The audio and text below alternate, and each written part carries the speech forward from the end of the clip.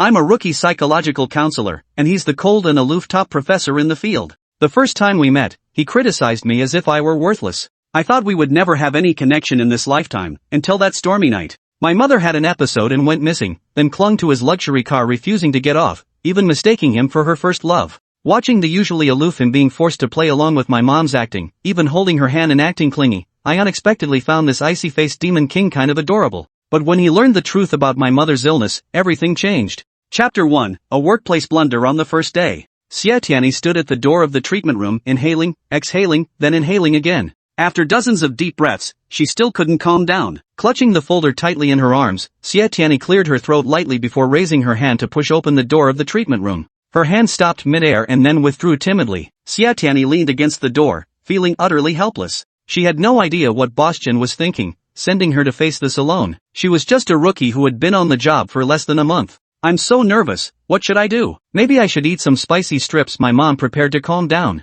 The fiery taste did nothing to ease Xie Tianyi's inner tension. Just as she closed her eyes in silent prayer, the door of the treatment room was suddenly pulled open from inside. Patient Liu Mingzhong stood at the doorway, wiping his tears. The flowers have withered, the mountains are bare, and my heart is dead. The tissue in his hand was already soaked with tears. Xie Tianyi handed him another one, which he took and continued to cry. The willow carries sorrow, the peach blossom holds resentment, these flowers suffer oppression just like humans. Liu Mingzhong wept even more sorrowfully. Xie Tianyi envisioned a scene of Dayu burying fallen blossoms, where the beauty, weeping amid scattered petals, struck a deeply poignant chord. Xie Tianyi found herself emotionally swept up by the patient's grief, feeling an inexplicable heaviness in her heart. Liu Mingzhong's crying grew even more heartrending, casting an overwhelming aura of melancholy over the surroundings. Xie Tianyi took out a spicy strip, chewed it slowly, and allowed the fiery flavor to soothe the inexplicable sorrow in her heart. Professional ethics quickly brought her back to her senses. She handed the bag of spicy sticks to Liu Mingzhong. Would you like one? They taste really good. Liu Mingzhong, who had been wiping his tears, froze abruptly and stared blankly at the spicy sticks in Xie Tianyi's hand. After a long pause, he put on a composed expression, took one stick, and mechanically put it in his mouth, chewing slowly.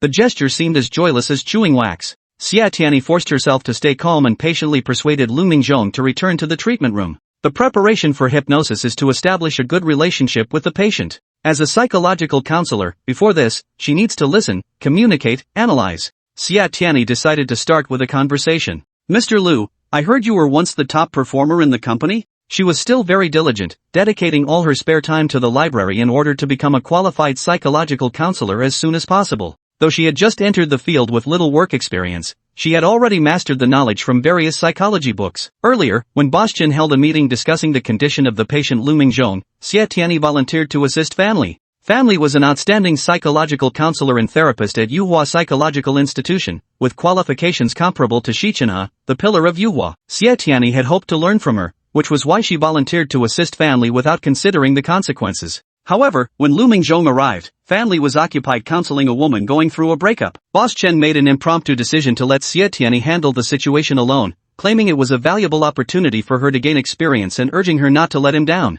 When Liu Mingzhong heard Xie Tianyi mention the term business elite, his face lit up with excitement, and he began to elaborate in detail. The summer in Chuanzhong City was unusually sweltering, with the sun scorching the pitch-black asphalt roads. A white Toyota pulled up, and a tall young man stepped out from the open door. The man took off his sunglasses, glanced at the large sign reading Yuhua Psychological Counseling Agency, and curled his lips into a cold smirk before walking in expressionlessly. He wore a black casual outfit, carried a briefcase, and his handsome face bore an icy, unapproachable demeanor. Wherever he went, he left behind an unsettling chill. The elevator ascended continuously, arriving at the designated floor. The man stepped out casually, but as he passed by the treatment room, his footsteps abruptly halted. Through the expansive floor-to-ceiling window, one could clearly observe everything happening inside the treatment room. A young man was gesturing dramatically as he delivered a speech, while the young girl before him, swayed by his emotions, alternately smiled, looked dejected, or wiped away tears. Xi Chenhe's cold brows furrowed slightly. He gently pushed open the door and stood at the entrance, his icy gaze fixed intently on Xie Tianyi. Family returned to the consulting agency a few minutes after Xi Chenhe came back. She stood outside the floor-to-ceiling glass window, coldly watching the scene in the therapy room. Xie Tianyi was already captivated by Liu Mingzhong's speech and completely unaware that someone had entered through the door. I don't have a father. My mother raised me all by herself through hardships. From a young age, I secretly vowed to earn a lot of money when I grew up, so my mother could live a good life. After growing up, I became a salesman because the salary was high. That one time, I closed a deal worth 10 million, and the boss gave me $1 million in commission. I thought I was rich, but suddenly, the company went bankrupt, and my mother and I were left in dire straits. Liu Mingzhong wiped away his bitter tears and suddenly laughed. The same experience brought tears to Xie Tianyi's eyes as well. When she saw Liu Mingzhong suddenly smile, she froze in place, staring at him blankly, unsure of what to do. Histrionic personality disorder, commonly known as hysteria, is characterized by exaggerated emotionality, self-dramatization, superficial and volatile emotions, extreme instability, self-centeredness, and a constant need to be the center of attention. Xi Chenhe walked straight up to Liu Mingzhong, gazing at him with solemn determination, and began administering hypnotic therapy. Xie Tianyi watched in stunned amazement, staring blankly at the young man who had suddenly appeared as though she were dreaming. "Wake her up." The man threw out his words, stood up, cast a cold glance at Xie Tianyi, and turned to leave. Xie Tianyi was taken aback for a moment, then woke up Liu Mingzhong. After receiving the treatment, Liu Mingzhong appeared significantly more composed compared to when he first arrived. He politely said to Xie Tianyi, "Thank you, I feel quite well." Seeing his good mental state, Xie Tianyi smiled at Liu Mingzhong. After seeing Liu Mingzhong off, Xie Tianyi soothed her racing heart and let out a long sigh. Fanli crossed her arms and walked over in high heels, sizing Xie Tianyi up before curling her lips into a mocking smirk. Just as Xie Tianyi was about to speak, Fanli snorted coldly, straightened her back, and walked away proudly. Wen Mingzhi hurried past Xie Tianyi with several medical records tucked under his arm. After walking quite a distance, Wen Mingzhi suddenly stopped, turned around, and shouted to Xie Tianyi, who was lost in thought, "Xie Tianyi, the big boss has called a meeting. Are you sure you're not going to attend?" "Another meeting? When was this announced? How come she didn't know?" Xie Tianyi let out an "oh" and was about to say thank you when Wen Mingzhi pushed open the meeting room door and walked in. All the consultants were called into the meeting room, leaving only some insignificant junior staff and the entire counseling agency. Xie Tianyi hadn't received the meeting notification and was hesitating about whether to enter. Just then, the meeting room door opened, and Xiao Zhang, Boss Chen's secretary, walked out and called to Xie Tianyi, "Xie, Boss Chen wants you in the meeting room right now." Xie Tianyi uttered an "oh." Just as she was about to push the door open and enter the meeting room, Xiao Zhang whispered to her, "Xie, you're a psychological counselor. Nothing can shake you. Stay strong." Chapter 2, Yuhua Elite Xi Chenhe. Xiao Zhang's tone was odd, sending chills down Xie Tianyi's spine. She couldn't shake the feeling that hidden undercurrents were stirring in the meeting room, and a storm was waiting for her inside. As the door to the meeting room opened, all eyes turned to Xie Tianyi. She found a seat and sat down, only to look up and meet a pair of icy, unreadable eyes. That man was the one who had helped her out in the treatment room. He sat to the left of Boss Chen, while Fanli occupied the right side. A right-hand man. That man was clearly someone of importance. Boss Chen spoke with evident satisfaction. "This meeting serves two purposes. First, Xi Chenhe, the backbone of our counseling institution, has successfully treated 5 patients with psychological disorders abroad, truly a cause for celebration." Xi Chenhe, an elite of Yuhua, was treating his patients abroad when Xie Tianyi arrived. Thunderous applause erupted, with Xie Tianyi joining in with a few perfunctory claps. As for the second matter, Boss Chen paused briefly before shooting a sharp glance over, sensing the CEO's sternness. Xie Tianyi jerked her head up, then guiltily lowered it again. "Xie Tianyi, you've truly disappointed me." Boss Chen slammed the table loudly and said with intense emotion, "As a psychological counselor, you must have strong mental resilience. Before entering the treatment room, remember you are a psychologist, not a patient with psychological disorders." Boss Chen's criticism made Xie Tianyi's heart race. She knew Boss Chen was already aware of her performance in the treatment room. Xie Tianyi heard Boss Chen say in a negotiating tone, "Chenhe, why don't you mentor her? She's a good girl, just a bit bookish and struggles with practical application. Don't worry, I will definitely train her properly to prevent such elementary mistakes from happening again." The atmosphere in the meeting room was tense, eerily quiet, as everyone waited for Xi Jingying's response. Xi Chenhe, just hearing that name made Xie Tianyi's blood boil. The man appeared dignified and towering, the very image of a heroic figure, yet he had the audacity to secretly report her. Such a petty man was utterly unworthy of being Xie Tianyi's mentor. "Director Chen, I." Xie Tianyi raised her head and looked at Fanli. "I want to work under Sister Fan."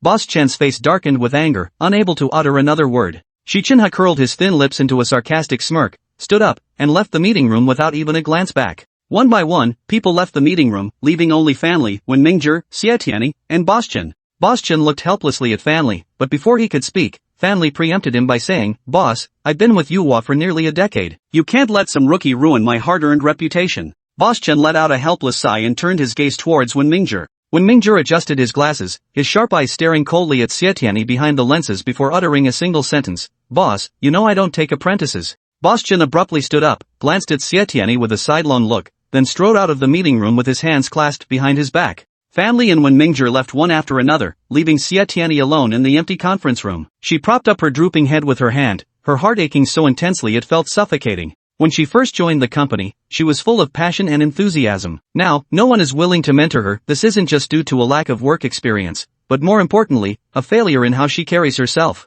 Xie Tianyi stumbled drowsily to the bathroom, standing before the sink as she stared at the disheartened girl in the mirror. Thoughts of her mother's illness brought silent tears streaming down her face. There was a noise behind her. Xie Tianyi nervously turned on the faucet and splashed a handful of cold water on her face. A voice devoid of any emotion suddenly spoke. Crying is a sign of weakness. As a psychological counselor, if you can't even remain composed in the face of minor setbacks, it only proves you're unfit for this profession. The voice was icy to the extreme, as if emanating from the dark depths of hell. Xie Tianyi took a tissue to wipe away her tears, forcing a faint smile. Who says psychologists can't cry? She tilted her chin slightly, her cold eyes meeting Xi Chenhe's equally frigid gaze. You cold-blooded creature, you petty man. Her tone dripped with disdain. Xi Chenhe didn't get angry, nor did he offer any defense. The corners of his lips curled into a cold smirk as he turned and walked away. Xie Tianyi shook her fist at his retreating figure, grinding her teeth as she shouted, puppet, zombie, demon. Back in the office, Xie Tianyi buried herself in stacks of psychology books, which she had already memorized inside out. Family swayed her slender waist as she walked up to Xie Tianyi, crossing her arms and looking down at her condescendingly. Xie Tianyi, rote learning will get you nowhere. Sooner or later, society will leave you behind. Professor Fan, is that reverse psychology? Thanks. Without lifting her head, Xie Tianyi remained absorbed in her golden treasury of knowledge, unaware that Xi Chenhe had emerged from the office. He left without a backward glance, a cold smirk playing on his lips. It was after work hours, and most of the elite at Yuhua Psychological Institution had left. Only then did the junior staff dare to gossip freely without restraint. Dr. Xi and Dr. Wen are both so aloof. This place might as well be called the Frosty Psychological Counseling Institution. And that Dr. Fan, don't let her talkative demeanor fool you. She's actually quite sinister and malicious inside. Did you hear? Even when the big boss begged her to mentor the newbie Xie Tianyi, she didn't spare him any face. Speaking of Xie Tianyi, she's no better. Didn't you hear? She got brainwashed by a patient, went from doctor to patient herself. Now that's a scandal the industry hasn't seen in a century. What does this count for? There are plenty of such cases. Many excellent psychotherapists in Xuanzhong City have had their roles reversed by patients, leading them to withdraw from the industry in obscurity and collectively change careers. Xie Tianyi closed the book, just as she heard the phrase about psychotherapists collectively changing careers. She picked up her bag and was about to head home when her phone vibrated. Pressing the answer button, Xu Qifan's anxious voice came through. Tianyi, come home quickly. Auntie is missing. The news struck like a thunderbolt out of the blue. After a few stunned seconds, Xie Tianyi grabbed her bag and rushed out. Mom Xiaoruashi suddenly developed depression at the end of last year. Her condition fluctuates, sometimes better and sometimes worse. When it's bad, she can't find her way home. Xie Tianyi was anxiously waiting, then hailed a taxi and rushed back home. Xu Qifan's pajamas were soaked with sweat as he rushed over, anxiously saying, Tianyi, I've searched all the places Auntie usually goes, but she's nowhere to be found. Qifan, should we call the police? Xie Tianyi was so anxious she was on the verge of tears. Xu Qifan shook his head. No, Auntie hasn't been missing for 24 hours yet. The police won't accept the case. Let's split up and search for her instead. Okay. Xie Tianyi agreed and immediately ran off in the opposite direction from Xu Qifan. As night fell, a strong wind suddenly swept through Xuanzhong City, which had been sweltering all day. It looked like a heavy storm was coming. Xie Tianyi ran desperately through the streets, searching aimlessly. Xi Chenhe drove his white Toyota, hurrying back home. The car window reflected a cold yet strikingly handsome face. Glancing at the landscape trees being battered by strong winds on the roadside, he slammed the accelerator, making the car nearly fly. The storm was coming. Before it arrived, he had to seal himself within the safety of sturdy walls. Once, raging winds and lightning were his nightmare. A sudden flash split the dark sky like a crack of dawn in the east, illuminating the pitch-black night. Thunder roared in response without pause, its deafening boom rattling through the air. Xi Chenhe's hands trembled slightly on the steering wheel, his mind unsettled. Bang! With a loud noise, Xi Chenhe slammed on the brakes. It took him a long while to come to his senses, and only then did he realize, still shaken, that the car seemed to have hit something. Chapter 3: The Hypocritical Pretender. Xi Chenhe pushed open the car door. A flash of lightning streaked across the sky, followed by a deafening rumble of thunder. He slammed the door shut and locked it, wrapping his arms tightly around his shivering shoulders as he curled into a ball, trembling uncontrollably. His eyes widened as he stared at the raging storm outside the window, terror filling his gaze. Thunder roared and lightning flashed as torrential rain poured down. Xi Chenhe squeezed his eyes shut tightly, plunging into darkness as panic overwhelmed him. Rainwater pelted the white Toyota parked by the roadside, striking the middle-aged woman slumped against the car. Xie Tianyi ran frantically through the storm, repeatedly calling out, Mom, Mom. Where had her mother gone? Was she safe in this downpour? Her phone vibrated. Xie Tianyi walked under the bus shelter and pressed the answer button. Xu Qifan's voice mingled with thunder and rain. Tianyi, what should we do?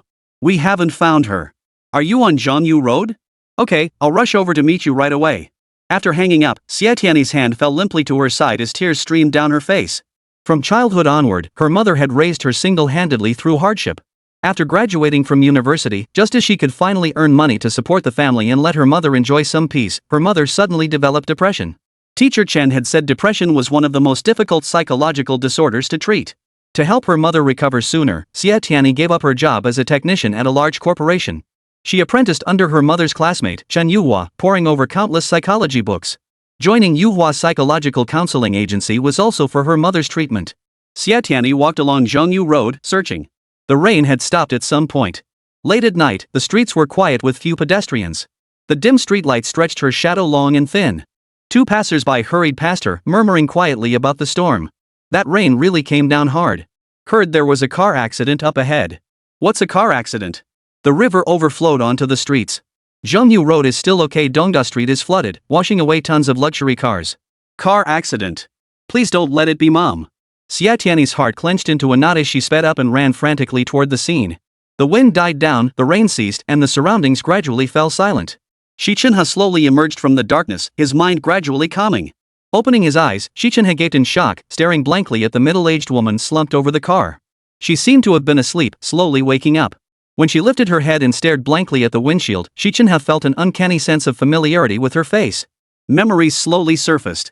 Before this, the fierce wind, thunder, and torrential rain his illness had suddenly flared up.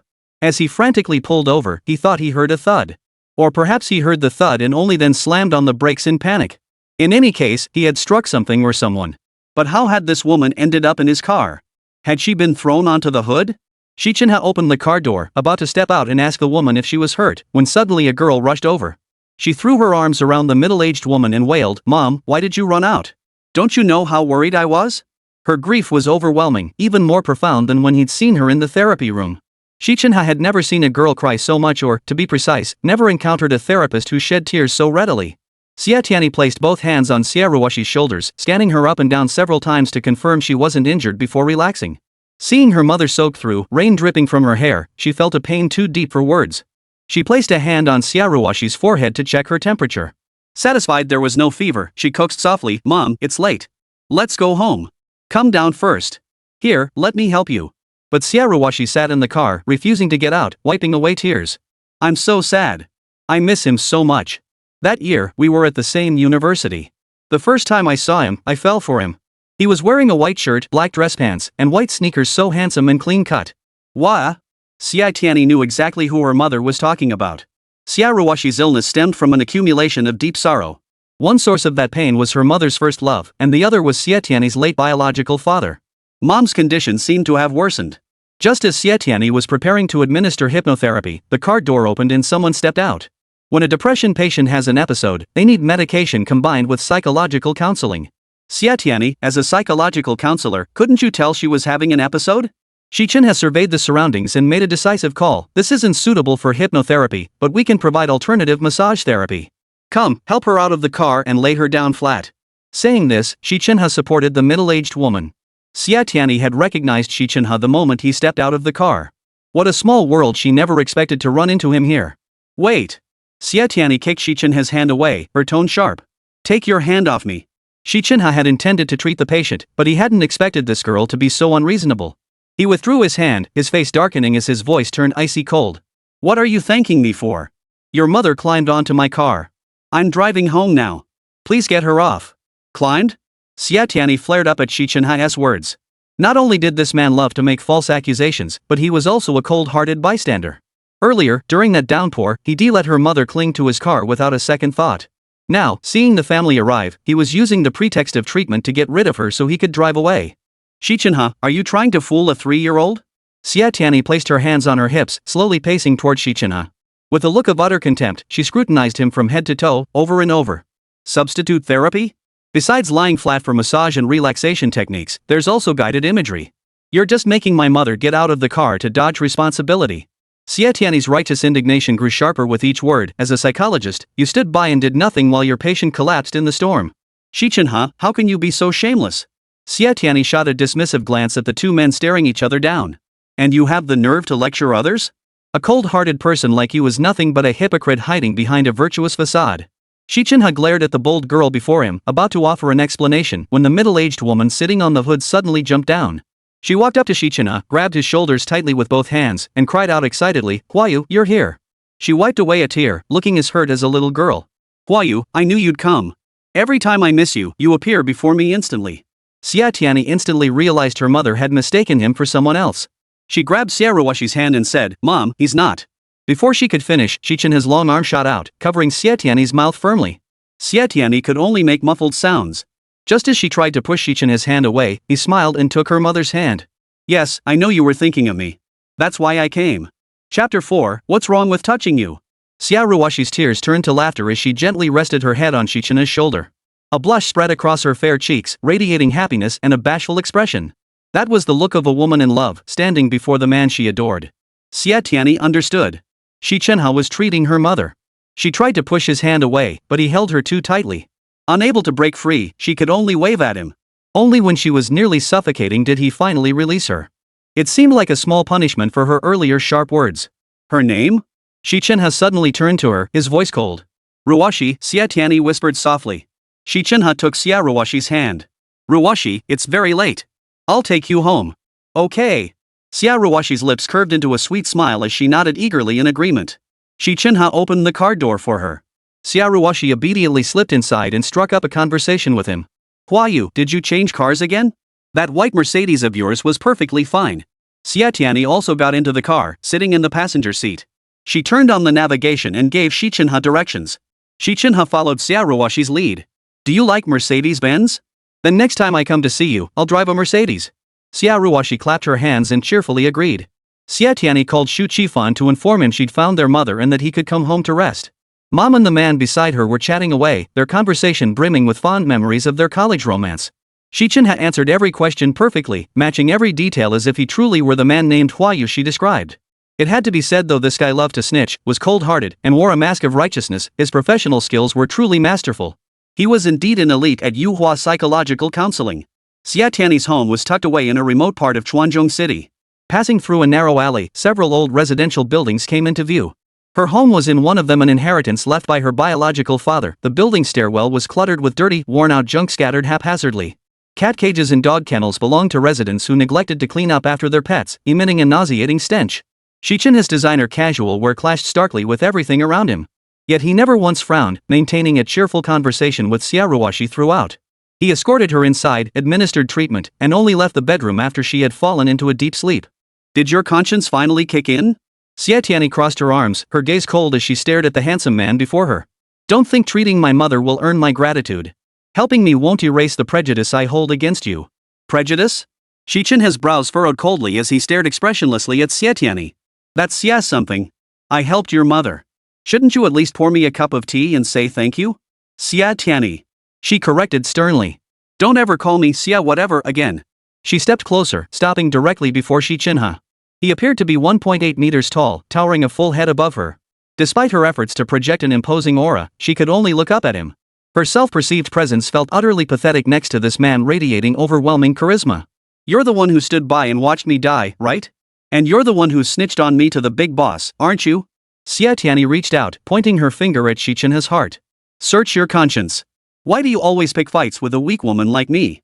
The moment her finger touched Xi Chenhe, he jerked back instinctively, taking a step backward. His body stiffened as he glared coldly, his face darkening. "Don't touch me." Xie Tianyi stared at the handsome man before her as if he were a freak. "I'm a woman and I haven't said a word, okay?" Her voice grew louder. Remembering her mother's light sleep and how easily she woke, she glanced toward her mother's bedroom and lowered her voice to Xi Chenhe. "Just leave. I don't want to see you." She took a step toward him. Xi Chenhe retreated another, staring at Xie Tianyi's hand in terror, afraid she might touch him again. "I don't want to see you either. Goodbye. Never again." Xie Tianyi shouted at his retreating back as Xi Chenhe pulled open the door and stepped out. Just then, Shu Qifan returned. He and Xi Chenhe nearly collided head-on. The two men exchanged a glance before walking off in opposite directions. Descending the stairs, Xi Chenhe tapped the spot where Xie Tianyi had touched him several times. He took a few steps, tapped again, descended more steps, tapped once more as if he'd been contaminated by something unclean. As soon as Shu Qifan entered, he asked about the ant. Xie Tianyi motioned for him to lower his voice, glancing toward the bedroom and whispering, "She's asleep." Seeing Xu Qifan soaked through, she grabbed a dry towel to wipe his hair. His fair face flushed instantly. Taking the towel, he murmured, "I'll do it myself." Noticing Xie Tianyi's hair was also wet, he used the dry towel to dry hers. She didn't pull away, letting him gently towel her long hair dry. Xi Chenhe drove his Toyota back home. The Xi family's driver took the keys from him and parked the car in the garage. The household staff, still awake, heard the car's sound and opened the door for him, murmuring, "Young master, Xi is back." As Xi Chenhe entered the living room, the middle-aged man seated at the bar counter set down the photo frame he held and approached with unsteady steps. "Chenhe, you're back." He belched a few times as he spoke, reeking of alcohol from head to toe. Xi Chenhe covered his mouth and nose with his hand, grunted in response, then turned coldly and headed upstairs. "Chenhe, if you haven't eaten dinner, have the household staff make you a bowl of noodles." Xi Huayu stammered out the sentence, but his son Xi Chenhe had already vanished. He glanced at the closed door on the second floor and let out a long sigh, filled with disappointment and helplessness. He turned toward the bar, grabbed a bottle of hard liquor, and took a deep swig. Picking up a photo frame, he stared at the woman smiling radiantly in the picture, tears streaming down his face. "Ruwashi, where are you?" Xu Qifan carefully dried Xie Tianyi's hair. She tilted her head and fell asleep on the sofa. He set down the towel, took a light blanket, and covered her with it, his gaze lingering on her delicate features. Her features weren't the kind that immediately caught the eye, but in Xu Qifan's eyes, she was the most beautiful girl in the world. He had believed this since college, which was why he rented the house next door to become Xie Tianyi's neighbor. "Tianyi, I promise I'll take good care of you, and I'll take care of Auntie for you too." Xu Qifan silently vowed to himself. He gazed at Xie Tianyi's delicate features, unable to tear his eyes away, until his phone vibrated. Worried about disturbing Xie Tianyi and her mother's rest, Xu Qifan stepped outside before pressing the answer button. "Qifan, it's Mom." Mom said excitedly, "Qifan, Aunt Lu introduced you to a potential match. After seeing your photo, the young lady took quite a liking to you and said she'd come to Chuanzhong City to meet you. Make sure to treat her well when the time comes." Another matchmaking attempt. Xu Qifan tapped his forehead, yawned, and replied in a drowsy voice, "Mom, I think I heard your voice." "Oh, I must have been sleepwalking again." Without hanging up, he quietly retrieved his keys, unlocked the door, washed up, and went back to sleep. Chapter 5, You're not cut out for this line of work. As summer arrived, the early morning sunlight in Chuanzhong City was not only blinding but also scorching hot. The entire city felt like a giant furnace. Xie family residence. Xie Tianyi was awakened by the knocking on her door. Rubbing her sleepy eyes, she stumbled over to open it. Xu Qifan held a large cup in one hand and carried several cups of soy milk and steamed buns in the other. He greeted Xie Tianyi with a smile. "Tianyi, good morning. I made some ginger tea. Drink it while it's hot." As they spoke, Xie Tianyi sneezed, rubbing her head and muttering, "My head hurts so much." Xu Qifan immediately grew concerned. He set the cups and breakfast on the table, shook a thermometer a few times, and handed it to Xie Tianyi. "Tianyi, take your temperature quickly." He then poured her a bowl of ginger tea and only relaxed a little after seeing her drink it down. Xia Ruwashi yawned as she emerged from the bedroom. Spotting the breakfast on the table, she sat down and began eating. Xu Qifan and Xie Tianyi exchanged a knowing glance and smiled. Xia Ruwashi had an unexpectedly hearty appetite and seemed perfectly alert. After finishing her meal, she headed to the kitchen. She washed the dishes, cleaned the range hood, and tidied up the kitchen. Then she grabbed a mop to scrub the floor, wiped down the tables, organized the bedroom, and washed the sheets and duvet covers, busy as a bee. Meanwhile, Xie Tianyi had finished washing up, changed clothes, grabbed her bag, and was ready to head out. Xu Qifan handed Xie Tianyi the prepared cold medicine. "Tianyi, maybe skip work today. You're running a fever of 38 degrees. He glanced at the untouched soy milk and steamed buns on the table and urged reluctantly, "Tianyi, at least drink some soy milk. You can't skip breakfast like this." Xie Tianyi glanced at her watch, swiftly changed her shoes, and hurriedly said, "Qifan, I'm going to be late. Since you get off work early, could you watch over Mom for me? Thanks." Before she could finish, she was already stomping down the stairs. Xu Qifan murmured in acknowledgement, only then realizing Xie Tianyi hadn't taken her fever medicine. Clutching the cup, he rushed downstairs to find her already in the car, driving away. Xie Tianyi rushed to Yuhua Psychological Counseling Center. Boss Chen had already gathered all the counselors for a meeting. She was the last to arrive. As she pushed open the door, every pair of eyes turned to her. She murmured a low "I'm sorry." Boss Chen's voice was charged with emotion. "Xie Tianyi, the person you've let down is yourself. So young, yet you don't know how to work hard. What good is it that I still believe in you?" He was frustrated beyond words. When Xie Tianyi first joined the center, he had high hopes for her. Little did he expect she would disappoint him so profoundly. I'm sorry." Xie Tianyi lifted her head, timidly meeting Boss Chen's gaze. In an instant, she locked eyes with his icy stare. Shifting her eyes, she saw the blatant contempt in Fan Li's cold eyes. Turning to Liu Mingzhong, she found him wearing the same frosty expression. Xie Tianyi couldn't bear to look any longer. Just as the junior staff had said, everyone here was so aloof and cold, devoid of any warmth. Seeing Xie Tianyi's timid demeanor, Boss Chen felt a pang of sympathy. He and Xia Ruoxi weren't just classmates but close friends. Thinking of the mother and daughter's tragic circumstances, he found himself instinctively siding with Xie Tianyi. Chenhe, we've recently taken on 2 challenging cases. What makes them difficult is the patient's young ages. One is a 7-year-old boy, the other a high school student. Alas, they're both blossoming youths afflicted with severe psychological disorders. After discussion, I've decided to assign Fan Li and Wen Mingzhong to the high school student. You'll take charge of the 7-year-old boy. Tianyi previously studied child psychology to help her mother with treatment, so she'll serve as your assistant. Xi Chenhe opened his mouth to speak, but Boss Chen waved him off. Xie Tianyi's lips moved silently before Boss Chen stood and declared, meeting adjourned. He then walked out of the conference room, hands behind his back, his stride steady and deliberate. Everyone turned to look at Xi Chenhe with palpable sympathy. As they left, one by one they approached him, patting his shoulder in consolation. Only Xie Tianyi and Xi Chenhe remained in the room. As Xi Chenhe rose stiffly, about to turn and leave, Xie Tianyi preempted him. It wasn't my choice to follow you. It was Boss Chen's decision. She called after his retreating figure, then muttered to herself, I wonder what kind of person a backstabber, cold-hearted, and a hypocrite has the qualifications to be someone's mentor. Xi Chenhe shot Xie Tianyi a cold, piercing glance, a single look whose overwhelming presence nearly froze her in place. She shrank back, her feet turning to lead, and dashed past him, scrambling to escape. Just as she exited the conference room, Boss Chen's secretary, Xiao Zhang, approached and said, Tianyi, Liu Mingzhong is here. Oh. I'll be right there. Xie Tianyi replied, grabbing the documents from the desk and heading toward the treatment room. Just as she reached the doorway, Xi Chenhe approached. Xie Tianyi. This time, Xi Chenhe called her by name. He reached out, took the documents from her hand, flipped through a few pages, and frowned coldly as he stared at her. Liu Mingzhong suffers from histrionic personality disorder. And you actually diagnosed him with schizoid personality disorder? His icy eyes held obvious disdain and contempt, mirroring Fan Li's gaze exactly. Xie Tianyi, you're not cut out for this line of work. Go home.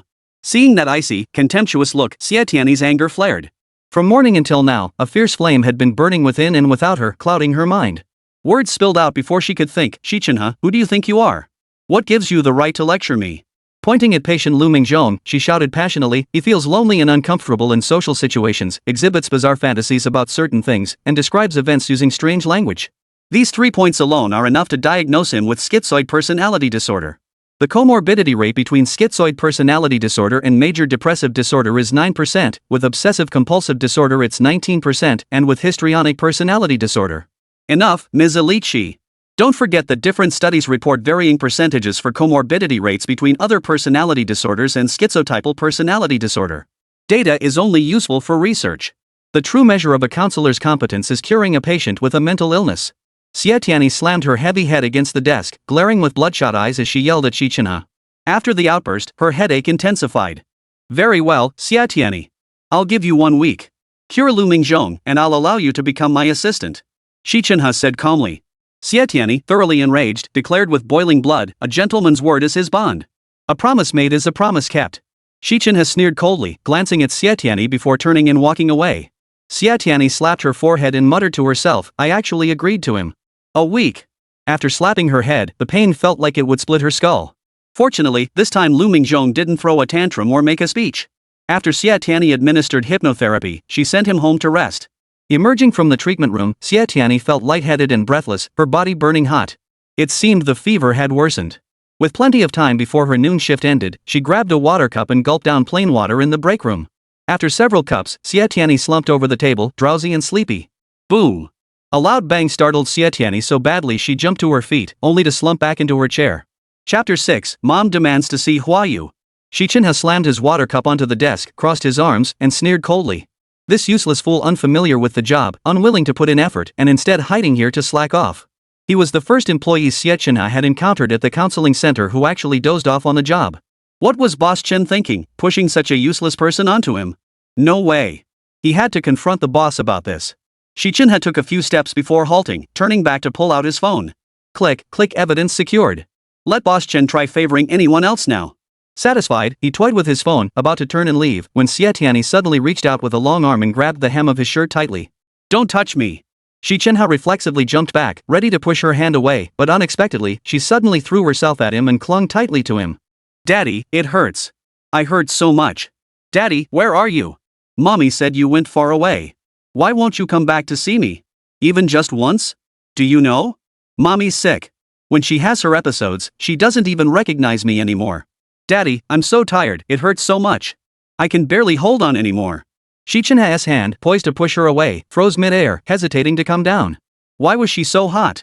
Xi Chenhe frowned, placing his hand on Xie Tianyi's forehead. The scorching heat burned his skin. A fever? The icy expression on Xi Chenhe's handsome face softened. He helped Xie Tianyi sit down on a chair before turning to leave. He remembered there was spare fever medicine in his office. He'd fetch it and give it to her first. She was already clumsy enough. If she burned her brain out too, it would only cause him more trouble. As soon as Xu Qifan arrived at Yuhua Psychological Services, he heard Xie Tianyi was drinking water in the break room. He jogged over and found her unconscious. Her forehead felt scorching hot. Xu Qifan pulled out the fever reducers he'd specifically brought for her, poured a cup of warm water, and helped her take it. Only then did her eyes slowly open. Qifan, I think I saw you. Was I dreaming? What time is it? Xie Tianyi groggily asked, rubbing her heavy head. Xu Qifan poured another cup of warm water and handed it to Xie Tianyi. Tianyi, it's noon now. You weren't dreaming. I came to bring you medicine. You just took it. Are you feeling any better? He took her arm, trying to help her up. Come on, I'll take you to the hospital. Xie Tianyi let out a soft "oh" and slowly rose to her feet with Xu Qifan's support. No sooner had she steadied herself than she suddenly slapped her forehead and cried out, Qifan, I'm done for. I'm done for. She remembered clearly how, in a moment of impulsiveness, she'd made a bold promise in front of that cold-hearted elite, Xie, to completely cure Liu Mingzhong within a week. Within a week. That meant she had to pinpoint Liu Mingzhong's weak spot, strike it decisively, and eradicate the root of his illness. But now, Liu Mingzhong was nothing but a blank slate to her. Seeing Xie Tianyi's voice crack with panic, Xu Qifan gently guided her to sit down. Tianyi, don't panic. Nothing can be rushed. His voice was gentle. To Xie Tianyi, he wasn't just a close friend, but also a warm, caring neighborly big brother.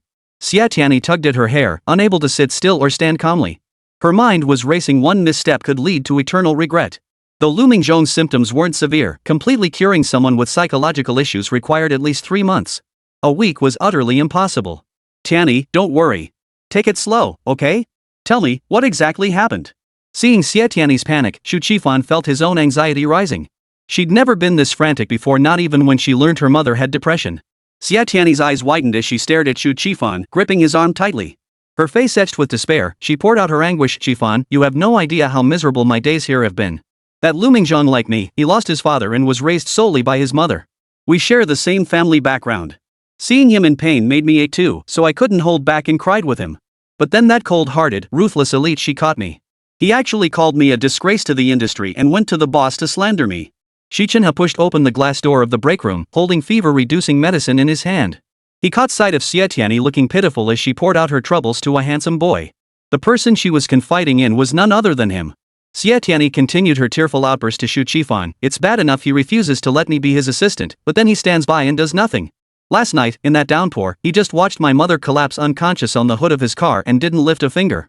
Xi Chenhe is utterly unfit to be a psychological counselor or psychiatrist.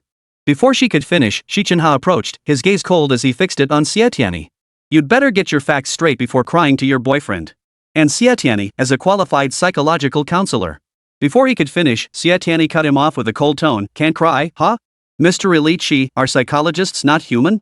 Don't we have emotions? Why can't I cry? She stubbornly wiped the tears from her face, meeting his gaze with the same icy stare he had directed at her. Mr. Elite Xi, you shouldn't be called Xi Chenhe. You should be called Xi Ice Cold. As she turned to leave, Xie Tianyi added with a sharp edge, emotionless, cold-hearted, a complete zombie. Xu Qifan tugged at her sleeve, trying to calm her. Tianyi, he is a colleague. This isn't appropriate. Xie Tianyi grew even more agitated. Colleague? He doesn't treat me like one. You have no idea how that big man bullied this little woman. As they reached the doorway, Xi Chenhe's icy voice echoed behind them. Xie Tianyi, don't forget 1 week. Still fuming, Xie Tianyi shot back without turning around. 1 week? Fine. I'll just go back to being a technician at the factory. Xi Chenhe let out a cold laugh, shaking his head repeatedly. As an elite therapist at Yuhua Counseling Center, his shortest case had taken 3 months to cure a patient with mild psychological issues. A week? For a complete novice with zero relevant experience, it was an impossible task. Yet that useless girl had actually agreed. Interesting. Xi Chenhe's lips curved into a faint smile as he turned and left the break room. Xie Tianyi and Xu Qifan had barely stepped out of Yuhua Psychological Counseling Center when her phone cheerfully rang. It was her mother, Xiaoruashi. As soon as Xie Tianyi pressed the answer button, her mother's voice, brimming with excitement, came through. Huayu, is that you? Don't forget, we agreed to go see the lotus flowers at 3 this afternoon. Xie Tianyi glanced at Xu Qifan, covered the receiver with her hand, and whispered to him, we're not going to the hospital. Let's head home instead. Mom's having one of her episodes again. She brought the phone back to her ear. Her mother sounded increasingly anxious. Huayu, why aren't you speaking? Could it be you don't want to see me? Xie Tianyi quickly replied, no. I want to see you, I really do. I'll come pick you up right away. She thought this quick excuse would calm her mother down, but instead, her mother grew even more agitated, her voice rising sharply. No, you're not Huayu. You're Baoyue Zhu. Xie Tianyi was completely baffled. She glanced at Xu Qifan and whispered, who is Baoyue Zhu? Xu Qifan shook his head, indicating he didn't know. When Xie Tianyi brought the phone back to her ear, her mother angrily declared, Baoyue Zhu, don't think just because you're a rich heiress Huayu will marry you. Let me tell you, the one he loves is me. Chapter 7, The Woman Forgotten by Love. Xie Tianyi tried to calm her mother down over the phone, but before she could say 3 sentences, her mother suddenly screamed hysterically. Baoyue Zhu, you stole Huayu from me. I'll haunt you even in death. Xie Tianyi felt her heart pound violently at her mother's words.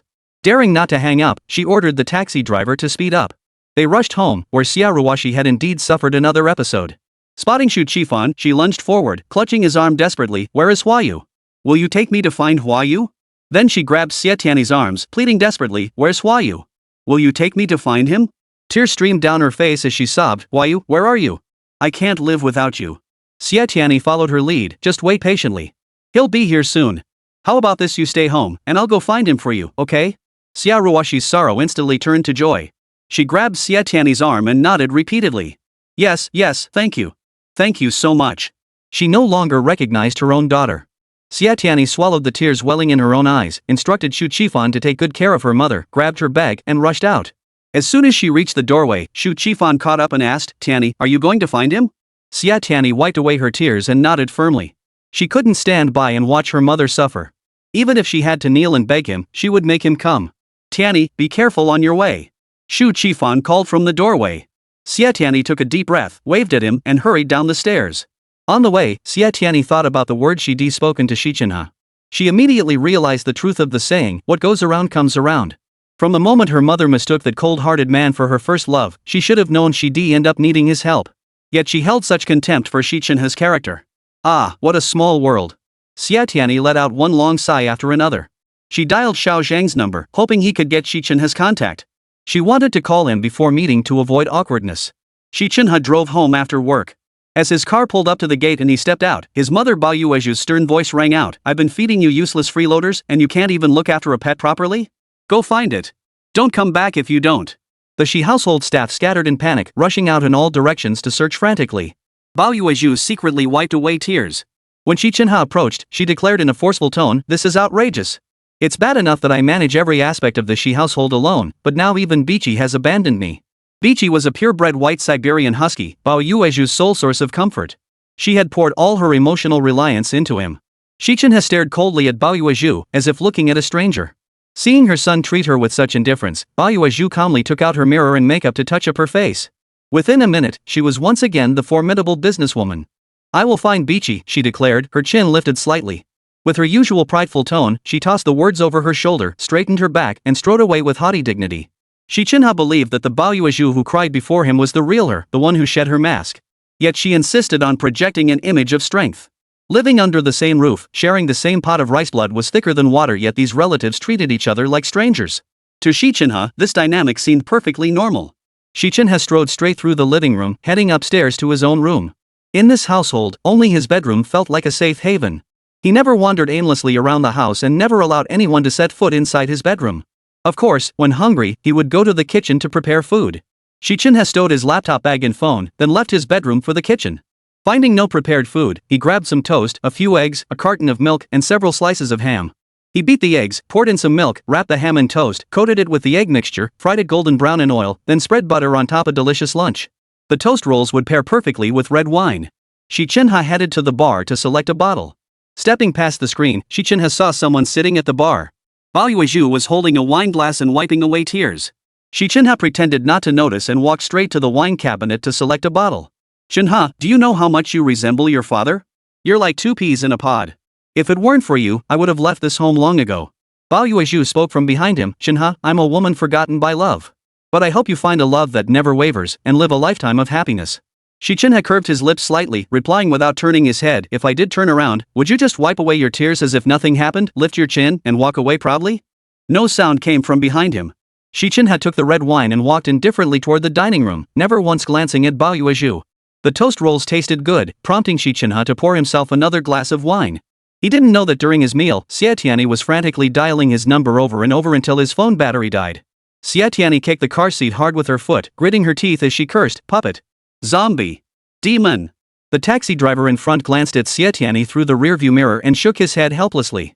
Xie Tianyi dialed again, only to find Xi Chenhe's phone switched off.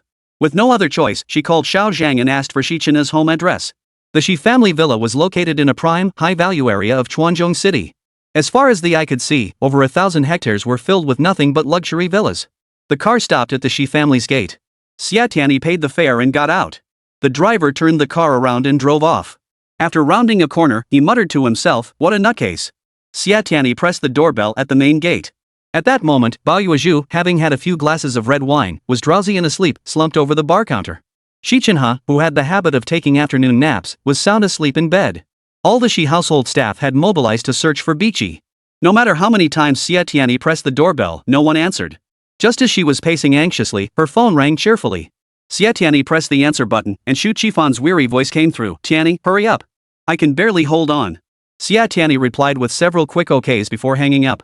She stood on tiptoe, peering inside again and again, desperately hoping to catch sight of a living soul. After waiting another 10 minutes with no sign of anyone, Xie Tianyi turned away in disappointment, ready to leave. Just as she took a few steps, she spotted Xi Chenhe's white Toyota. The car parked by the roadside meant Xi Chenhe was home. Xie Tianyi returned to the main gate. After assessing the terrain around the Xi villa, she decided to take a risk.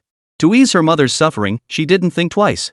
She flexed her numb limbs slightly, took a few steps back, and suddenly sprinted toward the iron fence. Chapter 8, How did you get in? Her hands gripped the railings tightly. With a powerful push from her legs, she nimbly climbed to the top. Below lay a lush green lawn.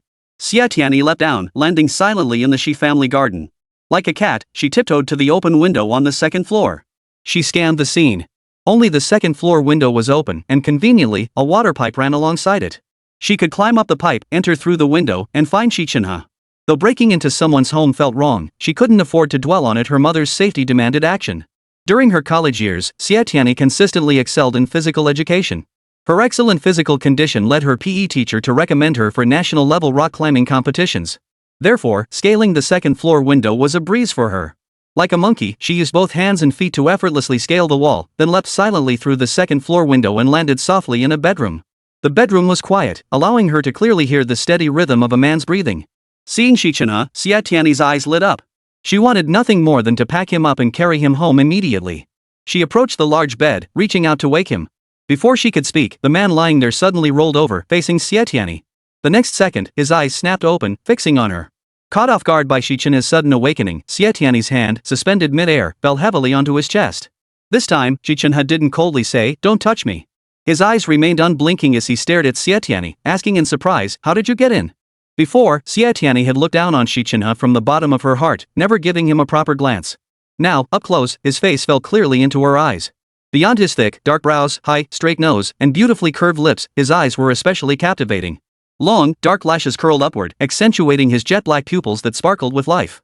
His bright eyes held a childlike innocence, mixed with the awkwardness and bashfulness of a young man. His breath brushed against Xie Tianyi's face. For a moment, she forgot to respond, her cheeks flushing as she stared at him. The longer she looked, the faster her breathing became, her heart pounding wildly. Xie Tianyi had a habit: whenever she felt nervous, her fingers would twitch rhythmically like fingers dancing across piano keys. Xi Chenhe suddenly lowered his head, his gaze fixed on Xie Tianyi's pale hands. His face darkened as he growled, "Stop fidgeting." Ah! Xie Tianyi straightened abruptly, standing stiffly upright. She fidgeted nervously with her hands, stammering an explanation, "I'm sorry, I didn't." She swallowed hard before managing to add, "On purpose." Xi Chenhe's eyes widened in alarm. He sprang from the bed onto the floor, landing upright before Xie Tianyi. His expression was tense, his hands fluttering uncertainly. "Xie Tianyi, why did you touch me?" His voice grew louder as he shouted at her. "Don't touch me." His deep eyes held an icy coldness that pushed her away, a sharpness and a look that treated Xie Tianyi like a plague. It wounded her pride, and her voice rose involuntarily. "I didn't touch you." "Wait, what if I did?" She stormed toward Xi Chenhe, boldly running her hands over his body. Xi Chenhe clutched his trembling shoulders, retreating step by step until he was backed into the corner behind the curtains. Seeing the man who was usually aloof and cold-hearted suddenly become so timid, Xie Tianyi found herself laughing instead of getting angry. Xi Chenhe glared at the audacious girl before him, suddenly feeling less fear than usual. Her delicate features were framed by a faint blush on her fair skin. Her smile was captivating, and everything around them seemed to fade into insignificance in its presence. He felt inexplicably at ease. Xi Chenhe glanced at the wide-open window, then back at Xie Tianyi, realizing how she entered. He pulled out his phone only to find it powered off. Plugging it into a power bank, he turned it on and said coldly, "Xie Tianyi, we'll meet at the police station." He dialed 110, but before the call connected, Xie Tianyi's phone rang. Answering it, she suddenly began sobbing, sniffling, "Chiffon, thank you. I'll rush to the hospital right away." The girl, whose face had been radiant moments before, suddenly broke down. Xi Chenhe felt an inexplicable tug at his heartstrings. He stepped closer, about to ask what was wrong, when she suddenly yelled at him, "My mom had a breakdown and tried to slit her wrists. Are you satisfied now?" With that, she dashed out. Stepping outside the villa, Xie Tianyi's tears poured down uncontrollably. Failing at work, unable to save her mother, she had never felt so utterly defeated. Suddenly, she realized just how much of a failure she was. Standing by the roadside, she frantically flagged for a cab. But this was an exclusive villa district where only luxury cars passed through, not a single taxi was in sight. Xi Chenhe's feet moved of their own accord, racing after her. By the time he reached the gate, the girl was already gone. All that echoed in his mind was Xie Tianyi's furious scream, "My mother tried to slit her wrists during an episode." The image of Xie Tianyi's face, tears welling in her eyes, kept flashing before his eyes. Without a second thought, he jumped into the car and started the engine. As the car merged onto the main thoroughfare, Xi Chenhe spotted Xie Tianyi standing by the roadside, frantically waving to flag down vehicles. He steered the car slowly toward her, came to a stop in front of her, rolled down the window, and barked coldly, "Get in." Seeing Xi Chenhe, Xie Tianyi felt a surge of anger. She shot him a glance before turning away, refusing to acknowledge him. Xi Chenhe's icy eyes flicked toward Xie Tianyi once more before he slammed the accelerator, speeding away with an air of arrogance. The car rounded a corner and vanished from Xie Tianyi's sight. She immediately regretted not getting in. With her mother hospitalized, she was desperate to rush to her side, but now, judging by the situation, there wouldn't be a taxi within hundreds of acres. As Xie Tianyi was consumed by regret, the sound of tires screeching against the pavement echoed. Xi Chenhe's car had turned back and stopped beside her. "Get in. Auntie needs me to administer her treatment," Xi Chenhe said. Though his tone was icy, Xie Tianyi thought she glimpsed a flicker of tenderness in his eyes. She dismissed it as a hallucination, but upon closer inspection, she saw only Xi Chenhe's cold, unfathomable gaze. He yanked open the door, shot Xie Chenhe a glare, and reluctantly climbed inside. At the hospital, Xia Ruoxi's wrist had already been bandaged by the doctor. She sat dazed in a chair, murmuring, "Huayu, Huayu." When Xi Chenhe approached her, her tears instantly turned to a smile, and her spirits lifted considerably. While Xi Chenhe attended to Xia Ruoxi's treatment, Xie Tianyi and Xu Qifan stood conversing in the hallway. "Tianyi, I'm sorry. I didn't take good care of Auntie."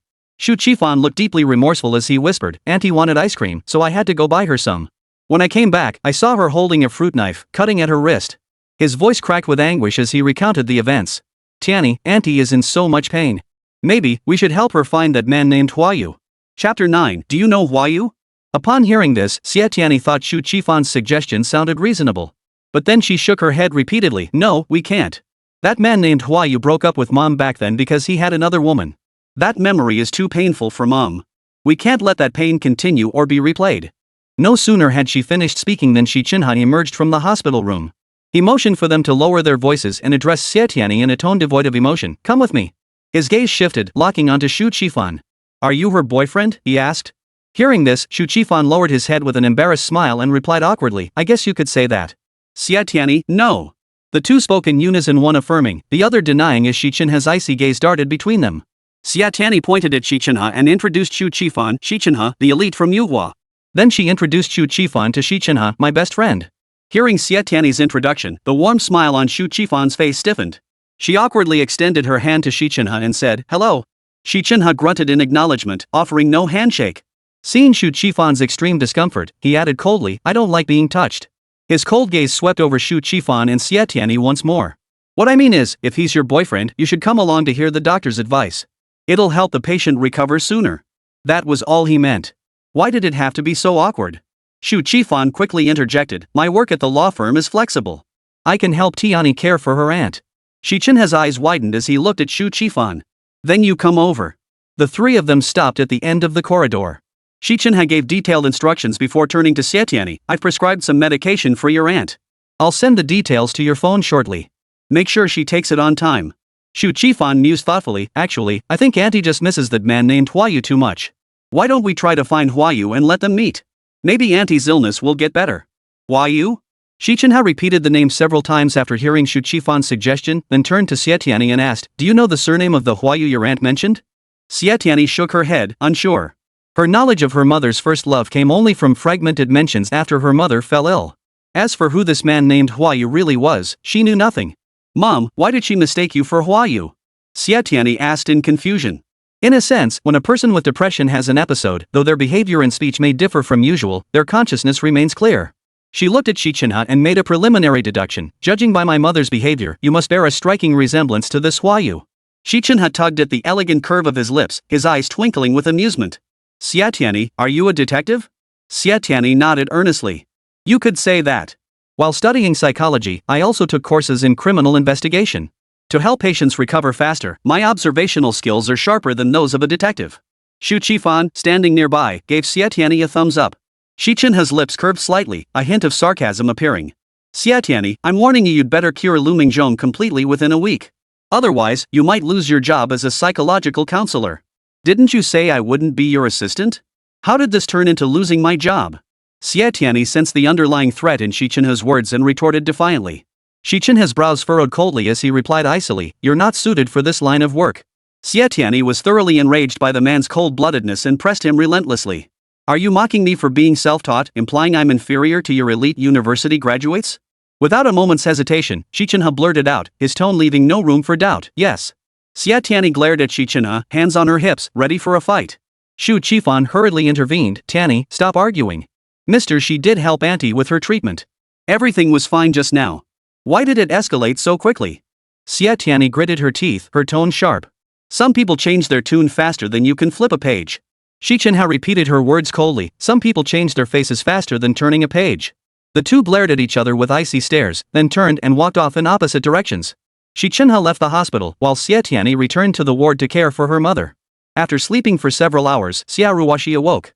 Opening her eyes to see Xie Tianyi, she grasped her hand and asked, Tianyi, how did I end up in the hospital? What happened to me? The bandaged arm throbbed intensely. Tianyi, what's wrong with my wrist? Xiaoruoshi cried out in alarm. Tianyi, it'll leave a scar. What are we going to do? Xiaoruoshi was beauty obsessed. Even in her 40s or 50s, she maintained her appearance more meticulously than young girls. Had it not been for her mental illness, she would never have harmed herself. Mom, it's okay. The doctor said as long as we treat it properly, once the wound heals, I'll buy you some scar-removing ointment. I promise it won't leave a scar. Xie Tianyi soothed Xiaoruoshi with soft words. Watching her gentle demeanor, Xu Qifan found himself growing fonder of her. Though Xie Tianyi was usually carefree and easygoing, she became as gentle as water and endlessly patient around Xiaoruoshi. When Xiaoruoshi's illness flared up, her behavior sometimes resembled that of a little girl. Xie Tianyi would patiently coax and comfort her mother without a trace of impatience. Seeing how well Xie Tianyi treated her mother, Xu Qifan felt a deep sense of approval for this girl. With Xiaoruoshi safely in the hospital and her mother appearing in good spirits, Xie Tianyi offered a few parting words before leaving with peace of mind to find Liu Mingzhong. Xi Chenhe arrived at Yuhua at 3:30 p.m. No sooner had he entered his office than Boss Chen summoned him. Boss Chen got straight to the point. Chenhe, Tianyi, and her mother are suffering. Please help Tianyi. Knock knock knock. A soft knock sounded. Boss Chen shouted, come in. The door opened, and Fan Li walked in, asking, Boss, you assigned me to handle that high school student, but why did you send me the file for a 7-year-old boy? Boss Chen slapped his forehead and exclaimed, right. I must have sent the wrong files. Ugh, that mentally ill patient has been driving me crazy lately. He turned to Xi Chenhe, Chenhe, send Fan Li the high school student's files. Xi Chenhe pulled out his phone and handed it to Fan Li, send it yourself. And forward the 7-year-old boy's file to my phone while you're at it. Fan Li nodded in agreement, took the phone, and walked out. Stepping out of the boss's office, Fan Li pumped her fist in triumph a few times. Then, remembering she was in a counseling agency, she glanced around to make sure no one was watching. Satisfied, she walked back to her office clutching her phone. Xi Chenhe wasn't just the heartthrob of every single woman in the counseling center, he was Fan Li's ideal man. Since graduating from university and starting her career, Fan Li's criteria for a partner had always been handsome, wealthy, and aloof. Xi Chenhe fit that mold perfectly. From the day Fan Li joined Yuhua, she had fallen for Xi Chenhe at first sight. She had been seeking opportunities to get closer to him, but Xi Chenhe was frequently abroad on business trips and rarely came to the Yuhua office. Now, a golden opportunity had presented itself. Family pressed Xi Chenhe's phone to her chest, bit her lip, closed her eyes, and took several deep breaths before gradually calming down. Chapter 10, Here to supervise you. First, she sent the documents to her own phone, then forwarded them to Xi Chenhe's device. After completing these steps, she highlighted her own number prominently and added her WeChat and QQ contacts. She felt Xi Chenhe was already hers. Her fingers trembled as she tapped open the gallery. The very first photo was of that Xie Tianyi, sound asleep with her head on the break room table. Family's eyes darted as she sent the photo to her WeChat, then deleted the record. While discussing work matters, Boss Chen brought up Xie Tianyi. Mentioning the girl Xi Chenhe considered useless, Boss Chen first sighed sincerely. Back when I was a university professor, I never encountered talent like Tianyi's. Not only does she possess extraordinary memory, but she's also incredibly diligent. At the time, to pay for her mother's treatment, she actually memorized an entire psychology textbook within 2 weeks. When I went to treat her mother, she knew the book inside out. But she just lacks practical experience. I've always valued talent, so I encouraged her to join Yuhua. Given time to gain clinical experience, I believe she'll surpass you. Then Boss Chen got to the point. Chenhe, regarding Liu Mingzhong's case, Tianyi didn't handle the psychological counseling well. She must have had her reasons. So please be magnanimous and cut her some slack. Xi Chenhe recalled Xie Tianyi's words, Liu Mingzhong's story mirrors my own. His words reminded me of my mother. Who says counselors can't cry? Are counselors not human, incapable of joy, anger, sorrow, or pleasure? I'm aware. Xi Chenhe glanced at his watch, spoke coldly, stood up, and walked away without looking back. Just as he stepped out, Fan Li approached him with a smile. Chenhe, your phone. She was standing very close to him. The moment her hand touched his, Xi Chenhe jumped back abruptly. In the next second, he took several quick steps backward, maintaining a distance from Fan Li. Fan Li stared in disbelief, sensing something was off with the elite Xi Chenhe. Before she could ask what was wrong, Xi Chenhe cut her off with an icy tone, sternly correcting her, Xi Chenhe. Fan Li composed herself and immediately amended her words, Xi Chenhe. She didn't continue, for Xi Chenhe had already entered his office. Fan Li stared at Xi Chenhe's office for several seconds before turning away, feeling a pang of disappointment. She lifted her eyes and met the icy gaze of Wen Mingzhi. One cold stare followed another. Wen Mingzhi's sudden appearance startled Fan Li. She calmed her racing heart, closed her eyes, and took several deep breaths, quickly regaining her composure. Dr. Wen, you're like a ghost, you walk without making a sound. Her already sour mood worsened by the startling encounter, her tone sharp, Wen Mingzhi, if you see me again, please take a detour. Wen Mingzhi had no intention of acknowledging Fan Li. Her words struck him as laughable. He curved his lips into a cold smile and asked, why? Before Fan Li could answer, he glanced toward Xi Chenhe's office and continued, I've actually been here for quite some time.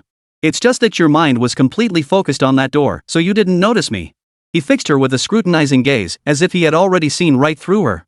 Realizing he'd uncovered her secret, Fan Li warned him with venom in her voice, you'd better keep your mouth shut.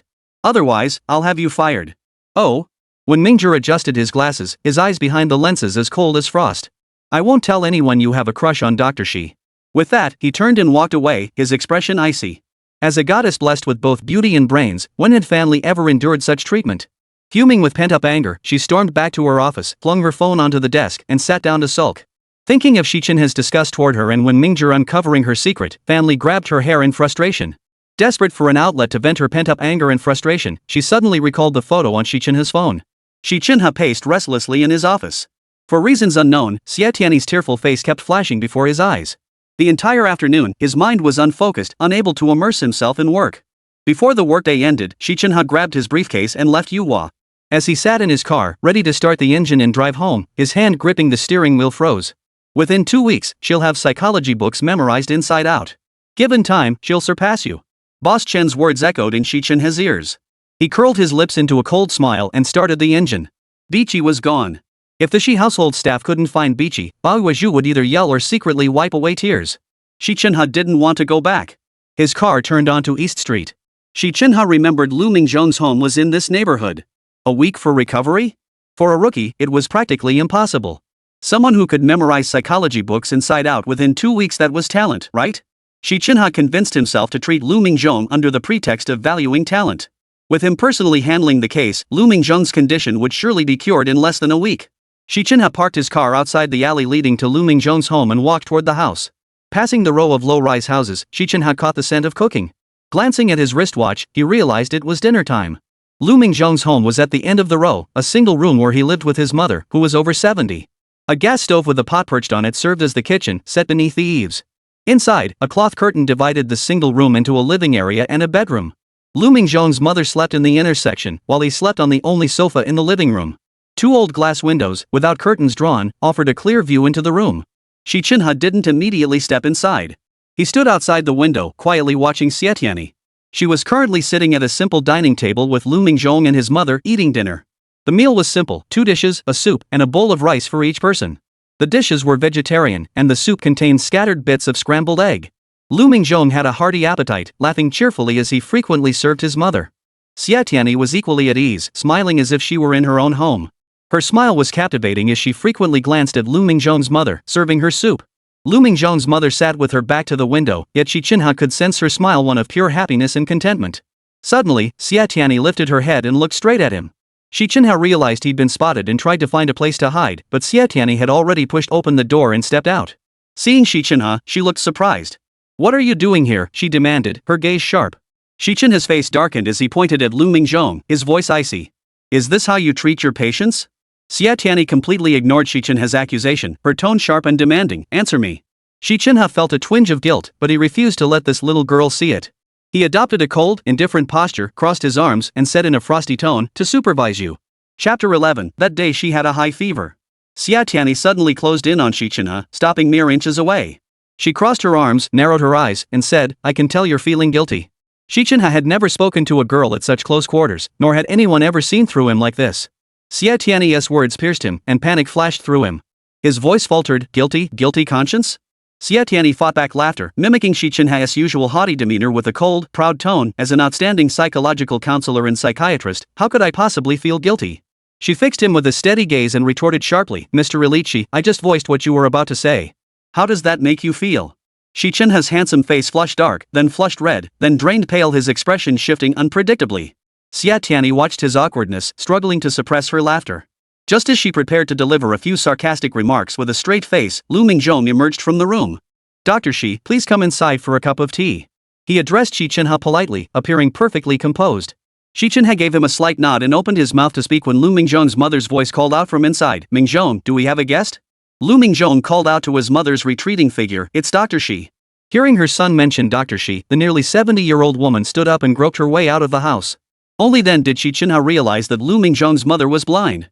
She reached out toward Xi Chenhe. "Dr. Xi, thank you. Mingzhong told me that if it weren't for you, he'd still be trapped in the persona he created for himself. Thank you for healing Mingzhong." She fumbled around until she found Xi Chenhe's hand. Though he usually disliked being touched, he reached out and took the old lady's hand. "Auntie, please don't mention it. It's what I should do." Xi Chenhe felt completely uncomfortable as Liu Mingzhong's mother clasped his hands tightly. Though tense and flustered, he didn't pull his hands away.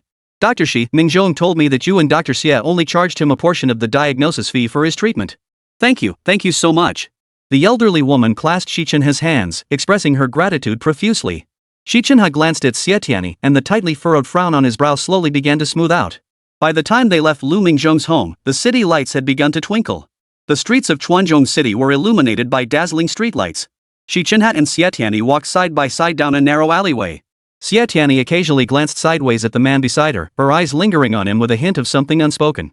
His handsome profile came into view, long, dark lashes curled like dancing sprites in the night, fluttering playfully over his deep eyes. For a moment, Xie Tianyi found herself unable to look away. She stared at his profile, silently pondering this complex, enigmatic man. He was quick to report others, yet he stepped in to help Liu Mingzhong. When her mother fainted in his car, he stood by doing nothing, but when her mother needed treatment for her illness, he arranged it without hesitation. Earlier, when Xu Qifan extended his hand, he adopted an aloof, proud demeanor. She touched him, and he shied away like avoiding a plague. Yet when Liu Mingzhong's mother reached out, despite his dislike for handshakes, he offered his hand to her. He let the old lady grasp it tightly, refusing to let go.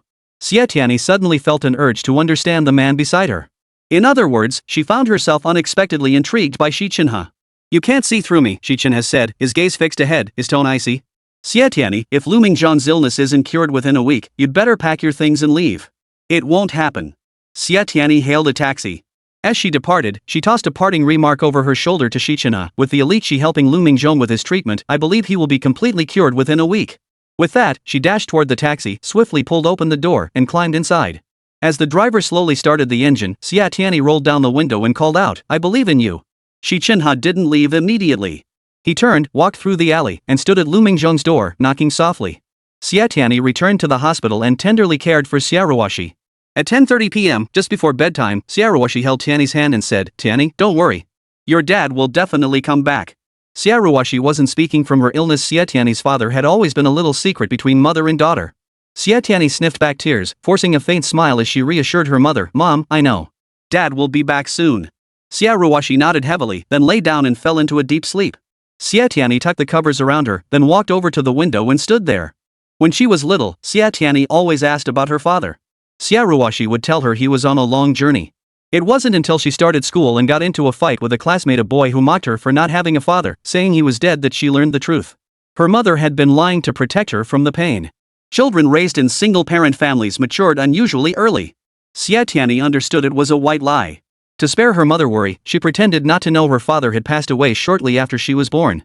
Throughout her childhood, witnessing peers loved by their fathers and doted on by their mothers, her longing for a father grew ever more intense. Even now, she would sometimes wake screaming for her dad in her sleep. That night, Xie Tianyi slept exceptionally well.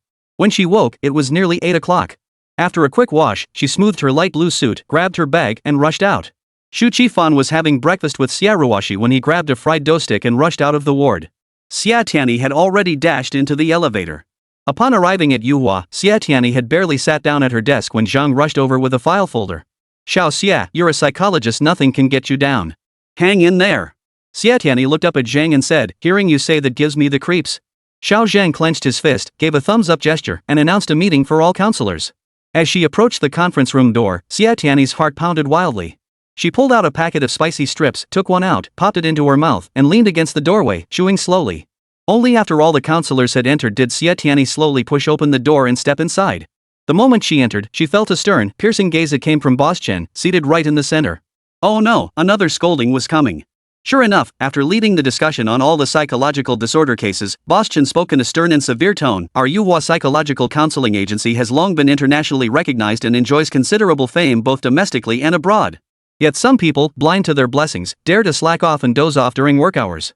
Boss Chen seemed visibly agitated. "If you want to sleep, go home and sleep. Yuhua doesn't keep idle hands." Xie Tianyi thought, sleeping? That can't be me, right? Just then, Boss Chen singled her out by name. "Xie Tianyi, you've truly disappointed me. If I catch you slacking off on the job again, I won't show any mercy." With that, he stormed to his feet, ready to storm out of the conference room. "Hold on." Xi Chenhe, seated to the president's left, stood up, blocking his path. His voice was cold. "I can vouch for her. She had a high fever that day." Chapter 12, Among three, there must be one who can teach me. The room fell silent at his words. Boss Chen froze for a few seconds before sitting back down. He pulled out his phone, tapped a few times, and showed Xie Tianyi the enlarged photo. "Xie Tianyi, what's going on here?"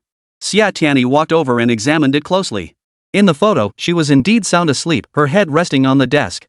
That day, I saw Dr. Xi losing his temper in the break room, then rushing back to his office to grab some fever-reducing medicine. The speaker's tone was as cold as Xi Chenhe's. Xie Tianyi looked up abruptly, only to find Wen Mingzhong standing there.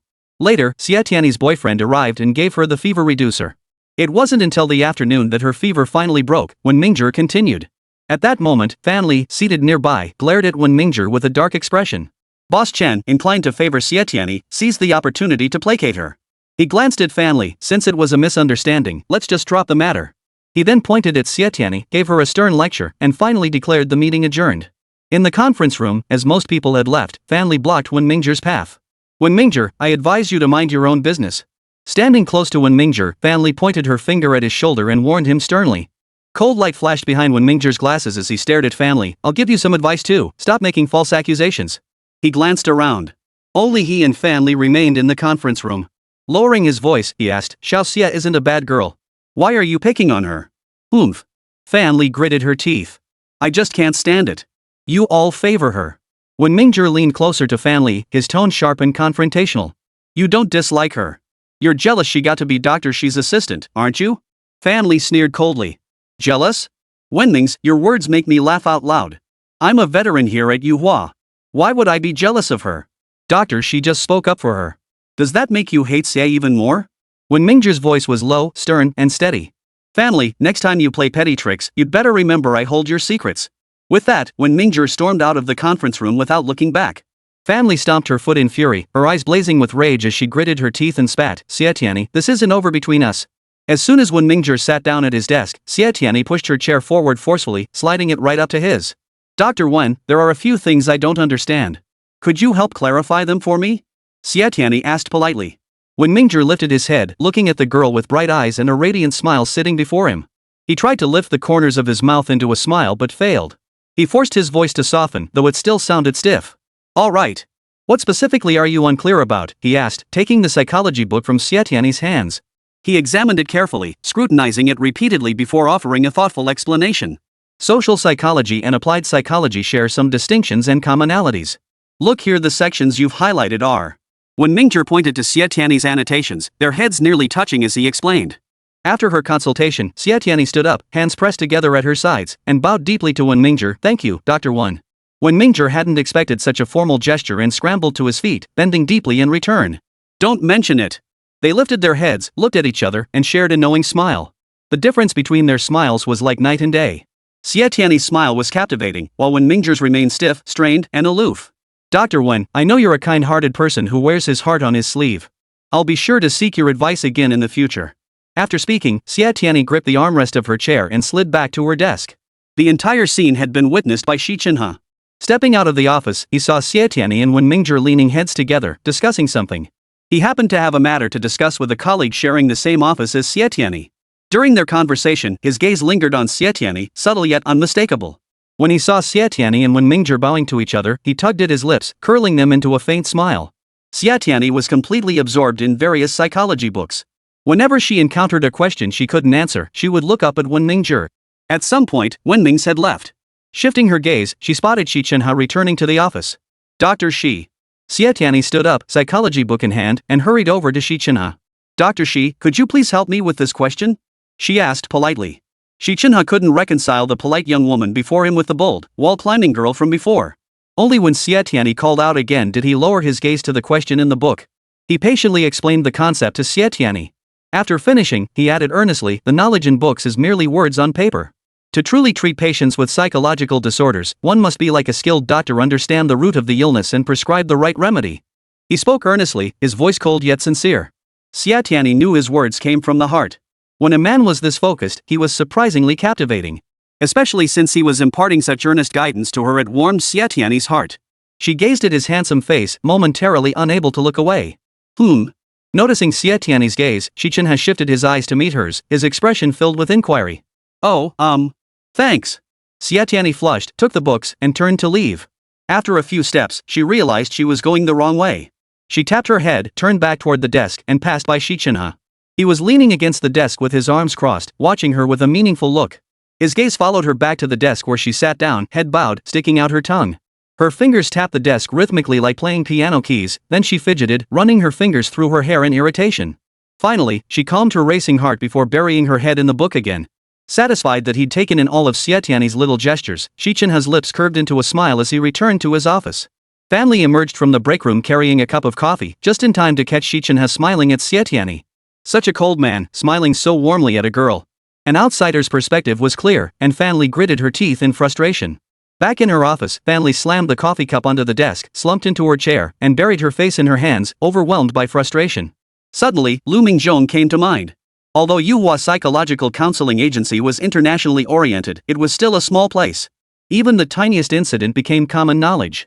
Over the past few days, she hadn't missed the rumors about Xi Chenhe and Xie Tianyi's weekly appointments. If she can't cure Liu Mingzhong, then she will definitely leave Yuhua. Fanli cradled her face with one hand, deep in thought. As closing time approached, Xie Tianyi stretched her stiff, numb neck, closed her book, grabbed her bag, and was about to leave when Fanli emerged. Tianyi, she called. Xie Tianyi sensed something unusual about Fanli. Her sudden change felt abrupt. Curiosity piqued, she turned to face her. Tianyi, how's the Liu Mingzhong case going for you? Fanli asked with a smile. Unable to fathom the sudden shift in her tone, Xie Tianyi nodded. It's going smoothly. Chapter 13, I Like Men. Fanli wrapped her arm around Xie Tianyi's shoulder and said sincerely, Tianyi, if you ever need help with anything, don't hesitate to come find Sister Fan, okay? Xie Tianyi didn't read too much into it. Biting her lip, she voiced her thoughts, Sis Fan, you're changing a bit too fast. I'm not quite used to it. Fanli deliberately scowled, feigning annoyance. So you're saying you preferred me being cold and distant to how I am now? Xie Tianyi hurriedly waved her hands. No, sis, I get it now. Thank you. Fanli smiled. That's more like it. She took Xie Tianyi's hand. Before, it was all my fault for treating you that way. Boss Chen and Dr. Wen have already given me a stern talking to. From now on, your matters are my matters. She patted her chest to assure Xie Tianyi. Xie Tianyi, being naturally innocent, didn't think much of it and readily agreed. The two walked side by side out of Yuhua. Family insisted on driving Xie Tianyi home. Xie Tianyi couldn't refuse and got into her car. The moment they departed, Xi Chenhe drove home. The car stopped at the entrance of the Xi mansion. The gates were tightly shut, not a single guard or servant left behind. Everyone had been mobilized to search for Bichi. Entering the living room, Huayu lay sprawled across the sofa, dead drunk and snoring loudly. Yuhua crossed her arms, walked up to Huayu, and delivered a vicious kick to his shins. Startled awake by the shock, Huayu jolted upright. His eyes snapped open, but upon recognizing Yuhua, he ignored her and slumped back onto the sofa to resume his slumber. Huayu, you finally decided to come back. Though Yuhua didn't kick him again, her voice rose sharply. Huayu, even if you don't love me, you can't just abandon Chenhe. He's almost 30 now and still doesn't have a girlfriend. Are you really going to let our son stay single his whole life without lifting a finger? Huayu opened his bleary eyes, downed a glass of lukewarm water, and finally felt a bit more awake. He called out to Xi Chenhe, who was about to head upstairs, "Son, come here. Dad needs to talk to you." This time, his tongue didn't stumble over his words, but as he spoke, a wave of alcohol breath washed over them. Yuhua frowned, covering her mouth and nose. Xi Chenhe halted on the stairs and asked indifferently, "Dad, what do you want to talk about?" "About a major event in your life." Huayu stood up, walked toward Xi Chenhe, and halted at the staircase landing. Father and son stood facing each other, one looking down from the stairs, the other looking up from the landing. The father looking up at his son created a somewhat comical scene. "Chenhe, Uncle Don's daughter is quite suitable. If you're interested, your mother and I will arrange a dinner meeting for you two to get acquainted." Huayu spoke gently, using a tone of consultation with his son. Xi Chenhe stared expressionlessly at Huayu, his thin lips parting slightly. "Fine." With just that single word, he turned and ascended the stairs. Yuhua, seeing her son agree so readily, instantly shifted from worry to joy. She called after his retreating figure, "Then tomorrow it is. Come home early tomorrow afternoon." Xi Chenhe pushed open his bedroom door and stepped inside, closing it behind him to shut out Yuhua's words. He sat on the bed for a moment before picking up his phone and dialing a number. When the call connected, Xi Chenhe spoke coldly into the receiver, "Come to my place tomorrow morning." He hung up after that terse statement. Fanli's car pulled up outside the hospital. Xie Tianyi said cheerfully, "Thanks, sis." Fanli frowned slightly, scolding playfully, "Why be so formal with your sister?" Xie Tianyi waved at her and turned to walk into the hospital. After a few steps, Fanli called out from behind her, "Tianyi, if Auntie needs treatment, you can call me anytime." Xie Tianyi turned her head and nodded in agreement. Watching Xie Tianyi's figure disappear from view, the smile on Fan Li's face vanished in an instant, replaced by a cold, ruthless expression. She picked up her phone and dialed a number. When the call connected, Fan Li's face softened into a smile again. "Xiao Zhang, could you send me Liu Mingzhong's file? You know how unreliable that Xie Tianyi is. I'm a bit worried. Since I'm on Zhangyu Road anyway, I'll keep an eye on Tianyi for you." That time, when Xie Tianyi and Liu Mingzhong were wiping away tears in the treatment room, she had overheard Liu mention that his family lived in a small alley on Zhangyu Road. "Sure thing, thanks, Zhang." Family reluctantly added, "Xiao Zhang, please keep my help for Tianyi confidential. After all, Dr. Xi and Tianyi have a one-week agreement." "Yes, I also want that useless girl to become Dr. Xi's assistant. You know, Yuhua didn't get to where it is today easily. We can't let a rookie ruin Yuhua's reputation." Alright, bye." The moment she hung up, Zhang's message arrived. Family glanced at the address on her phone with satisfaction, started the car, turned around, and drove onto Zhangyu Road. The next day, at the Xi Villa, Yuhua sat at the breakfast table in a rare good mood. Huayu had also risen early. He first drank his hangover soup before sitting down to eat with Yuhua. Yuhua beamed, her exquisitely made-up face radiant and captivating. She instructed the staff, "You don't need to go out looking for Bichi today. Stay home and prepare lunch properly. I'll bring you the recipes shortly." The servants chorused their agreement and dispersed to attend to their tasks. Xi Chenhe descended the stairs, walked straight to the dining table, and sat down to eat breakfast without once looking at Huayu or Yuhua. For the entire morning, Xi Chenhe remained in his bedroom without stepping out. Yuhua and Huayu, who were preparing in the first-floor living room, exchanged a knowing glance and smiled to themselves. It was rare for the couple to be so in sync about something, and Yuhua felt exceptionally cheerful, even humming a tune. The doorbell rang. Yuhua went to answer it herself. Opening the door, she froze for a few seconds upon seeing the handsome man standing outside. "Who are you looking for?" she asked.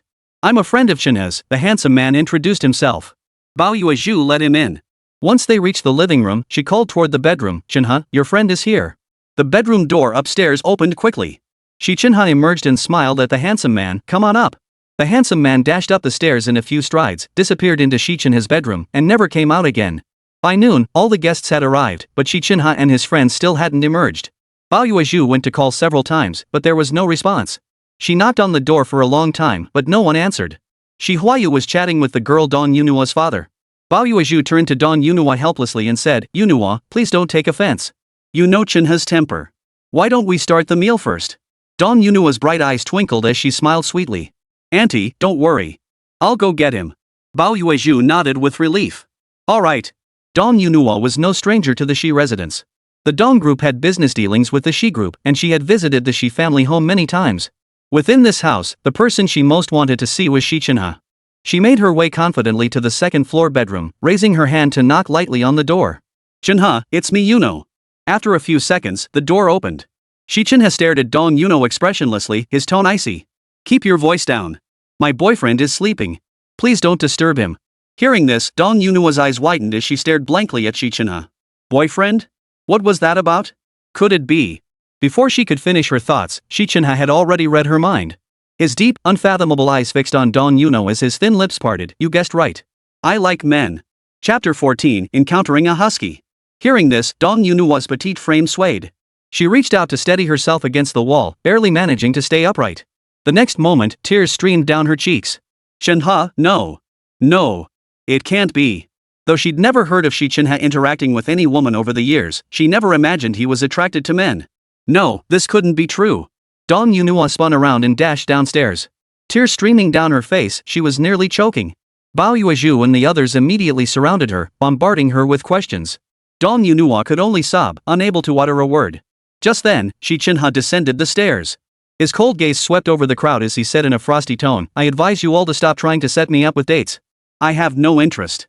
Seeing their son act so coldly in front of others, Bao Yuezhu and Huayu felt utterly humiliated.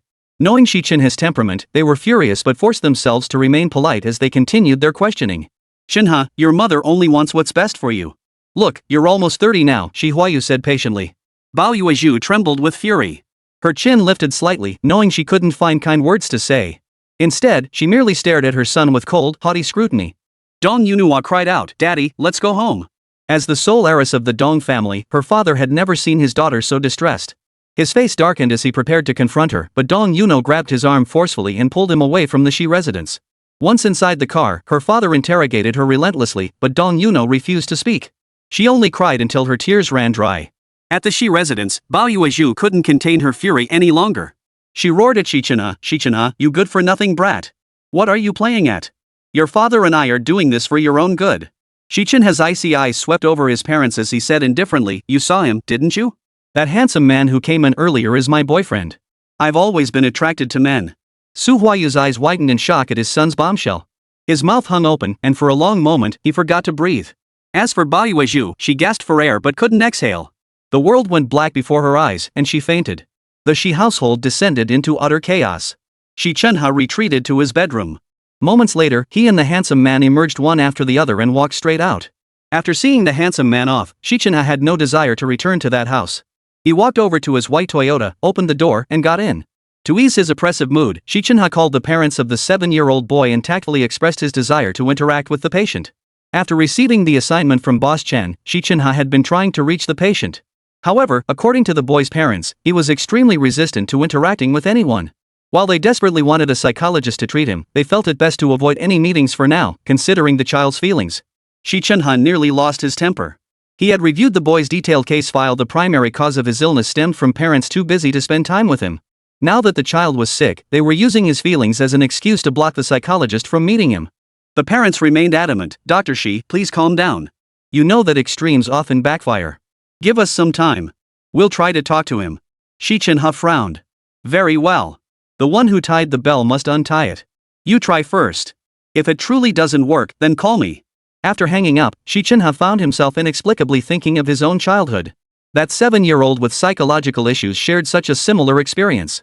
At an age when children should be cherished by their parents, his parents were so consumed by their own busyness that they scarcely gave him a glance. So he hated them and rebelled against them. After hanging up, Xi Chenhe's mood sank to its lowest point. He started the car and sped onto the main thoroughfare. Once he was out of the Shishu estate, he slowed down. This city felt both familiar and foreign to him. He didn't know where to go, so he cruised aimlessly around the streets. These past few days, Xie hadn't had an episode. The injury on her wrist had mostly healed. Supported on either side by Xie and Shu Qifan, she got into the taxi. The three gave the address, and just as the driver was about to start the car, Xie Tianyi's phone rang. She pressed the answer button, and Liu Mingzhong's voice came through. That year, I closed a 10 million yuan deal, and the boss gave me a million yuan commission. Hearing Liu Mingzhong's incessant rambling, identical to Xiaoling's wife's endless lamentations, Xie Tianyi knew he had relapsed. She hung up, clasped her hands together, and looked at Shu Qifan with sincere devotion. Shu Qifan spoke gently, Tianyi, if you have something to attend to, go ahead. I'll take good care of Auntie. Xie chimed in, yes, Tianyi, you go ahead. Your health comes first. Go on. Xie Tianyi thanked Shu Qifan, gave Xie a hug, then pushed open the car door and jumped out. As the taxi vanished from sight, she turned and headed toward Liu Mingzhong's home. It wasn't far from Liu Mingzhong's place, just over 20 minutes on foot. Though Xie Tianyi was in good shape, the sun was beating down fiercely. After walking for 10 minutes, she was drenched in sweat, her body nearly dehydrated from the scorching heat. Spotting a vendor selling iced water by the roadside, she approached and ordered a bottle of frozen mineral water. Just as she twisted open the cap, before taking a sip, a furry creature began rubbing against her legs. Looking down, she discovered it was a white husky. The dog looked dirty, but its eyes were fixed on the ice-cold water in her hand. Its tongue hung out, drooling, and it wagged its tail, its expression both adorably dazed and pitiful. That look instantly melted Xie Tianyi's heart. She crouched down and splashed the ice water over the dog. Satisfied, it shook its fur a few times, then lay down on the ground, eyes half closed in pure bliss. Xie Tianyi poured more ice water over it, then held the bottle to its mouth. The dog immediately lifted its head and opened its mouth wide. She gave it a few sips of ice water, and it perked up instantly, obediently following her as they walked. When she walked fast, the dog walked fast. When she slowed down, the dog slowed down. Xie Tianyi crouched down and said to it, let's hurry home. Your owner must be worried sick that you haven't returned. The dog wagged its tail at her, refusing to leave. Xie Tianyi needed to treat her patient and couldn't take it with her. Just as she was feeling stuck, a white Toyota pulled over by the roadside and honked at her. Xie Tianyi turned to see Xi Chenhe sitting in the driver's seat, his deep eyes fixed on her. She walked over to greet him. Dr. Xi, what a coincidence, she said with a smile, her bright eyes and white teeth making her smile captivating. Ever since he had cleared her name in the conference room, she had been much more polite to him, her expression no longer as cold as before. Xi Chenhe pressed his lips together, giving Xie Tianyi a slight nod before shifting his gaze. His eyes locked onto the white husky lying at her feet. Beaky! What was it doing here? Bitch seemed to recognize him and barked a few times in his direction. Xie Tianyi pointed at the white husky and asked, it seems to know you. Do you know who its owner is? Xi Chenhe almost blurted out, it's mine, but hesitated at the last moment and shook his head instead. Xie Tianyi considered it for a moment before suggesting, why don't I leave it with you? I'll come back for it after I finish treating Liu Mingzhong. Chapter 15, his condition suddenly worsened. Xi Chenhe leaned back, deliberately avoiding Bichi, and held out both hands to block Xie Tianyi. Don't let it touch me. Seeing that Xi Chenhe disliked being touched not only by people but even by animals, Xie Tianyi picked up one of Bichi's paws and waved it in the air. She laughed, you won't even let a dog touch you? Little cutie, say daddy. Bichu barked at Xi Chenhe a few times, making Xie Tianyi burst into laughter. She didn't forget the matter at hand. Glancing at the time, then at the puppy in her arms, she frowned, torn between choices. Xi Chenhe shot her a glance, unbuckled his seatbelt, and jumped out of the car. Let's go. Together. Side by side, they entered the alleyway. As they neared Liu Mingzhong's home, wails of distress reached them from afar. Oh no! Xie Tianyi's expression sharpened. She glanced at Xi Chenhe and quickened her pace into a run. Xi Chenhe also grasped the gravity of the situation. His icy expression grew more severe than ever as he broke into a run. His long legs carried him swiftly, and he soon caught up with Xie Tianyi. Together, they raced toward Liu Mingzhong's house. Pushing open the door, the room wasn't as chaotic as they'd feared, but Liu Mingzhong was yanking his mother's hair and beating her viciously. Stop it! Xie Tianyi, lacking experience in such situations, was overcome with rage at Liu Mingzhong's abuse of his blind mother. Without hesitation, she snapped, Liu Mingzhong, take a good look at who you're taking your anger out on. She started to rush forward to push Liu Mingzhong away, but Xi Chenhe blocked her. His condition has suddenly worsened. Don't provoke him. Xi Chenhe shot Xie Tianyi a glance before fixing his gaze on Liu Mingzhong. He extended his slender index finger and pressed the switch of the old-fashioned radio in the living room, which was playing soothing music. Mingzhong, there's nothing here to disturb you. Except for my voice and the music, you can't hear anything else. An old song played from the radio, Mother, oh mother, mother in the candlelight. Upon hearing the music, Liu Mingzhong abruptly stopped his beating, pushed his mother away, and bowed his head in guilt, his expression resembling that of a deeply sinful death row inmate. A wave of comforting warmth washes over your entire body. Just as Xi Chenhe began, the dog in Xie Tianyi's arms let out a bark, completely disrupting everything. Liu Mingzhong quickly felt uneasy. Though filthy from head to toe, he lunged toward the dining table, swiped his index finger across the surface, and stared fixedly at his finger, exclaiming, "You, so dirty." He repeated the same action on the wardrobe, windowsill, and stove, chanting "so dirty, way too dirty" under his breath. Xi Chenhe's cold eyes swept over the beagle in Xie Tianyi's arms. Sensing its young master's sternness, the dog shrank its neck guiltily, its ears drooping as it nestled obediently in Xie Tianyi's embrace, daring not to make a sound. His gaze shifted to Xie Tianyi's face. "The old lady is injured. Take her to the nearest clinic to get her wounds dressed." Though his voice remained as cold and emotionless as ever, this time he made a conscious effort to soften his tone, making it almost gentle. Xie Tianyi nodded to him, one arm cradling Bichi while the other supported the old woman as they slowly made their way out. They reached the community clinic at the alley entrance. The young nurse gasped at the wounds on the old woman's face and body. While treating the injuries, she declared indignantly, "Auntie, you should call the police. Have them arrest the person who beat you and send them to jail." She muttered under her breath, "Assaulting an elderly person? That's inhumane." The old woman bit her lip hard to stifle a cry of pain. Only after the nurse finished treating her wounds did she say casually, "It's nothing, just a few minor scrapes." The nurse started to say something more, but Xie Tianyi waved her off, signaling her to stop. The nurse promptly closed her mouth, shook her head, and sighed repeatedly. On the way back, Xie Tianyi helped the old lady walk slowly. She set the dog down on the ground and it didn't run off but stayed obediently by her feet. The old lady patted her hand and urged, "Dr. Xie, please tell Dr. Xi not to mention this to Mingzhong. It was he who injured me. These are just superficial wounds, nothing serious." Guilt weighed heavily on Xie Tianyi's heart. She lowered her head, her voice thick with remorse, "Auntie, I'm so sorry. It's all my fault. Brother Lu's illness was almost cured. It was my carelessness that."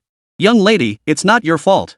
The old lady clasped Xie Tianyi's hand, her voice brimming with gratitude. "I know your workplace is called Yuhua. Your boss is wonderful. Not only did he arrange for you and Dr. Xi to take turns treating Mingzhong, but yesterday he even arranged for a female doctor to follow up on his treatment." Xie Tianyi looked up at the old woman, silently wondering, a female doctor? Follow-up treatment? Boss Chen never arranged that. Back home, Liu Mingzhong appeared perfectly normal. He rushed to the old lady, meticulously inspecting every wound on her face and body before demanding sharply, "Mom, tell me who beat you like this?" His voice grew increasingly agitated.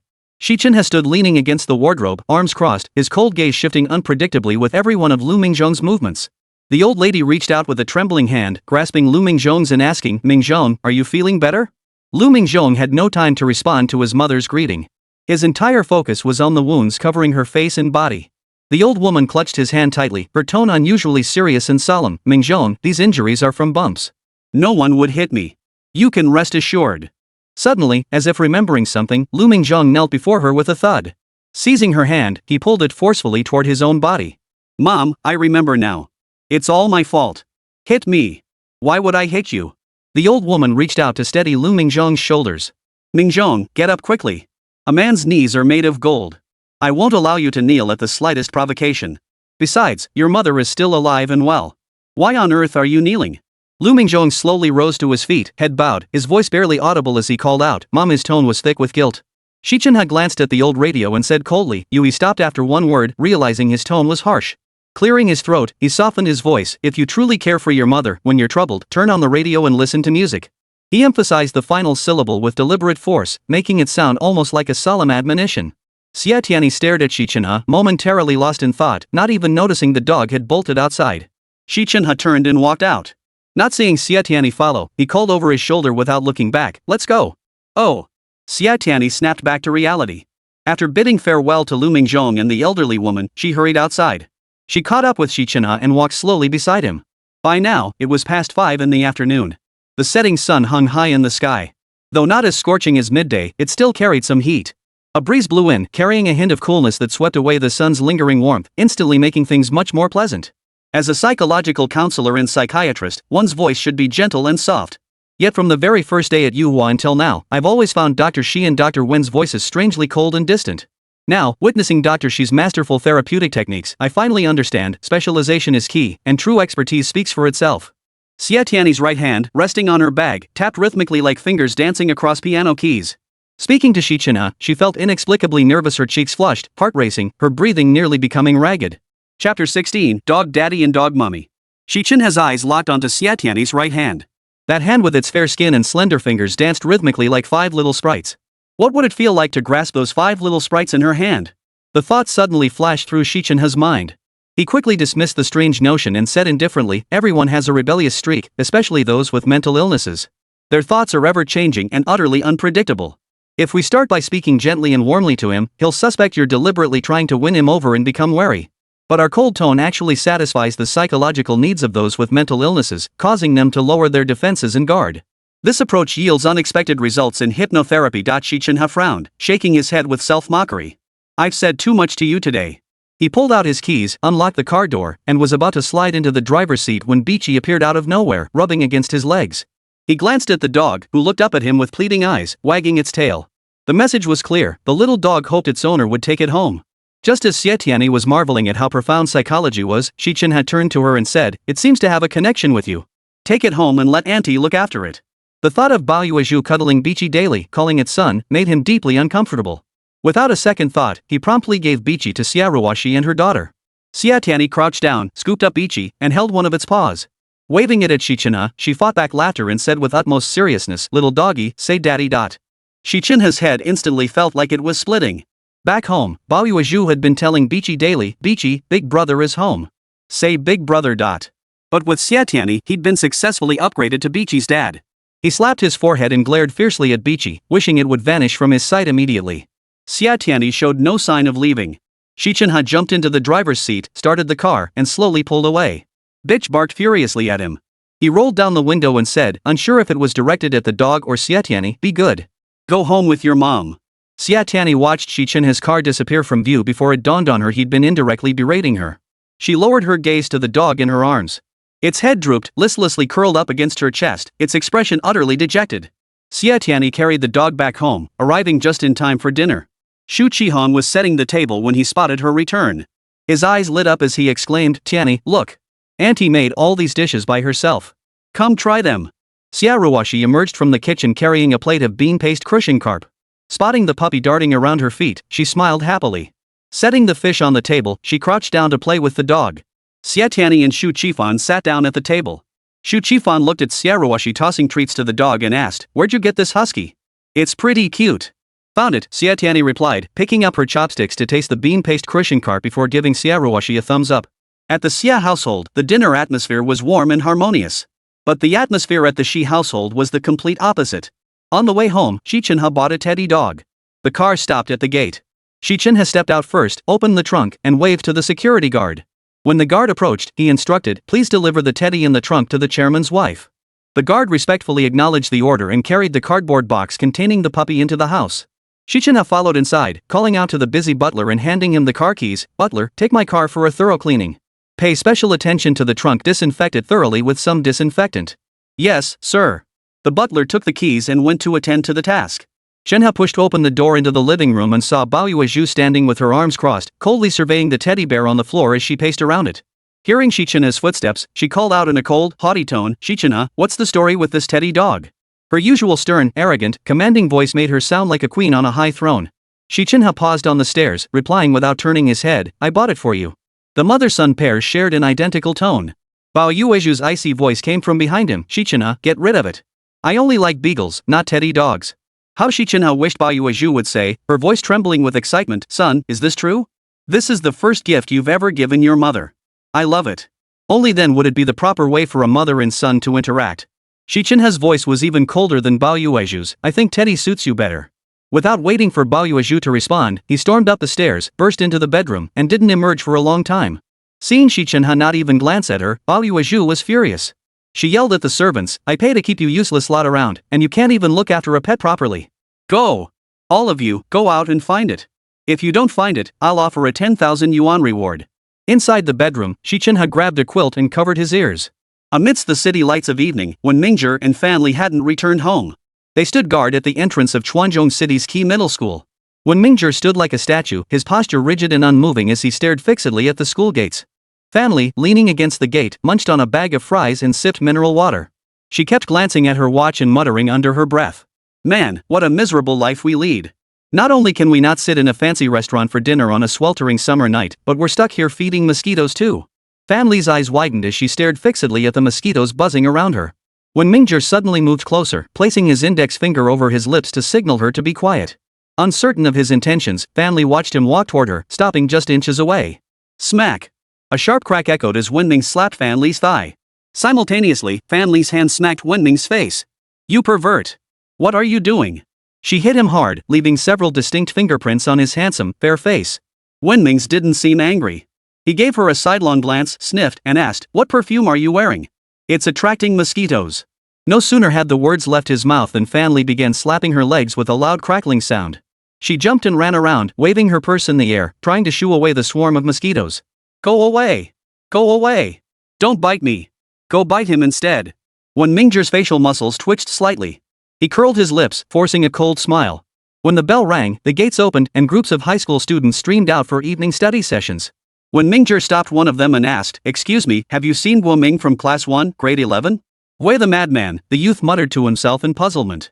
Rare to see anyone looking for him. He pointed toward the school wall. He usually doesn't use the main gate. He climbs over the wall to get in and out for classes. Wenming hurriedly thanked him, sprinted to the gatehouse, asked a few quick questions, then hurried along a small path in pursuit. Chapter 17, I know her capabilities. Fan Li couldn't run fast in her nearly 10-centimeter heels, but she had to run. A swarm of mosquitoes was chasing her. She quickly caught up to Wenming. They were now on a path leading into the forest. Guoming's home was on East Street. To walk home after scaling the wall, one had to traverse a secluded forest. At the forest's edge lay an endless graveyard. Only by following the path beside the graveyard down the hill could one reach the main road leading to the city. Wenming glanced at his wristwatch, gazed at the dense forest, and couldn't help but sigh, she's got some guts. Just then, a gentle breeze blew by, carrying the rustling sound of pine trees. Fan Li instinctively hugged her shoulders tighter and glanced around. Old one, let's go back, she said, unconsciously moving closer to Wenming. The dim light from their phone flashlights offered little visibility. The path was deserted. Fan Li felt the wind sounded eerily strange, and she shivered, pressing even closer to Wenming. Dr. Wen, let's go back. This place is creepy, Fan Li shivered, reaching out to grip Wenming's arm tightly. If you want to leave, go ahead. I'm going after him. Wenming's voice was icy. The light was too dim for Fan Li to see his expression. No. Fan Li tightened her grip. I heard there's a graveyard up ahead. I'm really scared. She pulled hard on his arm, trying to steer him back the way they came. Wenming made no effort to break free, allowing her to pull him along. He didn't insist on pursuing the man either. It wasn't until they reached the main road by the school gate that Fan Li finally saw the smile on Wenming's face. It was a malicious grin, dripping with clear intent for revenge. Fan Li pulled her hands away and shoved Wenming hard. Wenming, she said coldly, do you think it's fun to scare people on purpose? You despicable little man. With that, she turned and stormed off. Wenming called after her, Dr. Fan, be careful. I've caught you in another little slip-up. Remember, don't harm others. Hearing Wen's icy words, Fan Li's anger flared. What did he mean, don't harm others? As if she were nothing but a menace in his eyes. She didn't want to argue endlessly with Wenming. Pretending not to hear him, she hailed a cab and left. In Chuancheng City, summer days were scorching hot, one after another. Early in the morning, Xie Tianyi finished the breakfast Xie had prepared for her and headed out to work. Just as she opened the door, Xu Qifan emerged carrying his briefcase. Tianyi, will you be finishing work early tonight? Xu Qifan walked side by side with Xie Tianyi on the staircase, chatting as they went. Who knows? The boss assigned a new case. The patient is only 7 years old. His parents first entrusted us to treat the child, then changed their minds.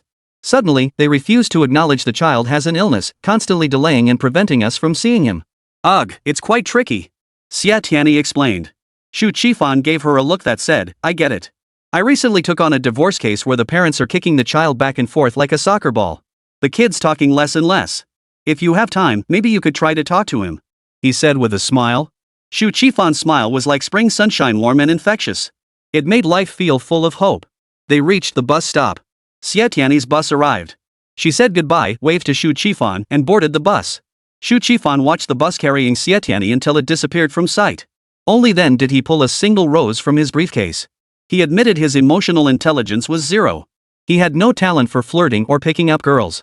He'd rehearsed countless times last night, yet this morning he still lacked the courage to pull out the flower. While waiting for the bus, Xu Qifan's phone buzzed. He answered, and his mother's energetic voice blared into his ear, Qifan. That girl I told you about last time? She's arrived in Chuancheng City. I've already given her your phone number and address. If she calls looking for you, don't you dare make excuses to dodge her. Xu Qifan cut her off, his voice urgent, Mom, the bus is here. I'm in a hurry. I gotta go. I'm hanging up now. Just as he was about to hang up, his mother fired back at lightning speed. Shu Qifan, if you dare hang up on me, I'll keep calling all day long. Hearing this, Shu Qifan's finger hovered over the red button, suspended mid-air. Mom, I really have to go. How about this, I'll call you back, okay? Only then did his mother relent, giving him a long list of reminders before slowly hanging up. The pace of this city was relentlessly fast. Whether young or middle-aged, everyone moved with the same hurried stride. Some rushed to catch up, breakfast in hand, eating on the run. Xie Tianyi was among those jogging to work. She arrived at Yuhua, glanced at her watch, and exhaled deeply. At least she was early for once. Surely they weren't here yet? Xie Tianyi felt a bit smug about this, her mood unusually cheerful. But as she stepped into Yuhua, she was stunned. Goodness gracious, do these people never sleep? How could they be here so early? As she stood there stunned, Boss Chen hurried in. Passing by her, he barked, Xie Tianyi. What are you spacing out for? Meeting. Xie Tianyi hurried to her desk, quickly stowed her bag in a drawer, tidied up the materials she prepared the night before, and headed to the conference room. The meeting began with every Yuhua counselor present, not a single absence. Boss Chen briefly introduced the cases he was handling. After all the counselors summarized their work progress from the previous day, Boss Chen turned to Xie Tianyi and asked, Tianyi, I heard you're aiming to cure Liu Mingzhong within a week. How's it going so far? Xie Tianyi hadn't expected that her bet with Xi Chenhe would reach the boss's ears. After a few seconds of slight bewilderment, she regained her composure and spoke with confidence. So far, so good. I believe I'll have him fully recovered within a week. Hearing this, the colleagues present wore a variety of expressions. Boss Chen expressed his satisfaction with several hearty good yes before turning to Xi Chenhe and saying, Tang Tingjuan's condition can't be delayed any longer.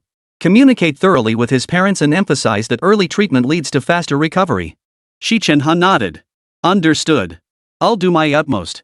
Boss Chen then turned to Wen Mingzhi. What about the case of high school student Guo Ming?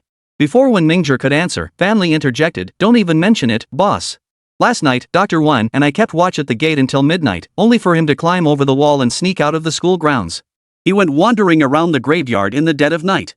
She shuddered slightly, still shaken by the memory, then shifted her tone, sweetly asking Boss Chen for compensation, claiming she'd been bitten by mosquitoes last night and nearly died on duty.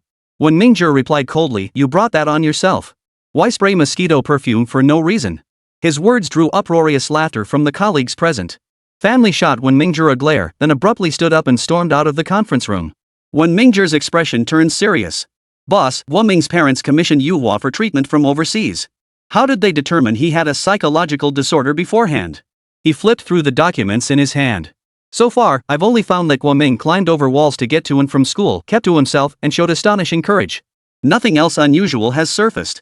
Before Boss Chen could respond, Xi Chenhe twirled his pen and remarked coldly, coincidentally, the case I'm handling shares similarities with Dr. Wen's case. Xie Tianyi took over. First, we need to find a way to meet with the patient. Boss Chen lifted his teacup, took a sip, and before he could swallow, pointed at Xie Tianyi and nodded repeatedly. Only after swallowing did he speak. Tianyi just said exactly what I was about to say. Xi Chenhe shot Xie Tianyi a sidelong glance, neither refuting nor agreeing. His voice was cool as ice. I know exactly what she's capable of. Chapter 18, what exactly are you getting at? Xie Tianyi looked at Xi Chenhe, momentarily unable to decipher his meaning. Boss Chen expressed his satisfaction with a few heartfelt well done's before rising to pat Xi Chenhe on the shoulder. Chenhe, thank you. Thank you for helping Tianyi. His tone was earnest and heartfelt. Xi Chenhe also rose to his feet. He shot Xie Tianyi a swift glance before coldly stating, I didn't help her, and I never will. With that, he turned and walked away without looking back. Wen Mingzhi rose and caught up with Xi Chenhe in a few strides, holding out the medical records for him to see.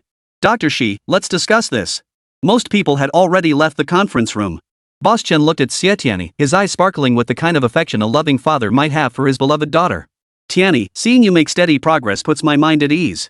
Seeing no one else around, Xie Tianyi sweetly replied, thank you, uncle. Please come over for dinner sometime. Mom misses you. Boss Chen nodded in agreement. As he left, he asked, how has your mother been lately? She's fine. Xie Tianyi replied without looking up, flipping through the documents in her hands.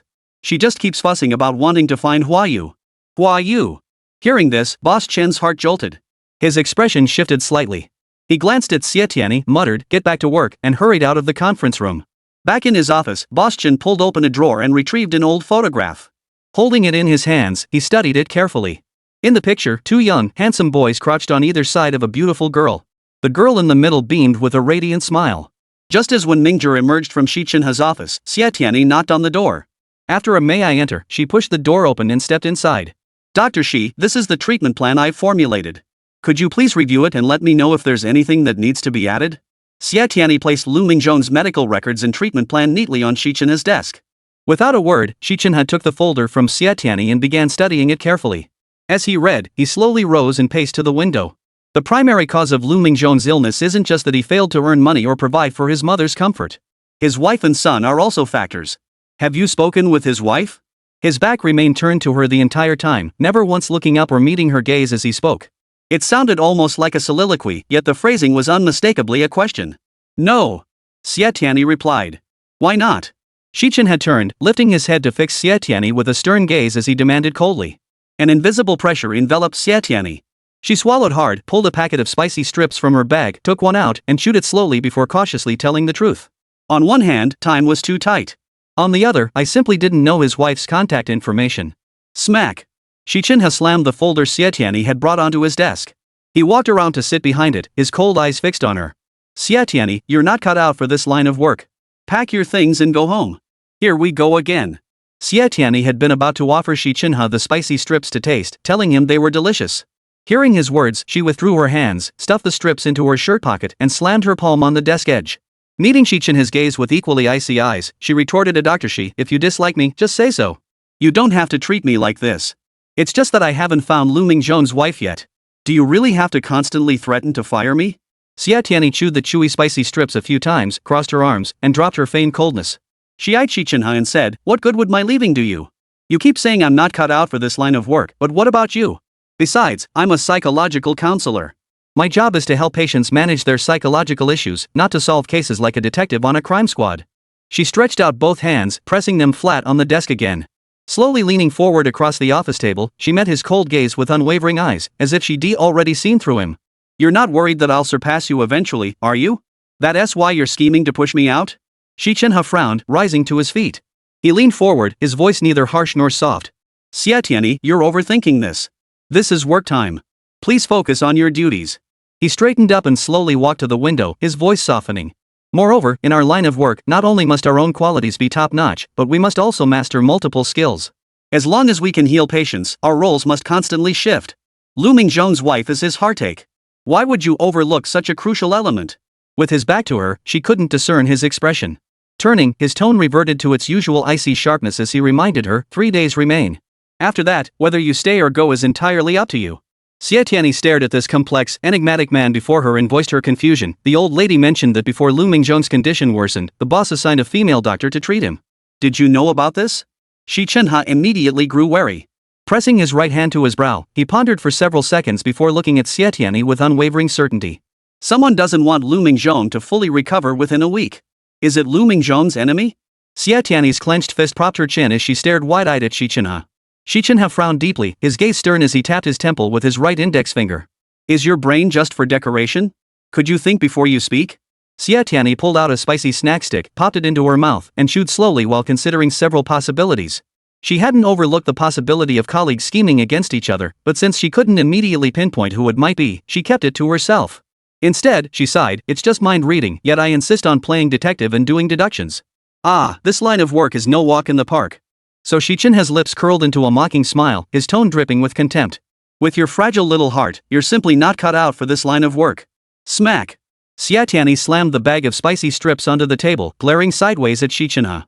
I'll prove to you, she declared, refusing to back down, that not only am I suited for this line of work, but I'll become one of its top performers. Xi Chenhe watched Xie Tianyi's figure slowly disappear from his sight as the office door closed. A faint smile curved his lips. His gaze shifted to the spicy strips on the desk. He casually picked one up, popped it into his mouth, and the moment his tongue touched that fiery, savory flavor, Xi Chenhe's eyes widened. His body froze abruptly the next second. He leapt up, grabbed the water cup on the desk, frantically twisted it open, and gulped down lukewarm water. Spicy. So spicy. That useless fool actually ate something this spicy. Mid-gulps, the office door swung open. Xie Tianyi returned, walking straight over to grab the spicy strips before turning to leave. A casual glance caught Xi Chenhe clutching a massive thermos, frantically chugging water. The thermos nearly obscured his entire face, revealing only his bloodshot eyes. What's wrong? She asked. Xi Chenhe didn't speak, only shaking his head repeatedly and waving her away. Xie Tianyi glanced at the fine beads of sweat on Xi Chenhe's forehead, then looked at the spicy strips in her hand. She reached into her coat pocket, rummaged around for a moment, and pulled out several mint-flavored cooling candies, placing them on the desk. Take one if you're feeling overheated. They're really good for clearing heat. As she left, she glanced back at Xi Chenhe several times. Once outside, she still wondered what was wrong with Dr. Xi. Why was he acting so unusually? Chapter 19. Thank you for ordering takeout.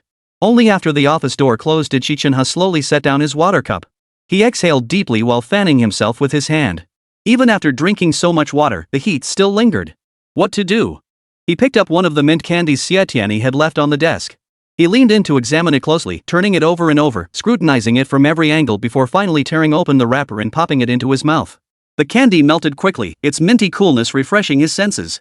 Xi Chenhe grabbed another one, swiftly peeling off the wrapper and popping it in his mouth.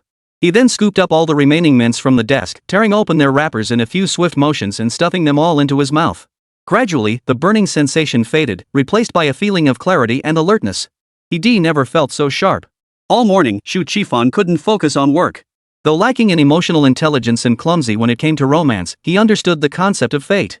Tianyi and Xi Chenhe were together every day, both single. Given enough time, feelings were bound to develop.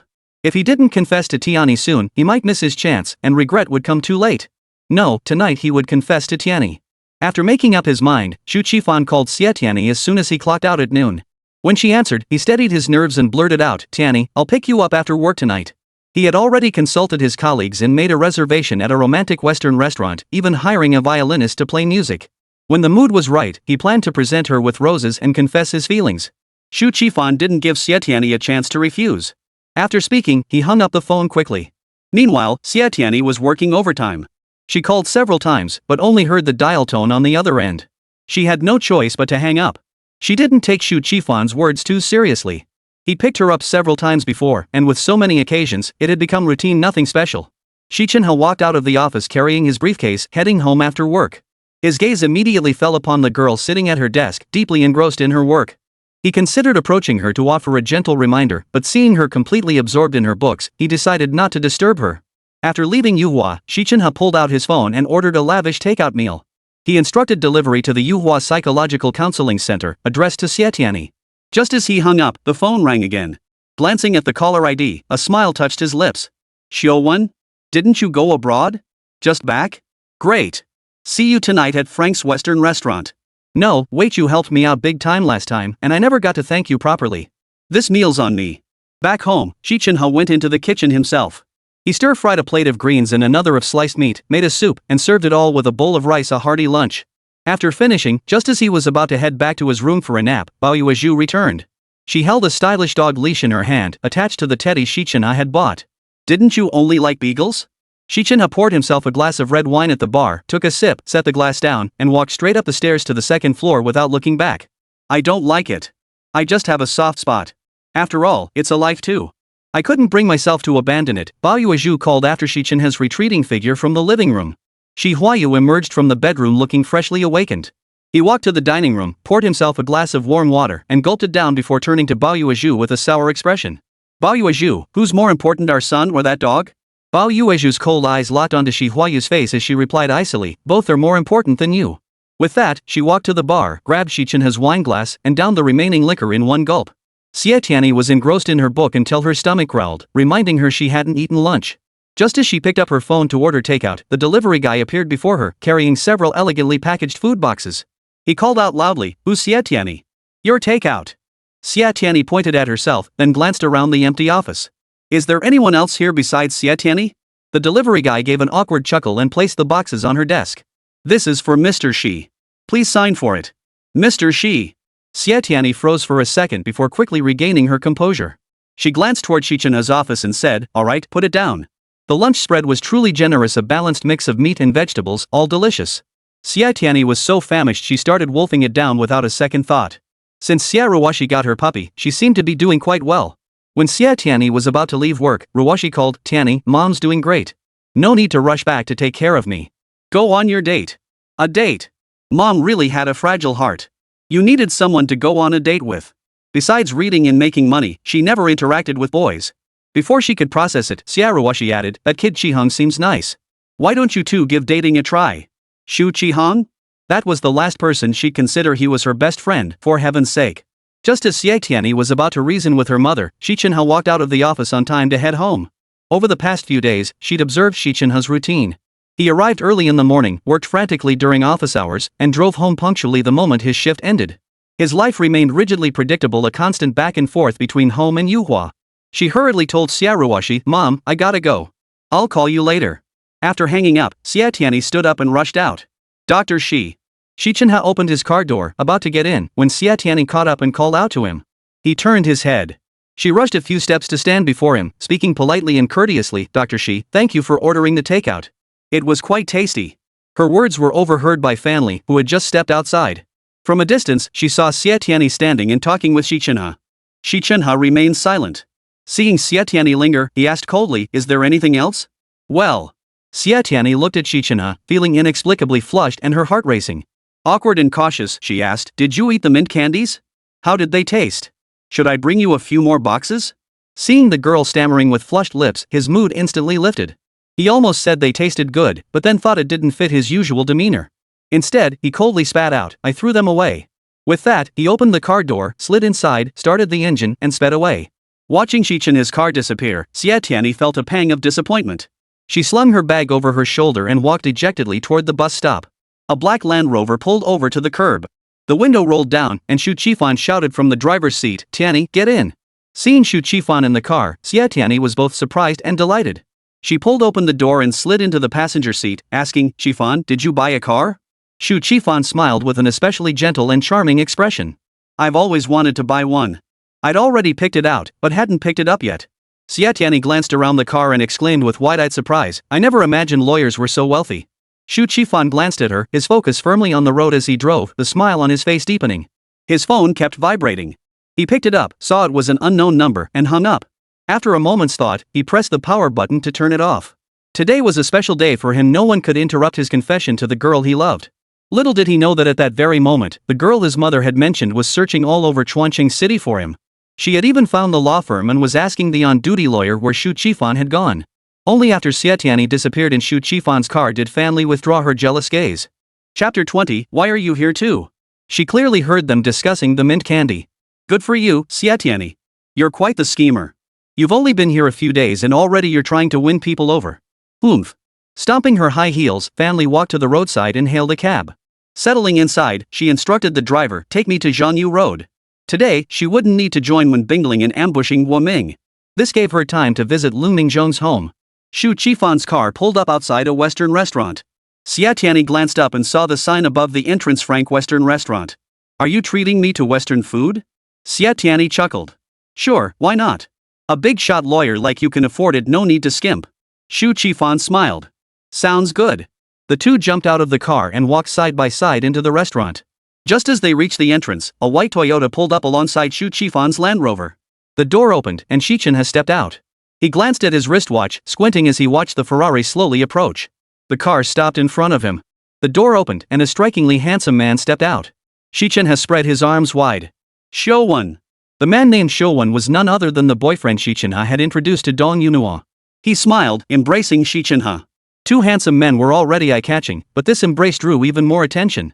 Passers-by turned to look, their expressions a mix of awe, envy, and resentment. The two men walked side by side into the restaurant, conversing quietly all the way, their every gesture radiating intimate familiarity. Xi Chenhe and his friends had just sat down at their reserved table when they heard Xie Tianyi's voice from behind the screen.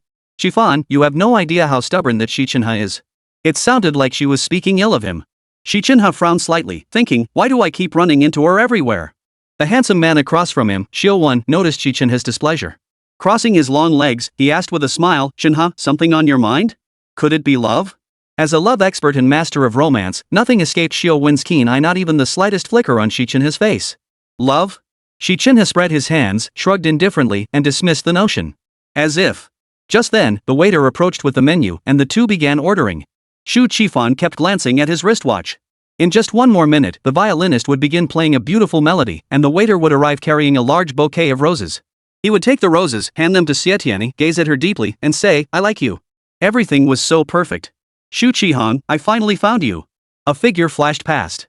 Xu Qifan snapped back to reality as the girl rushed toward him, shouting, "Xu Qihang, your co-worker said you were going to confess to a girl. Was it me?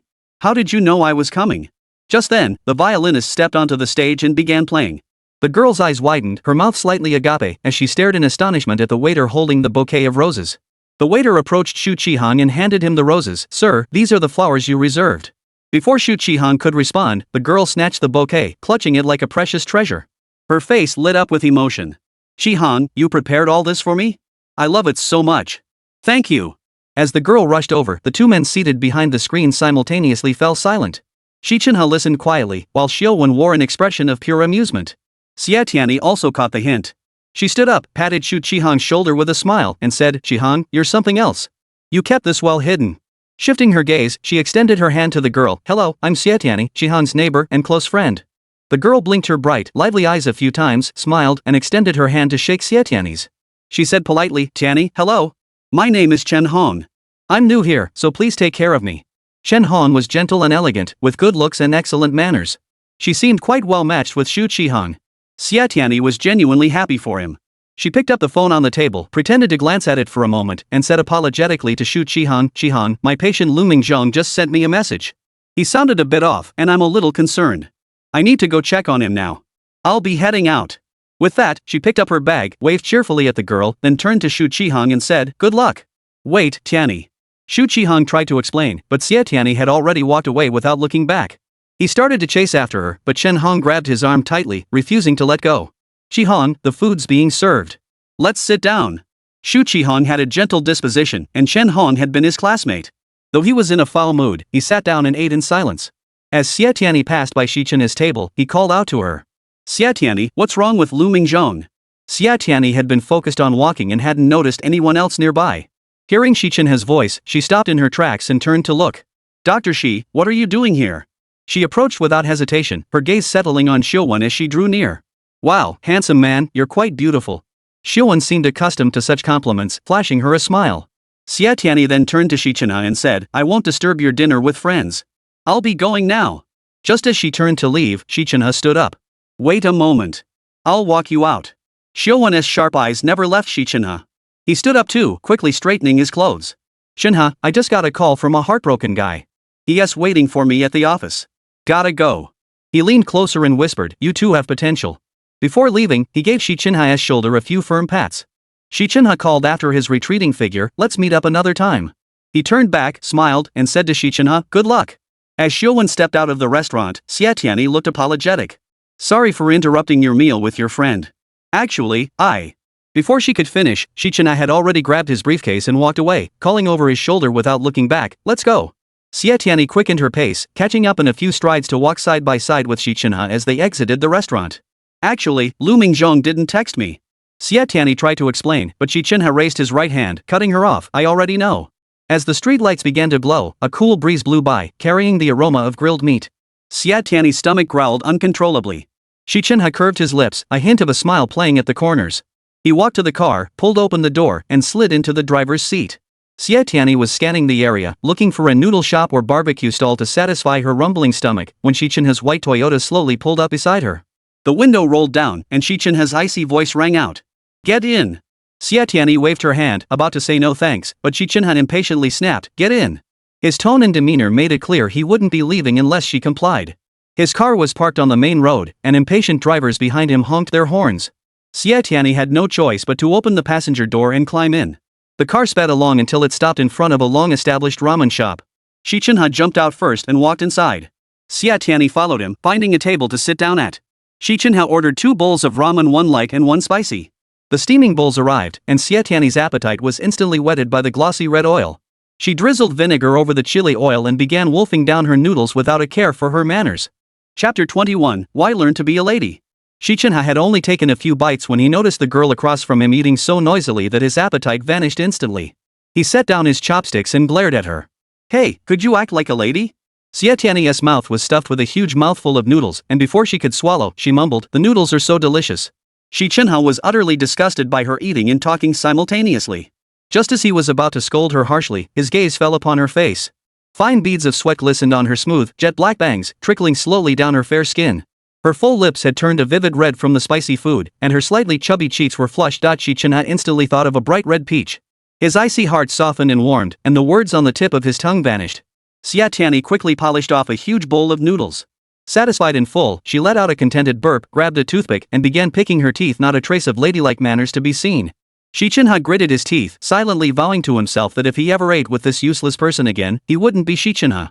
Xie Tianyi's eyes locked onto the bowl of noodles in front of Xi Chenhe. Swallowing hard, she asked, "Aren't you eating?" Before Xi Chenhe could answer, she reached out, scooped the bowl toward her, added chili oil and vinegar, and began eating heartily. Between bites, she declared, "Cherish your food, and you'll only get more to eat." But then she thought better of it. Preaching about cherishing food to this rich kid was like playing the violin to a cow. She waved at Xi Chenhe dismissively and focused on eating her noodles. Xie Tianyi felt a bit stuffed after several belches. Glancing at the time, she decided to walk it off. Xi Chenhe pulled out a black card to pay, but the noodle shop owner looked troubled. "Sir, this is a small shop. We don't take cards. How about WeChat Pay or Alipay?" Xie Tianyi pulled out a 50 yuan note from her bag and handed it to the owner. "Here you go." She shot Xie Chenhe a puzzled glance, unimpressed by his playboy attitude.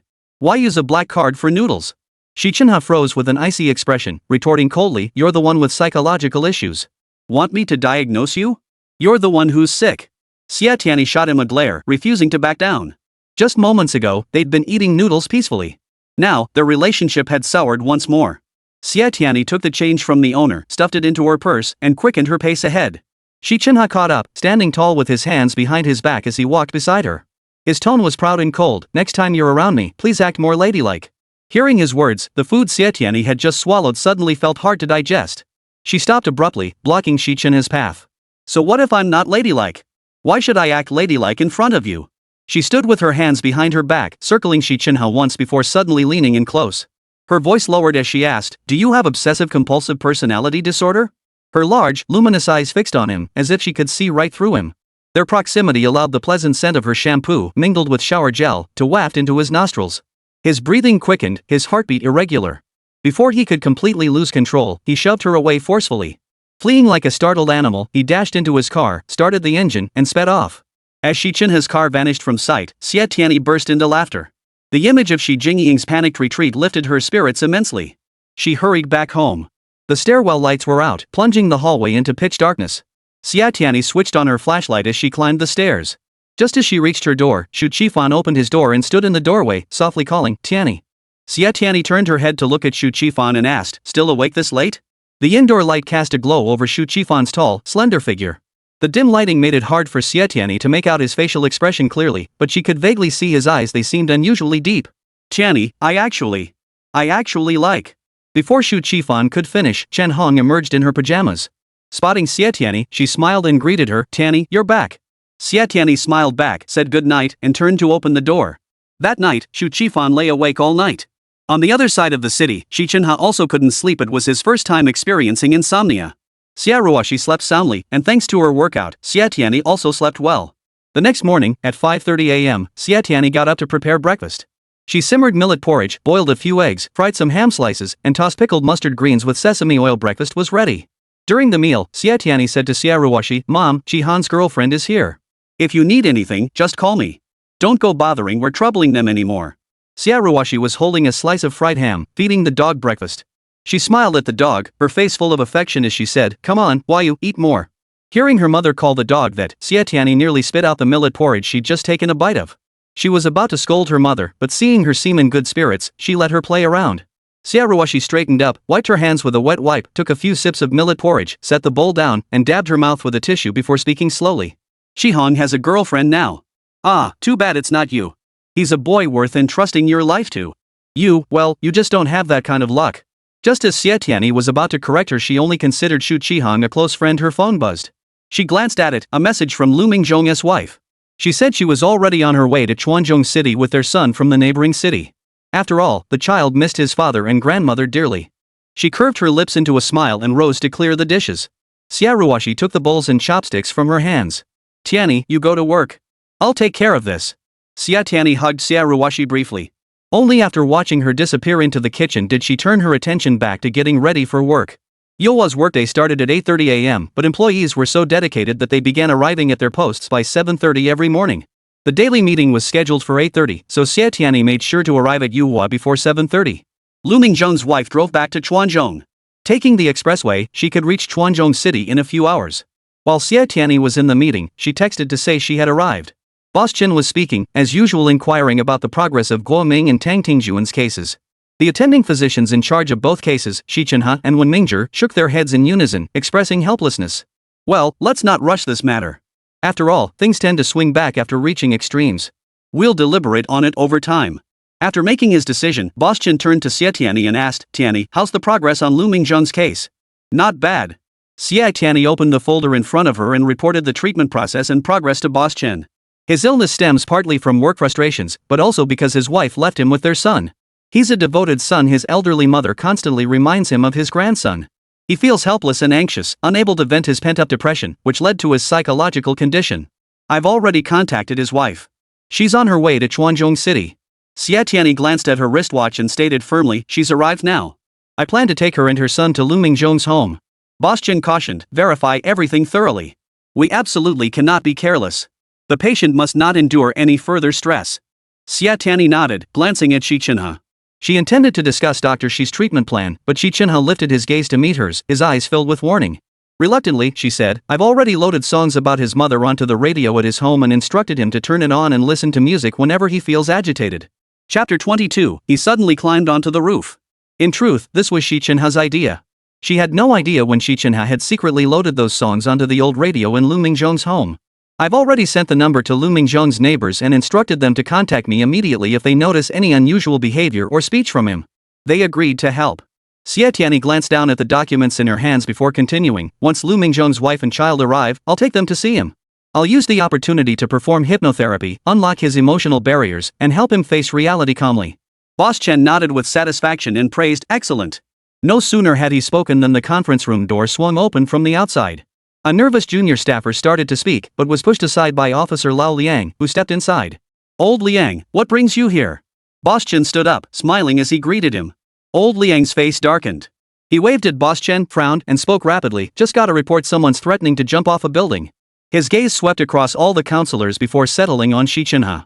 Dr. Xi, come with me. See if you can talk him down. Boss Chen slapped Old Liang on the shoulder, his laughter booming.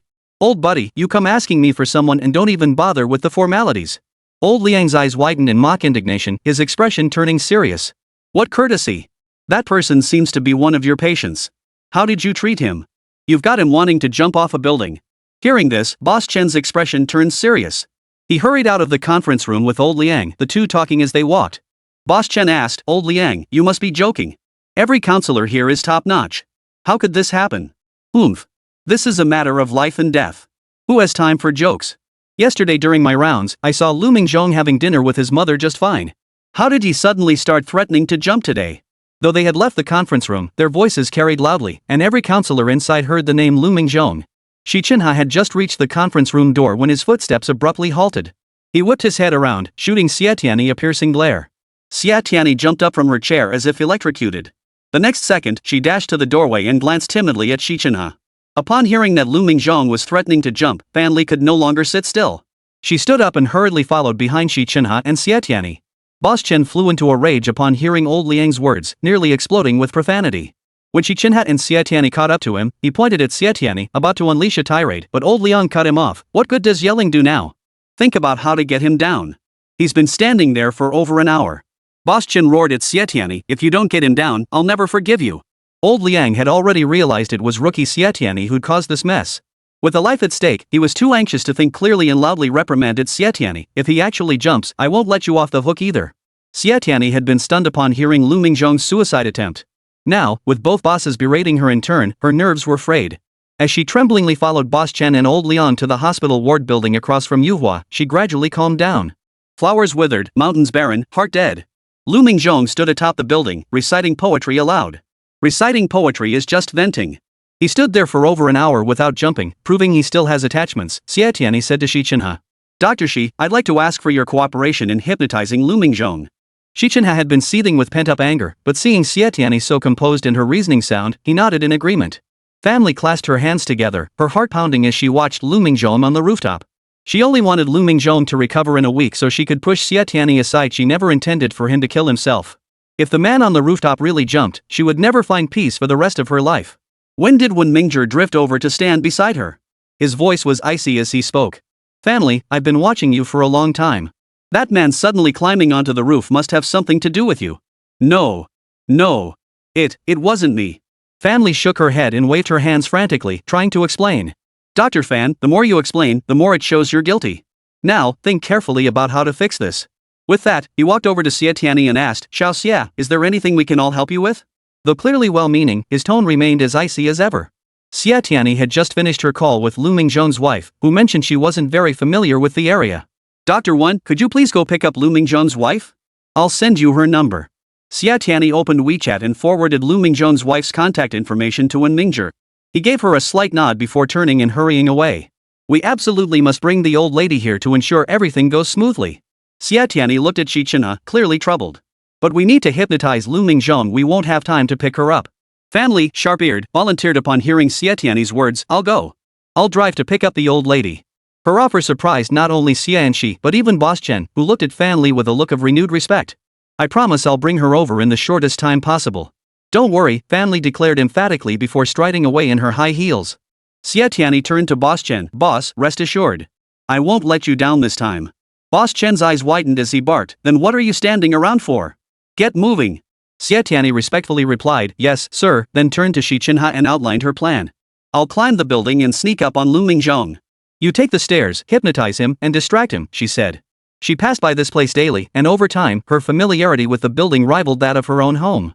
The hospital inpatient ward only had 6 floors, and the entire building had a single drainpipe. Climbing up the drainpipe to the roof was no problem at all for Xie Tianyi. Xi Chenhe seemed unconvinced by her suggestion, frowning as he said, why climb the building? It's dangerous and won't help with hypnotizing the patient. It won't provide any tangible benefit, but it ensures absolute safety. Typically, having one person appear rather than 2 simultaneously helps lower the patient's guard. Xi Chenhe frowned, neither agreeing nor disagreeing, and lowered his head in deep thought. Old Liang slapped Xi Chenhe's shoulder and bellowed, no time to waste. Hurry! His voice boomed like a command, but Xi Chenhe remained unmoved. He stared fixedly at the water pipe leading to the roof, shaking his head repeatedly. No, it's too dangerous. Xie Tianyi had never seen such a fussy man. She gave Xi Chenhe a shove and said quickly, to be a qualified counselor or psychiatrist, in a sense, treatment is secondary.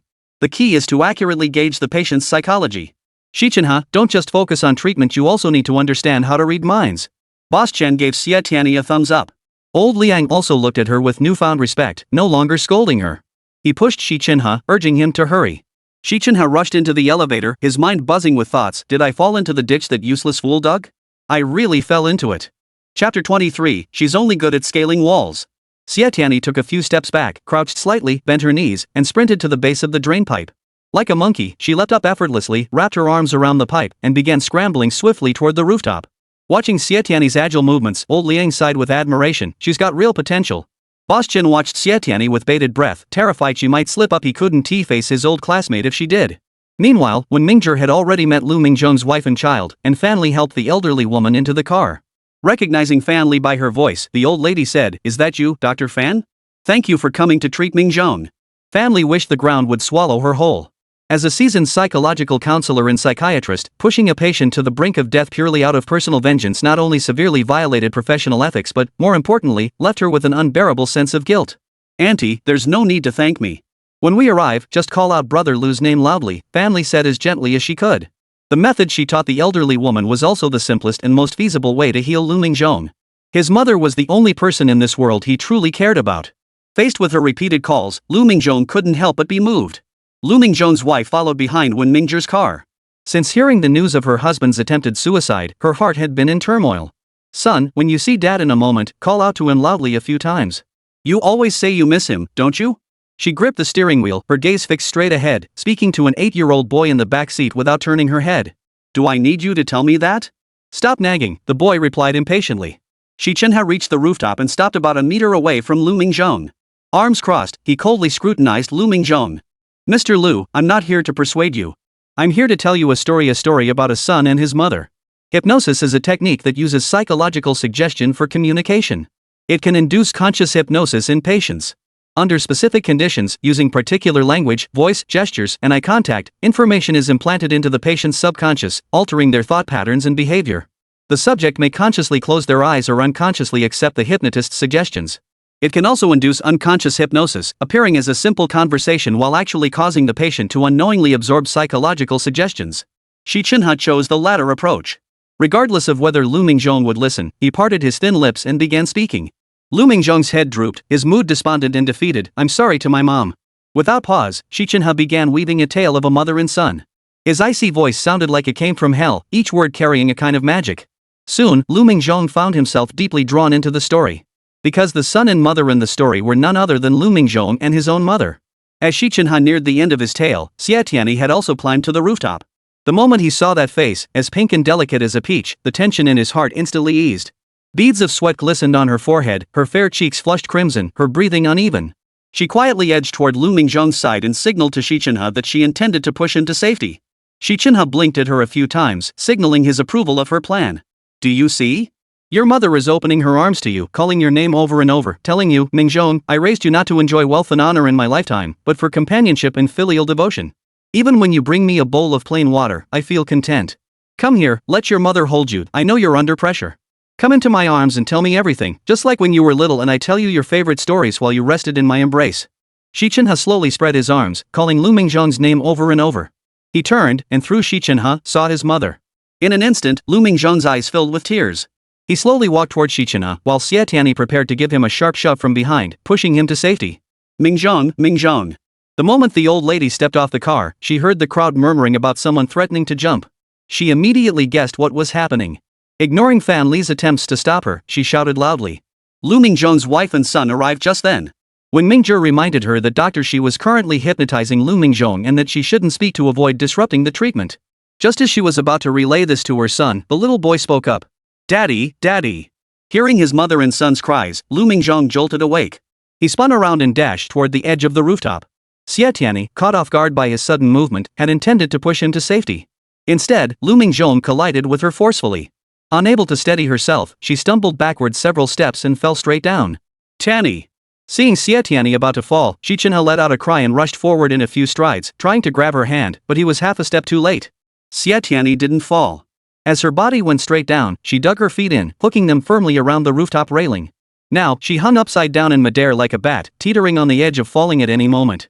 The crowd below gasped at the shocking sight, their hearts clenching in terror. Her legs grew weak, and just as Xie Tianyi was about to lose her grip, one hand firmly seized her ankle. Immediately after, another hand grabbed her other ankle. Brother Liu, thank you.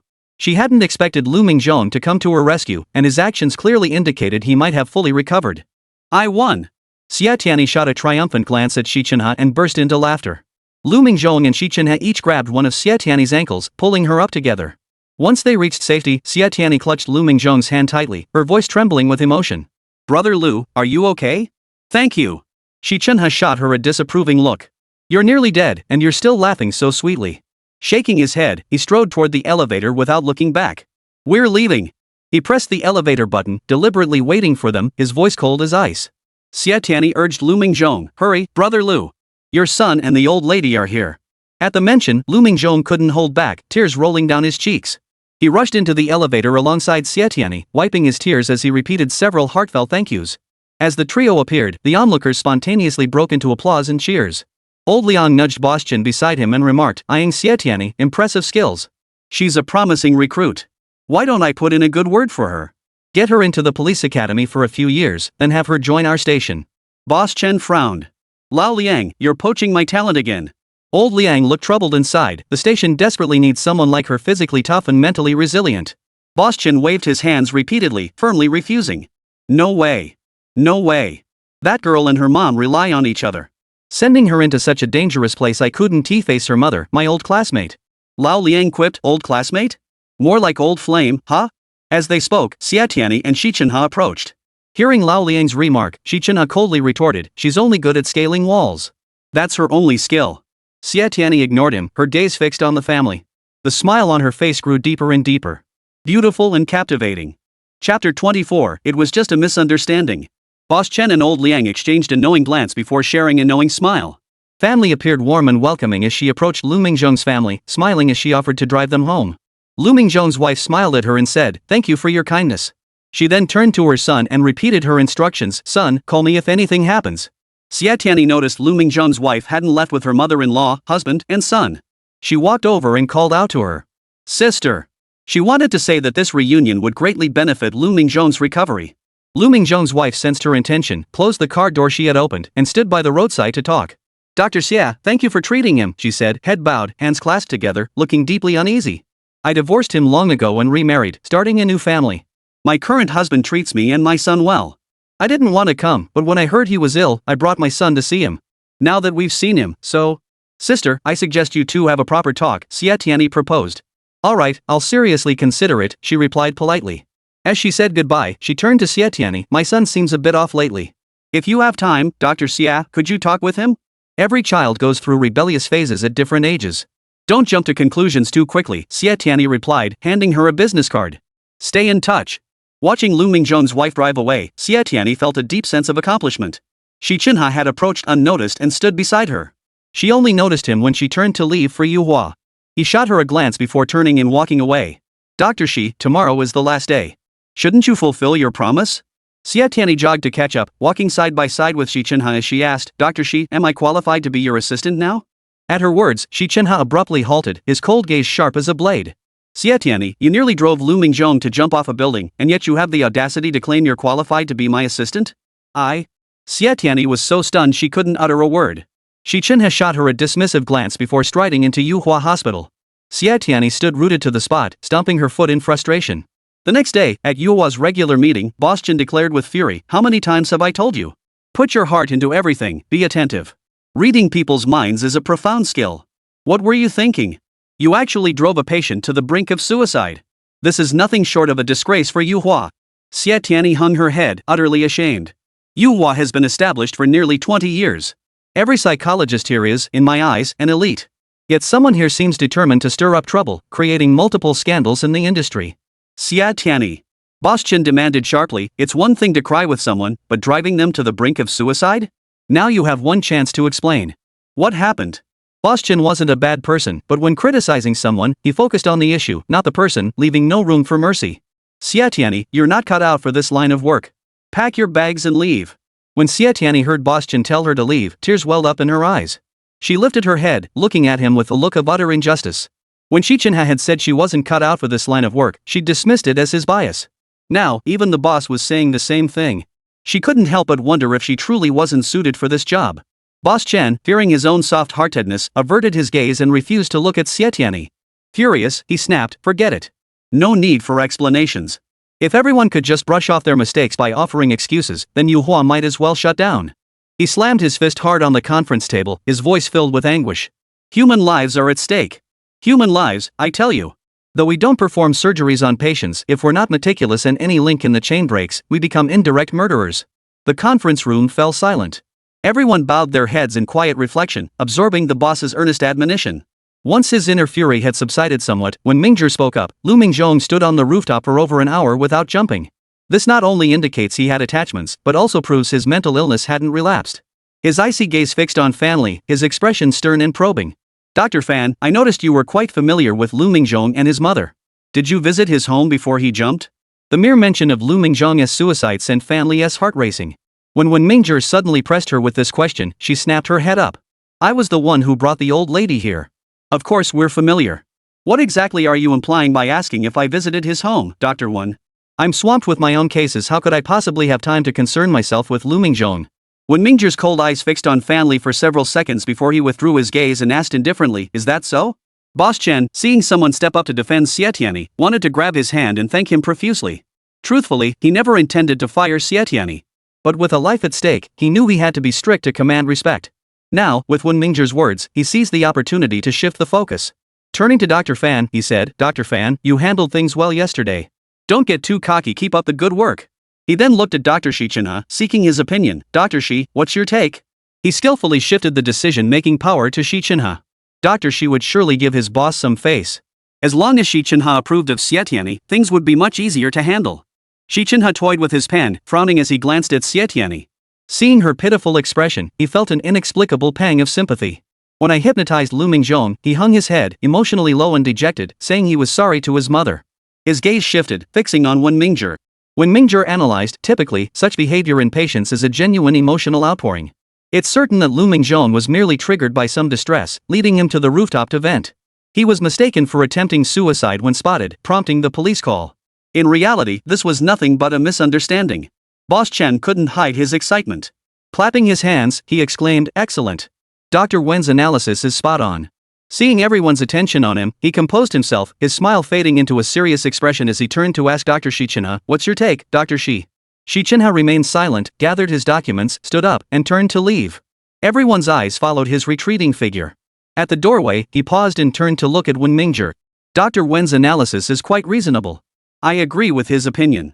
Hearing this, the hearts of Boss Chen, Wen Mingzhong, and Xie Tianyi, which had been hanging in suspense, finally settled. After the meeting concluded, Xie Tianyi made a point of rushing to Wen Mingzhong's office to present him with a packet of spicy strips and a pack of mint candies as a token of gratitude. Immediately afterward, she knocked on the door of Xi Chenhe's office. A voice from inside said, "Come in." Xie Tianyi pushed the door open and stepped inside. She carefully placed the 2 packs of mint candies on Xi Chenhe's desk and whispered, "Dr. Xi, thank you." Xi Chenhe looked up, frowned at the mints on his desk, and said coldly, "Take them away." Xie Tianyi hurriedly picked up the mints and tucked them into her pocket, then pulled out the 2 packets of spicy strips and placed them down. Xi Chenhe repeated, "Take them away." Chapter 25, I never acknowledged you. Xie Tianyi dared not disobey. She carefully withdrew the spicy strips, her hands hanging limply at her sides as she stood frozen in place. Anything else? Xi Chenhe flipped through the folder in his hands, asking without turning his head. Dr. Xi, since it was a misunderstanding, could I perhaps? Before she could finish, Xi Chenhe cut her off, no. Before he could say leave, Xie Tianyi walked out listlessly. The door closed behind her. Xi Chenhe set down his pen and stared blankly at the door, lost in thought. Those spicy strips and mint candies tasted pretty good, huh? He closed the folder, stood up, and headed to Wen Mingzhong's office. The moment he pushed open the door, Xi Chenhe caught the scent of mint candy. He walked over, tossed the folder onto Wen Mingzhong's desk, sat down in the chair, and fixed his gaze on the spicy strips and mint candies on the table. I compared Guoming's case with Tang Tingjuan's. The 2 cases share many similarities. Guoming's parents live abroad and rarely return to China. He was raised by his grandparents. Last month, his grandfather suddenly passed away from a cerebral hemorrhage. As for Tang Tingjuan, his parents run a large corporation. Your mother, Director Bo, should be quite familiar with them. From what I understand, they likely have business dealings. Wen Mingzhong didn't pause. Watching Xi Chenhe finish a spicy strip and peel another mint candy to pop into his mouth, he smiled and asked, "How's the flavor?" Xi Chenhe didn't answer, only urging him on, "Go on." Wen Mingzhong's lips curved into a cold smile. "Save some for me." When the discussion turned to the case, he dropped the smile, his expression turning serious. Tang Tingjuan had an older brother. His parents poured all their attention into their firstborn, and Tang Tingjuan's arrival was an accident. At the time, his father, Old Tang, seemed to have a mistress, and the couple was in the midst of a divorce. It was only when his mother discovered she was pregnant with him that she didn't insist on ending the marriage. Just as Xi Chenhe was about to peel the last mint candy, Wen Mingzhong snatched it away. He quickly unwrapped it, popped it into his mouth, savored it carefully, and praised its flavor repeatedly. Xi Chenhe didn't glance at him as he pulled out a spicy snack stick. Seeing the mint bag was empty, he put the snack back. Dr. Wen, your analysis is spot on, and your investigation is thorough. If there's anything I can do to help with Guoming's case, don't hesitate to reach out. Xi Chenhe stood up but didn't leave immediately. Frowning, he added, these 2 cases are extraordinary. Even if their parents refuse to let us provide psychological counseling for the children, we must exhaust every possible means to reach them. We must ensure they have a happy childhood and a joyful adolescence. Wen Mingzhong also stood, his expression solemn as he nodded emphatically. Xi Chenhe stepped out of Wen Mingzhong's office and immediately spotted Xie Tianyi pacing near his own door. She appeared hesitant, occasionally seeming to make up her mind. Her hand would rise to knock on the door, only to freeze mid-air before falling limply back down. After a moment's thought, she'd bite her lip and turn to leave. But after taking just 2 steps, she'd halt, turn back, and attempt to knock again. Over here. Xi Chenhe's cold voice came from behind her. Startled, she froze in place, stiff for several seconds before slowly turning. She waved her right hand, an awkward smile spreading across her flushed face. Dr. Xi. After greeting him, Xie Tianyi tried to slip away, but Xi Chenhe blocked her path. Something? He scrutinized her, as if he'd already seen through her. Liu Mingzhong, he asked. Xie Tianyi's hands, hanging limply at her sides, nervously fiddled with her pants. Now seems like a good opportunity. I want to go treat him, but she hated herself right now. Before, when she wasn't confronting him, her words flowed smoothly. Why was it so hard now? She conjured an excuse to convince herself it must be because he bailed her out several times. When she had a fever last time, he even fetched medicine for her. Then she remembered, she had thanked him, hadn't she? She offered him spicy strips and mint candies, which he declined. So why was she so nervous? Her inner turmoil didn't escape Xi Chenhe's sharp, cold gaze. He curved his lips into a faint, icy smile and asked. But you lack confidence in yourself, so you wanted to bring me along, right? Before she could answer, he flatly refused, no. Oh. Xie Tianyi lowered her head, utterly disheartened. Just as she turned to leave, Xi Chenhe's icy voice rang out again. I meant, you don't need to go. Xie Tianyi's footsteps halted abruptly. She turned back to look at Xi Chenhe, utterly confused. If you really want to go, I'll take you to see him after work. With that, Xi Chenhe turned and walked away, not even giving Xie Tianyi a chance to say thank you. Her mood shifted from gloom to joy. She flashed a smile, gave herself a mental pep talk, and was about to return to her desk when Mingzhong emerged and called out to her. Xie, come here for a moment. Xie Tianyi walked over and followed Mingzhong into his office. Xie, the boss mentioned you've studied child psychology. Take a look at this. He handed Guoming's case file to Xie Tianyi. Adolescent psychology shares many similarities with child psychology, yet there are also significant differences. Take a look at Guoming's numerous abnormal behaviors and determine whether he's simply immature or suffering from a psychological disorder. Xie Tianyi felt both flattered and overwhelmed. When Mingzhong, one of Yuhua's elite, was being so humble and willing to seek advice, she felt utterly unworthy. Xie, consider this a valuable opportunity for practice and learning. Wenming sensed her inner hesitation and spoke in an icy tone. Xie Tianyi glanced up at him. His face was icy, his eyes behind the glasses flashing coldly, his tone as frigid as ever. Yet, the words he spoke touched her deeply, stirring an unexpected warmth within her. Guoming seems remarkably precocious, Xie Tianyi remarked after swiftly reviewing the documents, lifting her eyes to meet Mingzhong's. Dr. Wen, it's clear Guoming suffers from a psychological disorder. To pinpoint the specific type, I'll need to meticulously examine the medical records and rely on scientific data to draw conclusions. When Mingzhong nodded at her and reminded, Xie, data is only a reference. Sometimes, the simplest approach proves most effective. Xie Tianyi agreed, yes, practical experience is paramount. After discussing the medical records, Mingzhong and Xie Tianyi chatted briefly about topics unrelated to work. Xie, keep up the good work. Seeing you reminds me of myself when I first started out.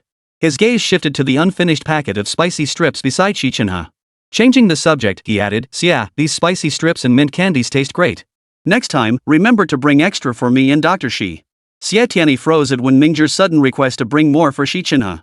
Recalling how Xi Chenhe had scowled and pushed her away, she stared at Mingzhong in shock. But wasn't he supposed to hate it? He hates being too proud, Mingzhong chuckled. Though it was a wry smile, his witty remark instantly lightened the mood. So arrogant. Xie Tianyi chimed in. She waved goodbye to Mingzhong and promised to bring him plenty of spicy strips and mint candies before leaving. Stepping out of Mingzhong's office, Xi Chenhe was carrying a teacup toward the break room. Xie Tianyi eagerly ran over, took the cup from his hand, and declared, Mr. Elite Xi, leave the tea serving to me. Xi Chenhe shot her a cold glance and expressionlessly snatched the cup back. Dr. Xi, you're so busy. Let your little assistant handle the tea serving duties. Xie Tianyi reached for the cup in his hand. He tightened his grip, refusing to let go, and said coldly, I never acknowledged you. With that, he pushed her hand away and strode toward the break room. Chapter 26, The Good-for-Nothing Slacker. Watching his back disappear from view, Xie Tianyi stuck out her tongue and muttered, so damned Sundara. After work, Xie Tianyi didn't want to accompany that stubborn jerk to visit Liu Mingzhong. Glancing at her watch and then at Xi Chenhe's office, she decided to dawdle and leave half an hour later. Half an hour later, as Zhang, the boss's secretary, was about to leave work, she glanced at Xi Chenhe's office and asked, has Dr. Xi left yet? He usually left on time, so he was probably gone by now, but she asked just in case.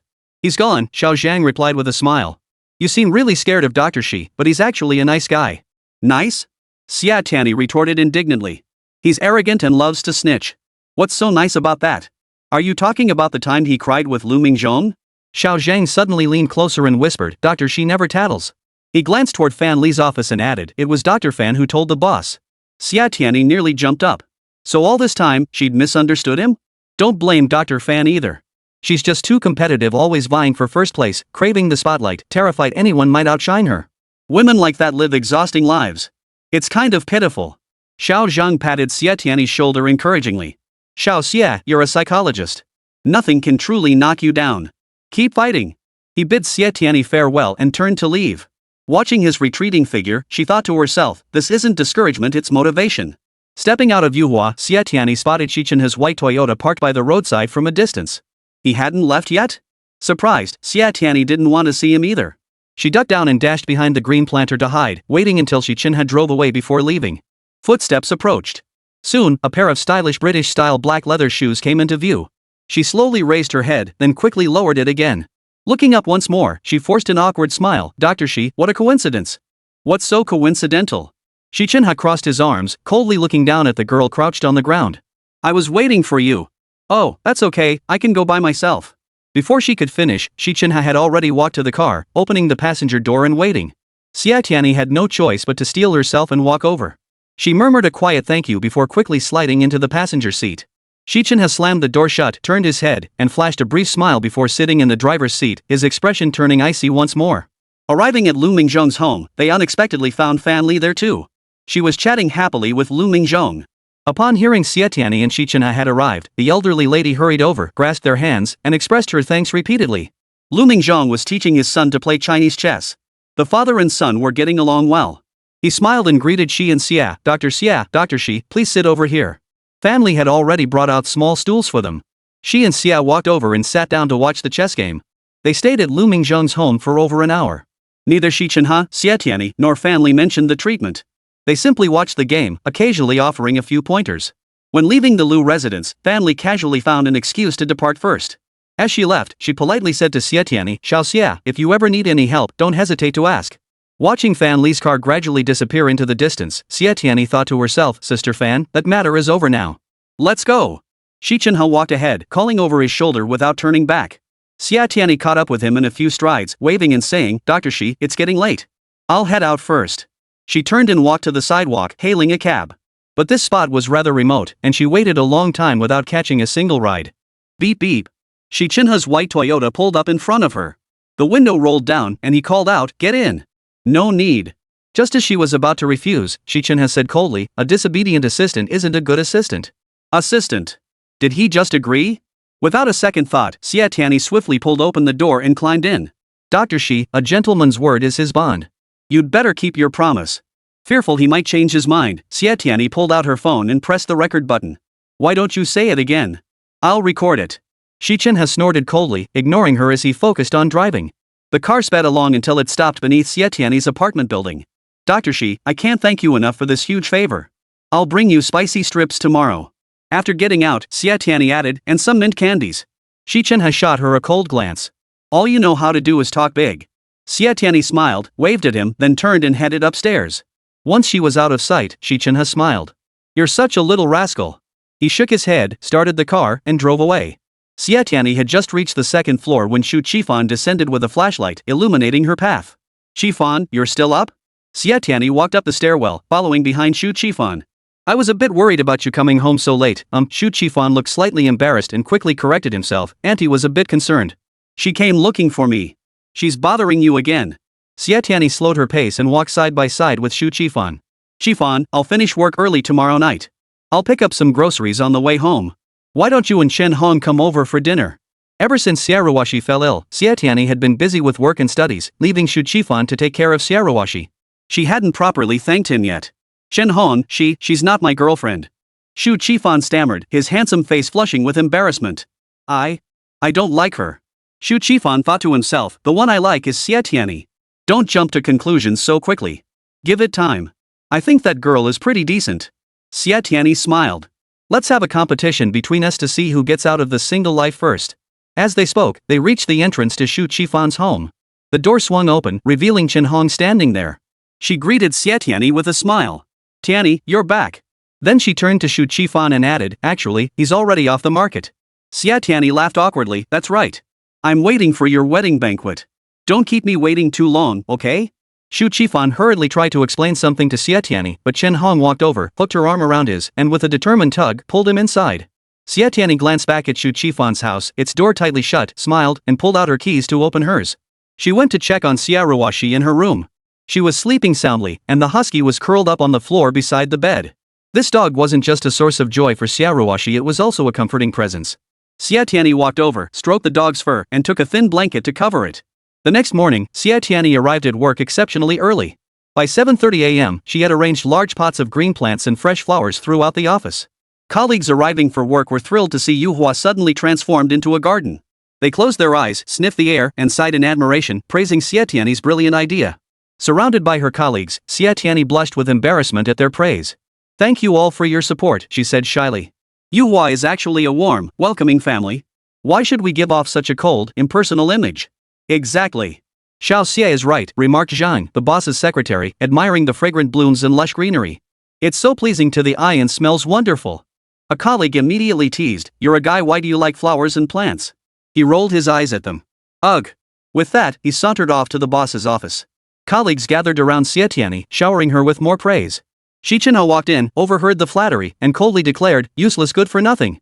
Chapter 27, She's beautiful in the sunlight. Boss Chen entered next, pretending not to hear Xi Chenhe's voice.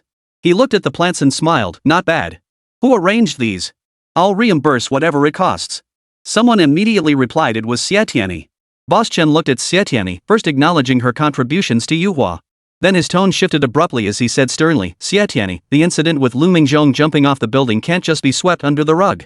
Even though he was merely venting his emotions, your negligence led to this misunderstanding.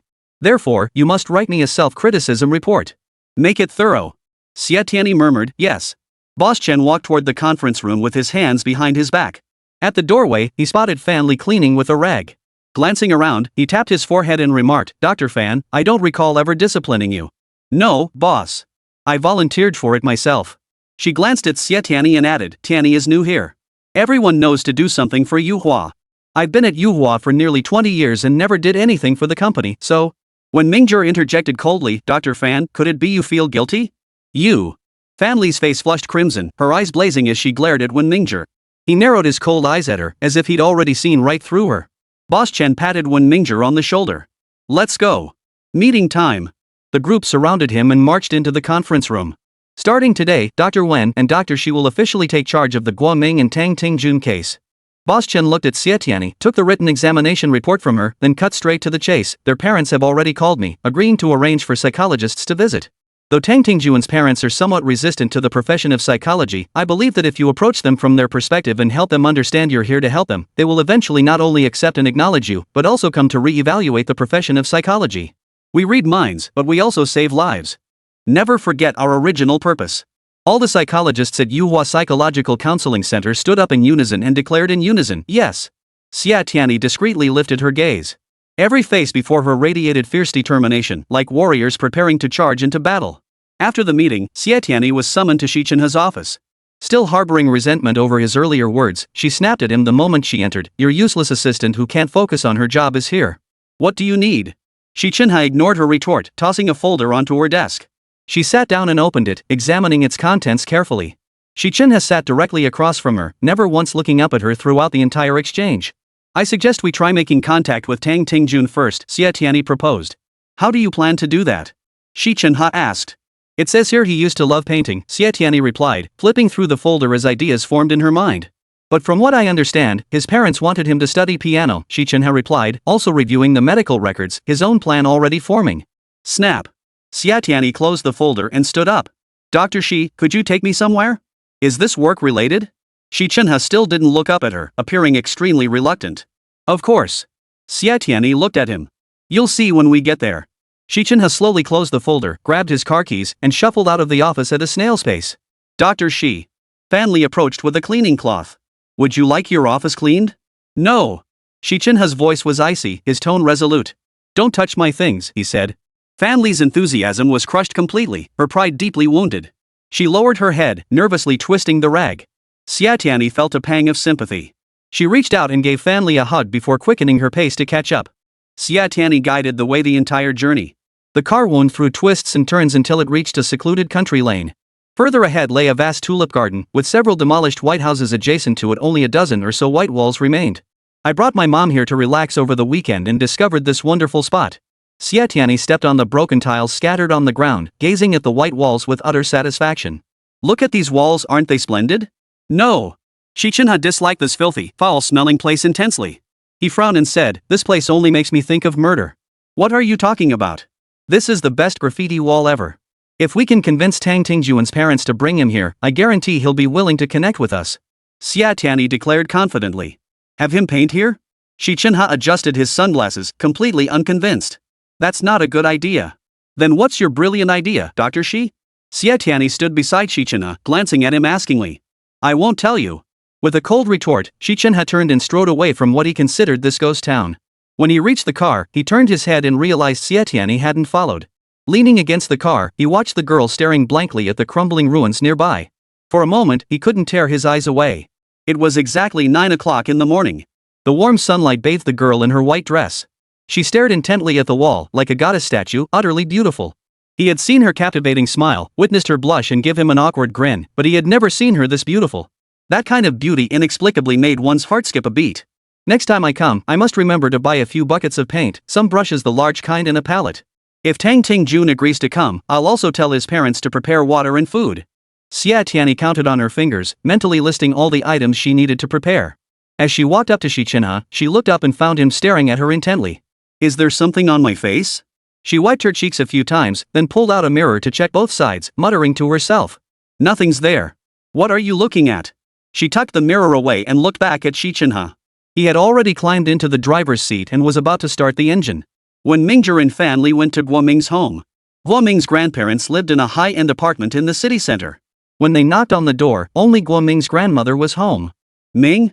Who knows where he's gone off to? I'm getting old, and my headaches have been terrible lately. I can't keep track of him anymore. That boy's so introverted, never says a word. He never tells me where he's going. When his grandfather was around, he'd listen to him a bit. But now that the old man's gone, he just does whatever he wants. He hasn't come back to stay for a long time since his grandfather passed. As she spoke, Grandma Gui repeatedly tapped her head with her fist, appearing both helpless and utterly exhausted. With resignation, she added.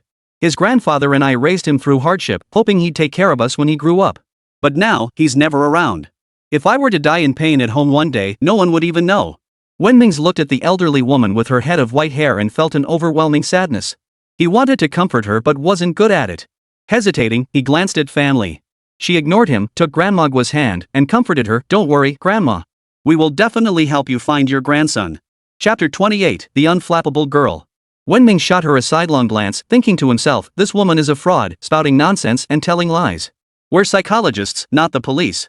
Why did she promise to help the old lady find her grandson? Either she's lost her mind or she's just plain foolish. Grandma Gui clasped Fan Li's hand, repeating her thanks. Dr. Fan, thank you. Thank you. Fan Li patted her hand, her voice unexpectedly choked with emotion. Don't worry. I'll come see you every day.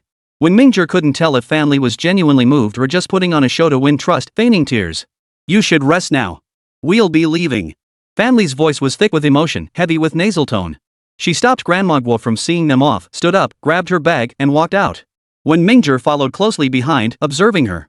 He saw her occasionally raise her hand to wipe her eyes, her shoulders heaving as if she had been crying. Could that jealous, selfish woman actually cry? Suddenly, when Mingzhong found himself intensely intrigued by Fan Li. He had arrived in Fan Li's car. Once seated inside, Fan Li didn't immediately start the engine to leave. When Mingzhong didn't urge her either, sitting silently in the back seat without a word. The atmosphere in the car was heavy. Fan Li tried hard to suppress her inner grief, but she couldn't help but cry out. There she was, her face buried in the steering wheel, sobbing uncontrollably. Her heart-wrenching cry stirred when Mingzhong's emotions, and he too felt a wave of sadness wash over him. He leaned forward several times, his hands hovering in midair for over 10 seconds before dropping back down. After a long while, Fan Li's sobs gradually subsided. A moment later, they stopped altogether. She took a tissue to wipe her face, then used a wet wipe for a second clean. She pulled out her makeup and touched up her face in the rearview mirror. Through the mirror, she caught sight of the man silently seated in the back. Her hand holding the eyebrow pencil froze abruptly. She whipped her head around and fixed her gaze on Mingzhong. When Mingzhong felt uneasy under her gaze. His face darkened as he met her eyes coldly, his tone unruffled. Dr. Fan, I've accidentally caught you with a tiny bit of evidence again. Hearing this, Fan Li withdrew her gaze, turned her head, and said coldly, get out. In all his years, Mingzhong had never been spoken to so bluntly. He wanted to retort sarcastically, but remembering how pitiful she had looked when she cried earlier, he held his tongue. Silently, he pushed open the door and jumped out. The moment he stepped out, Fan Li started the car and sped away, vanishing from Wenming's sight in an instant. Wenming felt no anger. Calmly, he hailed a taxi and headed home. Noon. Xi Chenhe pushed open the front door right on schedule. In the living room, Huayu was predictably dead drunk, snoring loudly on the sofa. Bao Yuezhu emerged from the study, walking while reviewing a document. Xi Chenhe silently went to the kitchen to prepare his own lunch. Each family member busied themselves with their own affairs, none disturbing the others. Hey, old Xian, did you hear? The city just issued a document announcing a public tender for that plot of land on 1-foot lane. Yeah, those old residential buildings should have been demolished ages ago. What? They won't budge? They won't agree even if you pay them. I don't buy it. I only believe money talks. There's nothing money can't solve. Oh, you're not bidding? Fine, fine. Well, this time, it'll be a windfall for our Xi group. You call this doing us a favor? You're clearly not interested. Otherwise, why pass up such a golden opportunity, ha? As long as I get that land, I'll find ways to profit. Details are confidential for now, but I'll give you all a huge surprise later. Huayu sat on the sofa talking loudly on the phone, waking Huayu. He got up, walked to the bar, poured himself a glass of red wine, and gulped it down like water before returning to the sofa and falling back asleep. Huayu had already hung up. She stood up, stormed to the bar in a few strides, and threw all the bottles on it onto the floor. As she tossed them, she muttered angrily, "Let you drink. Let you drink some more." A deafening crash followed as the bottles shattered into a pile of shards. The various colored liquids inside mixed together, flowing into a small stream. Staff rushed over to carefully clear the shards, while Xi Chenhe remained focused on cooking in the kitchen, seemingly oblivious to the commotion outside. After arriving at work that afternoon, Xi Chenhe and Xie Tianyi decided to visit the Tang family to meet Tang Tingjuan's parents. Upon arrival, they learned the child's mother was at the company, while the father had arranged a meeting and was entertaining clients at a club. They decided to split up. Xie Tianyi would meet with the child's mother, while Xi Chenhe would meet with the child's father. After parting ways, Xi Chenhe reflected that while women might be easier to talk to, from a psychological perspective, swapping roles with Xie Tianyi would be more appropriate. He drove slowly toward the Tang family clubhouse. As he neared his destination, Xi Chenhe changed his mind and turned around to find Xie Tianyi. On the way, he made a call. Xie Tianyi said she had already arrived at the Tang Group building. "I'll go in first and try. When you arrive, head straight to the president's office to find me," Xie Tianyi said before hanging up. She looked up at the imposing, magnificent Tang Group building, took several deep breaths to ease her nerves, and strolled inside. She introduced herself at the front desk. The receptionist dialed the president's secretary's extension. Upon receiving the notification, the secretary knocked and opened the door to the president's office. "Boss. A Miss Xie is here to see you. She claims to be a psychologist from Yuhua." The tall, slender secretary inquired in a soft voice, "What would you like to do?" The beautiful woman seated behind the desk paused for a moment, her hand holding the pen suspended for a few seconds before swiftly signing her name. "Since she's here, see her," she said without looking up. "Yes, ma'am." The secretary bowed respectfully and left to notify the front desk to escort the visitor upstairs. Guided by the receptionist, Xie Tianyi took the elevator to the president's office. The beautiful woman lifted her head from behind the desk, her sharp eyes scrutinizing Xie Tianyi for over 10 seconds before returning to her work without offering her a seat. Xie Tianyi stood motionless, waiting quietly for the woman to finish her work. She waited over 40 minutes. By the time Xi Chenhe arrived, Xie Tianyi was still standing there. Whether it was because she was too absorbed in her work to remember Xie Tianyi, or because she was deliberately making things difficult out of dissatisfaction, Xie Tianyi was left standing there for over 40 minutes. The moment Xi Chenhe entered, he spotted the foolish girl standing there. He walked over and stood beside her. She immediately reached out to grasp his arm. He instinctively tried to pull away from her touch, but saw her grimacing as she flexed her numb, aching feet, clearly in pain. He stood still, allowing her to hold on to him. Though her small hand fidgeted restlessly on his arm, a touch he found unnerving, he reached out to steady her, guiding her to a chair. "Boss. Is this how you treat your guests?" Xi Chenhe said coldly. The beautiful woman lifted her head and glanced at Xi Chenhe. Perhaps she recognized a certain quality in him, for she didn't press the issue. Instead, she shot Xie Tianyi a dismissive look and said leisurely, "These days, anyone can pretend to be a psychologist. How was I supposed to know if she was real or fake?" Xie Tianyi endured the numbness in her legs as she stood up and walked to the beautiful woman's desk. Her tone was neither humble nor arrogant. "Boss. I did give you my business card. Chapter 29, we won't be coming back." The woman waved her hand to cut her off, speaking bluntly, "Enough. My son, Tingjun, isn't sick. He just thinks his father and I only love his brother and not him. He's angry with us and sulking, refusing to speak. That's pure self-deception. Tang Tingjun is of school age yet hasn't attended classes. Do you think keeping him home with the best private tutors is enough? Have you considered how he feels seeing peers carrying backpacks to school, playing together in class? Doesn't that break his heart? Boss. We mean no offense, we just want to help him have a happy childhood like other kids. I understand you have your reasons. You feel guilty, you're heartbroken, and you love him deeply. That's why you refuse to admit he's ill, isn't it?"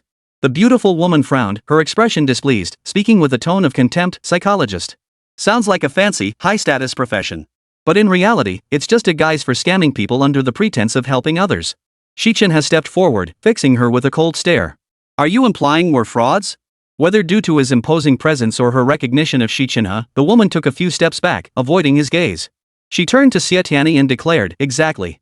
In my view, you're the one deceiving people. You."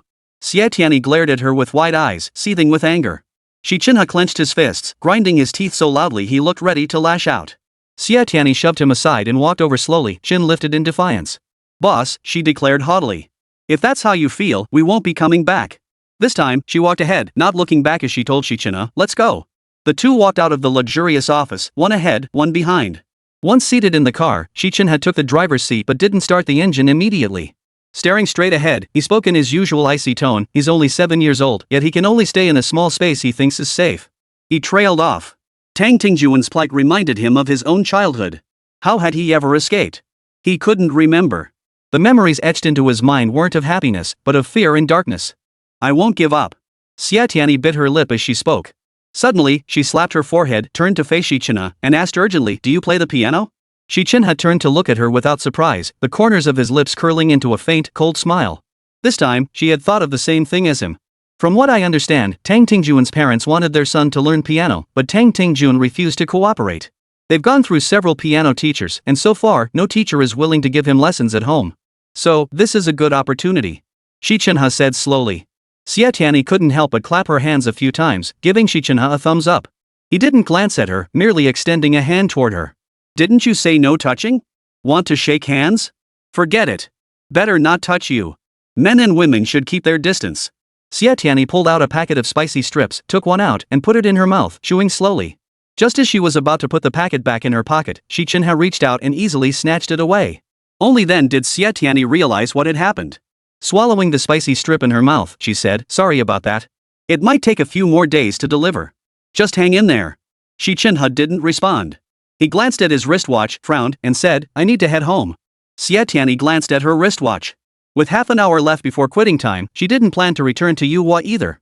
She craned her neck to look around and said to Xi Chenhe, "Just find a nearby market and drop me off." Xie Tianyi headed to the market while Xi Chenhe drove home. Huayu and a bespectacled middle-aged man were conversing quietly in the living room. As Xi Chenhe pushed open the door, the man stood up, approached him, extended his hand, and introduced himself. "My name is Zhao.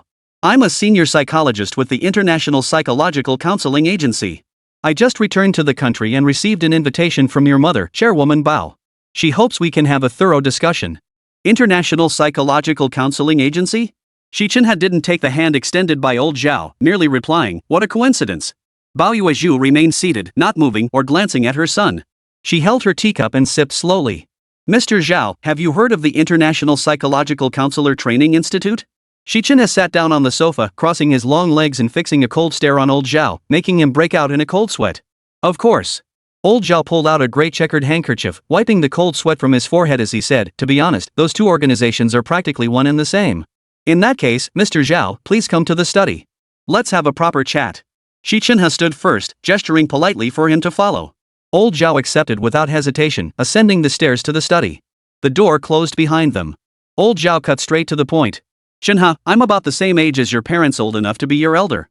Thank you for trusting me enough to agree to this meeting.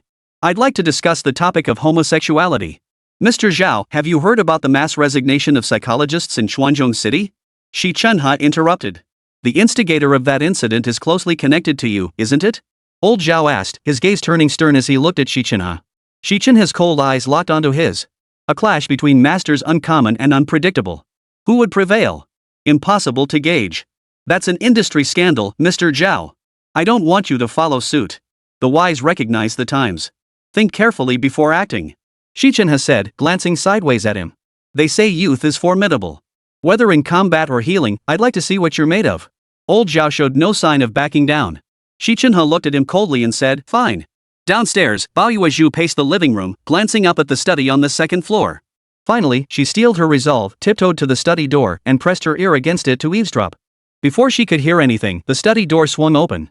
With no time to hide, she stood frozen in the doorway, adopting a cold demeanor as she asked in a haughty tone, "Old Zhao, I've reserved a private room and invited a few old classmates. Let's all get together." Old Zhao snorted coldly and stormed off in a huff.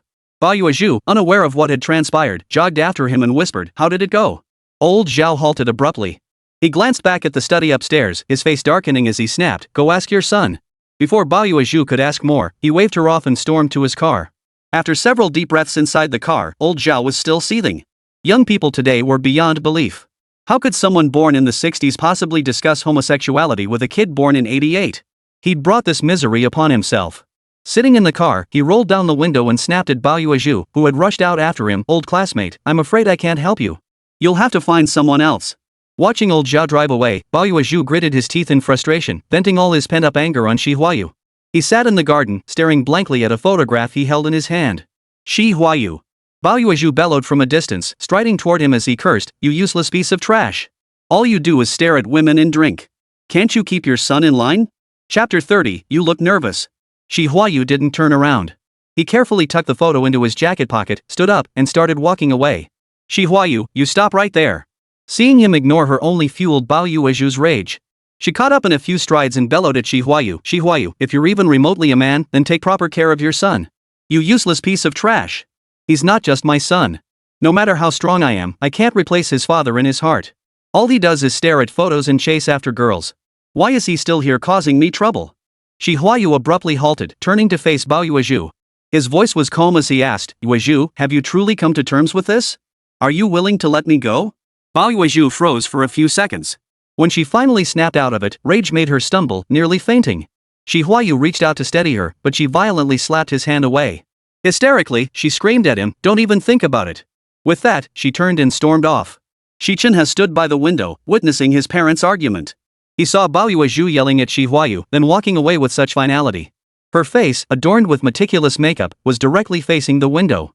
He saw her tears streaming down, her face drenched in tears. Again! This was the second time he'd witnessed her tears as she turned away. The bond between mother and son ran deep, and his heart ached. Xi Chenhe walked over and sat on the bed. His thoughts drifted inexplicably to Liu Mingzhong's mother. That kind of selfless love, like the old ladies, was true love. But Bao Yueju? Had she ever given him even a shred of maternal affection since childhood? No. At this thought, Xi Chenhe's expression darkened. With a stone-cold face, he opened his laptop to review the medical records.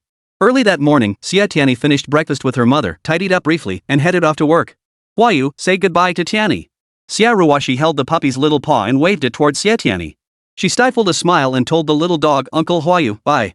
Xie Ruoxi's expression turned serious as she corrected earnestly, my Huayu is an adorable little cutie. Seeing her mother in good spirits, Xie Tianyi opened the door and stepped out. The moment she stepped outside, she stumbled upon Xu Qifan and Chen Hong in the midst of an argument. Xu Qifan, do you think you're the only man in the world? Once I step out this door, I'll definitely find someone better than you. Chen Hong emerged dragging a suitcase. Spotting Xie Tianyi, her eyes reddened and she nearly shed tears. Xie Tianyi walked over, grabbed the suitcase, and stopped her. Turning to Xu Qifan, she said, Qifan, why did you drive her away? Hurry up and make it up to her. Xu Qifan stood rooted to the spot, replying to Xie Tianyi, Tianyi, let her go. He didn't like her, he'd only hold her back. Chen Hong had paused, but upon hearing Xu Qifan's words, she grabbed her suitcase and dashed down the stairs. Xu Qifan made no move to chase after her. He stepped back a few paces and silently closed the door. Xie Tianyi shot a look of disappointment at Xu Qifan's closed door before hurrying downstairs. Chen Hong had already stepped out of the building's entrance. Xie Tianyi caught up in a few strides and walked beside her. Chen, Qifan's a bit clueless when it comes to romance. You. Before Xie Tianyi could finish, Chen Hong suddenly turned her head and smiled at her. Tianyi, I won't give up. Xie Tianyi had expected tears, but seeing her smile instead, she held back her advice. They chatted all the way to the intersection before parting ways. Arriving at Yuhua, a truck was parked at the entrance, its bed overflowing with flowers, roses, lilies, jasmine, fragrant and beautiful. As Xie Tianyi stood staring blankly, a worker called out, Who's Xie Tianyi? That's me. She stepped forward. The worker handed her a notebook and pen. Could you sign here, please? Why me? Xie Tianyi asked in confusion. These flowers are from Mr. Xi for you. Please sign for them, the worker replied politely. Mr. Xi Chenhe. She never imagined Xi Bingling would send her so many flowers. Please sign here. Seeing Xie Tianyi standing there frozen, the worker reminded her again. Xie Tianyi took the pen and signed her name. Yuhua's colleagues gazed at the mountain of flowers and exclaimed in unison, what a grand gesture. So extravagant. After arranging fresh blooms in each vase, Xie Tianyi borrowed several large buckets from the cleaning staff to preserve the remaining flowers. Just as she finished, Xi Chenhe arrived punctually, pushing open Yuhua's doors. Xie Tianyi, come to my office, Xi Chenhe called out to her before striding directly toward his office. Xie Tianyi followed closely behind, carefully settling into a chair. Her right hand rested on the table, fingers tapping out a rhythmic beat on the surface. Why did he send me so many flowers? When a boy gives flowers to a girl, does it mean he? Xie Tianyi's eyes widened as she looked around absent-mindedly, deep in thought. Xie Tianyi? Xie Tianyi? Xie good for nothing. Xi Chenhe watched the girl with wide eyes darting around the room, her fingers tapping rapidly on the desk. His voice rose as he called out, Xie good for nothing. She snapped to attention, standing straight and crisply replied, present. Xi Chenhe glanced at his watch, frowned, and said, the Liu Mingzhong case has been wrapped up perfectly. Write up a summary and hand it to me in half an hour. Half an hour? Xie Tianyi's fingers, pressed tightly against her trouser seam, tapped cheerfully as she asked, can I have an hour? No. Xi Chenhe shifted his gaze to the computer screen as he searched for information. Bring it to me in half an hour. Oh. Xie Tianyi turned away with a sigh and shuffled toward the door. Just as she reached it, Xi Chenhe's voice called from behind her, "You seem tense." Xie Tianyi halted, turning to face him. She hesitated over whether to answer his question. He remained focused on the screen, occasionally picking up a pen to jot notes in his notebook without glancing at her. His voice was cold as he ordered, "Hurry up." Stepping out of the office, Xie Tianyi widened her eyes, rolled them, puffed out her cheeks, and let out a long sigh before hurrying back to sit at her desk. Wenming's and Fan Li sat patiently on stones covered with newspapers, waiting for school to dismiss. This was the most secluded spot behind the campus, the very place Guoming had scaled the wall to escape last time. That kid hasn't been home in days. Where do you think he's gone? Fan Li fanned herself with an exquisitely crafted folding fan, catching the cool breeze while swatting away mosquitoes, her expression deeply troubled. Wen Mingzhong didn't answer her question. His dark brows furrowed as his cold eyes scanned the vast campus, lost in thought. The moment dismissal time arrived, Fan Li and Wen Mingzhong rose simultaneously, silently fixating on the school's 2-meter-high perimeter wall. 1 minute, 2 minutes, 10 minutes, 60 minutes passed. Panting, Fan Li and Wen Mingzhong raced to the school gate. Upon inquiring with the guard, they learned most students had already left. Boarders had finished lunch and begun their afternoon rest. Fan Li placed one hand on her hip, panting heavily as she asked, "Wen Ming's, are you sure Guoming came to class?" The guard, who knew Guoming well, shook his head and sighed. "Guoming? I know that kid. He never skips class, but he just likes to keep to himself." A few days ago, his homeroom teacher gently encouraged him to try communicating with classmates and teachers, or to accept their help. He flew into a rage, pulled a knife from his pocket, and threatened to slit his wrists. Since then, no teacher or student dares go near him. Chapter 31, Any questions? Before Wenming's and Fan Li could ask more questions, the guard continued, "I was the one who disarmed him. The teacher was worried about the consequences and is already discussing with the principal to have the boy expelled." Fan Li asked, "Brother, are you certain Guoming isn't a boarding student?" "Of course I can," the guard affirmed. "I've worked here for decades and know every blade of grass on campus. Forget boarding students, you won't find him. He usually climbs over the wall to get out." Wen Mingzhong had been deep in thought. Suddenly, he spun around and sprinted back along the path he'd come. Fan Li, unsure of his intent, hurriedly thanked the guard and quickened her pace to follow. Fortunately, having learned from experience, she wore flat sneakers this time and quickly caught up with Wenming's. Standing on the path leading into the woods, Wenming's watched the figure vanish into the forest steps before stopping Fan Li. "Don't chase him," he said, his thick brows furrowed as if facing a difficult situation. "He was hiding behind the wall to avoid us. Could he know we're psychologists?" Fan Li stared into the forest, her voice tinged with reluctance. "We finally caught him. We should chase him." "No," Wenming's replied coldly. "Our job isn't to chase him, but to observe him and develop a scientifically sound treatment plan. He isn't hiding from us, nor does he know we're psychologists. He's hiding from everyone in this world." Fan Li sighed with deep concern. "He really is sick." When Mingzhong glanced at her. Realizing her choice of words was inappropriate, she shot him a sidelong look, snorted coldly, straightened her back, and walked away first. When Mingzhong watched her proud retreating figure and quickened his pace to catch up. "Dr. Fan, next time, why don't we discreetly follow him to see where he actually goes? Grandmagua said he hasn't been home in ages."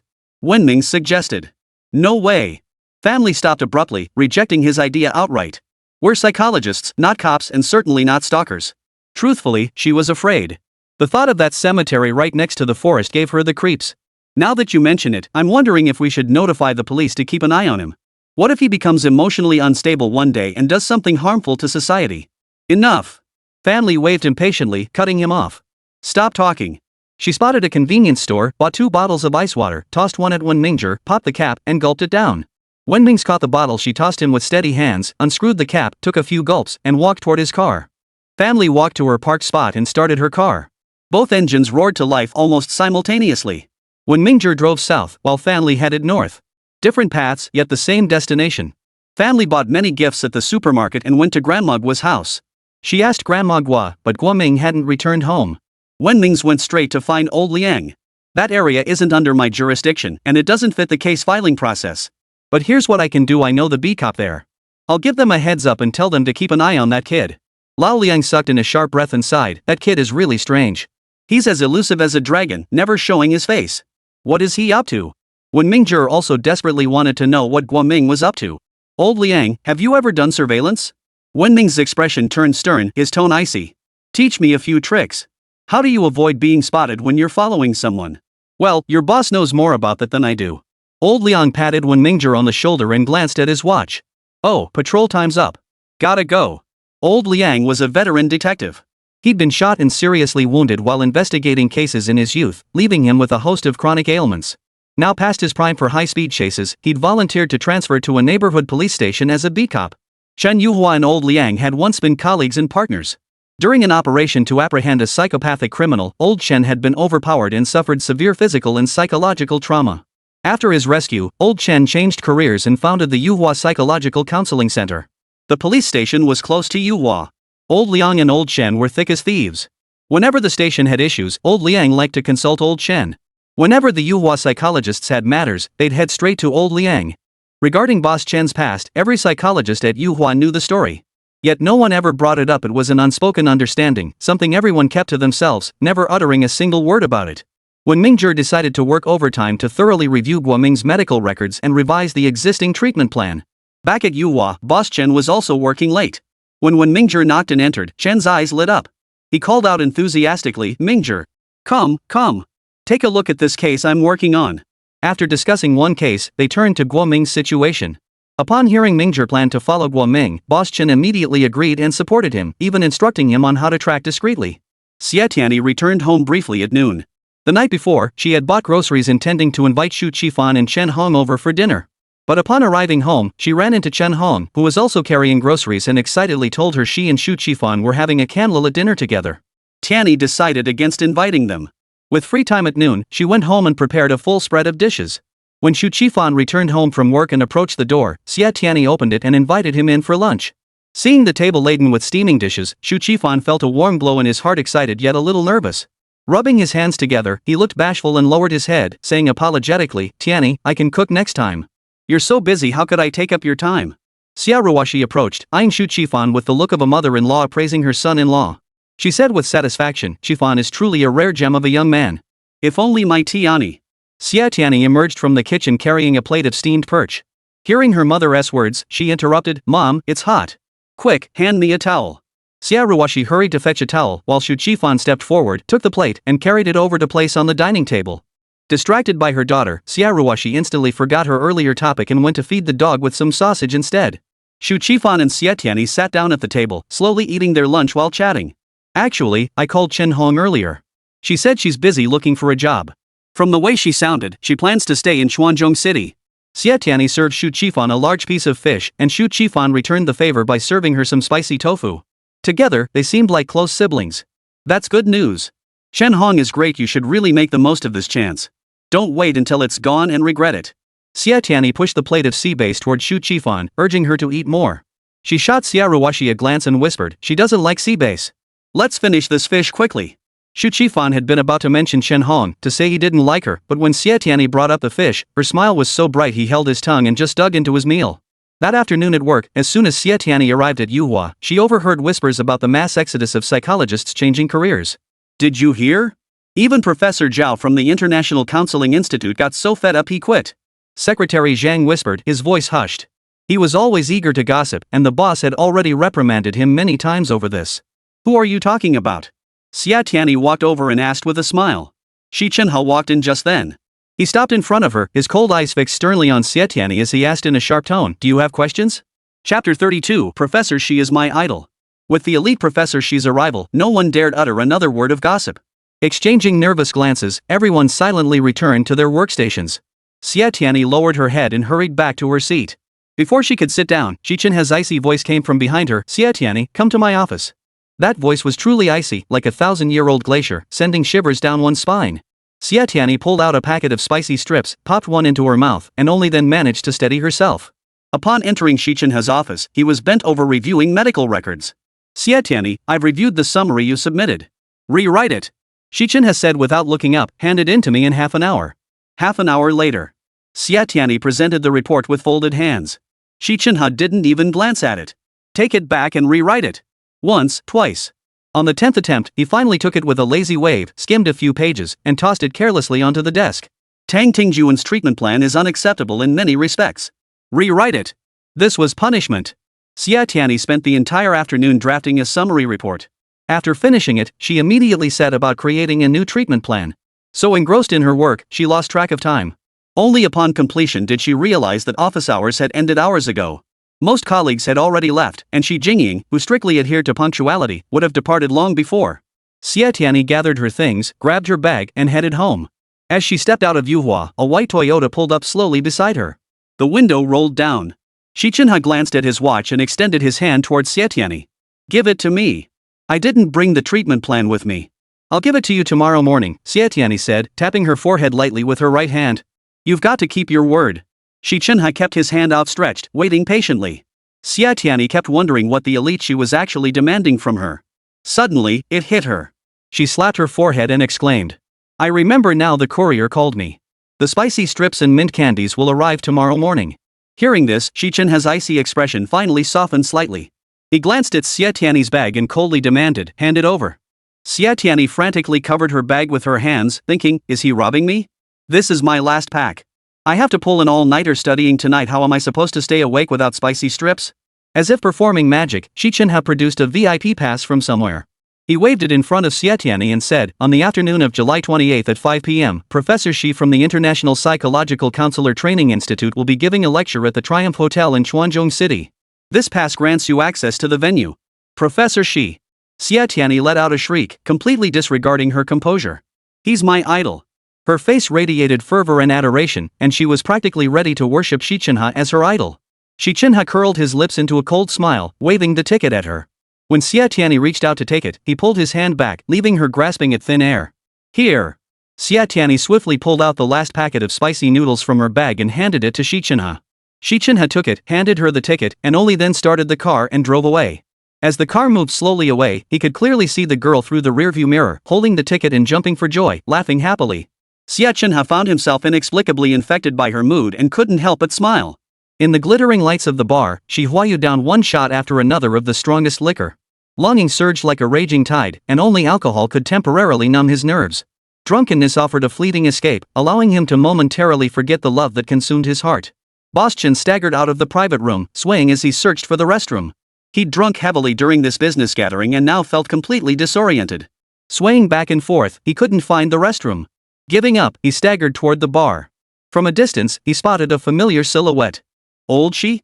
he called out tentatively. Hearing his name, Xi Huayu turned his head, squinting drunkenly at Chen Yuhua. "Old Chen." Xi Huayu staggered to his feet, but his body swayed and he plopped back down heavily onto a bar stool. "Come on, have a drink with me." Chen Yuhua walked over, sat beside him, asked the waiter for a glass, poured himself a full glass of liquor, clinked glasses with Xi Huayu, and downed his drink in one gulp. "Old Xi, did Huayu cause trouble again?" Chen Yuhua gave Xi Huayu a sidelong glance and patted his shoulder consolingly. Xi Huayu downed several shots in quick succession, his head drooping in defeat, looking utterly dejected and defeated. "My wife's domineering, my son's a good for nothing, and the one I long for is nowhere to be found." Ah. After several deep sighs, Xi Huayu slurred, "That home is like a cage. I can't escape it, no matter how hard I try." Chen Yuhua couldn't find the right words to console him, so he just gave his shoulder a heavy pat instead. "Old Chen, you know what? Not long ago, we went to great lengths to arrange a marriage for Chenhe. But that good-for-nothing brat actually said he only likes men." Xi Huayu raised his hand and slapped himself across the face. "I can't even admit he's my son. What a disgrace." Hearing Xi Huayu's words, Chen Yuhua sobered up considerably. "That can't be right, old Xi." Chen Yuhua patted Xi Huayu's shoulder. "I refuse to believe Chenhe is that kind of person." Though he'd never seen Xi Chenhe get close to any woman or man, for that matter. The boy had a peculiar personality, disliking being touched by others. At first, Chen Yuhua had suspected he might have OCD. After observing him for a while, he realized the boy simply didn't like physical contact and had no other issues, which put his mind at ease. But he brought home a boyfriend named Shouwen. Xi Huayu slapped his forehead and sighed, looking up. "How did I end up with such a disappointing son?" Chen Yuhua still couldn't believe Xi Chenhe had any issues with his orientation. Xi Huayu was his classmate and a close old friend. Seeing him so distressed, Chen Yuhua couldn't just stand by. "Old Xi, don't panic just yet." Chen Yuhua had drunk quite a bit, and the alcohol clouded his mind. He patted his chest and assured Xi Huayu, "Leave Chenhe's matter to me. Even if what you say is true, I'll arrange the best psychologist to help him. I'll get him settled down soon, so you and Yuhua can hold a chubby grandson in your arms." He'd even taken on the responsibility of ensuring they got a grandchild, completely forgetting that Yuhua Psychological Counseling Agency still had a mountain of work waiting for him to handle. Hearing his old friend's solemn promise, Xi Huayu ordered a glass of warm water. Gulping it down in one go, his mind cleared slightly. "Old Chen, if you can help me, that would be fantastic. I'd even let my grandson call you Grandpa." "Oh, no way. Yuhua waved his hands repeatedly. I can't afford to cross Yuhua. Can't afford to cross her? The moment Yuhua finished speaking, a cold female voice rang out behind them. Both men spun around simultaneously. The sight of Bao Yuezhu sobered them up considerably. Yuhua stood up, awkwardly waving at Bao Yuezhu. Yuezhu, what a coincidence! He then slapped his forehead. I have another meeting in the private room. I'll have to leave first. Let's meet another day. With that, he practically fled the scene. Huayu ignored Bao Yuezhu. After settling the bill, he smoothed his suit and walked straight out. At the car, Bao Yuezhu coldly ordered her bodyguard, starting today, wherever Mr. Xi goes, you must inform me immediately. Huayu was just opening the car door to get in when he heard Bao Yuezhu's words. He slammed the door shut forcefully, walked up to her, and said, I'm not a prisoner. With that, he turned and walked away, never once looking back. Chapter 33, Does your family need a nanny? Deep into the night, the city slept, but Xie Tianyi lay awake. Lying in bed, she held the ticket to Professor Xi's lecture, examining it under the lamp again and again. She rolled around happily, occasionally kissing the exquisitely crafted ticket. Professor Xi had become her idol because of her mother's sudden illness. If only he could treat Mom, Xie Tianyi thought, her eyes wide as she stared at the ceiling. Knock knock knock. Xie knocked lightly on the door and asked from outside, Tianyi, why aren't you asleep so late? Xie Tianyi tucked the ticket under her pillow and replied, I'll go to sleep now. Xie opened the door and scolded gently, you forgot to turn off the light again. Her hand hovered over the switch, hesitating before she continued, Tianyi, I heard Ichi Lane is being demolished. Once we move away, what if your dad comes home and can't find us? Hearing her mother mention dad made Xie Tianyi ache inside. She knew perfectly well Xie was lying, but she couldn't bear to expose her. Sitting up, she hopped off the bed and walked to the doorway. In a soft, soothing voice, she coaxed her mother, Mom, if you don't want to move, we'll stay right here. We won't go anywhere. Come on, let me help you back to your room to rest. After hearing her daughter's words, Xie asked no more questions and let her daughter help her back to bed. Early in the morning, the city gradually awoke. More and more people filled the streets. Xie Tianyi walked along, nibbling on a piece of bread. She had gotten up before 5 to go to work, hoping to finish her day's tasks early so she could attend Professor Xi's lecture. The Yuhua security gate opened at 6 o'clock. At 6:30, Xie Tianyi entered Yuhua alongside her colleagues. Liu Mingzhong's case was nearly wrapped up. She had visited him yesterday during a break and found he had already begun actively job hunting. Today's primary focus remained Tang Tingjuan's case. After consulting with the elite Xia, they unanimously decided to first attempt contact with Tang Tingjuan before making any final decisions. After the morning meeting, everyone at Yuhua received spicy strips and mint candies sent by Xie Tianyi. Boss Chen was utterly exasperated. He stood up, hands behind his back, pacing back and forth in his office. Last night, he'd made a bold promise to an old friend, even taking responsibility for the other man's grandchild. Drinking really was a bad idea. Now, how was he supposed to broach the subject with the young man? Even an impartial judge struggles with family matters. This kid's situation seemed trickier than solving a case. He glanced at the mountain of medical records piled on his desk, plopped down, picked up a file, and started flipping through it. After a few pages, he set it down, stood up, and walked out with his hands behind his back. He headed straight for Xi Chenhe's office, plopping down in a chair. His hands folded together, thumbs moving rapidly, his calm gaze scrutinized the young man seated across from him. Get to the point. In half an hour, I'm taking my assistant to Tang Tingjuan's place. I have a lecture this afternoon and won't be back. Call me if anything comes up. Xi Chenhe delivered his usual icy tone without once lifting his head. You're the same with everyone, aren't you? Boss Chen sighed, stood up, and walked out with his hands behind his back. Only after the office door closed did Xi Chenhe lift his head, glancing thoughtfully toward the doorway. Half an hour later, Xie Tianyi and Xi Chenhe settled into the car and headed toward Tang Tingjuan's residence. When Mingzhong and family sat by the roadside, craning their necks in eager anticipation, hoping Guoming would appear soon. Family kept glancing at her wristwatch, frowning as she muttered, class started ages ago, and there's still no sign of him. Does that kid fly or something? Family suddenly slapped her forehead in realization. He can't possibly be born with superpowers. When Mingzhong's phone rang, he pressed the answer button, and family promptly shut her mouth, cutting herself off. Teacher Yao, are you sure he's already in class? Okay, got it. Thanks. After hanging up, when Mingzhong swiftly dialed another number. When it connected, he asked coldly, are you certain he didn't enter through the main gate? After listening for over 10 seconds, his expression grew increasingly stern. Alright, I understand. Hanging up, Wenming placed his hands on his hips and paced back and forth. He glanced at the main road leading to the city, then at the small path branching off toward it. Running his fingers through his hair, he frowned deeply. Beyond the path lay only the cemetery and the forest. Could it be? No, impossible. How could a child live in the forest or the graveyard? He wasn't stupid. Spending the night in a place that even adults feared that would mean he was either mad or foolish. Either way, he must be ill. And a sick person would. Wen Mingzhong shook his head, then scratched his head, unable to decide for a moment. Since we can't intercept him on his way to school, we'll block him behind the wall instead. This time, we'll hide so he doesn't spot us. Wen Ming's frowned deeply, his voice cold. Fan Li suggested, why don't we split up? I'll wait here while you intercept him behind the wall. No need. Wen Mingzhong walked ahead without turning back. He won't show up here. While waiting outside the wall for Guoming, teacher Yao called to vent, Dr. Wen, please help us. That smell on Guoming is overwhelming the students and teachers. Ugh, it's unbearable. What kind of smell? Before teacher Yao could answer, Wen Mingzhong pressed, is it like a cemetery? Teacher Yao replied, it's also rancid. I don't know how long it's been since he last bathed or changed clothes. Hanging up, Wen Mingzhong turned his head and gazed into the depths of the forest. Beyond the trees, he saw a youth clutching a gravestone, fast asleep. Xi Chenhe and Xie Tianyi stood at the entrance of Tang Villa, waiting for the guard to announce their arrival. Moments later, a young man dressed in a designer suit emerged from the house. Spotting Xi and Xie, he greeted them politely, please, come in. Xi Chenhe said nothing, giving Xie Tianyi a knowing look to signal she should handle the initial inquiry. Mr. Tang, we spoke earlier.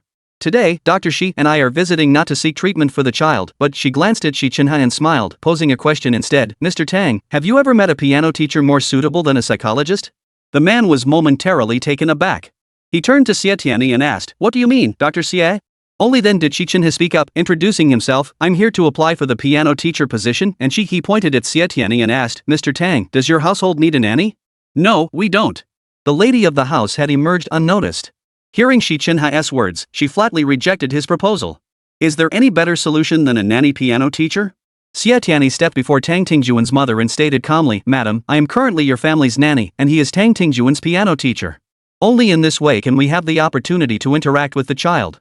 Only in this way will the child not harbor suspicions toward us.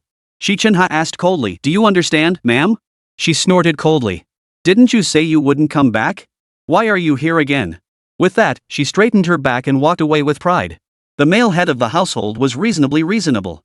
He understood that Xi and Xie genuinely cared for the child and sincerely wanted to help him. He made the decision on his own, alright, from now on, you are the nanny of the Tang family, and he is the piano teacher. Please. As she walked into the Tang residence with the man, Xie Tianyi felt a flutter of unease in her heart. Working as a nanny for the Tangs hadn't been part of the treatment plan. It was Xi Chenhe's last-minute decision, and she'd agreed because she thought it was a good idea. But if she had to live at the Tang residence, what would happen to her mother? Chapter 34, the idol has always been by her side. After entering the house, the male had instructed the staff to summon Tang Tingjun to meet the new piano teacher, but Xi Chenhe stopped him. Today we're just here to familiarize ourselves with the environment. I'm confident I can handle the piano teaching duties perfectly well. As for the nanny role, it's merely a cover. I want her to stay with me and be available to assist whenever needed. Xi Chenhe looked up at the second floor and pointed to a room at the end of the hallway. His bedroom is that one. The male owner instantly regarded Xi Chenhe with newfound respect and admiration. Thank you, thank you. Xi Chenhe surveyed the surroundings before telling the homeowner, that's all for today. I'll come tomorrow to begin formal lessons. He then shot Xie Tianyi a cold glance and said, let's go. Leaving the Tang residence, the entire morning had passed. As noon approached, Xie Tianyi planned to return home briefly. She had a lecture to attend that afternoon, where she would finally meet her idol. She wanted to change into a dress to make a grand entrance. The thought alone was delightful. Lost in her daydreams, a cold voice suddenly snapped her back to reality. Get in the car. Xie Tianyi snapped back to reality and waved at Xi Chenhe. I need to go home for lunch to get ready for meeting my idol this afternoon. Prepare? Men and women really are different. A girl's thoughts were impossible to fathom. Xi Chenhe couldn't quite grasp her logic. What preparation was needed to meet an idol? Could it be she was bringing a gift? Change clothes. Xie Tianyi replied. She said goodbye and turned to leave. Wait. Xi Chenhe watched her retreating figure. Her white dress looked absolutely stunning on her. He couldn't understand why she needed to go home to change. Without giving it much thought, he casually called out, I'll treat you to lunch. Lunch? The aloof, elite Xie Chenhe was inviting her to lunch? Xie Tianyi looked up at the sky and muttered to herself, did the sun rise from the south today, or the north? The Triumph Hotel. I'm leaving now. Xi Chenhe pretended to start the car but didn't move immediately. Xie Tianyi spun around swiftly, opened the door with practiced ease, and climbed in. Hey, you two share the Xi surname. That makes you relatives, right? Why don't you introduce me? Let me meet him? Upon hearing Xi Chenhe mention Triumph Hotel, Xie Tianyi began scheming in her mind. Relatives. Xi Chenhe spat out the two words coldly, his voice sounding strangely off. Xie Tianyi glanced at him, catching only his tense profile. I see restraint and endurance on your face. Laugh when you want to laugh, cry when you want to cry. Why does this man have to live wearing a mask? How pitiful. Xi Chenhe glanced at her, then abruptly changed the subject with a cold question. How did you meet Professor Xi? Back then, Mom fell ill. Boss Chen came to provide psychological therapy for her. Since he wasn't specialized in the type of psychological disorder Mom suffered from, he mentioned Professor Xi to me. When Xie Tianyi spoke of Xie Ruoxi's illness, her voice was gentle as water, softly settling deep within Xi Chenhe's heart. My greatest wish since joining Yuhua was to earn the recognition of both boss and our patients through my own efforts. I hope to study at an international counseling training institute someday and meet Professor Xi in person. And to see my mother fully recover, so that every soul in this world could be mentally healthy and strong. I'll make it happen. Xi Chenhe stared straight ahead, slowly uttering the 3 words. He always spoke with a habit of leaving suspense, inviting speculation. Over time, Xie Tianyi grew accustomed to merely listening, no longer trying to decipher the meaning behind his words, and thus didn't take them too seriously. Upon arrival, Xie Tianyi and Xi Chenhe walked side by side down the red carpet leading to the hotel entrance. The moment they appeared, the uniformed staff recognized Xi Chenhe instantly. They bowed deeply with respect. Mr. Xi. Before the greeting could be completed, Xi Chenhe cut them off with a cold tone. Lunch first. Lead the way. The waitstaff respectfully escorted the two to a luxurious private dining room. Xi Chenhe sat directly at the massive round table, deftly laying out the tablecloth. He picked up a water glass and sipped warm water slowly. Xie Tianyi sat beside him, glancing around the spacious private room with a flicker of unease. Wouldn't many people be joining them for the meal soon? Though she considered herself fairly resilient, she wasn't accustomed to such grand occasions. Before long, the waitstaff began serving the dishes. A large procession of over a dozen servers arrived, each carrying a platter of dishes. They methodically arranged the dishes on the table, revealing an array of delicacies, exquisite mountain and sea treasures. Xie Tianyi couldn't help but swallow several times, itching to dive in with her chopsticks. Xi Chenhe caught the girl's subtle reaction beside him. A faint smile touched his lips as he coldly ordered the remaining waitstaff still standing, "Wait outside." The waitstaff filed out one by one. Once the private room door closed, Xie Tianyi eagerly picked up her chopsticks. Before digging in, she double-checked with Xi Chenhe. "It's really just you and me?" Xi Chenhe ignored her, turning the dining table to his liking, selecting his favorite dishes, and beginning to eat. Without his reply, Xie Tianyi hesitated to touch her chopsticks. Xi Chenhe elegantly placed the food into his mouth, chewing slowly. After swallowing, he wiped his mouth with a napkin and said coldly, "I'm accustomed to dining alone." Xie Tianyi thought he was dismissing her. She sprang to her feet, ready to slip away. Xi Chenhe added, "But 2 is better." He thought to himself, how silly. Xie Tianyi sat back down and picked up her chopsticks, digging in heartily. After just a few bites, Xi Chenhe's icy voice drifted down from above her. "Mind your manners." Xie Tianyi felt a chill run up her spine. She hurriedly ladled a bowl of hot soup to soothe her freezing heart. After eating her fill, Xie Tianyi belched contentedly, picked her teeth with a toothpick, and sighed with satisfaction. Being an elite's assistant is truly wonderful. After the waitstaff tidied the private room, a group of men and women suddenly entered. Leading the way was a middle-aged woman wearing glasses. She pulled a document from her briefcase and respectfully handed it to Xi Chenhe. "Professor, everything is arranged. Here is the speech manuscript." With a gentle wave of her hand, a girl carrying a makeup bag approached and said respectfully to Xi Chenhe, "Professor, please take a seat." After Xi Chenhe sat down, the girl deftly opened her makeup bag, took out cosmetics, and began applying makeup to Xi Chenhe. Once the makeup was complete, the middle-aged woman instructed, "Hairstylist." Immediately, a handsome young man approached to style Xi Chenhe's hair. Xie Tianyi had never witnessed such a scene before. She stood by, wide-eyed and speechless, her expression shifting between bewilderment and deep thought, a true master of facial expressions. "Professor, makeup, speech. Professor Xi?" A sudden realization struck Xie Tianyi. She clapped her hands sharply, walked up to Xi Chenhe, circled him once, and exclaimed in realization, So the idol has been right beside me all along." The stylist finished styling Xi Chenhe's hair. A middle-aged woman took the suit from an assistant and handed it to him. Xi Chenhe didn't take it immediately. He glanced at the girl, her mouth slightly agape in surprise, and asked calmly, "Is there a problem?" No. Xie Tianyi waved her hands frantically. Her face flushed crimson, her nerves frayed. To mask her embarrassment, she lifted her gaze, attempting to force a smile that failed to materialize. Instead, her expression remained frozen as she asked, "Need help?" Xi Chenhe's face darkened as he held up the suit in his hand and headed toward the dressing room. Just as he entered, the corners of his lips curled upward, revealing a faint smile. As the private room emptied, Xie Tianyi was left alone. Only then did she place a hand over her pounding heart. The next moment, she bounced up and down, cheering with excitement, nervousness, and an overwhelming sense of happiness. She had casually met her idol, shared a meal together, and most importantly, she was his assistant. Chapter 35, She's Just a Rookie. Xie Tianyi entered the venue early.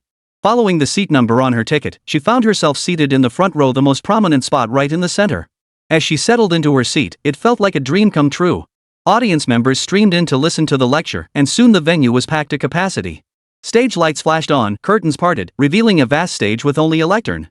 Actually, I prefer being called Professor Xi rather than Dr. Xi. A spotlight fell upon the young, handsome man. He shone like a dazzling star, so radiant and captivating, yet carrying an almost mesmerizing quality that made it impossible to look away.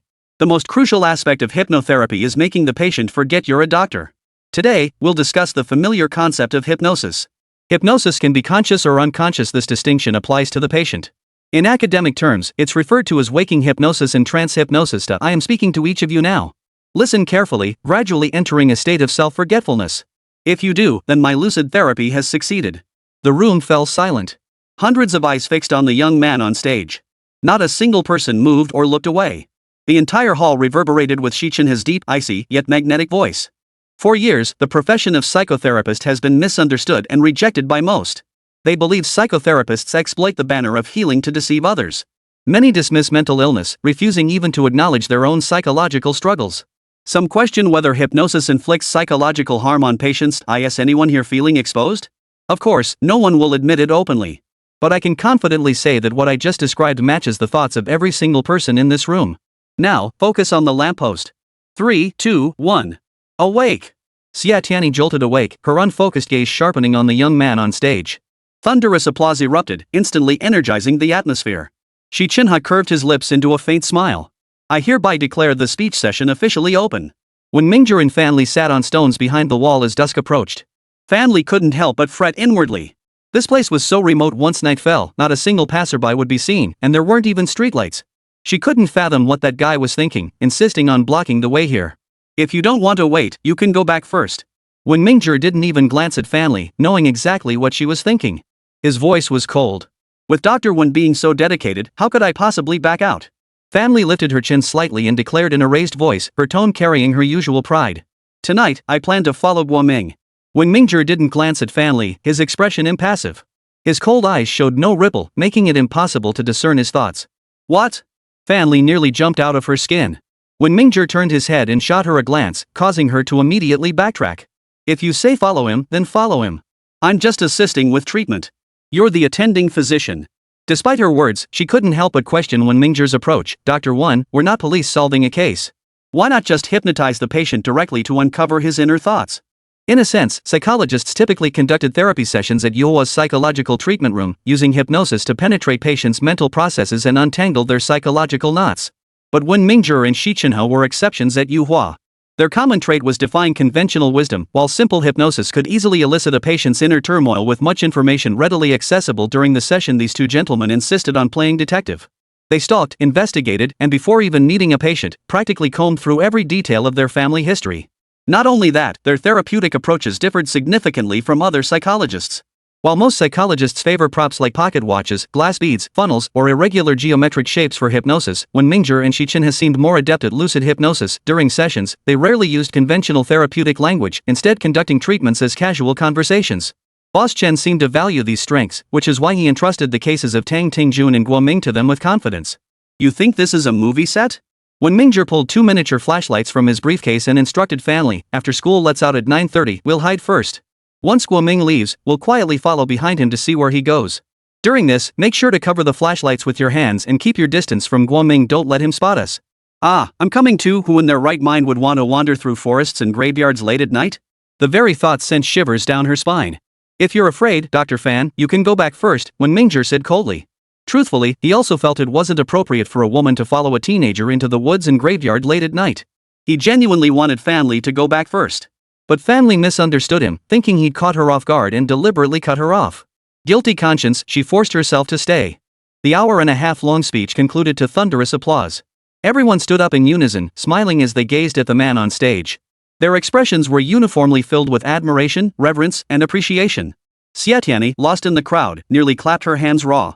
Watching the dazzling figure on stage, her heart swelled with pride. Xi Chenhe stood silently on stage, his face as cold as ever, his emotions impossible to read. After the speech concluded, most attendees had departed. The curtain had fallen, and the stage lights had been off for quite some time. Yet Xie Tianyi remained transfixed, gazing at the stage as if that godlike man still stood there, delivering his impassioned speech. Xie Tianyi. A cold yet magnetic voice echoed through the vast hall. Let's go. The reverberations lingered like melodious notes. Xie Tianyi turned toward the voice. Xi Chenhe was walking tall and striding toward the emergency exit. She froze for a few seconds before hurrying after him, walking side by side with him as they exited the venue. As they reached the lobby of the Triumph Hotel, a female attendant ran toward them, calling out, Tianyi. Xie Tianyi. Hearing her name, Xie Tianyi halted and turned to face the approaching attendant. Xi Chenhe didn't leave immediately. Instead, he stopped, arms crossed over his chest, standing there with a pair of cold eyes fixed on Xie Tianyi. Tianyi, it really is you. Chen Hong glanced at Xi Chenhe, shivering slightly at his icy demeanor before cautiously waving her hand in greeting. Chen Hong, what are you doing here? Noticing her uniform, Xie Tianyi grabbed her hand. So you work here now? Chen Hong smiled. Yes, I found a job as the hotel lobby manager. My uncle helped me get it. She seemed genuinely happy, clearly loving the job. Chen Hong glanced cautiously at Xi Chenhe before leaning closer to Xie Tianyi and whispering, Professor Xi's lecture was truly brilliant. I hear he's a legend in the field, but he has this expressionless face, never smiles, just so cold it sends shivers down your spine. He's actually a really nice person, Xie Tianyi replied with a sweet smile, her voice brimming with pride. I'm his assistant. Xi Chenhe had sharp ears. Every word they whispered reached him clearly. Hearing Xie Tianyi's bold claim, he walked over, gave her a cold glance, and said flatly, she's just a rookie. Chapter 36, I need your cooperation. With that, he turned and walked away. Chen Hong stuck out her tongue playfully at Xi Chenhe's retreating back. As if he had eyes in the back of his head, Xi Chenhe abruptly halted, whirled around, and shot them a cold glare. Chen Hong immediately clamped her hand over her mouth. Xi Chenhe turned and walked away. After a considerable distance, seeing Xie Tianyi hadn't followed, he called out coldly, let's go. Xie Tianyi waved at Chen Hong, muttered talk to you later, and hurried after him. Xi Chenhe pulled open the car door, about to slip into the driver's seat, when Xie Tianyi intercepted him. Wait, idle. Let me drive for you. Xi Chenhe turned to look at Xie Tianyi, his gaze clearly appraising. Idle no, Professor Xi, from now on, leave the little things like driving, serving tea, or handing water to me. Xie Tianyi grabbed Xi Chenhe's arms, trying to push him away. Xi Chenhe lowered his eyes, his gaze fixed on the hands clasping his arms. Oh, sorry. Xie Tianyi quickly withdrew her hands, apologizing repeatedly, I'm sorry, I forgot you dislike being touched. In the past, she would have retorted, what's wrong with me touching you? But now, her status had changed. She was no longer ordinary. I don't like people touching my car either. With a cold remark, Xi Chenhe opened the door and slid into the driver's seat. The big shot wasn't someone to mess with. Xie Tianyi dared not utter another word and cautiously took the passenger seat. Just as Xi Chenhe was about to start the engine, his phone vibrated.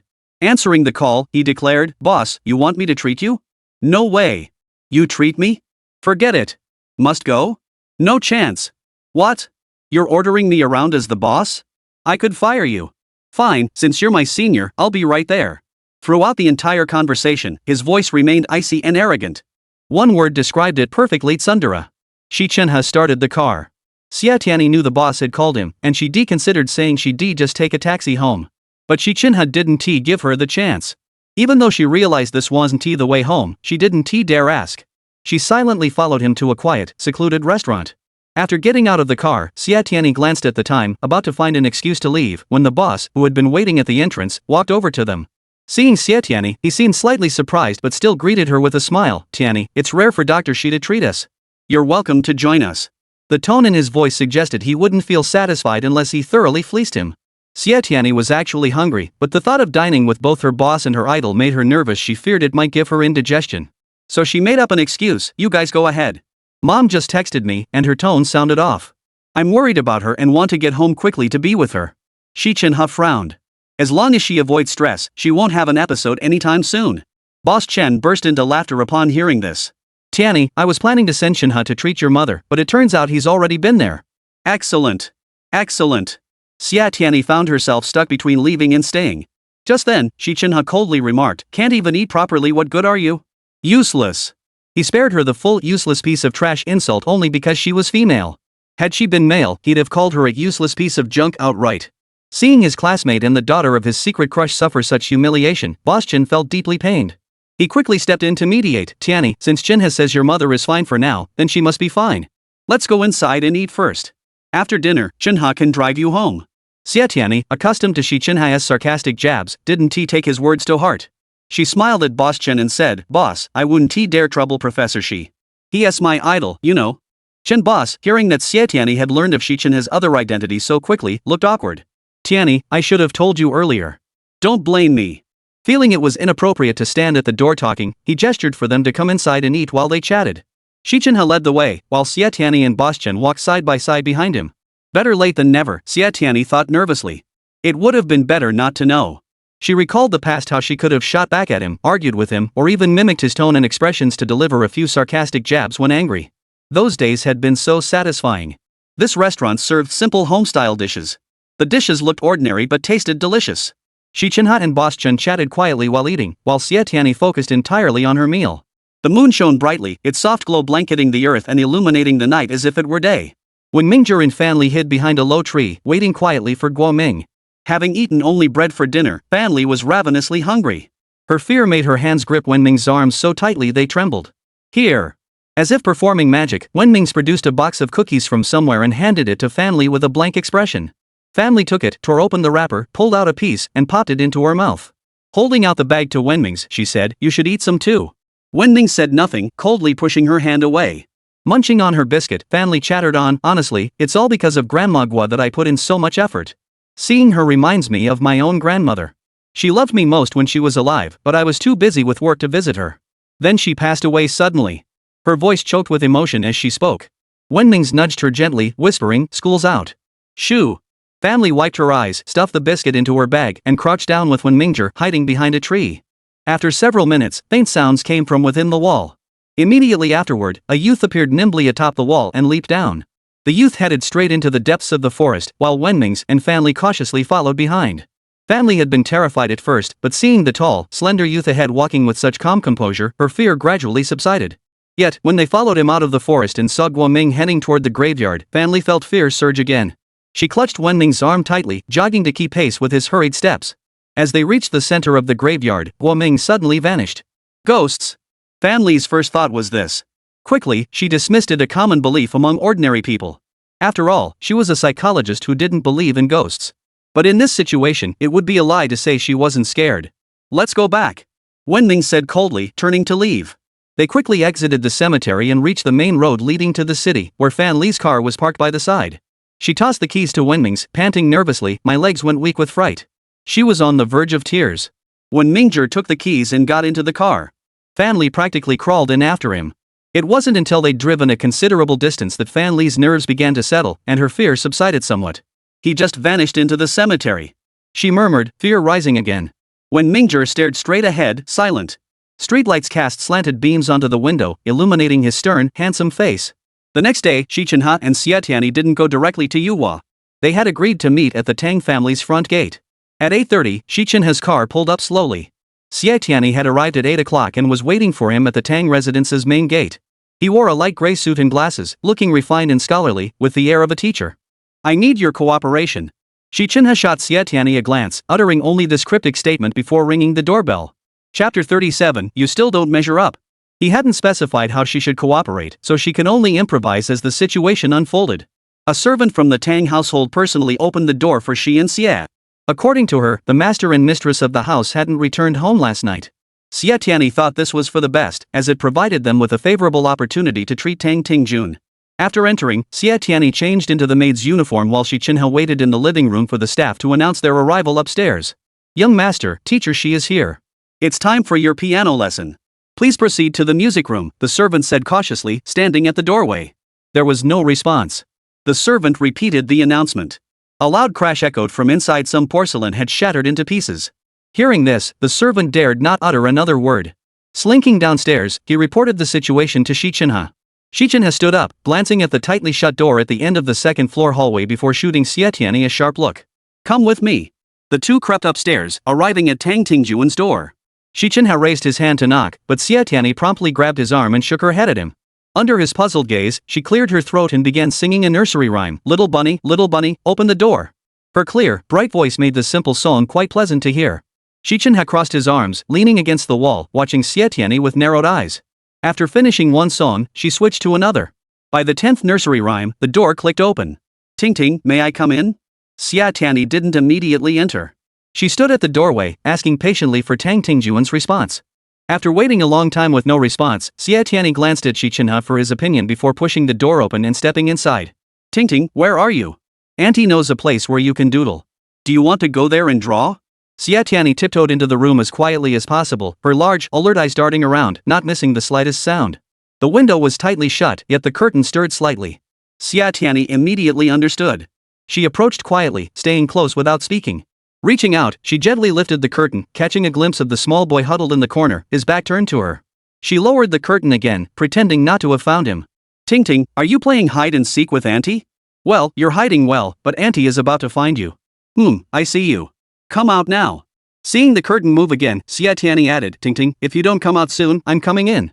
She moved slowly, taking a few steps back, then a few steps forward, silently counting, 10, 9, 8. By 5, the curtain fluttered again. The little boy poked his head out, staring warily at Xie Tianyi. Ting Ting, Auntie found you. Was this game fun? Shall we play again next time? Now, your piano teacher. Before Xie Tianyi could finish, Tang Tingjun yanked his head back behind the curtain and began shrieking at the top of his lungs, ah ah ah. The shrieks were sharp and piercing, one after another, each one like a heavy hammer blow, pounding relentlessly against Xie Tianyi's heart.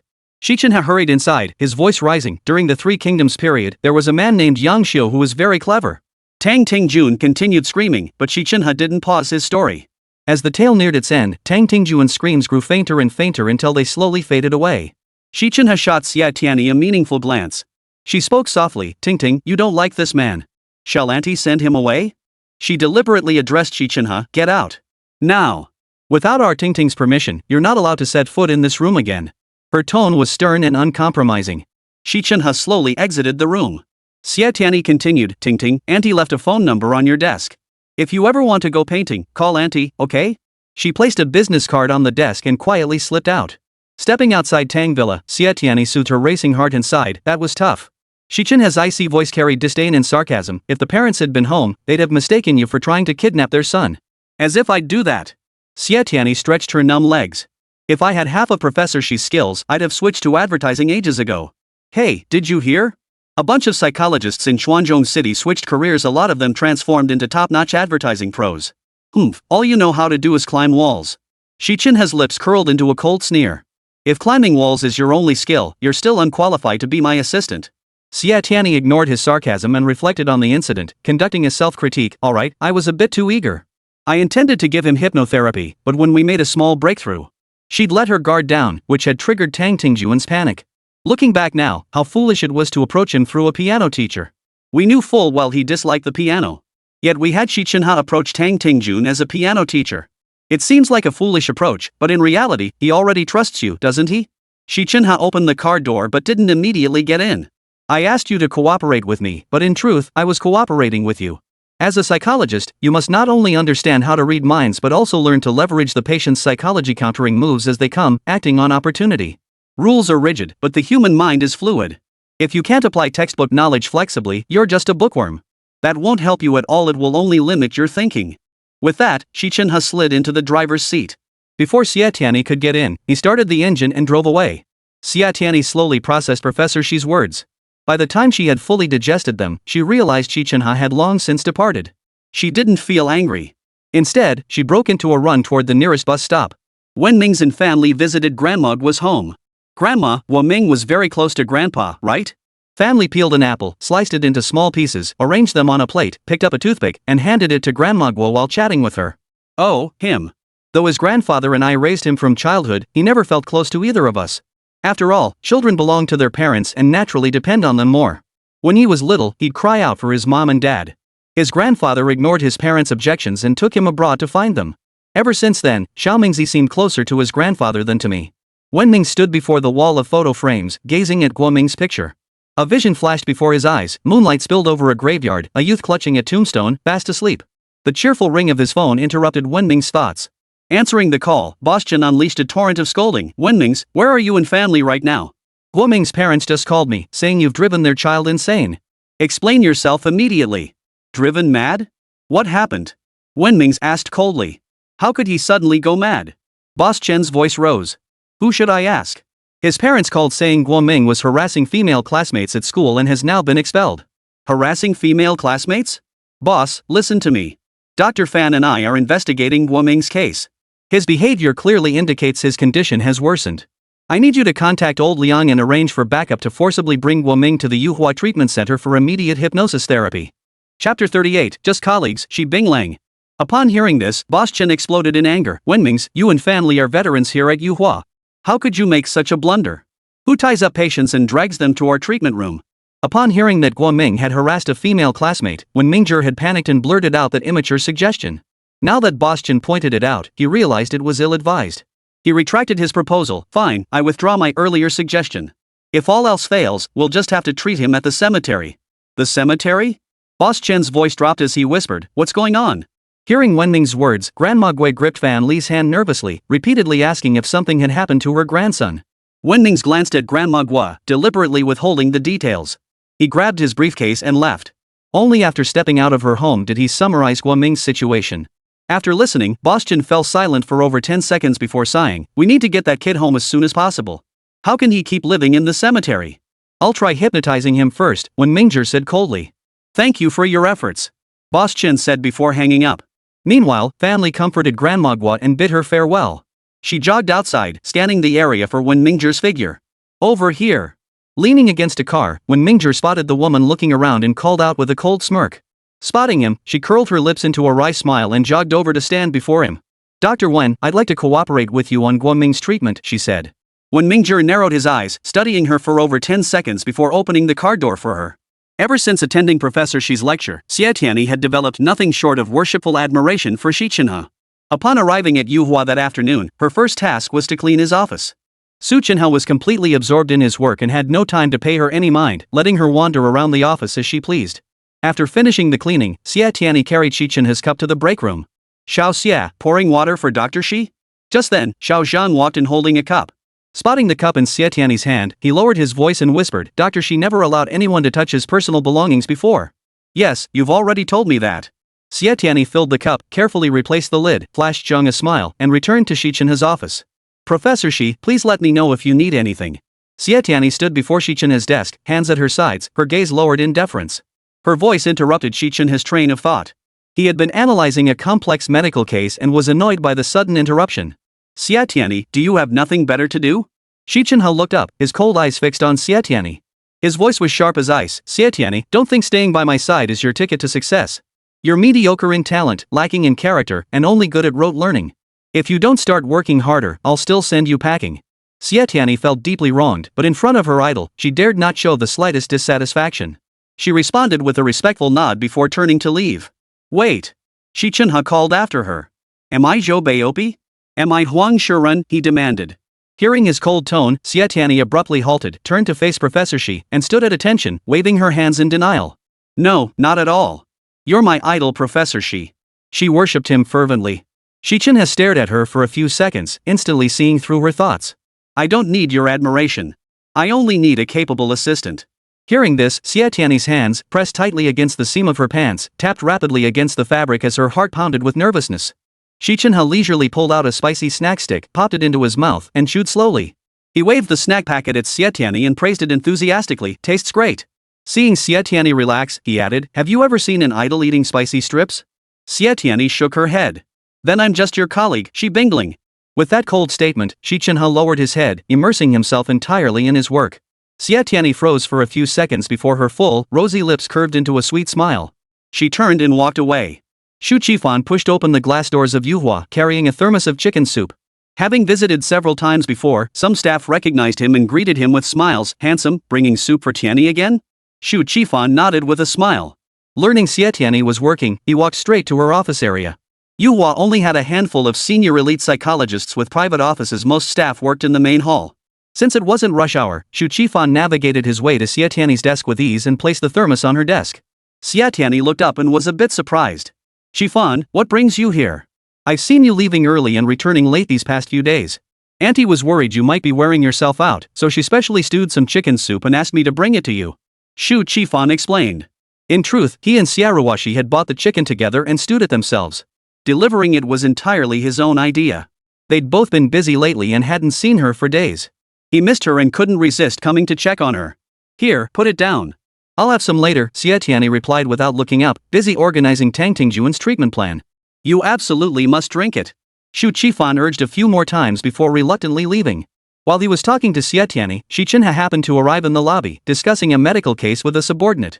Every word of their conversation reached Xi Chenhe's ears. The expression on Xu Qifan's face when he spoke to Xie Tianyi, the tone of his voice, the way he looked at her, all of it screamed that the kid was head over heels in love. An inexplicable irritation welled up in Xi Chenhe, and he lost all interest in continuing the discussion.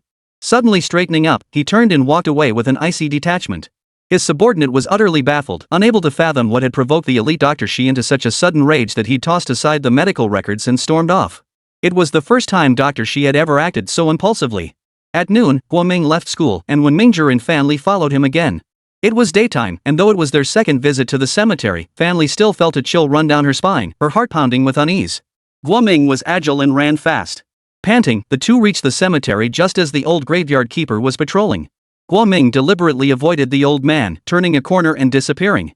Wen Mingzhong and Fan Li hid and waited, finally seeing the old keeper leave. But where was Guoming? Uncertain whether Guoming had spotted them, Wen Mingzhong decided to wait at Grandpa Guo's grave. The silence was eerie. It was midday, the sun blazing fiercely, baking the couple standing guard before Grandfather Guo's tombstone. They kept wiping the sweat trickling down their foreheads. Suddenly, Fan Li's hand froze. She pressed her index finger to her lips, signaling Wenming's to stay silent. Wen Mingzhong immediately grew alert, straining to listen to the chewing sounds coming from nearby. The sound was like a small mouse gnawing in the shadows. After listening carefully for a moment, the two understood what was happening. They exchanged a knowing glance, softened their footsteps, and slowly moved toward the source of the sound. Closer now, they could clearly hear chewing and swallowing. Someone was stealing offerings. Hiding behind a tombstone, they cautiously peered around the edge. There, seated with his back to them before another gravestone, sat a youth clutching a large steamed bun, devouring it voraciously. He must be starving. Chapter 39, Could you stay away from me? This moment presented the perfect opportunity for Guoming's lucid hypnosis. Fan Li shot Wen Mingzhong a glance, waved him off, then swiftly pulled a tube of BB cream from her bag. After slathering it on her face, her exquisitely made-up beauty instantly transformed into a zombie-like visage. She tore a strip of white paper, stuffed it into her mouth, tossed the BB cream and paper to Wen Mingzhong, then stretched her arms forward, feet together. Mimicking a zombie's gait, she hopped and stopped and hopped, creeping closer to Guoming. Wen Mingzhong had already prepared his hypnosis script, but Fan Li's antics completely disrupted his train of thought. Seeing her march off on her own, he gritted his teeth, grabbed a handful of BB cream, slapped it haphazardly on his face, stuffed the paper strip into his mouth, and slowly mimicked Fan Li's movements toward Guoming. Guoming was struggling to bite into a hardened steamed bun when the sound made him turn. Spotting Fan Li and Wen Mingzhong, he dropped the bun. The next second, he grabbed his backpack and took off running. Watching Guoming dash down the cemetery path, racing toward the main road leading to the city, Fan Li and Wen Mingzhong finally dared to move their numb legs and arms. At least he won't dare come back, Fan Li muttered, pulling out a mirror. Staring at her own ghastly, zombie-like face reflected back, her arms slumped limply at her sides in utter despair. I'm disfigured. Totally disfigured. Dr. Wan, you have to testify for me. This is duty-related injury. You must tell the boss to give me some compensation. I will. Wen Mingzhong tugged at the corners of his mouth, attempting a smile that failed to materialize. Instead, his handsome features remained frozen in a cold, stiff expression. I will testify for you. He meant every word, without a trace of sarcasm or mockery. Just moments ago, that woman had earned his respect through her actions, forcing him to see her in a new light. Had he not witnessed it himself, he would never have believed Fan Li could transform herself into a zombie without hesitation to treat a patient. In his eyes, she had always been a selfish, scheming, cunning, vicious, jealous, petty woman who stopped at nothing to achieve her goals. Yet, for Guoming's sake, though terrified out of her wits, she had still done her job, accompanying him to track Guoming. Venturing through the graveyard late at night. These past days, she'd endured the scorching sun alongside him, nibbling on bread while swatting mosquitoes. Though she occasionally grumbled, she never once suggested giving up. To drive Guoming away from this place, this woman who cherished her beauty so much was willing to disfigure herself, smearing BB cream on her face to transform into a zombie and scare him off.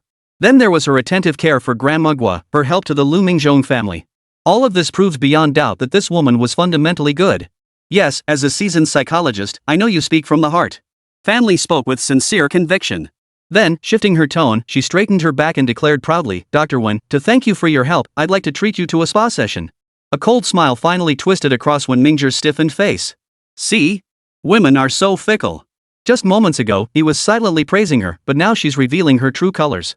Her gratitude holds no sincerity whatsoever. What kind of spa treatment would a man like him even get? Fan Li shot him a glance that instantly read his thoughts. Casually slinging her bag over her shoulder, she gave him a sidelong look and said, actually, men need maintenance too. With that, she turned and walked down the cemetery path toward the mountain's base. Wenming stood rooted to the spot, watching Fan Li's retreating figure. He shook his head, then shook it again. Women. Xi Chenhe arrived punctually at Yuhua after his lunch break. Entering the lobby, he spotted the girl seated at her desk from afar, intently reviewing the medical records in her hands. Had she been sitting like that all afternoon? Had she eaten? Had she taken a break? A cascade of questions surfaced. Xi Chenhe turned towards Xie Tianyi's desk, but after taking a few steps, he remembered Shu Qifan had brought chicken soup. He halted, turned around, and headed back to his own office. Before he could sit down, a knock sounded. Xie Chenhe said, "Come in." Xie Tianyi pushed the door open. She carried several folders, all containing Tang Tingjuan's medical records and treatment plans. The challenge with Tang Tingjuan's case lies in his young age. Unlike adults, you can't simply sit down and chat to gather information. Children's minds are fragile, the slightest misstep could ruin a life. After repeated verification and refinement, everything I currently have to offer is contained within these files. Xie Tianyi set down the folders but didn't leave immediately. Her tone remained calm as she said, "Dr. Xi, we can't rush Tang Tingjuan's case. I suggest waiting a few days, let's bide our time." Xi Chenhe almost praised her, but then remembered how sweetly she'd smiled at that Shu Qifan, and his temper flared. "Are you the attending physician?" Xi Chenhe sat down, his cold gaze fixed on Xie Tianyi, his tone even harsher than usual. "Xie Tianyi, I don't need you telling me what to do." Xie Tianyi was baffled. This proud man had suddenly become so unreasonable. She was discussing work and had been working hard, why was he so angry? Well, since he de-introduced himself as Xi Bingling and seriously corrected her, clarifying he was her colleague Xi Bingling, then she didn't need to treat him like some idol or Professor Xi. Xie Tianyi adopted the same stance she used when first clashing with him, hands pressed flat on the desk, her expression as cold and stern as his icy gaze. Leaning forward, she closed the distance between them, staring intently for several seconds. Xi Chenhe instinctively leaned back, trying to maintain some distance. He moved back a bit, and she moved forward a bit. After over a minute of standoff, Xie Tianyi locked eyes with Xi Chenhe and declared, getting angry for no reason, with no apparent cause, the only explanation is that you're in love. Hearing this, Xi Chenhe could no longer sit still. As if electrocuted, he shot to his feet, leaning forward with eyes wide, staring intently at Xie Tianyi. To his surprise, she showed no fear whatsoever. She neither dodged nor retreated, wearing an expression of utter defiance. His force was too great, and his chin collided with the tip of her nose. She cried out in pain, and his body lurched backward. Had there not been a wall behind him, he would have fallen straight to the floor. "Could you please stay away from me?" Within seconds, Xi Chenhe regained his balance, sat upright behind his desk, turned on his computer, grabbed a pen and notebook, and began working with utmost seriousness. Xie Tianyi rubbed her nose in frustration, glaring at the man behind the desk with eyes that seemed to shoot fire. It was clearly him who suddenly leaned in, yet he had the nerve to say, "Stay away from me." "So tsundere." Knock knock knock. When Mingzhong knocked lightly on the open door. Only then did Xie Tianyi withdraw her furious gaze, turn to him, and greet him with a smile. "Dr. Wan. Since Tianyi is here too, I thought we could discuss the case I'm working on together." When Mingzhong pulled out a chair and sat down opposite Xi Chenhe, Xie Tianyi walked over, took the folder he handed her, opened it, and flipped through Guo Ming's medical records. Living in a cemetery, eating offerings, refusing to bathe or change clothes, threatening teachers with suicide, harassing female classmates. Xie Tianyi read aloud Guo Ming's series of abnormal behaviors and shared her perspective. "We can't just focus on his personality and psychology. We need to look at Guo Ming from a different angle. He lives in a cemetery yet feels no fear. It must be because subconsciously, he believes his grandfather is always with him. On the other hand, it also shows how close he was to Grandpa Guo. His sudden death must have been a huge blow to him." Chapter 40, She wasn't a woman at all. Xi Chenhe added, "At Guo Ming's age, he's in a highly sensitive phase. His illness stems not only from his grandfather's sudden death but also from his parents, classmates, teachers, and numerous other factors. This case shares similarities with Tang Tingjuan's. Besides their young age, both exhibit a common trait, an unwillingness to see people and a refusal to communicate.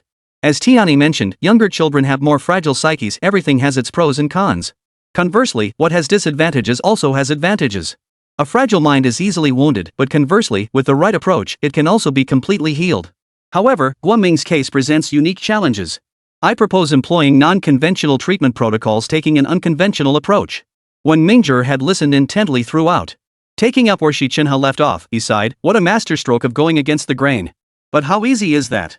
Tang Tingjuan is young, you just need to understand his mindset and coax him gently. But Guo Ming. Dr. Xi, I hope you and Dr. Xie will assist Dr. Fan and me in jointly overseeing Guo Ming's case." When Mingzhong stated coldly, this being the very purpose of his visit, Xie Tianyi immediately nodded in agreement, while Xi Chenhe rested one hand on his chin, deep in thought, not rushing to respond. Too many people involved could backfire. Xi Chenhe suggested, "How about this, we'll provide strategic guidance. You and Dr. Fan handle the actual treatment. If you need any help, just ask." Xie Tianyi shot a sharp glance at Xi Chenhe's icy expression. "If you're offering help, couldn't you at least change your tone?" With that, she turned and walked out without looking back. As her figure vanished, when Mingzhong remarked coldly, "She wasn't just talking about you, she meant me too." But she's right. He tilted his head thoughtfully before adding, "That girl's getting bolder by the day. Yeah, she's nothing but a useless wall climber. Besides her nerve for scaling walls, she's got no other merits." Xi Chenhe stared at the computer, taking notes, his face dark as he spoke coldly. When Mingzhong tried to force a smile but failed, his face stiff. He patted Xi Chenhe's shoulder. "Dr. Xi, let us try to change." As he turned to leave, he paused at the doorway, then turned back. Leaning across the desk, he lowered his voice. "Chenhe, teach me how to smile." Xi Chenhe patted the spot where when Mingzhong had touched him, turned to look at him, and curved his lips into a cold smile. "No, gentler." Xi Chenhe widened his mouth, deepening the smile on his face. "Is this better?" When Mingzhong studied it, then studied it again, shaking his head repeatedly before sighing helplessly, "Forget it. I'll find someone else." As he reached the doorway, Xi Chenhe called after him, "Remember to teach me when you learn how." When Mingzhong didn't turn back, he tugged at his lips and walked out. Perhaps because he was so absorbed in thinking about learning to smile, he didn't notice Fan Li approaching with a cup of coffee and collided straight into her. Fan Li's hand shook, spilling the entire contents of the cup onto her white chiffon blouse. "I'm so sorry, Too preoccupied to look at Fan Li's face, Wenming's quickly pulled out tissues to wipe the coffee stains from her clothes. Summer attire was light, and Fan Li's chiffon blouse was especially sheer and cool. As Wenming's wiped her, her fair skin became faintly visible, catching his eye. His pale face instantly flushed crimson.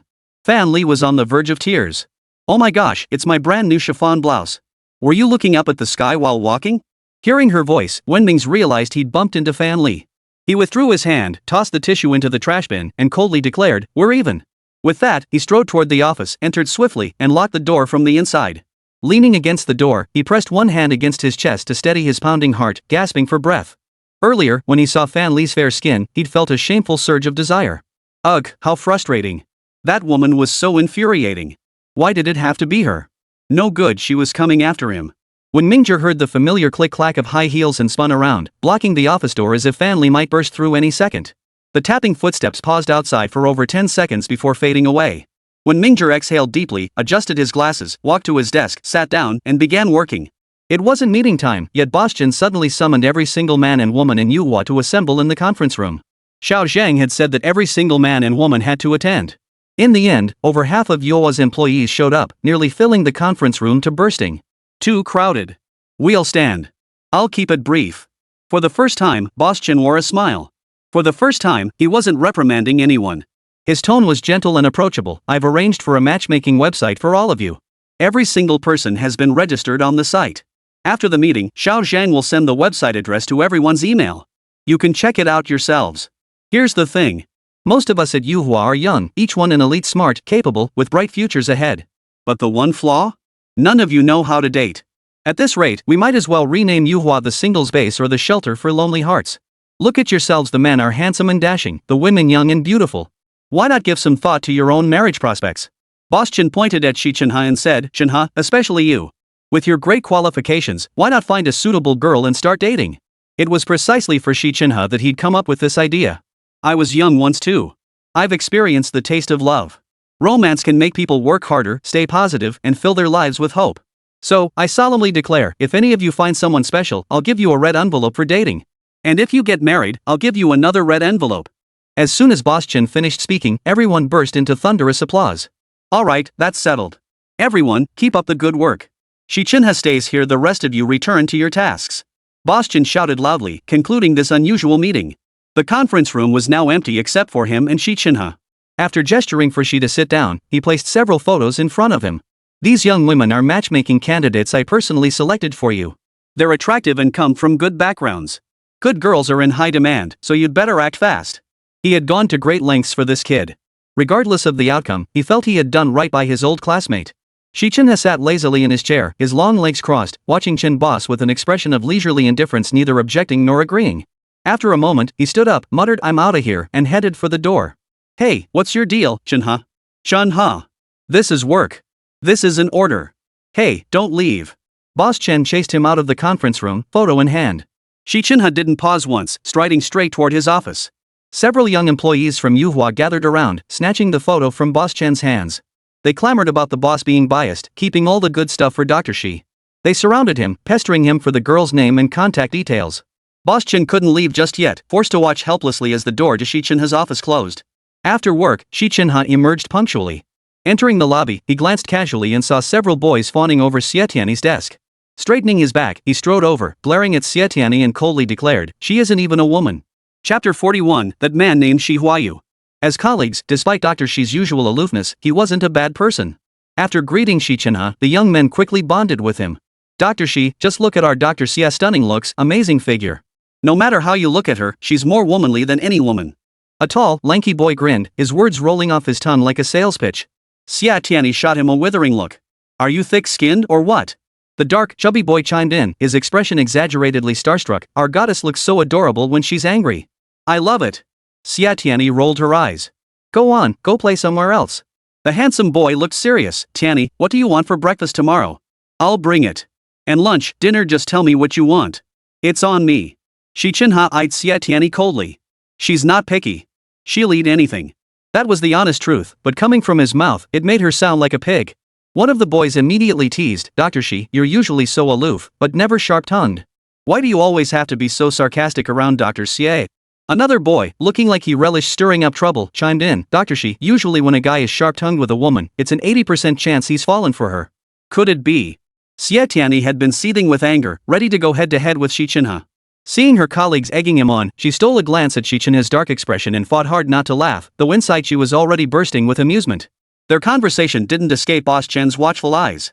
Ever since making that promise to Xi Huayu, he'd been secretly observing Xi Chenhe, even employing all the deductive techniques he'd honed from solving cases. Xi Chenhe's face darkened as he declared, "Only a blind man would pursue her, and only a fool would love her." With that, he straightened his back and strode away with his head held high. Boss Chen calmly watched Xi Chenhe's straightened back, a faint smile playing on his lips. As the workday drew to a close and quitting time approached, Xu Qifan supported Xiaoruoshi as they pushed open the glass doors and stepped inside. Though Xiaoruoshi and Boss Chen were old classmates, this was her first time visiting the office. Holding her little dog, she found Xie Tianyi with Xu Qifan's support. "Tianyi, people came to our house. They want to tear it down." Xiaoruoshi looked a bit unwell as she took Xie Tianyi's hand. "Tianyi, we're moving. What if your dad comes back and can't find us?" Xu Qifan leaned close to Xie Tianyi and whispered, "A group of people showed up today with government documents, claiming it was a demolition agreement. Auntie got very upset when she heard about the demolition and called me, insisting I bring her to find you." Xie Tianyi hadn't expected Xiaoruoshi to show up suddenly. She didn't want everyone to know about her mother's illness, but seeing her mother's low spirits, she gently guided her and said, "Mom, let's talk inside." She planned to bring Xiaoruoshi into the Yuhua treatment room for some psychological counseling. Boss Chen emerged from his office and immediately spotted Xiaoruoshi. He strode over, took her arm, and asked, "Ruoshi, what brings you here?" Xiaoruoshi replied, "Old Chen, someone is trying to tear my family apart." Mr. Chen whispered to Xie Tianyi, "What's going on?" Xie Tianyi whispered back, "Mom doesn't want to move." The little dog in Xiaoruoshi's arms suddenly barked a few times, wriggled free from her grasp, and dashed to the entrance of Xi Chenhe's office. It plopped down on the floor and refused to budge. "Huayu, Huayu!" Xiaoruoshi grew anxious, calling out as she chased after it, scooping the puppy back into her arms. Boss Chen couldn't help but chuckle upon hearing Xiaoruoshi call the dog Huayu. Quitting time arrived, and Xi Chenhe opened the door and stepped out punctually. He froze upon seeing Xiaoruoshi. Hearing the door open, Xiaoruoshi turned and glanced at him, also startled. The next moment, her eyes welled up with tears of emotion as she murmured, "Huayu." Xi Chenhe's icy gaze fixed directly on Xie Tianyi. She made a pleading gesture toward him, the meaning clear. She hoped he would help treat Xiaoruoshi. His gaze shifted to Boss Chen, who also signaled him to hurry and bring Xiaoruoshi into the treatment room. Xi Chenhe frowned, glancing at his watch, clearly conflicted. Everyone knew Dr. Xi adhered strictly to his schedule, never staying late for any patient. Would he make an exception this time? Xiaoruoshi's initiative to come to Yuhua presented an optimal treatment window. Perhaps under Xi Chenhe's care, she could achieve a complete recovery. "Ruoshi, you're here." Xi Chenhe let Xiaoruoshi take his hand as he began to gently coax her. "Ruoshi, I'll take you somewhere, a place just for the two of us." All the psychologists at Yuhua, hearing that Dr. Xi was performing lucid hypnosis on a patient, rushed over to watch. Boss Chen watched with satisfaction as Xi Chenhe led Xiaoruoshi into the therapy room, feeling deeply moved. "Men, every single one of them is such a drama queen." Xie Tianyi remained silent, her gaze fixed thoughtfully on the therapy room. Yuhua had several therapy rooms. The one she'd used for Liu Mingzhong's session last time was the most basic. While the rooms were generally similar, catering to different psychological conditions, Xi Chenhe had led Xiaoruoshi into Yuhua's secret base, the finest therapy room. In the lavishly decorated room, Xi Chenhe guided Xiaoruoshi to sit on a single sofa. He removed the necklace from his neck, holding it in his hand. The chain dangled before Xie Tianyi's eyes as Xi Chenhe's thin lips parted softly. "Ruoshi, this is for you." Xiaoruoshi stared fixedly at the necklace swaying before her eyes. Xi Chenhe murmured softly, 3, 2, 1. With a snap of his fingers, Xia found herself transported to a university campus. What do you see? A young, beautiful girl nestled against a handsome boy, sitting beneath the school's large banyan tree. Keep walking, and you'll see more. Xia slowly walked across the lush green lawn. She witnessed the boy and girl making solemn vows of love, their affection overwhelming. Suddenly, a wealthy heiress appeared, accompanied by a group of bodyguards. Without a word, she forcibly dragged the boy away. Xia wept uncontrollably. Xi Chenhe suddenly appeared and said to the sobbing girl, "Don't worry, he'll come back. Come home with me." Xia watched the girl obediently head home. As she walked, she spotted a shy boy. He smiled at her, walked over, took her hand, and said, "Ruwashi, let's get married." She saw a vibrant, crimson-hued wedding scene. The bride and groom, dressed in bright red ceremonial robes, walked hand in hand into a bridal chamber. The bride was crying, and the groom kissed her roughly. Xia lay half reclined on the single sofa, tears streaming down her face. She cried out, "No, don't leave me. I forgive you. I don't hate you. No. Huayu. I hate you." Hearing that familiar name, Xi Chenhe froze for a few seconds before swiftly jotting down notes in his notebook. The treatment was still ongoing, but he no longer wished to continue. 3, 2, 1, wake up. Xi Chenhe roused Xia handed her some tissues, then walked to the floor-to-ceiling window. Standing there, he gazed thoughtfully at the bustling asphalt road outside. So this woman had been thinking of his father, Huayu, all along. Xia wiped away her tears, feeling much better. She stood up, walked toward Xi Chenhe, and looked up at him. "Dr. Xi, thank you. You look so much like an old friend of mine, so much like." Xi Chenhe glanced at her, said nothing, and walked out of the treatment room. Chapter 42, You've Fallen for Me. Xie Tianyi saw Xi Chenhe emerge and rushed to the treatment room, frantically searching for Xia. "Tianyi, I'm here." Xia took the dog Xie Tianyi handed her, stroking its fur as she said softly, "Huayu, let's go home." Boss Chen pulled Xi Chenhe aside and whispered, "So, is she better now?" Xi Chenhe slipped one hand into his pants pocket, his gaze fixed ahead, his expression dark. "The treatment is halfway done," he said coldly. "That's his karma." Chen Boss understood but didn't press further. Patting Xi Chenhe's shoulder, he sighed, "Chenhe, I know you're a good kid. This must be tough for you." He didn't want Xi Chenhe and Xie Tianyi entangled in the grudges of their elders, but some people and some things, once fate brought them together, couldn't be stopped. Xi Chenhe said, "I'm leaving," grabbed his briefcase, and turned to walk away. Xie Tianyi and Shu Qifan flanked Xia on either side. Xia, cradling the puppy, approached Boss Chen without pretense. Pinching the puppy's paw, she grinned, "Look, this is your brother." Xie Tianyi and Shu Qifan exchanged a knowing glance, covering their mouths to stifle their giggles. Boss Chen shot an awkward glance at his employees, then leaned close to Xia and whispered, "Ruwashi, you're still as sharp-tongued as ever. With my staff all here, please go easy on the words." Xia couldn't help but giggle. Seeing her laugh, Boss Chen's eyes widened so much his eyeballs nearly popped out. He remembered clearly, campus beauty Xia. One smile could captivate a city, another could conquer a nation. Even after all these years, her slightest expression still tugged at Chen Yuhua's heartstrings. Xia and Boss Chen walked side by side out of Yuhua, while Xie Tianyi and Shu Qifan kept their distance, trailing far behind them. Shu Qifan stated with certainty, "Your boss has feelings for Auntie." Judging by his expression, they must have shared some beautiful memories. This wasn't the first time he'd said it. Every time Shu Qifan saw Chen Yuhua, he made the same remark. "Oh, grown-ups business. Kids shouldn't meddle," Xie Tianyi replied absent-mindedly. The moment they stepped outside Yuhua, she scanned the surroundings, searching for Xi Chenhe's white Toyota. Finding nothing, she stared at the empty parking lot, her heart feeling just as hollow. Boss Chen insisted on driving Xia home. She turned to Shu Qifan and said, "Qifan drove me here. You're so busy I couldn't possibly ask you to take time out of your schedule to drop me off." Boss Chen looked at Shu Qifan thoughtfully and remarked, "So that young man's name is Shu Qifan?" "Yes, he's a rare gem of a young man, a lawyer, no less. He'd be a perfect match for my daughter, Tianyi. Only Qifan already has a girlfriend." Xia gazed at Shu Qifan with the fondness of a mother-in-law eyeing her future son-in-law, growing more pleased with him by the moment. Chen Boss, having been through it all himself, could read young people like an open book. He advised Xia Ruwashi, just focus on getting well. Tianyi is such a good girl and so filial. You really don't need to worry so much. Xie Tianyi followed her mother Xia into the car. Shu Qifan started the engine, while Boss Chen stood by the roadside, watching them drive away. Xi Chenhe returned home unusually late. Huayu and Baoyuezhu were sitting on the living room sofa, a rare sight. Baoyuezhu was happily playing with Teddy, and she and Huayu were also unusually not arguing. Seeing Huayu, Xi Chenhe felt an urge to rush over and demand an explanation. But that wasn't his style. He bypassed the kitchen without preparing dinner and headed straight upstairs. "Chenhe!" Huayu called out. Xi Chenhe paused but didn't turn around, listening intently without a word. "Chenhe, you're my and your mother's biological child. You carry our blood. As your father, I admit I haven't set a good example or been the role model I should be. I certainly have no right to lecture you. But I beg you, please bring a girlfriend home. Will you? Alright, Xi Chenhe replied flatly. I'll bring Xiuwen home. Good, good, good. Hearing you say that puts my mind at ease. Huayu said with relief. Before he could finish, Baoyuezhu walked over and interrupted sharply. You big dummy. Didn't you hear him say Xiuwen? That's a boy's name. Xi Chenhe lifted his foot and strode quickly toward the second-floor bedroom, never once looking back. Xie Tianyi suffered from severe insomnia. Ever since attending Professor Xie's lecture, every time she lay down, her mind was filled with the image of that man standing on stage, radiant as a star. The thought that her idol was Professor Xi, that Professor Xi was her colleague Xi Bingling, and that Xi Bingling had sent her a truckload of flowers made her heart pound wildly. She had no idea what time she woke up in the early hours. Rushing to check the clock, she realized she was almost late. She hastily splashed water on her face, grabbed her bag, and dashed out the door, not even pausing to acknowledge Xie's reminder to eat breakfast. At Yuhua, the meeting had already been underway for over 10 minutes. The moment Xie Tianyi appeared, Boss Chen pointed at her and barked, Xie Tianyi. As a young person, you need drive. Whether you're a newbie or an elite, you must get your attitude straight. If you can't be the best, at least strive to be diligent.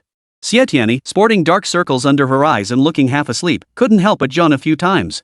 Boss Chen grew even angrier, slamming his fist on the table and glaring at Xie Tianyi with feigned severity, about to interrogate her. Xie Tianyi spoke up at just the right moment. Boss, didn't you encourage us to date? Well, these past few days, I've fallen for a guy. I can't sleep at night, look at these dark circles under my eyes. Sigh. At her words, the entire room turned to look at her. Some discreetly gave her a thumbs up. Xie Tianyi sighed dramatically, looking deeply sentimental. Boss Chen, having been through it himself, understood the complexities of romance and refrained from lecturing her further. He turned to Wen Mingzhong and asked, Dr. Wen, you and Dr. Fan have worked tirelessly on Guoming's case. I heard you went to the cemetery late at night just to see Guoming, and even chased after him under the scorching sun. You two really put in the effort. Turning to Xie Tianyi, Boss Chen felt a surge of irritation. Dr. Wen and Dr. Fan are Yuhua's elite. They work this hard. As a rookie, what excuse do you have not to strive? Xi Chenhe coldly interjected, Boss, haven't you heard she's in a relationship? Chen Boss was rendered speechless for a moment by Xi Chenhe's remark. After several minutes of silence in the conference room, Chen Boss murmured, love is love, work is work. Don't confuse the two. I encourage you to date partly because I care about your future lives, and partly because I hope it will help you perform better at work. With that, he abruptly stood up, declared the meeting adjourned, and strode out of the conference room first, hands clasped behind his back. Tang Tingjuan's treatment plan was nearly complete. Xie Tianyi, Xi Chenhe, Wen Mingzhong, and family formed a team to discuss Guoming's medical case. As the gathering drew to a close, several boys approached once more, taking turns to shower Xie Tianyi with attention. Family Wen and Mingzhong left first. As Xi Chenhe passed by, he paused, glared at Xie Tianyi, and coldly said, Xie Tianyi, this isn't the place for romantic dates. It's work hours now. Please prioritize your job. The boys vanished without a trace within seconds of Dr. Xi's reprimand. When only Xi and Xia remained, Xie Tianyi suddenly leaned closer to Xi Chenhe. She stared at him for over 10 seconds before smiling faintly, utterly smug. Dr. Xi, I think she paused for a few seconds, then leaned even closer, her words rapid as she declared, You've fallen for me. Chapter 43, that's a huge joke. With that, she dashed to the desk, plopped down, grabbed something, and buried her head in it. Xi Chenhe glanced at the girl with her head buried deep in her book. A faint smile tugged at his lips as he walked straight over and said coldly, You've got the book upside down. His icy tone carried a clear note of mockery. Xie Tianyi glanced up at the book in her hands. Sure enough, it was upside down. Xi Chenhe had already returned to his office. Xie Tianyi rested her hands on the desk, tapping it cheerfully. Long after, she still couldn't calm down. She pulled out a packet of spicy strips, took one out, and slowly chewed it. Her phone vibrated. Xie Tianyi pressed the answer button, and a timid voice came from the other end, drawing. Hearing Tang Tingjuan's voice, Xie Tianyi nearly cheered. She said into the phone, Ting, wait there. Auntie will come pick you up right away and take you to draw. After hanging up, she rushed straight to Xi Chenhe's office door. Standing there, she took several deep breaths, finally calming herself enough to knock lightly. After receiving Xi Chenhe's permission, Xie Tianyi cautiously pushed the door open. She strode toward Xi Chenhe and announced loudly, Dr. Xi, Ting called me. He said he wants to paint. Xie Chenhe sat unflinchingly behind his desk, buried in work, ignoring Xie Tianyi. She felt her enthusiasm crushed by his icy indifference. Thinking of the glimmer of hope in Ting's medical case, Xie Tianyi forced herself to say patiently, Dr. Xi, if you're too busy, I'll go alone. With that, she turned to leave. No. Xi Chenhe's voice was icy. He's too young. This might just be a momentary whim. We need to wait until he's truly, genuinely eager to paint before taking him out to doodle. Otherwise, we won't be able to control his emotions. Xie Tianyi hadn't expected Xi Chenhe to refuse to go himself and forbid her from going either. This was utterly unreasonable. He called me because he trusts me. If I don't go, he'll never contact me again. Xie Tianyi shouted before dashing out. Without wasting another minute, she grabbed her bag from her desk, dashed out of Yuhua, and headed straight for the Tang residence. Xi Chenhe assumed Xie Tianyi had stormed off in a huff. Minutes later, he went looking for her with a medical file but found her gone. Instead, he overheard several junior staff gossiping about him and Xie Tianyi. Xie and Dr. Xi are getting more and more interesting. Did you see? Just now, Xie stormed out of Dr. Xi's office, furious. Looks like they had another argument. They say opposites attract. I reckon Xie Tianyi and Dr. Xi are meant for each other. Xie Tianyi is my goddess. She belongs only to me. Get real. Daydreaming in broad daylight? You can't compete with Dr. Xi, no way. Xi Chenhe stood there, quietly listening to their gossip. Hidden behind a potted plant, no one noticed him. Once their gossiping died down, he stepped out into their midst and said coldly, "Your so-called deep connection is nothing but a joke." Back in his office, Xi Chenhe pulled out his phone and dialed Xie Tianyi. But that useless piece of trash actually hung up on him. Xi Chenhe tossed his phone aside, leapt to his feet, and paced back and forth by the window. The next moment, he grabbed his car keys and stormed out. Xie Tianyi arrived at the Tang residence, about to enter, when someone tugged at her sleeve. She looked down to find herself staring into a pair of large, dark, piercing eyes. Tang Tingjun, wearing a backpack and a cap, stared at her unblinkingly. She took Tang Tingjuan's hand, hailed a taxi, and headed downtown first to buy paints and brushes. On the way, she texted Tang Tingjuan's parents, informing them she was taking the child to paint. After a moment's thought, she also sent a message to Xi Chenhe. As soon as they arrived at the mall, Tang Tingjun nervously burrowed into Xie Tianyi's embrace. He clung tightly to her, pressing his head against her body, both tense and frightened. "Ting, these people are just shoppers. They won't hurt you. Besides, Auntie is here to protect you. Don't be afraid, okay?" Tang Tingjuan's eyes were large and expressive, the windows to his soul. Just by looking into them, one could tell he wasn't inherently timid. His fear stemmed from having shut himself away for too long. Suddenly stepping out into the world, he simply couldn't adjust immediately. "Ting, did you know Auntie can rock climb? Don't know what that is? It's like climbing walls, just like a monkey. Want to learn? If you do, next time Auntie will take you rock climbing, okay?" Xie Tianyi let Tang Tingjun cling to her as she walked slowly, chatting with him along the way. As they strolled, she felt a small hand slip into hers. Looking down, she saw that Tang Tingjun had taken her hand without her noticing. Xie Tianyi felt a surge of joy, both touched and surprised. She crouched down and pointed to the stationery store not far ahead. "There's a counter selling art supplies up ahead. Let's go buy some." She tried to encourage Tang Tingjun to walk confidently, without fear or tension, but he only clung tighter. She let him be, slowly making her way to the counter where she bought several tubs of paint and a few brushes. At checkout, Xie Tianyi scanned the QR code to pay while Tang Tingjun waited in the seating area. The moment the payment went through, Tang Tingjuan's shrill scream pierced the air. It was like a heavy hammer striking Xie Tianyi's heart. Tang Tingjuan's scream meant his condition had flared up. Xie Tianyi rushed to the rest area only to find the situation looking grim. Here's what happened. Tang Tingjun was sitting there when a boy about his age ran over to talk to him. Tang ignored him, so the boy gave him a shove. That's when Tang started screaming. The boy's parents were nearby. Seeing Tang Tingjuan's persistent screaming and his unusual expressions and movements, the father yelled, "What the hell is wrong with you? Why are you screaming? My kid didn't do anything to you." Tang Tingjun screamed even louder, almost hysterically, his shrieks relentless and uncontrollable. The boy's mother tried to calm him down, holding a bag of snacks as she approached Tang Tingjun to offer them. He backed away step by step, retreating to a corner and hiding. By the time Xie Tianyi arrived, Tang Tingjun had already hidden himself away. After hearing the parents' account of the incident and offering her apologies, they finally left, though reluctantly. Tang Tingjun remained hidden in the corner, his screams growing louder and more frequent. His cries drew a crowd. Some people even pulled out their phones, attempting to record videos. Xie Tianyi had never encountered such a scene before. She slowly approached Tang Tingjun, trying to tell him the story of the old cow licking her calf. Tang Tingjun screamed even louder. Xie Tianyi started singing nursery rhymes, but after just a few lines, Tang Tingjun screamed even louder, forcing her to abandon that approach. The challenge of counseling a 7-year-old lay in the inability to simply chat with him or casually hypnotize him. While dialing Xi Chenhe, Xie Tianyi mentally reviewed her prepared treatment plan over and over. The crowd grew larger, chattering noisily with overlapping voices. The patient already disliked meeting people and especially avoided crowded places. This gathering posed significant challenges to the treatment. Chapter 44, What, are you brain dead? By the time Xie Tianyi called, Xi Chenhe was nearly at the Tang residence. Hearing her anxious voice, he took the address and replied coldly, "I'll be there immediately." After hanging up, he called Huayu. Receiving his son's first unsolicited call, Huayu sobered up considerably. He inwardly marveled that today was indeed a good day, the red sun rising in the east, bringing him renewed hope. Chenhe, why are you calling Dad? Just tell me what you need, and I'll make it happen. Huayu said excitedly, his voice trembling slightly with nervousness. Zhongtong department store is under the Xi group, right? Call security immediately and order them to disperse the crowd gathered at the stationery counter, Xi Chenhe said coldly. Arrange for a few people to handle it. Huayu agreed repeatedly. Before hanging up, as a businessman, he didn't forget to seize the opportunity to achieve some of his own urgent objectives. Chenhe, Dad just pulled such a big favor for you. You see. Before he could finish, Xi Chenhe's cold voice cut him off. Bring your girlfriend home tomorrow. Really? All traces of Huayu's drunkenness vanished instantly. Overjoyed and somewhat carried away, he added before hanging up, it has to be your girlfriend. Xi Chenhe hung up just as the car pulled up to the entrance of Zhongtong department store. He jumped out and dashed into the elevator. By then, Xie Tianyi had tried at least 5 different methods. Tang Tingjun kept crying, until her own voice was nearly hoarse. Worried his voice might give out, she kept asking if he wanted water or something to eat.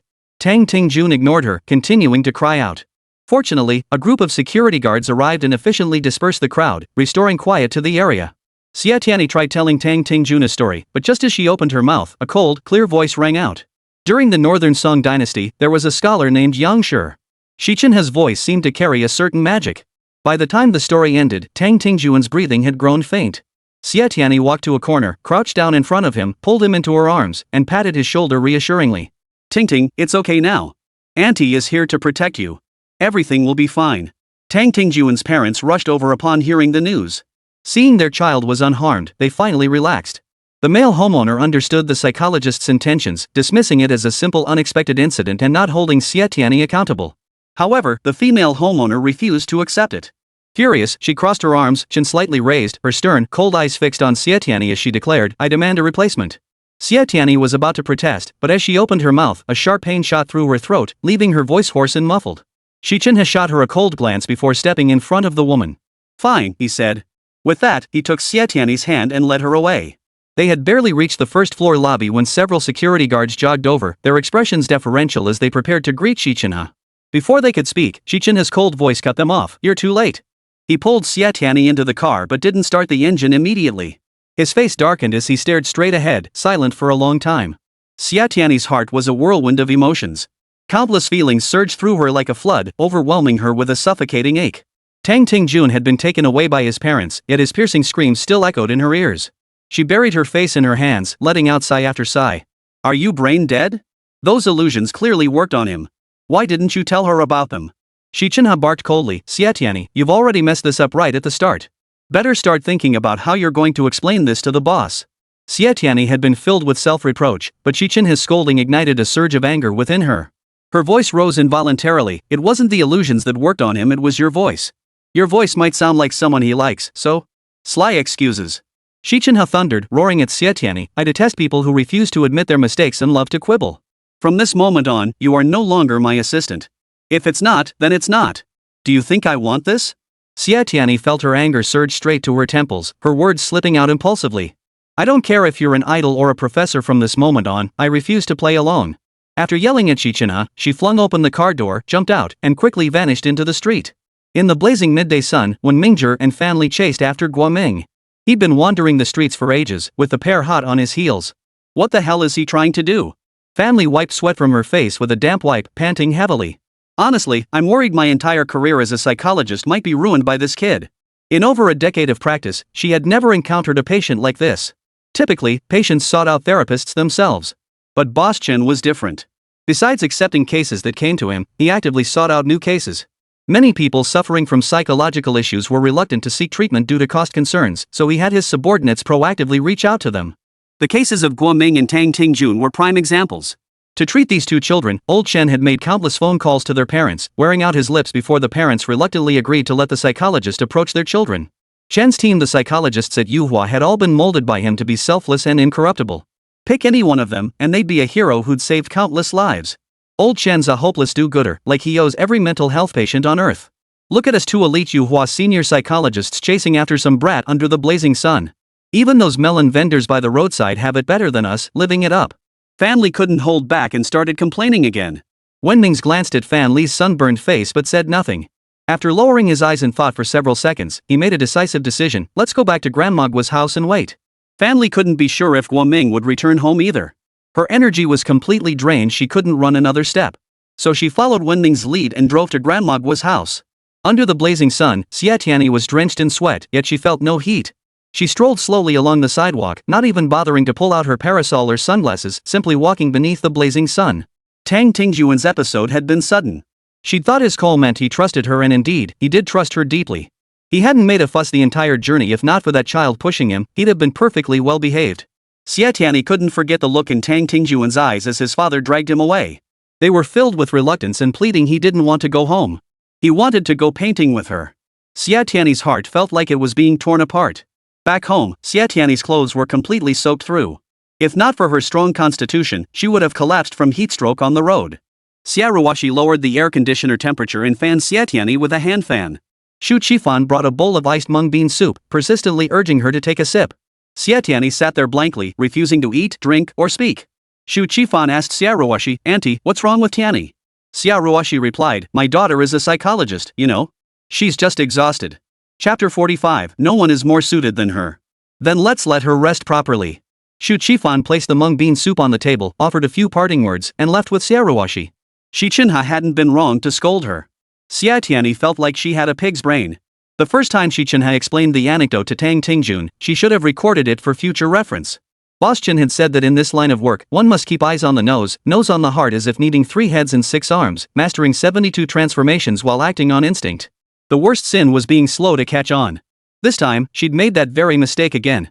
Her phone rang cheerfully. Xie Tianyi pressed the answer button, and Boss Chen's stern voice came through. "Xie Tianyi, explain what happened with Tang Tingjun. How did you manage to treat him and end up leaving the kid horse?" This must be feedback from Tang Tingjuan's parents. "Yes, I'm sorry." Xie Tianyi's voice was hoarse as she forced out the words. After several seconds of silence, Boss Chen spoke again, his tone softening considerably. "Nobody's perfect. Xie Tianyi, write a thorough self-criticism and submit it to me when you come in this afternoon." Without waiting for her response, he hung up. That afternoon, Xie Tianyi arrived at Yuhua looking utterly drained. Colleagues greeted her, but her voice was too hoarse to speak. She could only nod, shake her head, or communicate with gestures. Her admirers rushed to her aid, some offering throat lozenges, others brewing cooling herbal tea to soothe her throat. They bustled about, seemingly delighted to be of service. As Xie Tianyi was surrounded by the group, when Mingzhong and Fan Li walked in, looking exhausted. Their skin was already tanned dark by the sun, but that was the least of their concerns. What mattered was that they had returned empty-handed, feeling rather deflated. As soon as Boss Chen entered, Wenming's approached him with a request. "Boss, please get his parents to come back and cooperate." He was utterly exhausted. Guoming kept dodging and refusing to go home. If this continued, the child would be ruined. His parents are already with him. What more do you want? Boss Chen's eyes widened, ready to explode. But then he noticed Fan Li hadn't even bothered with makeup or high heels, and Wenming's fair face was sunburned like charcoal. The words died on his lips. Instead, he quietly instructed Xiao Zhang to call all the psychologists to a meeting. Upon entering the conference room, Xie Tianyi placed the written report before Boss Chen. Once the meeting began, Boss Chen didn't start reprimanding anyone. He simply stated that Tang Tingjun and Guoming's parents were dissatisfied with Yuhua's psychologists. Fan Li exploded on the spot, leaping to her feet. All they know how to do is complain. In my opinion, it's Tang Tingjun and Guoming's parents who suffer from psychological disorders. Xie Tianyi's voice cracked as she forced out 3 words, "I quit." Boss Chen shot her a look of disappointment, his expression tightly controlled and restrained, otherwise, he would have lashed out long ago. Xi Chenhe and Wenmingzhong frowned deeply, their expressions dark and inscrutable. Leaning back in his chair, Boss Chen sighed deeply. "We're running a business, not a charity. My approach has put you in a tough spot. Discuss whether Yuhua's current methods have flaws. If so, figure out how to fix them. If not, think about how to do things even better." One psychologist spoke up, "We're human, not gods. Perfection isn't possible. It's normal for patients to be emotionally unstable during early therapy. Why burden ourselves with extra pressure?" Another chimed in, "We conduct therapy in treatment rooms. There's no need to make ourselves miserable with all this detective work and surveillance. We're not superheroes saving the world." All the psychologists, both newcomers and veterans, spoke up. In the conference room, only Xi Chenhe, Wenmingzhong, Fan Li, and Xie Tianyi remained silent. Everyone else voiced their opinions, with the most frequently discussed topic being Yuhua is not a charity. It was merely a psychological counseling institution. Boss Chen glanced at Wenming's and Fan Li, then shifted his gaze to Xi Chenhe and Xie Tianyi. Fan Li murmured, "Honestly, I think just sitting in the therapy room isn't enough. Sometimes, to treat patients faster and more efficiently, certain auxiliary work is essential. So, what if we divide the tasks and work together? When Mingzhong added, boss needs to make it clear, patients seeking treatment must come to Yuhua themselves to speak with a psychologist. Xi Chenhe replied coldly, Dr. Fan's suggestion of division of labor is crucial. I believe the hospital system can serve as a reference. Boss Chen scanned the conference room and asked calmly, everyone here, when faced with each patient, can you truly remain seated in the therapy room without taking action? The group exchanged glances, then collectively lowered their heads in silence. Family broke the silence, at the very least, I can't. Xie Tianyi's voice was hoarse as she replied, neither can I. Chen Boss stood up, not immediately adjourning the meeting. He crossed his arms, standing tall as he surveyed his subordinates with a serious expression. Therefore, the system I've established is sound, isn't it? The psychologists rose as one and answered in unison, yes. Xi Chenhe asserted, the key lies in the heart. Xie Tianyi declared, I'm withdrawing from Tang Tingjuan's case. No, you can't. Xi Chenhe shot Xie Tianyi a cold glance. No one is more suited for it than her. The meeting ended abruptly. Chen Boss wasn't at Yuhua that afternoon. As all employees were leaving work, they received a gold membership card for a bar from Chen Boss. He had Zhang convey his message, everyone had worked hard lately, and after finishing work that evening, they could bring their loved ones, friends, or family to the bar to unwind. Additionally, family received a gold card for a full-service beauty salon package, while Xie Tianyi got a large box of spicy strips and another large box of mint candies. Xiao Zhang explained that these two beauties at Yuhua had endured hardships and worked tirelessly, so they were being specially rewarded as encouragement. As excitement and cheers filled Yuhua, Boss Chen sat in the observation room, pulled out his phone, and dialed Tang Tingjuan's parents. Mr. Tang, your child is young and shouldn't delay treatment. She already trusts Dr. Xie, this is a valuable opportunity. Let's do this. Give Dr. Xie one more chance. If your child rejects her, we'll replace her immediately. After finishing that call, Boss Chen dialed Guoming's parents' number. After work, Yuhua employees gradually left the office. Xie Tianyi, however, sat upright at her desk, her hand holding a fountain pen moving swiftly as she took notes with near absolute focus. After what felt like hours, her stomach growled loudly from hunger. Only then did she set down her pen, gather her things, and head home. Glancing at the clock, it was 9:30 p.m. long past dinner time. She pulled out a packet of instant noodles and headed to the break room. Just as she tore open the lid, someone walked in, startling her. She looked closer and realized it was Fan Li. Hey, you're working overtime too? Seeing Fan Li, Xie Tianyi was genuinely surprised. I didn't expect you to be here too. If she'd known, they could have worked late together. Fan Li cracked her neck and patted her waist. She poured a cup of warm water and took a few sips. Glancing at the instant noodles in Xie Tianyi's hands, she remarked, is that all you're eating? Not a bit nutritious. It's past dinner time. Just make do, Xie Tianyi replied, reaching for the hot water. Just as she started soaking the noodles, a figure flashed by when Mingzhong walked in holding a teacup. Well, this sure is lively. Fan Li remarked with a cold laugh. Chapter 46, An Unconventional Gathering. When Mingzhong ignored Fan Li and walked straight over to refill his cup. Just as it neared full, Xi Chenhe appeared abruptly in the break room, clutching his oversized water cup. His suddenness stemmed from the rarity of Dr. Xi working late into the night. His formidable presence nearly overwhelmed the cramped break room. His invisible pressure made Fan Li promptly rein in her smile. She greeted Xi Chenhe politely and respectfully, Dr. Xi. Having learned from her previous experience, she had become much more reserved around Xi Chenhe. Xi Chenhe gave her a slight nod in acknowledgement before glancing at Xie Tianyi. His cold gaze shifted to Wen Mingzhong as he remarked, I hear Boss Chen has a secret hideaway perfect for scenic views. Wen Mingzhong immediately caught on, chiming in with an enthusiastic sigh, I'd love to experience it someday. Fan Li immediately suggested, why don't we grab some ready-to-eat food and go have drinks with Boss Chen? Her suggestion was immediately embraced by Xie Tianyi. Setting aside her instant noodles, she rushed over to Fan Li, expressing wholehearted agreement, great idea. I'd love to go and broaden my horizons. Xi Chenhe's cold gaze shifted to Xie Tianyi as he sneered, all you know how to do is eat.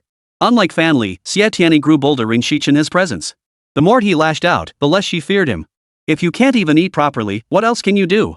She pulled out a packet of spicy strips, waved it in front of Xi Chenhe's face, and deliberately asked, Dr. Xi, care for a packet of spicy strips to calm your nerves?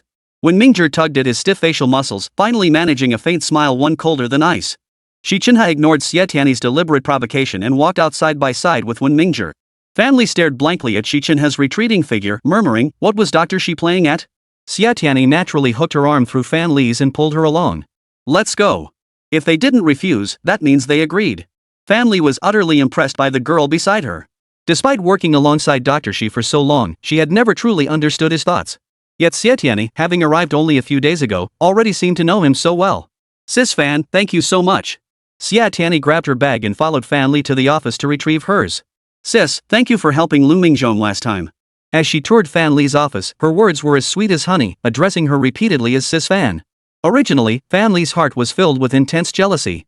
Hearing Xie Tianyi call her sis repeatedly reminded her of the little neighbor girl who used to follow her around when they were kids. That jealousy slowly began to fade. Holding her designer bag in one hand, she took Xie Tianyi's hand with the other. Since you're calling me sis, if you ever need anything, just ask. As they walked and chatted out of Yuhua, Xi Chenhe and Wen Mingzhong had already gotten into their respective cars. Fan Li grabbed her keys, about to start hers, when Wen Mingzhong called out coldly, Dr. Fan, we'll be drinking later. Where are you parking? Fan Li ignored him, her eyes fixed longingly on Xi Chenhe's white Toyota. Xie Tianyi turned and caught Fan Li's hopeful expression. She waved at Xi Chenhe's car, which pulled up in front of them. Xie Tianyi opened the door and smiled at Fan Li as sis, hop in with Dr. Xi. I need to ask Dr. Wen a few questions. Without waiting for a response, she gently pushed Fan Li into the car. Xie Tianyi jogged over and hopped into Dr. Wen Mingzhong's car. Shaking his head, he muttered an inexplicable remark. Unexpectedly, it turned out well. Dr. Wen, when you speak with n and ba, your tone is so much gentler, Xie Tianyi chattered excitedly with Wen Mingzhong. The dazzling streetlights outside the car window cast a soft glow on their faces, one cold, one warm, creating a stark contrast. The atmosphere in the other car was even more awkward. Xi Chenhe remained silent the entire ride. Fan Li tried to break the silence, but before she could speak, Xi Chenhe frowned. The usually articulate Dr. Fan swallowed the words on the tip of her tongue several times. Xi Chenhe drove straight to the base of Boss Chen's penthouse. After parking, he jumped out and led the way, entering the elevator with practiced ease. The other three followed silently. Fan Li trailed behind him without a word, while Xie Tianyi occasionally chatted with Wen Mingzhong. When she found something amusing, she burst into laughter. Xi Chenhe found this highly irritating. He frowned and shot her a displeased glare, but she pretended not to notice and carried on as before. The observation room, shrouded in night, offered a clear and expansive view. Through the floor-to-ceiling windows, the entire cityscape lay spread out beneath them. Boss Chen sat in his chair, legs crossed, holding a glass of red wine, sipping it sparingly. Knock knock knock. The knock was faint. Chen Boss froze for a few seconds, his eyes narrowing sharply. He grabbed a golf club and approached the door with quiet steps. Who is it? Chen Yuhua's deep voice carried a stern, icy edge. Just as Xi Chenhe had said, this place was indeed his secret hideout, known to very few.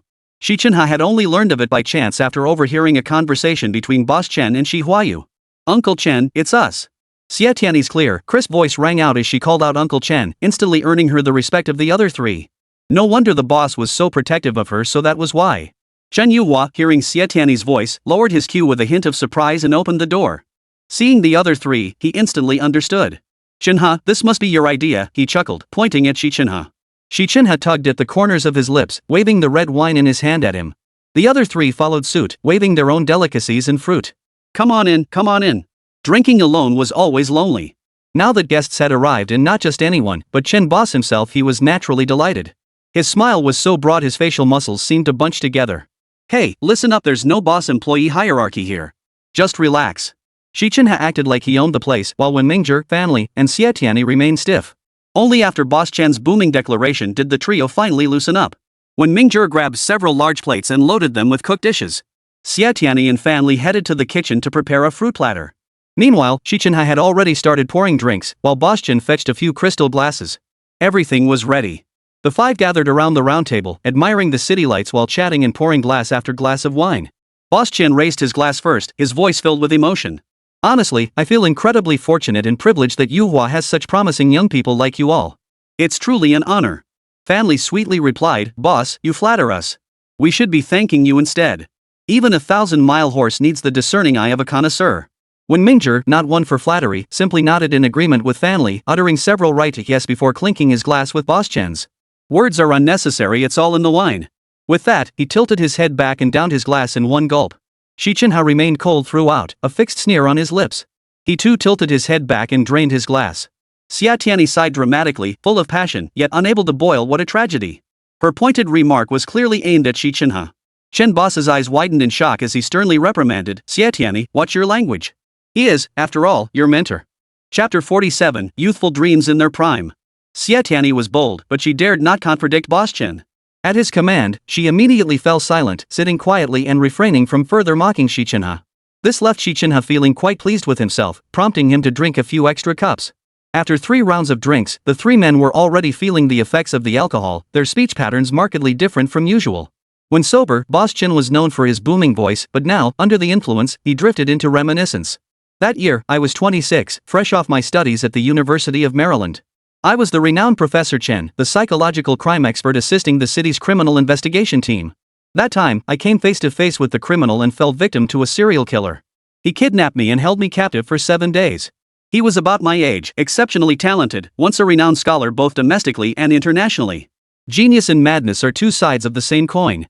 He was fine without provocation, but once triggered, his psyche twisted and distorted severely. That year, his parents succumbed to cancer, passing away one after the other. Then his sister was lured into rape. These successive blows shattered his mind. He began venting his rage, seeking vengeance, and embarking on a frenzied killing spree. Boss Chen suddenly stopped, leaving the sentence unfinished. The dazzling night lights cast reflections on his face, revealing the crystal and glint in his eyes.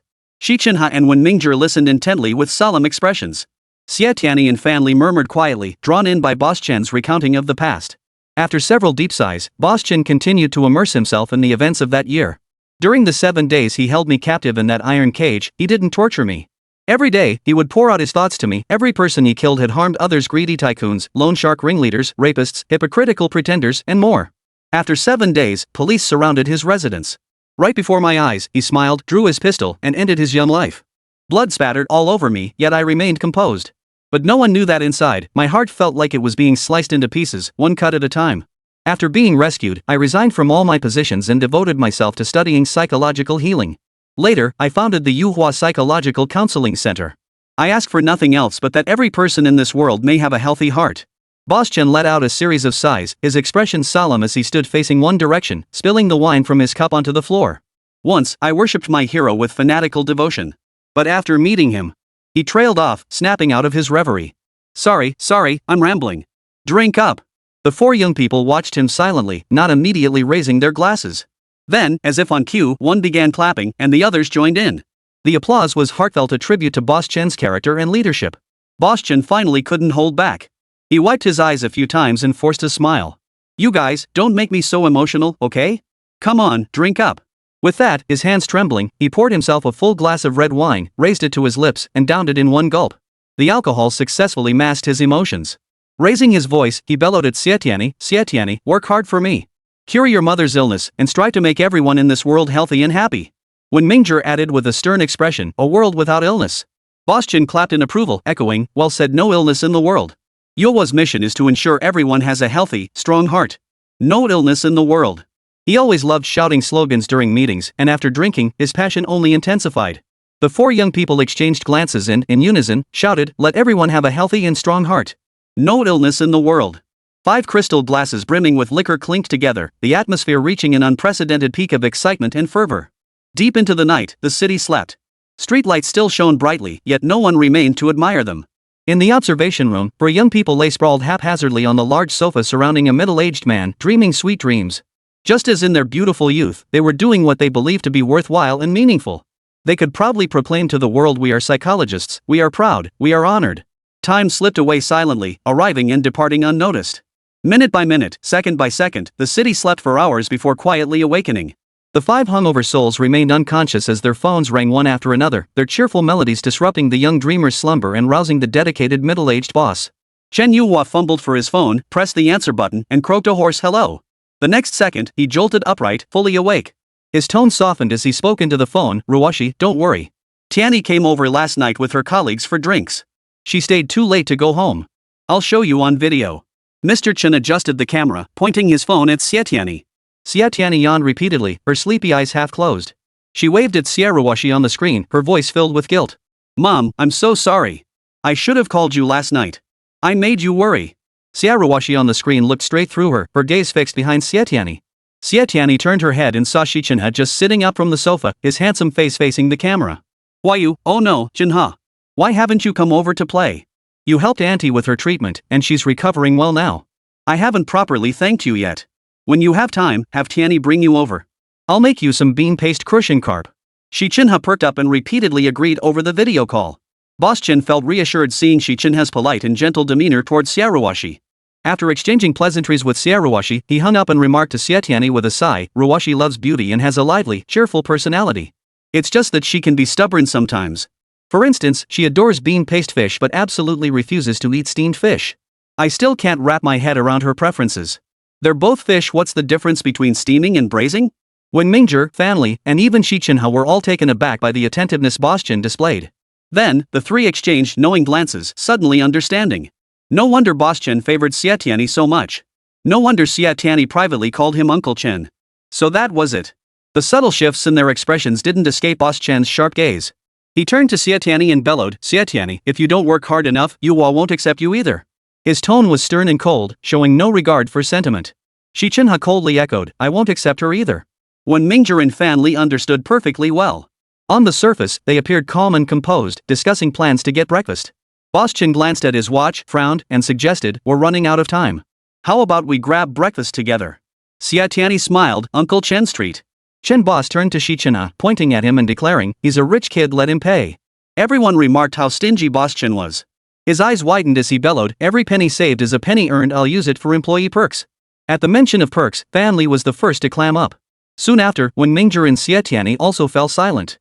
Xi Chenhe spoke in his usual cool tone, "Old school bone broth noodles my treat." Chapter 48, The Youth Lies in a Pool of Blood.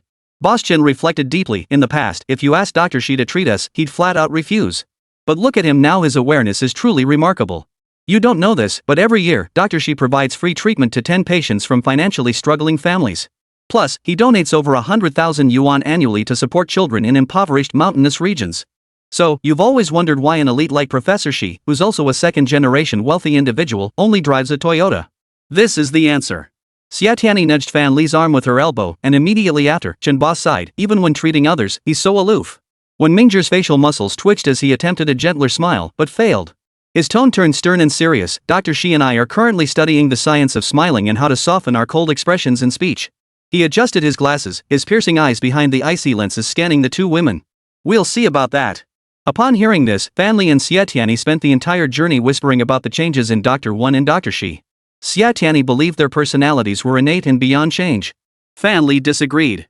She saw it as a disorder, an abnormal psychological condition that needed treatment. This drove Wen Mingzhong, the driver, to distraction. He deconsidered kicking the two women out several times, but Boss Chen had instructed him to escort the two goddesses safely to the bone broth noodle shop for a private conversation with Dr. Xi. Thus, he endured, again and again. By the time they reached the noodle shop, his stomach was filled with pent-up frustration, leaving him utterly without appetite. Boss Chen and Xi Chenhe had discussed Xi Chenhe's lifelong commitment throughout the journey. It must be said that Boss Chen wasn't just a good boss, he was like a father figure to all the young employees at Yuhua. He cared more about Xi Chenhe's marriage than he did about his own children. "I promised old Xi I'd bring my girlfriend home today," Xi Chenhe said coldly. Hearing this, the weight on Boss Chen's chest finally lifted. By the time they reached the bone broth noodle shop, his appetite had returned with a vengeance. He wolfed down 2 bowls of noodles in one go. Seeing Wen Mingzhong listlessly pushing around his steaming bowl of noodles with no appetite whatsoever, he felt deep sympathy for him. Still, he couldn't resist offering a word of encouragement. "Dr. Wen, you're a psychologist. Nothing should get you down. Hang in there." Xie Tianyi, who was happily tucking into her steaming bowl of bone broth noodles, immediately thought of Secretary Zhang's catchphrase upon hearing Boss Chen's words. A chill ran down her spine reflexively. Xi Chenhe glanced at his watch, frowned, and said coldly, "We're going to be late." Fan Li promptly flattered him, "With the boss here, what's there to fear?" Boss Chen hastily shoveled a few more bites of noodles into his mouth, grabbed his briefcase, and stood up. As he walked, he bellowed in a stern, authoritative tone, No. Rules are rules. The higher up you are, the more you must lead by example. Without rules, there's no order. Chenhe, hurry up." Xi Chenhe lingered behind, seemingly waiting for Xie Tianyi. When Mingzhong immediately caught on, motioning for Fan Li to get into his car before turning to Boss Chen, "Boss, hop in my ride." Boss Chen had also picked up on the hint. He was more than eager to tie Xie Tianyi and Xi Chenhe together immediately. He agreed enthusiastically several times, pulled open the car door, and climbed inside. When Mingzhong's car sped away, Xie Tianyi ran out after it, stomping her foot in frustration and shouting, "Why didn't you wait for me?" Xi Chenhe's car pulled up slowly. The window rolled down, and he called out to her, "Get in." With being late imminent and when Mingzhong's group already gone, Xie Tianyi had no choice but to reluctantly get into Xi Chenhe's car. The moment she sat down, Xi Chenhe coldly delivered his command, "After work tonight, accompany me home." It wasn't a request, it was an order. After work, accompany him home. What does that even mean? Before she could finish her thoughts, Xi Chenhe added, "My parents are pressuring me to get married. Just come home with me to keep up appearances." So, she was supposed to pretend to be his girlfriend. Xie Tianyi suddenly understood, and tension began to rise within her. Originally, Xi Chenhe had asked for her help without even saying please, issuing a domineering command instead. She should have felt resentful, should have retorted sarcastically, but inside, she only felt nervous. Nervous about whether to agree or refuse, Xi Chenhe took her silence as tacit consent. Upon arriving at Yuhua, Boss Chen appeared at the entrance with his subordinates. Huayu, who had been pacing nearby, walked over in a few strides. He greeted Boss Chen first, then turned to Xi Chenhe and asked, "Chenhe, you won't go back on your word, right?" Xi Chenhe shot him a cold glance. "You know the answer. Why ask?" He tossed the words over his shoulder and strode away without a second glance, showing not a shred of fatherly affection. Boss Chen had no time to console his disheartened old friend. He merely assured him it would be fine, glanced at his watch, and hurried into Yuhua, announcing he had a meeting.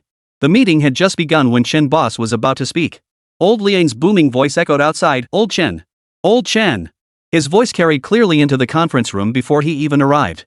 Boss Chen rose and called out from the doorway, "Right here. Old Liang, you're getting pretty cheeky lately.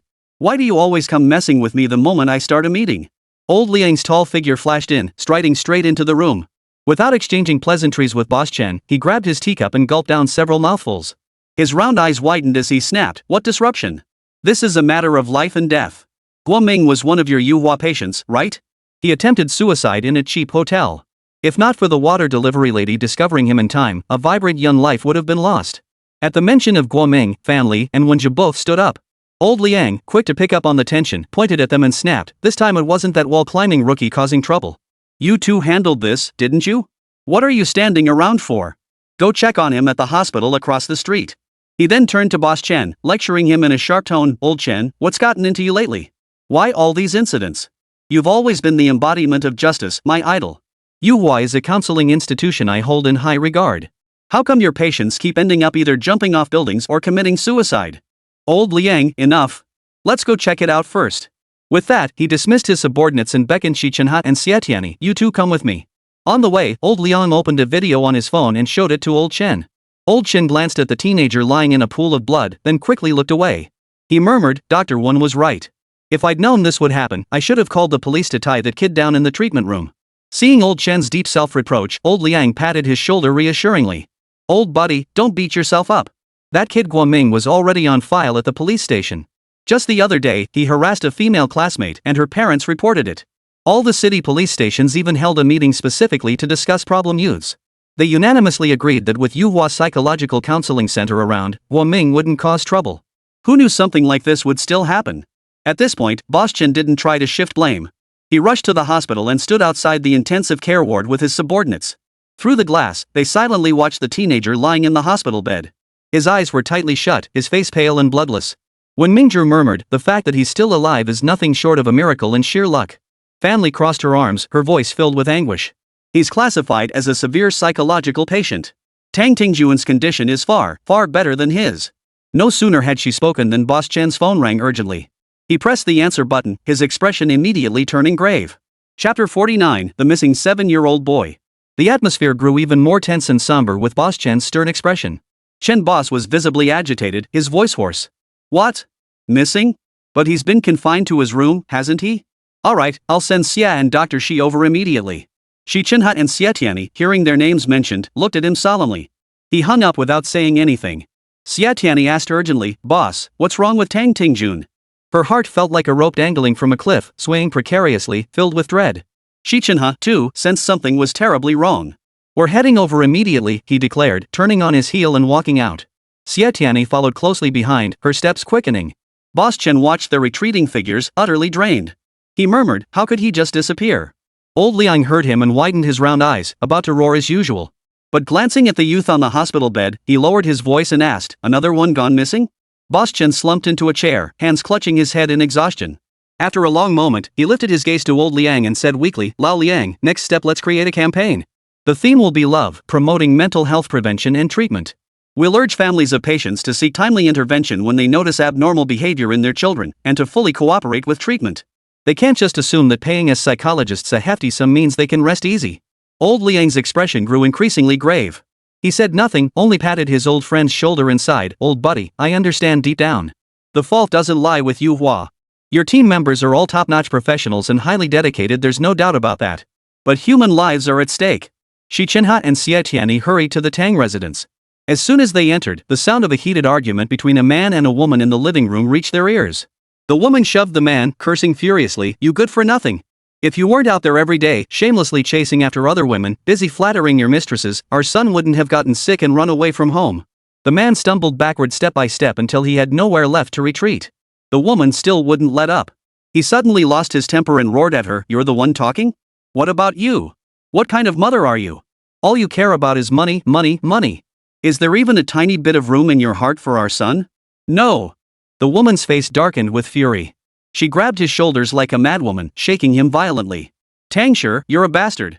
If I hadn't worked myself to the bone making money, forget about keeping lovers. You and our son would have starved to death long ago." Tangshi raised his hand to strike her, but his gaze shifted as Xi Chenhe and Xie Tianyi entered the room. His hand froze mid-air.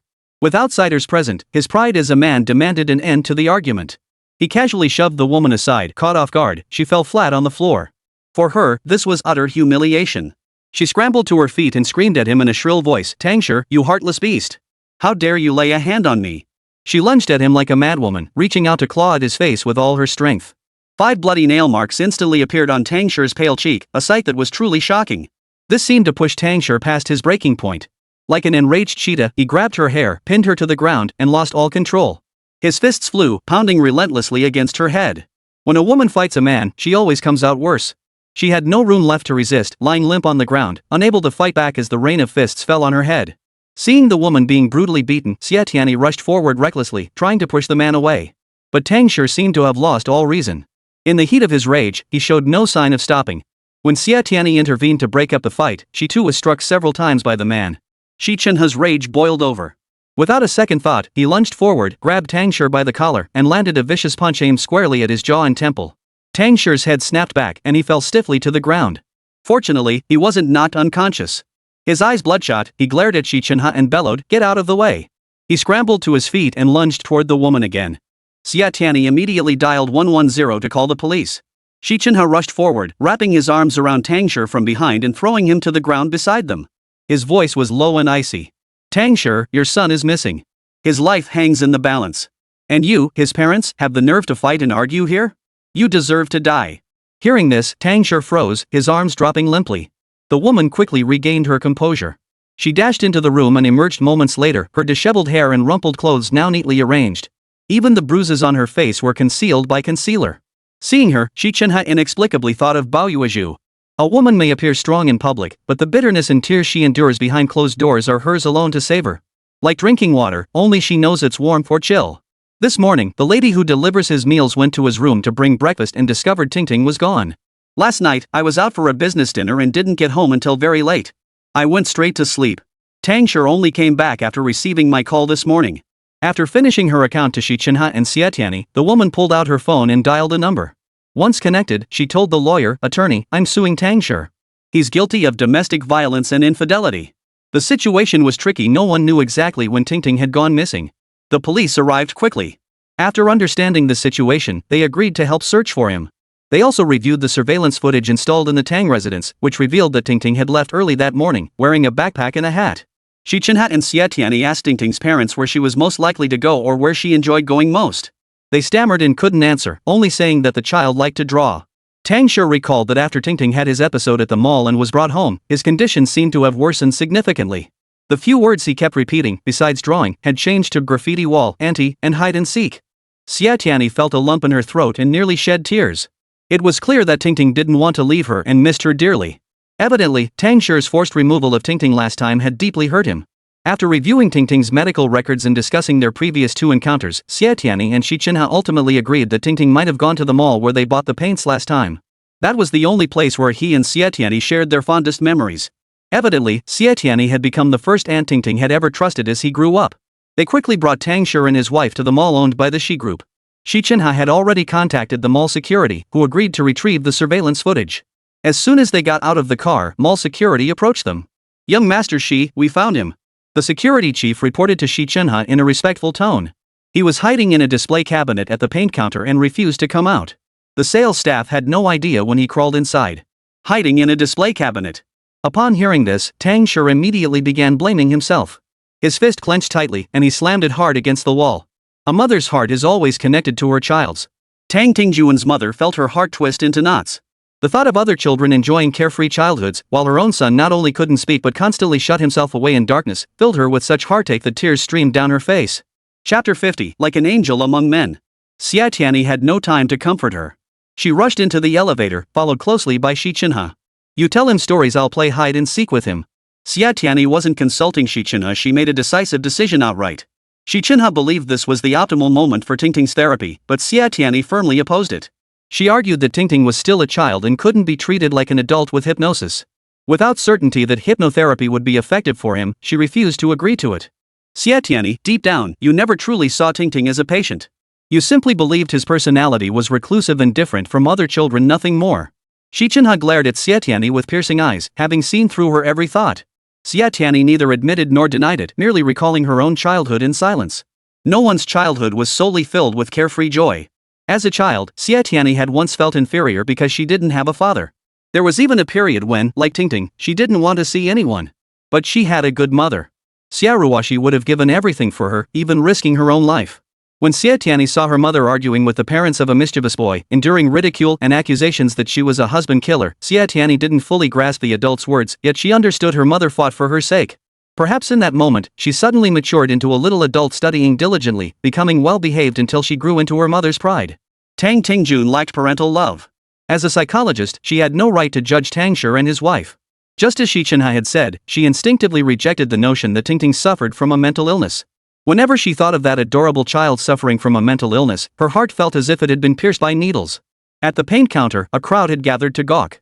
Xi Chenhe shot a glance at the security chief, who immediately understood and began directing the onlookers to disperse. As the area quieted, Xie Tianyi twinkled her eyes and cooed softly, Tingting, are you playing hide and seek with Auntie? Then you'd better hide well. Auntie is about to start looking for you. Be careful, don't let Auntie find you. She pressed her index finger to her lips, signaling Xi Chenhe to be quiet. After listening intently for several seconds, her gaze locked onto a small cabinet. Both she and Xi Chenhe clearly saw the cabinet door shift slightly. Xie Tianyi waited over a minute before deliberately calling out in feigned distress, oh dear, Tingting, Auntie can't find you. After calling out, she waited patiently. 1 second, 10 seconds, over a minute passed.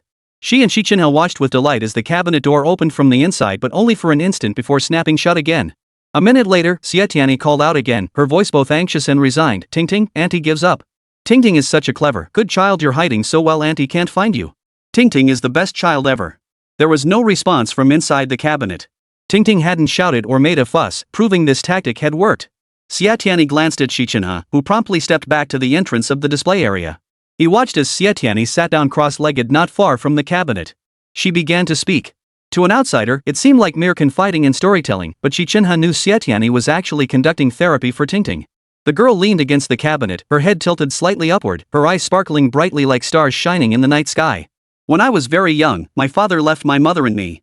To make ends meet, Mom worked tirelessly, rushing from job to job. She had no time for me. My happiest moments each day were when she pushed open the door after work. I loved heavy rain and bad weather. Do you know why?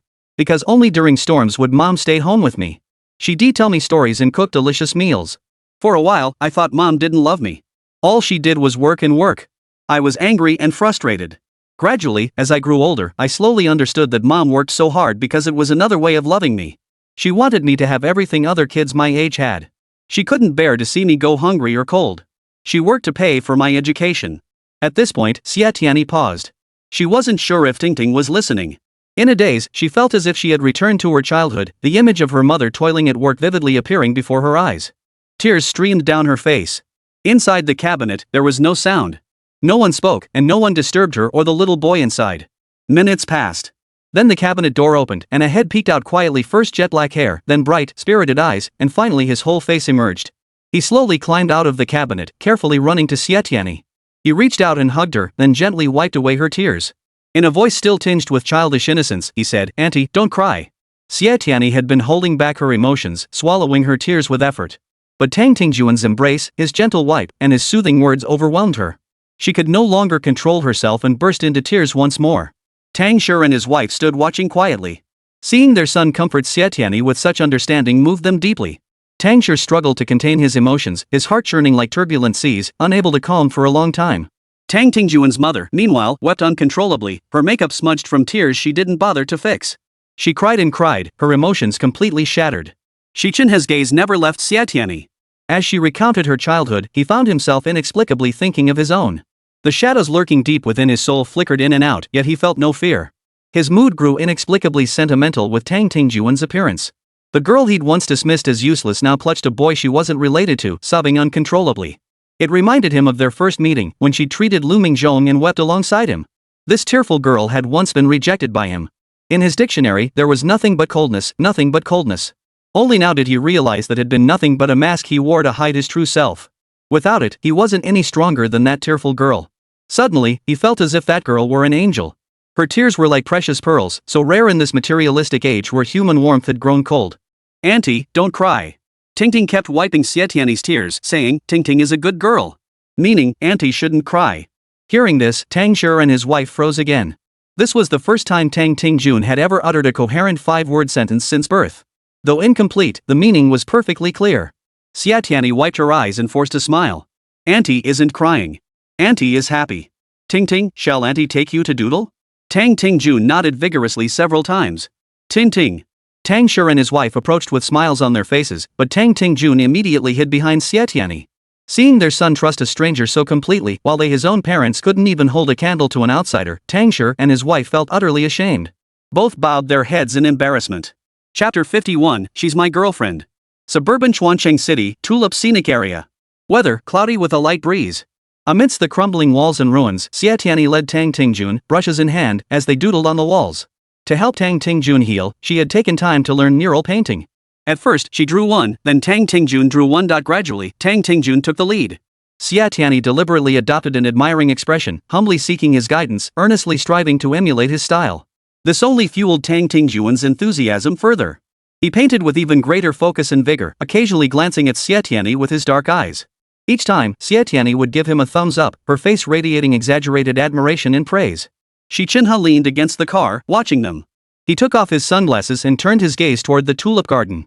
Today, the weather was cool and overcast, yet free of storms, seemingly perfect for an outing. Many citizens of Chuanzhong City had gathered at the tulip garden to admire the flowers and scenery. His short, dark, slightly curly hair was tousled by the wind. He maintained his aloof, distant expression, though only he knew how utterly content, comfortable, and relaxed he felt. His good mood made him look especially endearing. Seeing Xie Tianyi and Tang Tingjun having a splendid time together, he couldn't help but walk over. He picked up a paintbrush and, with a sweeping stroke, displayed the flair of a master artist. Before long, a black and white landscape painting appeared on the white wall. Xie Tianyi and Tang Tingjun were instantly captivated by Xi Chenhe's work. They stared intently at the painting on the wall, their faces filled with admiration. Tingting, clever as ever, ran up to Xi Chenhe, thrust the paintbrush into his hand, and wiggled his fingers, urging him to teach him how to paint. Quite the masterful touch. Xie Tianyi marveled, examining it up close and from afar. She even composed a poem, "From afar, the mountains hold color up close, the water flows without sound." Only the flowers and birds were missing. Flattered to the point of giddiness, Xi Chenhe suddenly lowered himself, boasting without a shred of modesty, "Don't you know who I am? Never mind anything else, just look at my IQ. Whatever I set my mind to, I excel at. Unlike some people who eat so much yet remain useless." This was just another way of indirectly insulting Xie Tianyi. She didn't get angry, though. After all, she was a psychologist with a strong mind, nothing could truly shake her. She shrugged indifferently. "Go ahead and insult me all you want. Just don't come begging me to pretend to be your girlfriend after work." "Yi." Xi Chenhe curled his lips in indifference. Scared him? Hardly. Recently, the boss has been considering recommending Dr. Fan as my assistant. Xi Chenhe furrowed his brow and asked Xie Tianyi with a straight face, "Between a useless person and an elite, which do you think is more suitable to be my assistant?" "Xi." Xie Tianyi also curled her lips in indifference, refusing to be outdone. "If a loser isn't fit to be your assistant, then go ahead and choose Dr. Fan. In psychological warfare, whoever cares first loses." Xie Tianyi added, "After work, you can have Dr. Fan pretend to be your girlfriend." Her expression remained utterly unconcerned. Xi Chenhe gritted his teeth in frustration, inwardly conceding that the useless one had made remarkable progress without any guidance. Tingting scribbled with his paintbrush, glancing timidly at them. Xie Tianyi hurriedly explained, "Uncle and Auntie aren't arguing, they're just messing around." Tingting's deep-seated fear slowly dissipated. Tingting had a wonderful time all day, yet he never smiled or spoke. When Xi Chenhe and Xie Tianyi walked him home, he clung to Xie Tianyi's hand, refusing to let go until she promised to return tomorrow. Only then did he reluctantly release her hand. Xie Tianyi watched Tang Tingjun walk away, his steps punctuated by frequent glances back. Her heart twisted into a knot for the first time in her life. She tasted the bitterness of parting. Xi Chenhe sat quietly in the driver's seat, silently watching Xie Tianyi. The girl stood with her back to him, her shoulders jerking as if she were crying. Yet she didn't wipe her eyes. Her fingers pressed against the seam of her pants, moving cheerfully and rhythmically. Was she nervous? It must be because of Tang Tingjun. She stood there for a long time, showing no sign of leaving. Only when Xi Chenhe honked the horn did she slowly turn around and walk over, looking utterly dejected. I'm not in the mood. Have Dr. Fan handle it instead. Xie Tianyi's eyes were red and swollen, making her look utterly dejected and emotionally low. She spoke with her head bowed, appearing pitiable. Xi Chenhe still liked how she spoke and acted without fuss, her carefree and straightforward manner. Xie Tianyi walked away without pausing. Xi Chenhe didn't start the car immediately. Watching her retreating figure, he pushed open the door and jumped out. Head bowed, she hurried along, seemingly lost in thought. Without a glance at the speeding vehicles, she crossed the street directly. A car approached rapidly from a short distance away. Xie Tianyi remained oblivious, her head still bowed, unaware of the impending danger. Without a second thought, Xi Chenhe sprinted forward, grabbed Xie Tianyi's hand, and yanked her forcefully into his arms. The car whizzed past them. Only when Xi Chenhe gasped, "That was close," did Xie Tianyi finally comprehend what had happened. She nestled into his embrace, resting her head against his broad shoulder. Perhaps because she had lost her father at a young age, in this moment, Xie Tianyi felt nothing but security. It felt as though even if the sky fell, she wouldn't be afraid. Xi Chenhe pulled her onto the sidewalk before releasing her.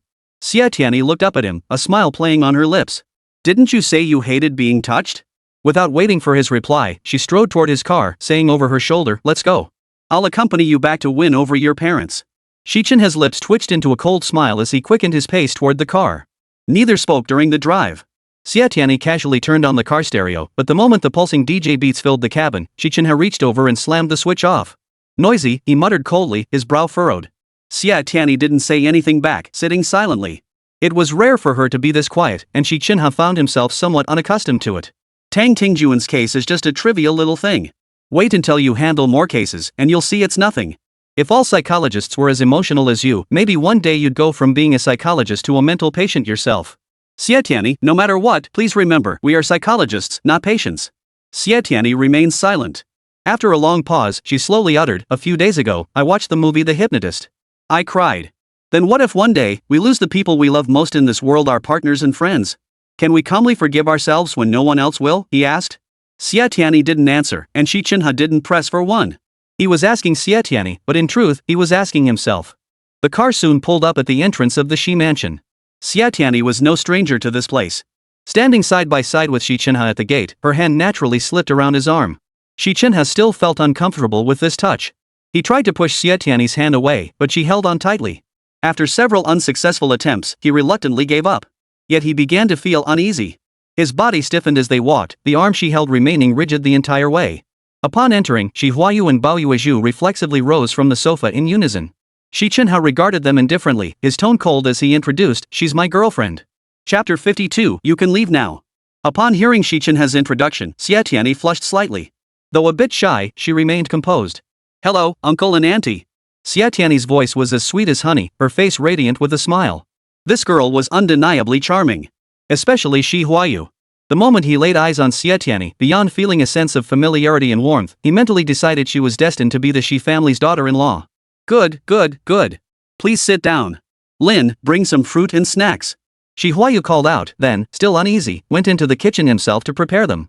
Bao Yueju's attitude was the polar opposite of Huayu's.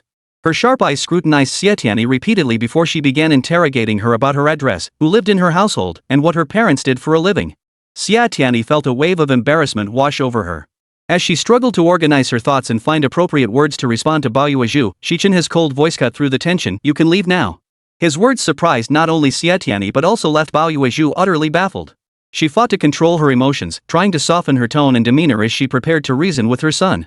But Xi Chenhe grabbed Xie Tianyi's hand and pulled her toward the door. Her son had brought a girlfriend home for the first time, and Bao Yueju was overjoyed, not knowing how to react.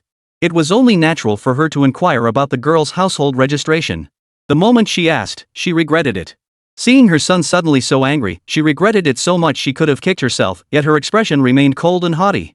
She didn't stop them, but hurried to the kitchen and yelled at Huayu, "You idiot! Our son has taken the girl away, and you're still standing around here doing nothing." Huayu was slicing fruit when Bao Yueju's words made the knife in his right hand jerk. He nearly sliced off part of his finger. Panicking, he dropped the knife and rushed outside. Xie Tianyi felt Xi Chenhe's firm grip on her wrist as he strode toward the car. She had to jog to keep up with him. Isn't it rude to just leave like this? Xie Tianyi whispered. They should at least say goodbye to their elders, otherwise it would be impolite. What? Xi Chenhe abruptly halted. Caught off guard, Xie Tianyi's head slammed hard into his chest. This time, instead of discomfort, a faint smile tugged at his lips. You really think you're my girlfriend? What he actually wanted to say was, do you plan to stand there forever, waiting for a household registration check? The old doctor Xi might have been cold-toned, but he never resorted to sarcasm. Just as Yuhua's colleagues had remarked, why did he suddenly feel the urge to be so sharp-tongued around this useless person? Xi Chenhe's words left Xie Tianyi speechless. Just then, Huayu caught up. Chenhe, the girl came all this way without even having a sip of water. It's your first time bringing a girlfriend home, you should at least invite her to stay for a meal before she leaves. Huayu pleaded with Xi Chenhe, who merely snorted coldly and ignored him. Huayu looked utterly dejected. Xie Tianyi glanced at him, noticing only the streaks of gray at his temples. She pulled her hand free from Xi Chenhe's grasp, turned, and walked back to stand before Huayu. Uncle, I'm sorry. Another time. A patient just had an emergency, and we need to rush over immediately, Xie Tianyi said politely. Hearing this, Huayu stiffened, his expression shifting to surprise before quickly returning to normal. I remember now. That morning, I saw you following old Chen. Since you're a Yuhua employee, I understood. I also know psychologists are very busy. Don't be fooled by Chenhe clocking in and out on time every day. You wouldn't believe how often he dashes out for overtime after just coming home. Well, since you're both busy, go ahead and get back to it. But you must come visit another day. Huayu looked at Xie Tianyi, thinking to himself, if only I had such a polite and well-mannered daughter. Sure. Xie Tianyi glanced at Xi Chenhe and smiled.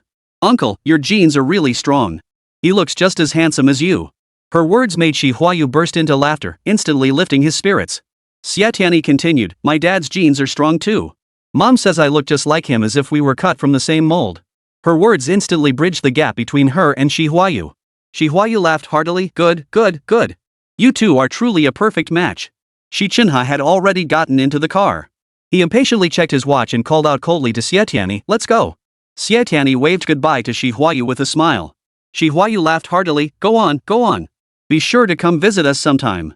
He watched the girl climb into his son's car and gradually drive away until she vanished from sight. Only then did he pull out his phone and dial Chen Yuhua's number. When the call connected, Huayu asked cheerfully, old Chen, thanks a lot. Chenhe brought his girlfriend home today. That girl is the psychologist from your Yuhua firm. What's her name? I forgot to ask. Oh, right, I saw her following you this morning. Family? Xie Tianyi? Oh dear, I don't know her name either.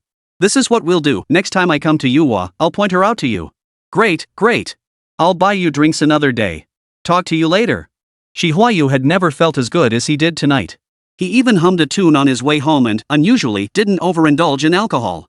Huayu saw him walk in and approached him, her voice as gentle as she could manage. How did it go?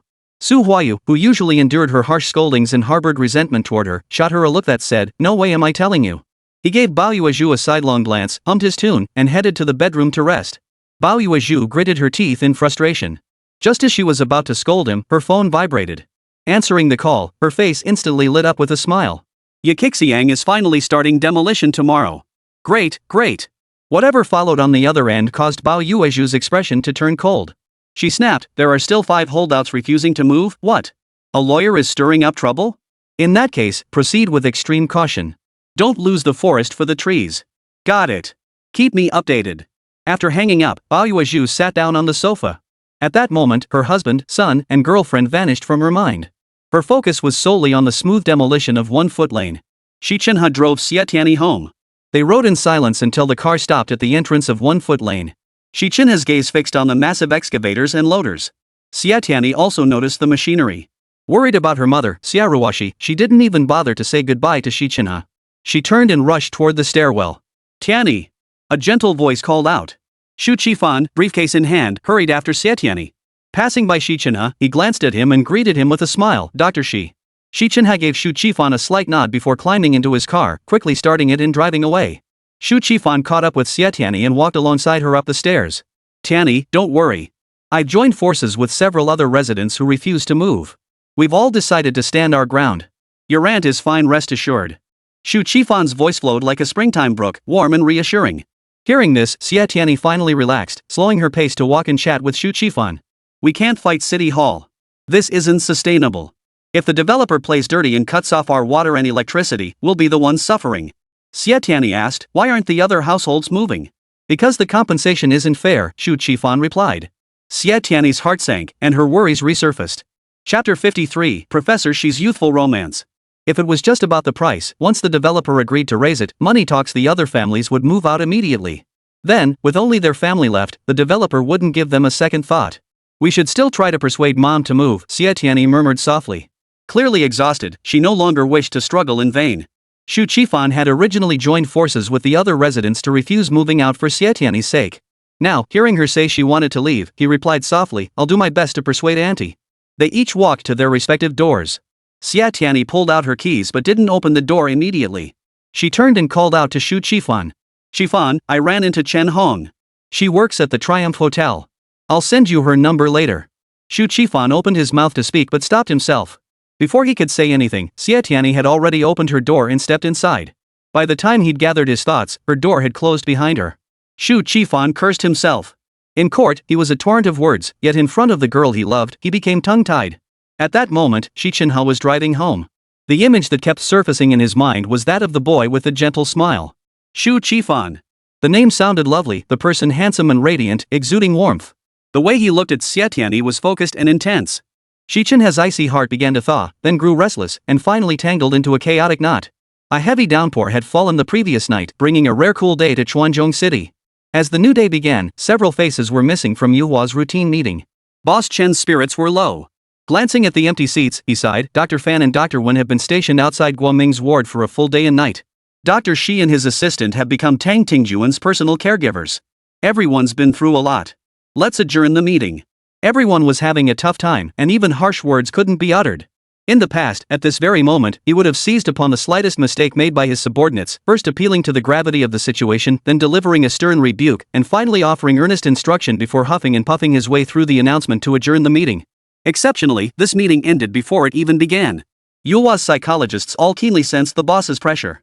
His invisible burden weighed heavily on them too. The entire Yuhua atmosphere reverted to its usual coldness and gloom.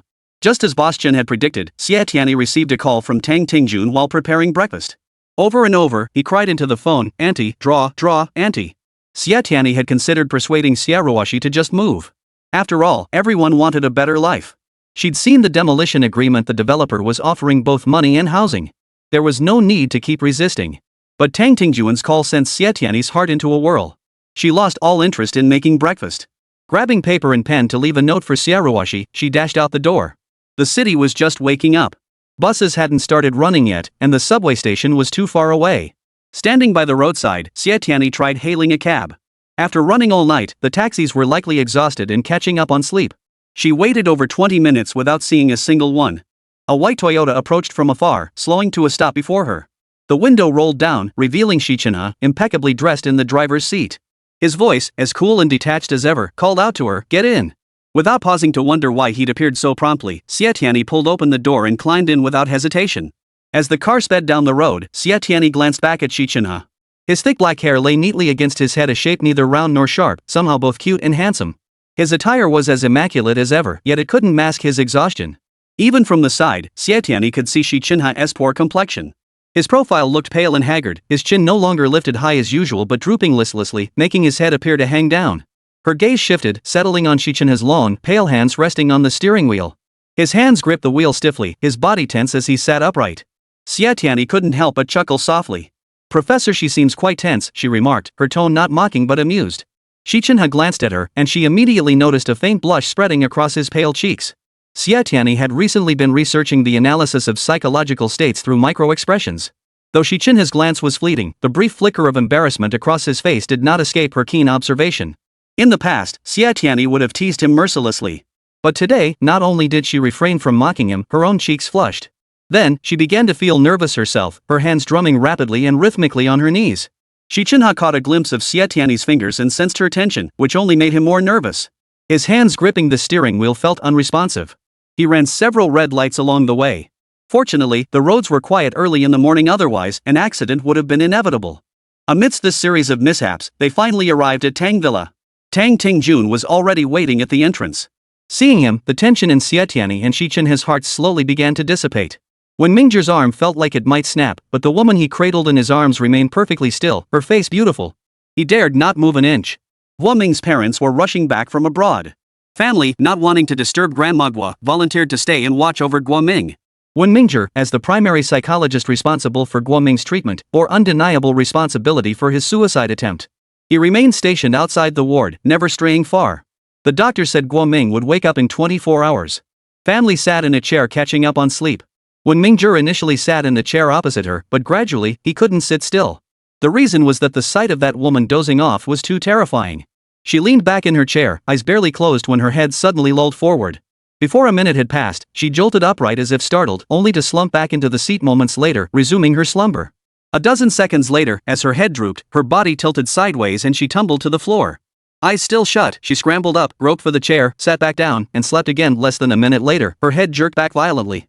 A crack echoed through the air. Mingzhong could feel his own neck snap, or rather, Fanli's neck snapped.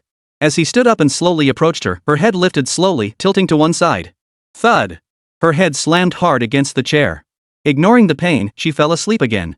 How long had this woman gone without sleep? Mingzhong mused inwardly as he walked over and sat beside Fanli, cupping her face in his hands. He held her like that all night. She seemed to sleep soundly. Dawn broke.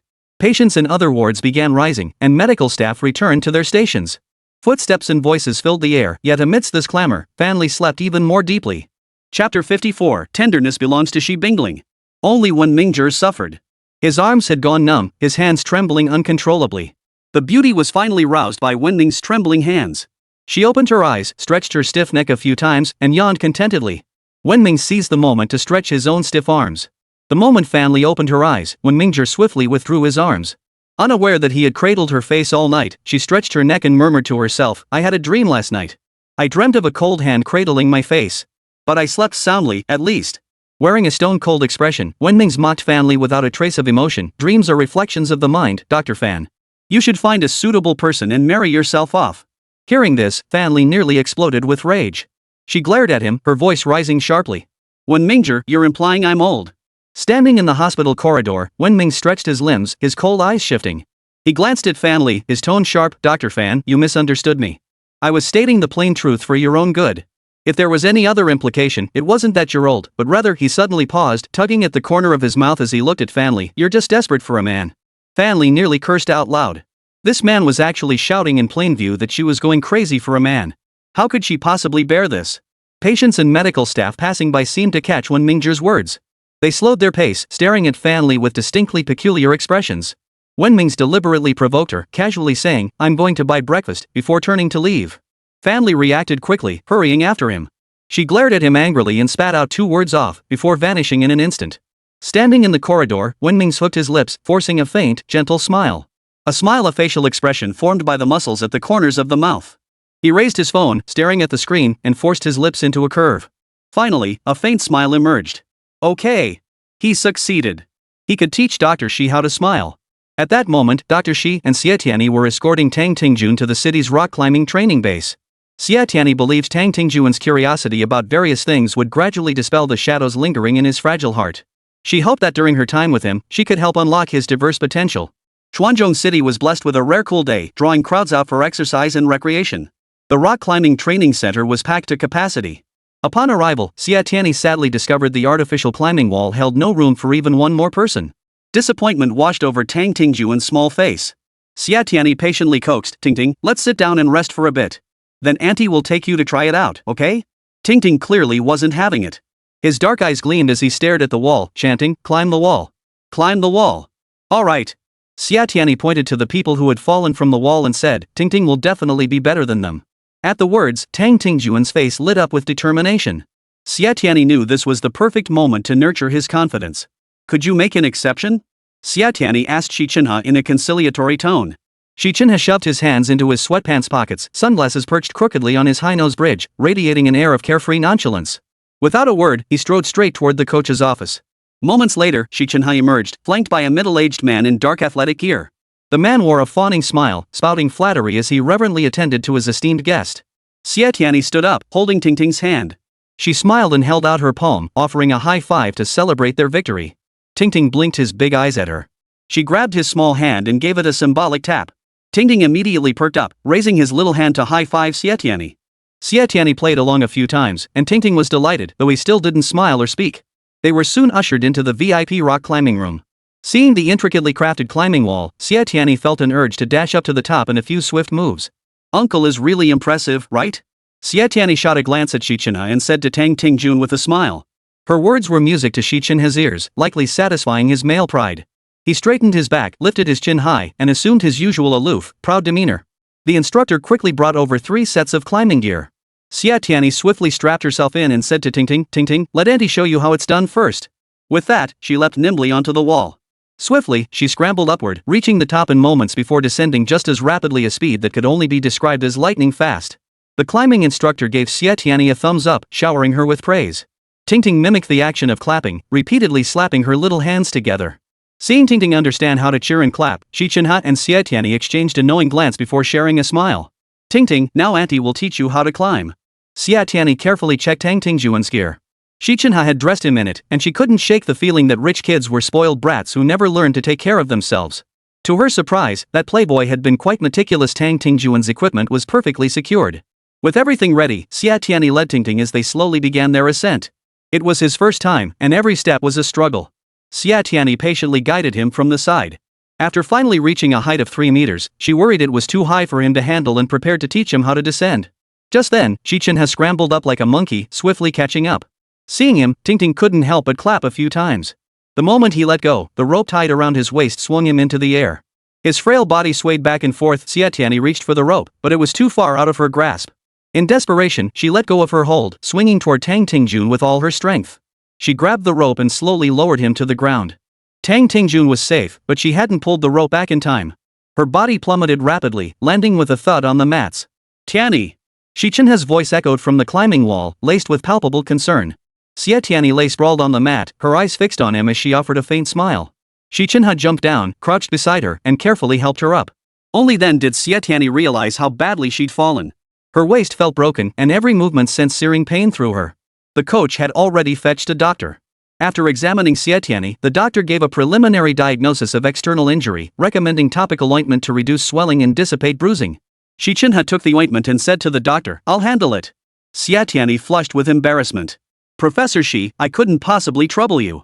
Please let the doctor handle it. All right. Xi Chenhe relented. Only then did Xie Tianyi obediently lie down. Tingting stood beside her, constantly blowing cool air on the wound.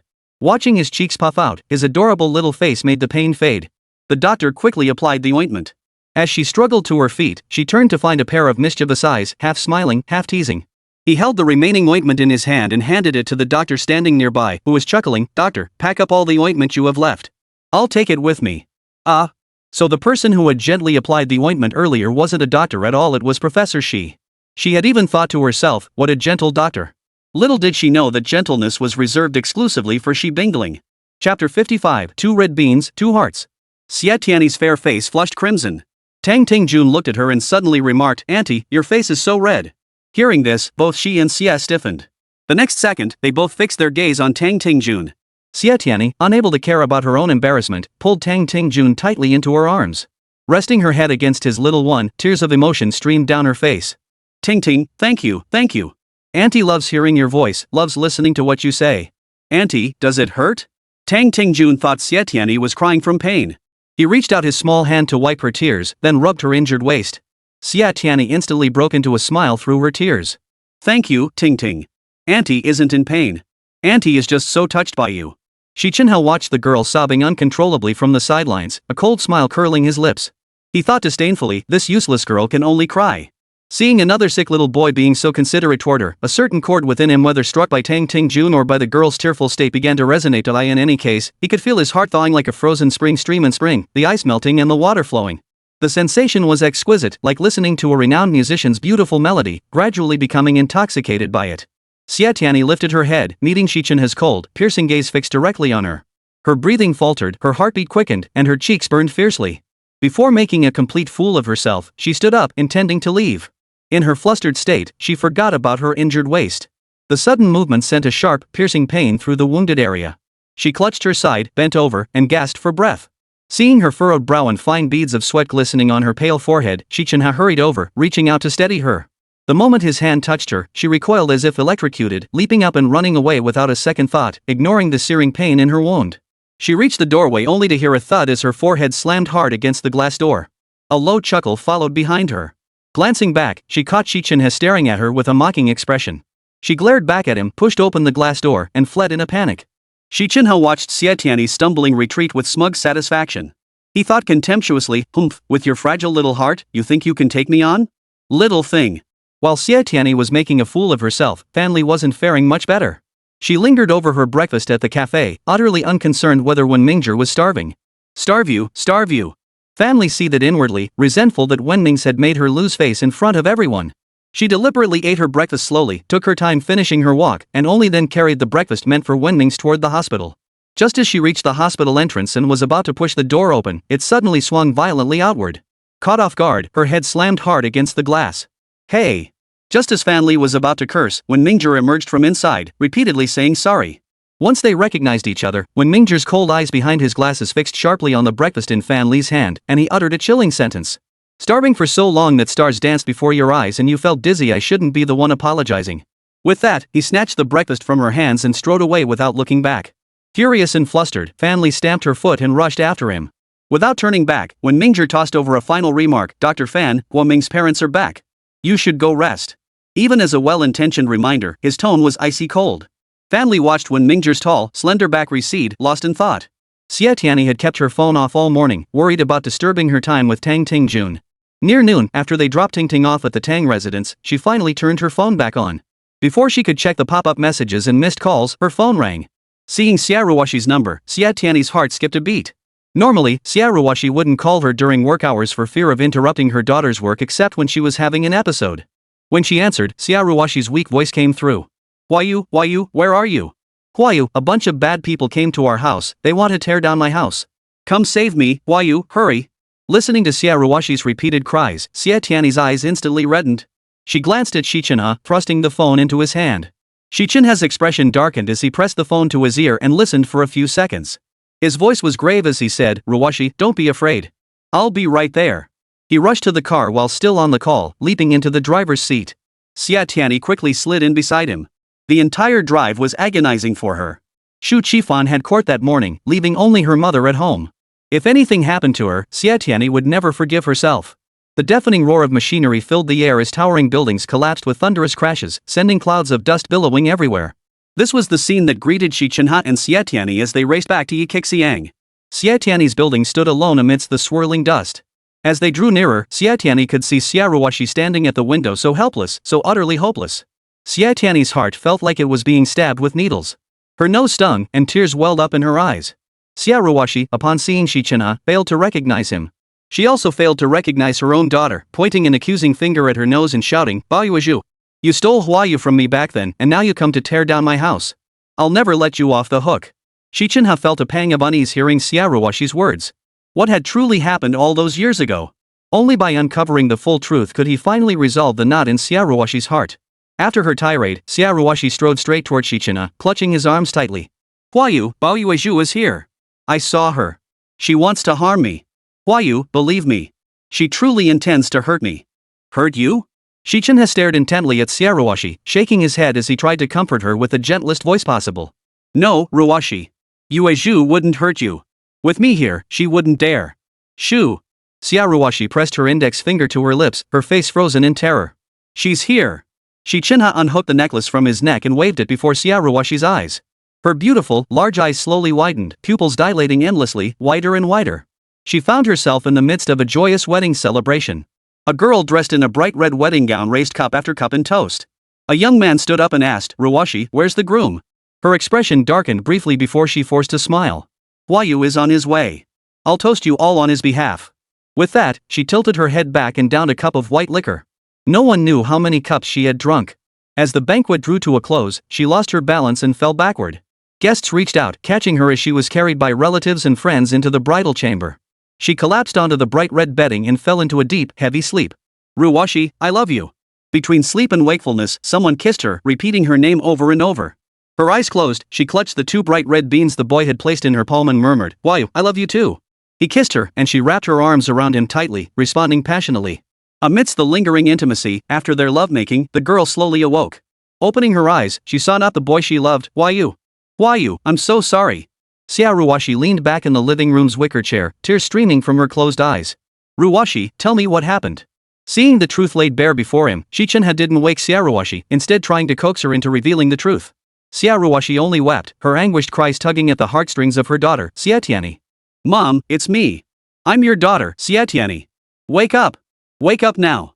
Xie Tianyi cared nothing for the truth. All she knew was that Xia Ruoxi was overcome with grief and had to wake up immediately. Chapter 56, I'm atoning for your sins. The boy's face was etched with despair, his eyes brimming with tears.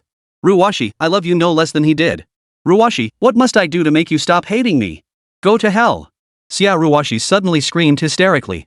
Instantly, a bloody scene flashed before her eyes. The boy lay in a pool of blood, stretching his blood-soaked hand toward her, struggling to utter 3 words, I love you. It was a fateful entanglement, a tragedy of misplaced love that would haunt her for a lifetime. Xia Ruoxi watched the girl retch violently, vomiting so fiercely it seemed her intestines and liver would spill out. She rushed her to the hospital, where the doctor announced, Congratulations, you're pregnant. In the humble shack, she jumped up and down, pounding her abdomen with both hands, trying to abort the child inside. Suddenly, a little girl ran over, grabbed her hand, stared at her with wide, bright eyes, and called her mom. Tianyi Xia Ruoxi opened her eyes, tears streaming down her face. Xi Chenhe silently walked to the window and stood there. Tears rolled unconsciously from his eyes, dropping onto the weathered window frame. He reached out to catch one drop, expecting it to be cold, but it carried a hint of warmth. After crying, Xia Ruoxi felt somewhat better. She reached out and held her daughter tightly in her arms. Tianyi, I saw Baoyuezhu. I really saw her. She patted her daughter's back, resting her head against her soft hair. Oh, my daughter. She was grateful her daughter had come into this world, becoming the elixir that healed her soul. Xie Tianyi didn't ask her mother who Baoyuezhu was. From a young age, she had been precocious and far more mature than children her age. Whenever she sensed people or events that caused her mother pain, she would never ask about them, even if she understood them in her heart. Xia Ruoxi gradually regained her composure. She turned to Xi Chenhe, Dr. Xi, thank you. Please stay for dinner. She was polite and courteous, her tone gentle, her movements graceful. Xi Chenhe had long since adjusted his mindset. Turning away, he reverted to being the aloof and proud Professor Xi. No, thank you, he replied coldly, his icy gaze fixing on Xie Tianyi. Come with me. Xie Tianyi hugged Xia Ruoxi. Mommy, I want to eat your Dubon braised crushing carp. Xia Ruoxi affectionately ruffled her daughter's hair, teasing, you little glutton. Just then, Bichi emerged from some hidden corner, covered in dust. Xia Ruoxi's eyes lit up upon seeing him. Huayu, where did you run off to? I've been looking everywhere for you. Without hesitation, she scooped up the dirty dog. Huayu, you have to be good from now on. Don't run off like that. I worry about you. Xi Chenhe frowned, grabbed his briefcase, and headed out. Xie Tianyi followed behind him as they walked side by side down the stairs. Xi Chenhe asked, this demolition project is being handled by Hongtu Group, right? Hongtu Group was a subsidiary under the Xi Group, with Baoyuezhu as its chairwoman. She held full authority over the demolition project. Xi Chenhe trusted Xia Ruoxi's account. He had already texted Baoyuezhu's staff and confirmed that Chairwoman Bao had indeed visited Ichi Lane today. Xie Tianyi shook her head. I'm not quite sure about that. His cold gaze slowly sharpened, fixing on Xie Tianyi's face.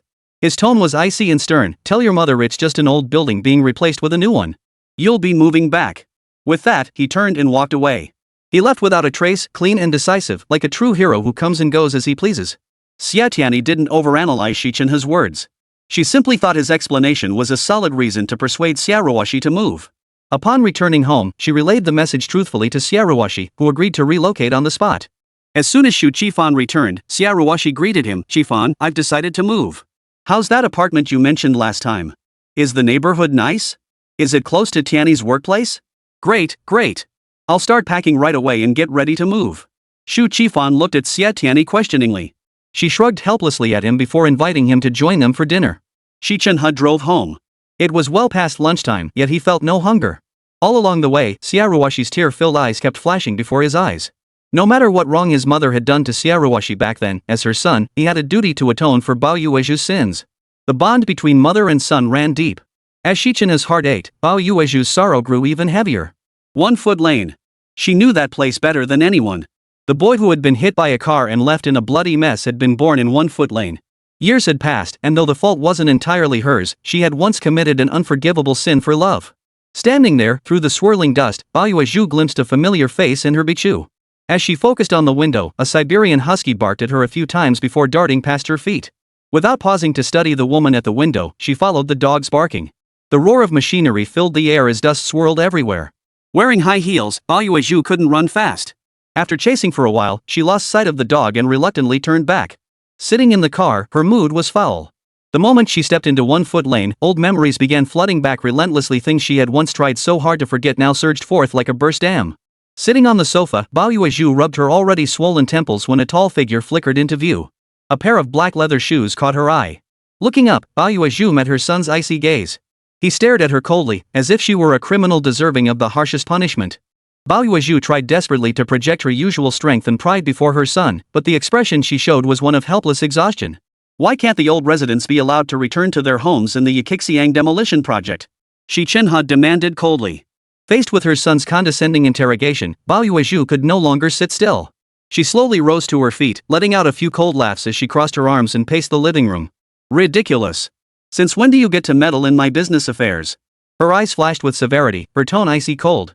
She believed only this manner could project the dignity of an elder, making him understand she was his mother. But she overlooked Xi Chenhe's feelings. Mother and son had always been so self-righteous. Xi Chenhe strode forward, blocking Huayu's path. I'm taking that plot of land in Building 93, he declared coldly. He pulled out a card and tossed it at Huayu's feet. This is the first fortune I've earned for the Xi Corporation. It's more than enough to buy that plot.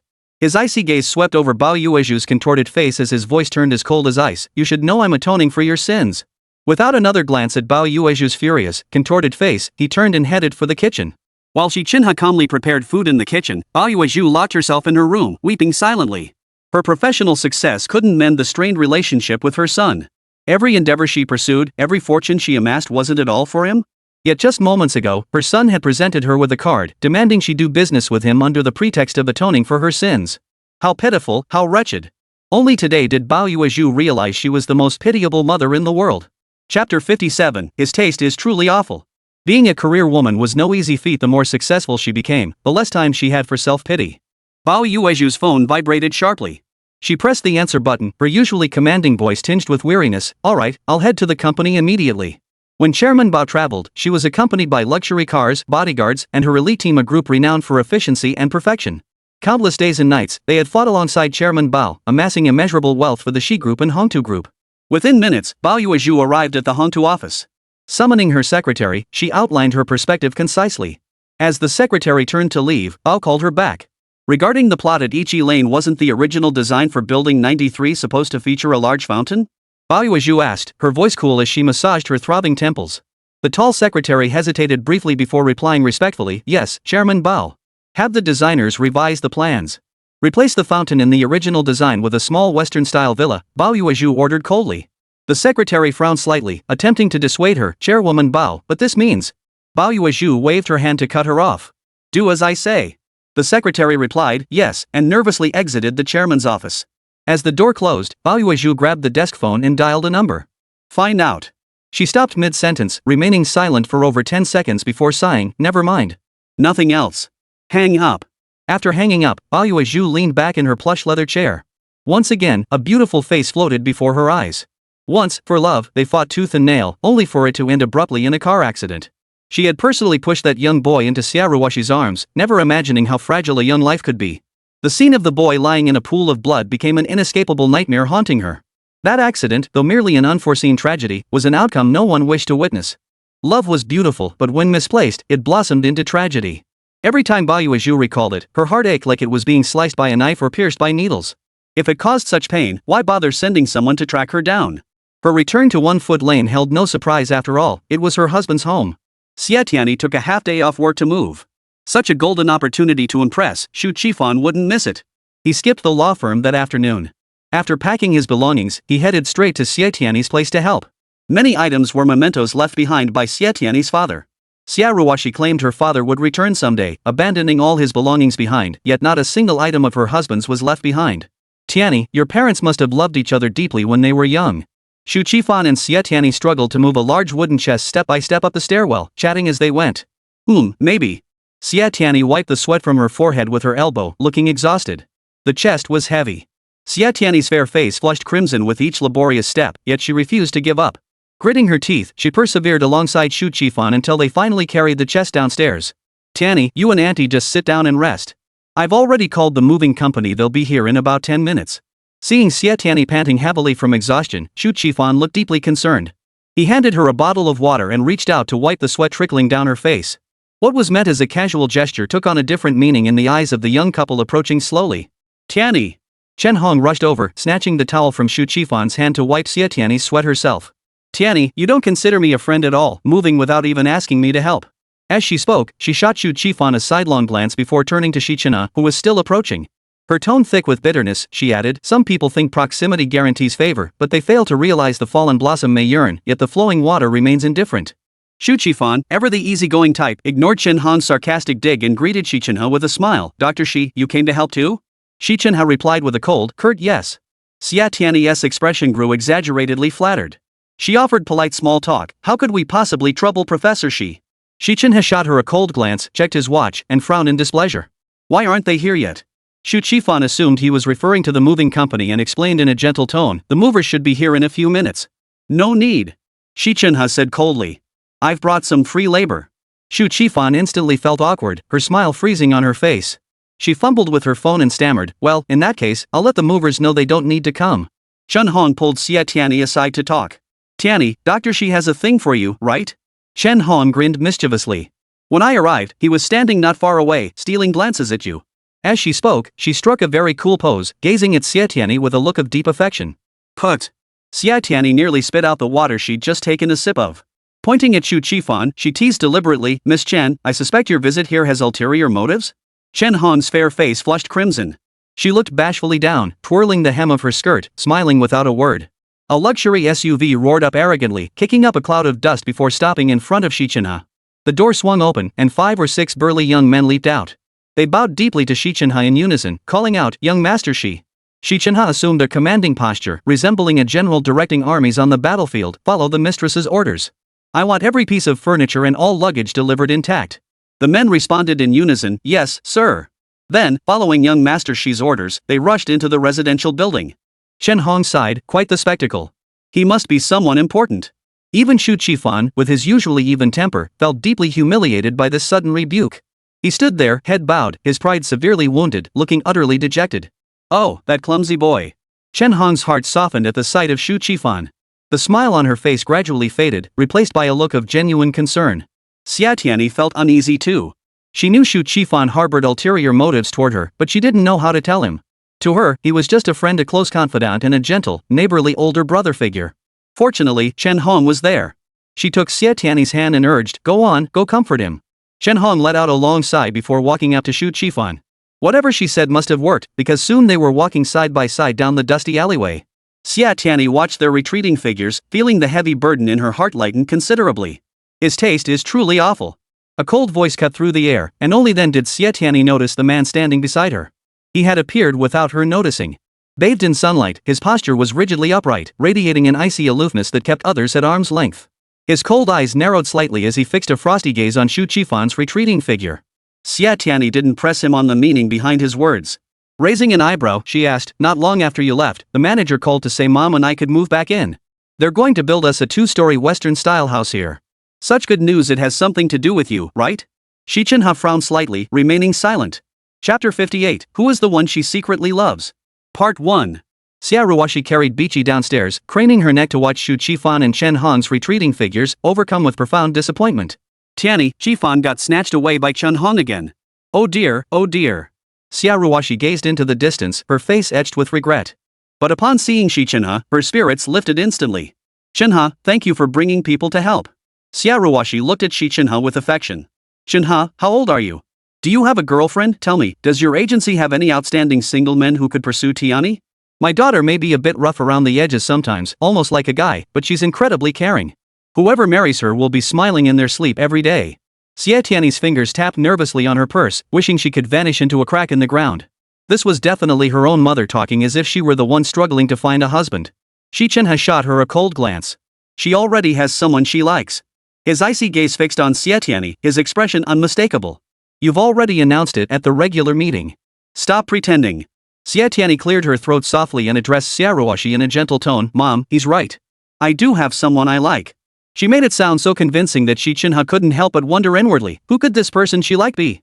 Xie Ruoxi's eyebrows curved into a smile as she pestered her daughter relentlessly. Tianyi, what's the boy's name? Where does he live? What do his parents do? Is his family background respectable? Mom, I think we're almost done moving. I'll go get Qi Fan so we can leave together. Xie Tianyi called out to Xie Ruoxi before darting away in a flash, vanishing from sight. Xie Ruoxi stamped her foot in exasperation, scolding playfully, this child. Shu Qifan's rented apartment was quite close to Yuhua. 2 small flats were side by side, one for Shu Qifan and the other for Xie Ruoxi and her daughter. They were neighbors. Xi Chenhe shot a glance at the smug boy, his emotions a tangled mess that defied description. The bodyguards he brought were all fit and capable, swiftly moving Xie Tianyi's belongings and furniture into the new home.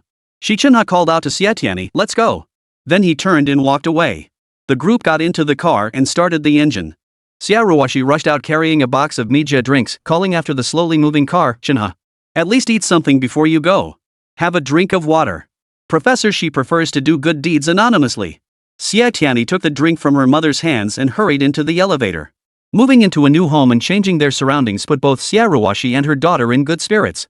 After a quick tidy up and dinner, the pair retired early. Tomorrow would be a new day. The next morning, as Xie Tianyi stepped through the gates of Yuhua, Zhang looked at her with utter despair. Tianyi, you're a psychologist. Before he could finish, Xie Tianyi cut him off. Xiao Zhang, I know. Nothing can get to me. Just spit it out. Bang, bang, bang, bang. Help! Help me! Amidst the shattering sound of vases crashing to the floor, came the hysterical cries, help! The psychologist is attacking people.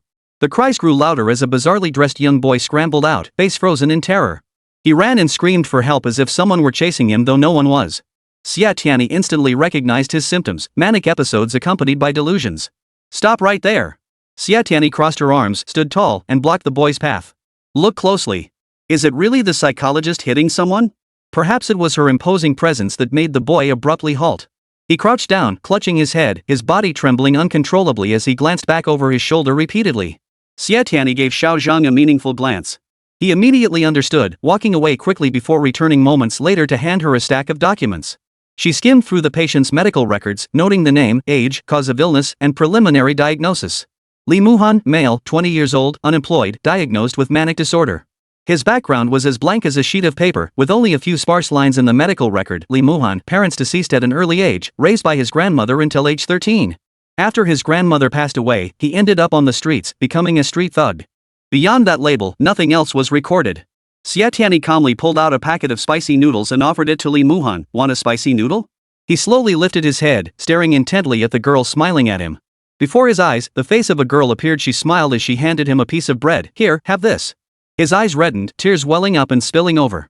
Suddenly, his face was drenched in tears. Li Weihan, listen to me. The psychologist will help you. You're safe here. No one is hunting you down. Xie Tianyi slipped the spicy snack packet into his hand and asked softly, can we talk? This was a relatively small, enclosed therapy room. The interior was simply furnished, green walls, a green sofa, and a round table holding a vase of flowers. Inside the vase, small red and white blossoms bloomed beautifully. The only other furnishings were a water dispenser, a large potted plant, and a clock ticking loudly on the wall. Relax. Xie Tianyi invited Li Weihan to sit down, walked to the water dispenser, poured him a cup of warm water, and poured one for herself. She sat down beside Li Weihan, sipping her warm water at a leisurely pace. Seated across the round table, they sat in silence as time ticked by. After Xie Tianyi finished her third glass of water, Li Weihan finally spoke. Have you ever loved someone from a completely different world than yours? Xi Chenhe arrived punctually at Yuhua for work. Passing through the lobby, he habitually glanced at Xie Tianyi's desk only to find it empty, devoid of anyone. Was that useless girl late again? Perhaps she was exhausted from moving yesterday, he thought, searching for excuses to excuse her.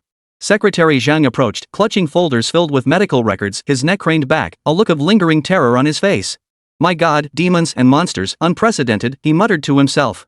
After a few steps, he looked up and spotted Xi Chenhe. By now, colleagues had cleared away the mess Li Weihan had smashed and shattered. Folders were reorganized and returned to their places. Everything had settled back into calm, as if the storm had never come. Yet, the witnesses couldn't help but feel a lingering dread deep within. Xi Chenhe's cold gaze locked onto Xiao Zhang, scrutinizing him sternly. Okay, Dr. Xi, don't look at me like that. It's making me nervous, Zhang swallowed hard before adding, and scared. He didn't elaborate on what had happened, but his eyes kept darting toward treatment room 9. Xi Chenhe had already guessed the gist of it. Get back to work, he barked coldly at Zhang before striding toward treatment room 9. The room was equipped with surveillance. He powered up the computer, his long fingers flying across the keyboard. When Xie Tianyi appeared on the screen, his heart skipped a beat for no apparent reason. He saw her smiling face, sipping water leisurely, occasionally chatting with patients. Xi Chenhe curved his lips into a faint smile, shut down the computer, and returned to his office.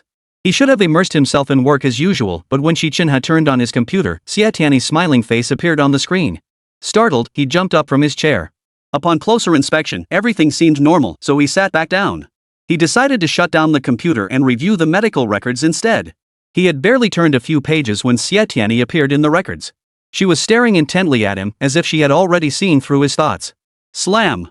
Xi Chenhe slammed the folder shut, stood up, and headed toward Wen Mingzhong's office to clear his head. Chapter 59, Who is the One She Secretly Loves? Part 2. Yuhua made an exception and skipped the daily meeting because Boss Chen had gone to the police station with Old Liang to promote the prevention and treatment of mental illnesses. This wasn't part of Old Liang's usual duties, but with the increasing frequency of crimes stemming from mental disorders in recent years, Old Liang had taken it upon himself without hesitation. Early in the morning, with few patients, Yuhua's staff gathered in small groups, sipping tea and chatting. The most animated chatter came from the few love-struck bachelors. My Tianyi is so amazing, daring to face that guy alone. He glanced around, satisfied no patients were nearby, then lowered his voice to whisper, that lunatic. The boy speaking was an assistant to Yuhua's psychologist. If the psychologist found out about his disrespectful words, he'd surely get a scolding. Another boy sat directly opposite Xi Chenhe's office. Though he hadn't seen Xi emerge, he cautiously warned, keep your voice down. If Dr. Xi hears you, you'll be in for it. Dr. Xi stood right behind them, obscured only by a towering green plant. He wondered, have I ever been hard on them? Not really. Before, everyone loved teasing him. Lately, though, they seemed a bit afraid of him. The effeminate-sounding boy shot back with a sharp retort, his words laced with sarcasm, is Xie Tianyi your property? She belongs to all of us. The cautious boy shushed them again. Watch what you say. Everyone knows Xie Tianyi belongs to Dr. Xi. If he hears this. Before he could finish, Xi Chenhe stepped forward abruptly. His voice was icy. What then? The cautious boy staggered, his legs going weak. The water cup in his hand clattered to the floor. He didn't bother to pick it up, instead forcing a stiff smile as he greeted Xi Chenhe, good afternoon, Dr. Xi. With that, he scrambled away, practically crawling for his life. Along the way, he bumped into a table and kicked over several chairs in quick succession. The insolent boy and the effeminate boy were surprisingly agile. In the blink of an eye, they vanished without a trace. Xi Chenhe watched their retreating backs, his mood sinking to rock bottom. Why were they running so fast? Did he look like the plague? Standing at the door of Wen Mingzhong's office, just as he was about to push it open, Zhang hurried over. Dr. Xi, are you looking for Dr. Wen? He's at the hospital with Dr. Fan. Hua Ming had attempted suicide, of course they were stationed at the hospital. Xi Chenhe let out a cold laugh, shook his head in self-mockery, and slowly returned to his office. The office felt eerily empty, a loneliness Xi Chenhe had never known before. And that mischievous little girl she'd appear at his desk one moment, climb onto it the next, slowly edging closer to him. The once unflappable Dr. Xi was now teetering on the edge of emotional collapse. He grabbed his car keys and stormed out. Opening the office door, the girl's face came into view. She stood at the doorway holding a stack of medical records, smiling at him. Xi Chenhe's expression turned icy. He tried to close the door and turn back, but his hand was stopped by Xie Tianyi's outstretched palm. Professor Xi, Dr. Xi. Seeing Xi Chenhe drifting off, Xie Tianyi raised her voice and called out several times. Oh, she really had come. Xi Chenhe strode to the window and stood facing away from Xie Tianyi, using his back to mask the turbulent emotions churning within him. What did you talk about with Li Weihan? His back to her, his voice seemed much colder than usual. Li Weihan, male, 20 years old. Both parents died young. He was raised by his grandmother. In the second semester of 8th grade, his grandmother passed away. He dropped out before finishing junior high and became a street thug. The kid isn't fundamentally bad besides freeloading, he never did anything truly reckless. But without income, he went hungry and suffered the cold. Sleeping outdoors was common. A few days ago, he met a 19-year-old girl. Starving and dizzy, she gave him a loaf of bread. He thought she was an angel and fell in love with her. Xie Tianyi didn't continue. It was a tragic love story without an ending, inevitably cliched. Due to the vast disparity in their family backgrounds, after the boy and girl had been together for a while, the girl's parents came looking for him. They berated him viciously, then took the girl away. From that day on, she vanished without a trace. In the days without her, the boy's emotions spiraled out of control. How did you treat him? Xi Chenhe remained fixed on the window, as if some lingering view outside held his attention. Xie Tianyi leaned closer, following his gaze. All she saw were a few buildings. Confused, she looked back at Xi Chenhe, meeting his cold, unreadable eyes. He stared at her for over 10 seconds before stiffly turning away. He strode to his desk and sat down, instantly reverting to his usual aloof demeanor. I hypnotized him and guided him to see that girl. I encouraged him in her voice to strive for success, promising she'd wait for him once he achieved his goals. Xie Tianyi replied cautiously, meeting Xi Chenhe's piercing gaze. Sounds better than it is. Xi Chenhe lowered his gaze to review Li Weihan's medical records, his tone grave. How do you know the girl will definitely wait for him? What if he achieves success, finds her, only to discover she's already married and a mother? Won't he go mad then? This didn't sound like a question, it felt like an interrogation. Seeing Xi Chenhe's furrowed brow and stern expression, his tone much colder and harsher than usual, Xie Tianyi cautiously replied, it's simply a test of love. If he loves her, he'll strive relentlessly until he achieves success and finds her. If she loves him, she'll wait. Even if she's married with children, he'll choose to silently bless her. He won't go mad, because every successful person possesses a resilient heart. Xi Chenhe's furrowed brow gradually relaxed, yet his words showed no mercy. Li Weihan destroyed much of Yuhua's property, yet you didn't make him compensate. Then you'd better pay for it out of your own pocket. Xie Tianyi, who had been brimming with confidence and determination moments before, instantly wore a look of utter misery upon hearing Xi Chenhe's words. Professor Xi, CEO Xi, please don't. My salary barely covers supporting my elderly parents and buying books. Spare me, I beg you. Xi Chenhe was holding a fountain pen, copying notes with a flourish, when Xie Tianyi's words made his hand freeze mid-motion. The next second, he flung the pen aside, his cold eyes fixed on Xie Tianyi as his expression darkened further. Truthfully, he never intended to make her pay out of pocket. He merely sought an excuse to speak with her more or perhaps deliberately provoke her. Yes, he relished seeing her flustered and begging for mercy. But who knew that useless fool would actually think he was serious? He felt deeply annoyed. His cold eyes widened as he growled at her in a low, icy voice, get out. Mr. Xie Tianyi genuinely believed Xi Chenhe was serious. She emptied her pockets, presenting the last of her provisions, a packet of mint candies and a bag of spicy noodles with both hands. Xi Chenhe glanced at the items on the table, his mood instantly lifting. His expression grew even colder as he glared at Xie Tianyi, waving her away without mercy. As she walked toward the door, looking back every few steps, her eyes pleading pitifully as she reached the doorway, he suddenly snapped, the Tang sent you a red envelope. They're thanking you for taking care of Tingting. Consider it compensation. Red envelope. Xie Tianyi's eyes lit up instantly. She turned and hurried back, placing both hands on the tabletop as she stared intently at him. Seeing his eyes lowered, ignoring her, she grew nervous, her fingers tapping rapidly on the surface. Mr. Xi, how much is it? Xie Tianyi asked cautiously. In response, Xi Chenhe's voice grew even colder, get out. His tone was icy, his voice sending shivers down her spine. Xie Tianyi dared not linger, her feet moving like the wind as she vanished swiftly. As the office door closed, Xi Chenhe tossed his pen aside, slumped back in his chair, and stared fixedly at the ceiling. He couldn't help but wonder again, who is the person she secretly loves? Xu Qifan, that effeminate, overly cautious one, or that arrogant fool who doesn't know his place? Chapter 60, Canceling all your leave. The morning meeting was cancelled, but Boss Chen held a makeup session immediately after returning from his external promotional tour.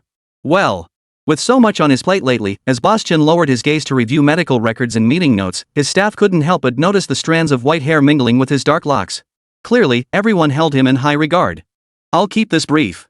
His voice wasn't as resonant as before, tinged with hoarseness. Hua Ming's case is complicated.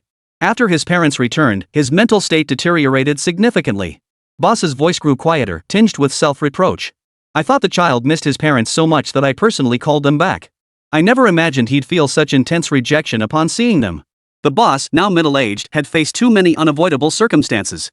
After lowering his gaze in thought for several seconds, he looked up briefly at Xi Chenhe before turning his eyes to Xie Tianyi. Tianyi, can you handle Tingting's case on your own? Boss Chen looked utterly drained, his voice weary. Xie Tianyi looked at Boss Chen, thinking to herself, he's a great boss, a kind elder, and a blessing to countless patients with mental health issues. If nothing unexpected happens, I can handle it completely on my own, Xie Tianyi replied confidently, her voice crisp and assured. Boss Chen smiled with relief. He turned to Xi Chenhe, Chenhe, you should join Hua Ming's case too. He's a good kid, ah. Xi Chenhe's expression turned serious as he gave Boss Chen a slight nod. Xie Tianyi was still new, and Boss Chen felt a bit uneasy about leaving her alone. To be safe, he turned to a young man and said, you'll team up with Xie. Start with Tang Tingjuan's case. That boy was none other than one of Yuhua's many single suitors who had once made a huge fuss, constantly calling out, Tianyi, my goddess. Xi Chenhe shot him a cold glance and interrupted the boss's arrangement in a frosty tone, no need. I'll handle both Hua Ming and Tang Tingjuan's cases alone. The boy chosen by the boss had been basking in self-satisfaction, thrilled at another chance to get close to his goddess. Xi Chenhe's abrupt interruption felt like a bucket of cold water dumped over his head, instantly dampening his spirits. He shot Xie Chenhe a glance. Though outwardly calm, inwardly he seethed with resentment. Thinks he's some kind of elite? What a nutcase. Just wait till I catch you slipping up. Boss Chen, upon hearing Xi Chenhe's words, was overjoyed. He nearly lost control, rising abruptly to walk before Xi Chenhe, grasping his hand in tearful gratitude. Excellent. Absolutely excellent. Yuhua is truly fortunate to have an elite like Dr. Xi. After expressing his admiration, he adjourned the meeting, leaving Xi Chenhe and Xie Tianyi behind. This is from Tangshi, he said, tossing a card onto the conference table. 100,000 yuan. Xi Chenhe asked coldly, not a fee? Boss Chen shook his head. Xie Tianyi snatched the card and pressed it to her chest. Bourgeois money is free money. Boss and Professor Xi are both sponsoring impoverished children in the mountains, right? I say we donate it. Xi Chenhe shot her a stern glance, adopting a lecturing tone. What bourgeoisie? Don't forget you're a psychologist. Boss Chen also reprimanded her sternly. Xie Tianyi, don't ever say things like that again. Xie Tianyi felt wronged and muttered under her breath, but isn't this freedom of speech? Though her voice was low, Boss Chen and Xi Chenhe heard it. Their eyes darkened as they stared at her sternly, ready to reprimand her again. Xie Tianyi obediently raised her hands in surrender. Fine, I'm sorry. I'll change. Only then did the boss and the professor let her off the hook. Xi Chenhe insisted, this money is a bribe. We can't accept it. Boss Chen nodded in agreement, but just as he was about to speak, Xie Tianyi clutched the card tightly. We're a psychological institution, not a government agency. This 100,000 yuan is the client's recognition of our work. I think we can accept it. Xi Chenhe swiftly snatched the card from her grasp and handed it to Boss Chen. Return it to its rightful owner. It's not good for Yuhua's reputation. As he turned to leave, he shot Xie Tianyi a cold glance and tossed out two words, money grubbing. For Boss Chen, this seemed to be the perfect bomb for his pride. Watching Xi Chenhe's retreating figure, a smile curved his lips. Tianyi, seeing the warmth growing between you and Professor Xi. I'm truly delighted. Xie Tianyi pouted, I don't want it. I only suggested donating it to children in impoverished mountain areas. Good, Tianyi. I knew I wasn't mistaken about you. Boss Chen seemed to perk up, his voice rising. Xie Tianyi, work hard. Next time, I'll introduce you to some big clients. If you handle it well, earning tens of thousands a month won't be difficult at all. Xie Tianyi's eyes lit up instantly. For a rookie like her, earning thousands a month was already unimaginable. Earning tens of thousands? It was beyond her wildest dreams. Without hesitation, she thanked the boss, declared, I'll work hard, and dashed out of the conference room, her excitement palpable. Meanwhile, things weren't going smoothly for Liu Mingzhong and Fan Li. Guoming had regained consciousness, but the moment he saw his parents, his demeanor changed drastically. He frantically ripped out his four and charged toward the ward exit. Several doctors and nurses rushed over, surrounding him and administering a sedative to finally calm him down. As soon as the sedative wore off, Guoming opened his eyes and immediately tried to pull out the four tube again, desperately trying to run away. The doctors had no choice but to tactfully inform Guoming's parents that they should consider sending him to a psychiatric hospital for treatment. Family watched the dazed teenager with heart-wrenching sorrow, sighing, once he enters a psychiatric hospital, even if he recovers and is released, he'll have a record. His future will be ruined. Liu Mingzhong paced anxiously, muttering to himself, how could this happen? How? Where did it all go wrong? He and Fan Li had attempted to hypnotize Guoming, but when conscious, his speech and behavior remained extreme. He exhibited symptoms of mania, paranoia, and more. While psychologists aim to read minds, Guoming seemed to have no heart, or perhaps his heart had long since been lost somewhere. Liu Mingzhong believed Guoming's sudden breakdown stemmed from the shock of his grandfather's death. He attempted to bring Guoming before his grandfather's spirit, but Guoming fiercely resisted Dr. Wen's hypnosis. He seems unwilling to return to reality, Fan Li murmured, her gaze deepening as she followed Liu Mingzhong. Or perhaps he resents reality, rejecting this world. The cemetery, the darkness he guards not only his grandfather but also that realm he claims as his own. A place he believes is safe, yet it is a world of utter darkness. When Mingzhong abruptly halted, his body stiffening as he stared intently at Fan Li, lost in thought. Xie Tianyi was buried in her work when Xiao Zhang called out to her, Xiao Xie, someone's here to see you. Xie Tianyi looked up at him and asked, who is it? It couldn't be Shu Qifan. Everyone at Yuhua knew him, he'd come straight in without any trouble. A handsome older guy. Zhang's eyes sparkled with hearts, his expression exaggerated. So handsome. Who could it be? Xie Tianyi wondered aloud, hurrying outside. Just as she stepped out, Huayu approached with a cheerful smile. Xiao Xie. So your name is Xie Tianyi. I've been trying to find out for ages. That little jerk didn't even introduce us, how rude. Last time he came over, he didn't even bother to drink any water. Huayu said, pressing a box of pastries into Xie Tianyi's hands. These are homemade. Try some. Huayu found himself growing fonder of Xie Tianyi with every glance, wishing she were his own daughter. Just then, his ever-chattering son emerged, heading to the hospital to meet up with Liu Mingzhong and the others. He stepped outside to find Xie Tianyi standing there, laughing and chatting with his father. Xi Chenhe strode over, his cold eyes fixed on Xie Tianyi as if he wanted to tear her limb from limb. Xie Tianyi, you have a lot of free time, don't you? Meeting visitors during work hours without permission. All your vacation days are revoked. Chapter 61, Never see him again. Even Huayu couldn't bear witnessing his son's harsh punishment for an unfounded accusation. He grabbed Xi Chenhe's arm, about to speak up, but Xi Chenhe ignored him, his cold gaze fixed on Xie Tianyi. Let's go. Xie Tianyi was already trembling with fear over Xi Chenhe's canceling all your leave. Hearing he wanted her to leave with him, she quickly found an excuse. Professor Xi, please go ahead. I have an appointment. Xi Chenhe turned his head, shooting her a piercing glare. Xie Tianyi, feeling guilty, lowered her eyes, avoiding his icy stare. Seeing his son so forcefully intimidating the woman he favored as his future daughter-in-law, Huayu opened his mouth to intercede. Xi Chenhe suddenly turned to him, coldly stating, "This isn't a place you should be. Don't ever come here again." Then he turned to Xie Tianyi, "And you don't ever see him again." Seeing her frozen in place, he strode over, seized her wrist, and forcibly pulled her into the passenger seat. Xi Chenhe quickly jumped in, started the engine, and the car shot forward, disappearing into the distance. Huayu watched his son's white Toyota vanish into the distance. A pang of disappointment washed over him at his son's coldness, but then he remembered how well his son seemed to get along with that girl, Xie Tianyi. His mood lifted instantly.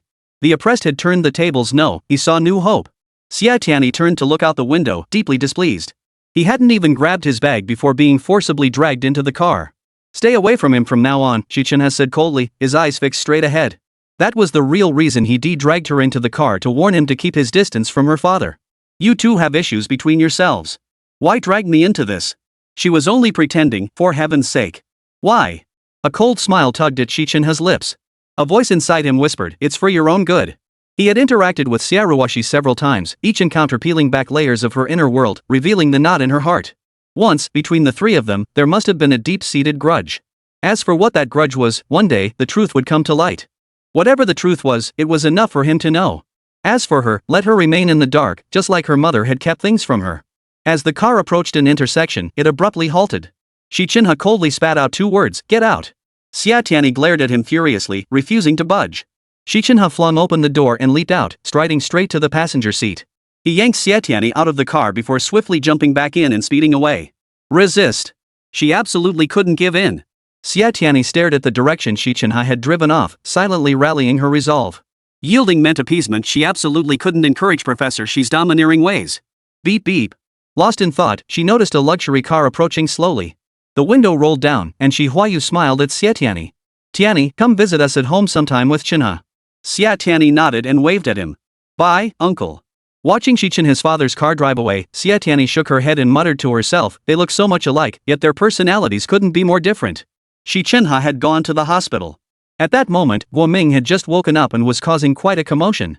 Several medical staff worked together to restrain him, preparing to forcibly administer a sedative injection. "Wait." Xi Chenhe stepped forward, blocking the nurse holding the syringe. "Let him go." Family rushed over and whispered to Xi Chenhe, "Dr. Xi, he's trying to escape." When Mingzhong followed shortly after. Spotting Xi Chenhe, the sharp eyes behind his glasses flashed brightly. "Dr. Xi, you're just in time." Xi Chenhe shot them a cold glance before fixing his icy gaze on the medical staff. "Let him go." The youth was struggling desperately. Hearing Xi Chenhe's voice, he turned his head to glance at him.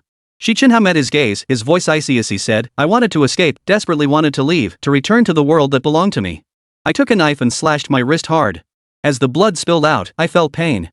I was searching for a painless release. Standing on the high rooftop, the breeze hitting my face, I lifted my foot and leaped down." Guoming gradually calmed down. He spread his arms wide, closed his eyes, and seemed to see himself falling endlessly from the top of the skyscraper. "I landed on the ground surprisingly smoothly. But who was that boy below, shattered into pieces? No, I refuse to end up like that." Xi Chenhe abruptly halted, cutting short Guoming's hypnotherapy session. The boy stood there, arms spread wide, brows furrowed, eyes tightly shut, shaking his head repeatedly. "Guoming, wake up!" Xi Chenhe snapped his fingers. Guoming slowly opened his eyes and stared fixedly at Xi Chenhe. "Guoming, you lack even the courage to die. Why persist in futile struggles and resistance?" Xi Chenhe stepped before him. "Let's talk." The youth stared back, his gaze icy cold. Xi Chenhe pulled out a business card and placed it on the bedside table. "I'll be waiting for you." He uttered the three words, then turned and walked away. "Hand Guoming's case over to me." Knowing when Mingzhong and Fan Li had followed him out, Xi Chenhe called back without turning, "The boss has taken on a special case, a woman who suddenly developed a violent biting compulsion. Due to the patient's high-profile status, it's attracting intense media attention. Success here will elevate your careers to new heights." Xi Chenhe had turned, his cold gaze sweeping over Wen Mingzhong and Fanli. I reviewed your records. The patients saw you at the cemetery. If you reappear as psychologists, his psychological resistance will only intensify. Hand it over to me. Wen Mingzhong stared intently at the distance. That's a detail I overlooked. His expression turned serious. He instinctively reached out to slap Xi Chenhe's shoulder, but the latter took a few steps back to avoid it. Embarrassed, Ming Xiol withdrew his hand. All right. I'll hand over all the notes I've prepared immediately. Xi Chenhe gave him a slight nod before turning to Fanli. You'll assist me in Guoming's therapy. Fanli's heart instantly filled with joy. For so long, she had been deeply affected by Guoming's negative emotions, and the pent-up frustration she carried vanished without a trace at Xi Chenhe's words. Dr. Xi, I'll cooperate fully, she said, smiling sweetly at him. Wen Mingzhong shot her a cold glance and tossed her a frosty remark. Don't force yourself to do what you can't achieve, Dr. Fan. Don't put yourself through unnecessary hardship. Xi Chenhe immediately grasped the deeper meaning behind Wen Mingzhong's words.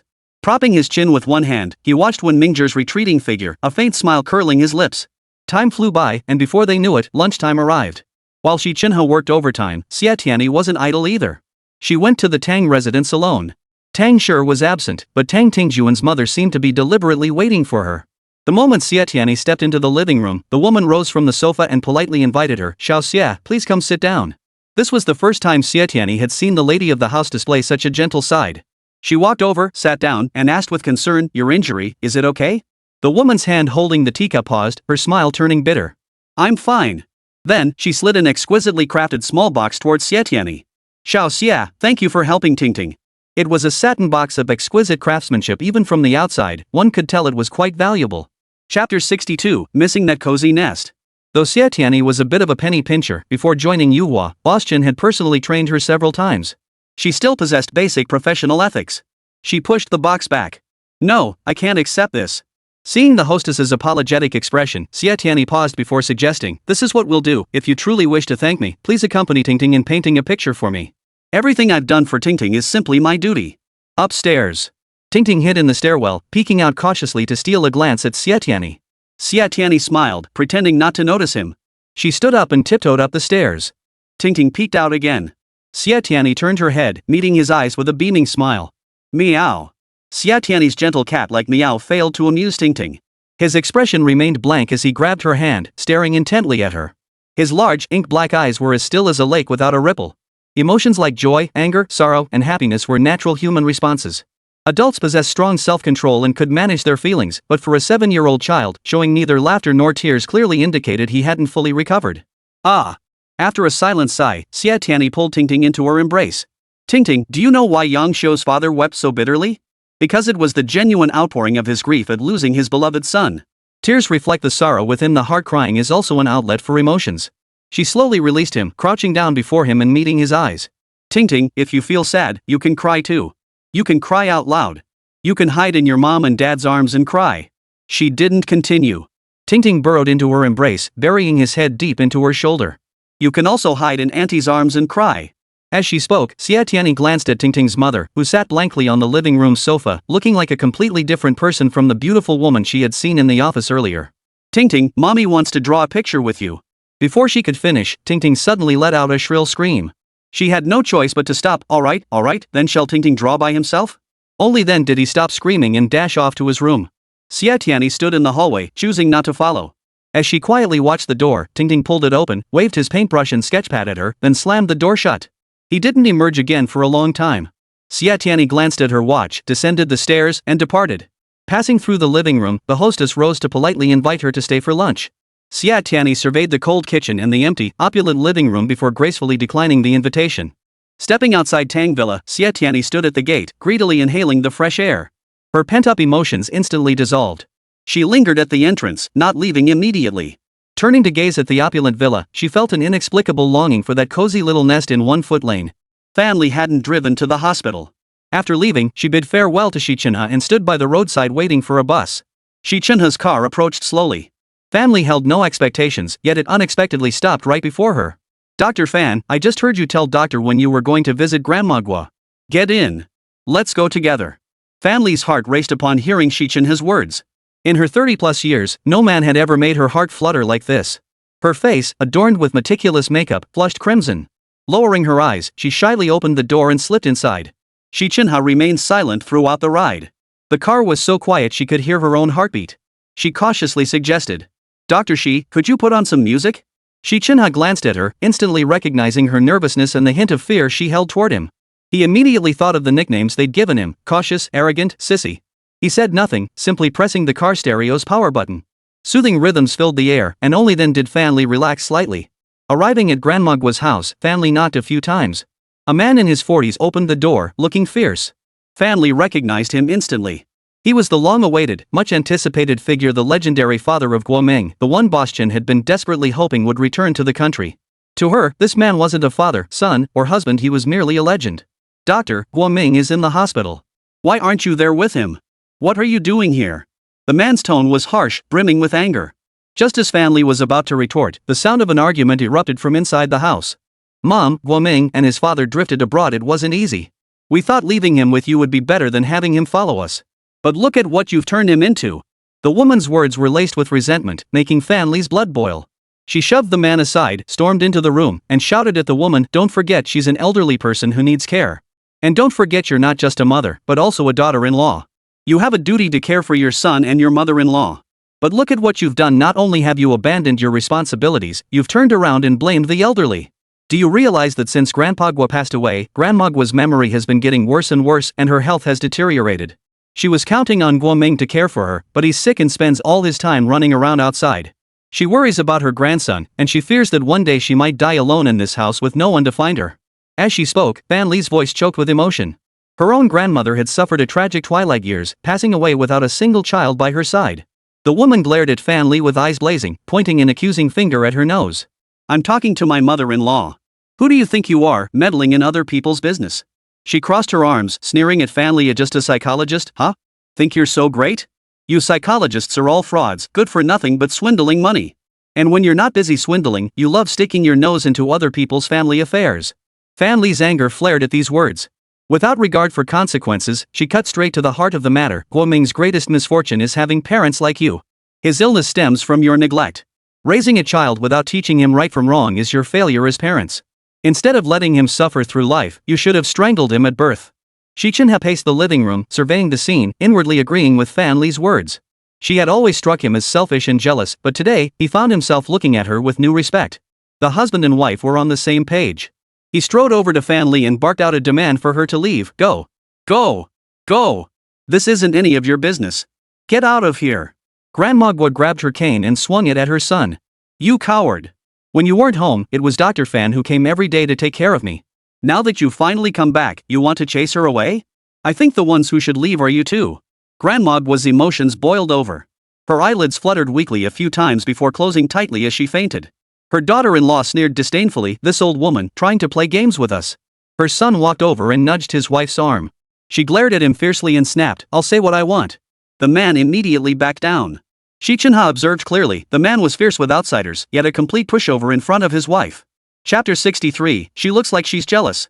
Fan Li had already rushed to Grandmagua's side. With practiced efficiency, she pulled out a white medicine bottle, poured out several pills, and then filled a cup with warm water to help her swallow them. "Grandmagua!" Fan Li called out repeatedly. Seeing she hadn't regained consciousness, she turned to Guoming's parents and shouted at them, "What are you standing there for? Call 120. Xi Chenhe had already dialed emergency services. Hanging up coldly, he declared, "No need." He rushed to Grandmagua, lifted her onto his back, and charged toward the exit. Just as they reached the ground floor, the ambulance pulled up. Fan Li helped the paramedics lift Grandmagua into the vehicle. Seeing her son and daughter-in-law showing no urgency, she felt uneasy and decided to stay, accompanying Grandmagua to the hospital. Xi Chenhe watched the ambulance depart, glanced at his wristwatch, and drove home to prepare lunch. Su Huayu, unusually, hadn't gotten completely drunk. As soon as Xi Chenhe entered the door, he heard Su Huayu singing, "The red sun rises in the east." Xi Chenhe thought, is there even a song like that? How come he'd never heard of it? Outwardly, however, he maintained his usual aloofness. Father and son didn't hold grudges overnight. Though Xi Huayu resented his son's coldness, he harbored no resentment. Seeing his son head to the kitchen, he trotted after him. "Chenhe, I bought a diamond necklace, a jadeite bracelet, and some high-end nutritional supplements. Take them to give to the girl and her family. Oh, I forgot to ask who exactly is in her family." Before he could finish, Xi Chenhe cut him off coldly. "She doesn't need them." Xi Huayu, having made a fool of himself, still wouldn't give up. "Then see what she needs, and I'll go buy some more." Xi Chenhe ignored him, quietly preparing lunch. He chopped up some sausage, beat 2 eggs, and sliced some scallions, whipping up a simple fried rice for their meal. Huayu frowned at his son's simple meal. Thoughtfully, he offered him some cooked seafood and meat. Xi Chenhe didn't even glance at it, sitting silently as he finished his lunch before heading straight upstairs, treating Huayu as if he were invisible the entire time. Huayu let out a few helpless sighs before walking to the bar. He grabbed a bottle of liquor and took several deep gulps. Then he pulled out a photograph, gently stroking the delicate features of the girl's face. Fan Li's days at the hospital were far from easy. Though she was clearly there to help, she faced relentless hostility from Grandmagua's daughter-in-law. Just as she took a towel to wipe Grandmagua's hands, the woman rushed over, snatched the towel from her grasp, and then feigned ignorance as she shoved Fan Li aside forcefully. Grandmagua's son was also annoyed with her and told her to leave outright. Fan Li tried to explain, "I'll leave as soon as she wakes up." Grandmagua's daughter-in-law retorted, acting like some saintly Mary, "Who knows if you're scheming for my mother's inheritance?" Psychologists are so annoying, every last one of them a do-gooder. Furious, Fan Li was about to retort when the man stepped forward and shoved her. "Go on, get out of here." He was utterly fed up with the women's quarrel and his wife's resentful glare. His push was too forceful, sending Fan Li stumbling. Her ankle twisted in her high heels, shooting excruciating pain through her leg. She grabbed the table to steady herself, avoiding a fall, but the severe sprain made walking excruciatingly painful. After leaving Tangshu, Xie Tianyi found herself past lunchtime. She stopped at a noodle shop by the street, ordered a bowl of noodles for lunch, and headed straight for Yuhua after finishing. At the same time, Xi Chenhe and Fan Li were also on their way back to Yuhua. Fan Li hobbled out of the taxi and limped toward the entrance. Just then, Xi Chenhe emerged from the parking lot. Seeing her struggle, he asked coldly, "What happened to your foot?" Spotting Xi Chenhe, Fan Li struggled to maintain her composure in her high heels. But the sharp pain in her ankle made her unsteady. Her body lurched sideways, and just as she was about to fall, Xi Chenhe reached out and caught her in time. From a distance, Xie Tianyi watched as Xi Chenhe steadied Fan Li's arm. She looked up at the blazing sun high in the sky and wondered inwardly, had the sun risen from the west this morning? Why would Xi Chenhe, who disliked being touched by others, initiate contact with someone else, especially a woman? Recalling Fan Li's unusual gaze toward Xi Chenhe and connecting it to the scene before her eyes, a pang of jealousy welled up in Xie Tianyi's heart. As they drew nearer, she reached out to steady Fan Li. "Sis, what happened?" "Don't even ask." Fan Li chatted with Xie Tianyi as they walked. "This is basically a work injury. I can ask the boss for some perks now." The moment Xi Chenhe spotted Xie Tianyi, he released his grip on Fan Li. He strode forward, walking ahead, and soon disappeared into the Yuhua lobby, his whereabouts unknown. Just as Fan Li and Xie Tianyi reached the lobby, when Mingzhong emerged from the treatment room, his stern face etched with exhaustion. The treatment room door swung open, and a young girl emerged. Her shoulder-length hair fell over her face, her eyes lowered as she hurried past. As she brushed past Xie Tianyi, she glanced at her, catching only the trace of blood lingering at the corner of her lips. Fan Li seemed to have some history with Dr. Wen. Spotting him, she gave a cold snort and limped back toward her office. When Mingzhong stopped Xie Tianyi and asked, "What happened to Dr. Fan's foot?" Xie Tianyi mentioned Guo Ming's parents. Dr. Wen stared blankly at Fan Li's closed office door and murmured, "I believe Dr. Fan." His words surprised Xie Tianyi. Watching the girl's hasty retreat, she casually asked, "That girl, is she the legendary female knight who loves to bite people?" When Mingzhong sighed, "Yeah, she's a bit of a handful." "Xie Tianyi, come here." At that moment, Xi Chenhe opened the door and called out to Xie Tianyi from the doorway. Instead of her usual coming right up, she shot Xi Chenhe a glare, gave a cold snort, walked over to her desk, grabbed a file folder, and then slowly made her way to Xi Chenhe's office. Thud. Xie Tianyi slammed the folder onto the desk and turned to leave. "Stop." Xi Chenhe's voice carried his usual icy sternness. "Xie Tianyi, when do you plan to start hypnotherapy for Tingting?" "Leave Tingting's case to me," Xie Tianyi said coldly without turning back. "You and Dr. Fan just keep an eye on Guo Ming." The implication was clear, he needn't concern himself. After speaking, Xie Tianyi started walking away. After a few steps, Xi Chenhe rushed over and blocked her path. "Xie Tianyi." He crossed his arms, his gaze icy. "Are you angry?" he asked, as if he had already seen through her. Yes, Xie Tianyi was angry. An inexplicable rage simmered within her, and she couldn't even pinpoint why she felt this way. "Professor Xie," Xie Tianyi thought, "whether I'm angry or happy has nothing to do with you, does it?" She couldn't help but think he was meddling in things that weren't his business. "No." Xi Chenhe stepped aside, his cold gaze fixed on Xie Tianyi as she walked away. The office door closed behind her. Xi Chenhe returned to his desk, sat down, picked up a pen, then put it down, picked it up again. After repeating this several times, he flung the pen aside, stood up, and walked to the window. That useless woman was angry with him. Ever since she saw him supporting Fan Li at work, she'd been furious. Could it be she was jealous? Yes. She definitely looked like she was jealous. A faint smile touched Xi Chenhe's lips. The next second, he darted over, pulled a mirror from his drawer, and stared at his reflection, forcing a smile. Was this what they called a smile? It seemed so. Chapter 64, Xi Bingling vs Xie Good for Nothing. Sunrise and sunset. The lingering sunset in the sky still carried intense heat, scorching the earth. Yuhua employees filed out one after another, gradually leaving the premises. Boss Chen was working overtime. Xie Tianyi happened to have something to discuss with him and knocked on the office door. Boss. Xie Tianyi presented Tang Tingjuan's medical records with both hands, then sat down across from Boss Chen at his desk. Boss, I don't believe Ting has a psychological disorder. Xie Tianyi stated with conviction, her face radiating confidence. Boss Chen was furiously scribbling when he heard Xie Tianyi's words. He looked up, pushed his glasses up, and the lenses slid loosely down his nose. He stared at her with wide eyes before lowering his gaze to resume writing. What do you mean? He asked without looking up. I believe Tang Tingjuan's parents are the problem, Xie Tianyi asserted. Boss Chen's hand holding the pen froze. He glanced at the open office door and lowered his voice. Tianyi, in our line of work, the worst thing you can do is speak recklessly. Without scientific data and factual reasoning, you can't just make things up. Xie Tianyi understood Boss was looking out for her. She changed the subject. I plan to speak with his parents privately. That's acceptable. Boss Chen didn't dismiss her as a rookie, he already regarded her as one of Yuhua's elite. But Xie Tianyi voiced her inner conflict. That day when Dr. Xi and I rushed to the Tang residence, we happened to walk in on Tang Shi and his wife fighting. They were really going at it, a huge blowout. Ever since then, the lady of the house has been like a different person whenever she sees me. Yesterday, when I visited, she gave me an incredibly valuable gift. Did you accept it? Boss Chen cut her off, his stern gaze fixed on her. I didn't. Xie Tianyi continued. She gave me an expensive gift, claiming it was to thank me for caring for Ting. But from her words and actions, I could tell she was actually worried about saving face, fearing I'd expose her fight with Tang Shi. She believes family troubles shouldn't be aired publicly. At the same time, she expressed doubts about the integrity of psychologists. To put it bluntly, she doesn't trust them. So my idea of talking to them privately might just be wishful thinking. Well now. Boss Chen looked troubled. Are you suggesting we're after the Tang family's money? I know you're thinking of the child, Tianyi. If it weren't for a 7-year-old, I would have stopped taking the Tang family's fees long ago. Xie Tianyi and Boss Chen fell silent, the conversation temporarily at an end. A figure flashed and Xi Chenhe entered, his cool voice breaking the silence. Boss, I believe that to cure Guoming, we must first cure his parents. Chen Boss lifted his gaze to meet Xi Chenhe's eyes, then glanced at Xie Tianyi. His laughter rang out heartily, ha ha ha ha. This time, you and your disciple are finally on the same page. The jest sparked intense displeasure in Xie Tianyi. She shot Xi Chenhe a look of utter contempt. He's Professor Xi. I'm just a rookie and a good for nothing. I wouldn't dare share his views. Xi Chenhe shot back coldly, at least you have the self-awareness to admit you're useless. Yes, I'm useless. You're the elite. Even in my uselessness, I'm still your assistant and disciple. If you find having a useless assistant and disciple an honor, then go ahead and announce it to the whole world. Xie Tianyi fired back, refusing to be outdone. The two glared at each other, neither willing to back down. If it becomes necessary to announce it to the world, I won't hold back.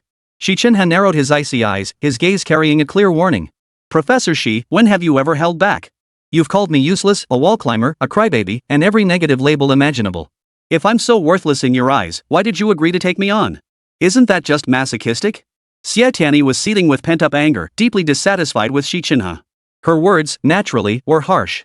Chen Boss, who had been watching the scene unfold with narrowed eyes, straightened his expression upon hearing Xie Tianyi's harsh words. He sternly reprimanded her. Xie Tianyi, you shouldn't speak that way to your mentor. Have you forgotten? Professor Xi is the idol you admire.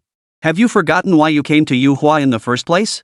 At Boss Chen's reminder, Xie Tianyi immediately fell silent. She silently chided herself for acting so impulsively. She had come to Yuhua to cure her mother, Xia, of depression. Now, thanks to Dr. Xi's generous assistance, her mother's condition was well managed. How could she be so ungrateful? Besides, following Dr. Xi Chenhe had given her countless opportunities to grow and learn.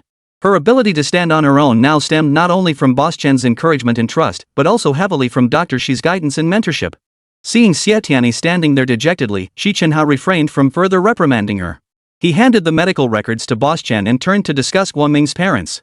Guoming's father appears domineering to outsiders, yet he's a classic henpecked husband at home. I believe this too reflects underlying psychological issues. As for Guoming's mother, she's snobbish, selfish, materialistic, and neglectful of the elderly. Anyone who interacts with Grandma Gui is viewed by her as scheming for the old woman's money and inheritance. While this isn't a clinical disorder, her personality offers zero support for Guoming's treatment. So, what do you think? Boss Chen had barely finished speaking when Fan Li hurried in. Dr. Xi, boss, we just got word that Guoming's parents have agreed to transfer him to a psychiatric hospital. No sooner had she finished than when Mingzhong rushed in. Boss, we absolutely must stop Guoming's parents from sending him to a mental hospital. Xie Tianyi, swept up by Dr. Wen and Dr. Fan's urgency, fixed Boss Chen with a desperate gaze. Boss, we all went through Guoming's age, gradually maturing in the prime of our youth. We can't let a mental health history ruin his future. Boss Chen's head was spinning. Leaning back in his chair, he stared at the ceiling inside. I really wish I could refund Guoming's parents their consultation fee. His words rang hollow, and the psychologists automatically ignored his lament. Xi Chenhe grabbed the desk phone, his long fingers swiftly dialing a number. Once connected, he shoved the receiver into the boss's hand. Hello, are you Guoming's parents? Boss Chen shot Xie Chenhe a glance before steeled himself to negotiate with Guoming's parents. This was psychological warfare. Boss Chen wasn't engaging in heart-to-heart talk this time, he was waging a battle of wills. Mr. Guo, think carefully. Once your son enters a psychiatric hospital, he'll carry a record. That record will follow him like a shadow for the rest of his life, whether in school or work. Don't believe me? Try moving him somewhere else? Even if you fly him to the ends of the earth, he can't overcome his inner demons. That record will remain his shadow. The four psychologists watched him silently. He employed psychological tactics, first intimidation, then a benevolent lie, followed by subliminal suggestion. In truth, Boss Chen was speaking nothing but the plain, hard truth. Hanging up the phone, Boss Chen exhaled deeply. Guoming's father agreed to talk with Dr. Xi. When? Xi Chenhe stared at Boss Chen, his voice cold. Tomorrow. Boss Chen glanced at his wristwatch, frowned, and said, all this fuss has pushed us past dinner time. How about this, grab some ingredients and come over to my scenic view apartment for hot pot. Chapter 65, She loves to cry and gets angry easily. Sitting in the scenic room, enjoying hot pot under the air conditioning while taking in the night view, was nothing short of a heavenly treat for the psychologists from Yuhua. The glossy broth glistened under the lights, looking so appetizing that Xie Tianyi swallowed hard, eager to dive in immediately. Boss Chen saw right through her, she's just like her mom, a total foodie. Fan Li chimed in, you gotta eat to work, no complaints there. When Mingzhong adjusted his glasses, his cold gaze fixed on Fan Li, filled with complex emotions too deep to decipher.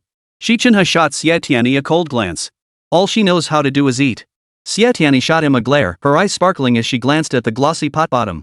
She adopted a nonchalant air. Professor Xi, if you have any more negative words to say, go ahead. For the sake of this delicious food, I'll forgive you for now. She cries easily and flies off the handle. Xi Chenhe showed no mercy, adding, and many more, enough to fill an entire night's worth of complaints. Fan Li had finished preparing the side dishes. She called out to Xi Chenhe, Dr. Xi, save the rest for later. Dinner's ready. A lavish banquet commenced. The two ladies ate with gusto while the men focused solely on drinking. Boss Chen raised his glass first. Here, let's toast. 5 crystal glasses clinked together, filling the room with warmth. Outside, the sky sparkled with countless stars, their playful twinkles mirroring the city's dazzling lights. Xie Tianyi was unaware that on the other side of the city, Shu Qifan stood at the intersection, his head tilted, quietly waiting for her to come home. Xia Ruoxi returned from walking her dog and spotted Shu Qifan at the intersection. She greeted him, Qifan, waiting for Chen Hong? I just saw her walking this way when I left. What's up? Where is she? Auntie, no, I'm waiting for. Shu Qifan hadn't finished speaking when Chen Hong suddenly appeared, seemingly out of nowhere. Qifan, I know you've been waiting for me. She grabbed his arm and shook it playfully, acting very affectionate. Seeing her beloved future son-in-law with another girl, Xia Ruoxi felt utterly devastated. She scooped up Biki, whispering incomprehensible words to her, and hurried into the elevator. Shu Qifan wanted to chase after them to ask why Xie Tianyi's phone was off and when she'd be home, but Chen Hong held him back. Qifan, give up. Tianyi will never love you. Chen Hong pressed his hand forcefully against her chest. Qifan, the one who loves you is right before your eyes. Listen, my heart is beating so fast. Shu Qifan shoved Chen Hong away and yelled at her, stay away from me. He was usually easygoing, but Chen Hong's words Tianyi will never love you had deeply wounded Shu Qifan's heart. Watching the boy run away, Chen Hong stomped her foot in frustration, tears streaming down her face. Xie Tianyi didn't return home until nearly midnight. Hidden behind the door, Shu Qifan clearly heard Xi Chenhe's voice. Xie Tianyi, you're going the wrong way. This way. You're so clumsy it's headache-inducing. No more drinking from now on. You're already a bit dim, and with alcohol, you become pitifully foolish. The reserved, taciturn Dr. Shu Qifan she knew seemed transformed into a different person, droning on endlessly. He opened the door, intending to greet them, but his hand froze on the doorframe. He heard Xi Chenhe, reeking of alcohol, shout, I'm leaving. Then came the slam of Xie Tianyi's door, and silence fell outside. Shu Qifan's hand dropped limply. Never in his life had he hated himself so much. Why did he crumble so easily in the face of love? Shu Qifan resolved to visit Yuhua Hospital soon and see a psychologist while he was there. Early morning sunlight filtered through the curtains into the bedroom as Xi Chenhe opened his eyes, slowly waking. A loud argument erupted from the living room downstairs. Bao Yuezhu's voice was 10 times more forceful than usual. Huayu, don't think I don't know. Explain yourself. What have you been doing at 1 Foot Lane lately? Let me tell you, it's been reduced to ruins, ha ha ha ha, a complete ruin. After a dozen seconds of silence, Huayu replied calmly, since you know, that's fine. It saves me the trouble of explaining.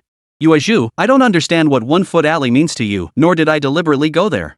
In fact, this place name is the first time I've heard it from you. As for you saying I went there, I personally have no knowledge of it. Perhaps I just passed by, it was merely a coincidence. Bao Yuezhu grew even angrier, her voice rising. Huayu, you scumbag, you hypocrite. You only know how to put on a show in front of me. Don't you dare forget how you deceived me over 20 years ago.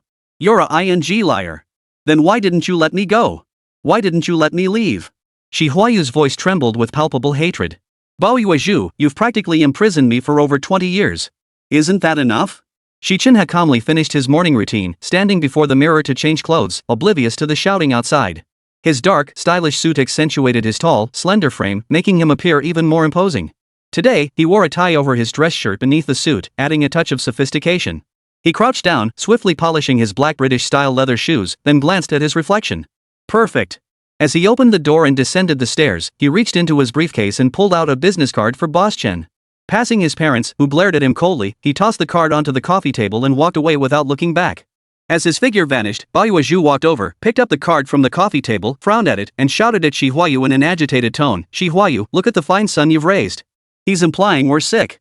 After yelling, she flung the card at Huayu's face, grabbed her handbag, and stomped off in her high heels. In the living room, Huayu stared at Chen Yuhua's business card in his hand and let out a long sigh. Old friend, I really should have sought you out for a proper talk. Xie Tianyi hurried to the bus stop, frantically rummaging through her bag for her transit card. Instead of finding the card, a delicate velvet jewelry box rolled out, the very one Tang Tingjuan's mother had given her. She crouched down, picked up the box from the ground, and examined it closely. When had this slipped into her bag? Perhaps Tang Tingjuan's mother had slipped it into her bag when she wasn't looking, intending to return it later. Lost in thought, she felt the bus pull up. Xie Tianyi hastily shoved the box back into her bag and hurriedly squeezed onto the crowded vehicle. As she scrambled to find a standing spot, a seasoned pickpocket slipped his hand into her bag. In the serene tea house, Xi Chenhe and Guo Ming's father sat across from each other at the tea table. Old Guo seemed less than enthusiastic about tea and uncomfortable with the quiet surroundings, fidgeting restlessly. Dr. Xi, get to the point. I'm busy. His booming voice instantly drew stares from other patrons, who eyed him like he was a freak. Unable to sit still any longer, he abruptly stood up to leave. Xi Chenhe slowly played with the teacup in his hand, glancing at old Guo and asking coldly, you have an impatient temperament and act impulsively. When you were young, you must have suffered quite a few losses, right? Old Guo was about to stride away when Xi Chenhe's words halted him. He turned slowly and returned to sit at the tea table. Chapter 66, The Beauty of Tears. Xi Chenhe left him standing there while he began brewing tea. When he boasted to Xie Tianyi that he could do anything and excel at everything, it wasn't mere showmanship. Back in his college days, he'd already started earning his own tuition. As for tea ceremony, it was child's play for him. Old Guo sat there, watching Dr. Xi's fluid movements as he prepared the tea. He couldn't help but admire the young man before him. You're not impressed by my tea skills, Xi Chenhe remarked without looking up, his voice slow and deliberate. It's because I hit a nerve with that one remark. Having his thoughts read once more, Old Guo found himself intensely intrigued by this young man. You psychologists are so skilled, Old Guo snapped, his words sharp, a habit ingrained over decades. Then why hasn't my son been cured after all this time? Xi Chenhe didn't answer his question. He glanced at his watch and said with a cold smile, if I'm not mistaken, your son will call me in half an hour. While you were at the hospital taking care of Grandma Guo, he slipped away quietly. Right now, he's hungry and scared. He's hungry because he has no money, and he's scared because he already knows you plan to send him to a mental hospital. He'll call me because we've met once before and I've earned his trust. Old Guo remained non-committal, half believing, half doubting. Are your psychologists really that gifted? He couldn't believe it. Could this young man sitting across from him, still wet behind the ears, possibly be some kind of fortune teller? We can make a bet, Xi Chenhe frowned. I don't usually like gambling, but you seem to enjoy it. The tea was brewed. Xi Chenhe handed Lao Gui a cup, then took a sip from his own without looking at him. You're so afraid of your wife because you lost a lot of money. He didn't pursue the topic, instead shifting gears. If your son calls me, I have a request. Old Guo's heart was churning violently inside him. Having his innermost thoughts exposed was already deeply unsettling. Now, having his carefully guarded secret laid bare made him feel utterly exposed. Sitting across from him, this young man whom he dismissed as inexperienced and unreliable made him feel utterly transparent. Xi Chenhe didn't wait for Lao Guo's response before continuing. My request is simple, cooperate with me in Guo Ming's treatment. Do exactly as I say. Old Gua disliked being led by the nose. He didn't believe psychologists were that magical either. If they could predict the future, wouldn't that make them half immortal? Fine, I agree. Old Gua hadn't finished speaking when Xi Chenhe's phone rang. Pulling out his phone, Xi Chenhe glanced at the caller ID and already knew who it was. Answering the call, he coldly replied, "Alright." After hanging up, he turned to Old Gua. "Now." Immediately send him a red envelope via WeChat. Lao Gua raised an eyebrow. "Why should I take orders from you? Besides, I don't handle the money, it's all in my wife's hands." Xi Chenhe gritted his teeth in fury, though his expression remained as icy as ever. "Do as you please." How heartbreaking it is to see a parent's love. He was certain Old Gua would comply. Before leaving, he added, "You win, you lose." On the way back to Yuhua, Xi Chenhe unexpectedly received a call from Liu Mingzhong. His voice sounded slightly excited over the phone. "Dr. Xi, sorry to bother you. My elderly mother and I have decided to return to the countryside. Before we leave, we'd like to invite you, Dr. Xie, Dr. Fan, and that Dr. Wen to our home for a meal. What do you think? I know you psychologists are quite busy, but my mother insists on thanking you all, so..." "Fine." Xi Chenhe replied coldly. "We'll come. Noon, right? Alright, we'll be there on time." On the other end, Liu Mingzhong was so overwhelmed he couldn't find the words, repeating thank you several times. Upon returning to Yuhua, Xi Chenhe began notifying everyone individually. At that moment, when Mingzhi was in the treatment room performing hypnosis therapy on the young girl who had been biting people. The girl was sobbing uncontrollably, "Doctor, I hate him and I love him. I bit him because of love. The deeper the love, the deeper the hate. He betrayed me. Wasn't it right for me to bite him hard?" Another heartbroken soul, crushed by love. Xi Chenhe stood quietly at the treatment room door, waiting for Wen Mingzhi to finish and emerge. This case seemed particularly tricky. Hypnosis had no effect on the girl. She kept circling around, nearly drawing Dr. Wen into her confusion. The girl grew frantic, clutching Dr. Wen's arm and lunging to bite. Prepared in advance, Dr. Wen swiftly pulled out a spicy snack stick and shoved it into her mouth. Xi Chenhe crossed his arms, leaning against the floor-to-ceiling glass window. Watching Dr. Wen's flustered expression, he thought, that spicy snack tasted so good. What a shame it got eaten by that girl. Next time you feel like biting someone, just eat something. It'll help, Dr. Wen said as he walked side by side with the girl, chatting as they went. "But Dr. Wen, won't I get fat?" The girl had large, lively eyes. As she spoke, her dark pupils darted rapidly. Eyes are the windows to the soul. This girl was clever. "Exercise." Wen Mingzhi replied with a stern expression. Had he not maintained a stern expression throughout, the girl would likely have teased him relentlessly. The girl finally left, sulking, and only then did Wen Mingzhi exhale a long breath of relief. "Lunch is on Liu Mingzhong," Xi Chenhe stated concisely. Wen Mingzhi adjusted his glasses and murmured his agreement. Upon hearing that Liu Mingzhong and the old lady were leaving, Fan Li and Xie Tianyi dropped their work early to meet up with Xi Chenhe and Wen Mingzhi. Together, they drove to Liu Mingzhong's home. The moment they entered the alley, the aroma of cooking wafted through the air. Passing through a row of low-rise houses, they arrived at Liu Mingzhong's home, where he was stir-frying dishes at the doorway. "Brother Liu, it smells amazing," Xie Tianyi exclaimed, sniffing the air.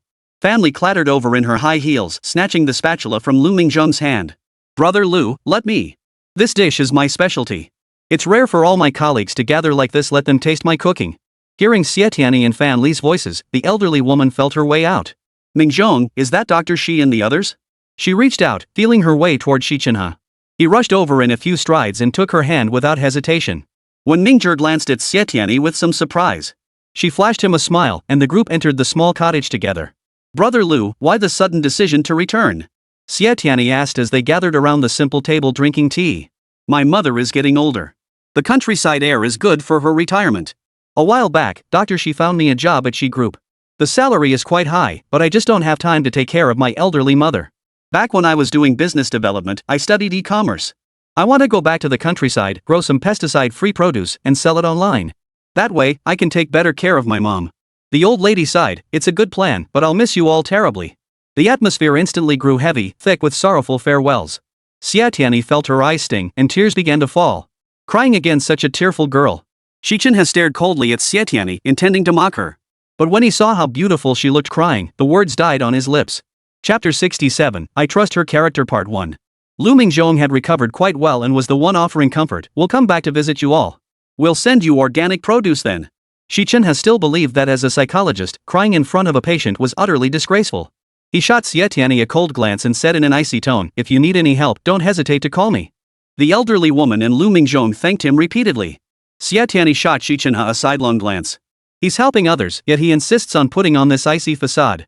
It seemed that bickering with Professor Xi was the only way she could avoid being infected by the sorrow of parting. Wiping her eyes, she retorted sharply. When Mingzhong analyzed, whether you look at it from a psychological perspective or an emotional one, there's definitely something going on between Dr. Xi and Xie. Family entered carrying a tray of food, catching Dr. Wen's outburst. Setting the tray down, she glared at him. Dr. Wen, as Yuhua's psychologist, could you please act more professionally? When Mingzhong adjusted his glasses, his cold eyes flashing with sharpness. Are you jealous, Dr. Fan? Fanli's fair face flushed instantly. Just as she opened her mouth to retort, Xie Tianyi stepped forward and interrupted them. Dr. Xi and I. She shot a glance at Xi Chenhe, pursed her rosy lips, and shook her head. No chance. Xi Chenhe abruptly stood up, taking a large step forward to close the distance between them. He stared at Xie Tianyi with cold eyes for several seconds before turning and sitting back down. Xie Tianyi felt her heart tremble. Her hand holding the chopsticks trembled slightly. Fortunately, she had brought spicy strips to calm her nerves. She pulled one out, put it in her mouth, and chewed slowly. Liu Mingzhong picked up the spicy snack packet, examining it closely. These are pretty good. When I go back to my hometown, if possible, I'm thinking of starting a small workshop.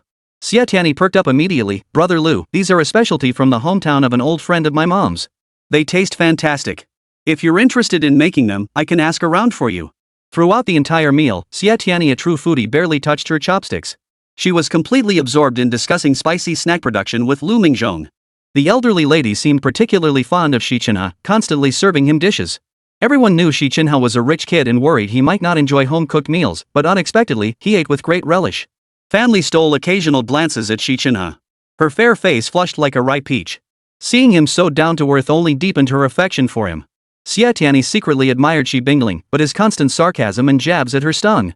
Her pride wouldn't let her take it lying down, so she fought back. When Mingzhong was quiet, eating in silence while his gaze lingered subtly on Fan Li's face. Seeing her blushing like a shy little girl, he snorted coldly, turned his head away, and never looked at her again. With work commitments in the afternoon, none of them drank alcohol. After the meal concluded, they bid farewell to Liu Mingzhong and the elderly lady. The elderly lady held onto Xie Tianyi's hand tightly, then grabbed Xi Chenhe's wrist. Just before they left, she made a baffling gesture.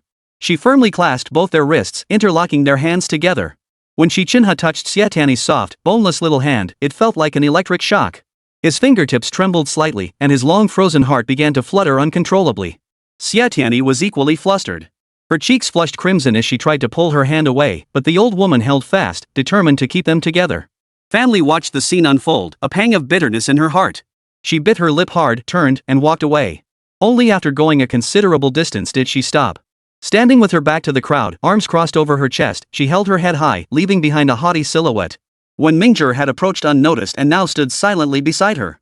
The old woman gently patted the joined hands of Xi and Xie before turning away, supported by Liu Mingzhong. Xie Tianyi and Xi Chenhe watched them depart, neither making a move to withdraw their hands. Long after their figures vanished at the alley's end, Xie Tianyi turned to see her hand still held in Xi Chenhe's palm. Her face flushed fiercely. She tried to pull away, but he tightened his grip, holding her fast. She glared at him in frustration, but he merely smiled faintly, clasping her hand even more firmly. Xie Tianyi felt her heart race. She darted her lively eyes around, catching his gaze out of the corner of her eye. He was looking at her too, his usually icy eyes now burning with intensity. Just as her heart raced in confusion, his grip loosened. He shoved both hands into his pockets and strode ahead. Let's go, he called over his shoulder, his voice as cool and distant as ever. This time, Xie Tianyi didn't roll her eyes at him. Instead, she followed behind him quietly and obediently. The sweltering summer wasn't typically eventful, yet Yuhua Psychological Services was suddenly rocked by turmoil. The moment Boss Chen arrived at Yuhua, he was swarmed by reporters. Boss, what's your take on the allegations that Yuhua's psychologists accepted bribes? Doctor, Mrs. Tang claims your psychologists are frauds who prey on people for money. She says she fell for your scheme, trusting Yuhua and entrusting her child to your psychologist. According to her, the child's condition suddenly worsened. Now he not only screams and refuses to speak but has become intensely aggressive and destructive. This must be directly linked to your psychologist's treatment, right? Mr. Chen, Tang Tingjuan's case is making headlines in the media. His mother, Mrs. Tang, claims that if Yuhua's psychologists don't provide a reasonable explanation, she will sue you. What's your take on this? Boss Chen bellowed at his secretary, Xiao Zhang, who was cowering in the corner. Xiao Zhang, what the hell is going on here? Xiao Zhang ducked his head and jogged over, hiding behind Boss Chen and whimpering, Boss, I'm innocent. I have no idea what's going on. Just then, Yuhua employees began arriving for work, all looking utterly bewildered at the swarm of reporters. Yuhua Psychological Counseling had been established for nearly 20 years and had never encountered such a scene. Reporters jostled to get closer, firing off one pointed question after another. Soon, the general outline of the situation became clear. Yuhua employees rallied to defend Boss Chen. Xiao Jianxin was the first to speak up. This must be a misunderstanding. Under Boss Chen's leadership, we Yuhua employees dedicate ourselves to our mission of a world without illness, wholeheartedly helping every patient. You can't just run over here spouting nonsense based on one woman's one-sided account. No sooner had he finished speaking than a woman dressed in expensive attire approached from the side. She wore sunglasses and a sun hat, her diamond necklace glistening around her neck. One-sided account? Her voice carried clearly even before she drew near. I have evidence. Boss Chen watched the woman approach, his expression turning serious as he greeted her, Mrs. Tang. The woman was none other than Tang Shi's wife and Tang Tingjuan's mother, Mrs. Tang. Without acknowledging Boss Chen or removing her sunglasses and hat, she calmly retrieved her phone from her bag, played a video clip, and handed it to him. On the screen, Xie Tianyi and Mrs. Tang sat conversing in the living room. Mrs. Tang pushed an exquisitely crafted velvet box towards Xie Tianyi. Chen Boss was so furious he couldn't bear to watch. He practically stormed over and roared at the Yuhua employee, "Where is Xie Tianyi? Get her here immediately." Chen Yuhua wasn't losing his composure, he was simply frustrated by her lack of judgment. "Mrs. Tang, Xie Tianyi discussed that matter with me.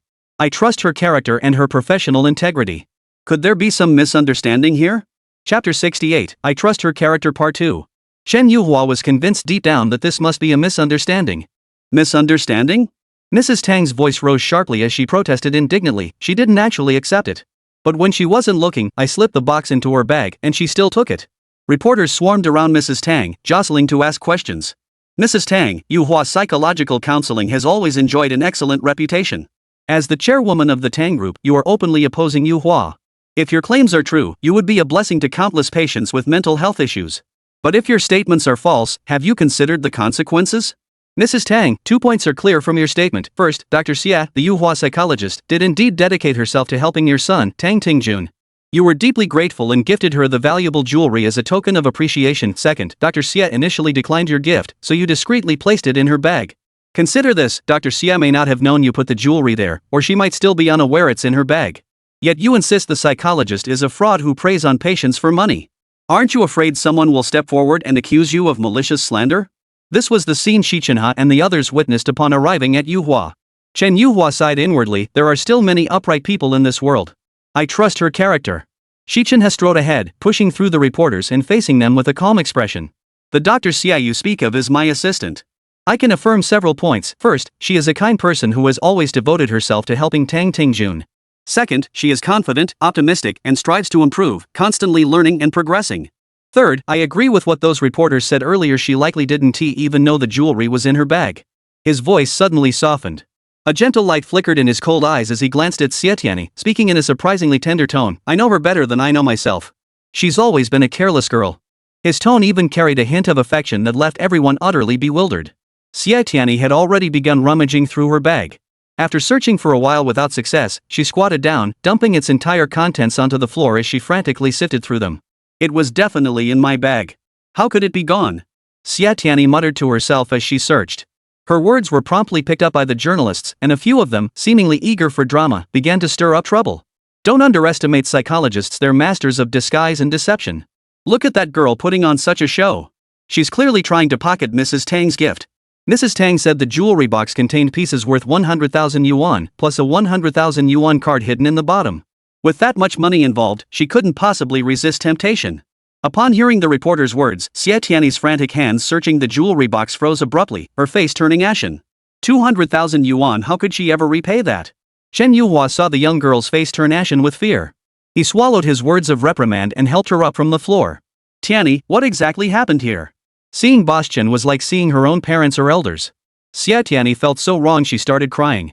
Xi Chenhe shot a cold stare at the sensationalist reporter and demanded in a sharp tone, how much did you take in bribes? The question silenced the reporter, who had been talking a big game moments before. At that moment, Mrs. Tang suddenly began to sob softly. My son, Tang Tingjun, is still hiding in the closet, refusing to come out. I regret trusting them so easily. Not only did I lose money, but I also ruined my own child. Her tears were genuine, not feigned, and her heartfelt sorrow immediately stirred sympathy among the journalists. Suddenly, someone shouted indignantly, Yuhua's psychologist is a fraud. The other reporters joined in the chorus. Beep beep beep. The rhythmic wail of sirens filled the air as a police car pulled up directly among the journalists. Old Liang leaped out of the vehicle, his voice booming, let me introduce myself first. My surname is Liang. I'm the beat cop for this district. Whenever the station needs help with anything, we always turn to the owner here, Chen Yuhua. I vouch with my reputation that every psychologist at Yuhua Counseling Center possesses top-notch professional skills and unquestionable integrity. Whether new or veteran staff, under old Chen's guidance, they all approach their work with enthusiasm and dedication, giving their all to patients. Therefore, I believe the matter you're discussing today might be a misunderstanding. I suggest we get to the bottom of this first. He turned to Chen Yuhua and called out, "Old Chen, here's what we'll do. Since we're in the midst of our promotional campaign, why not seize this opportunity to hold a press conference?" Boss Chen nodded solemnly in agreement and made a serious promise to the reporters. "We will thoroughly investigate this matter and provide everyone with a proper explanation." He added at the end, "I have complete faith in the integrity of all Yuhua employees and believe this is merely a misunderstanding." Old Liang began dispersing the reporters. With the police now present, the journalists reluctantly dispersed despite their reluctance. Mrs. Tang wept uncontrollably. After the reporters left, even Yuhua's psychologist refused to attend to her. Xie Tianyi casually packed her things into her bag, stood up, and walked toward her. Family stopped her and whispered, "Tianyi, don't engage with that woman. The boss has already instructed us to refund her medical fees, return the jewelry she gave, and reimburse the 100,000 yuan. If it truly can't be found, the boss is willing to cover it for you." Xie Tianyi glanced back at Boss Chen, who gave her a slight nod. She glanced at Mrs. Tang, then resolutely walked toward her. No one at Yuhua, including Old Liang, immediately left. Everyone watched silently as Xie Tianyi walked up to Mrs. Tang and knelt down before her. "I did indeed see the jewelry box you gave me in my bag. I was rushing to catch the bus and only glanced at it briefly before stuffing it haphazardly inside. I intended to find an opportunity to return it to you. At noon, a patient was leaving Chuanzhong City, and everyone gathered for a farewell, which delayed me. Rest assured, I will find the jewelry box and return it to its rightful owner." She pulled out several tissues and handed them to Mrs. Tang. "I just heard you say Ting locked herself in the closet and refused to come out. Mrs. Tang, I trust in my abilities and Dr. Xi's. Ting was trying to open up and accept you both. The sudden worsening of her condition must be related to you and Mr. Tang. If possible, could we sit down and talk?" Mrs. Tang's voice rose sharply with agitation. "I won't talk to you. You psychologists are all frauds." Xi Chenhe had been on the phone. After hanging up, his thick brows furrowed. He approached with a dark expression, his gaze coldly fixed on Mrs. Tang. "Mrs. Tang, your actions today stem entirely from a desire for revenge. Let me be clear, although Tianyi and I witnessed your domestic dispute, we uphold the highest professional ethics. Neither of us leaked your private matters to the media. As for how news of your fight spread online, I suggest you ask Mr. Tang himself." With that, he seized Xie Tianyi's wrist firmly and pulled her away. After a few steps, Xie Tianyi halted abruptly and shoved Xi Chenhe's hand away. Chapter 69, Sudden Heartbeat. She rushed to Mrs. Tang's side, her tone unusually calm. "Regardless of how you view me, I know one thing, Ting can't stay locked in that closet forever." She turned to look at Xi Chenhe, seeking his opinion. "Dr. Xi, would you like to come with me to the Tang residence?" Mrs. Tang's voice rose sharply. "I won't let you set foot near the Tang family's doorstep." Wen Mingzhong and Fan Li had long since grown impatient. They stepped forward and stood before Mrs. Tang. "Sacrificing your child to vent your personal grievances, do you think you deserve to be called a mother?" When Mingzhong's cold gaze pierced through his glasses as he fixed it on Mrs. Tang, his voice icy with accusation. Fan Li echoed sternly, "Mrs. Tang, if you have time to come here causing a scene, why not spend it properly disciplining your son?" Her words cut straight to the heart of the matter, causing even Xi Chenhe to glance at her involuntarily. His furrowed brow slowly relaxed, and he gave her an approving look before turning to Xie Tianyi. "Wait here. I'll go get the car." Mrs. Tang appeared stubborn. She pulled out her phone, dialed a number, and once connected, barked out an order, "Notify security. Do not let Yuhua's psychologist come within a step of Ting." Xi Chenhe and Xie Tianyi weren't fazed by her words. They exchanged a knowing smile and strode quickly toward the car. Mrs. Tang tried to block them, then reluctantly jumped into her own car and sped off in a flash. Old Liang walked over, patted Chen Yuhua on the shoulder, and sighed, "Old Chen, I truly believe that Xie Tianyi is a good kid." Before leaving, he added, "I'm pretty good at judging people." Chen Yuhua shot him a look and retorted irritably, "Old Liang, you're just spouting nonsense. Who could possibly judge people better than an old detective? Absolutely no one." Sitting in the car, Xie Tianyi calmly pulled out her phone and dialed Tang Shi's number. "Mr. Tang, this is Xie Tianyi. Dr. Xi and I will be at your residence in 15 minutes to provide psychological counseling for Ting. We hope you'll cooperate." After hanging up, Xie Tianyi stared silently out the window, saying nothing. "Why do you think Tang Shi will cooperate with us?" Xi Chenhe's icy voice broke the car's silence. Xie Tianyi didn't respond immediately. After a long pause, she spoke slowly, "The Tang mansion hides too many secrets." She wasn't wrong. The Tang mansion held indeed many secrets. Though Xie Tianyi had never spoken face-to-face with Tang Shi, she possessed considerable information. Mrs. Tang had a beautiful name, Ouyang Nalan. She and her husband, Tang Shi, had been top students at business school. After graduation, they held important positions in large corporations. Their professional interactions led to acquaintance, understanding, and eventually love. After marriage, they both resigned to start their own business. As their enterprise grew larger, their perspectives gradually shifted. Born into a poor peasant family, Ouyang Nalan endured hunger and cold as a child. Her understanding of money was both profound and simple, profound enough to believe money could make the devil grind the millstone, and simple enough to feel secure only when cash was in her own hands. As the Tang group flourished, Ouyang Nalan's daily joys centered on counting and hiding money. Their first major argument erupted when Tang Shi discovered Ouyang Nalan had hidden money under their bed and inside the bedroom walls. Tang Shi accused her of being psychologically twisted, insisting that money earned through their own hard work should be handled transparently. Pointing an accusing finger at her, Tang Shi shouted, "You're a female version of Granddad. If you don't change this, I'll divorce you." From that day onward, a rift formed between the couple. Tang Shi only ever smiled when he saw his son. Whenever Ouyang Nalan appeared, his face darkened and his eyes turned icy. Her husband's transformation threw Ouyang Nalan into panic. She became consumed by daily suspicion and jealousy, not only tightening her grip on Tang Group's finances but also attempting to control the company itself. Tang Shi could tolerate all this except her relentless stalking and surveillance. He felt like a prisoner, living under his wife's constant surveillance. The pressure of work and his wife's transformation made Tang Shi yearn to escape. It was then that he met a gentle and virtuous woman. What began as a casual acquaintance gradually blossomed into admiration, then into an obsessive infatuation, until he succumbed to ruin. Ouyang Nalan soon discovered Tang Shi's lover. She calmly gathered evidence, and Tang Shi agreed to divorce her, leaving with nothing. When he filed for divorce, he breathed a long sigh of relief. Divorce felt like liberation to him. But then Ouyang Nalan discovered she was pregnant. The child was already over 4 months along. Unable to abandon the life that had taken shape within her, she flung the prenatal exam report at Tang Shi's face and declared through gritted teeth, "Tang Shi, I won't divorce you. That child is the current Tingting." There were still so many secrets to uncover. Xie Tianyi hoped Tang Shi and Ouyang Nalan would reveal them. This was the reason she suggested to Boschan that they speak with Tang Shi and Ouyang Nalan. It was also one of the reasons she believed Tang Shi would cooperate with them in providing treatment for Tingting. A man who no longer loved his wife yet maintained a marriage that existed only in name for the sake of their child. It was clear Tang Shi still cherished Tingting deeply. The car pulled up before the gates of the Tang residence. As Xi Chenhe and Xie Tianyi stepped out, they immediately saw two groups of people facing off at the entrance, their stances tense and confrontational. Xie Tianyi narrowed her eyes at the groups and made an initial assessment. That group is Tang Shi's people. That other group is Ouyang Nalan's people. How did you figure that out? Xi Chenhe wasn't asking a question, this was another test. Didn't you see? Xie Tianyi replied. One group wants to enter, the other is blocking them. The ones trying to break through are the men Tang Shi arranged for us. He had them stationed here to clear the way. Xi Chenhe gave a cold, stern nod, his furrowed brows deepening into a pronounced V shape. A low-key luxury car pulled up slowly.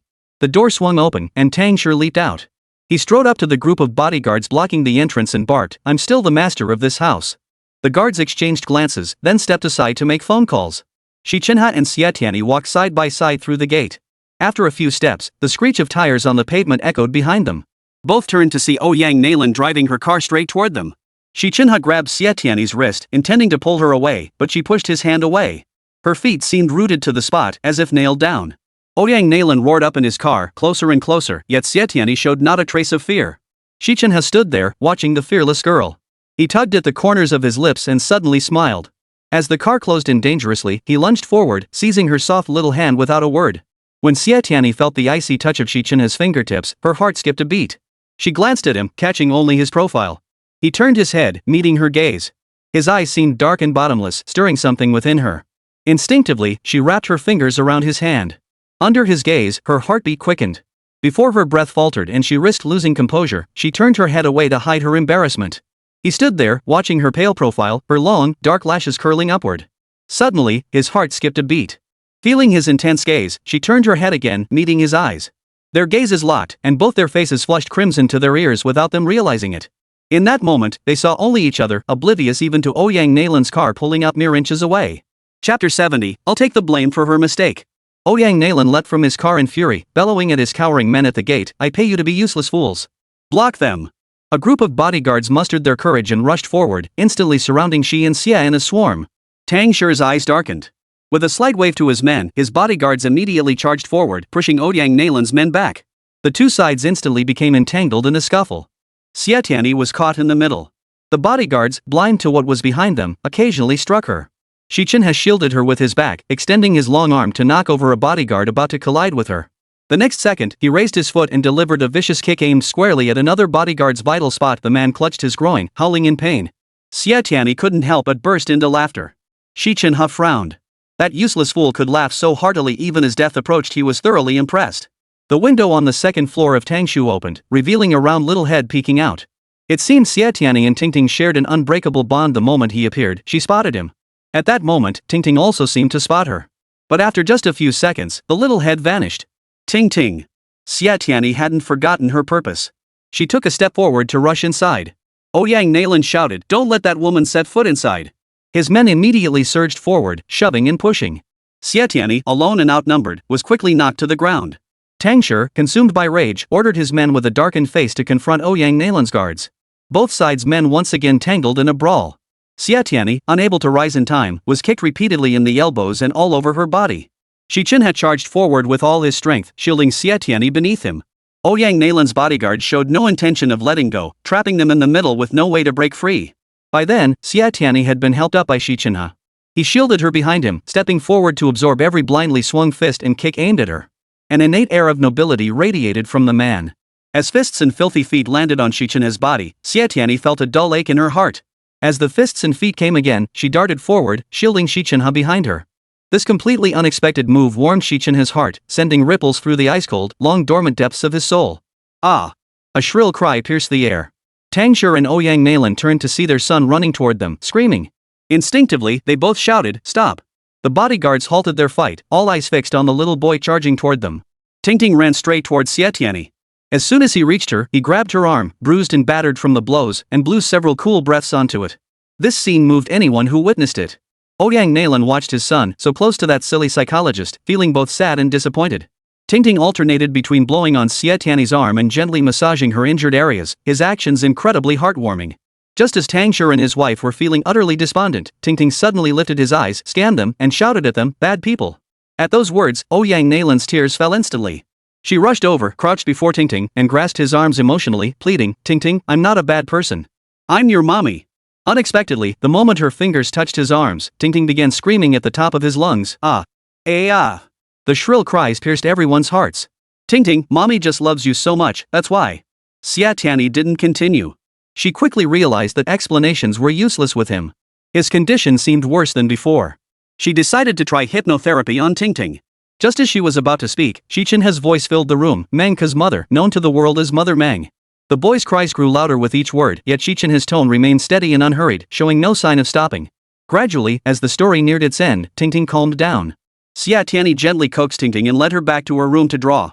Xi Chenhe didn't leave immediately. His cold eyes swept over Tangshi and his wife as he said in a chilling tone, "The child loves listening to historical tales.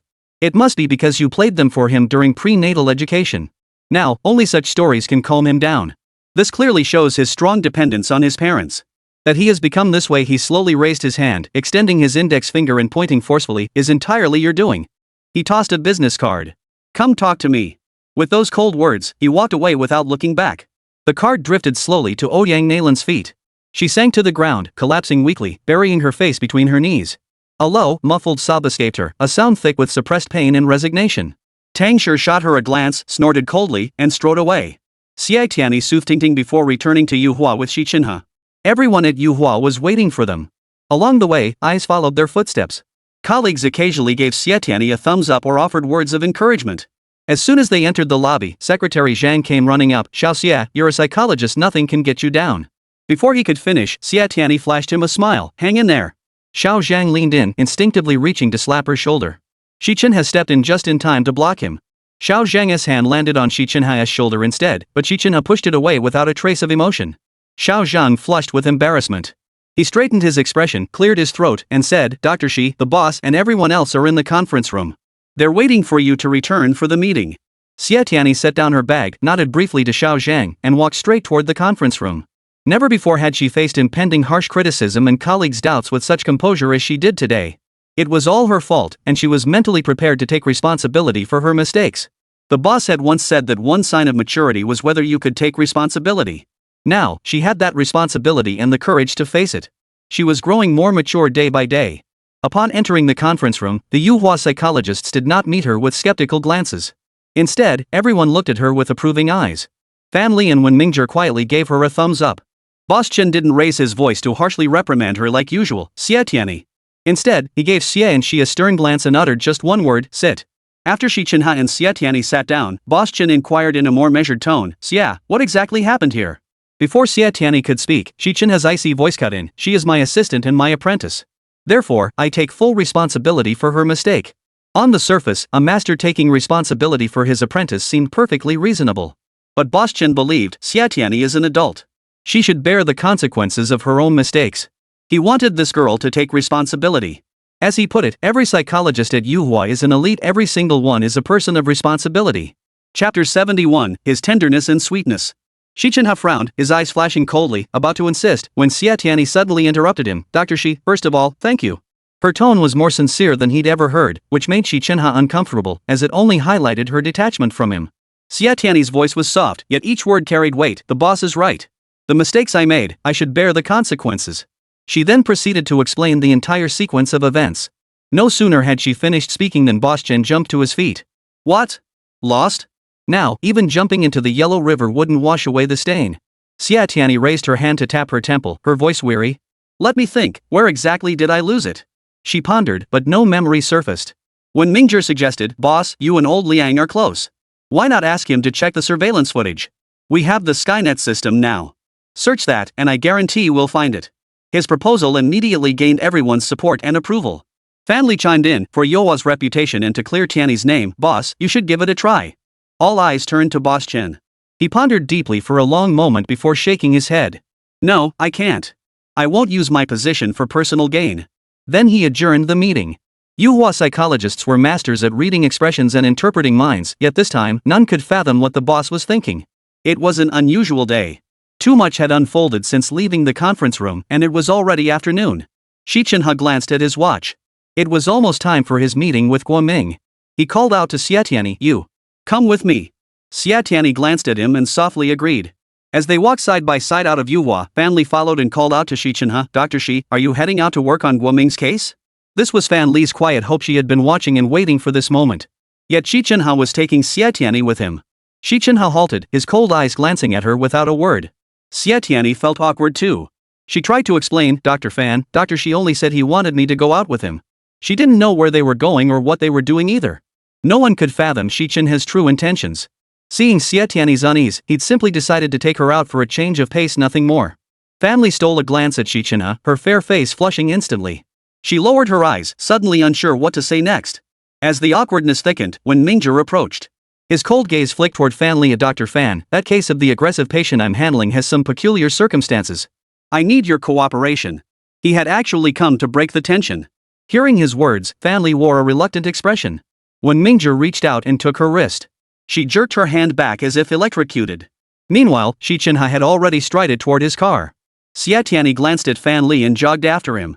Fan Li watched their retreating figures with a look of resentment. When her gaze fell on Wen Mingzhong's face, she wore an expression of utter disgust. Ugh, she spat out before stomping back to her office in her high heels. When Xi Chenhe arrived at the meeting spot with Guoming, the teenager glanced at him from afar, slung his travel bag casually over his shoulder, and strode off. He didn't chase after Guoming. He was like a kite. No matter how far or high it flew, the string was firmly in his grasp. He would come back for him. This was a secluded, soon-to-be abandoned little park. Though not particularly sunny, the low temperatures made it a perfect place to escape the heat, despite the dampness. The winding stream and the distant mountains instantly brought those ordinary hills to life. Guoming's choice of this spot perfectly mirrored his inner self. Xi Chenhe curled his lips, his expression radiating confidence. Guoming, you're no match for me in this contest. Watching the youth's figure disappear, Xi Chenhe withdrew his gaze. His eyes casually drifted and settled on a girl sitting by the stream. She sat there hugging her knees, quietly watching the flowing stream, lost in thought. He approached her slowly and sat down behind her. So close that Xie Tianyi could distinctly feel his breath. He was right behind her, his breath tickling the nape of her neck. Unaccustomed to his proximity, she turned to glance at him. In that moment, her lips accidentally brushed against his thin ones. Startled, she turned her head away, unable to meet his gaze. His long arm shot out, wrapping around her from behind. But like he'd been electrocuted, he jerked his arms back, immediately creating distance between them. Once, he had been someone who rejected others' touch. Yet he had actively embraced this girl. He couldn't explain what this action or this feeling meant. In any case, it was as if a magnet drew them together, slowly pulling them closer. Though it was only a brief embrace, he could feel the warmth of her skin. That warmth made him feel strangely comforted. As for her, when he embraced her, her body stiffened momentarily. She had forgotten to push him away, accepting his embrace with surprising ease. When he withdrew his arms, took a few steps back, and created distance between them, her heart felt a sudden emptiness. "Dr. Xi, is this how you express your tender feelings?" she murmured softly, her voice tinged with the triumph of having read his mind. In that embrace, he felt no awkwardness, nor did she feel coy. It all seemed to flow naturally. Though they hadn't interacted much, after a few exchanges, she wasn't unaware of his feelings, and he, too, had long since seen through her heart. He gave a stern snort, shot a glance at her smiling face, then turned his head away. Xie Tianyi tilted her head back, gazing at the azure sky above. Her heart pounded like a night-blooming jasmine in the darkness, slowly unfurling, blossoming wider and wider. Her fair face had long since flushed crimson. Love had arrived so swiftly, catching her utterly unprepared. Yet now that it was here, she wondered why it hadn't come sooner. At that moment, Xi Chenhe parted his thin lips and spoke slowly. "The news of Ouyang Nalan and Tang Shi's violent altercation, someone posted it online, complete with photos as proof. As one of the witnesses present, Ouyang Nalan's first instinct was to implicate you, airing their dirty laundry in public. When she gave you the jewelry, she was already deeply anxious inside. Just as you said, her gift wasn't merely gratitude, it also carried the implication of hush money. At the time, you didn't call her out on it, so she assumed you hadn't grasped her true intentions. When the carefully cultivated image she and Tang Shi presented to the world was shattered, her resentment toward you deepened. She paid off some reporters to surround Yuhua. This was the truth Xi Chenhe had uncovered. From Ouyang Nalan's actions and words, he had also deduced her inner psychological state. Ouyang Nalan hates you, and it's not just because we stumbled upon her and Tang Shi fighting. Before he could finish, Xie Tianyi interrupted him. She began hating me long before that. It was because of her son Tang Tingjun. Tang Tingjun was only affectionate towards Xie Tianyi, driving his biological mother mad with jealousy. Ouyang Nalan and Tang Shi had long been estranged in marriage. She schemed relentlessly to seize everything belonging to the Tang family, including both sons, while Tang Shi only desired to be with his mistress. This situation twisted Ouyang Nalan's psyche into something increasingly distorted and perverse. Though she appeared outwardly calm and composed, her inner world was a raging storm, never at peace. Xie Tianyi's arrival and her closeness with Tingting became the detonator for Ouyang Nalan's inner turmoil. The long-suppressed frustration, restraint, and endurance crumbled completely when she witnessed her son growing close to a stranger, shattering into pieces until it erupted like a volcano. Chapter 72, Love Like Flowers. As the sun set, its rays finally reached this place. Xi Chenhe swept his cold gaze around the surroundings and called out to a specific spot. "Guoming, this place isn't suitable for you. Go home." Xie Tianyi didn't perceive Xi Chenhe's behavior as neurotic. From the moment she arrived, she had followed his gaze and spotted the youth's figure. During their conversation, figures had moved among the distant hills. She had seen that youth hiding behind a large tree, watching her and him. They walked slowly along the path back. Footsteps behind them grew louder and softer intermittently. Xie Tianyi and Xi Chenhe exchanged a knowing glance, then smiled at each other. Perhaps it was the advantage of being a psychologist, but at some point, they had reached a perfect understanding without needing words. With perfect coordination, they deliberately slowed their pace without looking back, accepting the youth's watchful gaze following their footsteps behind them. Once seated in the car, Xi Chenhe immediately started the engine. Xie Tianyi gazed out at the desolate wilderness beyond the window and asked, "Aren't we waiting for him?" Before he could answer, she shot him a glance and voiced her own conclusion. "Are you waiting for him to come talk to you?" He turned to look at her, and after a long moment, uttered 3 words, "You've made progress." In truth, in his heart, she hadn't just made progress, she'd made remarkable strides. She had thought to privately gather secrets about Tang Shi and his wife.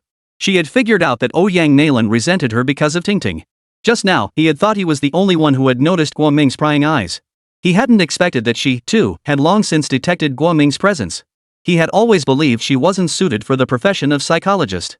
Yet he had to admit that from the moment he first saw her, he had recognized her worth deep down and felt there was no one more suited for the role than her. By the time they returned to Chuanzhong City, the city lights were just beginning to twinkle. Xi Chenhe escorted Xie Tianyi to the building entrance. As she was about to step out of the car, he suddenly asked, "What method did you use to gather so much confidential information?" His questions were never straightforward, they were tests of her mettle. This time, Xie Tianyi teased him with a mystery, top secret. Her footsteps were light as she walked into the building. Even after she was far away, she could still feel his intense gaze following her. A smile spread across her lips. "Professor Xi, did you know? Actually, I learned how to gather all that confidential information from you." Professor Xi probably didn't realize how magnetic he was. Every glance, every gesture, every inflection of his voice was etched deeply into Xie Tianyi's mind. Before long, she'd mastered many of his skills. He excelled at discerning a person's innermost thoughts from the slightest gesture, then striking precisely at their vulnerabilities to apply the right remedy. She mastered just this one technique, applying it to everyone close to Tangshur and his wife. With ease, she gleaned a wealth of information. The one thing she couldn't master was his lucid hypnosis therapy. It seemed like a profound discipline, but to Xie Tianyi, it was like digging a pit. Whether the pit was cleverly constructed depended entirely on the psychologist's intelligence. Intelligence was innate, something Xie Tianyi could never match Professor Xi in. Her mind was filled with the memory of that sudden embrace. He seemed to have mustered all his courage to reach out and hold her for a moment, yet he also appeared hesitant, releasing her almost immediately. Yet she could clearly sense his longing for them to hold each other tightly. Even that brief embrace had left an indelible mark, the warmth of his skin etched deep within her heart. Every time she recalled it, her heart would leap, beating joyfully and rhythmically. A smile deepened on her face as her fingers, hanging at the hem of her skirt, tapped the fabric in a cheerful, rhythmic beat. He occupied nearly all her thoughts, so much so that she didn't notice the footsteps and calls approaching from behind until Xu Qifan caught up. He seemed to have run urgently, beads of sweat forming on his forehead and trickling down his handsome face. "Tianyi."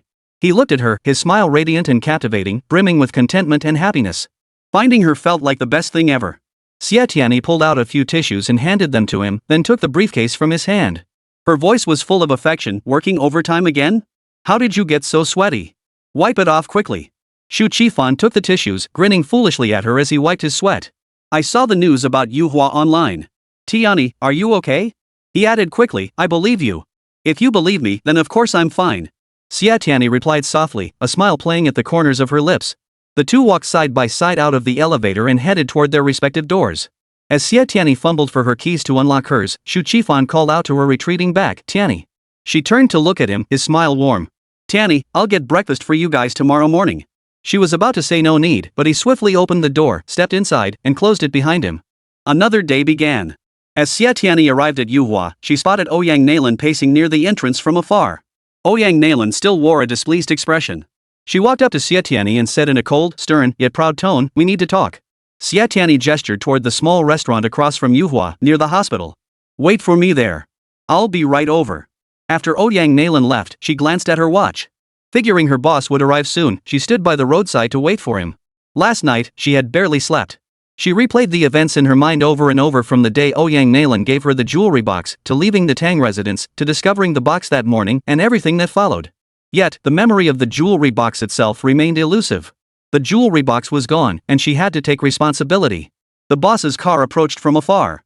Spotting Xie Tianyi standing by the roadside, he slowed down, rolled down the window, and called out, "Xie Tianyi." "Boss, I was waiting for you." Xie Tianyi replied. Boss Chen acknowledged her, parked the car, and soon strode over. Before Xie Tianyi could speak, he reminded her that the meeting time was approaching. "Ouyang Nailan is here." Xie Tianyi glanced across at the small restaurant. Ouyang Nailan hadn't gone inside. She stood at the entrance looking over. "Boss, I lost the jewelry box, but don't worry, I'll definitely pay you back." She pulled out a bank card and handed it to Boss Chen. "This is all my savings, just a few tens of thousands. Could you please be flexible and let me pay you back gradually?" Boss Chen didn't reach for the card. Glancing at the time, he frowned. "Everyone's waiting for the meeting. Go see Ouyang Nailan first. We'll talk when you return." With that, he strode into Yuhua. The small breakfast restaurant was bustling and crowded at dawn, hardly the ideal place for a conversation. Ouyang Nailan frowned as she found a window seat. She grabbed a napkin and began wiping the greasy tabletop, looking distinctly impatient. Her attire and demeanor stood out starkly against everything around her. People kept glancing at her, puzzled that such a lady of means would dine in such a small restaurant, a truly rare sight. Those stares felt like a thorn to Ouyang Nailan, piercing through what little self-respect she had left. Chapter 73, Merely Because We Are Both Women. Xie Tianyi sat down across from Ouyang Nailan with 2 bowls of porridge, pushing one toward her and keeping the other for herself. Ouyang Nailan stirred hers a few times with a small spoon, then covered her nose with her hand. Xie Tianyi calmly sipped the porridge before her, observing every one of Ouyang Nailan's movements. "Ouyang Nailan, is money the only shred of dignity you have left?" "Ouyang Nailan, sitting in this humble eatery, you feel it beneath your station. Have you forgotten? There was a time when being able to sit in a place like this and eat a bowl of warm porridge brought you such happiness and contentment?" Ouyang Nailan finally couldn't sit still. She pulled out 2 cards and flung them onto the table, her voice cold and vicious. "You're so lucky. Whenever trouble comes, someone else takes the fall for you. I came here to tell you I do not accept." She practically gritted her teeth as she spat out those final 4 words. Xie Tianyi remained serene, sipping her porridge as she picked up the cards and glanced at them. Who could they be from? Her first thought was Boss Chen, but she hadn't expected Xi Chenhe to be involved. That black card, wasn't it the very thing he'd flaunted to show off his wealth when settling the bill for the noodle shop owner? Xie Tianyi set down her spoon and stared blankly at the black card. This black card held a colossal sum, yet Xi Chenhe had handed it so casually to the woman across from him. And that woman? She was the modern-day female version of Scrooge. Out of spite, she had actually refused to accept this enormous fortune. She loved money, yet what did it truly mean to her? Xie Tianyi asked herself, all this time, I've been focused on deciphering psychology, yet I've forgotten to decipher human nature. I won't accept it either. Xie Tianyi picked up the card and tucked it into her bag. I will find the jewelry box and return it to its rightful owner. If I can't find it, I will compensate you at full value. You hate me because you're jealous that my son is close to me, Chairman Ouyang. Let me make one thing clear, I have no intention of competing with you for your son. Furthermore, I consider myself highly professional and would never disclose any patient's privacy. As for why your family's dirty laundry is being aired publicly, I suggest you look within yourself for the reason. Xie Tianyi decided to end the conversation with Ouyang Nalan. Since it was merely provocation, staying any longer would only escalate into a pointless argument. Ouyang Nalan rose to her feet, chin lifted in a haughty gesture as she looked down on Xie Tianyi. From this moment on, it's not just about Tingting. There's another reason, simply because we are both women. Therefore, I will not let you off the hook. With that, she straightened her back and strode away with pride. Xie Tianyi watched her retreating figure, a faint, helpless smile tugging at her lips. What an unreasonable woman. Because we're both women, I won't let you off? What kind of logic was that? Ouyang Nalan sat in the car, not instructing the driver to start the engine. She silently watched the girl emerge from the restaurant. Seeing her calm and composed expression, her hatred for her deepened. Why? Just because they were both women, someone else had to take the blame for her mistakes? Why? Why could she win Tingting's trust with just a few casual words? As fellow women, this was unfair. On the way back to Yuhua, Tang Shi sent a message. Tingting's condition had worsened because that night he and Ouyang Nalan were arguing over divorce when Tingting suddenly ran out, holding a drawing. Tingting, clutching his own masterpiece, had run to find his father and mother, only to stumble upon them in the midst of their divorce argument. He tore the painting to shreds and locked himself inside a small cabinet. Xie Tianyi let out a long sigh. Tingting, is this how you fight back? As she approached the entrance of Yuhua, a clatter of footsteps erupted behind her. Xie Tianyi turned to investigate, only to see a swarm of reporters bursting out from every corner. After a flurry of camera clicks, they surrounded her. Dr. Xie, Chairman Ouyang has built such a formidable business empire, she's a true powerhouse. She doesn't make enemies lightly. Yet this time, she's relentless in her pursuit of you. Please explain what deep-seated grudge lies between you? Someone shouted, she doesn't deserve to be called a doctor. Another reporter immediately followed up with a revised question. Xiao Xie, we understand Chairman Ouyang's son is closest to you. Rumors are swirling that you're Tang Shi's rumored girlfriend. How do you respond to this? Xiao Xie, is Tingting your and Tang Shi's illegitimate child? Xiao Xie, did you have anything to do with Tang Shi and his wife's divorce? Some say you were the mistress who took her place. How do you explain this? The reporter's questions grew increasingly unbearable. No matter how strong Xie Tianyi's mental fortitude, hearing terms like rumored girlfriend, illegitimate child, and third-party ascension made her head spin. The flashes were blinding, and the camera lights made her dizzy. Just as she felt completely overwhelmed, Xi Chenhe emerged, surrounded by Yuhua's colleagues. He strode toward her, and even from a distance, she could feel his gaze fixed on her. Behind him followed Boss Chen, Wen Mingzhong, Fan Li, Xiao Zhang. Nearly every employee of Yuhua had gathered outside. Each wore a solemn expression, radiating an aura of uncompromising authority. The reporters instinctively took a few steps back. At that moment, Xie Tianyi found courage from somewhere. She faced the cameras with a calm expression and smiled, saying, "You've got it wrong. I'm just a psychologist." Xi Chenhe pushed through the reporters and rushed over, standing shoulder to shoulder with Xie Tianyi. His cold gaze swept over every journalist present as he declared in a sharp tone, "If any of your reports from today appear online, we'll see you in court." Boss Chen's imposing gaze swept over the crowd as he declared in a steady voice, "This constitutes malicious defamation and infringement upon the reputation of Yuhua psychologists.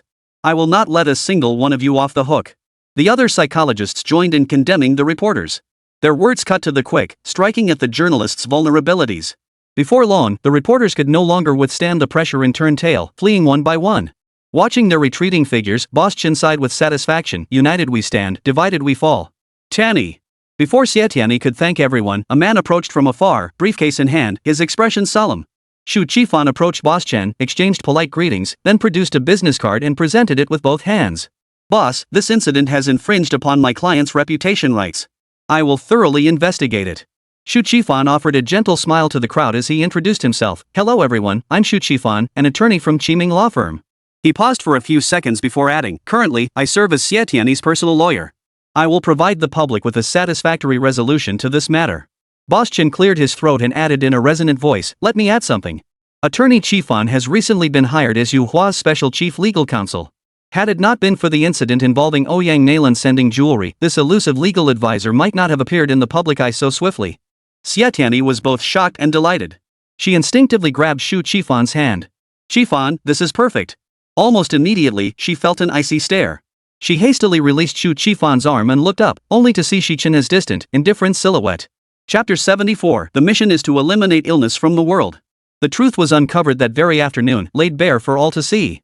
The culprit, as everyone had suspected, was indeed Ouyang Nalan. That morning, when Ouyang Nalan came to Yuhua to meet Xie Tianyi, she had already planned everything. She brought reporters, introduced Xie Tianyi to them, and then targeted her, humiliating her. When Mingzhong couldn't help but curse.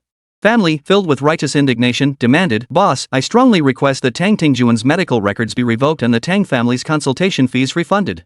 Anyone who comes into contact with a psychopath like Ouyang Nalan is asking for trouble. Boss Chen's gaze sharpened as he sternly corrected her, Dr. Fan, watch your language. As a seasoned psychologist and psychiatrist, terms like psychopath absolutely must not come from our mouths. Family fumed, I'm just so furious. That woman has a heart of stone. Tianyi helped her son, and she turns around and bites the hand that feeds her. Even a dog knows loyalty to its owner. Frankly, she's worse than a dog. Boss Chen hadn't summoned just anyone. The people present were his closest confidants besides attorney Shu Qifan, only Xi Chenhe, Xie Tianyi, and a few others were present. Xi Chenhe's eyes narrowed coldly, his gaze sharp and ruthless. Xie Tianyi remained the most composed among them, her eyes lowered as she pondered her thoughts, not rushing to speak. In truth, when all evidence pointed directly at Ouyang Nalan, she wasn't the least bit surprised. Ouyang Nalan, what exactly are you trying to achieve by resorting to such underhanded tactics? She didn't dwell on the specific accusations of Ouyang Nalan framing and slandering her to damage her reputation. Instead, she shifted the conversation. When Ouyang Nalan first met Dr. Xi and me, she outwardly rejected us and distrusted us deeply. Yet she ultimately allowed us to approach Tingting and provide him with psychological counseling. What happened afterward, everyone knows. Dr. Xi and I analyzed her psychology and agreed she was jealous of Tingting's trust in me. It wasn't until this morning that I realized the root of her jealousy. She resented that we were both women yet led vastly different lives. When she was hurt or in pain, when she longed for someone to bear her burdens, she could only endure alone, tears and suffering held within. Meanwhile, I made a mistake, yet someone else took the fall for me. This imbalance gnawed at her. She wanted revenge. She needed to vent. She demanded to declare to the world that she wasn't weak. And I just happened to be the unfortunate scapegoat she could vent on, the one she believed she could control. The conference room fell silent, broken only by Xie Tianyi's resolute words. Her voice was soft and melodious, yet carried an innate confidence. Her emotion infected the others, and their fury gradually subsided. Fan Li stepped forward, taking Xie Tianyi's hand. Tianyi, take my advice.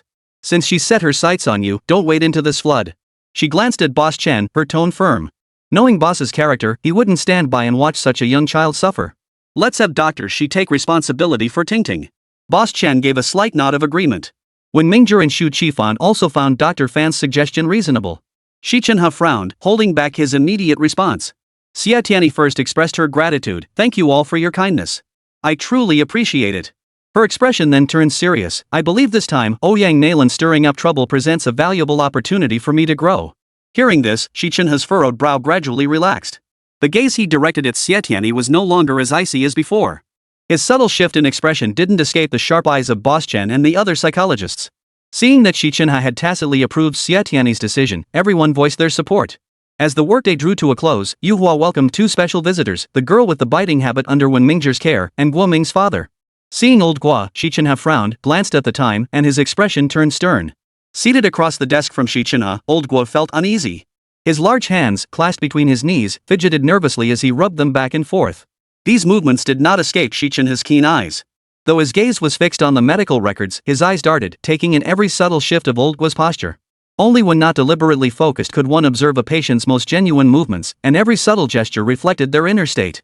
Over the past few days, Xi Chenhe had been flipping through Xie Tianyi's books on micro-expressions. When he lifted his head, old Guo immediately straightened his back, stopped rubbing his hands, and the tension vanished from his face.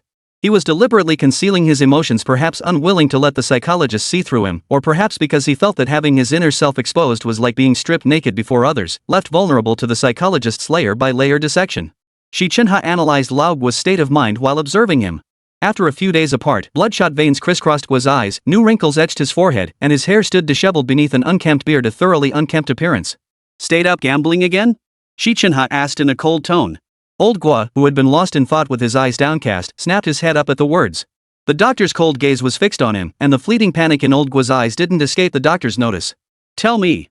Xi Chenhe set the medical records aside, picked up a book, and began flipping through it with his eyes lowered. Silence. Xi Chenhe could sense the inner turmoil within old Guo. He showed no impatience, slowly turning the pages of his book as he waited for old Guo to speak. After a long while, old Guo finally spoke. His first words were, "Pour me a cup of tea."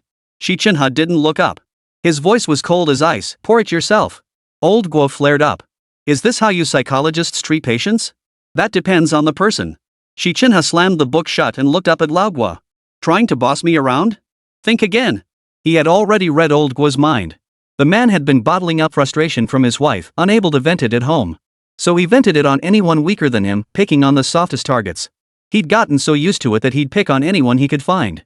This mindset seemed harmless at first glance, but it was essentially that of a resentful youth. Over time, it would only lead to more losses. After enduring too many setbacks, his psyche underwent a qualitative shift. From that qualitative change came quantitative change. He craved an outlet for his frustration but found none. Or perhaps, having suffered too much, he dared not vent freely. The pent-up emotions inside him grew until the only place he could find relief was sitting at the gambling table. Among the diverse crowd, old Guo was a prime example. As he analyzed Lao Guo, the man had already risen, sulkily grabbing a water cup to pour himself a glass of lukewarm water before resettling across from Xi Chenhe. After downing half the glass, old Guo clutched his head, running his fingers through his hair repeatedly in sheer exasperation. "I've been pulling all-nighters gambling these past few days." He stood up irritably, pacing the doctor's office. "Doctor, something strange happened." Xi Chenhe leaned back in his chair, arms crossed over his chest. His gaze remained calm as he watched Lao Guo, waiting for him to continue. "My mother was hospitalized, right? She's seriously ill and needs a huge sum for treatment. My wife refused to pay the medical bills, so I decided to take the little money I had and try my luck at the casino." Chapter 75, Only That Much Ability. Xi Chenhe's lips curled into a faint, cold smile. "Quite a compelling reason to gamble. Go on." "It's true, that's genuinely what I thought," old Guo corrected urgently. "All the money I earn is controlled by my wife. I wanted some spending money, so I gambled on a whim." Xi Chenhe sneered coldly. "I'll provisionally believe you genuinely thought that." Old Guo's emotions shattered on the spot. "Doctor, believe me. Here's what happened. I just sat down at the card table when my phone rang. I answered and said hello, but the caller hung up. This happened several times in a row, making me restless, so I turned off my phone. But here's the problem: my phone was clearly turned off, yet it kept ringing. I kept taking it out and checking again and again. It was definitely off. The other players saw I was distracted and started pushing me away. I had to leave the casino. But my wife keeps a close eye on me, so I dared not keep it off. Once outside, I turned it back on, and it stopped ringing. Not wanting to go back and get scolded, I returned to the casino. The moment I sat down, it started ringing again. It's obvious." Xi Chenhe interrupted him. "Someone dislikes your gambling and is harassing you with calls, hoping you'll leave the casino. The problem is, I changed my number later and didn't go to the casino, but the phone kept ringing non-stop inside my head." "Wait, you mean it was ringing inside your head, not by your ear?" Xi Chenhe's eyes turned cold as he stood up, walking over to stand beside old Guo and fixing him with a piercing stare. "Yes. Then I turned off my phone, threw it away, but it still rang. It just kept ringing non-stop." Old Guo tugged at his hair in frustration, his thick black locks becoming even more disheveled under his grasp. Xi Chenhe walked back to his desk and sat down, his tone stern as he asked, "Have you seen Guo Ming these past few days?" The mere mention of Guo Ming made old Guo seethe, his voice rising involuntarily. "Who knows where that little bastard ran off to? They say children are for old age, but I've seen it now. I've raised a damn ingrate. Have a calm conversation with your wife. I suggest both of you come see me and talk things through properly." Xi Chenhe concluded the conversation and instructed old Guo, "Turn right when you leave to settle the consultation fee." Old Guo immediately jumped up. "You're robbing me. You haven't even treated me yet, and you're already asking for money." He stood his ground, gritting his teeth. "I don't have any money, but I'll give you my life if you want it." Xi Chenhe ignored him, calmly sitting down to review the medical records. I won't pay you a cent. If you push me too far, I'll go to the Consumer Association and file a complaint. I'll report you." Old Guo suddenly felt uneasy, his words stumbling out. Xi Chenhe looked up at him, his cold eyes flashing with obvious sternness. "You may be poor, but you're not a vulnerable group. I won't waive the consultation fee. Besides, my time is valuable. In the past few minutes spent talking with you, I could have accomplished many other things. And furthermore, you'll only follow my instructions if you've paid the consultation fee, won't you? If both you and your wife can appear before me together, your illness and your son Guoming's condition will naturally heal without treatment. Old Guo wore an expression of disbelief, glaring warningly. Don't spout mystical nonsense and play tricks. I'm telling you, if you psychologists can't cure my son and me, we'll see you in court. Old Guo was truly bold. No one had ever dared act so stubbornly in front of Xi Chenhe. His piercing gaze swept over Guo, who flinched and promptly shut his mouth, slinking out dejectedly. Psychologists may appear glamorous on the surface, but they carry countless hidden struggles. When Zhizha and Fan Li weren't having an easy time either. Dr. Wen, I exercised like you said and ate plenty, but I still love biting people. She suddenly raised her index finger to her lips, shushing him. Her large eyes darted around nervously as she whispered, keep your voice down. He's coming. I saw him eating people. Oh my god. Fan Li, who was taking notes nearby, felt her heart skip a beat. This woman is definitely sick. Just as Wen Mingzhong was about to tell her to stop being paranoid, humans couldn't possibly eat people, the girl added, he sucks blood too. A vampire? Wen Mingzhong looked at the girl and asked. Her eyes lit up and she giggled at him, congratulations, you guessed right. Wen Mingzhong suddenly understood. The girl, named Fei, was 28 years old and a popular star who had starred in the currently trending ghost husband drama. In the show, she had a vampire husband, and their love was earth-shaking and soul-stirring. Wen Zheng analyzed the girl's emotional journey, then connected it to a recent TV series he'd watched.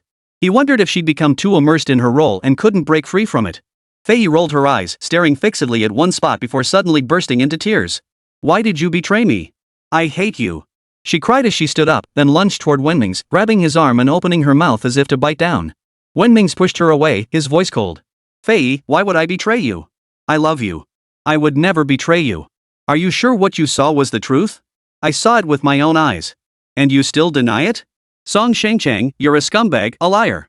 Fei suddenly became extremely agitated. I saw you embracing her. She couldn't continue, sobbing heartbrokenly, Sheng, I love you. Wen Mingzhong wore an icy expression as he coldly replied, I love you too. Fan Li watched the scene unfold, raising an eyebrow inwardly. How shameless. In truth, she knew Dr. Wen was cooperating with the patient, performing conscious hypnosis. Yet she simply couldn't stand the sight of Wen Mingzhong's expressionless face. Your love is all fake. If being with her was just for the sake of the performance, then what about Lin Nanji? At the mention of Lin Nanji, Fei broke down, sobbing uncontrollably. Wen Mingzhong forced his voice to sound gentle. He walked over, poured a cup of warm water, and handed it to Fei. Calm down. He then gave Fan Li a discreet nod, and the two exited the treatment room one after the other. As they gathered to exchange thoughts, Fei suddenly burst out and sprinted away. Fan Li chased after her, trying to call her back, but she had already darted into the car and sped away. Wen Mingzhong called out to Fan Li in a cold tone, Dr. Fan, let her go. Just then, Xie Tianyi approached carrying her bag. Wen Mingzhong called out to her, Tianyi, what are you planning to do? If you're facing any difficulties, feel free to talk to me. Fan Li turned back and echoed Wen Mingzhong, yes, we'll all help you. Xie Tianyi thanked them before revealing her plan, I want to find old Liang and see if he can help me check the surveillance footage. But first, I need to find that jewelry box. The jewelry box was the key. Without it, even paying full compensation would carry a different implication in Ouyang Nalin's eyes. Wen Mingzhong voiced his support. Fan Li also agreed with Xie Tianyi's approach. While the boss needed to avoid any appearance of impropriety, the person involved could certainly go to the police station to investigate and gather evidence, accompanied by a lawyer, in order to uncover the truth. Xi Chenhe's office door swung open. He emerged carrying his briefcase, strode straight over, and shot Xie Tianyi a glance. Come with me. Tianyi declined, no need. Xi Fan will accompany me. Her simple reply caused Xi Chenhe's expression to turn cold. He glared at Xie Tianyi and retorted sharply, is that all you're capable of? How can I trust you? Hearing that Xu Qifan was also going, he insisted on accompanying her. Chapter 76, Impeccable Character. Fan Li watched the perfect couple walk away together, her heart filled with endless disappointment and sorrow. Wen Mingzhong shot her a cold glance. Watching them is pointless. You might as well let it go. Seeing no reaction from Fan Li, he adopted a strictly professional tone, Dr. Fan, bring me Fei's investigation report. Only then did Fan Li withdraw her gaze, grab a file folder, and head to Wen Mingzhong's office. She tossed the folder carelessly onto his desk, sat across from him, and remained lost in her own thoughts. Song Shengcheng was a Korean idol drama star, and Lin Nanji was a domestic idol drama actress. After hearing Fei's words, Wen Mingzhong realized he had been wrong. She wasn't lost in her character's role, she was emotionally wounded. Dr. Fan, look into this Song Shengcheng immediately. Wen Mingzhong ordered without looking up. After a long silence with no response from Fan Li, Wen Mingzhong looked up to find her propping her chin with one hand, her head tilted back, lost in her own thoughts. I really like him. But he seems so fixated on that Xie Tianyi. Forced love never lasts. Should I give up? The moment she resolved to let go, she realized how incredibly difficult it truly was. Dr. Fan, Dr. Fan. Someone called out to her. Family abruptly withdrew her hand from propping up her chin, her head jerking forward before snapping back up. What is it? She asked in a lazy tone. Song Shengcheng. When Mingzhong watched Fan Li's dazed expression and shook his head helplessly. Song Shengcheng has been developing his career in China these past few years. He's befriended many top celebrities and his career is booming. Rumor has it he climbed the ladder using female stars first Fei Yi, then Lin Nanji. Though Lin Nanji isn't as famous as Fei Yi, I've analyzed it, she likely used Song Shengcheng to get ahead. Anyway, the entertainment industry is a murky place. Family felt a pang of sadness, her tone tinged with resentment as she sighed heavily. This reminded Wen Mingzhong of the woman who'd insisted on sleeping through an earthquake while keeping vigil at Guoming's hospital bedside. The boss gave me a gift card last time and I haven't used it yet. Let me get ready, I'll buy you a drink. Wen Mingzhong glanced at his watch and frowned. Despite offering to treat her, his tone remained as cold as ever. Family, feeling down anyway, didn't refuse Wen Mingzhong's invitation. Walking side by side out of Yuhua, they stepped into the night where countless lights shone. Since they planned to drink, neither drove, they hailed a taxi instead. Lao Liang was working overtime. When Xie Tianyi and the other two went to the police station to find him, he was scolding a young boy. The boy looked about 13 or 14, frail and thin with dark skin. He wore a dingy tank top and shorts, and his black sandals, one missing a lace, the other half torn, were simply shoved on like slippers. Over there! Get down on your knees! Lao Liang's steady voice carried an intimidating sternness. The boy obediently walked to the wall and crouched down. Now tell me, how could you do this to your parents? Don't you realize how hard they work every day for you? And here you are, getting into a fight and injuring someone. Damn it, why did you have to hit so hard? Old Liang glanced over and spotted Xi Chenhe and the others. He beckoned a young officer over and whispered, the victim's family is demanding compensation and severe punishment. What do you think? Just then, the boy lifted his head, suddenly charging toward old Liang and bellowing, I didn't mean to hit him. He cursed at me, and my parents. Before he could finish, he broke down, silent tears streaming down his dark, grimy cheeks. He bit his lip, glaring fiercely at old Liang, looking stubborn as hell. Just as he nearly bit his lip until it bled, he finally cried out. He rushed to the wall in a few strides, crouched down, buried his head between his knees, and leaned against the wall, sobbing. Just then, commotion came from outside. A young officer entered and said to old Liang, Chief Liang, Li Jiejuan's parents are here. Before old Liang could respond, a hoarse, aged voice pleaded, Officer, I beg you, let him go. Everyone turned to see a middle-aged couple supporting each other as they rushed in. Their clothes were filthy and worn, and even from a distance, a foul odor wafted toward them. The man carried a large plastic bag filled with recyclable trash. The only striking feature on his body was the pair of sunglasses perched on his eyes. The woman, meanwhile, limped severely on one foot as she walked. Officer, we're willing to pay compensation. Please don't punish him. He's still in school. If he gets a criminal record, he'll never be able to hold his head up again. The woman nearly knelt down. Old Liang rushed over in a few strides and caught her. Look, give him a stern warning and let him go. Don't put this on record. If the injured man's family comes looking, tell them to come see me directly. Old Liang made a decisive call, his voice firm. But Chief Liang. The young officer tried to protest. Old Liang waved his hand dismissively. That's final. Go! Old Liang emerged to meet Xi Chenhe and his group. Let's go, he said. The four had barely stepped out of the station when the middle-aged couple rushed after them. Comrade Liang, thank you so much. Wait a moment. The woman, limping, ran to a nearby convenience store, bought several bottles of water, and handed them to old Liang. Comrade Liang, have a drink before you go back to work. Thank you. Old Liang was about to say no need, but then thought that refusing might make the woman feel uneasy. He took the water and told them, wait outside for a moment. Before leaving, he instructed the officer to escort the family home after the lecture. On the way to the station, old Liang sighed, that kid was just stubborn. I looked into what happened. The boy made fun of his parents, one blind, one lame, and his words were pretty harsh. The kid couldn't take it, grabbed an axe, and swung it. Luckily, it only hit his arm, and the wound isn't too deep. He won't have any lasting damage. Li Jiejuan has been an exemplary student at school, excelling in both character and academics. I don't want his life ruined by a single moment of impulsiveness. Everyone agreed that there was no one in the world better than old Liang. Soon, they arrived at the police station. Old Liang had made arrangements beforehand, and the police reviewed the surveillance footage. He focused on the bus Xie Tianyi had taken to work that morning and identified the license plate number. The next step was to check the surveillance footage from that bus to find the whereabouts of the jewelry box.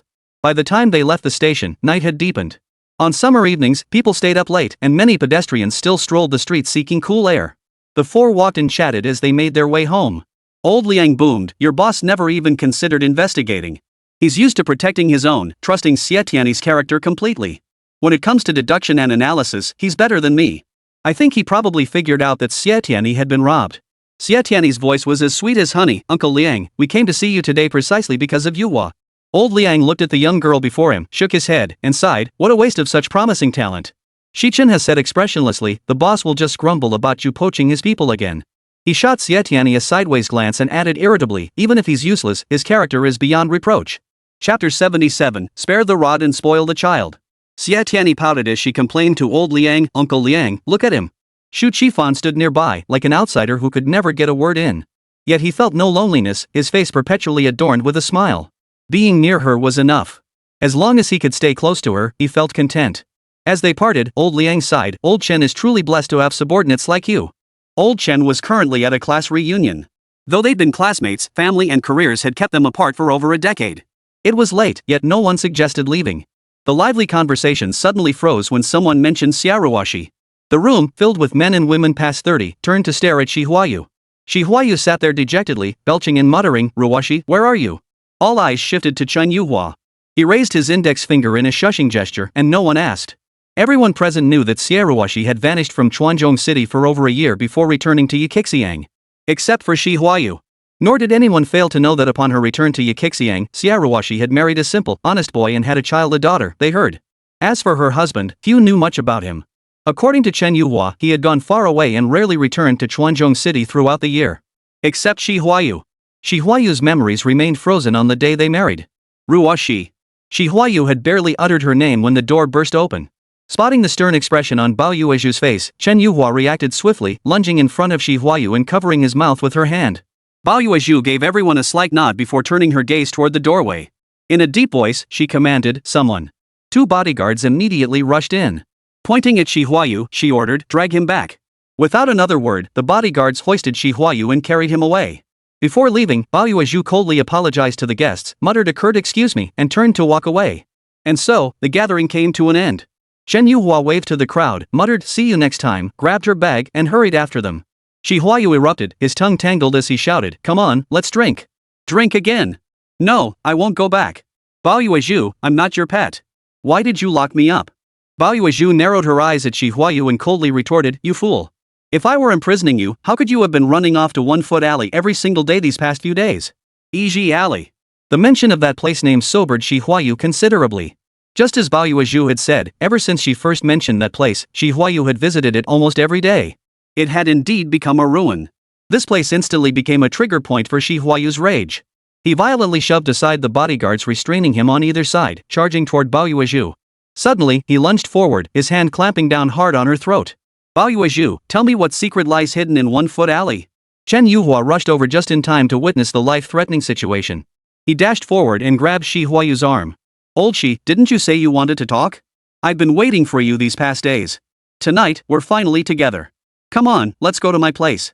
We can talk all night long. Seeing Huayu unmoved, he patiently urged, Old Xi, calm down. Bao Yuezhu had been laughing coldly all along, but her laughter gradually turned to tears. Huayu, just strangle me to death. Seeing Bao Yuezhu suddenly tear up, Huayu sobered instantly. The hand gripping her throat slowly released its hold. Bao Yuezhu stumbled back a few steps, rubbing her throat as she coughed until she finally caught her breath. Just as she was about to curse, Chen Yuhua waved at her. Yuezhu, it's the middle of the night. Go home. He practically dragged Huayu into his car. Watching the couple in such agony, all the words Chen Yuhua wanted to say dissolved into a long, heavy sigh. Karmic bond, ill-fated love, misplaced affection, a lifetime. Once, the beautiful campus queen Xiaoruoshi and the handsome young man Huayu were a perfect couple, a lovely sight on the university grounds. Who could have known that later, a wealthy heiress Bao Yuezhu would suddenly appear out of nowhere? What should have been a beautiful romance turned into a soap opera because of Bao Yuezhu's appearance. Chen Yuhua halted his reminiscences, patting Huayu's shoulder as he sighed, old friend, I did this for your own good. He couldn't help but wonder, if one day, the old friend sitting beside him discovered that he knew the whole truth but had kept it from him, would he sever ties? Chen Yuhua had long made up his mind, even if they severed ties, he wouldn't utter a single word. 2 homes, 2 children, he couldn't let this couple, who had endured so much hardship, suffer the pain of being torn apart again. The car pulled up outside his home. Chen Yuhua glanced back. Huayu had already fallen asleep. Old Liang brought the good news the next morning. The moment he entered the door, he called out loudly, Old Chen. Old Chen. To everyone's surprise, Old Chen had skipped work. The class reunion had run late into the night, and after the commotion with Huayu and his wife, he didn't get home until the wee hours. Huayu had tossed and turned for a while longer, and it took considerable effort to finally settle him down. Chen had managed to catch a few hours of sleep, only to wake up late in the morning. When Lao Liang came looking for him, old Chen was on his way to Yuhua. On the road, he kept wondering where Huayu had gone. He hadn't seen him since waking up. Xie Tianyi, who had been deliberately waiting for news from old Liang, was the first to jump up and rush to him, demanding, "What's the good news?" Xi Chenhe waited at Yuhua for Guo Ming, the Gui couple, and the Tang couple. He sat tight, refusing to go anywhere, hoping they would show up. Hearing Lao Liang's voice, he sprang to his feet and hurried out of the office. The whereabouts of the jewelry box had been traced. That morning, when Xie Tianyi took the jewelry box out to look at it, she happened to catch the eye of a habitual thief. The thief followed her onto the bus. Because the bus was so crowded, Xie Tianyi was preoccupied with squeezing her way through the crowd and didn't notice the thief quietly stealing the jewelry box. Old Liang was excited. "I've already submitted the surveillance footage to headquarters. They're setting up a manhunt. Once we catch the thief, we can hold a press conference to clear things up." "No!" Xie Tianyi protested. "I want to wait." She intended to hold the press conference only after resolving Ouyang Nalan's emotional turmoil. Where mercy could be shown, Xie Tianyi chose to show it. She didn't want to continue fighting with Ouyang Nalan. Old Liang was too busy to attend to matters at Yuhua. "Tell old Chen when he gets back," he instructed before hurrying away. Xi Chenhe understood Xie Tianyi's thoughts and didn't press for details. He silently turned and headed back to his office. Xie Tianyi stared blankly at his retreating figure. His spine was perfectly straight, his steps unusually light, as if a heavy burden had been lifted from his heart. In that moment, she felt a sweetness in her heart. Another morning without the regular meeting at Yuhua brought earth-shattering news involving Wenming's and Fan Li. The two had agreed to go drinking and ended up both passed out cold. Neither knew how they got back, sleeping straight through until the next morning when they slowly came to. Fan Li woke first. Opening her eyes, she startled herself. What was this? Why were her pale arms wrapped tightly around a man's neck? Her gaze shifted, and Fan Li quickly grabbed a thin blanket to cover herself before screaming and running out. Chapter 78, The God of the Guardian Goddess. When Mingzhong slept like a log, but Fan Li's shrieks finally roused him. Opening his eyes, he fumbled for his glasses and slipped them on. Glancing down, he took in the disarray of the room and the exposed skin. With calm composure, he found his clothes, pulled them on, and headed for the bathroom. He turned on the faucet, letting the water cascade over his head. As his mind cleared, fragments of last night slowly surfaced. Last night, he and Fan Li had gone drinking at a bar. He had no idea how many bottles they'd downed or what time it was when they finally stumbled out, supporting each other, unable to hail a single cab. Fan Li slurred out an address, then tilted her head, grinning mischievously at Wen Mingzhong. "My place is close. Let's go to my place." Without a second thought, he agreed without hesitation. They walked slowly down the empty, deserted street. Drunk, Fan Li loved to sing, while Wen Mingzhong preferred reciting lessons. They bellowed along the way, one singing, the other reciting, then applauded themselves like two madmen. Stepping into the elevator, their shadowy figures reflected on the gleaming new walls. Half embracing, half clinging to each other, their posture was suggestive. Fan Li seemed to sober up suddenly. She abruptly pulled her hands away from Wen Mingzhong's neck and tried to push him away, but he suddenly cupped her face in his hands. What followed unfolded like a melodramatic scene straight out of a soap opera. Their eyes met, fiery and alive, yet filled with complex, indecipherable meanings. They seemed to crave something, yet hesitated, wavered, and resisted. He saw the rejection in her eyes, and it stung him. His head suddenly lowered, sealing her lips with his own. What followed was so passionate and indescribable, yet so utterly beautiful. Recalling it all, Wenming's began to feel tense. After a quick wash, he rushed out, pausing involuntarily as he passed the bedroom. Traces lingered everywhere inside. An ambiguous atmosphere hung thick in the air, refusing to dissipate. The lingering scent of intimacy mingled with the fragrance of laundry detergent and shower gel, invading his nostrils. The thousand-year ice in his heart began to melt. His usually expressionless face had turned crimson, burning hot. He pulled out his phone, intending to call Fan Li, but before he could open the app, an unfamiliar face appeared on the screen. Thick, dark brows, deep, piercing eyes, a high, straight nose, these were unmistakably Wen Mingzhong's features. Yet the faint, almost imperceptible smile playing on his thin lips felt utterly unfamiliar to him. Wen Mingzhong had learned to smile. This was nothing short of earth-shattering news. Was it because of love? Soon, Wenming saw his own reflection on the screen. His smile held a hint of shyness, but more than that, it was awkward. The next second, he desperately wanted to escape. He practically fled in disarray, rushing to the door only to halt abruptly. He couldn't just walk out like this. What if he ran into that woman? How awkward would that be? He cautiously pulled the door open a crack, peering into the living room. The living room was empty. Little did he know that at that very moment, Fan Li was hiding in another bedroom, also quietly pulling the door open a crack, watching the movements in that bedroom. The moment she peeked out, she met Wen Mingzhong's cold gaze. Startled, she slammed the door shut, pressed herself against it, and tried to calm her pounding heart. Recalling everything that had happened last night after she'd gotten drunk, she grabbed her hair in frustration. Her once smooth, long locks were now a tangled mess. The goddess had instantly turned into a nervous wreck. It was well past work hours now, nearing noon, and her phone kept vibrating. Boss Chen was practically bombarding her with calls, yet for the first time, she felt guilty and afraid, unable to press the answer button. The situation was much the same for Wen Mingzhong. Boss Chen kept calling, switching to Xi Chenhe and Xie Tianyi's numbers when he didn't answer, and finally to Fei Yi's number. It seemed Fei Yi was growing impatient waiting for him at Yuhua. The moment he thought of his patience, Wen Mingzhong's professional resolve kicked in. His inherent dedication quickly suppressed his inner unease and tension. He straightened his back and began adjusting his clothes, his mind focused entirely on the psychological resilience required of a psychologist. I'm a psychologist. I've seen the world's many human emotions and all kinds of people. The connection between her and me is just a physical reaction between two adults. No, wait, I think I like her. I even want to pursue her. I've never thought about marriage before, but now I desperately want to marry her. Chaos. Utter chaos. At that moment, while Wenming's was attempting to hypnotize himself, he calmly opened the door and walked into the living room. The hypnosis had failed. His mind was in turmoil, and the composure radiating from him was merely a deliberate facade. Family also saw Fei Yi's number. Drawing on her psychological resilience as a therapist, she forced herself to remain composed as she opened the door and stepped out. Hearing the sound, Wenming's turned his head and locked eyes with Family. Her face was flushed crimson, her wide eyes filled with terror and a hint of bashfulness. Their eyes locked for a few seconds before both quickly looked away. Understanding without words, they feigned composure, stood tall with chests puffed out, and walked out one after the other, each putting on a proud front. Xi Chenhe hadn't waited for Tang Shi and the Guo couple, nor for Guo Ming. Instead, he was met by Xu Qifan and old Liang. He wasn't anxious about the absent patients, nor did he dislike old Liang. It was Xu Qifan's presence that left him deeply uncomfortable. For most of the day, he'd lingered in the lobby under the pretense of supervising his apprentice and assistant, refusing to return to his office. The nicknames Cautious One, Arrogant One, Sissy were all well known. Everyone understood that Dr. Shi lingered in the lobby because he disliked seeing Yuhua's single men fawning over Xie Tianyi.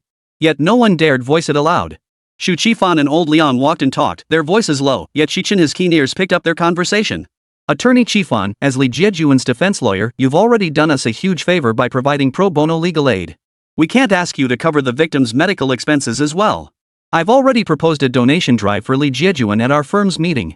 Once this storm passes, I intend to appeal to compassionate members of society to support him. Xu Qifan asked with deep concern, the injured party has already sued Li Jiejuan. He did make a mistake.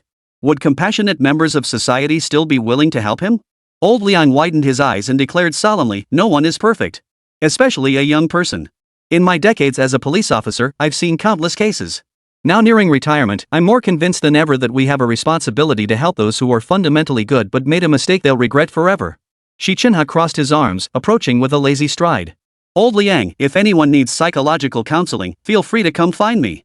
He glanced at Xie Tianyi and added, and her. Xie Tianyi was busy organizing the collected materials, most of which were related to Ouyang Nalan. During a brief break, she happened to overhear Xi Chenhe's words. Professor Shi always found work for her, as if afraid she'd get bored. Well, this seemed to help improve her professional skills. Sure. She replied crisply, standing up and smiling at Xu Qifan and old Liang. Qifan, old Liang, what brings you here? Chapter 79, 36 Stratagems of Psychological Warfare. Old Liang grew increasingly fond of the young woman named Xie Tianyi. Kind-hearted and beautiful, she was young yet knew how to repay evil with kindness, adapt to any situation, and possessed remarkable skills.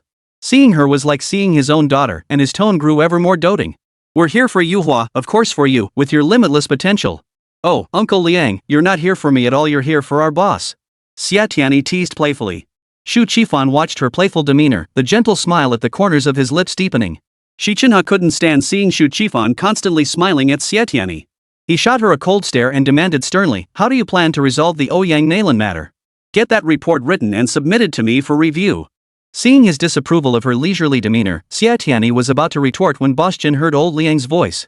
He opened the office door just in time to catch Xie Tianyi bantering with old Liang. He glared at her and bellowed. Think you're pretty smart now, huh? Messing with your Uncle Liang? He's a good man. Show him more respect from now on. Old Liang burst into hearty laughter upon hearing this. Xie Tianyi seemed accustomed to being scolded by the boss and Professor Shi. She made an even more mischievous face, sat back down, and threw herself wholeheartedly into the matter concerning Ouyang Nalan. The latest intelligence revealed that Ouyang Nalan's parents resided in a remote mountain village thousands of miles away. Accustomed to rural life, they struggled to adapt to the pace and lifestyle of the city. They still lived in a modest two-story house, toiling day in and day out to cultivate their 2 acres of barren land. As Ouyang Nalan's business expanded and her schedule grew busier, coupled with the great distance and poor transportation links to her hometown, returning home proved difficult. It wasn't that she neglected her parents. Investigations revealed she deposited over 100,000 yuan monthly into their bank card. To Ouyang Nalan, this might be mere pocket money, but to her parents, it was a fortune. The elderly couple had only one daughter, Ouyang Nalan. In the countryside, they raised chickens, ducks, cattle, and sheep, and cultivated vegetables and grains. Even the cooking oil they used was made from rapeseed they grew themselves, ground in an ancestral mill. The couple ate sparingly, and whatever surplus vegetables and grain they had left over, they sold in the city to buy clothes and other necessities, accumulating a considerable savings. Given this, how could the elderly couple possibly spend the money their daughter gave them? Money was something Ouyang Nalan valued deeply. Offering what she cherished as filial devotion seemed perfectly reasonable. But what about the elderly couple? Xie Tianyi propped her chin on one hand, slowly delving into Ouyang Nalan's mother's heart. I have only one daughter. She lives in a city thousands of miles away. Because of her busy work schedule, she rarely comes home even once a year. I miss her terribly. I've even woken up in a startle from my dreams, thinking only of my daughter. My daughter is very filial. She sends me and her father a lot of money every month. But her father and I are perfectly capable. Though we're getting older, we can still support ourselves. We simply don't need the money she sends. Both Lanlan's father and I hope she takes good care of herself. Good health is what matters most. As for money, whether she has it or not, as long as she's happy, that's all that counts. We've decided that once the rice harvest is in, we'll go visit Lalan. Got it. Xie Tianyi jumped up suddenly, shouting. Everyone thought she'd lost her mind and stared at her. Only then did she realize her outburst. She flashed her colleagues a sheepish smile, muttered an apology, and sat back down. She began searching for Ouyang Nalan's parents' phone number and address. This wasn't difficult for a psychologist at Yuhua, especially with old Liang offering his unconditional assistance. Just then, Boss Chen saw old Liang and lawyer Chifan off and called out to her, Xie Tianyi, come here. Xie Tianyi closed the file in her hands and stood up to walk toward them. Tianyi, I've uncovered the truth. The evidence is now irrefutable. You can absolutely sue Ouyang Nalan, Shu Chifan said gently. Sue? Xie Tianyi furrowed her brow and waved her hands repeatedly. No, I don't want to sue her. Old Liang's gaze held clear approval as he asked quietly, why not? Boss Chen also waited expectantly for her answer. Why? Xie Tianyi didn't answer. She only looked at the 2 kind elders, calming her racing heart as she said, Elders, I'm a bit nervous. I can't find the right words to answer you right now. I'll let you know once I find the answer. Old Liang chuckled heartily. This kid, playing coy with me. Chen Boss shot Xie Tianyi a stern look, then apologetically said to old Liang, she's just a child and doesn't know any better. Don't take it to heart. Old Liang's eyes widened. Old Chen, you're always protecting your own. Truthfully, he envied old Chen for having such capable subordinates. Besides, old Chen's defense made him look petty as if he'd actually held a grudge against the girl. As old Chen escorted old Liang out, Shu Chifan lingered behind, hoping for a chance to speak with Xie Tianyi. Just as he gathered his thoughts and opened his mouth, Xi Chenhe's voice rang out from behind him, Xie Tianyi, hand over the report for my review. Shu Chifan glanced at Xi Chenhe and said to Xie Tianyi, Tianyi, go handle it. Xi Chenhe's expression was unfriendly. Not wanting to provoke him, Xie Tianyi reluctantly waved at Shu Chifan, picked up the documents, and headed to Xi Chenhe's office. She placed the documents on his desk, but Xi Chenhe didn't pick them up. Why aren't you planning to sue Ouyang Nalan? He asked in a cold, clear voice. Since she entered, he had kept his eyes lowered, studying the medical records in his hands. She couldn't make out the expression on his face, but she knew he was testing her. Her answer was essentially a way for him to evaluate her. She sat down across from him with a casual ease, her tone measured and unhurried. I'd say it's because I consider her a patient suffering from a psychological disorder. Who would argue with a patient? But as a psychologist, even if a patient has psychological issues, we must consciously overlook that fact and treat them as a normal person. Especially when conversing with someone with a mental illness, we must avoid terms like psycho or crazy person. Ouyang Nalan believed her actions were perfectly reasonable. In truth, in this materialistic era, her obsession with money was indeed justified. I never viewed Ouyang Nalan as mentally ill, she was simply overwhelmed by pressure and momentarily lost her way. I chose not to press charges not only because we share the same gender, but also because she is a wife, a mother, and above all, a daughter. This is nothing but excessive sentimentality. Xi Chenhe closed the medical file in his hands and looked up at her. Xie Tianyi, not every vulnerable person in this world deserves sympathy, help, or forgiveness. She sees you as weak. If you don't fight back, she'll look down on you even more, treat you with even less respect. He watched her sitting there, her hands resting on the table, tapping out a cheerful rhythm. A faint smile played at the corners of her lips. She was so gentle and beautiful, and her lips. Xi Chenhe found himself inexplicably recalling that unexpected kiss by the stream, so faint, yet so real in that embrace. Dr. Xi? Professor Xi? Xie Tianyi noticed Xi Chenhe's thoughts drifting far away and called out to him several times before he snapped back to reality with a soft Dr. Xi, I mean psychological warfare. She stood up, her voice soft as she addressed him. I only wish to treat Ouyang Nalan's provocation as an opportunity for training. The 36 Stratagems of Psychological Warfare. Chapter 80, A Childhood I Refuse to Recall. Ouyang Nalan, I'll defeat you with just one strategy, come try me if you dare. Xie Tianyi emerged from Xi Chenhe's office radiating confidence. Returning to her desk, she sat down and began plotting how to contact Ouyang Nalan's parents. Fei Yi, who hadn't waited for Dr. Wen or Dr. Fan, rushed out of the treatment room. She shushed everyone in sight before exclaiming, he's here. He wants to suck blood. Moments later, she added, I loved you so much, yet you betrayed me. What's wrong with me biting you once? Her agent, who had been attentively caring for her, kept offering her fruit. She took it and bit into it without hesitation, though no major incidents occurred. After sending off old Liang, Boss Chen returned to find Fei Yi wandering the lobby. Glancing at his watch, he frowned and muttered, what the hell are Fan Li and Wen Mingzhong up to? No sooner had the words left his mouth than Fan Li came clattering in on her high heels, shouting as she ran. I'm here. I'm here. Boss Chen snapped, Dr. Fan, what's going on? The big star has been waiting for you for hours. All the way there, Fan Li had been searching for an excuse to explain to Boss Chen. By the time she reached Yuhua, she still hadn't found a suitable one. But when she spotted Xie Tianyi, an idea immediately struck her. Boss, remember how you encouraged us to date recently? Well, I met a guy I really like and we're trying things out. But with Guo Ming's case keeping me swamped, we haven't had time to meet. Last night, I snuck out for a quick date and well, you know how it goes. You were young once too, right? Chen Boss's expression finally softened. He nodded and said, that's wonderful. I'll be waiting for the wedding candy and banquet. Then, with an apologetic look toward Fei, he added, go apologize to her right away. Fan Li turned to the famous star approaching her and said, I'm sorry. Fei didn't hold her late arrival against her, smiling brightly as she said, Dr. Fan, when you came in just now and announced my arrival, paired with the music, it created such a vivid scene it was quite comedic. Her gaze then shifted to Dr. Wen, who had just entered. Dr. Wen, you look different than usual. Dr. Fan was late because she's in love, are you the same as her? This question left Wen Mingzhong visibly flustered. He said nothing, only muttered sorry before hurrying back to his office. Fei Yi had waited for both doctors, but her patience had run out.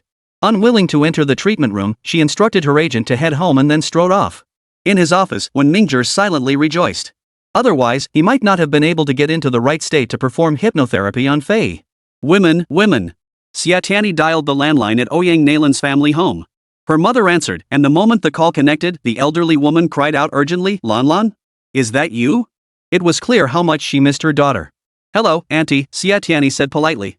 I'm Lanlan's best friend. She hasn't been feeling well lately. Could you and Uncle come to Chuanzhong City to see her? Hearing her daughter was troubled, the elderly woman grew anxious. She shouted into the receiver, Old man. Old man. Pack our things. We're leaving immediately to see our daughter. On the phone, Xie Tianyi heard a man say, all right. Hold on.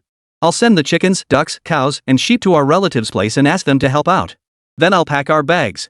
The elderly woman then turned back to Xie Tianyi, young lady, please take good care of Lalan for me. Thank you.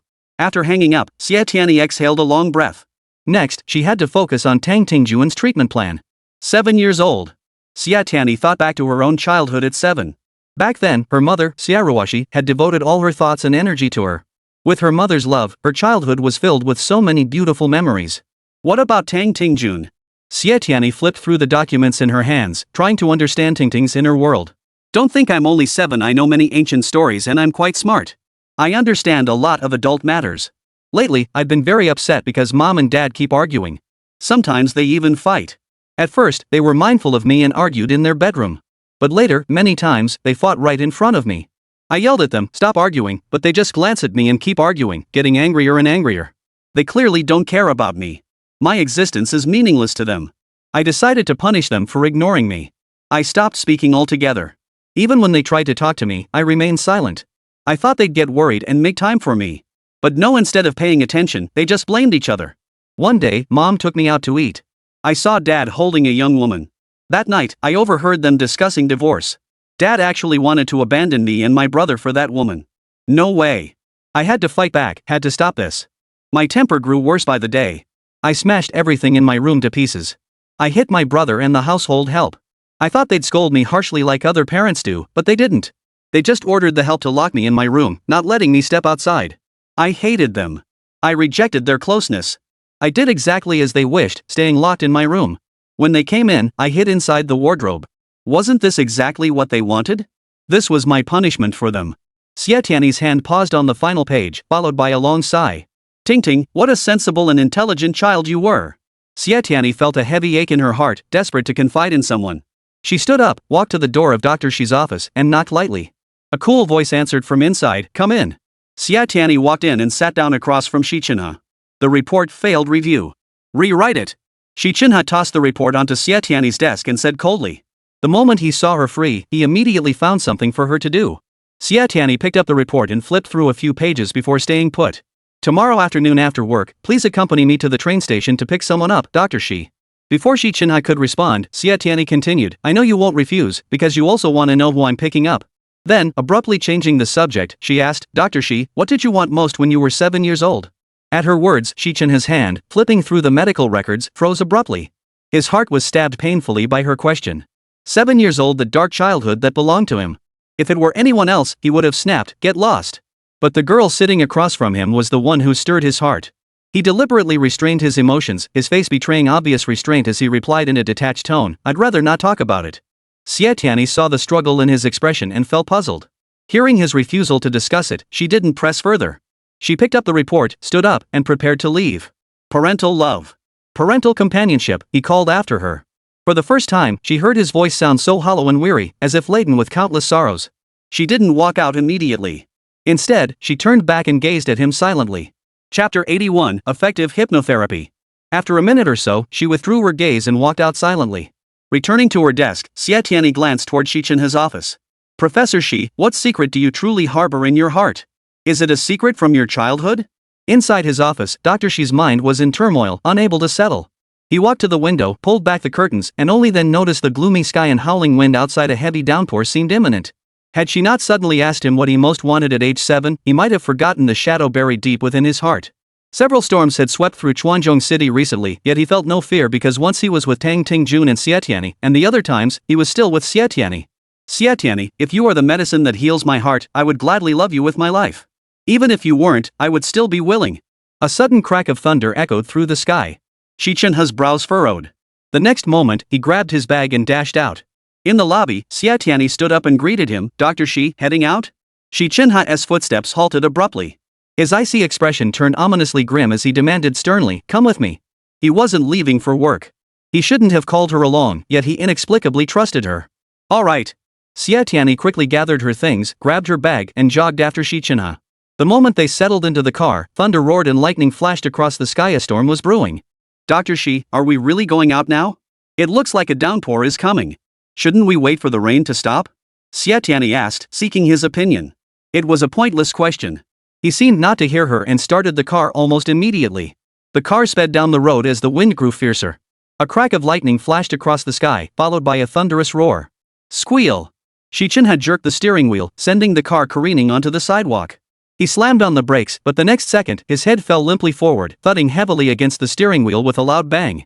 Dr. Xi, Dr. Xi? Xie Tianyi reached out, gently patting Xi Chenhe's back and softly nudging his shoulders, trying to rouse him. She was deeply worried. She had no idea what had come over Dr. Xi. Dr. Xi, Professor Xi, don't scare me. Fear surged through her as she pushed him harder, but he showed no response. Suddenly, a deafening clap of thunder split the air. Torrential rain poured down, pelting the car with a deafening patter, as if it might swallow the vehicle whole at any moment. Dr. Xi still didn't respond. He seemed to have fainted, yet it wasn't quite that. He lay motionless, slumped over the steering wheel. No matter how many times she called out to him, he didn't utter a single sound. Chenhe, Xi Chenhe, what's wrong with you? Xie Tianyi suddenly began to sob softly. What was wrong with him? Could he please stop scaring her? He heard her sobs and forced his stiff body to shift slightly, reaching out an arm to pull her into his embrace. Seeing him move, Xie Tianyi instantly broke into a smile through her tears. She looked up at him and asked, Dr. Xi, what's wrong with you? Only then did she notice his terrifyingly pale complexion, beads of sweat as large as soybeans trickling down from his forehead. She must be in some kind of pain, perhaps a sudden, intense ache somewhere in her body? Where does it hurt? Do you have any medicine? Xie Tianyi's fear slowly dissipated. She lifted her head, wrapped her arms around him, and in the next instant, pulled him tightly into her embrace. Her soft voice murmured in his ear, "If nothing hurts, are you afraid of thunderstorms?" At this point, Xie Tianyi suddenly laughed. "When I was little, I was afraid of thunder and rain too. But my mother said it was just a natural phenomenon. As long as we didn't stand under big trees, there was nothing to be afraid of." I didn't understand what a natural phenomenon was back then, so Mom told me the thunder was the thunder god and lightning goddess patrolling the skies. I still didn't get it. What were the thunder god and lightning goddess? Those were just myths, right? Seeing she couldn't fool me, Mom patiently explained it to me. She even bought me a science book that gave a detailed explanation of thunder and lightning. "Next time, I'll show it to you." "Okay." Xi Chenhe murmured softly, his voice weak and hollow. This reminded Xie Tianyi of his unusual reaction earlier that day when she'd asked him about being 7 years old in the office. "You know, when I was little, I loved cars and airplanes. Mom said those were toys boys like to play with. Do you know why I like them? Because Mom told me Dad had gone to a very far place.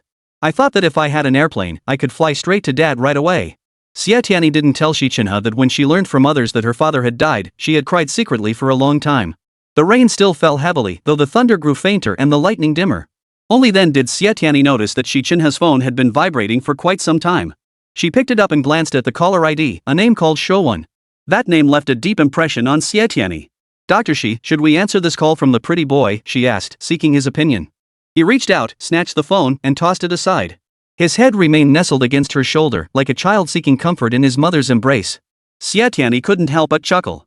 "A few days ago, I overheard Dr. Wen and Dr. Fan joking about catching someone off guard and prying into secrets. Now, does that mean I've pried into your secret too? So, from now on, he'd better treat her nicely." If he got too sarcastic, she'd tell everyone that Dr. Xi was afraid of thunder. Just as she was feeling smug about this, Xi Chenhe suddenly jerked his head back and sat upright in the driver's seat. "Get out!" His cold voice carried an unrelenting sharpness. This made Xie Tianyi feel a chill run straight up her spine. She had only made a casual joke, yet he was angry. How petty. Oomph. Despite the pouring rain, Xie Tianyi opened the door without hesitation and jumped out. Without an umbrella, she was soaked through in moments. "Stingy jerk," Xie Tianyi muttered under her breath. Inside the car, Xi Chenhe started the engine and sped off in a flash, splashing Xie Tianyi with water as he drove away. Since she was already soaked through, Xie Tianyi being in good health didn't worry about catching a cold from the rain. It wasn't far from home, so she decided to enjoy a stroll in the rain. She had only taken a few steps when Xi Chenhe's Toyota turned around and came back. It stopped in front of her. The window rolled down and Xi Chenhe tossed her an umbrella, his tone cold. "Xie Tianyi, don't try to skip work by faking illness. Be at work early tomorrow." With that command delivered, he drove off without a second glance.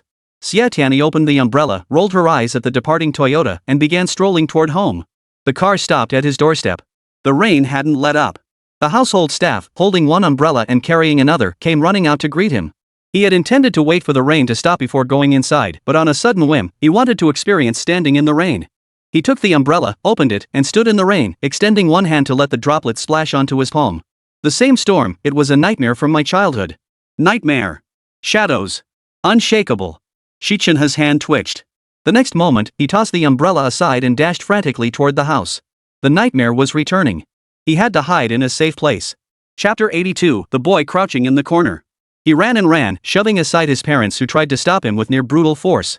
Like an enraged cheetah, he charged recklessly up to the second floor, to his bedroom. Only after the door slammed shut did he begin to regain his senses. He hurried to the nightstand, crouched down, and with trembling hands, hastily pulled open the drawer. Finding a white pill bottle, he poured several pills into his mouth. The next moment, he slowly collapsed onto the floor, gasping for breath. He began attempting self-hypnosis therapy. "I am Yuhua, elite psychologist. Nothing can break me. I have someone to protect now." She was right beside me just moments ago. With her by my side, I fear nothing. The hypnosis didn't continue. This hollow excuse couldn't soothe his heart at all. He loved her, yet because of her careless joke, he had pushed her off the bus. Oh! Xi Chenhe closed his eyes in despair, plunging himself into darkness. He had taken on Guo Ming and Tang Tingjuan's cases because he saw too much of himself reflected in them. The nightmare didn't last long. Soon, the rain outside had cleared, and the setting sun's rays pierced through the curtains, slanting across Xi Chenhe's body. He walked to the window, drew back the curtains, and looked up to see a rainbow arching across the sky. Sunshine always follows the storm. But when the next storm came, would he be able to overcome his nightmares? Early the next morning, Xie Tianyi received a call from old Liang. He didn't say what it was about, only asking her to come to the station. She was already nearing Yuhua when she got the call. After receiving it, she changed her route and headed to the police station to find old Liang. After taking just a few steps, she sneezed twice. She felt perfectly fine, yet seemed to be catching a cold. It appeared she wasn't suited for getting caught in the rain, or more accurately, for walking in it. A white Toyota approached from afar. Coincidentally, it was Xi Chenhe's car. Xie Tianyi ignored him and kept walking. The car slowed beside her, the window rolled down, and Xi Chenhe called out, "Xie Tianyi." Xie Tianyi turned to look at him, her tone distant and cold. "Good morning, Dr. Xi." Catch. Xi Chenhe flicked his wrist, tossing a box of 999 cold medicine over. "Don't try to slack off using a cold as an excuse." The unspoken follow-up was, "I'll be keeping a close eye on you." He merely turned the steering wheel, and the car spun around and drove off. Xie Tianyi stared blankly at the cold medicine in her hand, her gaze fixed on the direction where Xi Chenhe's car had vanished. How did he know she was here? And that she had a slight cold? She was beginning to enter his heart. "I slept terribly, waking early. Grabbing my keys, I left home. The streets were deserted, empty like my mood. Suddenly, I wanted to check on that useless girl. When I reached her building, she seemed still asleep. I waited below. Finally, I saw her emerge from the stairwell. I started to call out, but remembered yesterday how I kicked her out of the car, leaving her soaked in the rain. Guilt washed over me, so I followed her instead. I watched her board the bus, take the subway, and head to the police station to find old Liang. I noticed her sneezing a few times. She must have caught a cold. I bought some medicine and rushed over. Only after giving it to her did I leave, feeling somewhat relieved." Xie Tianyi's lips curved into a smile. "Haha, Professor Xi, is that really how it happened?" Though it sounded like a fairy tale, even a bit mystical, after spending time with her and getting to know her, his thoughts weren't far off from her analysis. The moment he stepped into the police station, old Liang spotted her. "Tianyi, come on over." He waved at her from a distance. When she approached, old Liang led her straight to the interrogation room in the investigation area. There, Xie Tianyi saw the thief. He was handcuffed and sitting in a chair. Upon seeing Tianyi, he pointed at her and declared it was her. The officer sternly demanded, "Where are the items?" The thief lowered his eyes guiltily and mumbled, "I sold them." The officer slammed his hand on the table. "What about the card?" The thief answered with a mournful expression, "It's not my fault. I really didn't see the card." Old Liang escorted Xie Tianyi out, chatting as they walked. "We caught the guy, but judging by his demeanor, getting the goods back is going to be tough." Old Liang frowned, his thick dark brows knitted in deep concern. Xie Tianyi recalled Ouyang Nalin's provocation. She looked at old Liang and smiled. "Uncle Liang, when you interrogate criminals, do you also interpret their psychological states through micro-expressions and subtle movements? Then analyze and deduce based on the facts of the crime and evidence from the scene?" Impressed by the girl's sharp mind, old Liang grew even more fond of her. He couldn't resist taking a dig at old Chen, bringing up that old matter again. "Tianyi, the police force needs talent like yours." Old Liang was itching to send Xie Tianyi straight to the police academy, eager for her to contribute to the nation's talent pool. "Uncle Liang, Yuhua needs psychologists like me too," Xie Tianyi declared without a hint of modesty. Old Liang laughed heartily, insisting on sending her to Yuhua.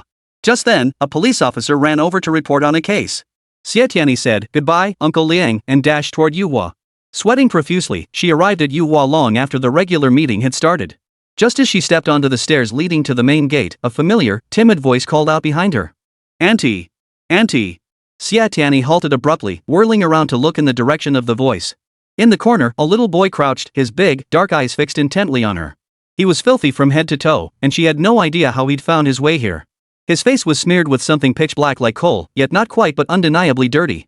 "Tingting," Xie Tianyi called out, her voice suddenly choking up. "Tingting, if you wanted to find Auntie, why didn't you call me?" She took slow steps toward him, her nose stinging as tears welled in her eyes. Though she and Tingting were not related by blood, time and again, this little boy had moved her to tears. Closer now, she crouched down, arms open wide. He sprinted toward her and threw himself into her embrace. "Boss Chen always said we should treat patients like friends or family, only then would they trust us and open up completely. That's what it means to exchange sincerity for sincerity. How did you even get here?" Xie Tianyi reached out to wipe the dirt from Tingting's face, but no matter how long she tried, she couldn't get it all clean. Seeing his state, she couldn't help but shed tears. A child with a mother is like a treasure. The greatest love parents can give their child is a loving marriage and a harmonious family. "Tingting, will you come inside with Auntie?" Xie Tianyi crouched down and said patiently, "Uncle Xi is inside, along with many other uncles and aunts. They're all good people." Tingting nodded obediently and took Xie Tianyi's hand. Just as the big and little ones reached the steps, several reporters suddenly appeared from somewhere, snapped a flurry of photos, and tried to slip away. "Hold on!" Xie Tianyi called out to the reporters from the steps. Realizing they'd been spotted, they halted sheepishly, waiting for her to speak. "Tell Ouyang Nalin that her son, Tang Tingjun, is at Yuhua. Have her pick him up at the downtown train station tonight at 7 sharp." Xie Tianyi said in a cold, stern tone. One reporter asked, "What do you mean?" Xie Tianyi replied, "Just deliver the message to her." With that, she took Tingting's hand and walked briskly into Yuhua. Chapter 83, Xi Bing's mind reading ability. As soon as they entered, everyone exclaimed, "Oh, whose adorable child is this?" No one laughed at Ting for being dirty, so he quickly relaxed his guard and followed his Auntie Tianyi to the restroom. These past 2 days, Xi Chenhe had nothing to do except wait for Guoming and the others to come find him. So, after leaving the conference room, he leaned against his office doorway, staring at the lobby entrance. He kept glancing at his wristwatch, thinking, that useless woman still hasn't shown up. Does she want to switch careers and become a cop? She's so inexperienced, could old Liang have dragged her into trouble? His sharp brows furrowed. He pulled out his phone, unlocked the screen, and swiftly dialed a number with his long fingers before pressing call. The line connected, and his voice was icy. "Old Liang, you said she came back early. Where is she?" No sooner had he spoken than Xie Tianyi walked in, holding Ting's hand. Spotting her, he said into the phone, "Got it," and hung up.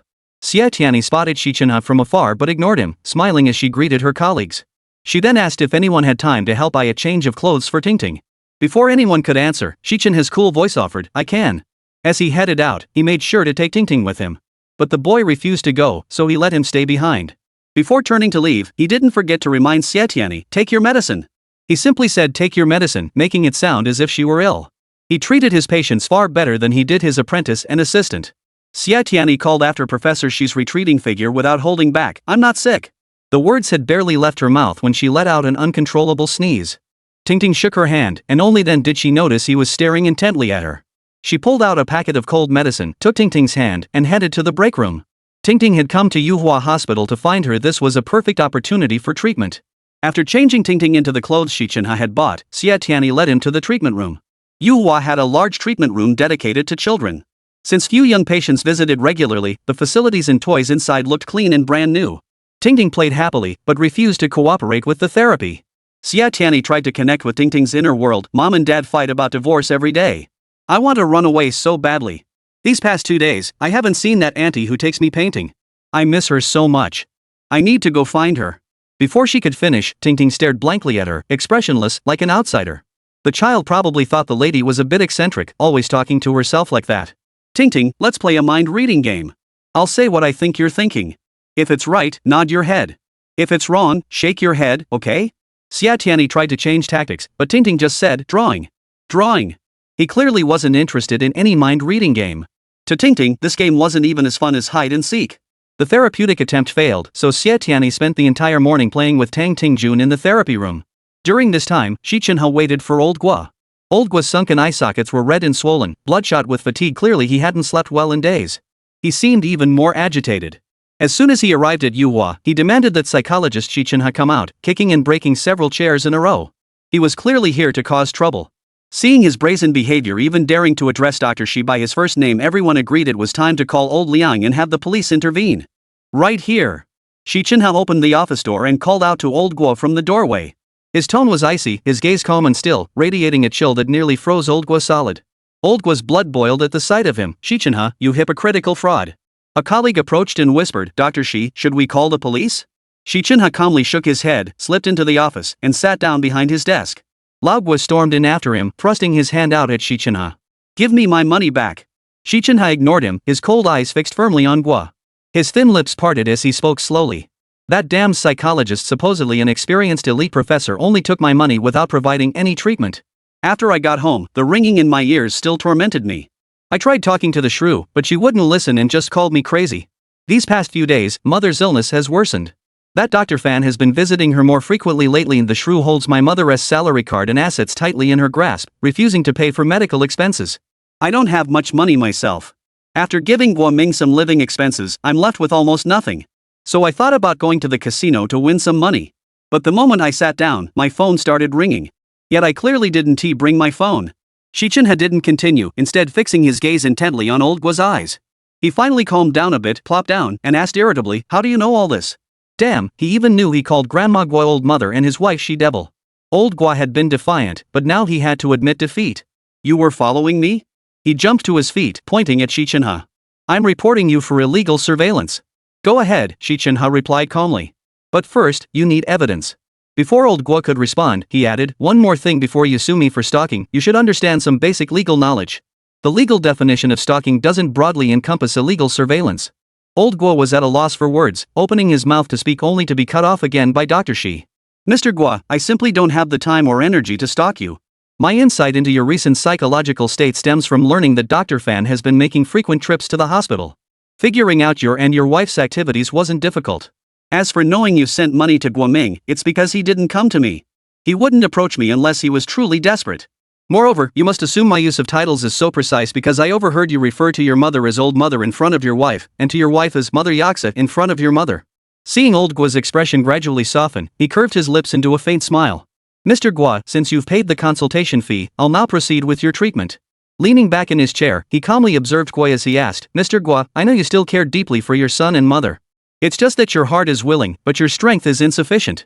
The words struck a nerve deep within Gua's heart. The tall man raised his hand to cover his face, tears trickling through his fingers.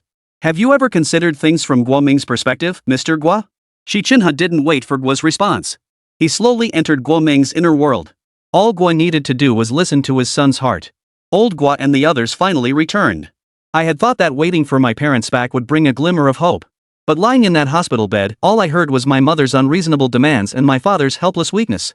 They were like demons invading my world. I must escape, flee far away. I know there's no place for me in this world. Only death remains. Chapter 84, The Professor's Invitation. I've imagined countless ways to die, but the doctors and nurses here are all evil.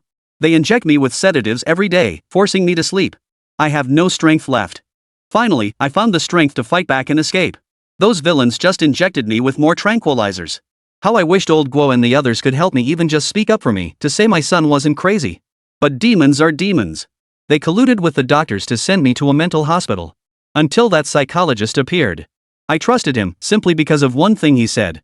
Xi Chenhe had trailed off, looking at Old Guo and asking, Do you know what I said to Guoming? Lao Guo shook his head. He tried every means to die. I hypnotized him and let him experience death. When he saw that boy falling from the high building, crashing to the ground, smashed to pieces, he was terrified. That means death wasn't the only way he truly sought to escape. He was just using death to get your attention. Or rather, he mistakenly believed only death could let him stay forever in that dark world that belonged to him. I told him, talk to me. I'll wait for you. But Mr. Gua, do you realize those are the words a father should say to his son? Have you ever tried saying them? Or even considered having that conversation with him? Hearing this, Old Gua covered his face with both hands and sighed deeply. Doctor, it's my fault. I failed to fulfill my duty as a father. Knock knock knock. A soft knock sounded at the door. Xi Chenhe has said, come in. The door opened, revealing Xie Tianyi holding Tingting's hand at the doorway. Ever since she'd been kicked off the car, she hadn't spoken to him. Now, she was coming to see him of her own accord, which took him by surprise. Sorry to interrupt. Xie Tianyi flashed an apologetic smile at Old Gua before turning to Xi Chenhe. Dr. Xi, Tingting is waiting for you to have lunch together. Xi Chenhe glanced at the wall clock and realized that chatting with Old Gua had made him lose track of time. It was already past quitting time, the clock striking 12. Come in and wait, he said coldly, glancing at Xie Tianyi. He understood her feelings perfectly well. Normally, she wouldn't interrupt him while he was working. She must have waited half an hour with Tingting, and only when Tingting started complaining about hunger did she steel herself to knock on his door. That's why he understood and didn't blame her for the interruption. Turning to Old Gua, he instructed, now that you have some understanding, I suggest you go find your son once you get back. Old Gua nodded repeatedly, promising he would. As he reached the doorway, Xi Chenhe added, and take good care of your mother. Lao Gua followed the doctor's advice without question. Shortly after leaving, he returned. Doctor, how should I handle things with my mother? No, wait, he paused and corrected himself, with my wife. Xi Chenhe frowned and sighed. Mr. Gua, it seems you didn't take my advice to heart during your last visit. He suggested temporarily ignoring his wife, focusing solely on finding his son and prioritizing his mother's care. This time, Old Gua departed with profuse thanks. As he left, he proactively righted the overturned chair, apologized to Yuhua's staff, and pledged to compensate them in full. Yuhua's staff murmured in admiration, Dr. Xi really has a way with people. Dr. Xi and Xie Tianyi walked out hand in hand with Tingting. All eyes fixed on them filled with envy, jealousy, resentment, confusion, astonishment. Expressions varied. Little Zhang couldn't help but ask, Dr. Xi, Dr. Xie, is this your son? Instantly, everyone burst into laughter. Xie Tianyi's face flushed instantly. She whispered to Xiao Zhang, don't say such things. This is Tang Tingjun. Everyone knew Tang Tingjun, and upon hearing his name, all eyes turned to the little boy. Unaccustomed to so many eyes on him, Tang Tingjun let out a loud ah. Xi Chenhe shot everyone a cold, icy glance and said in a frosty tone, everyone can go home now. Everyone replied, we'll stay and work overtime. Xi Chenhe retorted, I'll treat everyone to lunch. With that, he grabbed Tingting's hand and strode away. Xie Tianyi deliberately lagged behind. Only after Xi Chenhe had walked out did she lower her voice and whisper, the professors treating us don't hold back. Pick the best stuff, you guys. Xi Chenhe, with his keen ears, caught Xie Tianyi's words. A faint smile touched his lips as he thought to himself, this useless thing really knows how to spend my money. Xie Tianyi jogged to catch up with Xi Chenhe, leaving a trail of cheers behind her. Fan Li and Wen Mingzhong were chasing stars. Song Shengchang was holding a concert in the city, and Fan Li and Wen Mingzhong came to broaden their horizons. The tickets were a gift from Fei Yi. This wasn't merely sightseeing, it was psychological reconnaissance. The pair had already leveraged their connections to reach out to Song Shengchang. Once the concert concluded, they planned to have a chat with him. About Fei Yi. The concert atmosphere was unprecedentedly lively. Young and old, men and women alike, excitedly raised their arms and chanted, Song Shengchang. Song Shengchang. Many young boys and girls were so moved they were in tears. The packed auditorium was filled with images of Song Shengchang's handsome face. When the stage lights flashed and a spotlight hit the dashing idol, Fan Li, swept up in the surrounding emotion, covered her face with her hands in excitement. Dressed in black pants and a black shirt, his tall, slender figure stood exceptionally straight. The fringe across his forehead added a touch of wild charm. He looked handsome, captivating, dashing, and free-spirited, radiating an indescribable allure that left everyone who saw him utterly captivated. All were drawn to his captivating aura. When he spoke, his magnetic, deep voice was like a spellbinding melody, drawing every listener into its depths. The idol's charm was boundless. Everyone was madly, foolishly, and wildly infatuated with him. Except for two psychologists. Wen Mingzhong sat upright, radiating an icy solemnity, completely untouched by the fervent atmosphere around him. His face remained cold as he periodically reminded Fan Li not to forget her role as a psychologist. Fan Li, who had been brimming with excitement, was so disrupted by the man beside her that her enthusiasm vanished. She shot him a glance and immediately fell silent. In such an electrifying moment, this man beside her was discussing hypnosis. In truth, he continued, pointing an index finger at Song Shengchang, using one's looks, voice, talent, or songs to capture attention is itself a form of hypnosis. A celebrity's rise or fall in popularity hinges entirely on stage presence. It's a technical skill. Just as our success in hypnotizing patients depends entirely on our mastery of technique. See how he always sways his hips when dancing? That's because his hips are well shaped. And when the spotlight hits his face, he smiles, his eyes curving like crescent moons. That's because his eyes are striking. He knows how to leverage his strengths to captivate the audience. In truth, he understood the audience's psychology from the start and mastered the art of catering to their desires. That's why he succeeded. But isn't it said he rose to fame through Fei Yi? Fan Li asked absent-mindedly. And that Lin Nanzi? She trailed off as the music, lighting, and stage effects abruptly shifted. Amidst the mist-shrouded fairyland, a goddess suddenly appeared. Look, it's Lin Nanji! Fan Li exclaimed, her expression one of astonishment. Wen Mingzhong adjusted his glasses frame, equally astonished. Both understood without words that this time had not been wasted. Chapter 85, A Heartwarming Strategy. The choice of lunch was in Tingting's hands. After much deliberation, he fixed his gaze on the KFC restaurant by the roadside. Tingting, would you like us to take you to KFC? Xie Tianyi asked. Tingting nodded eagerly. Xi Chenhe frowned.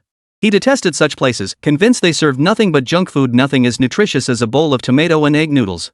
Xie Tianyi had already taken Tingting's hand and strode toward the restaurant. He didn't forget his professional expertise, understanding that Tingting's willingness to eat in a public place was highly beneficial for his psychological therapy.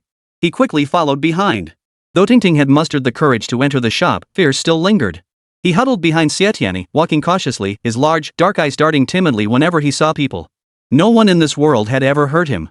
His parents didn't know that by giving birth to him, they had harmed him in the name of love. A boy about Tingting's age spotted him, ran over laughing, and made a funny face, clearly wanting to play. But Tingting let out two startled ah cries. The boy flinched, his expression turning from sunny to stormy, and the next second, he burst into tears. The boy's parents rushed over, heartbroken to see their child crying. One of them, rather hot-tempered, grabbed Xie Tianyi and scolded her harshly. What kind of mother are you? How do you raise your child? My son just wanted to play with yours, but look what happened, he scared my son to tears. Fortunately, the boy's mother didn't press the accusation further. Xie Tianyi apologized profusely, and the mother's expression finally softened. The father, however, was sharp-tongued. He immediately added, your child looks like he has some kind of illness. Enough! Xi Chenhe strode over in a few strides, coldly cutting off the father's words. He's our child. It's none of your business. Originally, Tingting had started screaming ah the moment the boy's father mentioned sick. But when Xi Chenhe spoke, the father was intimidated by his imposing presence and dared not say another word. Tingting also stopped screaming. Xi Chenhe began searching for a suitable seat for Tingting. As he examined the options closely, a soft little hand reached up and clasped his thumb tightly. He turned his head to look. Tingting's wide eyes stared intently at him. In that moment, his heart melted beyond measure. Tangshur, have you ever brought your wife and your younger son, Tang Tingjun, to KFC together? Xie Tianyi also noticed Tingting's change. She understood that because of Xi Chenhe's protection, Tingting had begun to trust him. She couldn't help but think of Ouyang Nalan. Ouyang Nalan, no matter how much money you earn, you can never buy back the priceless bond of family. The dining atmosphere was warm and harmonious. Xi Chenhe specially ordered a family bucket and the server brought a special gift. Tingting didn't smile but mimicked Xie Tianyi's high-five gesture, clapping his little hands a few times. Tingting ate with great enthusiasm and Xie Tianyi also had a hearty appetite. Only Dr. Xi was not enjoying himself. He frowned at the burgers, fried chicken, and fries, taking only a symbolic sip of coffee and leaving everything else untouched. Xie Tianyi noticed immediately he'd rather go hungry than eat this junk. She specially ordered a bowl of rice and soup for Dr. Xi, but her efforts went unrewarded. He didn't even bother to glance at them, and in the end, Xie Tianyi and Tingting divided the leftovers between them. After the meal, Tingting was taken to Yuhua. Xie Tianyi ordered takeout for Dr. Xi. When she delivered it to his office, she happened to catch him eating spicy strips. She pretended not to notice, placed the takeout on his desk, and sighed casually, "This Ouyang Nalan is quite something. One moment he's calling psychologists frauds, the next he trusts us completely." Xi Chenhe took the box, opened it, and took a bite. He frowned and shook his head repeatedly. What was this stuff? It wasn't as good as what he made himself. But he was hungry, so he had to fill his stomach first. Xie Tianyi continued, seemingly oblivious to whether he was listening. "This morning I had a reporter relay a message to Ouyang Nalan that Tingting was at Yuhua. Look at us now, half the day has passed, and they haven't even made a single phone call." Dr. Xi remained silent, struggling to swallow. Xie Tianyi spent the entire afternoon with Tingting in the treatment room, having no other commitments. On Xi Chenhe's end, there were no pressing matters either. Huayu did call to inquire about his progress with his girlfriend, but he didn't want to discuss it. Huayu hung up, sounding disappointed. Xie Tianyi, holding Tingting's hand, knocked on Xi Chenhe's office door early. Xi Chenhe glanced at his wristwatch. With no pressing matters at hand, he grabbed his car keys and stepped out of the office. Tingting took his hand willingly. As they stepped outside, they drew the attention of their colleagues once more. This time, however, no one said anything. After all, it was rare for Professor Xi to treat everyone to lunch. Xi Chenhe didn't know why Xie Tianyi had come to the train station, nor did he ask. The noise here was jarring, and he frowned slightly, though he said nothing. To outsiders, the spoiled rich kids were all so arrogant and flamboyant.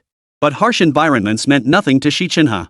He had once trekked through mountains and rivers, hiking into impoverished mountain villages just to deliver the extracurricular reading materials those children needed. He had also visited the filthy, narrow alleys where Liu Mingzhong and Xie Tianyi lived, often going there for the sake of his patients. The train's rumble grew louder as it approached. The wheels ground to a halt, the doors opened, and passengers disembarked in an orderly fashion. From the moment the train stopped, Xie Tianyi had been on the phone. "Uncle and Auntie, you know Tingting, right? He's with us. We're on the platform. There's a tall, handsome guy standing next to me, he's quite noticeable. When you get off the train, just follow where everyone's looking and you'll spot us right away." Okay. Be careful." After hanging up, Xi Chenhe fixed his gaze on an elderly couple about to disembark and asked coldly, "Is it them?"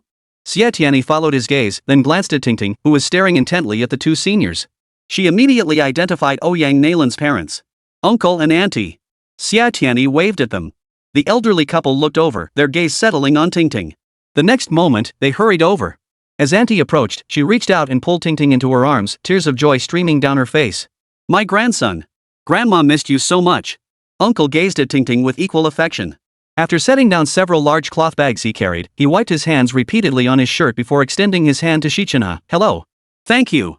Xie Tianyi had been worried that Xi Chenhe's aloofness might hurt the simple, warm-hearted old farmer, but she saw him extend his hand and grasp the uncle's firmly. "Hello, I'm Xie Chenhe, psychologist at Yuhua." He even took the initiative to introduce himself. The aunt, seemingly worldly wise, grew concerned upon hearing his introduction. "Xie, what's going on? Is it Lon Lon or someone else feeling down?" No sooner had she spoken than her daughter Ouyang Nalan's voice rang out from the crowd. "Dad, Mom." Her voice was choked with emotion, yet it carried an undeniable thrill. Ouyang Nalan never imagined that the girl she once dismissed as insignificant would send a reporter to tell her to pick up Tingting at the station and deliver such an incredible surprise. Her parents, whom she had once longed for day and night yet could never see, suddenly appeared before her eyes. How overjoyed and thrilled she must have been. Chapter 86, 2 Tactics to Unravel the Knot of the Heart. Part 1. She told herself this wasn't a dream, nor an illusion, yet it felt like one. Only when her parents walked toward her, arms outstretched to embrace her, did reality sink in. Ouyang Nalan wept. Her mother wept too. Her father didn't cry, but tears welled up in his eyes. Tingting watched the scene intently. What is crying? Why do people cry? His mind held no concept of it yet. He just stared blankly at the scene, as if it had nothing to do with him. Xi Chenhe turned his gaze towards Xie Tianyi, a faint smile playing at the corners of his lips as he stared intently at her. Feeling his intense gaze, she looked back at him, her eyes filled with questioning. Did I do something wrong, Professor Xi? No, you did very well. Too well. Professor Xi's eyes held praise. He had never lavished such praise on anyone before, yet this young girl had made him break his usual pattern. Auntie kept smiling as she secretly wiped away her tears, examining her daughter over and over. She asked if anything hurt and why she seemed so down. When her mother asked this, Ouyang Nalan could no longer hold back the tears she had been struggling to contain. They streamed down her cheeks, smudging her makeup. She didn't care. She wiped away the tears one by one and smiled at her mother. Her uncle brought out dried fruit and local specialties for his daughter to try. Their eyes were filled only with their daughter, Ouyang Nalan. Yet she hadn't paid any attention to Tingting. It was the child's maternal grandmother who, loving her grandson, noticed Tingting wasn't calling for his mother. Feeling puzzled, she pulled her daughter aside and asked quietly. Ouyang Nalan stammered, unable to answer. Grandma took the dried fruit over to offer it to the two doctors, then crouched down in front of Tingting. Tingting, try some. It's delicious, Grandma said affectionately, encouraging him to pick some up and taste it. Tingting cowered behind Xie Tianyi, timidly watching his grandmother. Grandma seemed to understand something. Though she was a rural woman, she had a strong presence. She stood up and said to the two doctors, "Thank you, young people. Tomorrow, I'd like to invite you to my daughter's house for a meal." Xie Tianyi immediately sensed the auntie's down-to-earth nature. In the countryside, she addressed elders respectfully and spoke the dialect authentically. Yet in the city, she remained unpretentious, generous, and considerate in her dealings. Ouyang Nalan stepped forward and stopped his mother. "Mom, I'm a bit busy." The elderly couple instantly looked displeased. They had traveled thousands of miles to see their daughter, only to be met with such a response. Xie Tianyi, however, assured her aunt, "Sure, we'll definitely come." She turned to Ouyang Nalan, "Let's step aside for a moment." Without waiting for her consent, she walked straight to the side and waited for her. Ouyang Nalan had received the message from the reporter that morning. At the time, she'd wondered what that useless fool was up to, sending her to the train station to pick up Tingting. She had arrived long ago, sitting quietly in the car until Xie Tianyi and Xi Chenhe appeared with Tingting. Yet not a single second of her attention lingered on Tingting. Her mind was consumed with how to defeat the deceitful psychologist Xie Tianyi. Curiosity drove her to follow them until the moment she spotted her parents. Standing in the crowd, she couldn't help but gasp. She desperately wanted to go over and hear what that useless person had to say, yet another part of her screamed, "Why should I follow some useless person's orders? Why let myself be led around by the nose by someone like her?" Her mother remarked, "Xie Xiao is waiting for you." "Hey, aren't you best friends? Bestie? Oomph. What utter arrogance." Ouyang Nalan hesitated no longer, striding towards Xie Tianyi.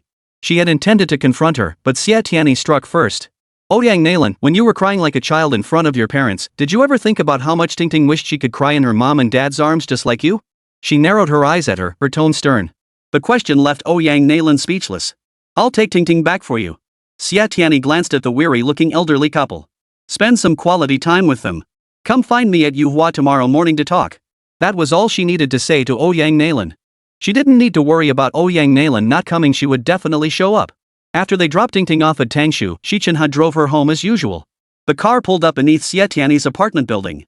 As she opened the door to step out, Xi Chenhe felt words welling up inside him, yet he couldn't find the right phrasing. Watching her about to leave, he reached out and clasped her wrist. When his cool hand touched hers, her heart raced and her face flushed. His touch held an intangible magic for her. She tried to push his hand away, but her own felt soft and weak. Instead, her hand ended up resting over his. Both seemed tense, sitting stiffly without daring to move, neither breaking the awkward silence. The atmosphere was awkward. Xie Tianyi felt stiff all over, uncomfortable. She cleared her throat lightly, about to say something, when a car pulled up in front of Xi Chenhe's vehicle. Headlights illuminated their faces as Xu Qifan jumped out and walked toward them. Xi Chenhe instinctively loosened his grip. Xie Tianyi seized the moment to pull her hand free, pushed open the door, and jumped out. "Qifan?" Xie Tianyi greeted him with a smile. "What brings you here so late?" Xu Qifan's smile remained as gentle as ever. "Tianyi." He turned to greet Xi Chenhe, "Dr. Xi." Xi Chenhe gave him a slight nod before starting the car. "Dr. Xi, if you have time, I'd like to talk with you." Xu Qifan called out, but Xi Chenhe accelerated, the car roaring forward. Xie Tianyi and Xu Qifan walked and talked. Xu Qifan inquired about her well-being, while Xie Tianyi brought up the matter of Chen Hong. Xu Qifan remained tight-lipped on the subject, and soon they ran out of common topics. Fortunately, their homes were close. Xu Qifan returned home feeling a bit down, but the thought of seeing her again tomorrow brought him some peace. Another scorching day descended upon Chuanzhong City. As soon as Xie Tianyi arrived at Yuhua, she spotted Ouyang Nalan pacing near the entrance. She popped the last bite of her sandwich into her mouth and hurried over. The sandwich was bought by Shu Qifan, and he had also prepared the breakfast. Xie Tianyi had no time to sort out her feelings for Qifan, so she ushered Ouyang Nalan into Yuhua.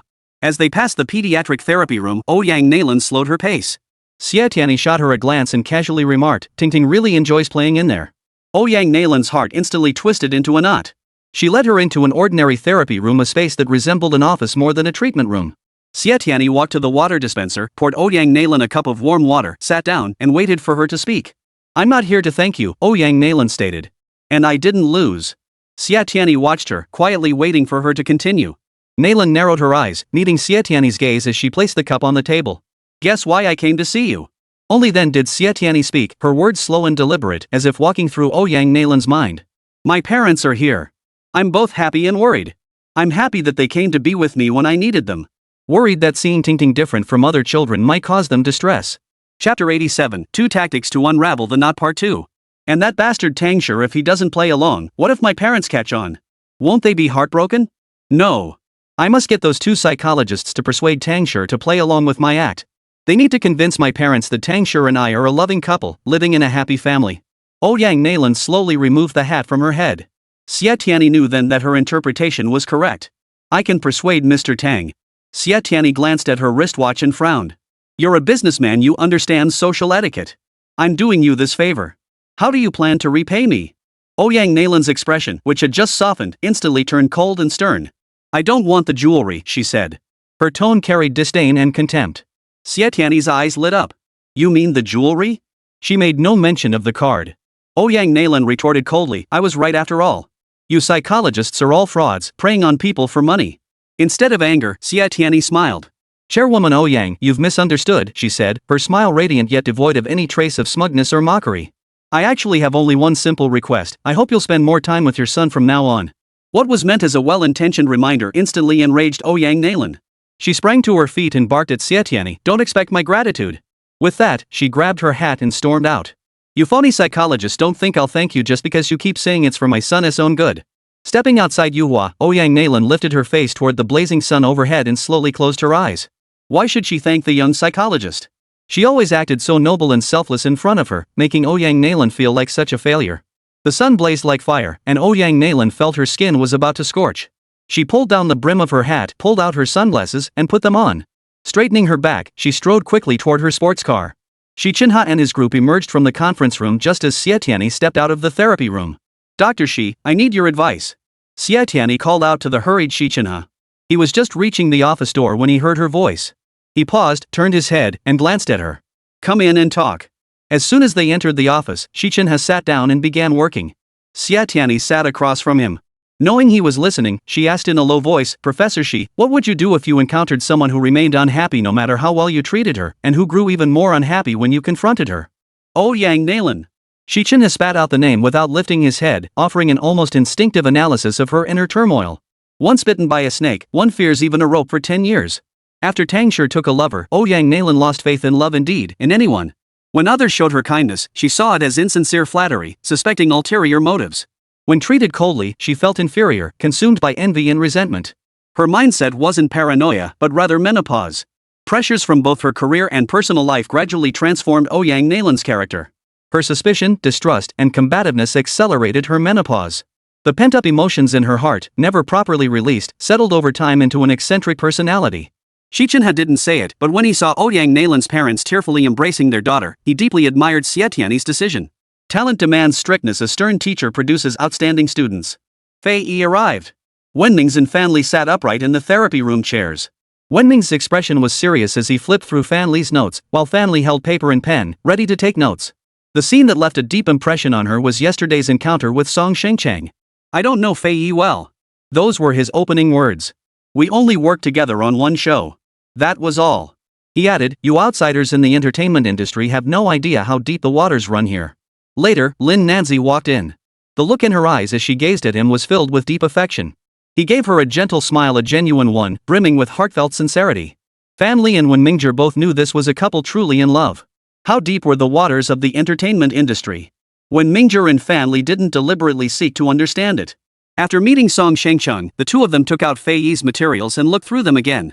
Fei Yi sauntered in, chewing gum, her lively eyes darting around the room. Her agent still held a small camera in hand. Fei Yi, why did you fake being sick? Without waiting for Fei Yi's response, when Mingzhong spoke in a cold, stern tone, listen carefully to every word I say. Fei Yi froze for a few seconds before retorting sharply, why should I listen to you? With that, she turned and walked away. Xie Tianyi had prepared gifts for Ouyang Nalan's parents. Though her shift wasn't over yet, she left early. Just as she stepped out of Yuhua, Xi Chenhe's voice called out from behind, wait.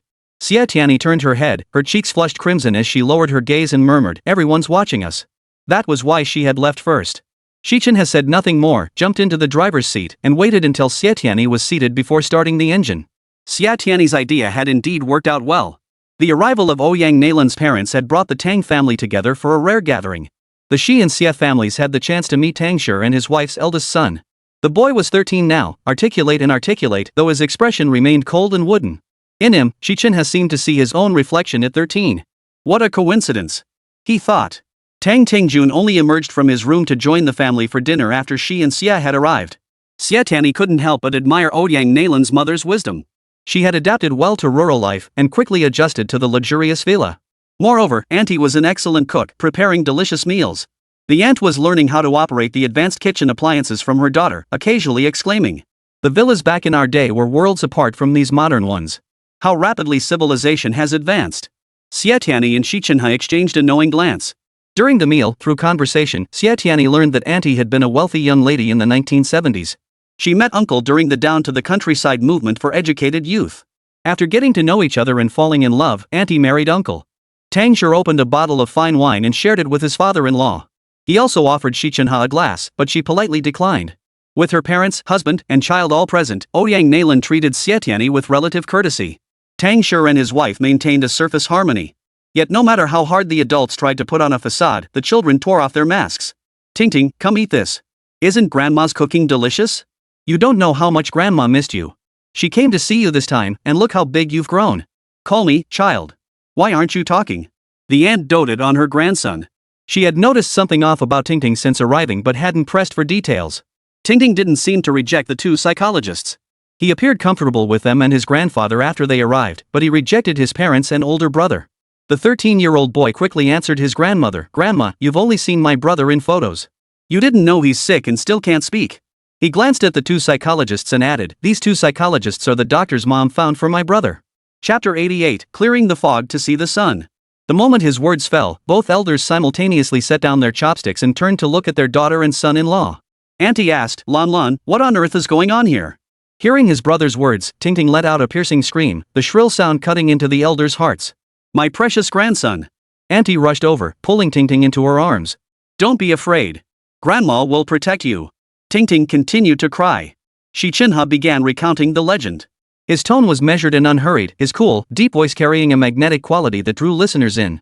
His presence commanded attention, and everyone fell silent to hear his tale. Even Tang Shi's eldest son listened intently. Ting's cries grew fainter. Once she stopped screaming, Xie Tianyi gently led her to her room. What had begun as a grand feast had transformed into a heart-wrenching drama due to Ting's sudden illness. Uncle and Aunt lost their appetite and moved to sit on the living room sofa. Uncle remained silent, only sighing. Aunt sternly summoned her daughter and son-in-law, demanding sharply, what happened? Tang Shi and his wife stood and sat, respectively, both lowering their heads in silence. You won't speak up, huh? Fine. Auntie stood up and stomped upstairs to talk to the psychologist. Xie Tianyi said, Ting isn't sick. He just doesn't feel like talking right now. Her gaze passed right through Auntie, landing squarely on Ouyang Nalan, who had rushed over in a panic. Chairman Ouyang, could we talk? Xie Tianyi inquired. This time, Ouyang Nalan finally relented. I'll meet you at Yuhua to talk. For the two psychologists at Yuhua, this day proved to be an extraordinary one. Xie Tianyi welcomed Ouyang Nalan. After sitting down, she removed her hat and stated bluntly, I'm here for my parents. Xie Tianyi offered her a glass of water. Unlike her previous visit, when she had refused it, this time she reached out and accepted it. I believe you can think for your parents and also for your son. What she really wanted to say was, you should be here for Ting. Either way, the meaning was the same.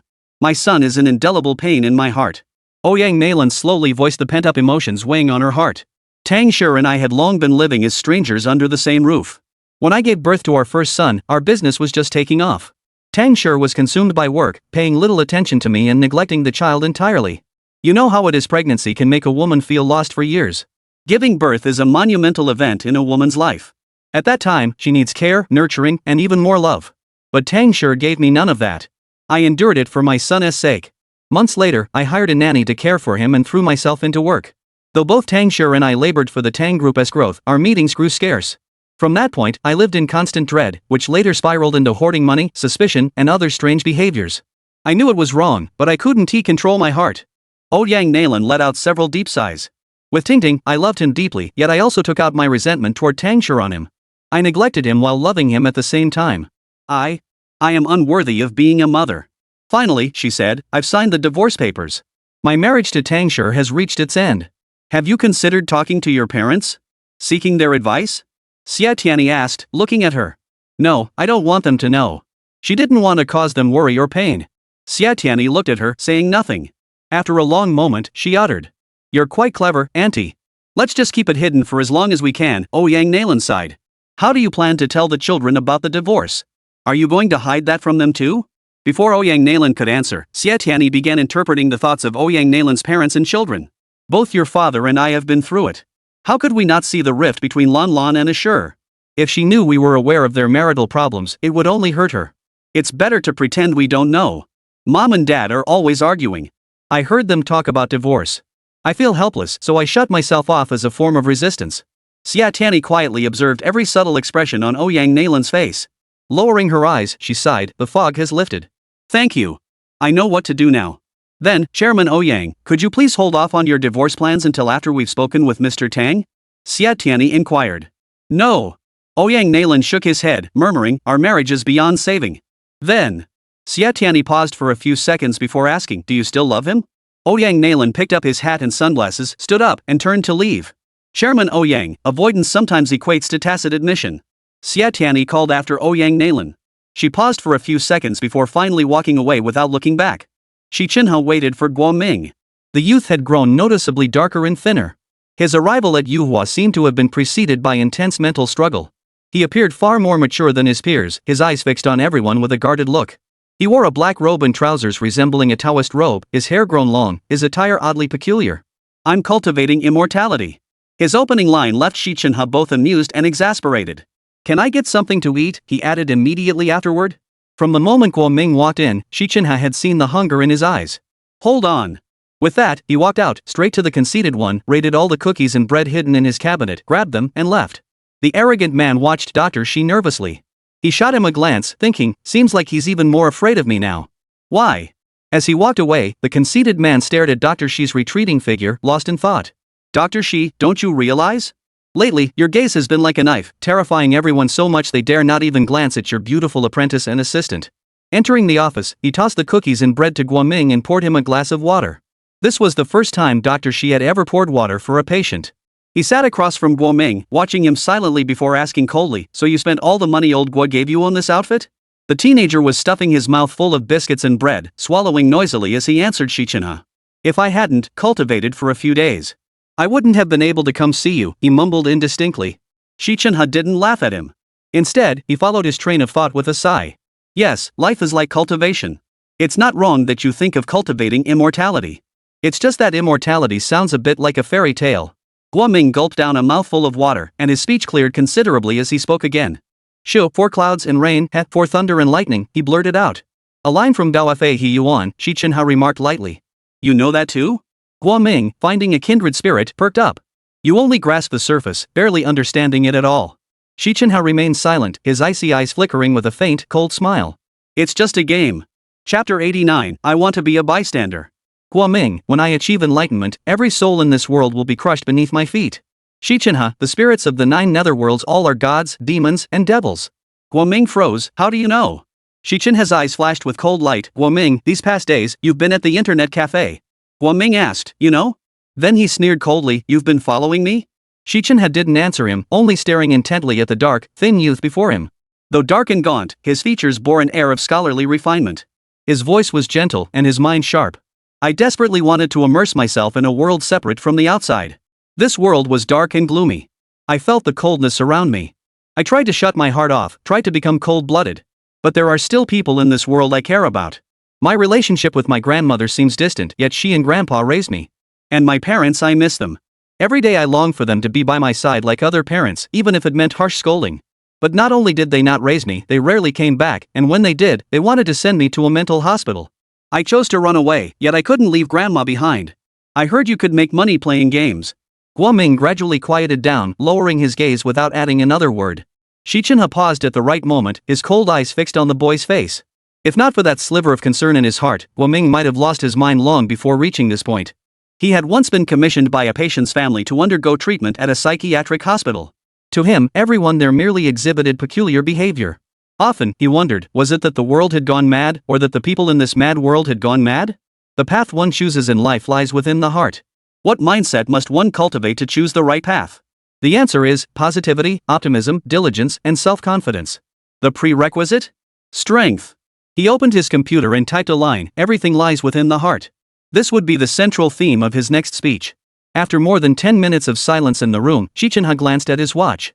He was busy. Tang Shi had called and would be coming to talk with him in about 15 minutes. Guoming, I suggest you return to school, Xi Chenhe stated. He understood Guoming's psychological issues stemmed partly from his teachers and classmates at school. Guoming looked up at Xi Chenhe, his face filled with terror. No, I won't go back. Xi Chenhe stared at him for a few seconds, offering no further persuasion. Guoming, we'll decide about returning to school after I speak with your parents. He opened his wallet, pulled out 500 yuan bills, and handed them to him. What grandma needs isn't medical expenses, but companionship and filial devotion. Guoming stared at the 500 yuan notes but didn't reach out to take them. I'm lending them to you. His gaze softened slightly as he spoke, no longer as sharp and cold as before. Guoming took them, saying only, I'll pay you back, as he turned to leave. Xi Chenhe called after his retreating figure, go home. He paused for less than 3 seconds before dashing out. Xi Chenhe also stepped out of the office and called after Xie Tianyi's retreating figure, Xie Tianyi. She was compiling information on Ouyang Nalan. Hearing his call, she responded briefly before leaving. Tang Shi arrived shortly after Xie Tianyi entered the office. Spotting her, he smiled warmly. Xiao Xie. Xi Chenhe invited Tang Shi to sit down, then said to Xie Tianyi, you come talk with Mr. Tang. Xie Tianyi froze. So this was why he'd called her in. He turned to Tang Shi and asked, Mr. Tang, this time, I'd prefer to just observe. Is that all right? Tang Shi looked at Xie Tianyi and replied courteously, of course. I trust Xie Tianyi as a qualified psychologist. Xie Tianyi smiled. Thank you for your trust, Mr. Tang. She glanced at her watch and got straight to the point. Mr. Tang, I only wish to discuss your wife, Ouyang Nalan. Tang Shi silently accepted. Xie Tianyi began slowly, let's start from when your eldest son was born. Tang Shi glanced up at Xie Tianyi, his eyes reflecting approval. Xie Tianyi understood then that Ouyang Nalan wasn't the only one suffering. Tang Shi wasn't an outsider to this pain. We worked tirelessly, and our careers began to take shape. Then, we welcomed the fruit of our love. We thought our son's birth would bring us more joy and happiness. But unexpectedly, he started coming home later and later, spending more and more nights at the office. Sometimes, when he did come home, a rare occurrence, he'd only give our son a perfunctory hug. He didn't know how desperately I'd waited for him, counting the days and nights until his return. I longed for him to hold me, but he'd say he was tired and fall asleep. I told myself that loving him meant accepting and understanding him, especially since he was working so hard outside for our son and our family. Gradually, the Tang Group's business expanded and he grew busier. He was always handsome, and with his success, more and more women surrounded him, each one beautiful and capable. Meanwhile, my days revolved solely around the child. I had no time for beauty treatments, fitness, or even makeup. Staring at the haggard woman in the mirror, I told myself, that's not me. Ouyang Nalan is so beautiful, yet she's so fat and old. That's not me. But deep down, I knew that was Ouyang Nalan. I began to feel inferior, anxious, and hysterical. Gradually, I started to doubt and suspect him. I had people secretly follow and investigate him. Though he never did anything inappropriate, I hated the women around him. I thought, I love him. If I love him, I must find a way to keep him by my side, to win back his heart. I also knew that only a successful career could truly keep a man's heart. I began transforming myself. After entrusting our son to a nanny, I dedicated myself daily to dieting and beauty treatments. When I reclaimed the beauty that belonged to Ouyang Nalan, I appeared before him brimming with confidence. Yet he wouldn't spare me a second glance. My heart grew cold. With a ruthless attitude, I seized the position of chairman of the Tang Group. I loved him and hated him. I thought, Tang Shi, if you had not a single penny in your hands, you would live in this world worse than a dog. I began hoarding money, scheming to seize control of every penny in the Tang Group and in his possession. Xie Tianyi's eyes shone brightly as she fixed her gaze on Tang Shi. Mr. Tang, you saw Ouyang Nalan making you live worse than a dog.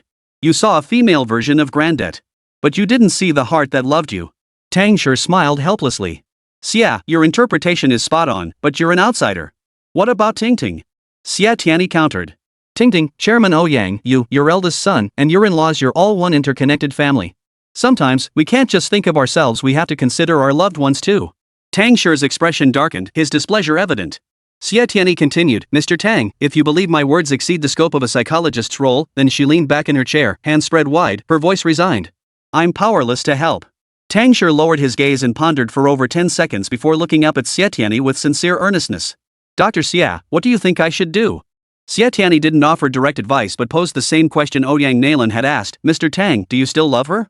Chapter 90, The Difference Between Infatuation and Love. Tang Shi fell silent. Or rather, Xie Tianyi pressed, between your lover and your wife, who do you love more? She glanced at Xi Chenhe. If it were him, he probably wouldn't ask a patient such a question. Tang Shi looked troubled. I'm not trying to force you. After a few seconds pause, Xie Tianyi continued, of course, you can consider this a difficult question, but it's one you must face and consider, isn't it? Mr. Tang, forgive my frankness, but the youthful days of romance are long gone for you. You're not 18 or 28 anymore. After all, you and your wife have built a life together. You share a career, 2 sons, countless beautiful memories, and people and things worth cherishing. Can you promise me one thing? When you divorce, ask yourself 3 questions first. Do you still love her? Are you willing to let go? Do you regret it? Tang Shi looked at Xie Tianyi, his gaze filled with complex emotions. Just then, his phone rang. He answered and said, at Yuhua. Not going today, her parents are here. Got it. Love you. Xie Tianyi and Xi Chenhe exchanged a knowing glance. In front of others, Tang Shi showed no restraint in expressing his affection for his lover. He wasn't impulsive, nor was he momentarily lost. This time, he was resolute. Tang Shi's attitude toward his lover made the situation somewhat awkward. After hanging up, he ended the conversation. Doctor, I have other matters to attend to. We'll talk another time, he said, then walked away without another word. Long after Tang Shi had departed, Xie Tianyi finally broke the silence. Dr. Xi, may I meet with his lover? Xi Chenhe disapproved. That's not part of your job description. But it's what's weighing on Ting's heart, Xie Tianyi countered. You seem mature for your age, but some matters aren't as simple as you imagine. Xi Chenhe frowned, his gaze stern as he looked at Xie Tianyi. Tang Shi and Ouyang Nalan will never reconcile. Give up on that hope. Then what about Ting? Xie Tianyi asked. Xi Chenhe's expression turned cold as he retorted sharply, ask yourself. Xie Tianyi refused to give up. As soon as she stepped out of Dr. Xi's office, she began searching for information about Tang Shi's lover. After uncovering the name and address, she grabbed her bag and dashed out.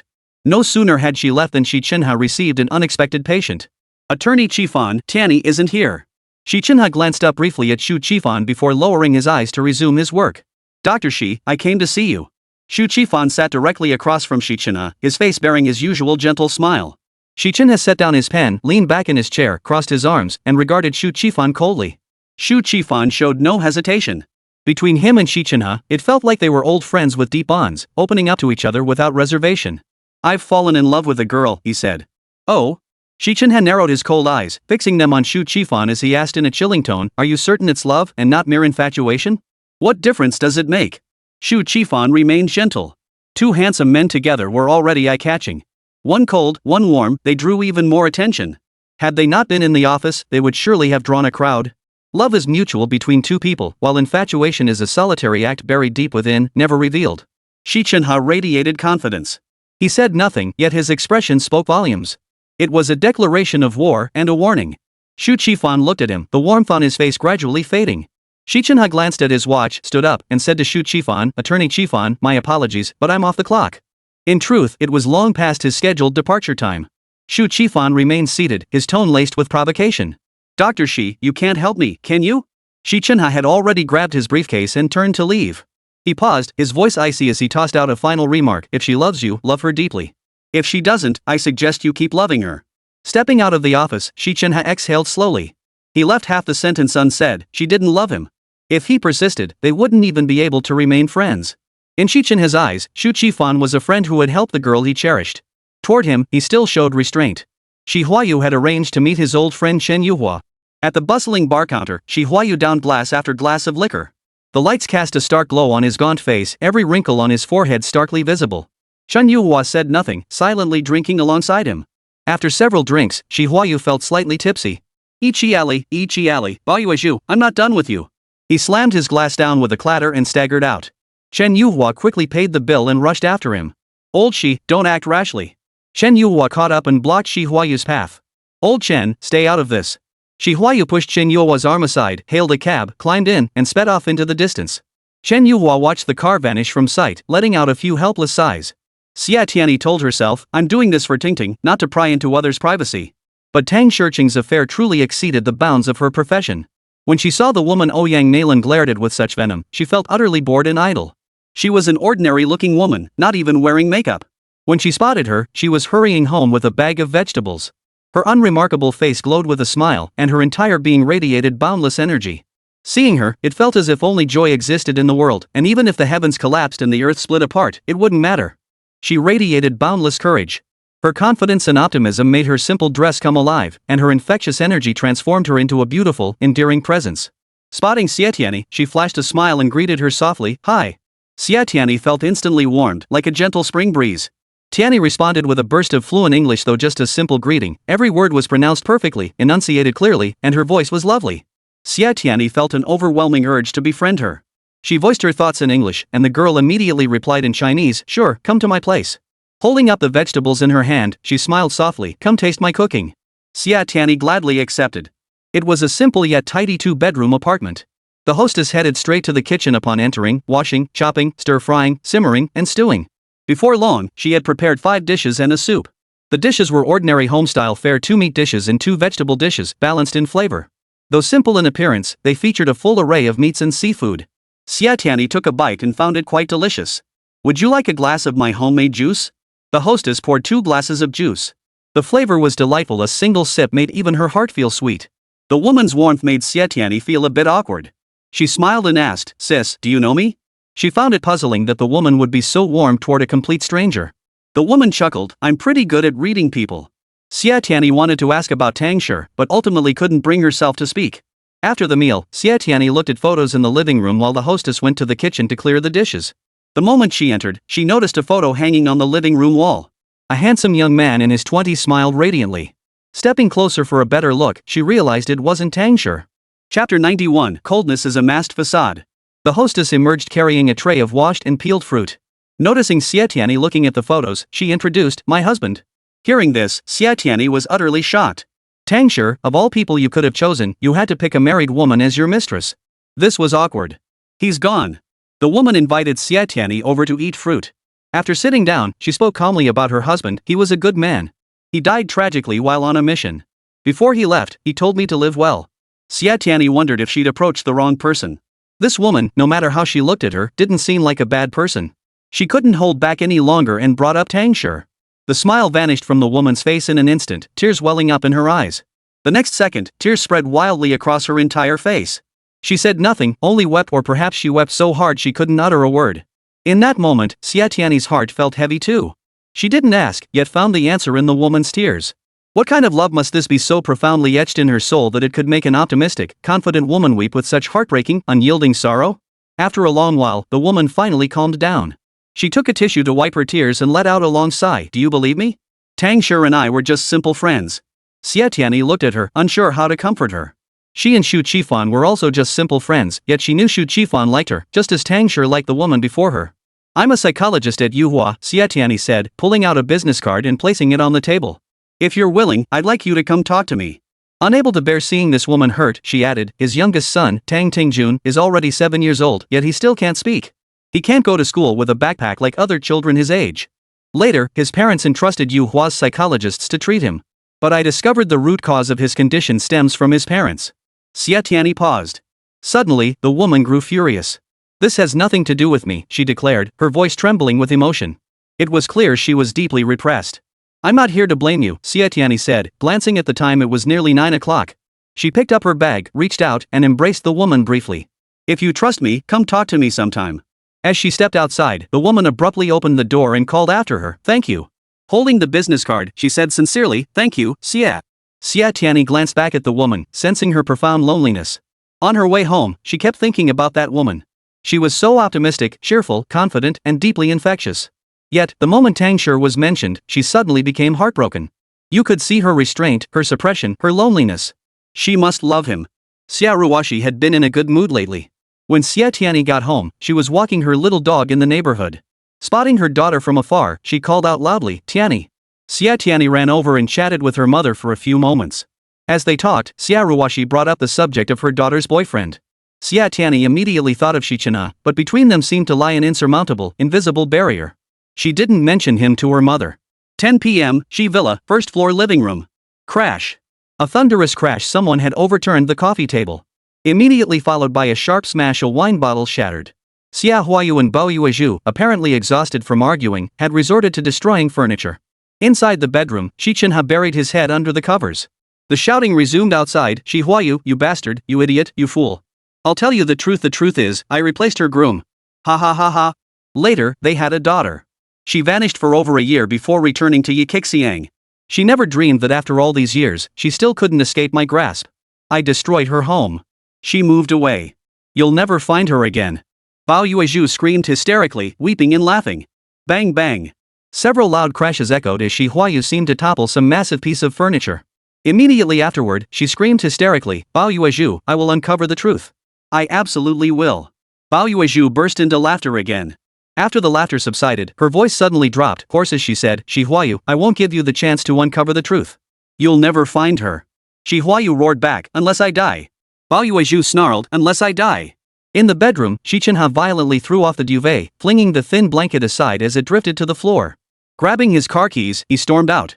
He sprinted to his car, yanked open the door, and jumped in, revving the engine. His reckless speeding didn't escape the traffic police's notice. Under the intercept of a police car, Xi Chenhe slammed on the brakes. The flashing lights of the patrol car ahead caught his attention. The officer politely tapped on the window. Fed up, Xi Chenhe pulled out his phone and called his assistant, instructing her to handle the situation. For Xie Tianyi, this was nothing short of a setup. Unaccustomed to staying up late, she usually read until no later than 11 before sleeping. Tonight, she'd decided to rest early. Just as she lay down and closed her eyes, her phone began to vibrate. Though the ringtone had automatically switched to vibration, the sensation was still jarring. Reluctantly, she picked up her phone and was startled by the sight. All traces of sleep vanished instantly. She sat bolt upright and cautiously answered the call. Xie Tianyi, get to East Street immediately. The call ended abruptly after that cold, curt command. Assistants are just there to screw you over, sigh. Xie Tianyi sighed as she dressed, then quietly opened the door and slipped out. After hitching a ride to East Street, Xie Tianyi spotted the troublesome Professor Xi. A police car had pulled up in front of his vehicle, and he sat inside looking thoroughly irritated. Xie Tianyi approached and learned that Professor Xi had violated traffic regulations. The result? Professor Xi was the one speeding, yet Xie Tianyi was the one getting lectured. She apologized profusely and admitted her mistake. Seeing her cooperative attitude, the traffic officer decided to be lenient. He issued a ticket, confiscated her driver's license, and let them go. Xi Chenhe lazily tossed the keys to his assistant, pulled open the door, and slid into the driver's seat. He coldly gave an address. Xie Tianyi jerked the steering wheel sharply, turning the car toward a secluded park in the city. It was nearly midnight, and the park was deserted, eerily quiet. Only a cool breeze brushed their faces. Sitting on the steps, the chill felt refreshingly pleasant. Neither spoke, simply sitting in silence. Xie Tianyi occasionally glanced at Professor Xi.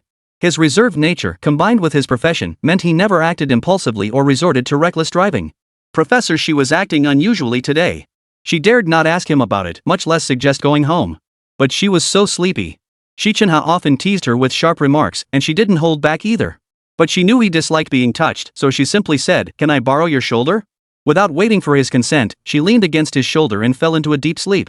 Feeling the weight on his shoulder, Xi Chenhe lowered his head and saw the girl's tightly closed eyes. She was asleep, breathing evenly, her face serene. Through all the trials and tribulations of life, she only wished for a soulmate. By my side. In that moment, Xi Chenhe felt an inexplicable sense of peace. He stretched out his long arm and embraced her. Night deepened. Moonlight bathed Xi Chenhe's gentle, handsome face. In the stillness of the late night, Dr. Xi, having shed his cold mask, was so tender. Chapter 92, Dear, This is Love. Xie Tianyi awoke to the crisp chirping of birds around her. Opening her eyes, a sea of green filled her vision as several unnamed birds flitted joyfully through the trees. She lay half reclined inside the car. As she shifted, the thin blanket slipped from her body and fell to the ground. After picking it up and tucking it back in place, she hopped out to stretch her limbs. Before she could fully appreciate the park's morning beauty, her phone rang.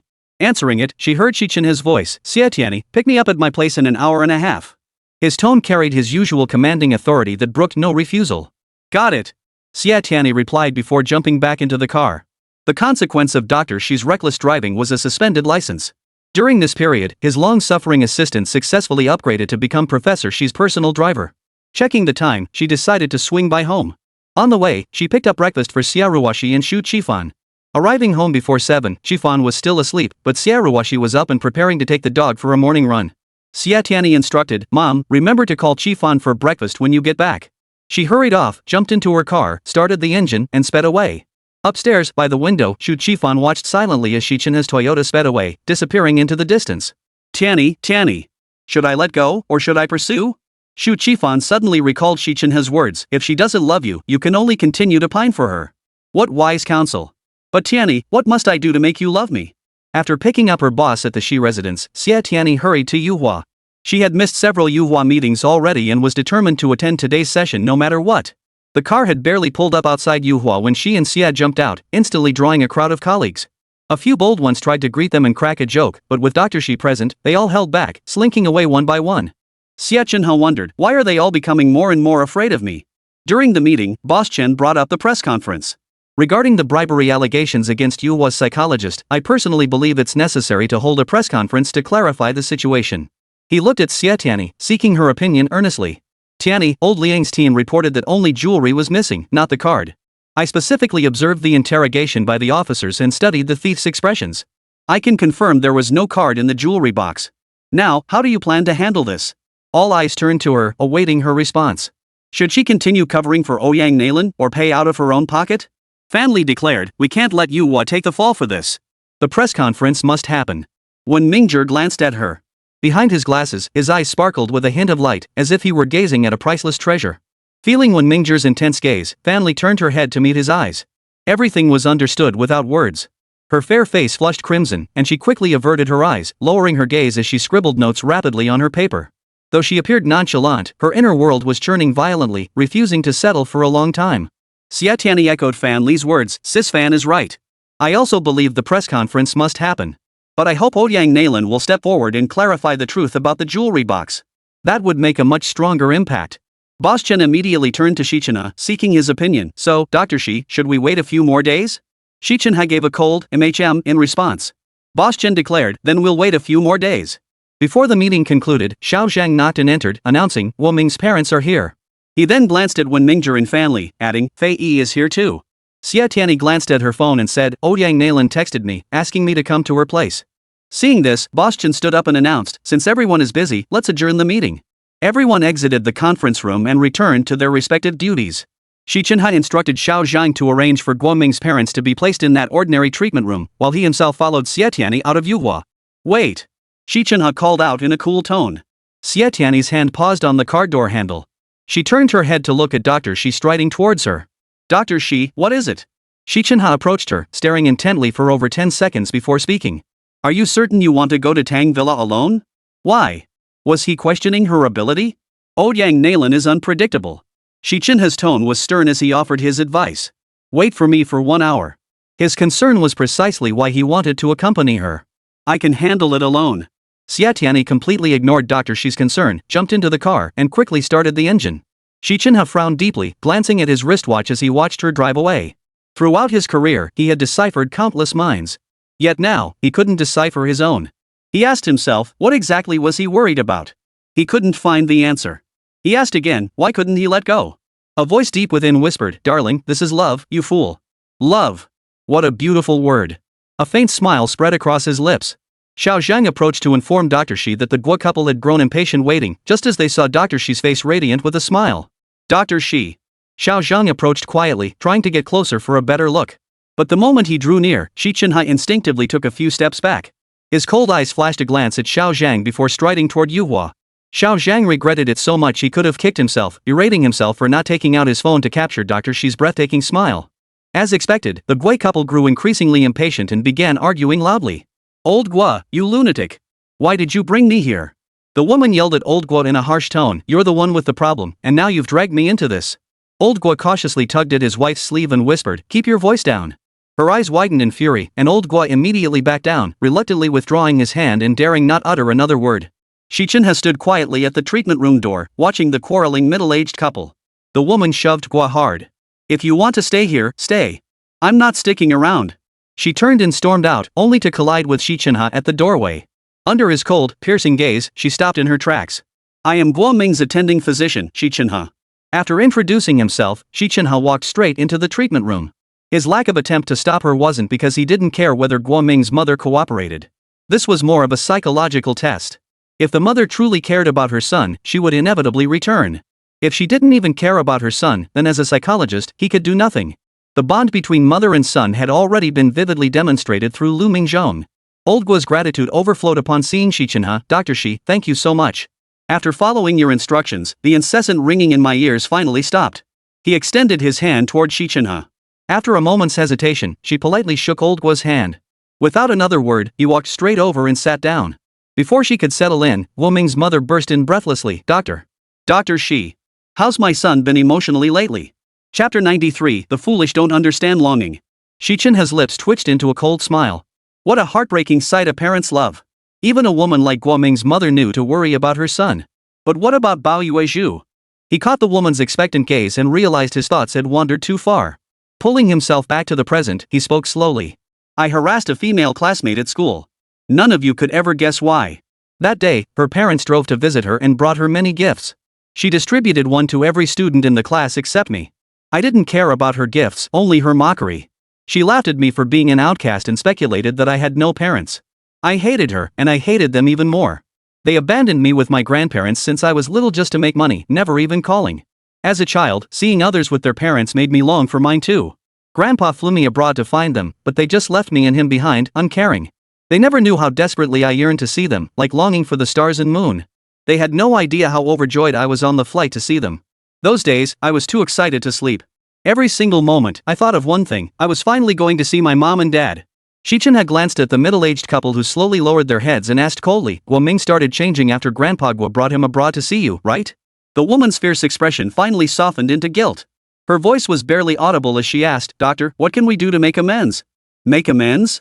Once a heart shatters into pieces, can it truly be mended? But to give up without trying would make us unworthy parents. Xi Chenhe replied coldly, love him well.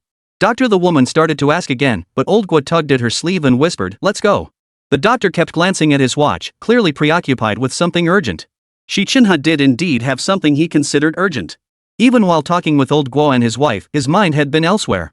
Once the useless one reached Tang Villa, would Ouyang Nalan frame her? He understood all too well the saying, once bitten, twice shy.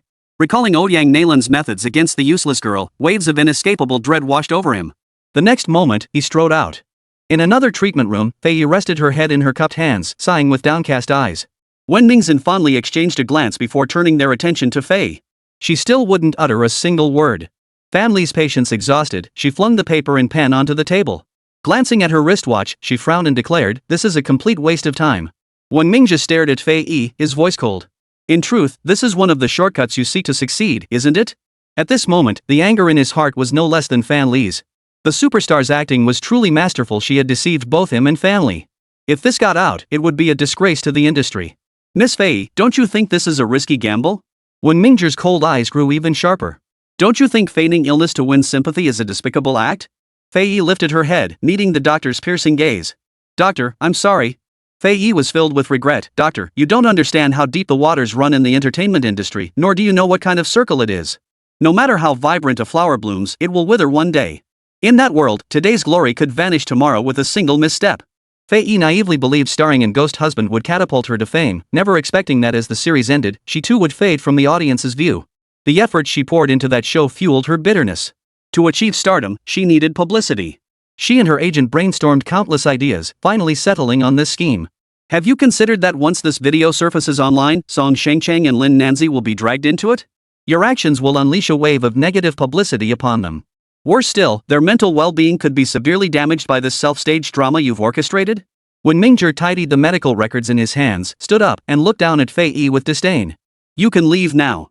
He and Fan Li walked side by side out of the treatment room. Fei Yi followed them out. Dr. Wen, Dr. Fan. She bit her full, rosy lips, hesitating to speak, but finally gathered her courage. I hope you'll keep this confidential. Rest assured. When Mingzhen halted, turned, and said sternly, if that video leaks, Dr. Fan and I will pursue legal action against you. Fei Yi slunk away, surrounded by her entourage. Fan Li watched her retreating figure and sighed, what a peculiar creature she is. Wen Mingz walked ahead, glancing back at her coldly. Dr. Fan, let's go. We need to report to the boss. Tangshu Garden.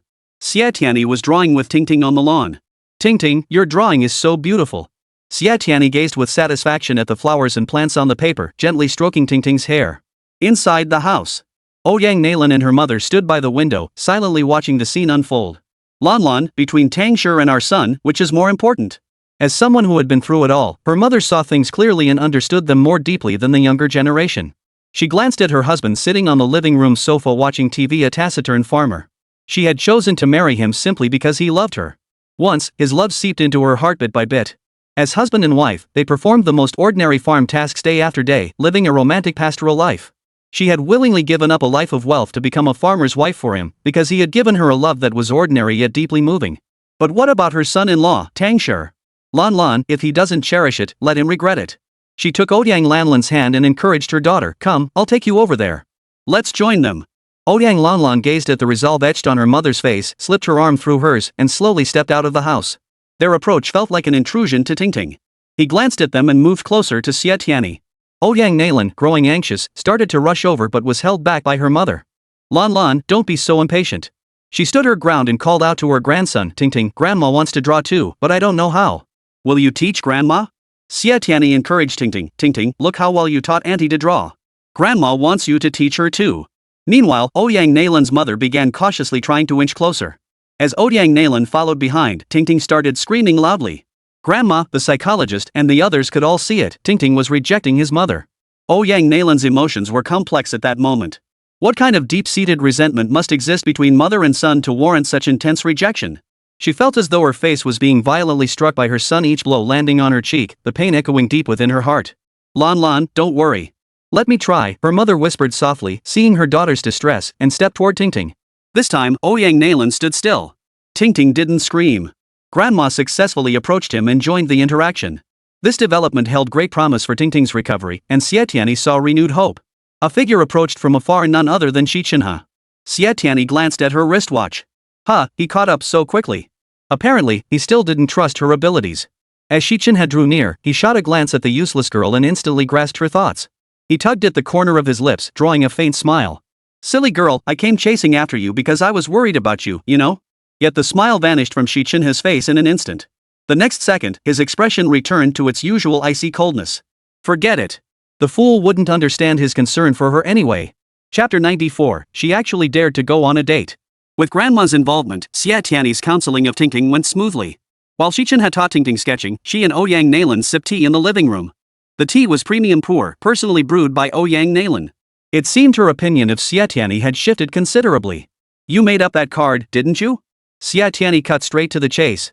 She wasn't exactly Saint Mary, capable of repaying evil with kindness. She certainly couldn't sit calmly drinking tea with a woman who had once tried to harm her. Ouyang Nailin offered her a cup of tea, but she didn't reach out to take it, only staring at her with piercing eyes. Yes. Ouyang Nailin held the teacup steady, her hand never lowering. I'm sorry. She began her apology, yet even her tone remained haughtily arrogant. Xie Tianyi still didn't reach for the tea, her gaze fixed on Ouyang Nailin. Ouyang Nailin was reasonably clever. She added, I will clarify the truth at the press conference.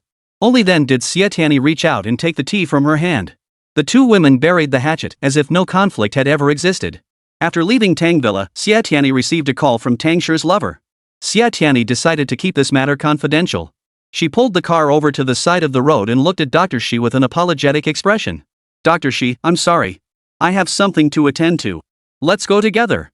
Xi Chenhe was working with his laptop in his arms, his head never lifting, so he didn't catch the look on Xie Tianyi's face. No, thanks. Xie Tianyi replied, feeling a bit guilty. It wouldn't be appropriate.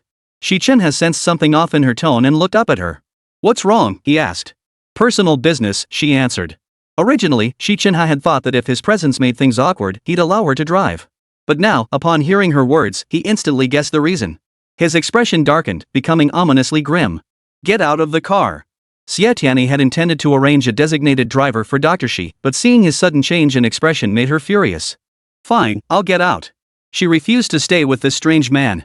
Seeing her yank open the door and leap out, Xi Chenhe instantly regretted his impulsive outburst. No, he couldn't let her go off on a date with some other guy. Xie Tianyi. Xi Chenhe called out coldly to the girl about to slip away. Write up a summary of Tang Tingjuan's case and hand it to me. Xie Tianyi had just flagged down a car to leave. Hearing Xi Chenhe's demand, she thought, he really knows how to give me trouble. Still, she replied, got it. Right this instant. Xi Chenhe added coldly, his face darkening. If you can't do it, get out immediately. Yuhua doesn't need useless trash like you. Originally, Xie Tianyi hadn't taken Xi Chenhe's words seriously. But after he said that, she had no choice but to apologize to the taxi driver and turn back. Dr. Xi, I really have an appointment. Xie Tianyi tried to persuade him, but his expression only grew colder right this instant. His tone brooked no argument. Xi Chenhe was furious beyond words. How dare this useless person go on a date? Was she trying to drive him to his grave? No, he couldn't give her any time or opportunity. Xie Tianyi found herself in a dilemma. On one hand, Dr. Xi was acting for work. On the other, her meeting with Tang Shi's lover could also be considered work-related. She hesitated over whether to be completely honest with her mentor and boss. Xi Chenhe didn't miss a single flicker of expression on Xie Tianyi's face. She's hesitating? Who is this person? Xu Qifan? The arrogant one? The overly cautious one? Or the effeminate one? Xie Tianyi stared back at Xi Chenhe. Suddenly, she seemed to understand why Dr. Xi had changed his mind so quickly. You want to come with me? She began to probe his thoughts. She noticed that when she asked him this, a barely perceptible flicker of anticipation passed through his cold, gloomy eyes. Oh, so he wanted to go with her. But if you're present, Tang Shi's lover will never be honest with me. As she spoke, she fixed her gaze on him. She saw his gloomy expression soften slightly and instantly understood. Dr. Xi, I'm also responding to the boss's call to actively pursue romance and dating. It really boosts my work motivation, she said deliberately. Upon hearing she'd arranged to meet Tang Shi's lover, Xi Chenhe's anger dissipated. Fine. Take my car. He yanked open the door and jumped out, standing before the car with an imposing air. He added, have a good date. That's an order. Though his expression remained stern, his words were surprisingly endearing. Xie Tianyi couldn't help but chuckle, letting out a soft laugh. On the road, she felt light as a feather. This was love. The feeling of being in love was so wonderful that even driving didn't feel tiring. Tang Shi's lover had arranged to meet her in a picturesque park. When Xie Tianyi arrived, she was seated beside an artificial rockery. The rockery stood in the middle of a pond, with an artificial waterfall cascading down its slopes, creating a scene of exquisite beauty. This time, the woman wore light makeup and a flowing white dress, appearing gentle and dignified. Seeing her for the second time, Xie Tianyi realized she was actually quite attractive. It wasn't solely because of her makeup, but rather because she possessed that kind of beauty that grew on you, the kind where her features, though not exquisitely delicate, revealed a certain charm upon closer inspection. She had prepared ice water for Xie Tianyi, handing it to her as she approached. Then she pulled out tissues and offered them, her every gesture radiating thoughtfulness. After Xie Tianyi sat down, the woman began telling her about Tang Shi. The first time I met him, I was filling in as his interpreter. He has a stomach condition and can't handle spicy food, but that particular business dinner featured nothing but Sichuan cuisine. The host was from Sichuan. When I went to the restroom, I saw him crouched in the corner, looking utterly miserable, beads of sweat pouring down his forehead. I pulled out a piece of dried tangerine peel, my backup throat lozenge, and handed it to him. I went to buy him stomach medicine. After taking it, he returned to the gathering. That time, he looked at me intently. It was the first time I'd ever met a workaholic who seemed willing to risk his life for his job. A beautiful beginning, a mistaken encounter. She smiled. I suppose I'm just a bit of a softie. Back when my husband was alive, he also suffered from stomach issues. I often made him congee and soups. Mr. Tang was my boss, albeit only temporarily. When he paid my salary, he gave me more than expected. To show my gratitude, I stewed a pot of soup and attached a menu listing dishes that nourish and soothe the stomach, complete with cooking instructions for each. After that, more and more people sought me out for translation work. Later, I learned it was Tang Shi who had helped me. Xie Tianyi reflected that the pressures of work made Tang Shi crave a caring, considerate wife. A woman's simple gesture of gratitude gradually melted a man's heart. When did you start loving him? Xie Tianyi asked. Her eyes instantly reddened. She lifted her chin to hold back the tears. I love my husband. I love him so much. But he didn't even leave me a child. I feel so lonely. Did you know Tang Shi already had a wife and child? Xie Tianyi looked at her and asked softly. She took a tissue, wiped her eyes, and sighed. Xie, that question is a bit much. But I won't blame you. Yes, it was quite harsh. If she hadn't known he had a wife and children, how could she have endured it all? No one knew how painfully she'd restrained herself.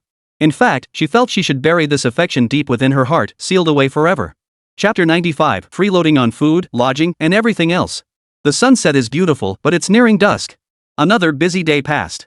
Xie Tianyi sat in the fading sunlight with a woman only a few years older than her. Such a beautiful sunset was rare in the sweltering summer. Neither spoke, silently gazing at the last rays of sunlight on the horizon. As they parted, the woman murmured softly to Xie Tianyi, Xie, I'm leaving the country. Xie Tianyi gazed into the woman's eyes, beautiful, almond-shaped eyes with single eyelids and soft, rounded lower lids. She was an intelligent woman who always knew what she should and shouldn't do. Hearing her say she was leaving, Xie Tianyi became convinced there was nothing between her and Tang Shi. Yes, that was the truth. Regardless of the process, only the outcome mattered. If she stayed, she would become the despised mistress who destroyed another family. Then, she would bear a heavier burden than Tang Shi. People wouldn't pity her, only despise and loathe her. In truth, Xie Tianyi felt sympathy for her. She understood that leaving was the only way out. She had tried to warn her, convinced that Xie Tianyi would understand. Take care, then. Xie Tianyi reached out and embraced her briefly. If you ever want to talk, give me a call. The woman smiled and agreed. On the way home, Xie Tianyi felt as though she had accomplished something truly remarkable, her entire being radiating ease. After parking her car, she walked along humming a tune. The fading sunset cast slanting rays upon a man standing with his arms crossed, transforming him into a gilded statue. From a distance, Xie Tianyi spotted Xi Chenhe leaning against a tree in the neighborhood garden. He looked casual and relaxed, yet not slovenly or decadent. Seeing him here surprised Xie Tianyi, but then she realized that since Professor Xi couldn't drive now, he must have come here to wait for her, expecting her to drive him home. As she approached, however, Xi Chenhe made no mention of going home. His cold eyes flicked a glance at Xie Tianyi before striding ahead, entering the elevator with an air of familiarity. Xie Tianyi hurried after him. Professor, my mother's been doing quite well lately. Would you like me to drive you home? She asked. She had no intention whatsoever of inviting him in for tea. Xi Chenhe shot her a look, then another. His chin lifted slightly, his head held high in pride, ignoring her. When the elevator reached their floor and the doors opened, Professor Xi stretched out his long legs and strode ahead, stepping out first without a shred of ladies' first courtesy. He didn't wait for Xie Tianyi to retrieve her keys either, simply raising his hand to knock. 2 knocks later, the door swung open. Xia Ruoxi's face lit up at the sight of Xi Chenhe. Dr. Xi, what a rare visit. Please, come in. Xie Tianyi reluctantly protested, Mom, Professor Xi is very busy. Xia Ruoxi's expression turned serious. Even the busiest person needs to eat. She turned back to Xi Chenhe with a warm smile. Dr. Xi, I just made bean paste crucian carp. Please stay for dinner. Xi Chenhe accepted without hesitation, nodding stiffly. All right. While Xia Ruoxi and Xie Tianyi bustled about in the kitchen preparing food, Xie Tianyi whispered, Mom, make him leave. It wasn't that she disliked Xi Chenhe. She just felt that someone like Professor Xi, a rich second-generation heir, probably wouldn't appreciate such simple home cooking. Even though he often seemed down to earth and never acted like a spoiled rich kid, this was still Professor Xi's first time actively inviting himself over for a visit. She found it a bit hard to read. Xia Ruoxi gently tapped Xie Tianyi's head with her finger, her tone affectionate. Oh, you're just being stubborn. I'm your mother, don't you think I can see right through your little schemes? Hearing this, Xie Tianyi flushed. Had her mother really seen through her little schemes? Just as she felt embarrassed, Xia Ruoxi shoved the stir-fried dish into her hands. Go put it on the dining table. She was an experienced woman, and seeing her daughter's bashful expression, she understood most of it. Xie Tianyi placed the dishes from the tray onto the dining table and glanced casually toward the living room, only to find Professor Xi already gone. Just as she was wondering about it, Xia Ruoxi emerged carrying a plate of braised crucian carp and bean paste, puzzled. Ha? Where did he go? Mother and daughter assumed Professor Xi had left and paid it no mind. Just then, the sound of a dog barking came from Xie Tianyi's room. Huayu, what's wrong? Xia Ruoxi pushed open the slightly ajar door but didn't immediately step inside. She paused at the doorway, glancing at her daughter. Xie Tianyi walked over suspiciously and froze instantly. They had assumed Professor Xi had left, but he was sound asleep, stretched out on her bed. Scattered across the desk were wrappers from spicy strips and mint candies, along with an empty milk carton. Xia Ruoxi picked up the dog and quietly stepped out, while Xie Tianyi crossed her arms and leaned against the doorframe. So Professor Xi had come to freeload meals, drinks, and even lodging. That night, Xie Tianyi had no choice but to share a room with her mother. As night deepened and the city fell silent, the Xi mansion on the other side of town was abuzz with activity. Bar counter. Xi Huayu slumped drunkenly over the bar counter, moaning weakly, Bao Yuezhu, let me out. I need to find Ruoxi. Bao Yuezhu, I don't love you. You can lock me up, but you can't lock up my heart. In my heart, there's only Ruoxi. Empty liquor bottles lay scattered haphazardly across the bar, including an unfinished bottle of imported liquor. It had been knocked over, spilling its contents in a gurgling stream that flowed everywhere. Xi Huayu was so drunk he could barely sit upright, yet he still fumbled for the bottle and chugged the fiery liquor straight from the mouth. Study. Bao Yuezhu paced back and forth, arms crossed over her chest. It was the 3rd day. She had imprisoned him for 3 days now. He hadn't touched a drop of water or a grain of rice, only drinking himself to death every day. That man was determined to drive her to her death. He was her nemesis. Perhaps from the moment he was born into this world, he was destined to oppose her. He lived to drive her to her death, while she lived solely for him. Once, 2 wedding feasts. A scheme to switch grooms, a deception to deceive heaven and earth. It gave her the fruit of her love with him. She had thought that with a child, he would settle down. But love is love, and not loving is not loving. It turned out that love was the one thing in this world that could never be forced. If it took decades of agony to realize how foolish she had been, then the price paid was far too steep. Huayu stepped out of the study, arms crossed over her chest, and descended the stairs one step at a time. Through the carved screen, she could see Huayu. He was holding a bottle of liquor, gulping it down one mouthful after another, shouting the name of the girl in his heart louder and louder with each cry. That name was a thorn in Huayu's heart. Merely hearing it made her seethe with jealousy. She strode over, snatched a bottle, yanked off the cap, grabbed Huayu's chin, and forced it into his mouth. Liquid poured relentlessly into Huayu's mouth. Some couldn't be swallowed fast enough, spilling from the corners of his mouth onto his clothes. Some flowed out of his nostrils. Fluid gushed from his eyes. It was impossible to tell if it was wine or tears. Huayu had lost all reason. She screamed at Huayu like a madwoman, "Drink! Drink! Drink yourself to death, Huayu! Just drink yourself to death! Go meet your Ruwashi in the underworld! Ruwashi, Xia Ruwashi, all of you can die!" Chapter 96, The Departure of the Beloved Stirs Trouble Part 1. Her emotions spiraled out of control. Xia Ruwashi consumed every thought and feeling within her. The pressure from her hands intensified, growing stronger and stronger. Huayu suddenly froze. His mouth hung slightly open, pupils dilated, looking like a corpse. Huayu burst into laughter. "Huayu, are you dead? Ha ha ha ha ha ha. Good. Dead is good." She laughed until tears streamed down her face, crying and laughing at the same time. Suddenly, a sliver of reason returned. Her smile froze abruptly. The next second, panic seized her. "Huayu!" She threw her arms around him, shaking him violently, but he didn't move an inch. "Huayu, don't scare me." Huayu clung to him as if trying to embed him into her body. "Huayu, I was just venting. You can't die. I won't let you die." The next moment, she began shaking him violently again, striking him. "Huayu, I won't let you die." She wasn't dead yet, how could he be? Servants hearing the commotion rushed over in panic. Seeing Mr. Xi's state, they all gasped in shock. One immediately dialed emergency services. As the ambulance screeched to a halt at the Xi mansion, Xi Chenhe jolted awake from his dream. He was clearly in a cozy room, the bedding and pillows carrying a soothing, sleep-inducing scent. Yet, he had jolted awake from his dream.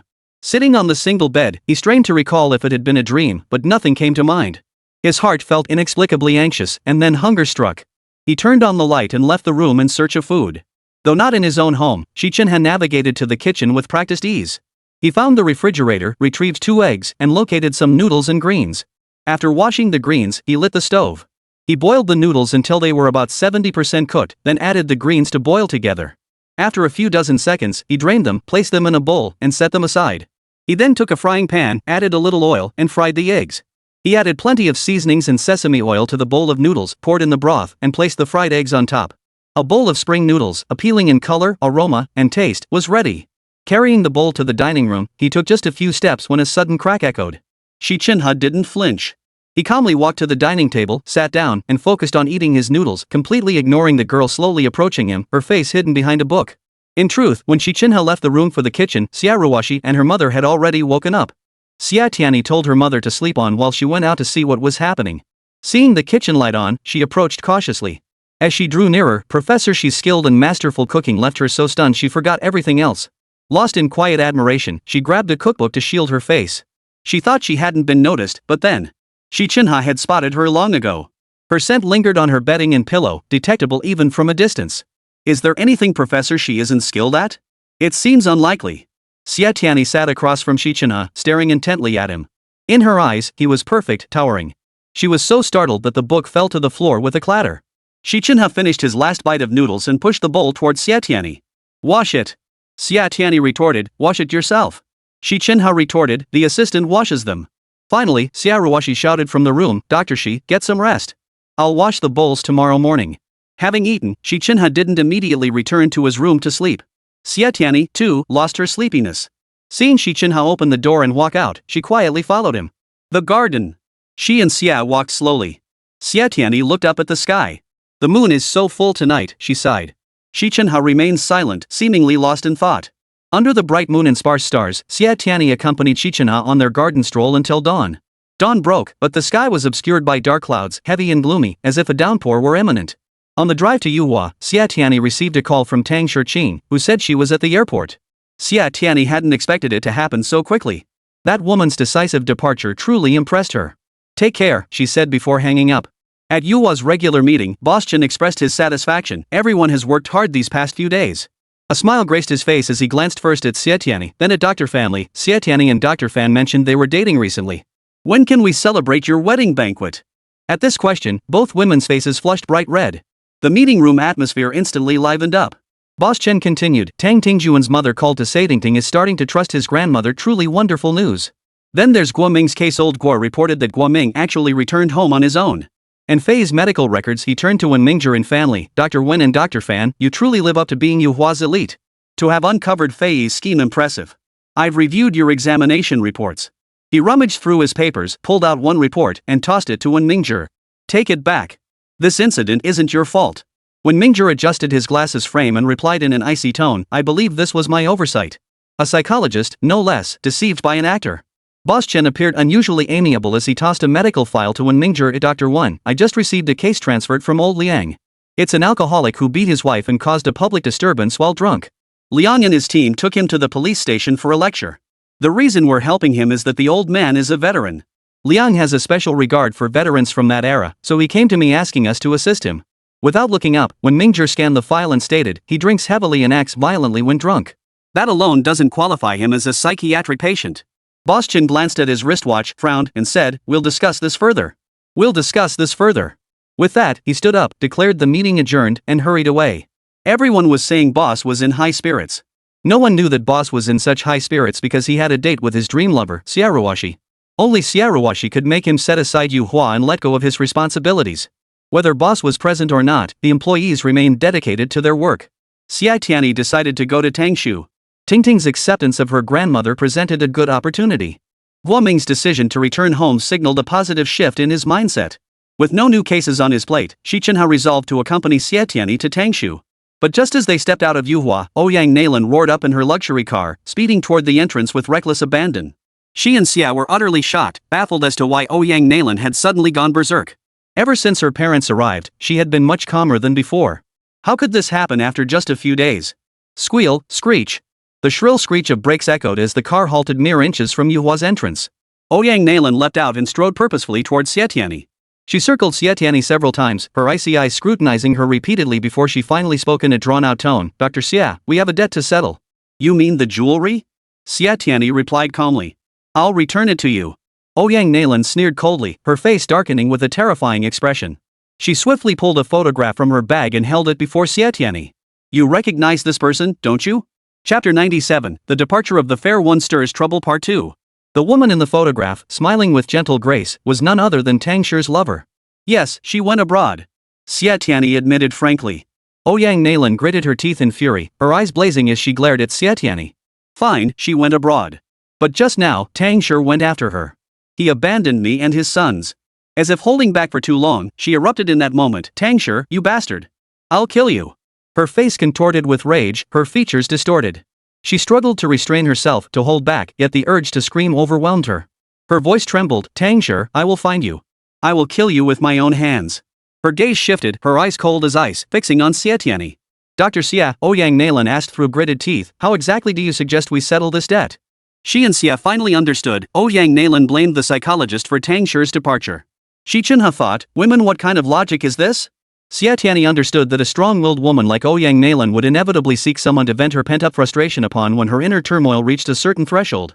At home, Ouyang Nalan couldn't vent on her parents or children. At work, she'd likely conceal Tang Shi's departure and endure it silently. Thus, this young psychologist became her sole outlet, not out of hatred, but pure psychological need. Chairwoman Ouyang, I find it deeply regrettable that I become your outlet for frustration. You assume psychologists possess unshakable inner strength and that your hefty salary entitles you to act however you please. Let me advise you, you're mistaken. Xie Tianyi glanced at her watch. I'll wait for you in the therapy room for half an hour.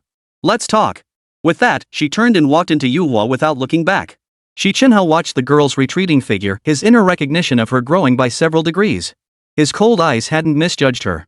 This girl truly possessed the potential to be a psychologist. Just as Boss Chen had said, given time, she would surpass him. Yuhua Psychological Institute Treatment Room. Xi Chenhe sat lazily on the sofa, glancing at the girl seated behind the orange coffee table. Why did you choose Treatment Room 6? He switched into exam mode. After all, she was the promising disciple he had personally selected. No matter when, he had to give her opportunities to grow, along with more trust and challenges. Xie Tianyi smiled. You'll see in a moment. She continued organizing the documents in her hands. The papers on the coffee table were piled high, and the girl looked determined. This was a treatment room luxuriously decorated yet warm and inviting. The interior was entirely homey in style, a black and white sofa flanked an orange coffee table, while the walls and floor were rose pink. Stepping inside, even the gloomiest mood would lift. 15 minutes later, Xie Tianyi set down her papers, rose, and fetched the teapot and poured tea. She brewed the tea leisurely, then poured 3 cups, one for the professor, one for herself, and the other. Xie and the professor both picked up their cups and sipped slowly. Xie Tianyi glanced at the time. 29 minutes had already passed. The tea was just the right temperature, and Xie Tianyi couldn't resist having a second cup. Just as she finished it, the treatment room door burst open. Ouyang Nailan stormed in, furious. Xie Tianyi glanced at the wall clock. Exactly half an hour had passed. Xie Tianyi, you're unfit to be a psychologist. I'm going to sue you. Ouyang Nailan pointed an accusing finger at Xie Tianyi, ranting without restraint. Xie Tianyi, why did you go see her? You befriending the mistress makes you no different from her. Hearing this, Xi Chenhe frowned, abruptly standing up and striding to face Ouyang Nailan, glaring at her coldly. Ouyang Nailan wasn't intimidated by Xi Chenhe's imposing presence. She lifted her chin, shot him a disdainful glance, and spoke with utter cold pride. Dr. Xi, this is between women. Please step aside. Just as Xi Chenhe was about to retort, Xie Tianyi stood up and said to him, Dr. Xi, please step aside. Ouyang Nailan watched Xi Chenhe with smug satisfaction. He forced a cold smile and slowly sank back into the sofa. Xie Tianyi, this time, I'll be the one grading you. The exam venue, the test papers, the questions, he held absolute sway over it all. Ouyang Nailan roared at Xie Tianyi, I won't let you succeed. Good. Very good. Xie Tianyi laughed instead of getting angry. Chairman Ouyang, the fact that you managed to walk in here within half an hour speaks volumes. Her feigned strength merely masked inner anxiety. The more formidable she appeared, the more evident her inner defeat became. Ouyang Nailan's almond-shaped eyes widened in fury. Are you trying to provoke me? Xie Tianyi smiled. Chairman Ouyang, please think carefully. You came in because you care about your parents and children, don't you? One sentence struck the raw nerve in Ouyang Nailan's heart. Once, when her emotions teetered on the brink of collapse, she'd considered going mad or ending it all. Yet the last shred of her sanity reminded her she still had her parents and children. As she stood frozen, Xie Tianyi picked up the tea from the table and offered it to Ouyang Nailan. Your relentless struggle in the business world forged your sense of responsibility. It's that same strong sense of duty that keeps you remembering you're both a daughter and a mother. So, think more about your parents and children. What hardship could you not endure? Ouyang Nailan didn't take the cup. Instead, she slumped weakly onto the sofa, tears streaming down her face. He will come back, Xie Tianyi murmured softly. Because there are people here he cares about. No, he won't come back. He loves that woman. But he loves the child. The atmosphere suddenly grew heavy. In the therapy room, no one spoke. Ouyang Nailan wept silently, her inner world seeming transparent. Outsiders could see through it more clearly than she could herself. Xie Tianyi tried to enter Ouyang Nailan's heart, discovering only confusion, bewilderment, and despair. The bodyguard I sent to follow that woman reported she went to the airport and boarded a flight to another country. I felt a huge weight lift off my shoulders, thinking everything was finally over. The man I deeply loved, my husband, the father of my children, could finally return home. But then, he chased after her overseas without a second thought. When he left, he didn't take a single penny. Even if he was willing to abandon his wealth and career for that woman, what about his children? That bastard, he abandoned his own children. No, I won't let him off the hook. I want him dead. Even if he ever comes back, I'll never take him back. It's over. Everything ended with Tang Shi's departure. Chairman Ouyang, the end is the beginning. Since you care so deeply for your parents and children, why not channel all that love toward them? I know that even if Tang Shi returned one day, begging at your feet for forgiveness, you would never accept him. So isn't it a cause for celebration that such an undeserving man has left? Why grieve, despair, and lose hope? Xie Tianyi pulled out a tissue, handed it to Ouyang Nailan, stood up, and left. No sooner had she stepped out of the treatment room than Xi Chenhe strode up behind her. He shot Xie Tianyi a cold glance and spat out 2 words: bad review. Chapter 98, Strange. Mom wants to sue her son. Xie Tianyi remained noncommittal. So it is. She hadn't done anything wrong. No one knew when Ouyang Nailan had left Yuhua. She'd slipped away without alerting anyone. Ouyang Nailan was emotionally unstable since Tang Shi's departure, and Xie Tianyi grew increasingly worried about Tingting. Just as she and Xi Chenhe were about to head to Tang Villa, Xi Chenhe's phone rang. It was old Guo calling. His voice sounded frantic and helpless on the other end. Professor Xi, could you please come to my house? Something's happened. Xie Tianyi drove at breakneck speed, rushing Dr. Xi to Grandma Guo's house, where the truth finally came to light. It turned out that old Guo's wife was suing her own son, Guo Ming, for secretly embezzling all her money. This was truly a once-in-a-century oddity. Where's Guo Ming? Xi Chenhe frowned. Old Guo clung desperately to his wife's legs, yelling at Dr. Xi, "That good-for-nothing son of mine is probably at the hospital." Guo Ming's wife exploded in fury. "Old Guo, you useless piece of trash, let go of me." After the outburst, she wailed loudly, "Oh my god, I can't go on. My hard-earned savings." Xi Chenhe snapped, "Shut up." Xie Tianyi snapped, "What are you wailing about? That's your own son." Old Guo suddenly perked up. "Exactly. He's our only son. Every penny we earned was for him." With a thud, his wife landed a vicious punch squarely on Old Guo's head. "Shut your mouth." Old Guo immediately fell silent, not daring to utter a peep. The woman quickly took her anger out on Xi and Xie. "It's all your fault. Aren't you supposed to be so great? Why can't you cure my son? I'm going to sue you." Old Guo plucked up the courage to argue back. "It's not their fault. You're the one who mistreated his grandmother, refusing to pay even the hospital fees. The kid didn't do anything wrong." Thud, thud, thud. No sooner had Old Guo finished speaking than his wife landed 2 more punches squarely on his head. Clearly, Old Guo was afraid of his wife. He'd been beaten into submission. Xi Chenhe and Xie Tianyi exchanged a glance, then turned and walked away. Behind them, the woman's hysterical shrieks echoed, "I'm going to sue you." Hospital. Xi and Xie arrived outside Grandma Guo's hospital room. Just as Xie Tianyi was about to push the door open, Xi Chenhe stopped her. Inside the room, Guo Ming was carefully wiping the elderly woman's hands with a towel. Grandma Guo slowly opened her eyes. The young man hurriedly brought her a banana milk. A smile graced her gaunt, weary face, while her cloudy eyes glistened with tears. Xie Tianyi gently closed the door and silently left with the professor. Professor Xi showed no intention of leaving, walking slowly with his brow furrowed. Xie Tianyi's heart was also in turmoil, unable to calm down for a long time. Had she not witnessed it herself? Who could have imagined that a person with a psychological disorder could be so devoted to caring for the elderly? Every person has their shining moments. Perhaps all along, everyone had only seen Guo Ming's mistakes, failing to set aside their prejudices, remove their colored glasses, and view him from a different perspective. The professor finally strode toward the parking lot, got into his car, and said to his assistant in a cold, stern tone, "Back to Yuhua." The sky hung heavy and overcast, yet the air carried a refreshing coolness, perfect weather for outings in Chuanzhong City. Though a storm seemed imminent, people were in high spirits. Tourists strolling amidst the scenic lakes and mountains wore expressions of pure contentment and ease. Boss Chen, Xiaoruoshi, walked slowly with the dog named Huayu, carried along by the tide of people. "Huayu, look how beautiful the scenery is here." Xiaoruoshi's eyes sparkled with amusement, and the surrounding scenery paled in comparison to her own beauty. Chen Yuhua strutted confidently beside the beautiful woman, his face beaming with self-satisfaction. Traveling with his goddess had once seemed an unattainable dream. Today, it had finally come true. "Huayu, she's practically wearing you out." He felt deep sympathy for the dog, while the emotions churning within his old friend Shi Huayu were beyond words. Xiaoruoshi shot him a glance. "You old bachelor." Chen Yuhua chuckled. He'd stayed single waiting for her. If not for consideration of his old friend Shi Huayu's feelings, he wouldn't have endured this long. The dog suddenly barked at him a few times. Chen Yuhua's eyes widened. "You little bastard. Are you trying to stop me too?"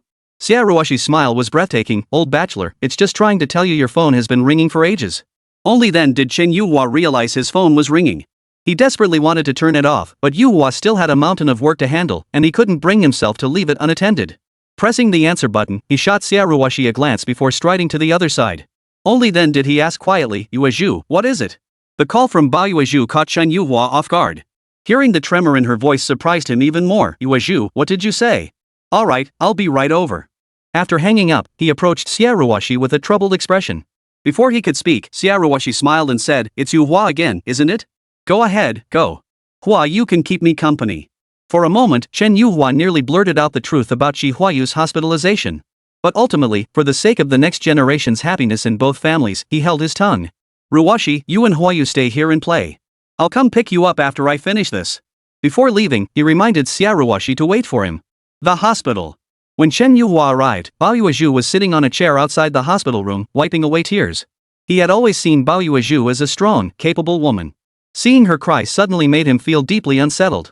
"Yuezhu, how are you holding up?" Chen Yuhua asked softly. Hearing his voice, Bao Yuezhu took a tissue to wipe away her tears. After a deep breath, she was once again the unbreakable powerhouse. "He made it." She feigned indifference, her voice laced with bitterness. "That old bastard. If life is so painful, he might as well drown himself." She didn't know how much pain her husband was in, and he didn't know how much pain she was in. The heart resides within oneself, only the bearer knows its ache. "Yuezhu." Chen Yuhua sighed. "Don't speak in anger like that.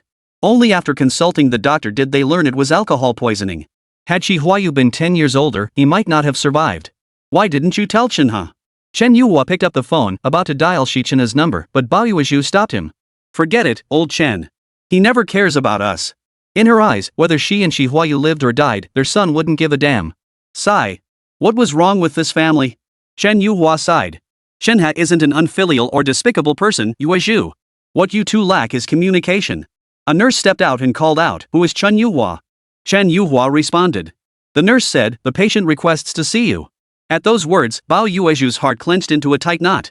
Her husband, having narrowly escaped death, had awakened and asked to see someone other than her. How tragic. With a cold-hearted son and a husband who didn't love her, what meaning did her life hold anymore?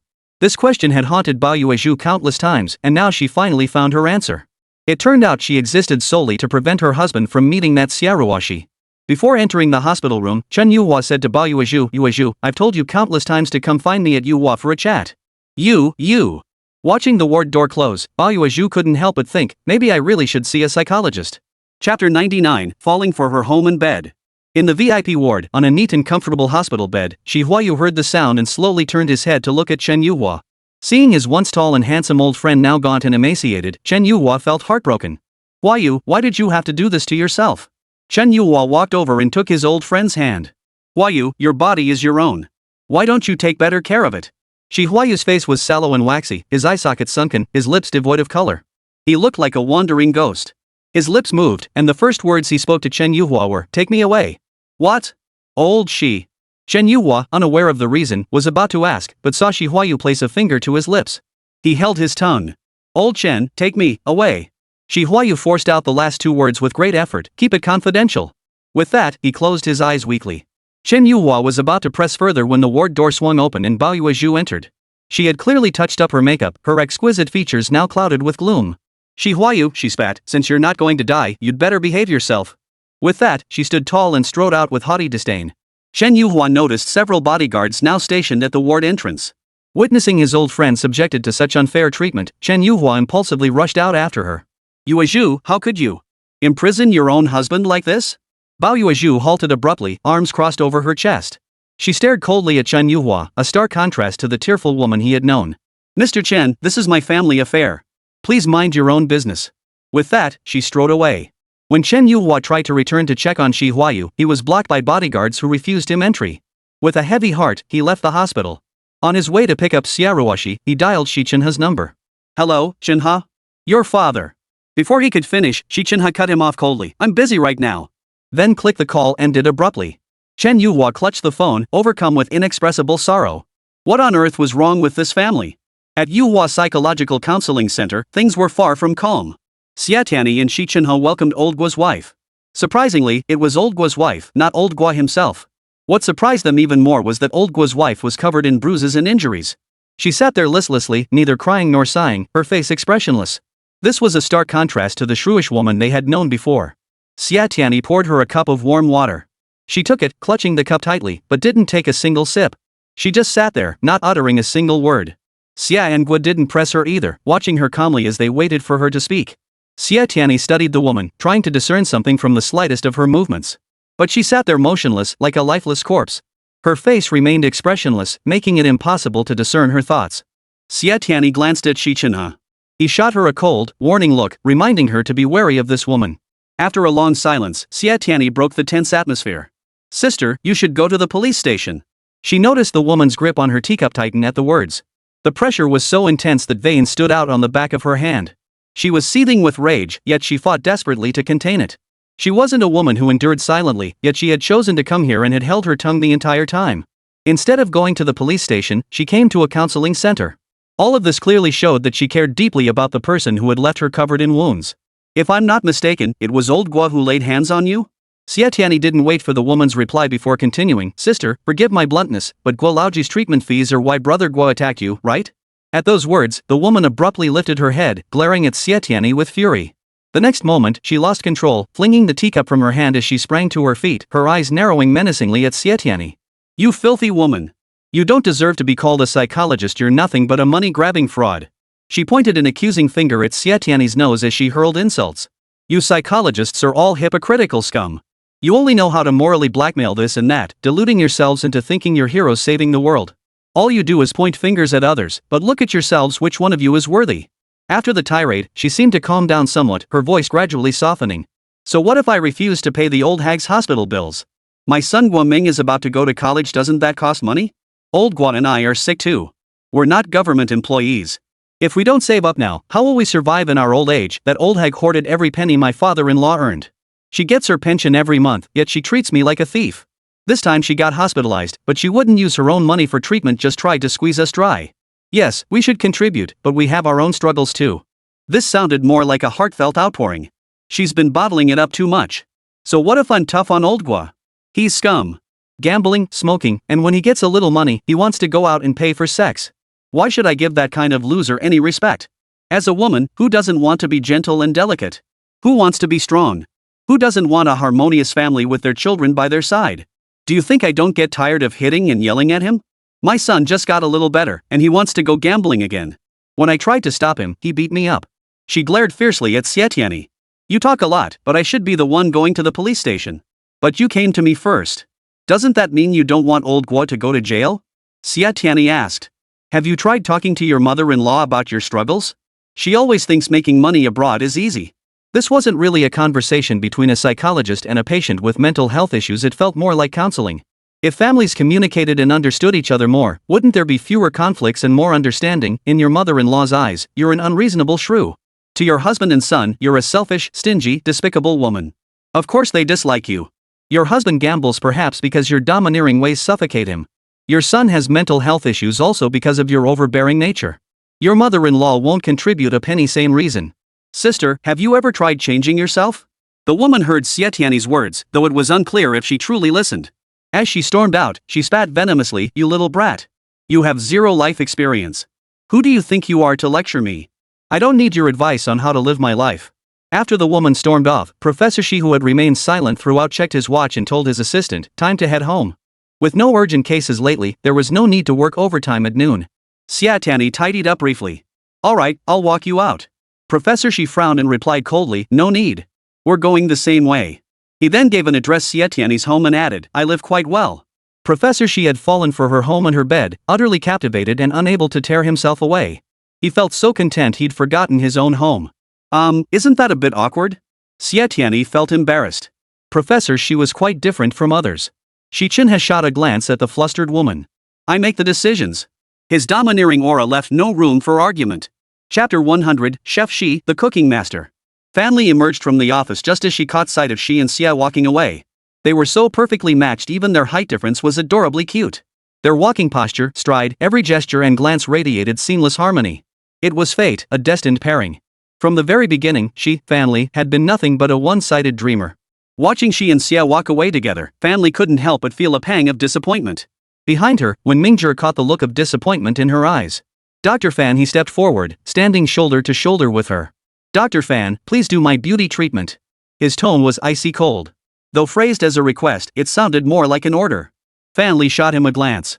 What kind of man gets cosmetic procedures? Don't go acting like a sissy. I'm in love lately. When Mingzhong tossed out the words and walked away without another glance. Fan Li watched his straightened back, a strange pang of bitterness rising in her chest. She hurried after him, walking alongside Wen Mingzhong and glaring at him with disdain. Dr. Wen, you really keep your cards close to your chest. You always seem so dedicated to your work, constantly busy. Who knew you'd move so fast? She intended to probe indirectly, but when Mingzhong immediately saw through her thoughts, I won't tell you who it is. Seeing Fan Li's almond eyes widen in shock, he added before she could react, anyway, it's not you. He walked over to Fan Li's car with a casual familiarity, deliberately waiting for her. From a distance, he could sense Dr. Fan's fury. He tugged at the corners of his lips, curling them into a smirk. Xie Tianyi returned home and searched everywhere, unable to find Xie Ruoxi or her dog. After sitting down, she discovered a note from Xie Ruoxi saying she'd gone out with Boss Chen. What should I do? Xie Tianyi muttered under her breath, I can't cook. What am I supposed to eat? Just as she was about to suggest ordering takeout, she saw Professor Xi already wearing an apron and walking into the kitchen.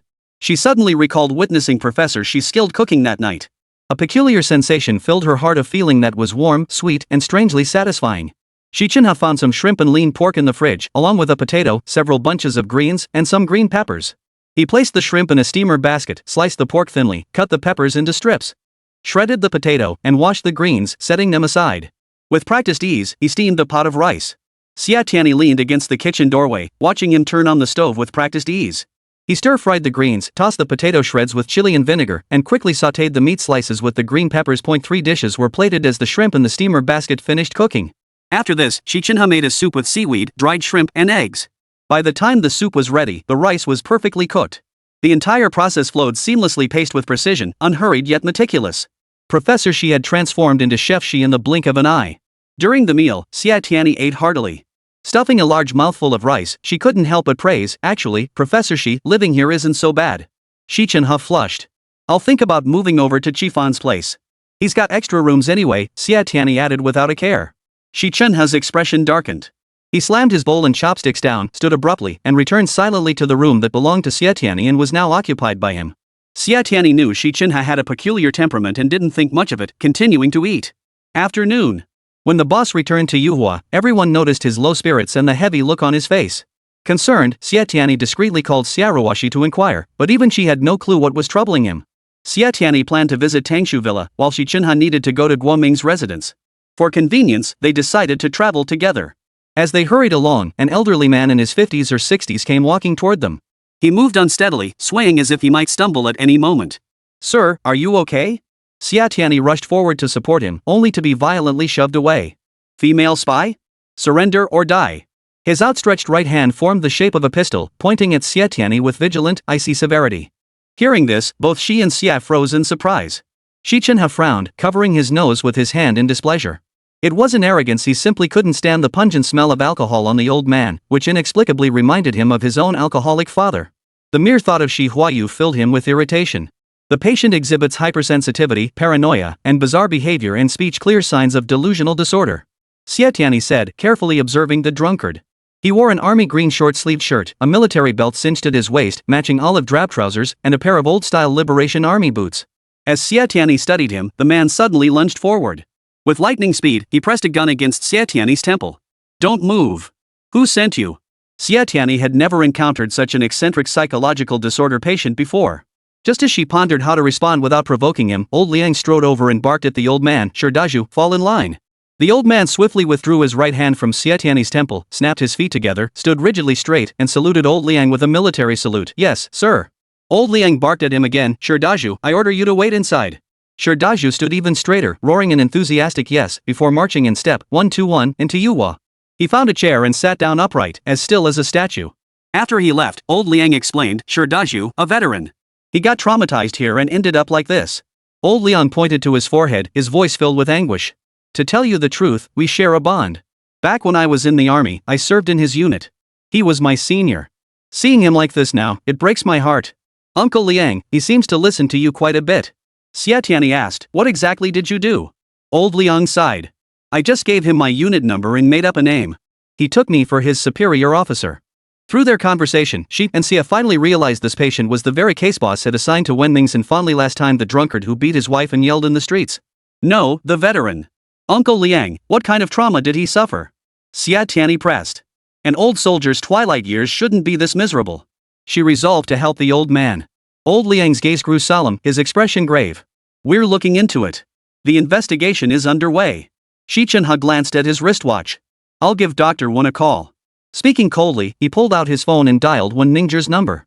During this time, Secretary Zhang rushed out anxiously, saying, "Xie, go check on that old man. The employees can't work anymore." Xie Tianyi and old Liang hurried inside to find the veteran sitting upright in his chair, his gaze darting warily from one person to another. His eyes were fixed on them as if they were enemies. No wonder the employees felt uneasy, who would want to be scrutinized by a veteran as if they were a spy or an informant. "Uncle Daju, what are you looking at?" Xie Tianyi walked over and poured Daju a cup of warm water, but he refused to take it. "Spy." He pointed at an employee. "Freeze." The employee froze, not daring to breathe. Immediately after, he pointed at another employee. "Spy. I've seen through you. Don't resist futilely, raise your hands and surrender now." His words left the employee with a bitter smile. Just as he turned to leave, Daju bellowed, "Freeze. Move again and I'll shoot." What a scene. Xie Tianyi couldn't help but smile wryly too. Fortunately, Xi Chenhe rushed in after finishing his call. He looked at old Liang, Uncle Liang, then glanced toward the treatment room. Old Liang immediately understood. Chapter 101, Nothing more pitiful than a hero past his prime. Sure Daju. Old Liang bellowed. Present. Sure Daju sprang to his feet, standing ramrod straight. Sure Daju reporting for duty. Your orders. The scene felt like stepping onto a battlefield thick with gunpowder smoke. The flush on Sure Daju's face held a steely resolve, a quality inherent in every soldier. Old Liang's voice softened. Come to my office. Yes. Sure Daju's voice boomed as he marched in step, following Old Liang into a treatment room with a steady cadence. Old Liang sat down on the sofa first, then invited Sure Daju to join him. But Sure Daju didn't sit, he stood even straighter. Old Liang rose as well and introduced, this is Professor Xi, our expert. Shoo. Sure Daju turned to Xi Chenhe, gesturing for him to be quiet. Suddenly, he leaned in close, his piercing gaze scanning Xi Chenhe up and down repeatedly. Then, with an air of mystery, he declared, Professor, I've seen right through you. Xi Chenhe circled Sure Daju once, coldly asking, what do you think I do? Sure Daju chuckled. Suddenly, his expression turned serious. He walked around Xi Chenhe with his hands behind his back, his gaze turning icy. Tell the truth and get leniency, resist and face harsher punishment. How did my brother Han Danyu die? By ordinary logic, Xi Chenhe would have asked, who was Han Danyu? But he decided to hypnotize Sure Daju instead. Danyu's sacrifice saddens me deeply. Xi Chenhe sighed. He didn't miss a single subtle expression on Sure Daju's face or any of his movements. His expression darkened, his once straight posture slumped, and his entire being seemed to age and wither. Danyu, I'm so sorry. At that moment, he suddenly burst into tears. The once iron-willed old man was now overcome with sobs. Xi Chenhe knew then that Han Danyu's sacrifice was a thorn in Sure Daju's heart. He glanced at his wristwatch, his eyes instinctively darting toward the treatment room door. When he saw Dr. Wen rushing back and appearing in the doorway, he breathed a silent sigh of relief. Danyu wouldn't blame you. When Mingzhong slowly approached Sure Daju, it wasn't that you came back late. He chose to sacrifice himself to protect another brother. That's the truth. No. Sure Daju suddenly collapsed onto the sofa, burying his head in his hands and murmuring into his knees, no, I'm sorry. It's my fault. His voice was thick with self-reproach and guilt. Gradually, he broke down, unable to utter another word. Xi Chenhe silently took the documents from Wen Mingzhong's hands and began reading them carefully. Sure Daju's story wasn't fiction, it was laid out before Xi Chenhe with brutal honesty, every word dripping with genuine emotion. During a mission, Sure Daju, Han Danyu, and another comrade formed a small reconnaissance team, charging ahead to scout enemy positions. Unfortunately, they were discovered. While the other two comrades covered Sure Daju as he sought reinforcements, by the time he returned with help, Han Danyu had already been killed. This became a thorn in Sure Daju's heart. He lived with self-reproach and guilt until he was discharged from the military not long after. Life after discharge proved unfulfilling. He took a job as a welder in a factory, but his straightforward nature and fondness for drinking alienated many. After over a decade at the factory, he was passed over for permanent status and housing allocations. Basically, he was excluded from every opportunity. That year, an epidemic struck. Factory regulations stipulated that during an epidemic, employees could not take leave, could not leave the city, and had to present detailed medical records when seeking hospital treatment. But right then, his wife from the countryside came to visit him. On the way back, they got into a car accident and he ended up in the hospital. Because of the factory rules and his pride, he didn't tell the factory about the accident. When he recovered and returned to work, he was told he'd been fired. He searched for work for years without success. Later, a colleague secured him a job, but his alcoholism led to swift dismissal. Since then, he's been unemployed, drinking daily, and when drunk, he beats his wife and curses in the streets. By this point, Sure Daju had no pension insurance, and his life had sunk into utter poverty. Resentful toward society and facing constant injustice, he drowned his sorrows in alcohol. Drunk, he would curse others. Over the years, he suffered many setbacks, yet he still dared to speak truths others feared to voice. His straightforward nature made him a target for exclusion and various forms of suppression. Old Liang, unable to bear witness to his suffering, brought Sure Daju to see a psychologist. Xi Chenhe briefly reviewed Sure Daju's background and could see the pain, struggle, loneliness, and above all, the overwhelming guilt in this veteran's eyes. We should be honoring you.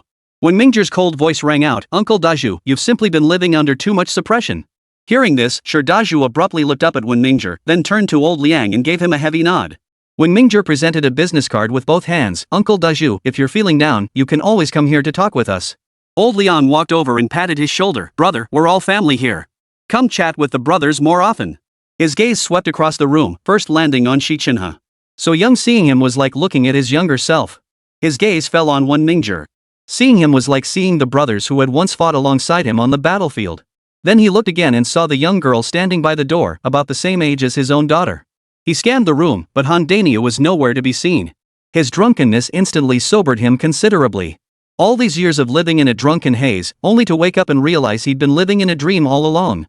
I miss my daughter, he said. I need to go find her. He staggered away. As he left, he didn't stare at anyone. His head hung low, his back hunched, his head topped with graying hair, his steps unsteady. Xie Tianyi thought he had once been a hero. A hero's twilight years should not be so pitiful. He tripped over a chair, shattering a vase. No one stepped forward to blame him. Everyone rose to their feet, watching him walk away step by step. Old Liang and Yuhua's psychologists exchanged farewells. See you later. With that, they went after Zhua Shizu. Family crossed her arms, gazing thoughtfully in the direction the veteran soldier had departed. In my opinion, she remarked, it would be best if he could quit drinking. When Mingzhong and Xi Chenhe remained silent, their faces stern as they watched the veteran's retreating figure. Boss Chen, having heard of this unusual case, instructed Dr. Xi and Wen to fully cooperate with old Liang in helping the veteran resolve his emotional burdens, ensuring he could live out his twilight years in peace. Tang Shu. Xi and Xie jumped out of the car as the sun was setting. They stood at the entrance of Tang Villa, hesitating to enter. They wondered if this grand house, now without its master, would feel like a place where everything remained the same yet nothing was the same. Xie Tianyi felt a twinge of anxiety. Though Ouyang Nalan appeared strong, she dreaded seeing him fall into despair.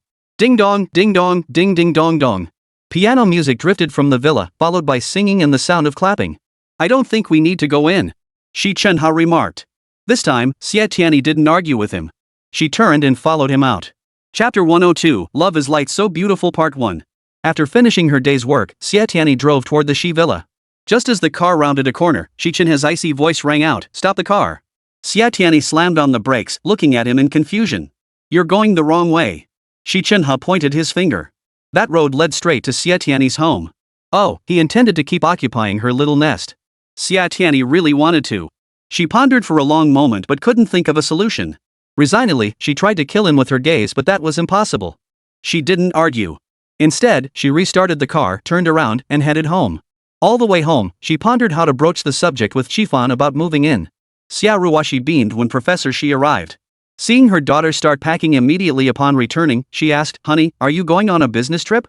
"Mom, the professor is an honored guest." Xie Tianyi glanced at her closed bedroom door and called out, "I can't very well turn him away, so I'll have to stay at my best friend's place."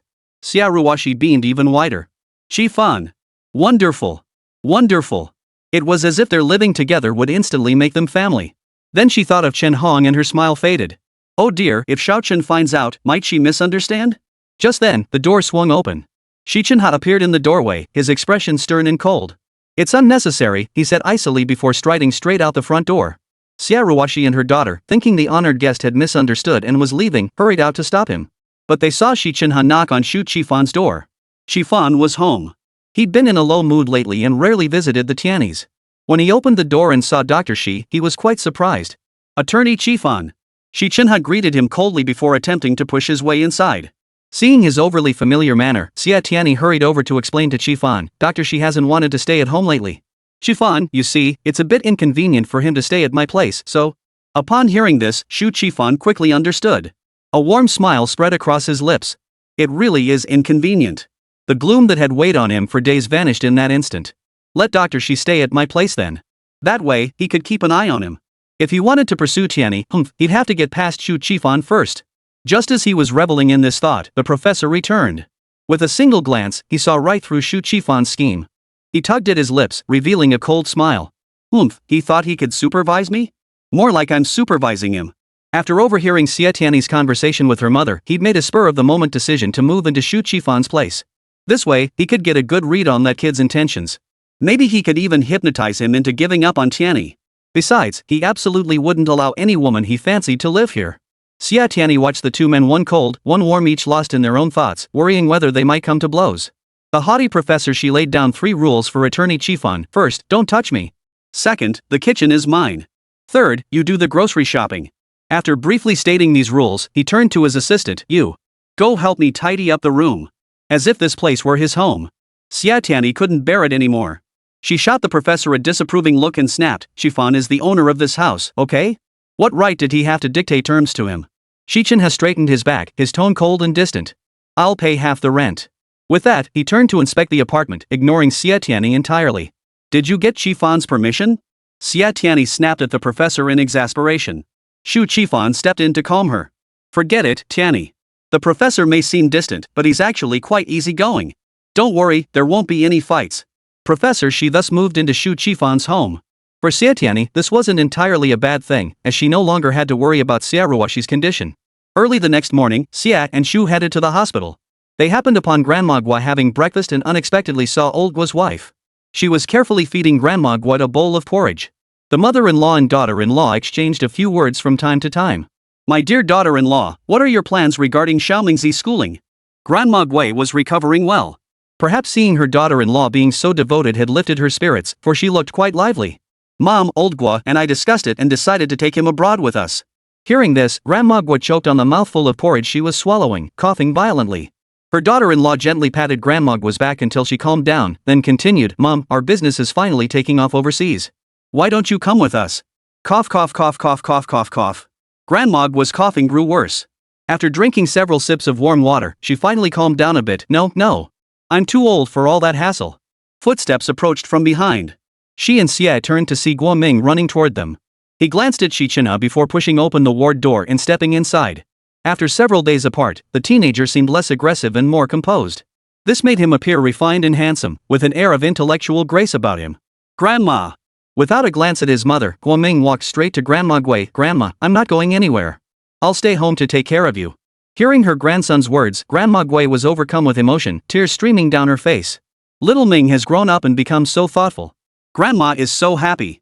But, your studies are important. Xi Chenhe believed the boy no longer needed a psychologist and turned to leave. Xie Tianyi followed closely behind. Before they exited the hospital, the teenager's voice echoed behind them, I have someone to protect. Her world is the only world that truly belongs to me. Xi and Xie halted, turning simultaneously to look at Guo Ming.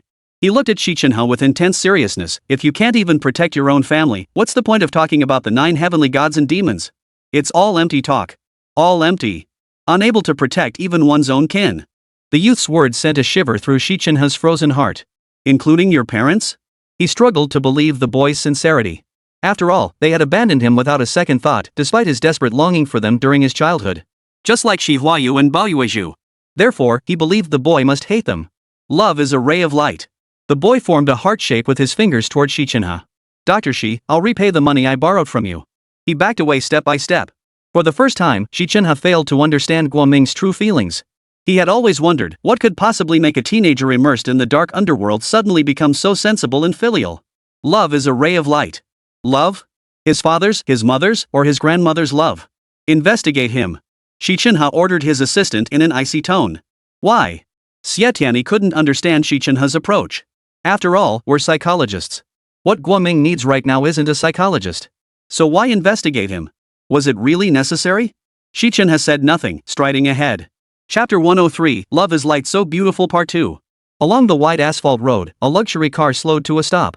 Its gleaming exterior drew countless glances from passers-by. Xi Chenhe's gaze swept casually across the crowd, accidentally meeting Baoyuezhu's piercing eyes. Mother and son exchanged a knowing glance before quickly averting their eyes, pretending not to have seen each other.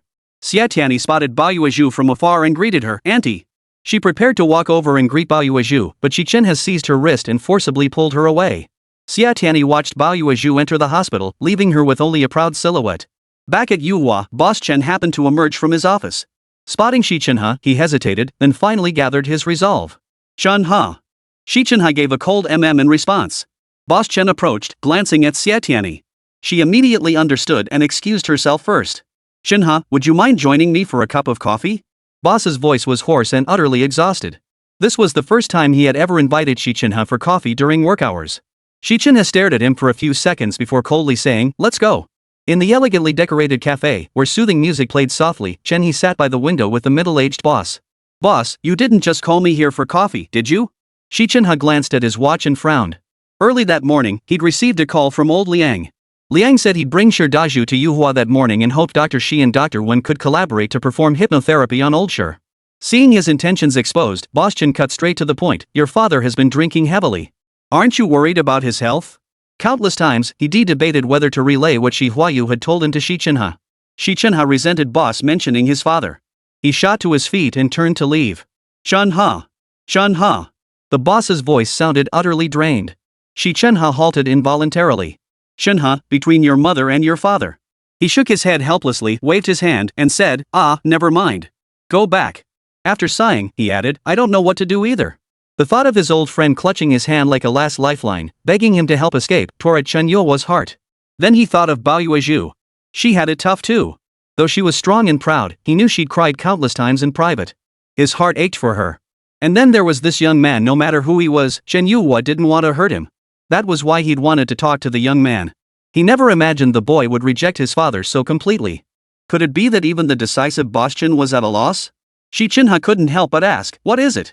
"Your father asked me to help him leave." Boss Chen gathered his courage to ask, "What do you think?" He had always known about Baoyuezhu's surveillance of Shi Huayu. And as his son, Xi Chenhe couldn't possibly be unaware. Leave? Where could he go? Xi Chenhe understood his father's predicament even more clearly than Chen Yuhua. His mother, unable to possess him, had chosen to imprison him in love. His father had attempted to leave countless times over decades, yet never escaped his mother's grasp. His rejection of his parents stemmed largely from their twisted love. "Chenhe, after following Tang Tingjun and Guoming's medical records, what struck you most?" This wasn't a question. Boss Chen continued, "It was love." Hearing his boss's words, Xi Chenhe suddenly recalled Guoming's statement, "Love is a ray of light." He wasn't heartless. Often, he'd think to himself, his parents had suffered enough. If he rejected them too, what hope would they have left? Countless times he'd tried to find a way to sit down and talk with them properly. At the very least, he could treat them with the same warmth he showed his patients. But he realized the hope in his parents' hearts wasn't for him. His father was consumed by thoughts of his first love. His mother spared no effort, using every trick in the book to keep his father firmly under her thumb. As for him, their son, he was merely the bitter fruit of their own sowing. Whenever this thought surfaced, Xi Chenhe's heart felt pierced by needles. Gradually, he transformed into the cold-hearted Xi Bingling people saw today. At 7, Tang Tingjun rebelled through silence. Guoming immersed himself in darkness as defiance. And he? He wore a cold mask, freezing his own heart in protest. He could save others, but he could not save himself. Only by freezing my heart can I avoid being pierced by needles. Can I avoid feeling pain? I don't know, Xi Chenhe declared to the boss. With that, he strode away. Chen Yuhua watched Xi Chenhe's retreating figure inside. Yuhua. Shi Dazhu has arrived. This time, old Liang didn't accompany him. This time, Shi Dazhu didn't drink. He seemed like a different person, waving and smiling greetings to everyone he met. He wore a crisp white shirt, tailored black dress pants, and leather sandals, radiating energy. Every gesture and movement made him look like a respectable person at first glance. All the employees at Yuhua stared at him in disbelief, unable to connect him with the drunkard they had seen just yesterday. Yuhua's elite psychologists unanimously concluded this was a case of dual personality. He toured every treatment room at Yuhua and offered thoughtful suggestions. In this room, we could hang dense patterns on the walls. When a patient with trypophobia enters, we can observe their facial expressions and make an immediate diagnosis. The same goes for patients with OCD, schizophrenia. He seemed quite knowledgeable. Uncle Dazhu, what about dual personalities? Wenming stood with his hands behind his back, his expression stern as he looked at him. Before Shilao could answer, he gestured invitingly, "Shilao, please come to my office to discuss." The two sat down in the office chairs. Shi Dazhu spoke at length, focusing mostly on how excellent the current policies were and how wise the national leaders were. He spoke with refinement, using appropriate words and carefully measured sentences, radiating positive energy. Finally, when Mingzhong broached the subject of Shilao's pension insurance at the factory. "Mr. Shi, we've already disclosed your situation to the media, hoping they'll raise awareness. Do you see any issues with that?" Wen Mingzhong asked. Shi Dazhu promptly shifted the conversation. "What do you mean? Pension insurance?" Wenming stated succinctly. This seemed to strike a nerve with old Shi. He felt both aggrieved and indignant. Back when the factory was first built, I was among the first workers hired. In peacetime, I poured every ounce of my energy and dedication into my job. My daughter was young then, living with her mother in the countryside. I rarely made it home, and when I did, I'd head back to the factory early the next morning. I worked diligently like that for over a decade. Then came a car accident, followed by rumors of a sudden epidemic, and I was fired.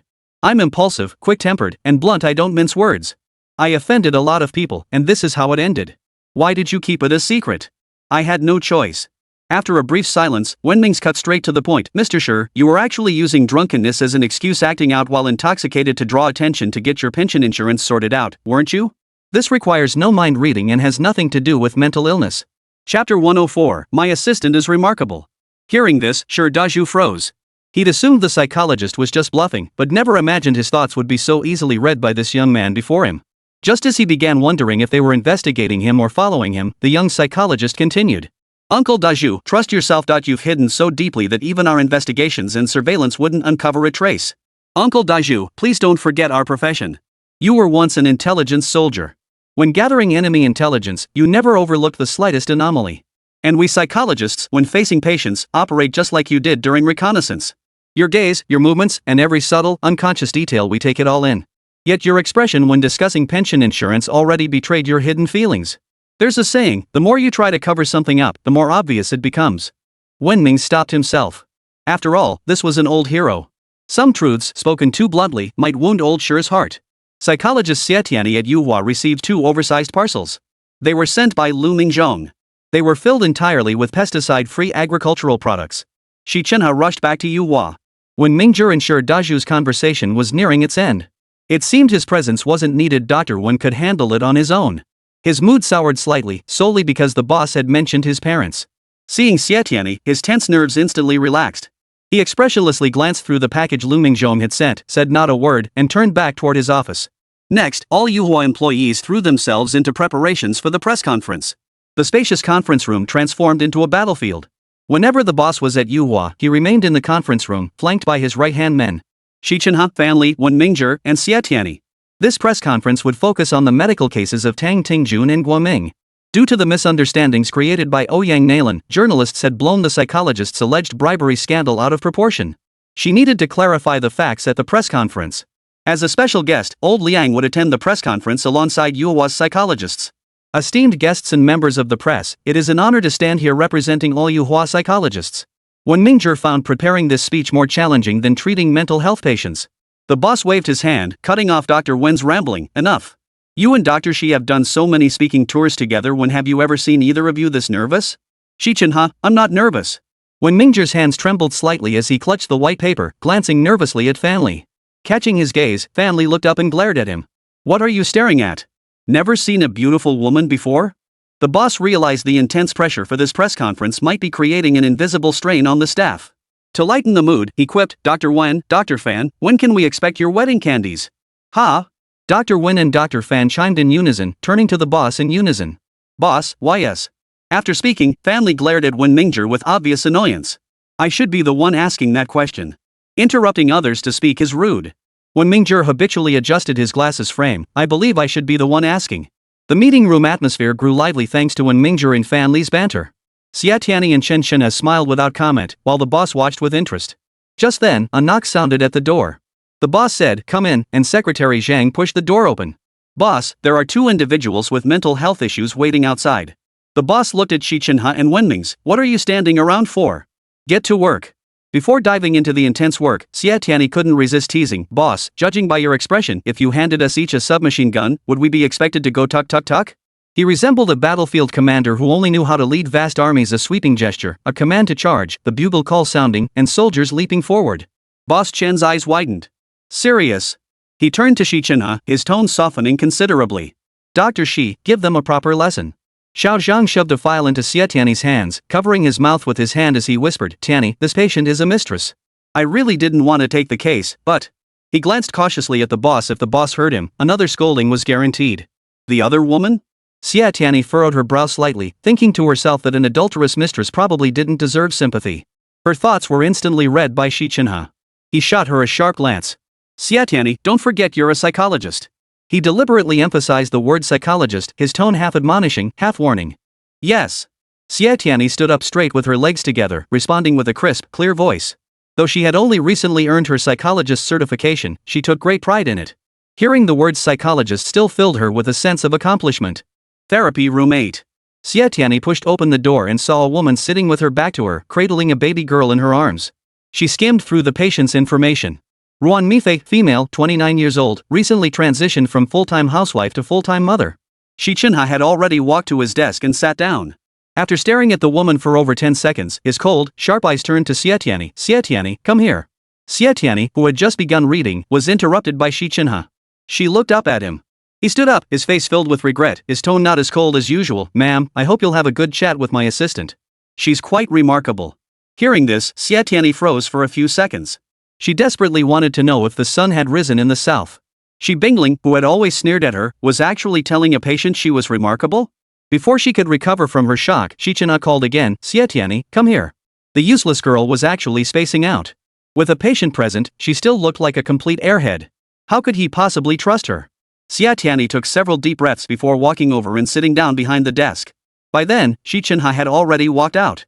He wanted her to face this alone. Xie Tianyi steeled herself, feigning composure as she faced the patient. The infant in the woman's arms suddenly began wailing loudly. The woman stood up and rocked the baby, but the crying persisted. She might be hungry. Xie Tianyi whispered softly. The woman murmured, "Oh," sat back down, and began nursing the infant.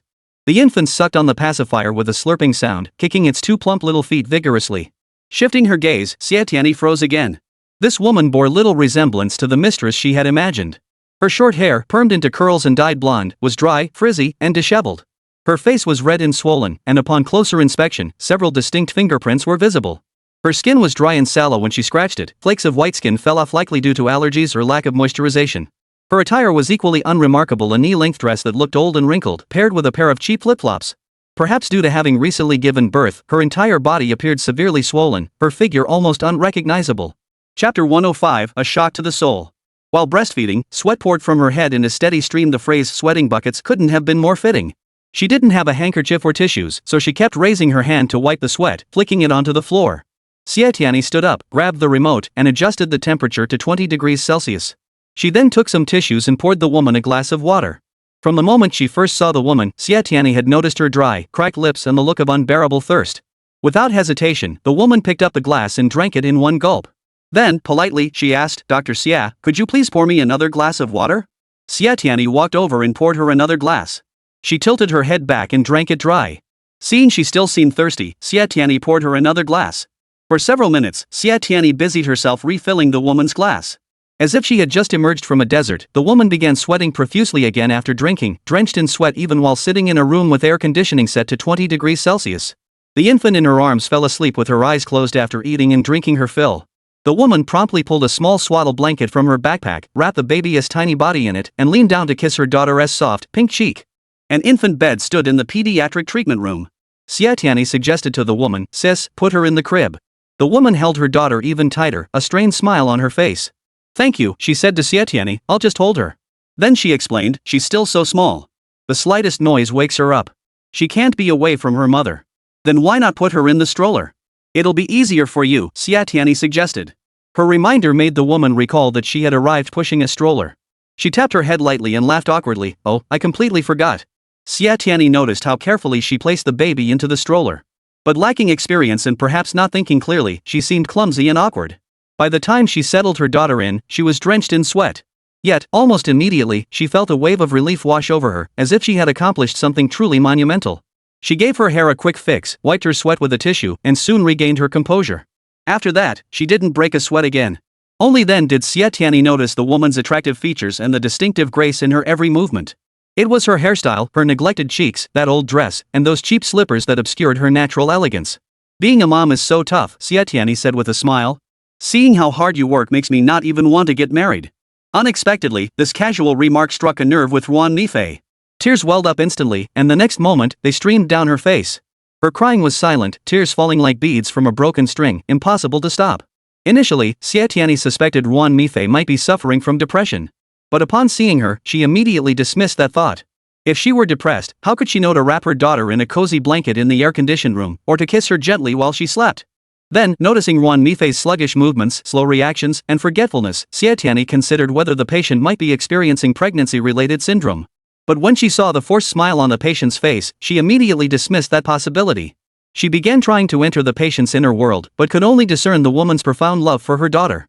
She meticulously analyzed every movement and expression from the moment she first saw the woman, piecing them together coherently. She had chosen to breastfeed her daughter. Most women today opt for formula. Combined with how carefully she placed her daughter in the stroller and refused to let her out of her sight, it was clear the child meant more to her than her own life. Her unkempt appearance revealed that she devoted herself entirely to her daughter, leaving no time or energy for herself. She was slow to react, clumsy in her movements, and forgetful.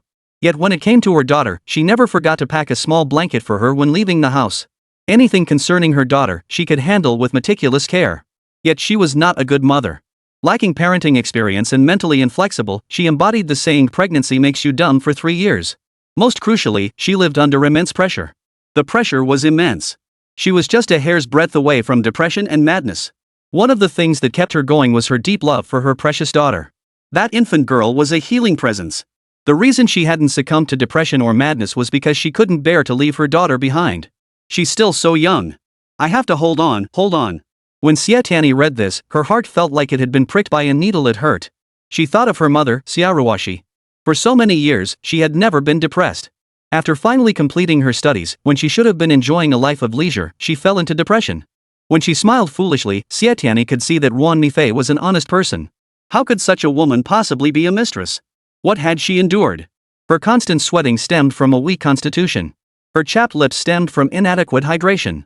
Her body was swollen because she hadn't received proper care and recuperation after giving birth. She poured all her energy into her daughter, forgetting to drink water, neglecting postpartum recovery, ignoring her own needs, even forgetting that she herself was someone who needed care. And her husband? Where was the man who made her a mistress while she toiled to care for their daughter? And the fingerprints on her face who had laid such hands on a woman who had just given birth? Xie Tianyi glanced toward the doorway, sensing Xi Chenhe's burning gaze. She finally understood why Xi Chenhe had assigned this case to her.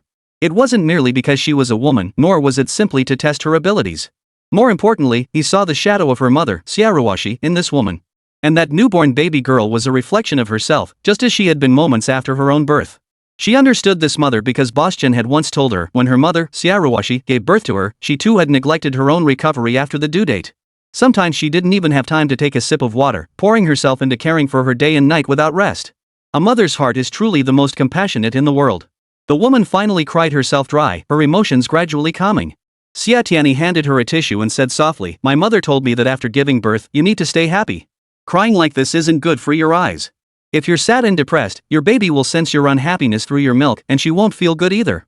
Hearing Xie Tianyi's words, Yuan Mifei's eyes reddened once more. "Do you often feel anxious, irritable, or restless?" Xie Tianyi continued, "Your constitution is quite weak. You should seek treatment from a renowned traditional Chinese medicine practitioner." Chapter 106, Who's the Boss? Just then, the baby began wailing loudly. Yuan Mifei's expression changed instantly. She rushed over, carefully picked up the child, and began soothing it. The gaze she cast upon the infant was gentle and serene, radiating the full glow of maternal love. Xie Tianyi suddenly felt that Yuan Mifei was the most beautiful woman in the world. She calmly lifted her shirt and began nursing the baby. However, after a few sucks, the infant started wailing again. Yuan Mifei looked apologetically at the psychologist. "I haven't eaten much, so the baby doesn't have enough milk. That's why he's crying from hunger. I'm sorry, Dr. Xie. I'll come back another day." With that, she placed the infant in the car and hurried away. Watching the woman's transformed figure, Xie Tianyi couldn't help but wonder, what had she gone through? Meanwhile, Wen Ming's family encountered an unusual patient. When the patient arrived at Yuhua, Zhang hadn't gathered any crucial information about them. Family took notes while gathering information through various channels. Lei Yukuan, 43 years old, freelance worker, divorced and remarried, 6 siblings, 1 son and 1 daughter, wife 12 years his junior. Family compiled the information and sent it to Wen Mingzhong via WeChat and QQ. "Mr. Lei, hello?" Behind his glasses, Wen Mingzhong's gaze was as sharp as a knife, quietly waiting for the man to speak. Based on the information gathered by him and Dr. Fan, this Lei Yukuan did not appear to be a psychiatric patient. So, what was his purpose in coming to Yuhua? "Dr. Wen, it's like this." The man hesitated, his gaze shifting toward Fan Li with a hint of caution. Fan Li immediately understood his meaning and declared boldly, "Mr. Lei, you can treat me like one of the guys." When Mingzhong shot her a glance and remarked with deep understanding, "She's more of a man than most men." The atmosphere instantly lightened, and Lei Yukuan relaxed considerably. "Ah, it's a long story." Lei Yukuan sighed deeply and began recounting his ordeal. This was a topic concerning sexual health. Lei Yukuan's daughter was 8 years old this year, bright and quick-witted. His son was nearly 18 since the divorce. The boy had been living with Lei Yukuan's ex-wife. His young wife had a lively personality and tended to act on impulse. One morning, Lei Yukuan and his wife were whispering in their bedroom while their daughter watched TV alone in the living room. Lost in the heat of passion, Lei and his wife didn't notice the knock at the door. Just as they were deep in intimacy, the door swung open. Standing there was someone they never expected. By the time they realized someone was there, it was too late to hide. The person who stumbled upon them was equally embarrassed, hurriedly said goodbye, and left. Only after dressing and questioning their daughter did Lei Yukuan and his wife learn the truth. Their daughter had heard the knock and opened the door. The visitor, accustomed to being careless, had pushed the door open without thinking, resulting in a series of awkward moments. The young wife, inexperienced and naive, was so mortified by the incident that she dared not show her face in public for a long time afterward. Lei Yukuan, however, took it in stride, constantly reassuring his wife not to dwell on it. After all, it wasn't intentional. That said, months later, when he and his young wife thought things had settled down and they were intimate again, he discovered he was no longer able to perform. Life had played a cruel joke on him. Both were mentally sound, yet his male physiology had failed him. Lei Yukuan went to the hospital. After a battery of tests, the doctor concluded his physiology was perfectly healthy with no organic lesions and recommended he see a psychologist. This was awkward. Lei Yukuan specifically sought out a well-known psychological counseling center. With a pained expression, he told Dr. Wen Mingzhong, Dr. Wen, the happiness of the rest of my life rests on your shoulders. MHM. Wen Mingzhong picked up his pen and scribbled notes on the medical chart. Mr. Lei, I'm prescribing you some buspirone. Next time, I'd like you to bring your wife along for the appointment. Lei Yukuan took the medication and departed with profuse thanks. Family tossed the completed notes onto Wen Mingzhong's desk. We can preliminarily conclude the patient's sexual dysfunction stems from anticipatory anxiety. Dr. Wen, curing this patient will be a long and arduous task. You'd better be prepared. I also hope Dr. Fan will cooperate fully. When the time comes, if the patient has any questions, we'll need to demonstrate things together for him to understand, Wen Mingzhong said without looking up, his eyes fixed on the notes. Hearing this, Fan Li's face flushed crimson to her ears. Dr. Wen, I'm not good at demonstrations. You should find someone else. With that, Fan Li bolted for the door. Just as she reached the entrance, Wen Mingzhong's cool voice followed, there's no one more suitable than you, Dr. Fan. Don't you remember? We've already demonstrated it before. Fan Li's footsteps halted abruptly. She whipped her head around to glare at Wen Mingzhong, her almond-shaped eyes wide. Are you trying to get yourself killed? She yelled. With that, she vanished at lightning speed, leaving no trace behind. Inside the treatment room, the usually aloof Dr. Wen's lips curved into a faint smile. The cold, smooth walls reflected Dr. Wen's exquisite smile. It was warm. Xi Chenhe leaned lazily against the treatment room doorway, blocking Xie Tianyi's path. How do you plan to treat Wan Mifei? He narrowed his eyes at her, his tone cold and detached. Listen, communicate, analyze, guide, Xie Tianyi replied. Xi Chenhe clearly wasn't satisfied with her answer, showing no intention of letting her go. Dinner tonight. Xie Tianyi hadn't expected him to bring up anything unrelated to work and paused in surprise. I'll be waiting for you at Xyloden Private Kitchen at 6. He tossed the words over his shoulder and walked away, clearly leaving Xie Tianyi no room to refuse. That evening after work, Professor Xi didn't leave with Xie Tianyi. She drove his car around aimlessly, still undecided whether to keep the appointment. Just as she hesitated, her phone buzzed with a message notification. She glanced at her phone. It was Xi Chenhe's number, and the message was bold and commanding. Xie Tianyi, what are you dawdling for? Get your ass over here. But that wasn't all. Another message followed immediately. Xie Tianyi, don't forget who's the boss here. Yeah, you're the boss. You're so impressive. Xie Tianyi tossed her phone aside and drove straight to Xyloden. After a grueling day, Boss Chen was utterly exhausted. Middle age truly couldn't compare to the vigor of youth. Everything felt beyond his grasp. The pleading eyes of his good friend Huayu kept flashing before his mind's eye. For the first time, he found himself indecisive, unable to make up his mind. The elevator walls reflected his hunched back and weathered face as he let out a sigh. The doors opened, and a middle-aged man wearing a baseball cap, sunglasses, and a tracksuit stepped inside. He immediately grew alert, his hand instinctively reaching into his briefcase to grip the self-defense tool inside. Just as tension mounted, the man turned and glanced at him. He adjusted his cap, removed his sunglasses, and revealed his entire face. Boss Chen finally exhaled deeply, about to call out, Huayu, you scared me, when Huayu placed his index finger over his lips, signaling silence. Chen understood immediately. The two walked in silence to their floor. Only after Chen Yuhua opened the door and stepped inside did Huayu's taut nerves gradually relax. He leaned back on the sofa, panting.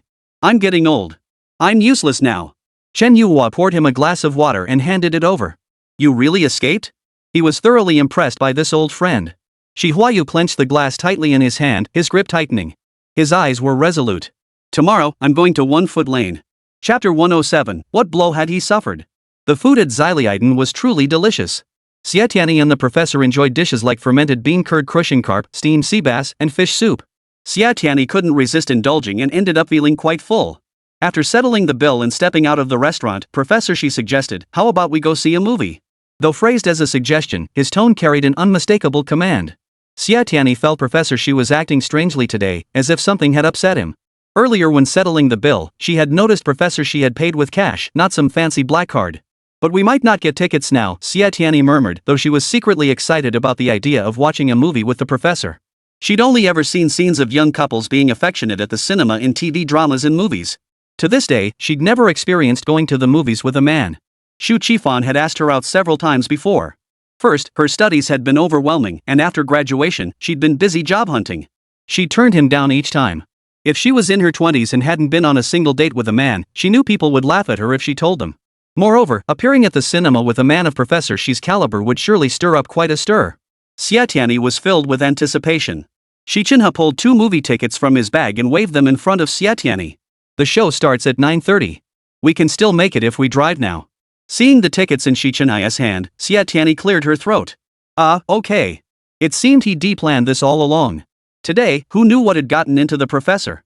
Once seated in the car, Xi Chenhe immediately saw through Xie Tianyi's little thoughts. Don't think I've lost my mind or been hit by something. He paused, turning his head to look at her. Xie Tianyi turned her head to meet his gaze, only to find his eyes fixed on her, dark and intense. Just as she was about to probe what he was thinking, his brow furrowed and his deep voice snapped, "Focus on driving." His warning snapped her attention back to the road ahead. A Mercedes was speeding toward them. Xie Tianyi jerked the steering wheel sharply, narrowly avoiding a collision. Close call. The cinema was packed, filled exclusively with young men and women. Couples sat or stood together, whispering softly, the air thick with the scent of popcorn. It was much like the scenes she'd seen in TV dramas, except that Xie Tianyi, being a foodie, felt her stomach growl the moment she caught the scent. She glanced around at the others. Only men were buying snacks. She glanced at the professor, thinking he probably wouldn't buy that kind of junk food. Last time he had KFC, he complained non-stop. Just then, his hands landed on her shoulders, pressing down firmly. "Wait here for me." Without explaining where he was going or why, he turned and walked away. As the time drew near, the professor still hadn't returned. Xie Tianyi began to worry. Had she been stood up? Thinking about it carefully, it was actually quite possible.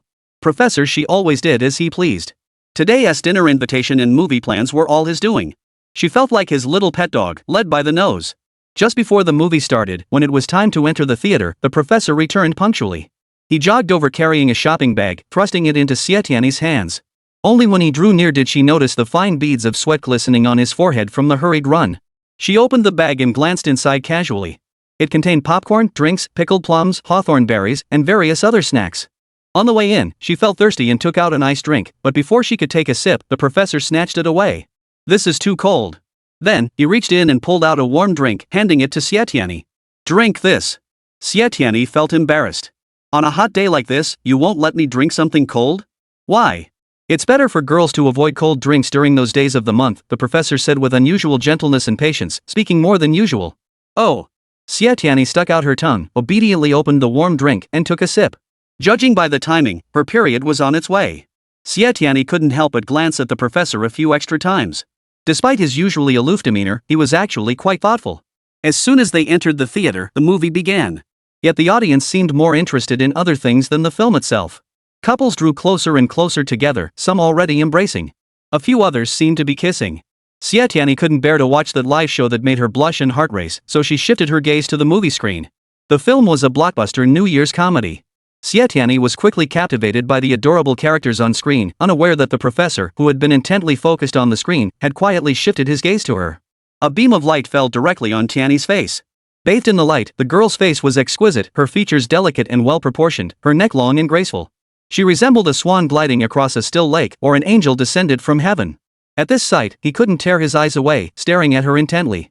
The adorable creature on screen was utterly heart-melting. When the action intensified, Xie Tianyi nudged the professor with her elbow. "Look!" She giggled softly, "So much fun." She offered him some popcorn, but when he didn't respond after a long while, she finally glanced at him. His gaze was fixed intensely on her. Their eyes met, and she felt herself melting in the heat of his piercing stare. Her heart pounded wildly. Before she could lose control, she quickly looked away. She looked back at the screen, but couldn't focus on anything. She couldn't help but sneak a peek at him again, only to find he was still staring at her. To lighten the mood, she offered him the snacks again, only to have him push them away coldly. "I don't want any." She stammered, "Why are you staring at me? Why can't I look at you?" Xi Chenhe replied with a smug expression. "Don't forget who's the boss here." "Yeah, you're the boss. Look all you want." Finally, the boss watched the entire film. By the end, Xie Tianyi had no idea what was playing on the screen. Stepping out of the theater, she felt completely dazed. "What time is it?" she asked. 11 o'clock. It felt like an eternity. Under the cover of night, a couple argued on the street. The girl demanded loudly, "Why did you treat me like that?" The boy cupped her face. "Because I love you." The next second, he pressed his lips firmly against hers. Xie Tianyi stared wide-eyed at the scene. Suddenly, her arm was seized. With a swift pull, he drew her into his embrace. Just as she tried to push him away, he cupped her face. "Because I love you." Then his head dipped down, sealing her lips with his own. She stared at him in panic, but thankfully he released her quickly. Behind them, the beeping of car horns grew louder as vehicles approached, their headlights washing over the embracing couple. The car stopped. Xu Qifan pushed open the door and jumped out, standing beside it silently watching Xie Tianyi. The girl he loved, had she just been kissing the professor? No, it must have been a trick of the light. He refused to believe it, that he'd lost her so quickly. Lawyer? Xi Chenhe shoved his hands into his pockets and strode toward Xu Qifan. What a coincidence! Xu Qifan ignored him, his gaze fixed solely on Xie Tianyi. His eyes held an unprecedented coldness. Chapter 108, May Your Heart Be Like Hers. Xie Tianyi looked at him as though he were a stranger. Qifan. Xie Tianyi could hear the tremor in her own voice. She felt she was about to lose this dear friend and confidant. She understood his feelings completely, but how could she tell him, Qifan, there's someone I like now? Xi Chenhe noticed Xu Qifan's troubled expression. His gaze darkened as he abruptly stepped towards Xie Tianyi, seized her wrist, and pressed her hand to his lips for a kiss. Faced with this blatant challenge, Xu Qifan, usually as docile as a kitten, suddenly erupted in fury. He lunged forward in a few strides, swinging his fist without warning and punching toward Xi Chenhe. Ah! Xie Tianyi gasped in alarm, about to intervene, but Xu Qifan had already turned and left. He jumped into his car, which roared to life and sped away with a whoosh. Xie Tianyi reached out to steady Xi Chenhe, only to discover a trickle of blood at the corner of his lips. The vivid red color was jarring, piercing the heart at a glance. Xie Tianyi pulled out a tissue and gently wiped it away for him. Under the lamplight, the girl's fair face flushed slightly. She kept her head bowed, her long, dark lashes fluttering as droplets glistened on them, her expression filled with tender pity and sorrow. When her soft, small hand touched his skin, an unfamiliar emotion surged within him. His thoughts stirred, and he reached out to wrap his hand around hers. He held her hand like that, slowly disappearing into the night. That seemingly ordinary gesture of holding hands was enough to keep Xie Tianyi awake all night. She remembered that night, remembered his warmth. May your heart mirror hers. In the sweltering summer heat, the streets were deserted. Occasional passers-by wore sun hats and sunglasses or carried parasols. Yet one woman hurried home under the blazing sun. She pushed the stroller cautiously, afraid of any mishap, and within minutes, she was drenched in sweat. Tears blurred her vision, but she didn't bother to wipe them away, her focus entirely on the stroller. Her clothes were soaked through, yet she showed no sign of stopping to rest in the shade. In one hand she carried a bag of groceries, the other held essentials for the baby. Underneath the stroller hung several bags of noodles and a few pounds of rice, while a watermelon dangled from the handlebar. Perhaps because the stroller was overloaded, it was difficult to push. On a downhill slope, the woman stumbled nervously and nearly fell. Xie Tianyi stepped forward, one hand steadying the stroller while the other supported the sweat-drenched woman. She found Ruan Mifei's home but received no answer after knocking for a long time. A neighbor informed her that Ruan Mifei had gone out to buy groceries. Sis Mifei, it's midday, why didn't you wear a hat or bring an umbrella? Xie Tianyi opened her own parasol, shielding Ruan Mifei from the scorching sun overhead. Oh, I forgot. Ruan Mifei wiped away a bead of sweat. Forgot? Xie Tianyi glanced at the sunshade on the stroller, where a small electric fan was clipped. She hadn't forgotten to pull down the sunshade before leaving, nor had she forgotten to set up the little electric fan for the baby. Yet she'd forgotten to bring herself a sun umbrella. Xie Tianyi took a bag from her hand, which contained baby powder, warm water, baby lotion, diapers, and everything else needed. She seemed forgetful, but when it came to her baby, she hadn't forgotten a thing. A mother forgetting herself for her child, it sounded like a commonplace occurrence. Some might say it was nothing special, but all mothers were like that. But she wasn't just a mother, she was also a patient with a mental illness. Where's the child's father? Xie Tianyi asked, then pointed to a coffee shop not far ahead. Why don't we sit there for a while? Ruan Mifei politely declined. Sorry, Dr. Xie, I need to hurry home to cook dinner. Xie Tianyi sought her opinion. Could I come over to your place for a visit? Ruan Mifei hesitated for over 10 seconds. Seeing her reluctant expression, Xie Tianyi was about to say it was fine when she politely explained, I'm sorry, Dr. Xie. I should have invited you in for tea, but my place is such a mess. It's fine, Xie Tianyi shook her head. Ruan Mifei said nothing.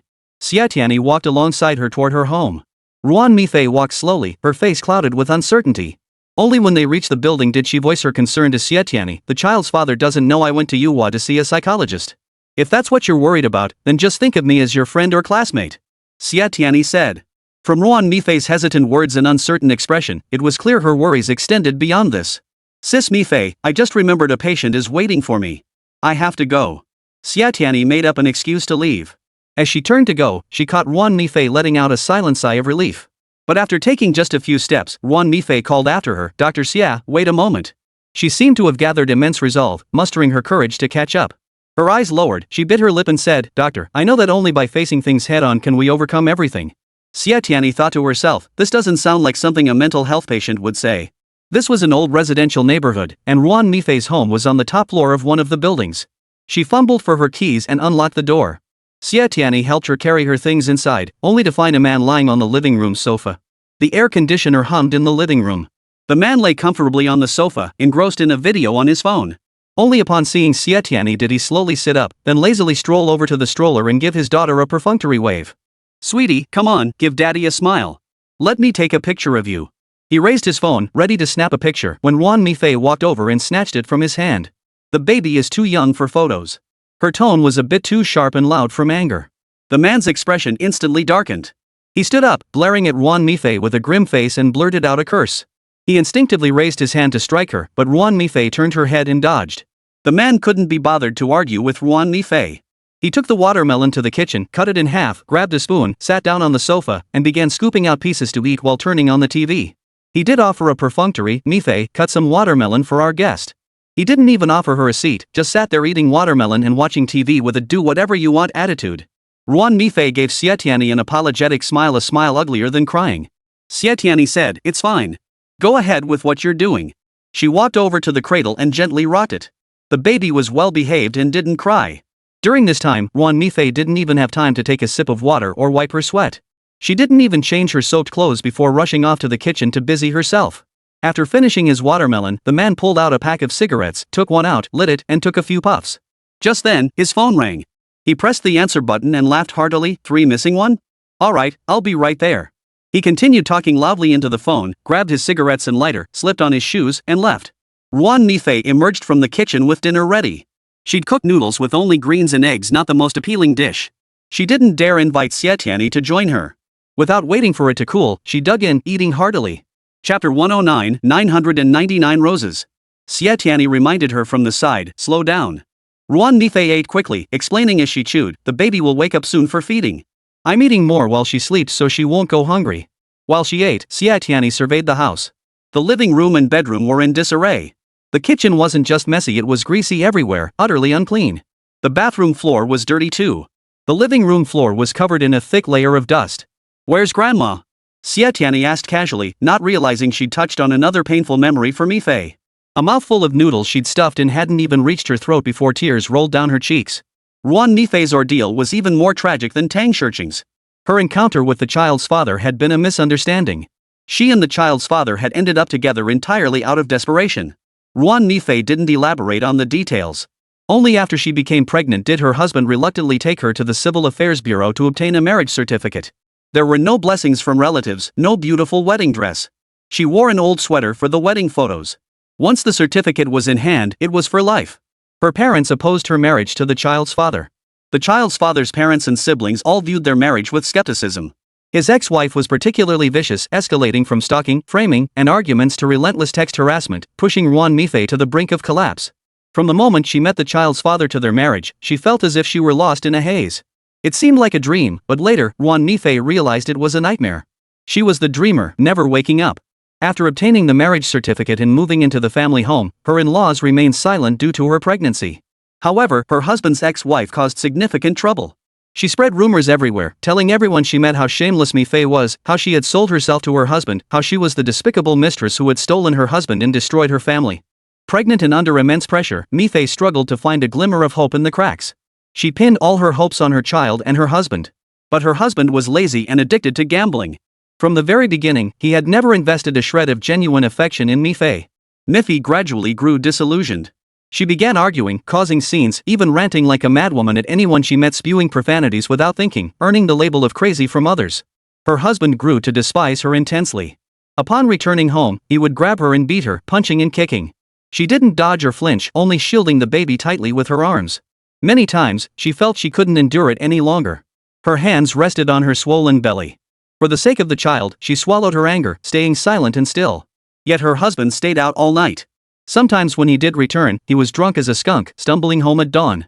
After returning home, he would collapse into bed, only to leave again upon waking, playing mahjong, drinking, and carousing. Mifei began to suspect he was having an affair. She became paranoid, frantically calling him every time he went out. He called her crazy, a lunatic, and came close to having her committed to a mental hospital. Until the child was born. It was as if heaven had taken pity on her and sent her a little angel. She began to focus her attention on the baby, but life remained incredibly difficult. "Dr. Xia, without this baby, I might not have survived." Wan Mifei's tears had dried up. She gazed at the sleeping infant in the cradle, her precious treasure. Xie Tianyi had long believed this went far beyond the realm of psychology. Having never experienced married life herself, she began to feel overwhelmed. She sensed she couldn't control the situation this time. She lacked confidence in her ability to cure Ruan Nifei. As a listener, she already sensed the immense pressure life was exerting. Yet, as Ruan Nifei continued pouring out her heart, Xie Tianyi couldn't leave. Her mother-in-law was a woman steeped in feudal traditions, favoring sons over daughters. Because she had given birth to a daughter, they ignored her completely. While she poured her heart into caring for her granddaughter here, her in-laws pampered their grandson with fine food and drink. Nifei, have you ever thought about leaving? Xie Tianyi asked. She didn't approve of divorce, after all, they had the fruit of their love. But she wondered, if Ruan Nifei left this place, would things be better? Leave? Where could I go? Ruan Nifei sighed. My parents still haven't forgiven me. Since I gave birth, they haven't even seen her once. Hearing this, Xie Tianyi suddenly had an idea. If Ruan Nifei's parents could accept and forgive her, her situation would undoubtedly improve. She rose to take her leave. Nifei, hold on for the sake of the child, she said before leaving. Ruan Nifei's eyes hardened with resolve. I will. Xie Tianyi believed she could endure, though she couldn't say for how long. Therefore, she must find her parents as soon as possible. She wouldn't need to hypnotize Nifei in the treatment room anymore. All she needed was to convince her parents to come see her, to accept her, to forgive her.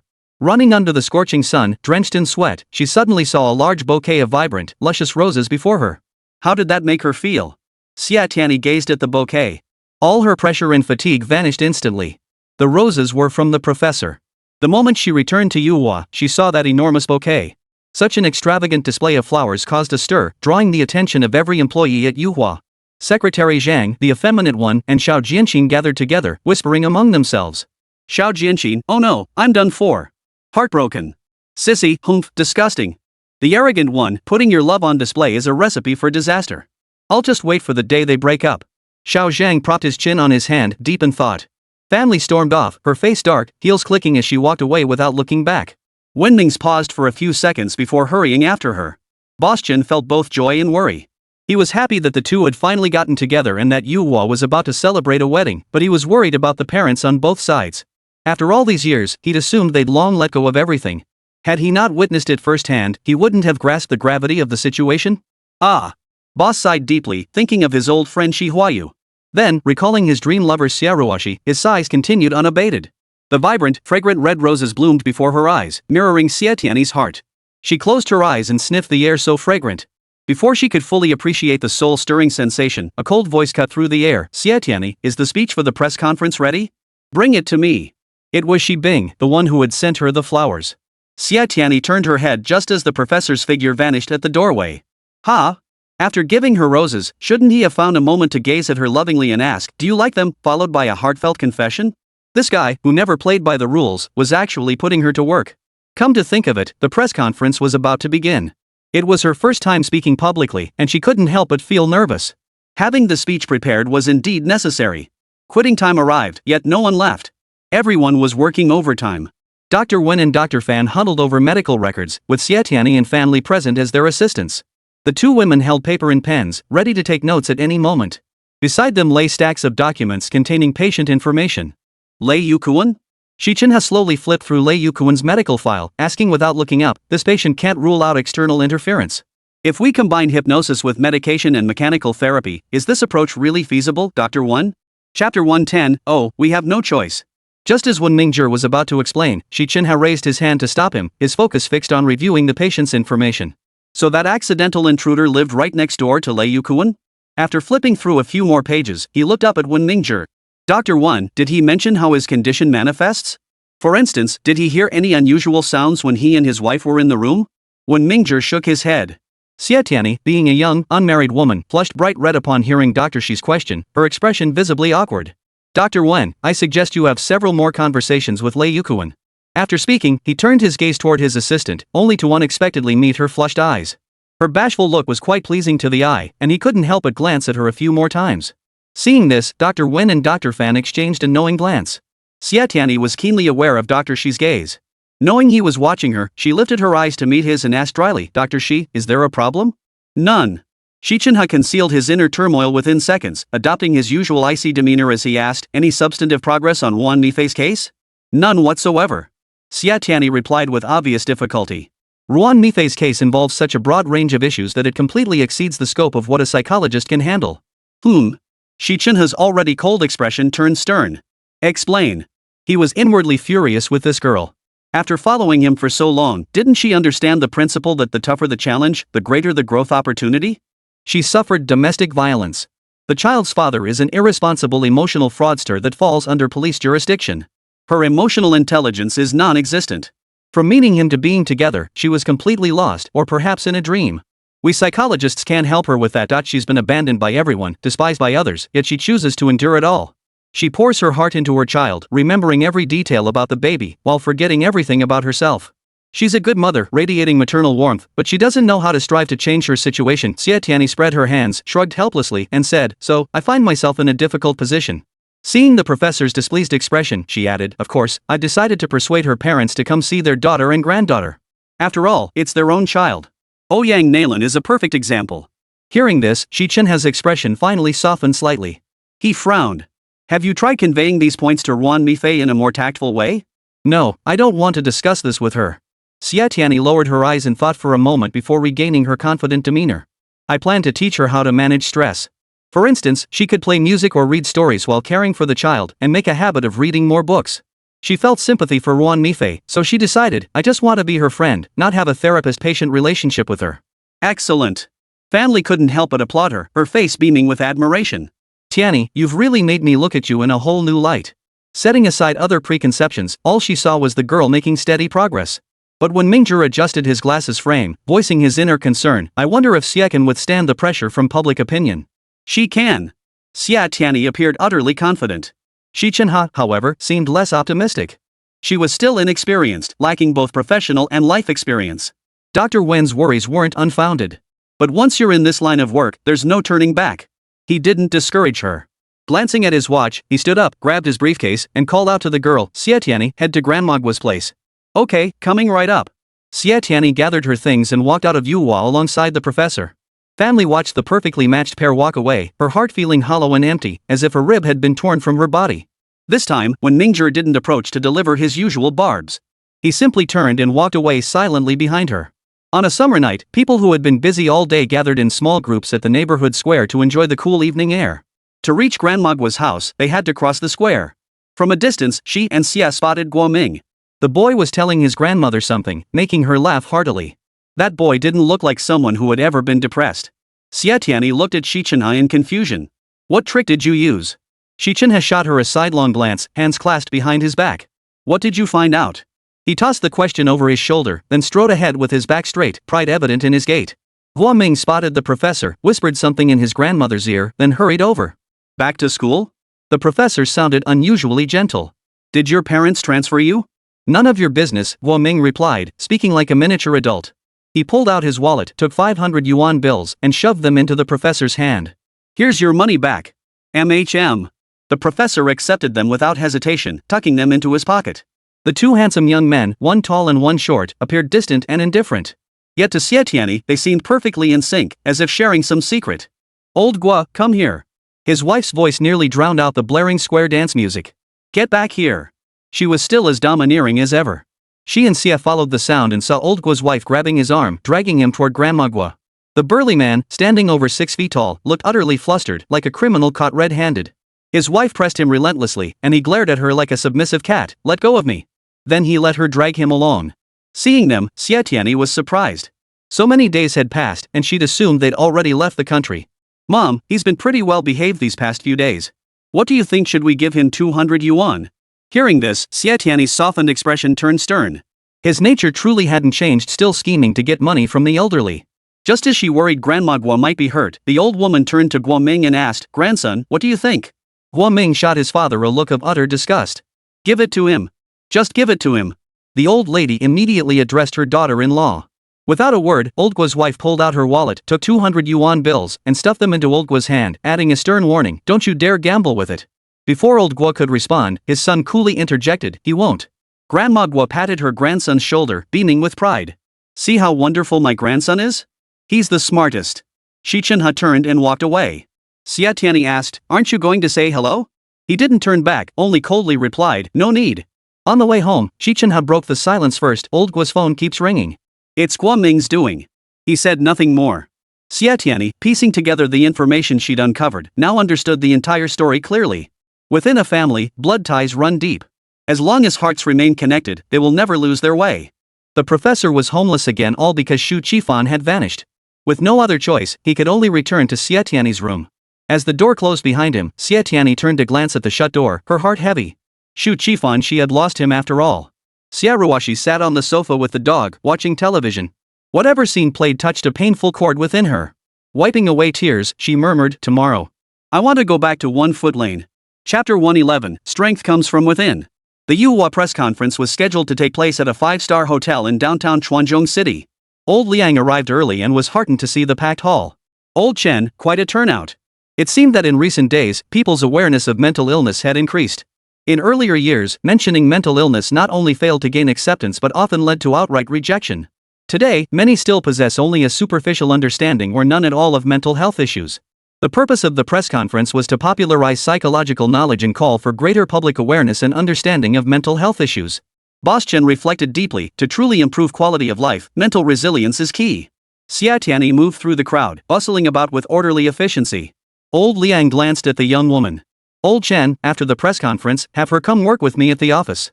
Old Chen's eyes widened, his voice rising, "Old Liang, you're still up to no good, trying to poach my staff again." Old Liang's eyes widened further. "Boss, what's your language?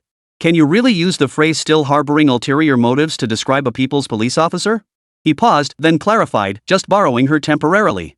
It turned out that the police station had been flooded with all sorts of cases lately. One wife and her husband's mistress had gotten into a bloody brawl in the street, another family was locked in a bitter fight over property, then there were the bizarre cases, women so paranoid they suspected their husbands of infidelity, filing false reports that disrupted police work. Worse still, some turned into James Bond, spying on their husbands' movements, leading to violent domestic fights.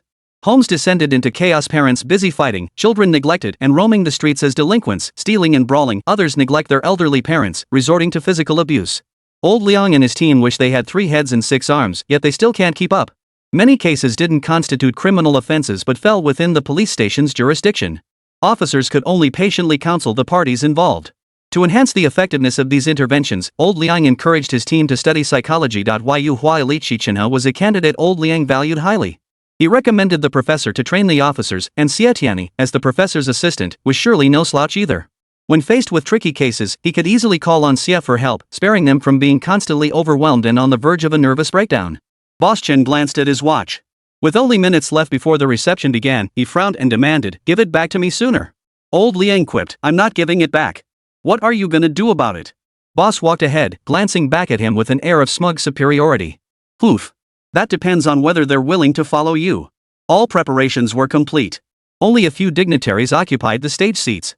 Old Liang was an invited guest, Boss had to attend as the organizer, and the other attendees were unfamiliar to Xie Tianyi. She heard one was a city official, and another was an organizer from the neighborhood committee. Xie Tianyi, Xi Chenhe, Wen Mingzhong, and family were assigned to handle post-press conference interviews with journalists, serving concurrently as event staff. Ouyang Nailan had arrived half an hour earlier. Xie Tianyi hadn't expected her to approach and greet her proactively. She wore a floral maxi dress and a chic beige sun hat, her face adorned with a gentle smile. Unlike before, she no longer lifted her chin in an air of arrogance, appearing remarkably serene. "Dr. Xia looks absolutely stunning today," Ouyang Nailan began with a compliment, her every gesture radiating grace and elegance. "Thank you for the compliment." Xie Tianyi returned the praise. "You look beautiful too." She studied her carefully before adding, "I've never seen you look this beautiful." The current Ouyang Nailan carried an added grace between her brows, her aura stripped of much of its former harshness. She radiated femininity, a beauty beyond compare. Xie Tianyi couldn't help but recall the saying, "One's appearance reflects one's heart." Truly, one's mindset shapes one's outward appearance. Someone called Xie Tianyi away to attend to matters. She invited Ouyang Nailan to take a seat nearby before departing. Reporters captured images of the two chatting and laughing. Xie Tianyi had no idea that by the next morning, she and Ouyang Nailan would become household names as inspirational figures. The press conference commenced. The middle-aged CEO spoke first, delivering an impromptu speech on the importance of preventing mental health issues before they escalate. Throughout, Xie Tianyi and Chenhe stood side by side. She noticed a young woman in a designer dress glancing their way intermittently. Sometimes her gaze lingered on Xie Tianyi, her eyes filled with confusion. Other times, she looked at the professor with an expression that seemed to blend admiration and resentment. "Where's the emotion queen?" Xie Tianyi wondered inwardly, glancing at the handsome professor and letting out a soft chuckle. Amidst the throng of reporters stood a mysterious woman dressed in peculiar attire. She wore a mask, sunglasses, and a baseball cap, clad entirely in black athletic wear. Seated upright, she neither glanced around nor lifted her eyes once, keeping her gaze lowered throughout, lost in thought. Boss emphasized Liu Mingzhong's case study, concluding with a single sentence: hardship and joy come from the outside world, but strength comes from within. Xie Tianyi scanned the crowd repeatedly but saw no sign of Yuan Mifei. She had specifically instructed her to attend. Perhaps she was too busy with her child to make it. When it came time for the Q&A session, the boss declined, saying, "Well, for the many questions, I'll have our Yuhua elite professor Xi Chenhe and Dr. Wen Mingzhi address them." Xie Tianyi watched the middle-aged boss from below the stage, thinking to herself, the boss truly knows how to utilize people, know how to hone them. The professor used Tang Tingjuan's case to answer the reporters. What struck me most was that pure, untainted heart. His clear-cut love and hatred were solely tied to how you treated him. If you met his psychological needs, he would trust you, depend on you, even share your joy and wipe away your tears when you were sad. Finally, he concluded his press conference with the words, "A heart is easily wounded but hard to mend. May there be no illness in the world." When Mingzhi, guided by the principle of love, addressed one question after another. He stated, psychologists don't rely on the traditional diagnostic methods of observation, inquiry, and pulse-taking. Instead, they focus on listening, analyzing, communicating, and guiding, aiming to become friends with every patient suffering from mental illness. Family stood below the stage, gazing up at the seemingly aloof man seated above. She couldn't help but clap a few times, though her applause felt dry and forced. Usually, she and Dr. Wen crossed paths constantly without noticing anything special about him. But today, she found his handsomeness rivaled that of Professor Xi. She even overheard young women whispering about him. "That doctor with glasses on stage is so handsome. I heard he's a golden bachelor." "Really? I'm going to pursue him." Family mimicked her tone, "I'm going to chase him." Then she pursed her lips, her face full of disdain. Yet, deep down, she couldn't help but feel a pang of jealousy. As the press conference drew to a close, reporters swarmed to interview Ouyang Nalan. She smiled calmly and opened with a question, "Do you think I've changed since we last met?" A reporter flattered her with respectful tone, "Chairwoman Ouyang, you've become more gentle and approachable, even more beautiful." Chapter 112, Giving Her Endless Courage. Her laughter shook her like a blossoming branch. After a thank you, she began, "I have changed this time from the heart. I owe it to Yuhua's psychologists. More than healing me, they inspired me, shook me to my core. It was profoundly moving. Thank you to Dr. Xie, Dr. Xi, and every psychologist who ever helped my son, Tang Tingjun. I was actually depressed for a while, though I didn't realize it myself. That period is unbearable to recall. I wrecked my family and marriage.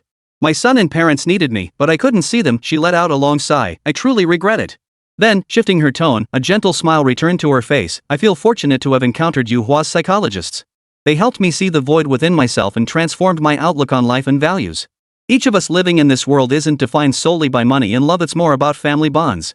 Though many believe that family and love are built on money, but I say this, when you lose money and love, you should be grateful you still have family bonds. Once emotions become tied to money, they lose their true meaning. The most precious relationships in this world are those not founded on money. Nowadays, such bonds are rare indeed, and precisely because they are rare, they become all the more precious." A reporter remarked, "Chairman Ouyang speaks so wisely." Another reporter immediately brought up the Yuhua psychologist bribery scandal. Ouyang Nalan responded calmly, "I've already admitted to having suffered from depression. Must you still press the issue?" A reporter pressed sharply, "So are you implying, Chairman Ouyang, that your depression caused the psychologist bribery scandal?" What she means is, Xie Tianyi, facing the camera for her first press conference, felt her nerves fray. Just then, the professor appeared directly in front of her. He flashed her a smile, stiff, perhaps, but not his usual icy one. Instantly, she found courage, though she couldn't pinpoint its source. Seeing him, she felt invincible, as if the sky itself couldn't shake her resolve.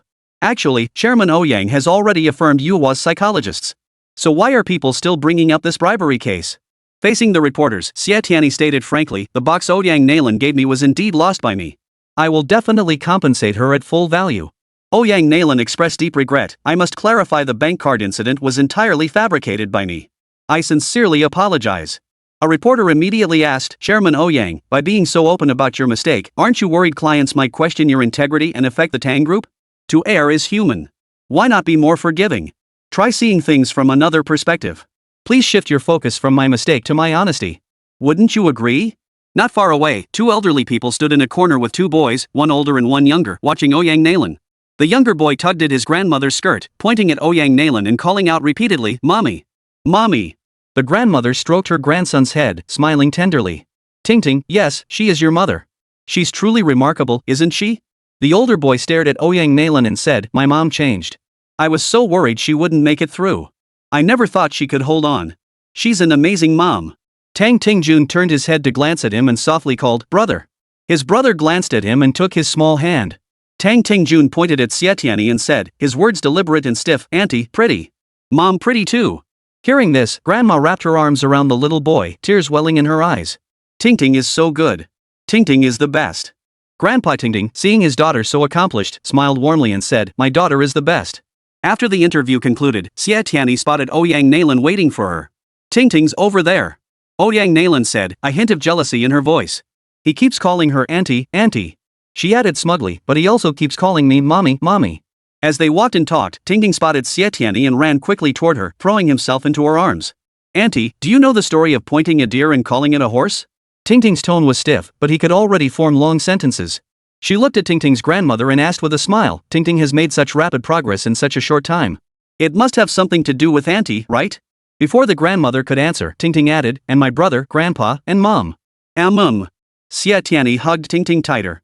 Tingting is the best. Auntie doesn't know the story of pointing at a deer and calling it a horse. Can you tell me about it? Well. Tingting furrowed her pretty little brow, looking troubled. She scratched her head before reluctantly agreeing, okay, but you'll have to wait a month. Why? Because Tingting has to study. Through their conversation, Xie Tianyi learned that Ouyang Nalan had hired a professional manager to run the company. She intended to devote all her attention to her child and parents. Ouyang Nalan's parents had decided to stay in Xuanzhong City to help their daughter raise her grandchild. Her mother, deeply understanding and principled, placed great importance on the child's education. Tingting's ability to speak developed because, following Xie Tianyi's advice, she played classical stories for him daily and taught him characters. Starting from scratch, beginning with picture-based character recognition and gradually progressing to sentences, Tingting proved quick-witted, swiftly mastering numerous new words and phrases. At my mother's pace, Tingting should complete the entire first-grade curriculum next year. I've already started arranging schools for him and taken him on visits. He was thrilled. Ouyang Nalan grasped Xie Tianyi's hand once more. Thank you, Dr. Xie. I'll be in touch with you regularly from now on. After seeing Ouyang Nalan's family off, Xie Tianyi spotted Wan Nifei rushing over. She looked as disheveled as ever, her hair matted with sweat. Nifei, you're late, but you can watch TV. Xie Tianyi handed her a handkerchief. She had bought the sweat-absorbing handkerchief after leaving Nifei's house last time, intending to find an opportunity to give it to her. Oh, the kid had a fever, so I took her to the hospital. Ugh. As they spoke, a sun-darkened man in the crowd scanned the area, looking around as if searching for someone. Brother Liu. Xie Tianyi recognized Liu Mingzhong immediately. She hadn't expected him to be here too. Hearing her voice, he hurried over. Dr. Xie, I rushed over hoping to catch this press conference, but I was just a step too late. He opened a bag filled with bright red spicy strips. Hey, try these and tell me what you think. Liu Mingzhong wiped sweat from his brow. Sis, I'm here to learn from you. If you like it, that's great. I also have a request. I'd like to ask you to be the spokesperson for my product. Would you consider it? Family walked over, pulled out a spicy strip, put it in her mouth, and said it was okay. She then looked at Liu Mingzhong and said, I have to admire your business acumen. Tianyi already did an interview with reporters today. By tomorrow, she'll be a household name in Xuanzhong City. How much are you planning to pay her to be your spokesperson? Well, it's a bit tricky at the start. Since we're all friends, Dr. Xie and Dr. Fan are kind-hearted and always willing to help others. Liu Mingzhong replied. Family shot him a look. Stop joking around. You really are an elite salesman. Your mouth is always full of jokes. Looks like you're fully recovered? Xie Tianyi was in high spirits, savoring her meal slowly while offering him candid feedback. Chapter 113, I won't let you off the hook. As the three chatted and laughed, Xi Chenhe strolled over with his hands behind his back. He immediately barked orders at his assistant, Xie Tianyi, hand me a summary. Right this instant. Got it. Xie Tianyi hurriedly told Liu Mingzhong, we'll be in touch, before sprinting toward the parking lot. As she reached a quieter spot, hurried footsteps echoed behind her. Turning her head, she saw a bouquet of bright red roses appear before her.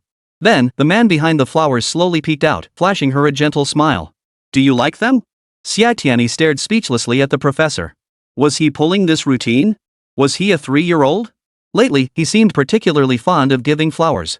Professor, I love them. Xie Tianyi took the flowers and cradled them in her arms. Thank you. Xi Chenhe blinked his narrow, phoenix-like eyes, his expression a mix of amusement and teasing as he asked Xie Tianyi, no reward? Ha? Xie Tianyi turned to look at him, her expression blank yet vaguely impressed. Xi Chenhe glared at her in displeasure. As they stared each other down, a girl suddenly rushed over. Xie Tianyi recognized her. It was the girl who always stared at her and the professor. Xi Chenhe, you actually lied to me. The girl glared at Xi Chenhe fiercely. You said you liked men, but. But what was going on between him and this girl? She'd followed them all the way and witnessed him giving flowers and demanding kisses. This wasn't the behavior of someone who liked men. I, Dong Yunhua, won't let you off the hook.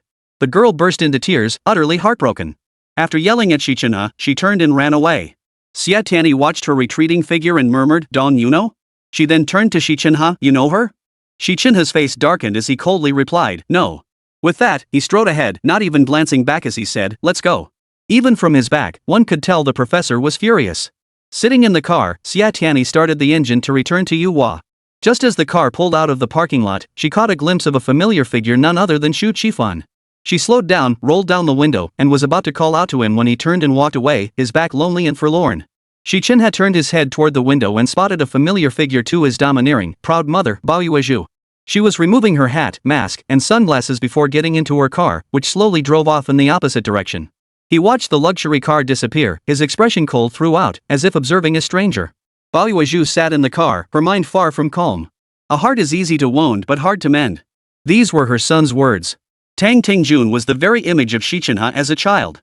Tang Tingjun's parents had neglected their son, ultimately leading to his illness. Though her own son hadn't fallen ill, she had spent decades battling Huayu, never sparing a single thought for him. She felt guilty, yet she did not reflect. Anger swiftly replaced her guilt. Huayu, run if you dare. How dare he flee? Let her find him. Little did she know that her husband was sitting at the construction site on 1 Foot Lane, drinking. After the demolition of 1 Foot Lane, construction progressed rapidly. In a short time, the old buildings vanished completely. Rumor had it that Hongtu Group planned to build a large amusement park here. Xiaoruoshi arrived at 1 Foot Lane, dog in arms.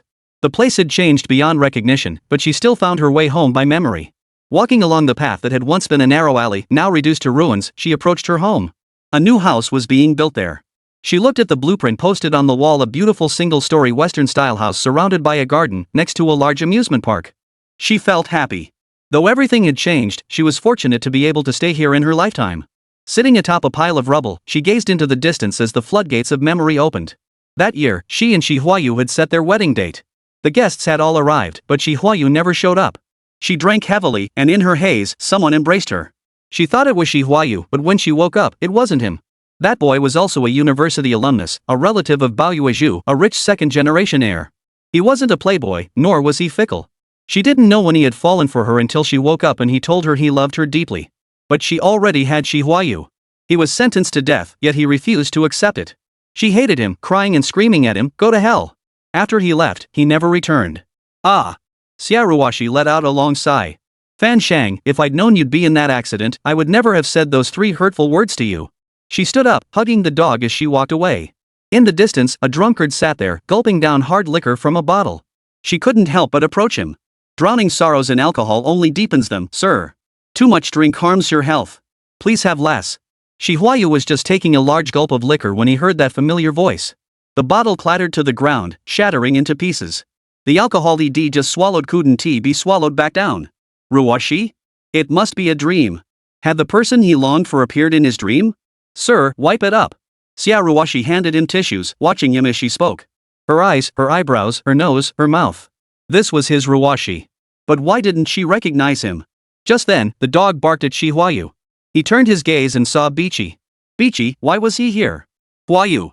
Xiaoruoshi picked up the dog, about to speak to it, when Huayu firmly seized her wrist. Ruoshi, it's Huayu. Do you recognize me? Half of Huayu's drunkenness instantly sobered him. After confirming he wasn't dreaming, he was both shocked and overjoyed. Ruoshi, I've searched for you for decades. Heaven had finally shown mercy, allowing him to find her. The dog barked incessantly at him. Xiaoruoshi lifted the dog, speaking gently to it. Huayu, stop barking. Be good now. Let's go home. She pushed away Huayu's hand, took a few cautious steps back, and broke into a quick jog, as if fleeing from a raging flood or a ferocious beast. Ruoshi. After searching for so many years, Huayu wouldn't let her go now that they'd finally met again. He stood up and gave chase. Xie Tianyi had arranged to meet Wan Mifei for a chat. They met at a baby products store. Diapers, baby powder, clothes, shoes. Everything was for babies. After shopping, Xie Tianyi waved her beauty card at Wan Mifei and said, "Our meeting is fate. Come on, I'll treat you to a beauty treatment." But what about the baby? Wan Mifei declined without hesitation. I don't do beauty treatments. I barely even use the face masks I have at home. Then how about I accompany you to buy a few outfits? I don't have time, Xie. Look, the baby's hungry again. Xie Tianyi had no choice but to find a place to sit and wait while Ruan Mifei finished feeding the baby. Add me on Taobao friends. We can shop together, Xie Tianyi persisted, refusing to give up. No way. The baby's skin is so delicate I have to pick things out myself. Xie Tianyi gave up completely. No matter how much you tried to persuade her to change, if she wasn't willing to change herself, it was all in vain. Ding dong. Her phone rang. Seeing her mother's number, she grew tense. What could be wrong with mom now? Had she had another episode? The call connected, and her mother's voice came through. Tianyi, it's bad. Come save me. There's a bad guy. Oh no. Xie Tianyi's heart sank. Mom seemed to be having another episode. Chapter 114, Lying to Patients is so hard. Huayu wasn't having an episode. This time, she was telling the truth. Huayu had been chasing her relentlessly. She stood by the roadside hailing a bus. Seeing Huayu closing in, she jumped onto a bus only to find him chasing after her inside. Panicked and terrified, Huayu had no choice but to call her daughter for help. Tianyi, what should I do? He's right beside me, Huayu's voice was almost desperate. Her nerves began to fray, her thoughts grew muddled, and gradually, her mind slipped further into confusion. The passers-by blurred in Huayu's vision. She could barely hold on. Good or bad, she didn't care anymore. Her head split with pain, and finally, she passed out. Mom! Mom! Xie Tianyi called out several times into the phone, but there was no response. She had no choice but to hang up. On the other end, Huayu supported Huayu, who lay unconscious on the floor, with one hand while picking up the phone with the other. He answered, but the call had already ended. Driver! Pull over at the nearest hospital. Huayu nearly screamed hysterically at the driver. His eyes were bloodshot, his emotions teetering on the edge of collapse, making him look like a madman. Ruwashi! Ruwashi! Wake up! Huayu felt like crying but had no tears left. Fate, you can't be joking like this. After decades of relentless pursuit, he finally saw her only to find her collapsed on the ground. Meanwhile, Xie Tianyi paced frantically. She replayed her mother's words over and over in her mind. Ultimately, she concluded her mother wasn't having an episode. So, had she really encountered trouble? Xie Tianyi's heart burned with anxiety as she tapped Xu Qifan's number. After a moment's hesitation, she dialed it. The phone was turned off. Xu Qifan was currently reeling from a broken heart. He de-exiled himself to an unfamiliar city, shrouded in a cloud of negativity and despair. Xie Tianyi bid farewell to Ruan Mifei, quickly started her car, and rushed home. Ring. A series of rings sounded. Xie Tianyi glanced at her phone. It was Xi Chenhe's number. She pressed the answer button and said, hello. Hearing Xi Chenhe's voice, her nose stung, and her voice choked up. Professor, my mother. Her throat felt blocked, and she couldn't utter another word. On the other end, Xi Chenhe's brows furrowed slightly as he softened his tone as much as possible. Tianyi, what happened? My mom, she called saying she encountered some bad people. Xie Tianyi sniffed, biting back tears. She slammed on the brakes, pulling the car to a stop by the roadside. Mom said she encountered bad people. If she wasn't speaking in her illness, then she definitely wasn't at home. Mom's gone. Xie Tianyi's emotions were on the verge of collapse. Address. East Street. Wait for me. No, drive over to pick me up. Xi Chenhe had barely hung up when the phone rang again. He glanced at the caller ID. It was Huayu's number. The boss's words from last time were still etched clearly in his mind. He didn't want to answer, but reluctantly picked up the call. Despite his reluctance, the man shared his blood. Father and son, blood thicker than water. Alongside his reluctance came a lingering worry. The phone connected, and Huayu's anxious voice came through. Chenhe, are you busy? I'm sorry to bother you, Dad. Dad really has no choice. She's sick. She passed out. I'm taking her to the hospital now. Could you come? Because she doesn't recognize me. She seems to have amnesia. Hearing this, Xi Chenhe stiffened slightly. Was his alcoholic father crying? Who exactly was this she he was talking about? He recalled the years of arguments between his parents, then connected it to Huayu's memories. Suddenly, it all clicked. Is the patient named Huayu? Xi Chenhe asked, his voice devoid of emotion. On the other end, Huayu paused for a few seconds before asking, how did you know? She is my patient. Xi Chenhe's tone was icy. You brought her to Yuhua. She has medication on her. Find it immediately and administer it. The call ended, and Xi Chenhe's brow furrowed deeply. All along, he had diagnosed Huayu with depression, but failed to notice the accompanying amnesia. Xie Tianyi rushed to Yuhua Hospital by car.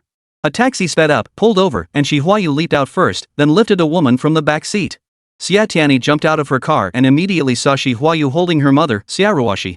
The professor seemed to have known Huayu would come to Yuhua all alone. He strode toward them. Professor, what's going on? Xie Tianyi turned to Huayu. Uncle, how did you and my mother meet? Your mother? Huayu froze. From the moment he first saw the girl, he had sensed something familiar in her mannerisms and speech. So she was Ruwashi's daughter. Ruwashi got married? Seeing her daughter was already this old meant. How did you determine she has amnesia? Xi Chenhe asked. His son's question snapped Huayu out of his daze. His eyes reddened, his voice choked with emotion. She doesn't recognize me anymore. What on earth is going on? Xie Tianyi was on the verge of breaking down.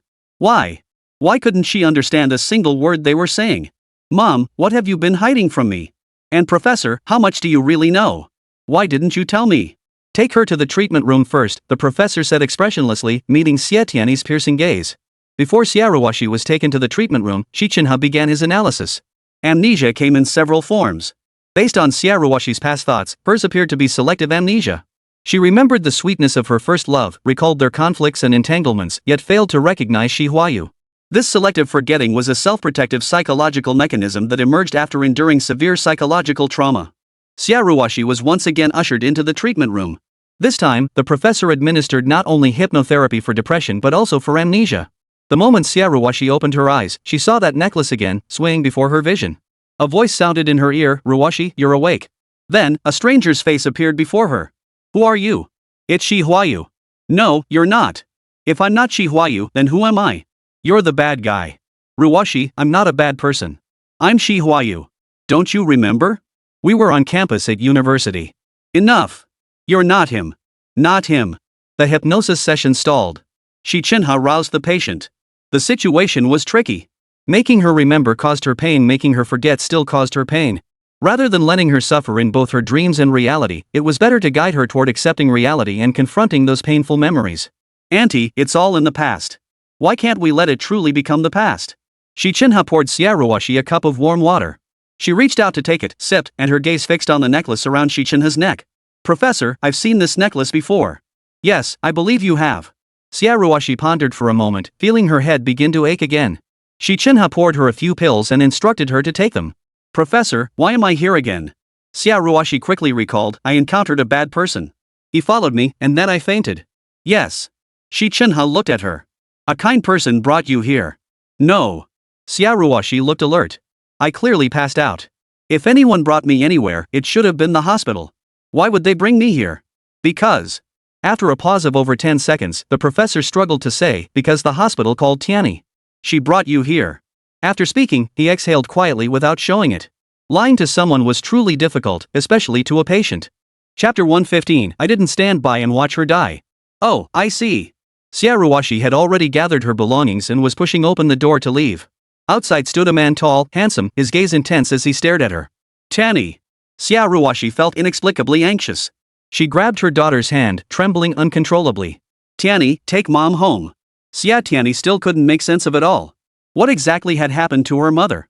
Why was Uncle Xi bringing her back? The way Uncle Xi looked at her mother was so peculiar. Could it be? Tianyi, I don't want to see that man. Let's hurry back. Ruwashi urged again. Sensing her mother's aversion to Huayu, Xie Tianyi readily agreed. She helped her mother away. After taking just a few steps, Huayu caught up. He looked at Ruwashi, then at Xie Tianyi, about to speak when his son came running toward him. Dad! He stopped him. I need to talk to you. Without waiting for a response, he turned to his assistant and commanded, take her home. Hurry! Ruwashi urged, tightening her grip on her daughter's hand. Xie Tianyi swiftly led her mother away. The professor's office. Huayu and his son sat facing each other across the desk. This was the first time father and son had sat down to talk calmly and peacefully like this. After a long silence, Huayu broke the quiet first. Why did you stop me? Xi Chenhe didn't answer him, instead speaking about Ruwashi's condition. She forgot her pain, but remembering it brought her even more suffering. Because of you, she endured decades of agony. So remembering is better than forgetting. But Dad has suffered for decades too. Huayu was heartbroken. He had searched for her for decades, finally finding her only to discover she had forgotten him. What about me? Xi Chenhe slowly clenched his fists. Though his voice sounded calm, it was the result of deliberate restraint. Hearing this, Huayu abruptly turned to look at Xi Chenhe. Their eyes locked, and he saw only the icy coldness in his son's gaze. After a long moment, he lowered his head and whispered, Chenhe, I'm sorry. What about her? She was so innocent she couldn't be dragged into this. You mean? Dad. Xi Chenhe looked at his father earnestly, his tone sincere. Dad, I love her. So, let him bear it all silently. If she didn't know, she wouldn't have to carry the burden. Xi Chenhe didn't continue the conversation with Huayu. He gathered his briefcase and strode out of the office. Behind him came his father's calls of Chenhe. Chenhe. But from start to finish, he never once looked back. On the way home with her mother, Xie Tianyi remained silent. The elevator doors opened. Xie Tianyi and her mother walked side by side until they reached Shu Qifan's doorstep, where she suddenly stopped. Qifan hasn't been home these past few days. Xia Ruoshi sighed. That boy once took such good care of me. Ah. Hearing this, Xie Tianyi's heart sank. Shu Qifan, I'm sorry. Mom, I'll find time to meet with Chen Hong and ask her about it, Xie Tianyi offered reassuringly. She had thought Xie Ruoshi would let the matter drop, but unexpectedly, hearing her daughter mention Chen Hong only made her feel heavier. Returning home, Xie Ruoshi pulled her daughter's hand and sat down on the sofa. Tianyi, Qifan is a good boy. You'd be better off choosing him over the professor. The professor's thoughts are heavy and a bit hard to read. He might make a great lover, but he's not quite suited to be a lifelong partner. Marriage is a lifetime commitment. Mom just wants you to be happy. Don't you like the professor? Xie Tianyi asked. Not at all. Xie Ruoshi was grateful to the professor and didn't oppose her daughter dating him. Yet when she weighed the two men, she ultimately sided with Shu Qifan. So, Mom, do you trust your daughter's choice more, or do you trust your own choice more? What good would my choice do? Forced relationships never work out. Xie Ruoshi trailed off, deciding to let it go. Never mind. Let's not talk about this. I'm hungry. Just then, a knock sounded at the door. Xie Tianyi walked over to open the door and saw the professor standing there. He held a shopping bag filled with ingredients. The professor cooked dinner 5 dishes and a soup, a perfect blend of meat and vegetables, absolutely delicious. Xie Ruoshi took the dog out for a walk, while Xie Tianyi was led by the professor to the open-air terrace of a building. The night breeze was cool and refreshing. Standing side by side, she and Xie basked in the chill air, feeling utterly content. You know what? Xi Chenhe broke the silence. I didn't stand by and watch someone die. Xie Tianyi didn't immediately grasp the professor's meaning. That day, I encountered your mother. She fainted in my car and I had no idea. Then where were you at the time? Xie Tianyi looked at him and asked. Xi Chenhe averted his gaze and lifted his eyes to the star-studded night sky. Facing the girl he loved, should he be honest with her or conceal his condition?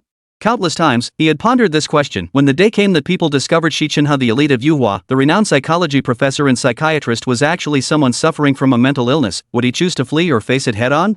Countless brilliant stars streaked across the sky like silver lightning, and Xi Chenhe instinctively closed his eyes. The girl beside him, however, was filled with excitement. Look, a shooting star.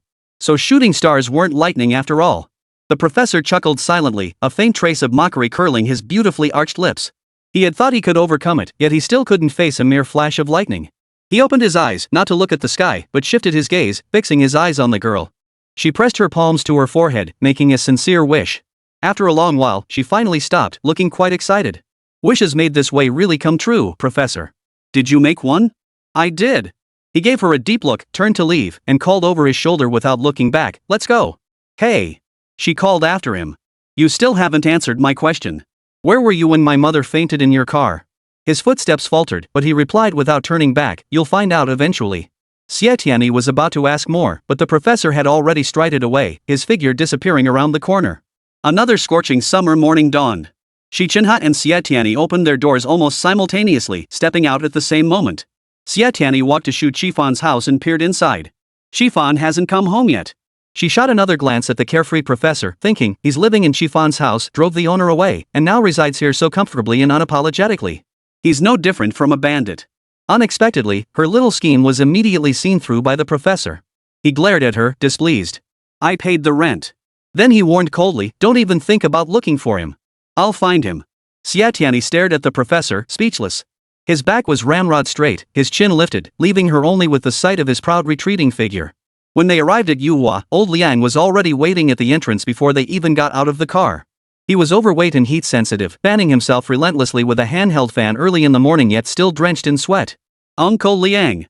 She and Xie jumped out of the car and walked toward him. As they approached, Xie Tianyi reminded him, Uncle Liang, you look a bit overheated. Would you like me to introduce you to an experienced traditional Chinese medicine doctor? You bet. The office has been swamped lately. Old Liang's eyes were bloodshot, clearly revealing several sleepless nights. You two have some free time these days, right? Old Liang said. I'm here to draft some reinforcements. Chapter 116, she's flying solo now. There's a woman in labor whose life is a complete mess. I need to step in, Xie Tianyi explained. That's nothing, old Liang waved his hand dismissively. Go to my station and you'll see what real trouble looks like. This is just small fry. No sooner had he finished speaking than Bastian strode over, briefcase in hand, bellowing from a distance, Old Liang, poaching my people again? Old Liang bellowed back, cut the crap. You promised, how can you go back on your word? He glanced at his watch, frowned, and urged, hurry up, hurry up. Just as Xie Tianyi was about to say, I need to look after Wan Mifei, Bastian bellowed, make sure she gets back early. Then, she and the professor were escorted by Old Liang into the police car. Xie Tianyi felt a bit nervous. She knew that patients who proactively sought out psychologists were usually those with mild psychological issues. But once they were at the police station, it was psychological crime. Professor, I'm still not very familiar with psychological crimes. This is a good opportunity for practice, the professor said coldly. Xie Tianyi swallowed the rest of her words. This was the second time she and Xie had come to the police station. Old Liang led them straight to the holding cell. A young man in his 20s lit up at the sight of Old Liang. Chief Liang, please let me go. I swear I didn't do anything wrong. Shut up. Old Liang barked, and the man obediently shut his mouth. Old Liang introduced, this is Li Ergu, 27 years old. Someone reported him for rape. We have witnesses, not just one, but several, all virgins. After receiving the report, Old Liang immediately brought Li Ergu to the station. The police were investigating, but if they couldn't secure evidence within 24 hours, they'd have to release him. Uncle Liang, why don't we meet with the victims first? Xie Tianyi suggested. Xi Chenhe glanced at her, his expression approving. Alright, I'll have them wait here at the station. Old Liang led them to another office. Several girls sat in chairs, heads bowed, silent. This is Yuhua, the psychologist. You can talk to them, Old Liang introduced. Hearing this, one girl glanced up at them before quickly lowering her head again. The other two seemed not to hear, keeping their heads bowed the entire time. Xie Tianyi didn't miss the fleeting panic in the eyes of the girl who had looked up. The other two girls sat blankly. One had her hands folded together, propping up her forehead, while the other sat rigidly, maintaining a single posture as if carved from wood. Xi Chenhe's tone turned stern. I'd like to speak with them privately. No need. Xie Tianyi turned to Old Liang and asked, have you taken their statements? Old Liang immediately ordered someone to fetch the statements. Xie Tianyi sat in Old Liang's office, carefully reviewing the records. Li Ergu didn't rape anyone. Xie Tianyi declared. Those three girls are lying. Xie Tianyi, Uncle Liang didn't call us here to help him solve the case, Xi Chenhe reminded her coldly. Yes, I know. Xie Tianyi asked Old Liang, have you conducted the routine interrogations? Old Liang said they were about to begin. Xie Tianyi requested to observe. After questioning Li Ergu for a long time, he insisted he didn't know those girls. The officers sent by Old Liang to investigate returned quickly. They found that Li Ergu wasn't a bad person. Rape? That's impossible. He's a pretty honest young man, a really good guy. That was how the neighbors described Li Ergu. I believe him. Xie Tianyi said, I want to talk to Hua. Xi Chenhe remained silent, watching her intently. This girl was increasingly impressing him. He'd expected her to be flustered after arriving here, but he hadn't anticipated she could handle things so independently. Hua was the girl who had glanced up at them earlier. Her file was quickly delivered to Xie Tianyi. She flipped through a few pages and, through Hua's own account, discovered that all the incidents had occurred near the swimming pool. She loved swimming. Xie Tianyi arranged for their meeting to take place in a garden within the police station compound. She sat patiently on the stone bench, occasionally glancing at her wristwatch. Hua didn't seem eager to chat with her, and it took her a long while before she finally strolled over. As she walked, her head hung low. Her hands, resting at the seam of her pants, fidgeted, first tugging at her hem, then lightly brushing her hair, revealing her unease. Xie Tianyi stood up and invited her to sit at the stone round table. Sister Xie Tianyi smiled gently. Relax. This is just a conversation, not an interrogation. You haven't broken any laws. You are a protected victim. Hearing this, Hua glanced up at her before quickly lowering her eyelids again. Through observation, Xie Tianyi realized Hua wasn't inherently an introverted or shy woman. Her current demeanor must stem from the rape incident. A girl who'd been raped might feel like the sky had fallen, like the world had ended, losing the will to live and locking herself indoors day after day. Hua and the other two girls had chosen to report it a courageous act, yet deep down, she still felt profoundly inferior. Yes, any girl who endured such an ordeal would feel too ashamed to face others. This is a perfectly normal psychological reaction. Hua's sudden change in personality, always keeping her head down, must stem from her low self-esteem. She feels utterly unworthy after what happened to her. This change in her was also a natural transformation. Your courage is admirable. Xie Tianyi praised her. Then, shifting the subject, she asked, do you like swimming? Hua glanced up at her.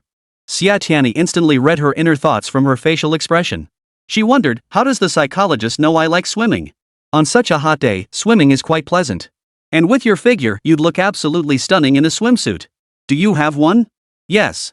There must be many people in the pool, adults and children, men and women, young and old. By the way, can you dive or swim on your back? Yes, I can stay underwater for a long time. What did you see? I see. At that moment, Hitsuewa suddenly covered her cheeks with her hands. Even so, Xie Tianyi could tell from her bright red ears that she was deeply embarrassed. So, she must have witnessed something unspeakable beneath the pool. Xie Tianyi began attempting to hypnotize Hitsuewa. Sister, staying in the pool feels wonderful. It's safer than anywhere else. Shall we go to that safe place now? Xie Tianyi began guiding Hitsuewa underwater. As she opened that door of unconsciousness, she and her patient entered an unknown realm. The water is clear. I've adjusted my breathing and am about to settle down. Sister, where are you? I'm still swimming. Why? Weren't you planning to dive and sit at the bottom of the pool? Because I feel discomfort in my legs. I want to give up this dive. Then what did you see? Hitsuewa began shaking her head violently. Her face flushed bright red with embarrassment as she tightly closed her eyes, her head twisting first this way, then that.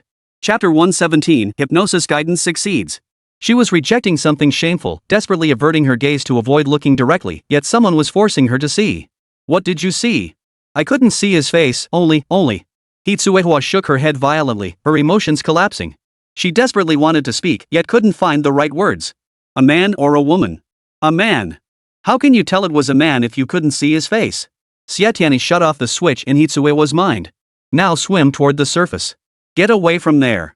Leave. Yes, I'm leaving. Hitsuewa's breathing gradually became steady, and her expression slowly calmed. Yes, you're leaving. You're calm now, and rational. You're right to call the police, because you can't bear being harassed, and because you still need to go swimming there. Swimming makes you happy. Yes. You did well. You're a good girl. Bad people deserve punishment. But so far, the police haven't found any evidence to prove Li Ergu committed rape. Xie Tianyi glanced at her wristwatch. It's been nearly 24 hours now. Li Ergu will be released soon. Seeing Hitsuewa's hand, she unconsciously clenched the hem of her shirt. What are you thinking? Xie Tianyi asked tentatively, or perhaps you hate him and want him punished, but he hasn't actually committed a crime? At this, Hitsuewa shot Xie Tianyi a quick glance. It doesn't matter. The net of heaven is wide but never misses. Even if Li Ergu walks free this time, if he doesn't change his ways, he'll end up back here sooner or later. Xie Tianyi voiced her concern, but this time he got off by luck. Next time, he might become even more ruthless. No, we can't let him go. Hitsuewa suddenly grabbed Xie Tianyi's arm, her eyes pleading. Have you seen the news lately? Xie Tianyi asked. Hitsuewa shook her head. The news said a pervert snuck into the swimming pool and assaulted women in the water. She paused, noticing Hitsuewa's fists clenched tightly, her eyes blazing with fury. Exhibitionists are worse than rapists. So when you encountered Li Ergu at the pool, you were furious and wanted him punished, so you accused him of rape? What's the difference between that and rape? She was filled with righteous indignation. He's truly despicable, doing such a vile thing in the pool. At this point, the truth behind the Li Ergu rape scandal had fully surfaced. See? Thank goodness for you guys. Otherwise, this would have been a real mess. Old Liang waved his hand generously. Come on. Let's go grab you guys a meal. Xie Tianyi held her phone awkwardly. Uncle Liang, I might not be able to stay for dinner. Ruan Nifei has been calling me repeatedly. I have no idea what's going on. Then who's handling Li Ergu? Old Liang bellowed. We've got several other tricky cases that need your help. Xie Tianyi glanced at Xi Chenhe and smiled. With the professor staying behind, what else could you possibly worry about, Uncle Liang? You're my assistant, Xi Chenhe corrected sternly. Can't I work solo? Xie Tianyi flashed a mischievous grin. Like that'll happen. With that, she waved at old Liang and the professor and strode off without looking back, calling over her shoulder, I'm outta here. Behind her, the professor sighed with a mix of resignation and affection. She's grown her wings now. Old Liang sighed with boundless regret. She's such a promising young talent. He desperately wanted to send Xie Tianyi to the Provincial Public Security University to contribute to nurturing talent for the nation. The professor smiled faintly, mimicking Boss Chen's tone. Old Liang, you're poaching my talent again. Ruan Mifei paced restlessly by her front door, her figure appearing hollow and lost, as if she'd been stripped of her very soul. Sis Mifei, what's wrong? Xie Tianyi called out. Ruan Mifei turned her head blankly. Spotting Tianyi, she dashed over, grabbed her hand, and cried, Dr. Xie, they're taking the baby away. Calm down. Xie Tianyi guided her to a bench in the neighborhood garden and sat her down, asking patiently. Ruan Mifei's in-laws, having heard from someone that having both a son and a daughter completes the character for good fortune, yet disliking Mifei herself, had discussed it back and forth. They decided to take Mifei's daughter away under the pretext of caring for their granddaughter. Mi-Fei vehemently refused, but her husband secretly carried their daughter away while she slept. With no one else to turn to, she had no choice but to call Tianyi. Mi-Fei, how did you know her father took your daughter? Tianyi asked. I called him, and he admitted it. Mi-Fei gripped Tianyi's hand tightly, asking repeatedly, what should I do? What should I do, doctor? Calm down. Xie Tianyi asked for her consent. Can you come with me to Yuhua's treatment room to talk? No, I can't. I have to find my daughter. She's so young and doesn't drink formula. She'll starve to death. She won't. Even a tiger doesn't eat its own cubs. How could a child starve to death with her father? Rest assured, she'll be fine. Xie Tianyi stopped trying to persuade her, realizing it was futile. Mi-Fei was completely focused on the child. Anything she said was meaningless. Someone can help you, Xie Tianyi reminded her. It's just a matter of whether you're willing. Who? Your parents. She looked at her with sincere eyes. When young, one doesn't understand a parent's heart. Only after raising children does one grasp a parent's love. Sister Mi-Fei, don't you still wonder why uncle and aunt refuse to forgive you? Mi-Fei shed a string of tears. It's my fault. They're not to blame. Why did it take you this long to realize? Xie Tianyi thought to herself, quietly dialing a number. Yes, I regret not listening to them back then. I'm sorry for letting them down. But Mi-Fei, your aunt and uncle would surely say the person you've wronged most is yourself. Mi-Fei was sobbing uncontrollably. Xie Tianyi remained silent, simply staying by her side. Seeing her cry twisted Xie Tianyi's heart into a knot. The mental health patients she'd encountered would weep under a therapist's hypnosis, but Mi-Fei was different. She wasn't mentally ill, but she needed a friend. The boss had mentioned that she herself had called requesting psychological counseling. No matter how much she might have done wrong, in that moment when she cried, it was her husband's fault and everyone else's. Tianyi hadn't told Mi-Fei that her parents were already on their way. Mi-Fei's parents lived in the same city as her. Due to their daughter's stubbornness, they had always avoided contact. The number Xie Tianyi had just dialed was her father's. After Tianyi hung up, Mi-Fei's father texted that he and her mother were on their way. Shall we sit down at the cafe up ahead? Sweat poured down Mi-Fei's forehead, soaking her clothes in no time. Let's go.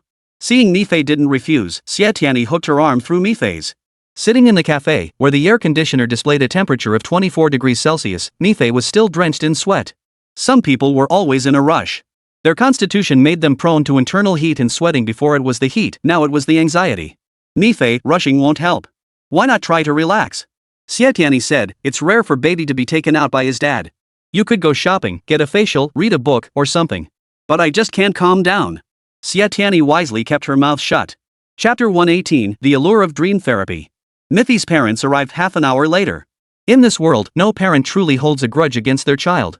Upon seeing their daughter, they were all utterly shocked. Mi-Fei's mother's eyes instantly reddened. She hurried to her daughter, took her hand, and cried, "My dear, how did you survive?" Mother and daughter embraced and wept bitterly. Mi-Fei's father stared at his daughter in disbelief.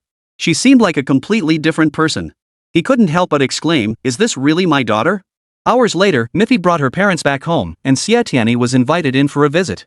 Mi-Fei's mother stood at the doorway, hesitating to enter. Mi-Fei's father sighed regretfully, "I failed to raise her properly."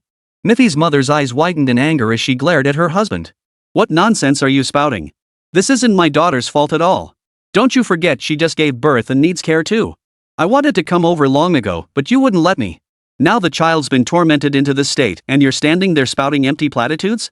Get out of here, you stinking old man. You're worse than a stranger." Mi-Fei's father said nothing more. He was diligent, though.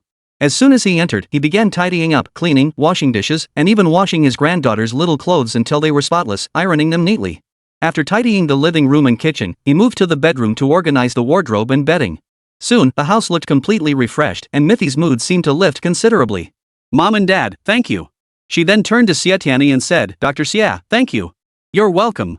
Xie Tianyi pulled out a business card and handed it to her. "If you really want to thank me, why not make time to visit Yuhua? I'll give you a hypnosis session." Her suggestion immediately received the full support of Mi-Fei's parents. Yes. Mi-Fei, you should listen to Dr. Xie. No matter what difficulties one faces, the most important thing is your mindset. With the right mindset, even the greatest challenges become manageable. Mi-Fei's mother shot her husband a look. Now that sounds like something a father should say. Seeing her daughter staring blankly at the baby's tiny clothes and hat, her mother's heart ached. She immediately pledged, "Mi-Fei, don't worry. Your father and I will do whatever it takes to get your child back. Even if it means going to court, we won't let you and my granddaughter suffer with him." Mi-Fei's father interjected, "You're acting on your own again. Court? Did you even ask your daughter? The one who tied the knot must untie it." What good does venting do? He turned to Mifei. Mifei, happiness is in your own hands. You chose this path. Even if you regret it deeply, you must grit your teeth and persevere. Mifei was sweating profusely, her clothes soaked through. Her mother wept with heartache. Mifei, this is postpartum illness. How could you be so careless with yourself? Who's taking care of her during her confinement? How could she take care of herself? Though her body comes from us, she's grown up now. She spread her wings and must choose her own path. What can we do? Hey, stop crying. It's just upsetting. Now that our daughter's in this state, think about it. Where can we find a traditional Chinese doctor to help her recover? Xie Tianyi interjected at the right moment. I think traditional Chinese medicine treatment is essential, but so is shifting her mindset. On that point, Dr. Xie and I are in agreement. So here's what we'll do. Mifei, Mom and I will visit your in-laws, while you and the psychologist proceed with therapy. Mifei hesitated, insisting on accompanying them. Xie Tianyi tried to persuade her, let your uncle and aunt go. Your presence might escalate the conflict. Mifei remained stubborn. Her mother took her hand earnestly and said, Child, are you still going to be so stubborn? Her father continued, everyone might take a detour in life. Child, if you've suffered so much yet still refuse to change, how will you make your baby happy? You gave her life, but if you can't give her happiness, what right do you have to care for her? She's growing up day by day and will gradually become more perceptive. If you remain this way, might she come to despise you, and what about the people around her? Won't they look at her through tinted glasses? These are all problems you'll have to face. If you keep going down this path, how will you protect your child? Your mother and I accepted you because you are our daughter, but that doesn't mean we condone your behavior. He trailed off, turning to Xie Tianyi. Dr. Xie, please. Ruan Mifei was finally led into the Yuhua treatment room by Xie Tianyi. Tianyi poured Mifei a large cup of warm water. The cup was a new one her parents had bought for her, infused with health-boosting herbs like goji berries, chrysanthemum, and honey. After gulping down most of it, she leaned back in the chair, visibly relaxed. Doctor, I've never felt this at ease before. Her eyes darted around the room. The pale yellow curtains, the flowers on the table, and this comfortable chair, it all feels so soothing and warm. I haven't felt this good in a very long time, you know? Ever since I walked into that house, I haven't had a single night of good sleep. Insomnia. I've been suffering from it constantly. The forgetfulness I showed today is mostly due to overwhelming stress and severe insomnia. Then you should lie down and get some rest. Xie Tianyi guided her. Come, lie down. Breathe deeply. 1, 2, 1, 2. She guided Mifei to a massage chair, activated the machine for her, and before she closed her eyes, asked, looking at your resume, I see you have diverse interests. You've shown remarkable talent in painting, flower arrangement, and literature. Why don't you make a living from painting? Yes, I haven't made a living from painting. Painting cultivates the soul, and literature refines the spirit. Mifei, you're so talented, you must have many wonderful experiences with painting. Care to share some? The floodgates opened, and Mifei began to recount her story. Once, she was exceptionally talented. In college, she won first prize in a national painting competition. Equally noteworthy was that she was admitted to a prestigious university after scoring a perfect mark on her college entrance exam essay. After graduation, she faced the daunting challenge of finding employment. Job searches repeatedly ended in failure until she met her current husband, and her fate began to shift. At the right time, she met the wrong person. Success requires the right timing, circumstances, and people, but failure and a twist of fate can be caused by just one person. Mifei's husband was the owner of a small company at the time. She encountered him while job hunting, and he hired her as his secretary, a decision that rewrote her destiny. Xie Tianyi, guided by Mifei's subconscious desires, led her into a dreamscape. This time, she wanted to try dream therapy. Ruan Mifei saw a college student standing on stage, holding a trophy. She was so proud, beautiful, and happy. Drawing brought her joy. She began trying her hand at sketching portraits and proved remarkably talented, garnering enthusiastic admiration. She then experimented with comics, which added immense delight to her life. Opening the first page, she saw a pregnant woman with her baby sleeping inside her belly. Page 2 showed the baby born, cradled in her arms. Page 3, page 4. Each page depicted her moments with the baby, so beautiful and full of anticipation. Chapter 119, a flood of words can drown a man. She suddenly woke up. Oh, doctor. She was bursting with energy and enthusiasm. I want to draw. Draw myself and my daughter.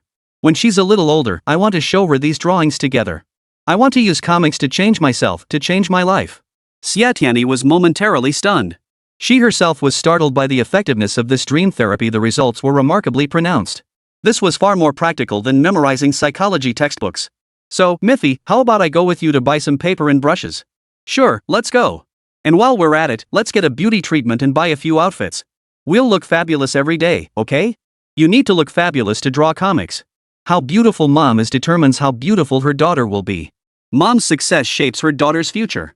For the happiness of the next generation, Sister Mifei, just buy it.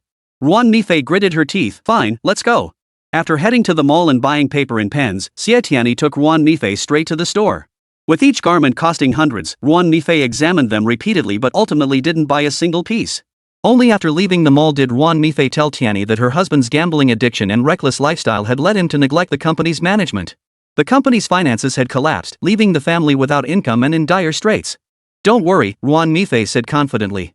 I'll find a job and work while drawing comics. Just then, two women approached. As they drew nearer, they kept staring at Ruan Mifei. Feeling their gaze, Ruan Mifei turned to look and froze. She tried to look away, but it was too late. One woman pointed at Mifei and asked, "Isn't this Secretary Ruan?" The other woman sneered, "Oh, the mistress. How did she end up looking like this? Mistresses never end well. She's getting her just desserts. Serves her right. Hey, what are you glaring at? Did I say something wrong? Mistresses have no shame." One woman pointed at Ruan Mifei and said to Xie Tianyi, "Don't you know? She's the mistress. If you befriend a mistress, what makes you any different from her?" This was the second time she faced such accusations. The first time, Ouyang Nailan had accused her in the same way. Xie Tianyi looked at Ruan Mifei, subconsciously hoping she would argue back. But instead, she chose to endure in silence. She turned and walked away. From her back, you could tell she was trembling with anger, yet she said nothing.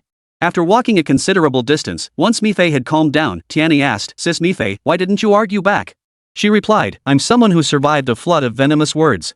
Then what reason do you have left not to change, not to be strong? Yes, you're right. When Xie Tianyi bid farewell to Ruan Mifei, all the unpleasantness had already faded from her mind. She invited Tianyi to dinner at her home, mentioning that her parents had texted her husband had agreed to bring the baby home. She politely declined Mifei's invitation because the professor kept calling and texting her.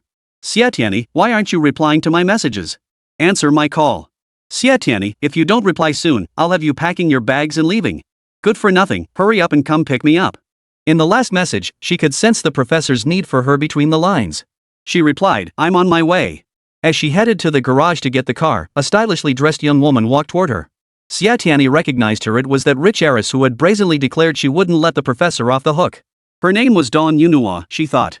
Dong Yunhua was heading straight for Xie Tianyi. "Hey, you." Her tone was haughty as she called out to Tianyi, circling around her and scrutinizing her from head to toe. "Nothing special about you. Not even good looking. Your fashion sense is terrible. Chenhe's taste is really awful." Dong Yunhua curled her lips in disdain, her tone dripping with contempt. "Little sister, you don't know the whole story. Your brother Chenhe may lack other talents, but his eye for people is uniquely sharp and discerning. I'm actually going to pick him up now. Want to come along?" Xie Tianyi had already seen through this girl's intentions. She was here to provoke, wasn't she? Tianyi refused to be provoked. "In that beat-up car of yours?" Dong Yunhua waved her car keys around, flaunting them. "A junk car is still a car." Xie Tianyi walked straight toward the professor's white Toyota. Dong Yunhua's blood boiled at the sight. "What the hell? How dare you drive my brother Chenhe's car?" Xie Tianyi ignored her, jumped in, and started the engine. At the last second before the car pulled away, Dong Yunhua yanked open the door and hopped in. "My brother Chenhe wouldn't like you. You're not good enough for him. Only I am worthy of him." Dong Yunhua tapped the window dismissively. "What a piece of junk. His parents won't accept you. Uncle and auntie adore me. My parents do business with auntie, and my marriage to Chenhe would greatly benefit her business. She'll never agree to you two being together. When you see Chenhe, just leave. Don't be a third wheel. Chenhe and I have a lot to talk about." "Hey, why aren't you saying anything? Feeling hurt? Better to cut your losses now than suffer longer. Letting go sooner is for your own good. Don't wait until you're covered in wounds to realize it's too late for regrets." The entire journey was dominated by Dong Yunhua's monologue. Xie Tianyi didn't utter a single word. When they arrived at the police station, Xi Chenhe was indeed pacing back and forth at the entrance. Seeing the professor so anxious for the first time, Xie Tianyi had no idea what had happened. "How is it?"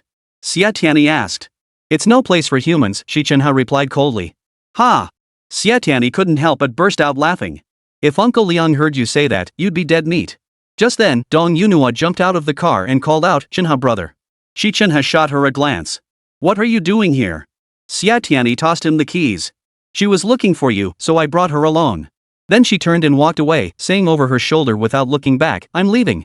Xi Chenhe tried to call after her, but Dong Yunhua clung to him persistently. "Chenhe, do you still owe me an apology?" "No." Xi Chenhe grabbed his phone to call a designated driver, not sparing Dong Yunhua a single glance. Chenhe Dong Yuno began pouting. Why did you bring that guy to pretend to be your girlfriend last time? My orientation is problematic, Xi Chenhe stated bluntly. Then why is it okay now? Didn't you know I've seen a lot of psychologists? Xi Chenhe kept a grim expression throughout, his fingers flying over his phone as he typed messages to Xie Tianyi. After a pause, he added, don't be fooled by how normal I seem now. Who knows when it might flare up again. Anger surged through Dong Yunua's chest. It was rush hour. Wenming's fondly was hiding outside Lei Yukuan's door, observing. Jilu, male, 38 years old, a laborer and Lei Yukuan's neighbor. Wenming's glanced at his watch. Jilu should be finishing work and heading home around this time. Lei Yukuan had mentioned Jilu before. Not a native of Chuanzhong City, he was a migrant worker separated from his wife. He rented the apartment, and since the two households lived close by, the men had gradually become good friends, often enjoying chess games and skewered meat together in their spare time. 5, 4, 3, 2, 1. When Mingzhong silently counted down. With just 1 minute left, Jilu appeared in his and Fan Li's line of sight. Right on time. When Mingzhong remarked with a cold expression. Chapter 120. Putting him under hypnosis was no easy feat. The two hid in a corner, observing discreetly. After Jilu entered the room, he never came out again. What do you think a single guy is doing, locking himself in his room like that? Family asked in a hushed voice. They were standing so close that she could smell the laundry detergent on Wen Mingzhong's clothes and the shampoo in his hair. It inexplicably reminded her of that drunken one-night stand. Her face flushed bright red, and she deliberately kept her distance from Wen Mingzhong. Wenming shot her a sidelong glance, a barely perceptible smile playing at the corners of his lips. Wenming's decided to stake out Lei Yukuan's doorstep for the night. What? Family couldn't help but exclaim loudly, I'm hungry. Before she could finish, Wen Mingzhong covered her mouth. Just then, the door to Lei Yukuan's house opened. A beautiful woman peered out, glancing several times toward the corner. Seeing nothing unusual, she closed the door again. Only then did Wenming's and Fan Li cautiously peek out. The moment they did, they saw the door next door open immediately afterward. Fearing discovery, they quickly ducked back inside. When they peered again, the door was tightly shut and not a single figure was in sight. Dinner time arrived and Xie Tianyi and Fan Li sat at the community entrance eating skewered meat. Lei Yukuan and Jilu lived inside the complex. Hey, Dr. Wen, are you out of your mind? Fan Li couldn't help complaining.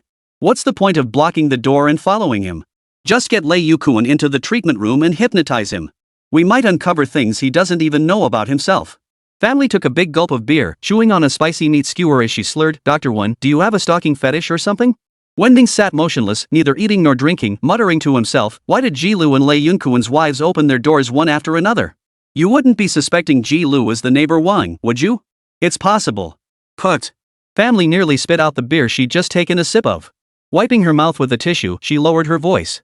If that's the case, this is going to be a huge mess. Why don't we bring Lei Yukuan to the treatment room and hypnotize him? When Mingzhong ignored her, glancing at his wristwatch and asking, what time does Lei Yukuan get off work?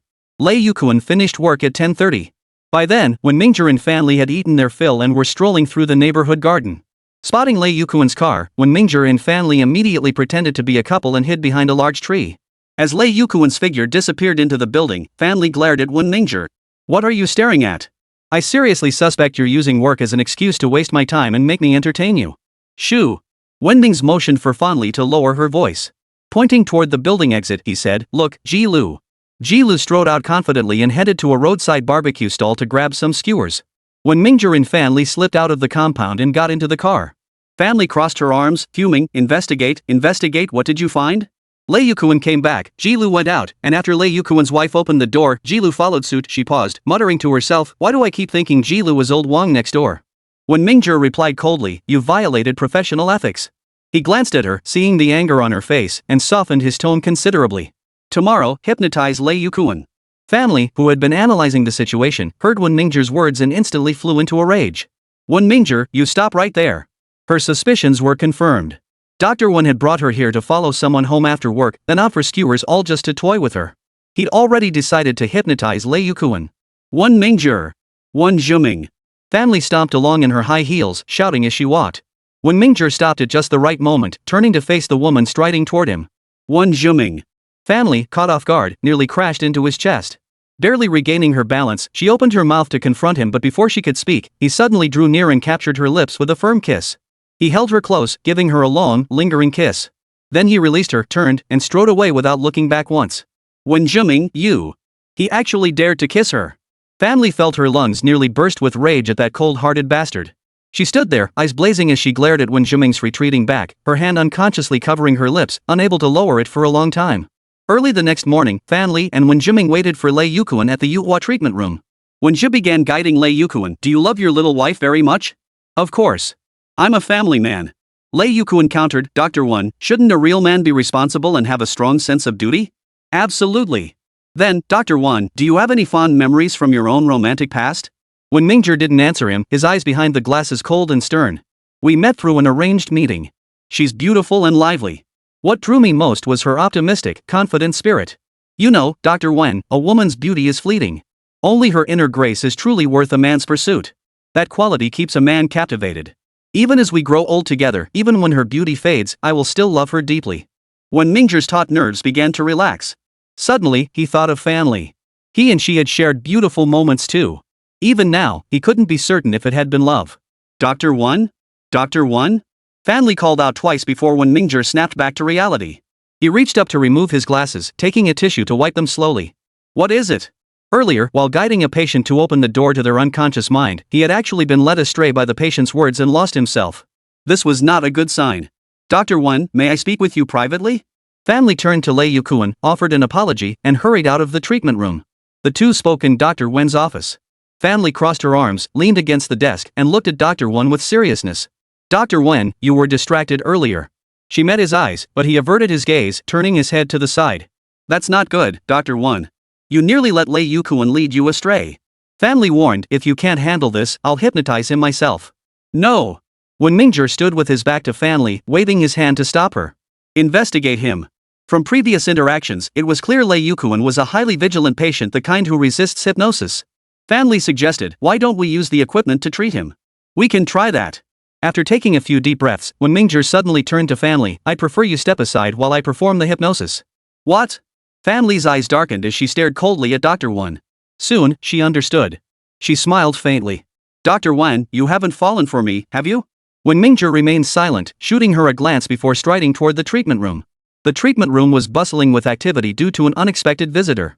The veteran who left a deep impression on Fan Li and Wen Mingzhong was Xie Daju, a man with a distinctive personality. According to the boss, he had disclosed Xie Daju's situation to the media. The relevant authorities quickly took notice and secured his pension insurance within a week. Chapter 121, The Scout's Piercing Gaze. Xie Daju quickly became well-liked throughout Yuhua, often dropping by for a visit when he had free time. When he wasn't drinking, he was in high spirits, cheerfully walking around with his hands behind his back. He'd look here, give a thumbs up, and say, good. Then he'd look there, offering some sound advice. Anyone unaware might think he was some city official. When Mingzhong and Fan Li entered the treatment room, where he had already become close with Lei Yukuan. You're something else, kid. Never would have guessed you're the captain of this city security company. Impressive. Xie Daju chuckled, extending his fist to give Lei Yukuan a friendly punch on the shoulder. You're something else. Fan Li and Wen Zhifan were taken aback. Liu Yunkuan's profession was actually the captain of a security company? Fan Li felt a pang of regret. What had gotten into him lately? How could he have been so careless as to overlook investigating Lei Yukuan's occupation? He had assumed patients like Lei Yukuan were mild cases, but carelessness and assumptions were the greatest taboos for a psychologist. These days, with the boss holding fewer meetings, his shortcomings became glaringly obvious. It seemed he'd grown accustomed to enduring the boss's bellowing during those meetings. Liu Yunkuan felt a rush of pride at Xie Daju's praise and boasted, that's nothing. I was a real force back in the army. The military? Xie Daju perked up, as if he'd found a kindred spirit. You served in the military? Which unit? Fan Li chimed in at the perfect moment. Uncle Daju was a veteran. He was a scout in the army. Liu Yunkuan, hearing this, also found a kindred spirit and began reminiscing with Xie Daju about the good old days in the army. You two chat. Fan Li politely brewed a pot of tea for them before nudging Wen Mingzhong away. Dr. Wen, didn't you still need to compile the data? When Mingzhong snapped to attention, right. He then turned to Xie Daju, you two chat. The two walked into the office one after the other. Only after closing the door did Fan Li reveal her purpose. Xie Daju and Lei Yukuan shared common ground.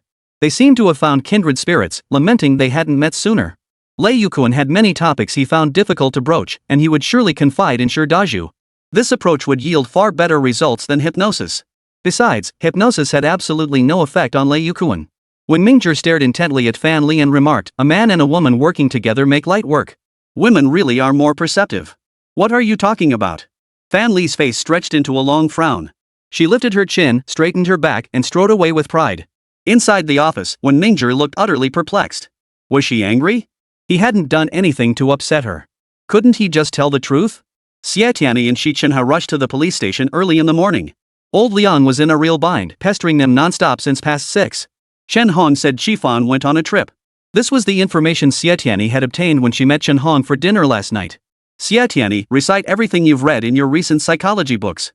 Xi Chenhe growled, frowning. He couldn't let this useless girl idle.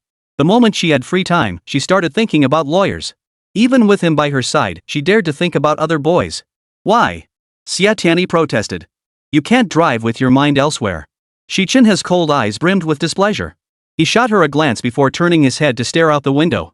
Xie Tianyi pondered for a moment before finally understanding why the professor had assigned her to memorize the text. So, how did your date with Miss Dong go last night? She shot the professor a sidelong glance, asking deliberately. The professor ignored her. As he got out of the car, he suddenly remarked, "That's a strong whiff of jealousy." If he'd said it with a smile, it wouldn't have seemed out of place. But delivered with a cold expression and icy tone, it took on a strange, unsettling quality. Just as Xie Tianyi was about to retort, old Liang strode out of the police station, beckoning them like he was drafting conscripts. Quick, quick, come with me. It turned out the police station had received a case early that morning. A man caught groping someone had been brought in. And that was just the tip of the iceberg. Old Liang led Xi and Xia along slowly, pointing at one man as they walked. His wife brought him in. She accused him of sexual abuse. And her? Her husband called the police, claiming she constantly craved being abused. It drove him crazy, so he had no choice but to report her. Xi Chenhe summarized exhibitionism, frauderism, masochism, sadism. And one more, old Liang said gravely, pointing to a man in the isolation cell. His voice was filled with horror. That man actually raped a corpse. Hearing this, Xie Tianyi couldn't help but rush to a nearby trash can and began vomiting. Old Liang walked over, poured a cup of warm water, and handed it to Xie Tianyi. Dr. Xie, you're not the first to vomit. Several female colleagues in our station have reacted the same way during routine questioning and note-taking. Xie Tianyi rinsed her mouth with the warm water and took a long time to recover. Clutching her chest, she asked with difficulty, Uncle Liang, why wasn't this case transferred to the Municipal Public Security Bureau? 2 officers from the bureau are over there. Xi Chenhe and Xie Tianyi soon met with the municipal police officers.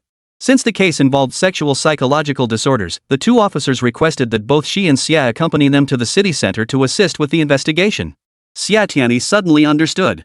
She looked at old Liang. Uncle Liang, you've led us into a trap. Old Liang's eyes flashed with determination. I had no choice. The Municipal Public Security Bureau is understaffed. I had to resort to this measure to lend a hand to my old colleagues. Lei Yukuan and Shi Dazhu spent the entire morning in the therapy room. As noon approached, they emerged one after the other. Hey Lei, if you've got issues, just talk to the psychologist. Uncle Dazhu's bluntness left Lei Yukuan feeling awkward. Uncle, could you spare me a little dignity? What's a little face worth? Your health is what truly matters. Uncle, I didn't tell you anything. How did you know? Shi Dazhu's eyes widened. A scout's eyes are sharp as a hawk's. Fan Li walked over at just the right moment and asked deliberately, what are you guys talking about? Shi Dazhu shot Lei Yukuan a glance and replied earnestly, for the sake of our friendship, I know nothing. Lei Yukuan was equally straightforward, since Uncle values our friendship so much, it's fine if you tell me. The moment the 2 left Yuhua, Wen Mingzhong and Fan Li immediately went to prepare things for Shi Dazhu's home. Wen Mingzhong brought 2 bottles of red wine, while Fan Li bought some fruits and snacks. Shi Dazhu rented a flat in an old residential building. When Wen Mingzhong and Fan Li knocked on his door, he looked at them with surprise. I didn't expect it to be you 2. Come on in, come on in.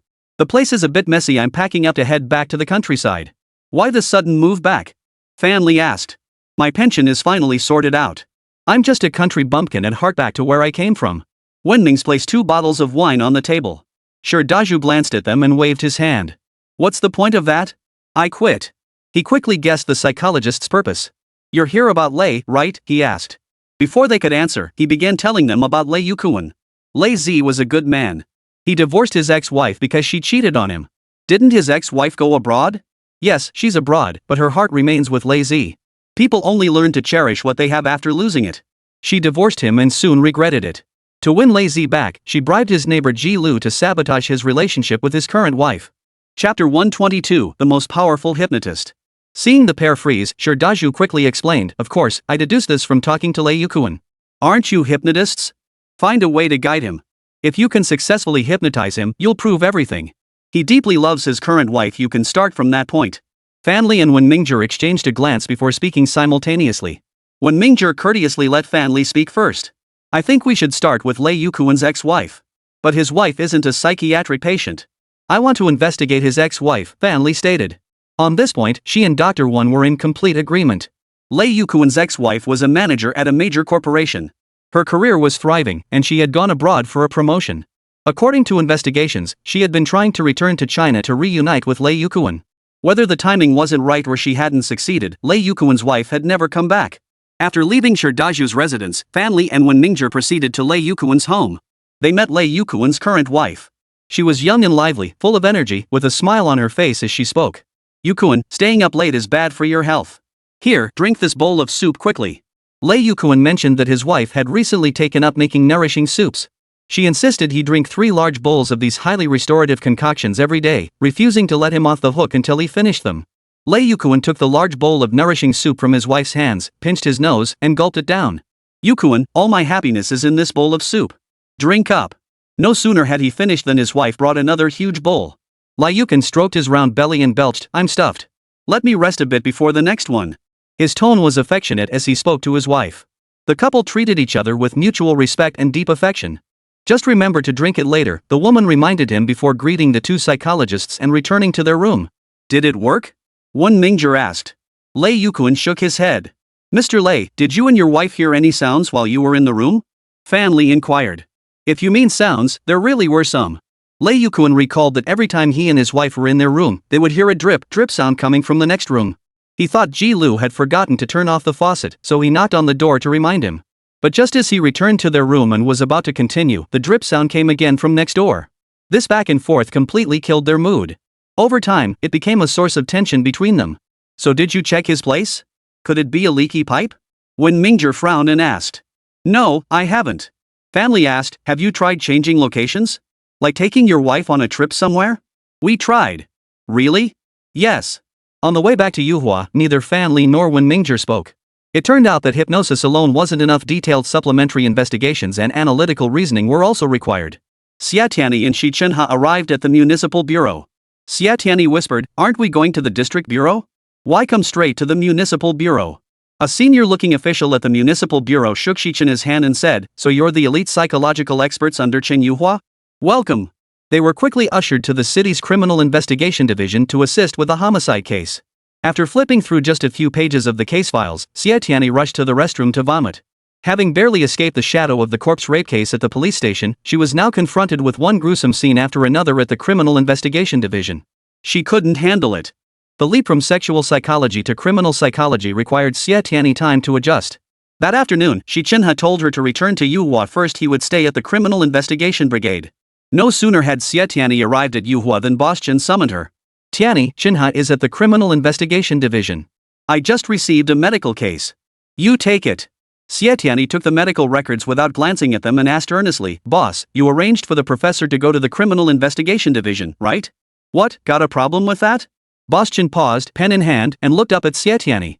It's not his first time assisting with a case. Why push him into the line of fire? It's our duty. We have no choice. Xie Tianyi lowered her eyes, saying nothing. After a long moment, she silently walked away. She was assigned a minor medical case. A high school student who frequently vomited, sometimes vomiting violently during class, severely disrupting his studies. His parents had brought him to Yuhua Hospital. This time, Xie Tianyi opted to induce hypnosis directly. Lin Hongfei, I hear you're an academic star. Books hold treasures and beauty once. I too found joy in studying and memorizing texts. I imagine you've experienced much pleasure in them as well? Yes, that's right. Your body is in good condition. Yes, very good. Do you know where I went today? No. The city police station. I saw a corpse molester. I threw up. Lin Hongfei's face remained expressionless, silent. Lin Hongfei, look into my eyes. Xie Tianyi snapped her fingers, guiding Lin Hongfei to activate the switch that unlocked his unconscious mind. She took him to the soccer field, library, cafeteria, and dormitory, finding nothing unusual. When they reached the classroom, Xie Tianyi guided him to the moment class began. Just as she mentioned the teacher entering the room, Lin Hongfei suddenly looked extremely uncomfortable, feeling nauseous but unable to vomit. Come on, take deep breaths with me. What exactly happened? What did you see? I saw the teacher punishing a student. As class monitor, I felt obligated to protect my classmates. I was furious. We're all high schoolers now, practically grown men, yet the teacher grabbed him and beat him. It was humiliating. The teacher disgusted me. Couldn't we rule out auditory hallucinations or delusions? After Lei Yukuan left, Fan Li and Wen Mingzhi discussed the matter in the office. Wen Mingzhi frowned, disagreeing with Fan Li's perspective. No, I don't believe he has that tendency. Then what do you plan to do? Silence. After a long pause, Wen Mingzhi suddenly spoke up. Fan Li, let's go abroad. Fan Li jumped to her feet. What do you mean, go abroad? You're not planning to use work as an excuse to toy with me again, are you? I need to see Lei Yukuan's ex-wife immediately. But Professor Lei is with the criminal investigation team and Yuhua is already understaffed. The boss won't approve. When Mingzhi leaned in suddenly, fixing his gaze on Fan Li, Dr. Fan, are you saying you'd rather be my plaything? Fan Li flushed crimson, glared at Wen Mingzhi, and snapped, you're going to get yourself killed. Then she hurried out. Xia Ruoxi had been restless lately. Ever since encountering Huayu, she spent sleepless nights. Sometimes when she did drift off, she'd murmur Huayu in her sleep, only to dream of the bad guy she met in Yicheng Alley. Her daughter had been swamped lately, and Shen Hekafan was nowhere to be found. Xia Ruoxi couldn't even find someone to talk to. She called her daughter, who suggested she go shopping, visit the park, or even join a tour group. But her daughter wouldn't feel comfortable letting her travel alone. In the end, she decided to go shopping. First, she went to a shopping mall. The place was crowded, and Xia Ruoxi felt a bit overwhelmed, so she found a spot to sit and rest. A dog darted around her feet, suddenly barking a few times before dashing off in one direction. Chapter 123, You Stole My Dog. Huayu? Huayu? Seeing the dog run off, Xia Ruoxi quickly stood up and chased after it. On the other side of the mall, Bao Yuezhu, wearing sunglasses, was inspecting the premises accompanied by the mall manager and department heads. Over there, move all those counters to the first floor. And that one, hey, manager. I'm starting to think you're just coasting by. You've got no sense of responsibility. Placing these counters here? No one will ever come. This entire floor should focus on children and maternity products. Shouldn't all cosmetics counters be centralized on the first floor? This mess is ridiculous. Bao Yuezhu's face darkened, growing increasingly grim as she surveyed the scene. I've been keeping a bunch of useless people like you around. Someone, start recruiting a new manager immediately. You, go handle the survey and statistics. I want to see detailed data. Yes, Chairman Bao. The mall manager responded with utmost deference, daring not to resist or disobey. Bao Yuezhu glanced at her watch and casually asked, which floor is the supermarket on? What? The 6th floor? That high up? Who would want to go up there? Alright, listen to my plan. The first floor is for cosmetics counters, the second floor for gold and silver jewelry, the third floor for the supermarket, the fourth floor for children and maternity products, and all floors above the fifth are for brand name fashion clothing. Yes, Chairman Bao. We'll make a note of it. Suddenly, the sound of a dog barking woof, woof, woof caught everyone's attention. Didn't I say no dogs allowed? Who is it? Who is it? Bao Yuezhu was on the verge of a nervous breakdown, nearly screaming hysterically. Huayu! Huayu! Xia Ruoxi hurried along, shouting as she went. Huayu? Huayu? Bao Yuezhu heard the voice and looked around frantically. She saw a woman running toward a dog, crouching down and picking it up. Huayu, why won't you listen? Come on, let's go home. Xia Ruoxi carried the dog away, completely oblivious to the woman glaring at her with eyes blazing with fury. After taking just a few steps, a shrill female voice rang out behind her. Stop right there, Xia Ruoxi. You stole my dog. Bao Yuezhu was furious. She must have forgotten to consult the almanac before leaving today. How else could she have run into her? She thought that by ignoring her, Xia Ruoxi would gradually fade from her memory. But now, here she was, standing right before her. And that dog, her beloved Bichon Frise, was being held in Xie Huayu's arms. How could she not be furious? All these years later, she still hadn't forgotten her husband. Xia Ruoxi heard her name called and turned, looking at Bao Yuezhu with utter bewilderment. Who are you? She asked, staring at Bao Yuezhu as though she were a stranger. Xia Ruoxi, what are you pretending? Didn't you once hate me, Bao Yuezhu, with a passion? Now I'm right here in front of you. Come on, won't you? I'm going to settle the score with you. Why did you steal my dog? Oh, I know you must be. She stopped herself. After all, her employees were nearby, and this would damage her image as Chairman Bao. Bao Yuezhu stopped screaming and instead barked at the dog in Xia Ruoxi's arms. Bichu, come here to me. The dog barked at her a few times but didn't break free from Xia Ruoxi to run to its former owner. Xia Ruoxi immediately seized the moment. Madam, see? The dog doesn't heed your call. This proves you've mistaken it. As she departed, she tossed back a remark that was half warning, half sarcasm. Madam, with your noble and elegant bearing, you ought to refrain from shouting so readily. It only leads your subordinates to believe their female leader is all style and no substance. She turned and sauntered away, leaving only the furious Ms. Bao, her facial muscles contorted with rage. Bao Yuezhu summoned a trusted aide into an office and ordered in a low voice, Go. Follow her. Find out where she lives. Her subordinate took the order and left. Baoyuezhu muttered bitterly, Xiaoruoshi, starting now, you'd better watch your step. I'll be keeping a close eye on you every moment. The moment she arrived home, Xiaoruoshi sat by the window, lost in thought. She didn't even notice when Xi Chenhe and Xiaoruoshi opened the door and walked in. Mom! Mom! Xie Tianyi called out several times before Xiaoruoshi finally reacted. She stood up and walked over to her daughter, stopping in front of her. Honey, why have I been encountering so many strange people in events lately? She asked, her face filled with confusion. What happened? Honey, last time, I encountered a bad man who even followed me. Today, I ran into a nasty woman who cursed at me and accused me of stealing her dog. She said her name was Baoyuezhu. Hearing this, the professor, who had been tying on an apron to cook, froze mid-motion. The next moment, he untied the apron and hurriedly left Xie Tianyi's home. Xie Tianyi rushed out after him, but the professor was already gone. Turning back home, Xie Tianyi asked, who is Baoyuezhu? A nasty woman. Xiaoruoshi replied. Is she the woman you saw? I don't know. Late at night, Xie Tianyi lay in bed, yet sleep eluded her. She wasn't stupid. Moreover, her professional instincts had already sensed that there was a past between her mother and Baoyuezhu Huayu. As for what that past entailed, the professor seemed to know a thing or two. She texted and called the professor, but he didn't respond. The professor had returned home by then. He sat quietly on the sofa, waiting for his great mother, the one who worked tirelessly from dawn till dusk, neglecting sleep and meals. Outside, the sound of a car engine grew closer, followed by the screech of brakes. Baoyuezhu's voice rang out, no need to help me. I'm not drunk. Someone, bring me some liquor. The household staff had already rushed out to assist her. Soon, Baoyuezhu appeared at the doorway, supported by the servants. Reeking of alcohol, her body swaying precariously, she bellowed incoherently, Huayu, get your ass out here. You can hide on the first day of the month, but not on the 15th. I'll find you sooner or later. That traitor Chen Yuhua, daring to deceive me. Just wait until I deal with him. She trailed off, squinting at her son standing before her. A crooked smile spread across her lips. Son, you're back? Xi Chenhe stared silently at Baoyuezhu.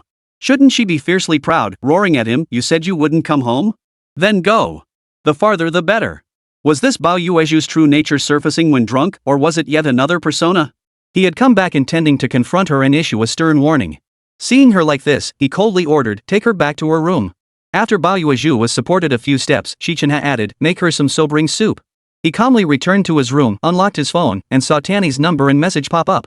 He replied, at home. The professor barely slept all night. After sitting in his room for hours, he glanced at his watch. The hour hand pointed to 6. He rose, exited the room, and headed to the kitchen. 8 o'clock. The professor prepared a lavish breakfast spread and instructed the staff to summon Chairman Bao for the meal. The hangover left Baoyuezhu with a splitting headache. She was startled by the servant's report. Chenhe came back last night? Didn't that mean he saw her make a fool of herself after drinking? No, she had to salvage her lost dignity. She dashed into the bathroom, washed up, applied makeup swiftly, and emerged from the room. Baoyuezhu had restored her usual aloof and proud image as a formidable career woman. Chapter 124, No More Repeating Tragedies. She walked into the dining room, circled the table once, and gazed at the lavish breakfast spread. A wave of warmth surged through her heart. Yet her words betrayed her feelings. Oh my, what's with this soup? It's so dark. And this pancake was fried too long. It's too dark. That's not good for your health. And this. She didn't continue because Xi Chenhe untied his apron and walked over, sitting down at the table. He didn't invite his mother to join him, nor did he glance at her. He simply sat there eating as if no one else existed. How could you make so much for breakfast? It's such a waste. Baoyuezhu shouted as she sat down at the table. She ladled a bowl of soup and took a sip. It tasted delicious. So that dark substance was medicinal herbs for replenishing qi and blood. Judging by this medicinal soup, it seemed specially prepared for women, containing herbs that promoted blood circulation and regulated menstruation. She downed 2 bowls in one go. Setting the bowl down, she rested her hands on the table, chin lifted, gazing haughtily at her son. Speak. What is it? Xi Chenhe had been waiting for his mother to speak first. Hearing her words, he set down his bowl and chopsticks, looking at her earnestly. Mom, I hope we don't let the tragedy repeat itself. What do you mean? You know exactly what I mean. You have no right to interfere in matters between adults. I have the right, because I too am a victim of this tragedy. Xi Chenhe rose calmly, grabbed his bag, and walked out. Behind him came the sound of shattering dishes and his mother's hysterical curses, but he pretended not to hear. Ever since meeting Xiaoruoshi, Huayu hadn't known a moment's peace. Early in the morning, he'd already begun sighing deeply. Chen Yuhua couldn't help but offer a word of advice. You know, it's probably for the best that she's forgotten you. Just settle down and live a good life with Yuezhu. After all, your son is about to get married. Mentioning this only deepened Huayu's sorrow. Why didn't you tell me sooner that Tianyi is Ruwashi's daughter? What? Could Ruwashi's daughter not marry your son? Don't you know Bao Yuezhu's temper? Do you think she'd tolerate Ruwashi's daughter? After several minutes of silence in the room, Chen Yuhua sighed, fate, it's all about fate. Before leaving, Chen Yuhua urged his old friend one last time, Huayu, go home. If you keep hiding here, Yuezhu will end up resenting me. Oof. That place is like a cage. I'm not going back. Fine, don't go back. But I'm warning you, don't go looking for Ruwashi. Don't bother her. Xie Tianyi drove to pick up the professor, arriving even though he hadn't called. As soon as the car entered the villa district, Xie Tianyi spotted Dong Yuno. She didn't know what she'd said to the professor, but he frowned, his face dark, and jumped into Dong Yuno's car. She jerked the steering wheel, spun the car around, and headed toward Yuhua. Xie Tianyi hadn't received any messages or calls from the professor summoning her to the Criminal Investigation Division. She stayed at Yuhua, writing summaries and analyzing data. During a break, she chatted with Fan Li in the break room. That ex-wife of Lei Yukuan? She really can't keep quiet. Dr. Wen and I were just planning to go abroad to meet her, but who knew she'd come back herself? Fan Li was utterly frustrated. She harbored ulterior motives. She'd been looking forward to traveling abroad with Dr. Wen. But now that Lei Yukuan's ex-wife had returned, those plans had gone down the drain. That's such a shame, Xie Tianyi teased with a smile. If you want to travel with Dr. Wen, you could ask boss for some time off. What do you mean? I want. Fan Li glanced around and lowered her voice. I don't want to go with that cold fish one. You have no idea how weird he is. Before, for Guoming's case, he took me to a graveyard late at night. That was bad enough. But recently, for Lei Yukuan's sake, he actually asked me to pretend to be his girlfriend and sneak around outside someone's house. That's completely unnecessary. Could it be he's using work as an excuse to spend time with you? Fan Li's eyes widened in mock indignation. You sly fox. Xie Tianyi didn't consider herself particularly clever. She could see through other schemes with clarity, but when it came to her own affairs, she tended to act foolishly. When Dong Yunhua invited her for coffee, she claimed to be busy. Dong Yunhua retorted, I know you're free as a bird, leaving her at a loss for words to refuse. When she arrived at the cafe, Dong Yunhua was already seated, waiting. She waved, and Xie Tianyi hurried over. You psychologists all think you're so special, Dr. Xie. Guess what I'm thinking? Of course you're thinking about the professor. Wrong. I'm not thinking about him, I'm thinking about you. Xie Tianyi stared at her speechless. She had so much work to do, yet here she was wasting time bickering with some rich girl. Just as Dong Yuno opened her mouth to speak, Xie Tianyi cut her off. I know what you're going to say. You'll say that you and brother Chenhe are mismatched, that you're not good enough for him. Enough. I don't want to hear any more of this. Love is mutual affection. There's no such thing as mismatched. If I decide to love him, I will make his parents accept me. With that, she stood up, summoned a waiter, and handed him a 100 yuan bill. Keep the change. She turned and walked away. After a few steps, Dong Yunhua hurried to catch up. So you haven't decided to love him yet? Dong Yuno asked. Xie Tianyi paused and looked at her, replying earnestly. I recently read a book called Love with Your Head First. It was incredibly insightful for me. Want me to lend it to you? I couldn't care less about that stuff. Haven't you heard? All those artsy types are sick. Just because you're a psychologist doesn't mean you're not mentally ill yourself. Anything can happen these days. Xie Tianyi felt it pointless to waste her breath arguing with Dong Yuno over a man. She bid her farewell and hurried away. Passing through a large plaza, she saw a news report playing on the wide electronic screen. The report stated, regarding Hongtu Group, a subsidiary of Xi Group, constructing an amusement park in Yiqixiang, which will be a large-scale amusement park in downtown Xuanzhong City. Hongtu Group's representative, Bao Yuezhu, chairman of Xi Group, answered reporters' questions. Bao Yuezhu. Hearing that name, Xie Tianyi couldn't help but stop in her tracks and turn her gaze toward the screen. The woman on the screen, adorned in jewels and finery, was the very woman Xi Chenhe had brought home to meet her family. And that name was the bad woman her mother, Xie Ruwashi, had spoken of. In that instant, Xie Tianyi understood everything. So the Huayu her mother spoke of was Shi Huayu, the professor's father. And the bad woman Bao Yuezhu her mother constantly mentioned was the professor's mother. Of course, family members would protect each other. She was suddenly overcome by a feeling of betrayal, and it felt awful. She felt profoundly disappointed in the professor. That disappointment made life seem to lose its color all at once, and the once confident future she had envisioned suddenly felt dim and uncertain. She lost faith in everything, her entire being drained of vitality. She wandered into Yuhua in a daze, oblivious to her colleagues' greetings. Chapter 125, A Kind Lie? Boss Chen was in the lobby talking to an employee when he spotted Xie Tianyi returning. He called out to her several times, but seeing no response, he quietly observed her for a few minutes. He watched her walk to her desk, sit down blankly, and stare into space, utterly devoid of any work ethic. This was a stark contrast to the confident, optimistic, and diligent girl she had been before. What on earth had happened to her? Spotting Fan Li passing by, Boss Chen called her over. Dr. Fan, go to my office and retrieve the consultation fee Ouyang Nalan provided. Give it to Tianyi, it's rightfully hers. Where is it? Asked Xiao Zhang. Family went to the boss's office and Boss Chen followed her in. Dr. Fan, Tianyi seems a bit off. Go talk to her. Yeah, she didn't even respond when I called her. Family called Tianyi to the coffee shop across from Yuhua. What's up? Heartbreak? Family lowered her gaze, gently stirring her coffee. What's so scary about a breakup? It's not the end of the world, you know. Tianyi stared blankly out the floor-to-ceiling window, saying nothing. What's so scary about heartbreak? What's truly frightening is being deceived by the one you love. What's truly terrifying is discovering that the person you love is someone your mother despises. But that's not the worst part. The real horror lies in the fact that your mother's pain stems entirely from the parents of the person you love. Xie Tianyi began to doubt everything, including her own life. She had never felt so lost and adrift, as if she could find neither direction nor path. Family watched quietly as she hesitated and struggled. She could see that her struggle and hesitation weren't simply due to heartbreak.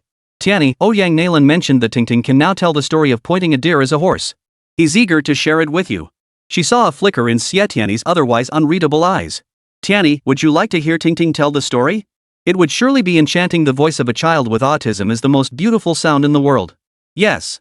Can you hear it now? Close your eyes and feel it. He once wiped away your tears.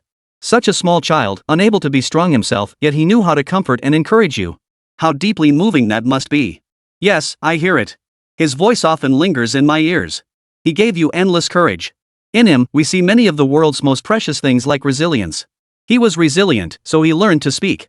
And we're already adults. What excuse do we have not to learn resilience? Yes, I should learn to be strong. Xie Tianyi slowly opened her eyes and looked intently at Fan Li. Dr. Fan, thank you. Fan Li smiled. I never expected you'd be so easily hypnotized. I wonder if Dr. Fan is as easily hypnotized as I am. Xie Tianyi said curiously. I'm so curious, I absolutely have to find a chance to try it. Fan Li chuckled. I won't give you that chance. Nothing is absolute. You'll see for yourself that you won't be able to hypnotize me. Then, the two shared a smile. This is the consultation fee Ouyang Nalan gave you. Fan Li slid the envelope the boss had given her toward Tianyi. This is the money left after deducting the cost of the jewelry you compensated her for, she added. Take it. Fan Li pressed the envelope into Tianyi's hand. I heard you've been sponsoring a student in need lately. It's been tough, stay strong.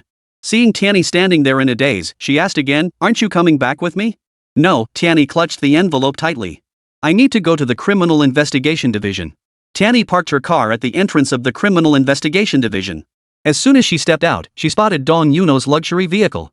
The girl herself was leaning lazily against it. Rich girls have it so good, no need to work or struggle. They just chase after whoever they fancy. This was clearly the persistent type. Well, that's fine too. Xie Tianyi tugged at the corners of her mouth, trying to force a smile, but a wave of bitterness surged in her heart. Dong Yuno was right, the professor's parents would never accept her. Even if they did, what about her own mother? As a daughter, she couldn't betray family ties for some so-called love. She paused, then walked toward Dong Yuno. You know. Tianyi greeted her with a smile. Waiting for the professor here? Dong Yuno declared boldly, Brother Chenhe told me to wait for him here. Xie Tianyi's smile deepened inwardly. Your Chenhe brother wouldn't have you waiting here for him. She didn't call her out on it, merely glancing at her watch and remarking, at this hour, the professor must be busy. Dr. Xie, were you looking for him? Yes. Let me go get him for you. Great. Xie Tianyi leaned against the car, watching the professor approach her. Tall and imposing, with handsome features, he radiated an icy aloofness that kept others at arm's length. Once, she had scorned the coldness he showed her, yet at some point, she seemed to have grown accustomed to it. Now, whether he was cold or not, he was simply her professor, her colleague, or perhaps, her mentor. Nothing more. As he drew nearer, she noticed the bloodshot veins in his cold eyes. I'm busy, he said. Seeing his frazzled state, she knew the homicide squad's case was probing. Here's the key. She tossed the car keys at him and said only one sentence, in my view of love, there's no room for even a shred of lies. With that, she turned and walked away. Behind her, the professor's voice called out, what if it's a white lie? She halted, turning to face him. A lie is a lie. She turned to leave once more. Suddenly, the professor rushed after her, reaching out to grab her arm. In the next instant, he pulled her into his embrace. He held her so tightly, as if terrified of losing her. She didn't push him away, instead, she wrapped her arms around him. The two stood there, embracing each other as if no one else existed. After a long while, neither knew who let go first. He said, let's have dinner tonight. She replied, I have plans. She turned and walked away. He watched her retreating figure until it vanished from sight. Xie Tianyi did indeed have plans. She had agreed to have dinner at Ruan Mifei's house. In just a few short days, Mifei's home had transformed. Her parents were helping her take care of the child, so she could look for work while drawing comics. When Tianyi arrived, she had tidied the house meticulously, even converting a study into her studio. She prepared 5 dishes and a soup, and they looked quite appetizing. At dinner time, her husband unexpectedly came home, a rare occurrence. Mifei wore white overalls over a white t-shirt. She mentioned buying them on Taobao for just a few dozen yuan, yet they gave her an artistic aura. During dinner, Tianyi noticed Mifei's husband glance at her several times. It was a promising start. After dinner, Tianyi and Mifei sat chatting in the art studio. His parents couldn't take care of my daughter at all, Mifei said angrily. When the baby had a high fever and kept crying, they took her to the hospital. Only after the doctor scolded them did they return her to me. My parents support my career and took the baby home to raise. My mom suggested feeding her formula. Earlier during dinner, mom sent a video. My daughter already knows how to drink from a bottle. I feel completely at ease leaving her with them. What about your in-laws? Are you planning to cut ties with them? They don't treat me like a human being. Why would I want to? They are your daughter's biological grandparents, after all. Just wait. When you become powerful, you won't need to seek them out, they'll come crawling back to you, Mifei said. Chapter 126, The Drunken Lawyer Loves Reciting Poetry. When Mingzhong had arranged a meeting with Liu Yukuan's ex-wife. She was a woman of above-average looks and intelligence. When the two arrived at the coffee shop, the waiter was just serving her coffee. There were 3 cups in total. She had prepared meticulously, timing everything perfectly. Family noticed a subtle gesture. She swapped the coffee cup in front of her with another one. After sitting down, Family casually remarked, "The coffee cups here are so beautiful." "Yes, I love the cups here," she said, fingering the cup in her hand. "I especially love this pattern." So, it was because she liked it that she swapped them. It seemed she was the type who wouldn't readily give up something she liked, she'd claim it for herself. "Why did you ask me here?" she clarified. "I'm not mentally ill." "What's wrong with being mentally ill?" Family thought disdainfully to herself, but aloud she said, "Mental illness is like catching a cold. Colds vary in severity, and everyone in this world catches a cold at some point. The only difference is that the source of the illness lies in the heart, not the physical heart, but the psychological one. Sounds like you're just a bunch of charlatans pulling off con artist tricks to swindle people out of their money." "What do you mean by con artist tricks?" Fan Li wondered. This person had even studied abroad. Didn't they know how seriously mental health was taken overseas? "Don't play dumb with me. I'm thinking you psychologists are magicians too. During hypnosis, you're like conjurers. You slip patients some hallucinogenic drug and make them do whatever you want. Are you talking about pyramid schemes?" Family's hands, resting on her knees, slowly closed into a fist. "You could interpret it that way." Family slowly raised her clenched fist, mentally prepared to face the consequences no matter how severe, determined to smash this woman's skull. At that moment, when Mingzhong spoke up at just the right time, "Hello, ma'am. We're not here to discuss the psychologist's pyramid scheme. We just want to talk to you about Liu Yukuan." His cold eyes behind the glasses fixed intently on the woman across from him, not missing a single subtle expression on her face. A fleeting, almost imperceptible sadness flickered in her eyes. "You care about him?" he asked. She lowered her eyes. After a dozen seconds, she drew a breath and lifted her head, her expression once again calm as still water. "We're divorced," she replied. "Yes, I know. But you haven't sought anyone else since the divorce." "I've lost faith in men and grown disillusioned with love. I don't want to live with someone who doesn't love me, so I won't look." "But you'll wait. Wait until Liu Yukuan breaks up with his current wife." When Mingzhong pressed relentlessly. "Wait?" She laughed coldly. "Why should I wait?" Suddenly, anger flared within her. "What do you mean by this?" Her emotions surged beyond control. "You're just psychologists. Doctors don't sit in offices reviewing charts and prescribing medication. What are you doing here investigating this and that?" When Mingzhong and Fanli remained silent, only staring intently at her. After a long while, her emotions gradually calmed. "Do you still love him?" Fanli asked once she had calmed down. She saw her hand tighten around the cup, yet her face remained unreadable. "Love? That's long gone." If that's the case, Fanli bit her lip, asking cautiously, "Why betray him?" She took a breath, shifting her gaze elsewhere. After a dozen seconds, she finally spoke. "This is my business. It has nothing to do with you." She stood up, grabbed her bag, and left. Fanli immediately stood up too, calling after her retreating figure, "Was Liu Yukuan in good health before?" She paused, turned, and looked at Fanli. "Why don't you ask him yourself?" Fanli and Wen Mingzhong remained seated in the car, showing no intention of leaving. Liu Yukuan must have been in poor health before, Fanli stated. She had deduced this from the gestures and expressions of Liu Yukuan's ex-wife. "Why don't we look into Liu Yukuan's medical records? He's the head of security, right? His company must have a designated hospital that gives him annual checkups. We'll definitely find something," Fanli said on a sudden impulse. When Mingzhong stared coldly ahead, do you really think Lei Yukuan would go to the company-designated hospital for something like that? Something he couldn't bring himself to talk about? Women. Then we'll have to hypnotize him when his willpower is weak. Fan Li suggested. Nonsense. When Mingzhong shot her a cold glance. When would a security chief ever be at his weakest? He trailed off, as if reminding himself, and fell deep in thought. Xie Tianyi had left Mithy's place early when she received a call from Shu Qifan. He said on the other end, Tianyi, I'm back. I'd like to treat you to a drink. Would you do me the honor? A drink? Perfect timing. Xie Tianyi gladly accepted. On her way to the agreed-upon bar, she texted Chen Hong, who immediately replied that she would rush over. The bar. The music blared, the crowd roared, and Shu Qifan, surrounded by the surging, passionate energy, appeared lonely and sorrowful. He sat there, downing shot after shot of hard liquor. Xie Tianyi didn't approach him immediately, deliberately waiting for Chen Hong. Chen Hong arrived surprisingly quickly. Xie Tianyi had only waited a moment before she appeared. The two of them stood before Shu Qifan, who looked slightly startled. What, not happy to see us? Xie Tianyi laughed. I was worried I might get drunk and have no one to help me up, so I brought Chen Hong alone. In just 1 week apart, he had grown darker and thinner. The smile on his face seemed to have been blown away by the wind. Please. Shu Qifan gestured politely, then courteously asked the two girls what they'd like to drink. From start to finish, he remained courteous yet distant. The three shared an unspoken understanding, exchanging few words as they focused on drinking. Chen Hong and Xie Tianyi drank sparingly, but Shu Qifan consumed a lot and became intoxicated before long. It was the first time Xie Tianyi had seen Shu Qifan drunk. Under the influence, he became more talkative. In this vast sea of humanity, I search in vain. Sorrowful wine flows into my gut, turning into tears of longing. He chuckled at Xie Tianyi. Tianyi, I recite poetry pretty smoothly, right? Yes, very smooth. Xie Tianyi glanced at Chen Hong, feeling a pang of disappointment. My heart for you is all within these verses. Hearing this, Chen Hong couldn't stay any longer. Her face turned pale. Seeing this, Tianyi turned to Chen Hong and said, Qifan is yours now. I have something to attend to and must leave first. At that, Shu Qifan reached out and grabbed Xie Tianyi's wrist. Don't go. I won't let you leave me. His body swayed as he slurred, You're my neighbor. We're going the same way. Chen Hong lowered her eyes and said, Tianyi, I'm counting on you. Take her home. He doesn't need me. With that, she dashed off quickly, soon disappearing from Tianyi's sight. Tianyi had no choice but to support Shu Qifan as they made their way to the roadside to hail a cab. By the time they reached the apartment, it was nearly midnight. The elevator doors opened, and Tianyi helped Shu Qifan step out. Tianyi! A cold voice rang out. Xi Chenhe leaned against the wall in the hallway, the dim streetlight casting a slanting glow upon him. Alone and isolated, his figure radiated utter desolation.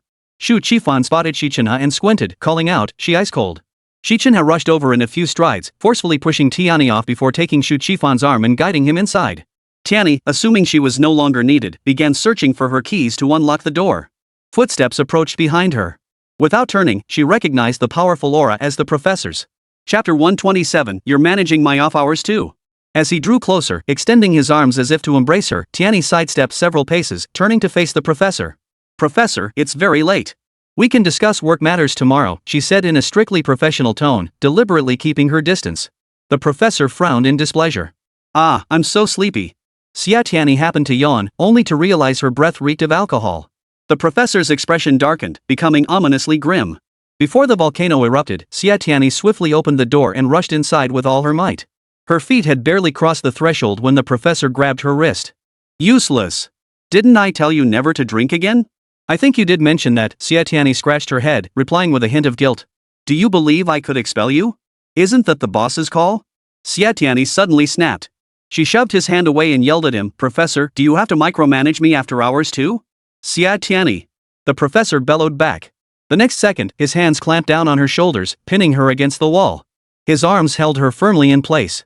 Xie Tianyi, what exactly have I done wrong? He glared at her, his eyes blazing with fury. What exactly did I do wrong? She asked calmly, staring back at him. What happened? The flames in his eyes gradually died down, replaced by endless sorrow. Tell me, his low voice carried a hint of hoarseness.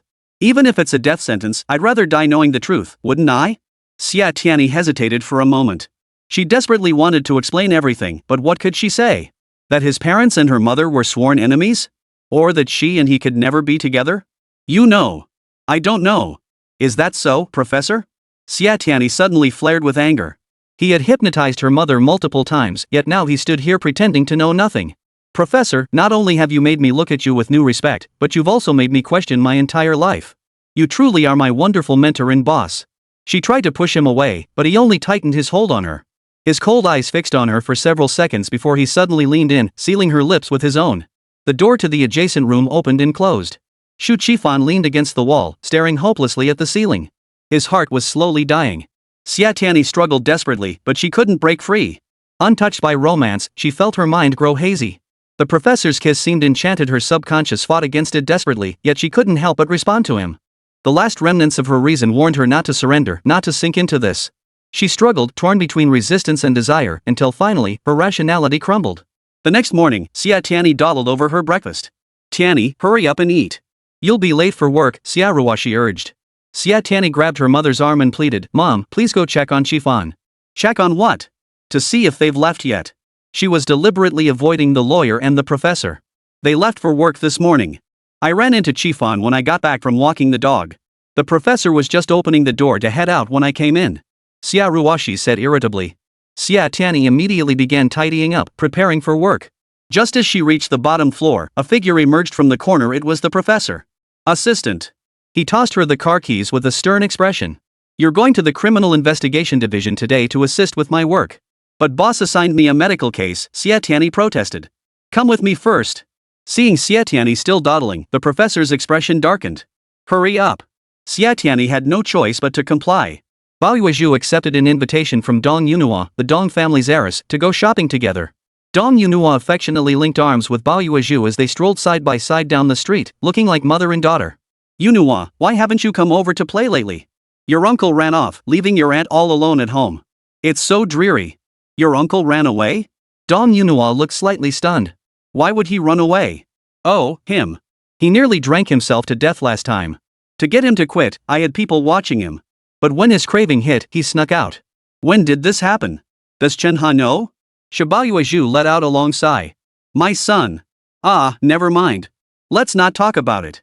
During their shopping trip, Dong Yunhua overheard Huayu constantly on the phone. What? Still haven't gotten it? You useless piece of trash. Steal it back if you have to get Bichi back for me. Follow her. When she's distracted, snatch Bichi away. Haven't seen Chairman Xi? Find him. Go check at Chen Yuhua's place. Hanging up the phone, Huayu fumed. I refuse to believe he hasn't left the house. Auntie, try this one on. Dong Yunhua held up a dress, adjusting it on Huayu. Auntie, you look gorgeous. Huayu gladly took the dress and headed to the fitting room. Moments later, she emerged. Dong Yunhua stared wide-eyed, utterly amazed. Auntie, you look stunning. She then turned to the sales clerk. Check out, please. Huayu hurriedly protested, how could I let you pay? I'll take care of it. Dong Yunhua stopped her. Auntie, let me treat you. Huayu beamed with delight, her eyebrows arching in a smile. Carrying several paper bags, the two walked slowly. Huayu grew increasingly fond of Dong Yunhua. Holding her hand, she said, you know, nowadays, there aren't many girls as wonderful as you. It's just a pity that my son, Chenhe. She trailed off, suddenly remembering the girl her son had brought home. She'd recently seen a news report covering Yuhua's press conference, featuring a psychologist named Xie Tianyi, the very girlfriend her son had brought home. Auntie, I believe that one day, brother Chenhe will fall in love with me, she declared confidently. Good, good, good. That puts my mind at ease, Huayu thought to herself. The girl Chenhe brought home was surely just a temporary fix to placate them. For a daughter-in-law, Yunhua was still the most suitable choice. Huayu knew Huayu had people watching him, so he had to take a different path whenever he went out. This path led to the mountaintop near the residential area, a shortcut discovered by Qin Yuhua. Early that morning, he began scaling the hills and mountains, finally reaching the main road where he flagged down a car and headed straight for Yuhua. Chen Yuhua emerged from the meeting room after the routine conference when Zhang hurried over. Boss, a Mr. Huayu came looking for you. Where is he? Quickly bring him to the treatment room. The boss saw this as a prime opportunity to hypnotize Huayu. The goal of hypnosis was to erase his painful memories. He's already left, Zhang replied. He went to Tianyi's place. Hearing this, the boss's eyes widened. What? You told him? Yes, boss. He said you were an old friend. Xiao Zhang knew he'd made a mistake, lowering his head and speaking softly. Chapter 128, I won't let her off. The boss let out a sigh and silently returned to his office. Well, what must come will come. You can't hide the truth forever. Sooner or later, he'll find out. After obtaining Xie Tianyi's home address from Zhang's secretary, Huayu hailed a cab without hesitation and headed straight there. Even if she had forgotten him, just one stolen glance at her would suffice. Xie Ruoshi's daily routine followed a predictable three-point line: home, garden, and market. After her daughter left for work, Xie headed to the market. Tianyi loved fish, so she went to buy some. The dog barked a few times. Xie picked it up, placed it in her shopping basket, and carried it along. The moment Huayu stepped out of the car, he happened upon Xie heading to the market with the dog. He followed at a distance behind her, watching her call out Huayu, Huayu to the dog, his heart twisting in pain. Meanwhile, another group of people were following them. Baiyuezu's men. A man whispered an order, call Director Bao. Tell him we've found Director Xi. The man immediately dialed Baiyuezu's number. On the other end, Baiyuezu coldly laughed, good. Keep a close eye on them. I'll be there in half an hour. The market wasn't far from home, just a few minutes' walk. Xie headed to the seafood section to pick out fish. Her mind was entirely on the fish, and she didn't notice a man who had secretly snatched the dog from her shopping basket. The man hurried away with the dog in his arms. After taking just a few steps, someone tapped his shoulder. He turned to see a face as gray as the sky. Mr. Dong. Chairman Dong. What's going on? Shi Huayu demanded coldly. Chairman Bao ordered it. Shi Huayu's expression darkened. He reached out and took the puppy into his arms. I'll deliver it to Chairman Bao. Yes, yes, yes. Now get out of here. Yes, sir. Xie bought a fresh fish. Watching the lively fish wriggle about made her happy. Only after paying did she remember the dog. In an instant, she froze in shock. Huayu! Huayu, she cried out anxiously. Others thought she was looking for someone, but she asked them, has anyone seen my dog? Shi Huayu approached, holding the dog. Is this your dog? He asked. Yes, Huayu. Xie cradled the dog in her arms, cherishing it like a precious treasure. Shi Huayu watched her call out Huayu, Huayu to the dog, feeling an inexplicable pang of jealousy. Why is it named that? He asked, watching her. Xie finally glanced at him. She immediately recognized him. You're the kind person who sent me to Yuhua? This was because she had subconsciously erased the bad man's face from her memory. Hearing her daughter say this man had taken her to Yuhua after she lost consciousness, she had instinctively labeled him a good person. Shi Huayu nodded gently. Oh, I was in such a hurry that day I didn't get a chance to thank you. And today you've helped me out tremendously. How about this? My place is nearby. Why don't you come over for a meal? I'm not one to like imposing on others, but since you've gone to so much trouble for me, I really want to show my gratitude, Xie said politely. Shi Huayu stared at her intently. She hadn't changed at all. Both her appearance and her tone of voice were still the Ruashi he remembered. He felt transported back to that year when he was 18. He cherished every minute spent with her then, and now, it was still the same. He didn't refuse. Instead, he walked slowly beside her. Xie bought some more vegetables and he helped her carry the fresh fish. When they reached the fruit stall, she picked up an orange, weighed it in her hand, then held it to her nose to smell it. Shi Huayu offered some sound advice from the side. Choosing oranges isn't like picking apples. First, look for thin skin. Second, choose ones with a regular shape. He picked one up to show Ruashi. See this one? Rounded top and bottom, that's the perfect oval shape. This one's bound to be sweet and juicy. Xie smiled. You sound like an expert. Then you pick them. Shi Huayu began selecting oranges. The fruit shop owner chuckled, shopping together? You two really are a loving couple. He added, such a perfect match, he's handsome, she's beautiful. Baiyuezu jumped out of the car just in time to witness a scene that drove her mad, one she found utterly unbearable. Shi Huayu! She roared as she stormed toward them. Upon hearing her voice, Xie frantically scooped the dog into her arms. Shi Huayu, however, remained remarkably calm upon hearing Baiyuezu's voice. He hastily stuffed the oranges into Xie shopping basket, pulled out a 50 yuan note, handed it to the fruit vendor, and said, keep the change. He lifted the basket and placed it into Ruashi's hands, instructing her, hurry home. Don't look back. Xie also heard Baiyuezu's roar. She glanced at the woman rushing toward her with a puzzled look, then glanced at Shi Huayu. For some reason, she felt he was someone she could trust. She obediently scooped up the dog, one hand clutching the basket, and hurriedly turned to leave. Behind her came the woman's shrill scream, stop. Xie, you stop right there. She knew trouble was coming, but she didn't understand why this woman was targeting her. She didn't even know her. She never once looked back. Shi Huayu turned and strode toward Baiyuezu, wrapping his arms around her and hoisting her onto his shoulders. Shi Huayu, you piece of trash, you bastard. Put me down. Shi Huayu, put me down. You son of a...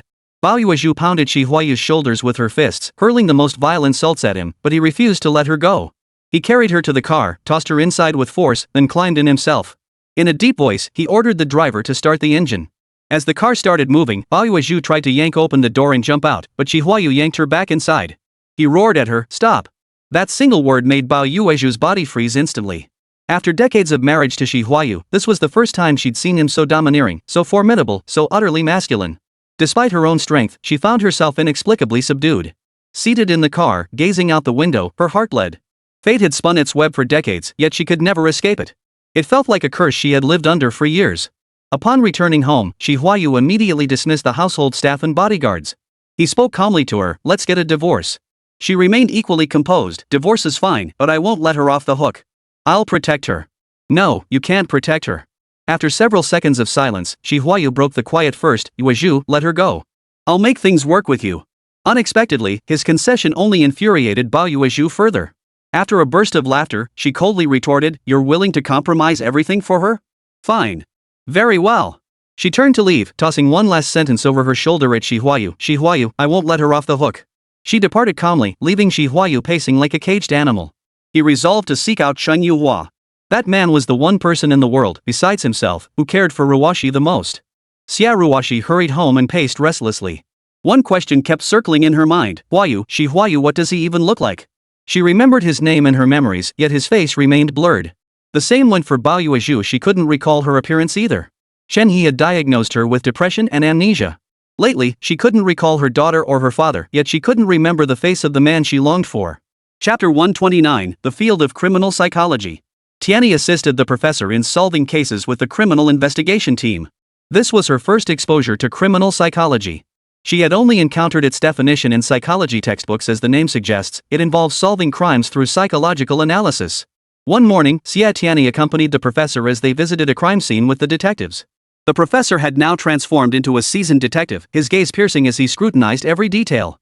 A man between 35 and 45 years old, self-employed, with a junior high education, single or long separated from his wife, an alcoholic, gambler, lazy, selfish, loves buying lottery tickets, fantasizes about getting something for nothing, obsessed with making a fortune, a small shop owner, a convenience store owner, mahjong parlor owner, noodle shop owner, someone running a small business but not making money.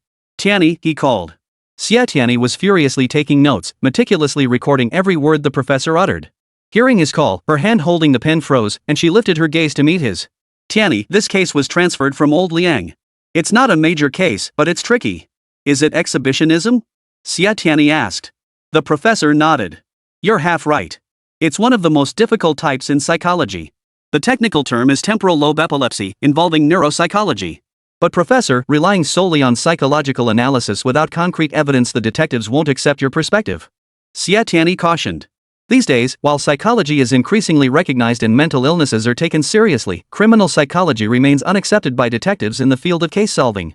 This was one reason Old Liang had gone to such lengths to dig one pitfall after another, luring them to the Criminal Investigation Division.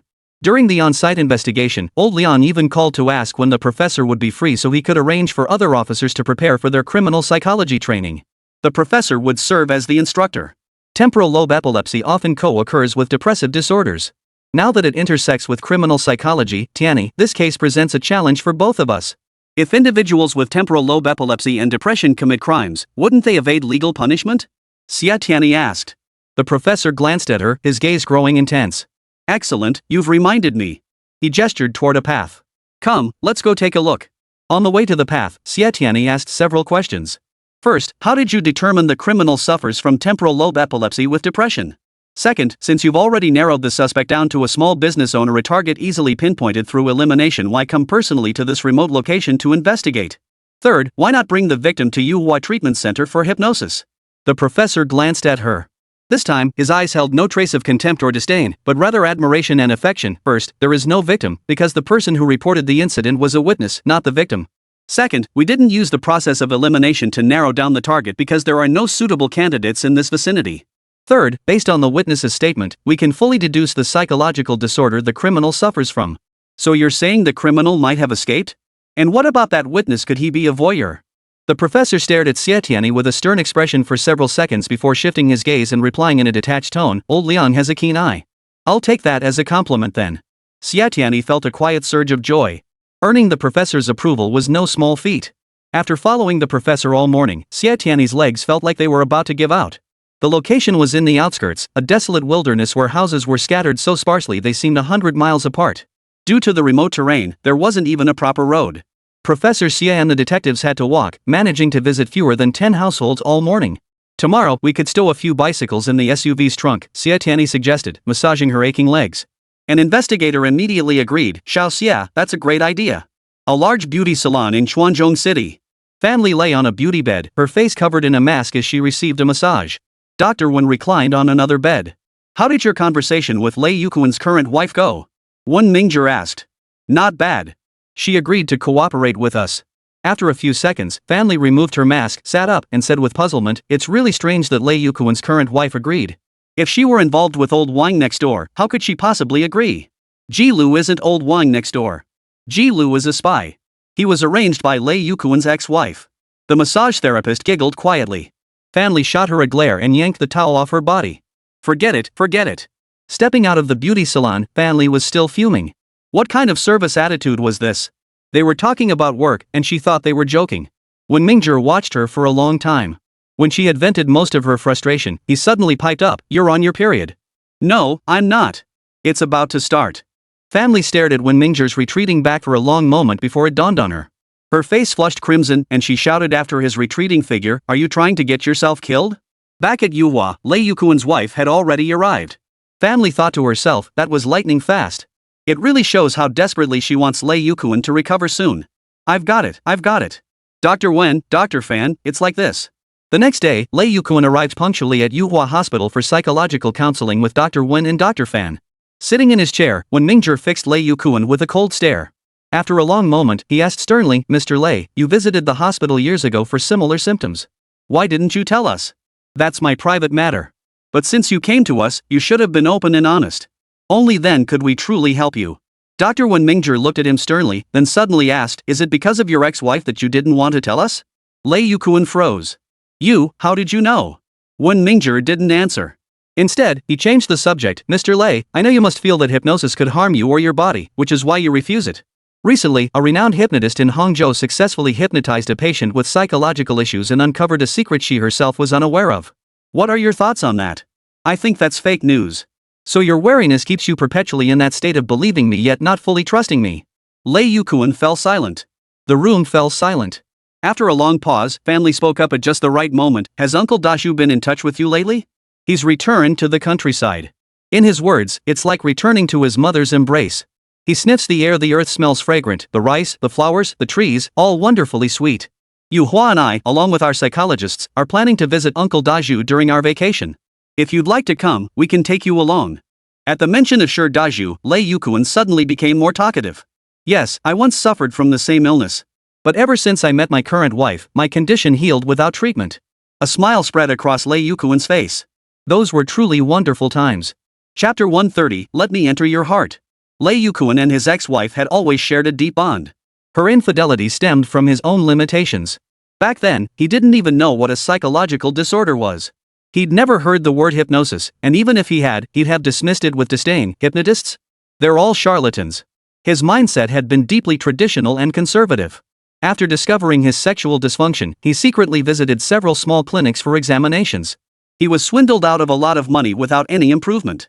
Eventually, his ex-wife, unable to tolerate his impotence any longer, took him to a major hospital for treatment. To their surprise, the doctor declared there was nothing wrong with him. His ex-wife, having reached her limit, chose to divorce him. Lei Yuquan's current wife is the complete opposite of his ex-wife. She is lively, intelligent, and eager to learn, possessing knowledge in many fields. After Lei Yuquan developed his problem, she encouraged him to seek a psychologist at Yuhua. He accepted the psychologist's guidance and conversations but refused to undergo unconscious hypnosis. Deep down, he believed hypnosis was nothing but trickery. He shared much with the psychologist, yet deliberately concealed his past medical history. When Sher Daju spoke with him, Lei only hinted at certain details indirectly. Yet he knew Sher Daju had discerned many of his secrets from his words. The story returns to the Yuhua therapy room. Wen Mingzhong did not press further. Recently, Yuhua's boss received patient feedback stating, Yuhua's psychologists have a cold, aggressive tone during consultations, like interrogating criminals. The boss specifically sought him out for a chat, hoping he would focus more on guiding and communicating with patients. His previous unkind attitude toward Lei Yuquan stemmed entirely from Lei's concealment of his past medical history. This was crucial for his recovery, yet he chose to conceal it. Why? Wen Mingzhong gave Fan Li a meaningful glance. She immediately understood, walked over, and turned on the stereo. Soon, soothing music filled the room. Dr. Fan, there's a jar of Longjing tea in my office. Bring it over to brew some for Mr. Lei. Wen Mingzhong called out. Fan Li stared at him in surprise. What was wrong with Dr. Wen today? He never acted like this. Hurry, he urged again, and Fan Li had no choice but to leave. Soon after, she returned with the Longjing tea and brewed a pot. Please. When Mingzhong extended a polite invitation, adding, "This is the first time I've ever invited someone to drink tea." Lei Yukuan felt a wave of emotion wash over him. Thank you, Dr. Wen. When Mingzhong glanced at Fan Li, who immediately understood. She smiled at Lei Yukuan and said, "Mr. Lei, if you ever want to visit Uncle Daju's home, just let me know. Next time we go, we'll bring you along." Sure. Lei Yukuan nodded gratefully at her. As Fan Li walked out, she casually closed the treatment room door behind her. Actually, you needn't be concerned, when Mingzhong remarked after sipping his tea. The psychologists and psychiatrists at Yuhua have never once viewed her as a woman. Lei Yukuan smiled without responding. Mr. Lei, Yuhua just acquired a new massage chair. Would you like to try it out and relax? When Mingzhong had intended to discuss other topics with him, work, his current wife, subjects that genuinely interested him. But glancing at his wristwatch, he realized they'd already spent over 20 minutes sipping tea. For Dr. Wen, who always valued time as if it were gold, this felt like a crime. Once I'm relaxed, Dr. Wen, are you going to hypnotize me? Lei Yukuan instantly saw through Dr. Wen's intentions. It was the first time a mental health patient had seen through him. Dr. Wen adjusted his glasses, pondered for a moment, then admitted openly, "Yes, I want to hypnotize you, Mr. Lei. Let me enter your inner world." What if I refuse? Lei Yukuan retorted stubbornly. Surely you psychologists aren't limited to such meager abilities. Would you rather see what I'm capable of or cure your own obstacles? You can try, but I just drank your Longjing tea, I'm feeling pretty sharp. Is that so? Then let's try it. Do you have the guts to lie down on that massage chair, Mr. Lei? Of course. And so, Lei Yukuan was successfully lured onto the massage chair by Wenming's. This massage chair's functions went far beyond mere massage. Feeling much more relaxed? Yes, my whole body feels so comfortable. Wait a minute, Dr. Wen, why am I feeling sleepy? Lei Yukuan tried to sit up, but it was already too late. Don't be nervous, Mr. Lei. It's simply because your nerves have been so tense. With a little relaxation, drowsiness naturally follows. That's all. Now, look into my eyes. Count with me, 1, 2, 3. Step forward, Mr. Lei. You'll see your wife. She's waiting for you at home. Now, follow me again. Return to the time when you were with your ex-wife. You resist? Fine. Then where do you wish to go? In the depths of his consciousness, something seemed to pull Lei Yukuan forward. As he walked, he looked around, moving from his present life back to his 20s, then his teens. When he reached a certain place, he suddenly stopped. He saw a boy of 7 or 8 kneeling on the ground. A middle-aged man held a wooden stick, lashing the boy viciously. The man snarled, "You wet the bed? I'll beat you to death today. See if you wet it again." Lei Yukuan suddenly clutched his head with both hands, overcome with anguish. Then he pressed his hands over his groin, his face contorted with urgency, the very posture of someone desperately needing to use the restroom. "Mr. Lei, it's getting late. Your wife called and asked you to come home for dinner. All right. See? It's getting brighter around us. You've left that place. You're back. Relax. Now walk with me. Come." Lei Yukuan slowly opened his eyes. His breathing grew steady, and the earlier anxiety faded back to his initial calm. "You're back now, fully awake. Mr. Lei, do you remember anything? Or what is your most unforgettable childhood memory?" When Mingzhong looked at Lei Yukuan, his tone as gentle as possible, yet still carrying his usual icy chill. "You haven't remembered? But I've already read deep into your mind. Answer me, every time you were intimate with your wife and heard that ticking sound, did you feel an urge to go to the bathroom? Yes. Good. 3, 2, 1. Awake." When Mingzhong snapped his fingers and helped Lei Yukuan rise from the massage chair. "Mr. Lei, I've identified the root cause, but we'll need several more hypnosis sessions to fully erase the shadows of your childhood." When Mingzhong glanced at the wall clock and said to Lei Yukuan, "Go home. Your wife is waiting for you to come home for dinner." Chapter 131, The Imposter Girlfriend. Xie Tianyi and her team returned to the Criminal Investigation Division that afternoon. After spending most of the day, they had only managed to interview half the households in the village. Solving the case quickly was a long and arduous task. Xie Tianyi and Xi Chenhe took time to return to Yuhua Hospital because they had received a call from their boss. Xie and Xi assumed Yuhua had received a difficult medical case, but upon their return, that wasn't the case. They were informed that the boss was waiting for them in his office. Pushing open the door, Huayu rose from his chair, fixing his gaze on Xi Chenhe before slowly shifting his eyes to stare at Tianyi. Seeing Huayu, Xie Tianyi felt a strong sense of repulsion. She bluntly declared, "Uncle Xi, first, I want to make one thing clear. Last time, when I was brought home as your son's girlfriend, I was completely impersonating someone else." Xi Chenhe's expression darkened as he coldly demanded, "Xie Tianyi, what do you mean by that?" "What I mean is..." Xie Tianyi glanced at him before averting her eyes. With both elders present today, I finally have the chance to tell you, there will be no happy ending for us. Xie Tianyi. Xi Chenhe glared at him fiercely and roared at her, "Shut up! No, I know everything now." Xie Tianyi fought back tears, forcing herself to hold them back. "If I accept you, it would be betraying my family. The ones who caused my mother pain are your parents." After yelling at him, she turned to Huayu. "Uncle Xi, rest assured. Your son and I are simply master and apprentice, or professor and assistant." She then looked at the middle-aged boss and made a request. "Boss, I demand to switch places with Dr. Fan." Xi Chenhe's face had darkened to a terrifying pallor. He stepped beside her, seized her wrist, and pulled her away.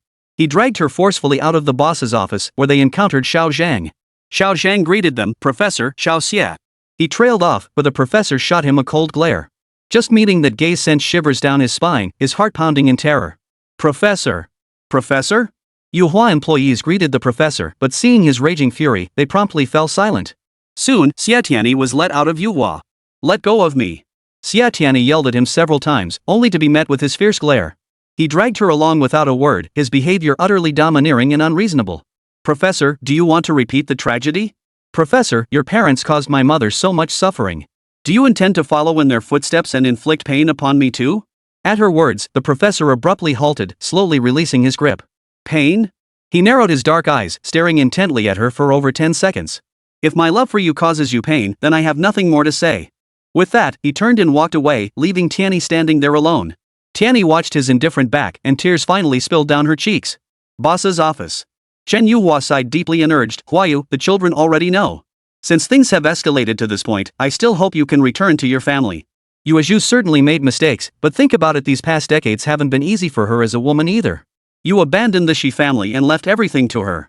She held it all together. You drowned your sorrows in drink day after day, neglecting even your son. She shouldered the responsibilities of a mother. Huayu, if you want to protect Ruoxi, why not start by looking to Baoyu as you? Give her the love she deserves as your wife. Walk a mile in her shoes. Let go of Ruoxi." "No, I can't forget her." Huayu said painfully. "Yuhua, I can't forget her." "Then divorce her? Will the children accept it? Or, to put it another way, won't this burden them psychologically?" Chen Yuhua cut straight to the heart of the matter. Huayu slowly wrapped his arms around his head, overcome with anguish. At Xie Tianyi's request, the boss summoned Fan Li. "Dr. Fan, for the time being, you'll be paired with the professor. Tianyi will work with Dr. Wen." He glanced up briefly at Fan Li before lowering his eyes again, scribbling rapidly on a sheet of paper. "Don't ask me why." After a pause, he added, "You can interpret it as me favoring Tianyi. She's always called you Sis Fan, and you wouldn't want to see her hovering on the edge of pain, would you?" "Understood." Fan Li replied before turning and exiting the boss's office. Standing at the doorway, she exhaled a long breath. She had always yearned to work alongside the professor, to be his assistant. But now that the day had come, she felt no joy whatsoever. Instead, the thought of parting ways with Dr. Wen left her heart hollow. Xie Tianyi was seeing a patient with obsessive-compulsive disorder at Yuhua Hospital. She washed her hands repeatedly, to the point where she insisted on chatting while standing at the sink. Xie Tianyi attempted hypnosis while the patient was conscious. After a few sentences, the woman suddenly turned to Tianyi. "Dr. Xie, are you trying to hypnotize me? It won't work. I've seen many psychologists, but none of them cured me." "Oh, really?" Xie Tianyi thought to herself, "Even if they haven't cured you, you still came here. That proves two things. First, you want to get better. Second, you're pinning your hopes on me. Even so, there's no need to rush." At quitting time, Xie Tianyi, Wen Mingzhong, Fan Lily, and Xi Chenhe had gathered to work overtime. Tomorrow, Dr. Wen and Dr. Xi's assistants would switch roles, requiring some work handover. Dr. Fan, the professor's work at the Criminal Investigation Division is demanding. You should be mentally prepared. Xie Tianyi remarked. The professor shot her a glance and snorted coldly, "Can't handle a bit of hardship? What a useless person." Xie Tianyi lowered her eyes, saying nothing. After a few seconds, she lifted her gaze, a carefree smile playing at the corners of her lips. "Dr. Fan, I believe you'll handle it well." The two began handing over their current tasks. "Dr. Fan, these are my notes. I've marked some personal observations that might help with the case. If you have any questions, feel free to call me anytime," Xie Tianyi said. No sooner had she finished speaking than the professor shot back, "Call if you have signal? Sounds good in theory, but it's just cowardice running away from hardship." Xie Tianyi took a deep breath, ignoring the professor's sarcastic remark. "Dr. Fan, if you're heading to the countryside for the scene, don't forget to bring a bicycle." After a pause, Tianyi added, "Remember to pack an umbrella and rubber boots. June weather changes in an instant. If you get caught in a downpour, the conditions are too harsh, you could get stranded." Before Fan Li could respond, Xi Chenhe interjected impatiently, "Enough chatter. Get down to business." Xie Tianyi still didn't glance at her. She sniffed and forced a faint smile toward Fanli. Dr. Fan, tell me about Lei Yuquan's condition. Fanli glanced at the professor and stated bluntly, I don't think you're reminding me, you're reminding him. Xi Chenhe pretended not to hear, turning his head away. Xie Tianyi said earnestly, this is all part of an assistant's responsibilities. I know, Fanli replied.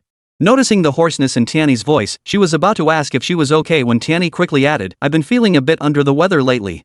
I'll just get a glass of water and we can continue. With that, she dashed out. She dashed into the break room, grabbed a cup, and filled it with water. She didn't notice it overflowing until scalding hot water splashed onto the back of her hand. Only then did the pain register in her brain, snapping her back to reality. She sucked in a sharp breath of pain and dashed to the sink, splashing cold water on the scalded spot. Even so, it turned red and swollen, looking alarmingly painful. Chapter 132, You Actually Hurt Yourself. After Xie Tianyi left, Xi Chenhe, Wen Mingzhong, and Fanli all remained silent. The room fell into an eerie, heavy silence. Wen Mingzhong exchanged a glance with Fanli. She stood up and said, I'll go check on Tianyi. As the conference room door closed, Xi Chenhe extended his hand. Give me a cigarette. Wen Mingzhong replied, I don't smoke. He glanced at the professor, his hand instinctively reaching out to pat his shoulder. It paused mid-air, never landing. A patient left half a pack of good cigarettes in my office. I'll go get them for you. He strode out and returned shortly, a fresh pack of cigarettes in hand complete with a lighter, already prepared for him. The lighter belongs to that arrogant jerk. Remember to give it back after you're done. Wen Mingzhong remarked. Xi Chenhe ignored him, pulled out a cigarette, lit it, and took several deep puffs. Nice cigarettes, he exclaimed sincerely. Then they're all yours, Wen Mingzhong said, his tone half joking, half serious. Have you lost love and fallen for cigarettes instead? Xi Chenhe didn't respond, merely glancing at him. What's really going on? Wen Mingzhong speculated, is it because of your parents? The professor's brow furrowed as his cold gaze fixed on Wen Mingzhong. What have you heard? Yuhua may be renowned, but it's only so big. There are no secrets here. Yes. When love involves parental grudges, it never ends well. Wen Mingzhong habitually patted the professor on the shoulder. This time, he didn't frown, instead wearing an expression of utter disgust. Let go. It's for the best for both of you. If you really can't let go, I can hypnotize you. Xi Chenhe had finished his cigarette by then. He stubbed it out, tossed it into the trash bin, and turned to leave. At the doorway, he paused and called back over his shoulder, thanks, to Dr. Wen without turning around. Just then, Fanli and Xie Tianyi emerged from the break room. Fanli noticed Xie Tianyi's hand was red and swollen, and gasped in alarm, Tianyi, what happened to your hand? Just got burned a bit. It's fine, Tianyi said casually. Tianyi, you really should be careful. Otherwise, you might end up with a scar, Fanli advised kindly. The professor's expression darkened upon overhearing their conversation. He strode over to Tianyi and grabbed her hand. When he saw the pale back of her hand, now red and swollen, a surge of rage coursed through his entire body. He roared at her, a psychologist, no less, harming yourself? If your psyche is so fragile it can't withstand the slightest setback, then pack your bags and leave immediately. All the colleagues working overtime stared at the professor. Time seemed to freeze in that moment. The air grew thick and heavy as everyone stood motionless, frozen in place, watching silently. Xie Tianyi kept her eyes lowered the entire time, not uttering a single word. She bit her lip hard, struggling to control her emotions, taking one deep breath after another in her mind. But how could she remain calm in the face of his harsh criticism? She heard clearly the crucial words in his speech harming herself. His anger, his shouting, it all stemmed from seeing her hurt, from his heartache for her. He used his yelling to mask his own pain. Xie Tianyi lifted her gaze to meet the professor's, fixing her eyes on him. But professor, seeing you like this only makes my heart ache even more. The professor glared at her, reading her inner turmoil in her eyes. The fire that had flared in his eyes gradually died down. Tianyi, even if we break up, even if love fades, you must live each day well. She instantly understood the sincerity in his words. Unable to control her emotions, tears poured down her face. The next moment, she covered her mouth and dashed out of Yuhua. Xie Tianyi sprinted down the road, running and running. Though the path stretched endlessly before her, though exhaustion threatened to overwhelm her, she kept running. Only running could make her forget everything. Finally, she couldn't run anymore. She stopped, bent over, hands braced on her knees, gasping for breath. It took a long time for her breathing to steady. She sat down on a bench. Even now, the professor's inner thoughts echoed in her mind. Seeing people and hearing hearts, she truly regretted it. She regretted why she had listened to the professor's thoughts. It only added an extra burden to her heart. Bearing this burden, she sat alone for a very long time. The professor walked slowly down the street shrouded in night, briefcase in hand. A luxury car drove by, honking at him a few times, but he offered no response. As a psychology professor, seasoned psychologist, and psychiatrist, he understood her unspoken words all too well. But precisely because he understood, his heart ached all the more. A sudden gust of wind swept across the sky, scattering the stars. In an instant, dark clouds gathered, the wind howled fiercely, lightning flashed across the sky, and a muffled clap of thunder echoed. The professor was walking when he suddenly stopped, frozen in place as if under a spell. Dong Yunhua, who had been following closely behind the professor, was caught off guard by his abrupt halt and nearly collided with him. Another flash of lightning split the sky. Panic seized the professor. He frantically scanned his surroundings, desperately searching for a safe place to shelter himself. But there was none. His panic intensified. Within seconds, the tall man transformed into a frightened fawn, so fragile and helpless. Dong Yunhua's heart clenched violently. What was wrong with Brother Chenhe? She reached out to steady him, but he pushed her away. Another thunderclap roared overhead. Suddenly, her brother Chenhe clutched his head, slowly crouching to the ground, his shoulders shaking uncontrollably. Chenhe! Chenhe! Dong Yunhua rushed forward and clung tightly to him. Time and again he pushed her away, yet she never considered giving up. Time and again she rushed forward to hold him, her calls echoing one after another. The surroundings seemed to fall silent as Dong Yunhua continued calling out to her Chenhe. Her voice echoed loudly on the empty sidewalk, drawing puzzled glances from passers-by. Xi Chenhe gradually calmed down. He lifted his head to look at the girl clinging to him and softly called out, "You know?" Seeing Xi Chenhe's expression, Dong Yunhua nearly burst into tears. But when she realized he recognized her, she suddenly smiled. "Chenhe brother, what's wrong?" she asked. Xi Chenhe didn't answer her. He only looked up at the night sky shrouded in darkness and murmured, "It's going to rain." Before the storm hit, he had to find shelter. "You know, could I sit alone in your car for a moment?" he asked softly, his eyes pleading. Dong Yunho's heart softened. She stared at him blankly, then nodded and handed him the car keys. "You know, go sit in the cafe. Don't worry about me, and don't come looking for me. Just come back to get the car after the rain stops," he told her. "Be good."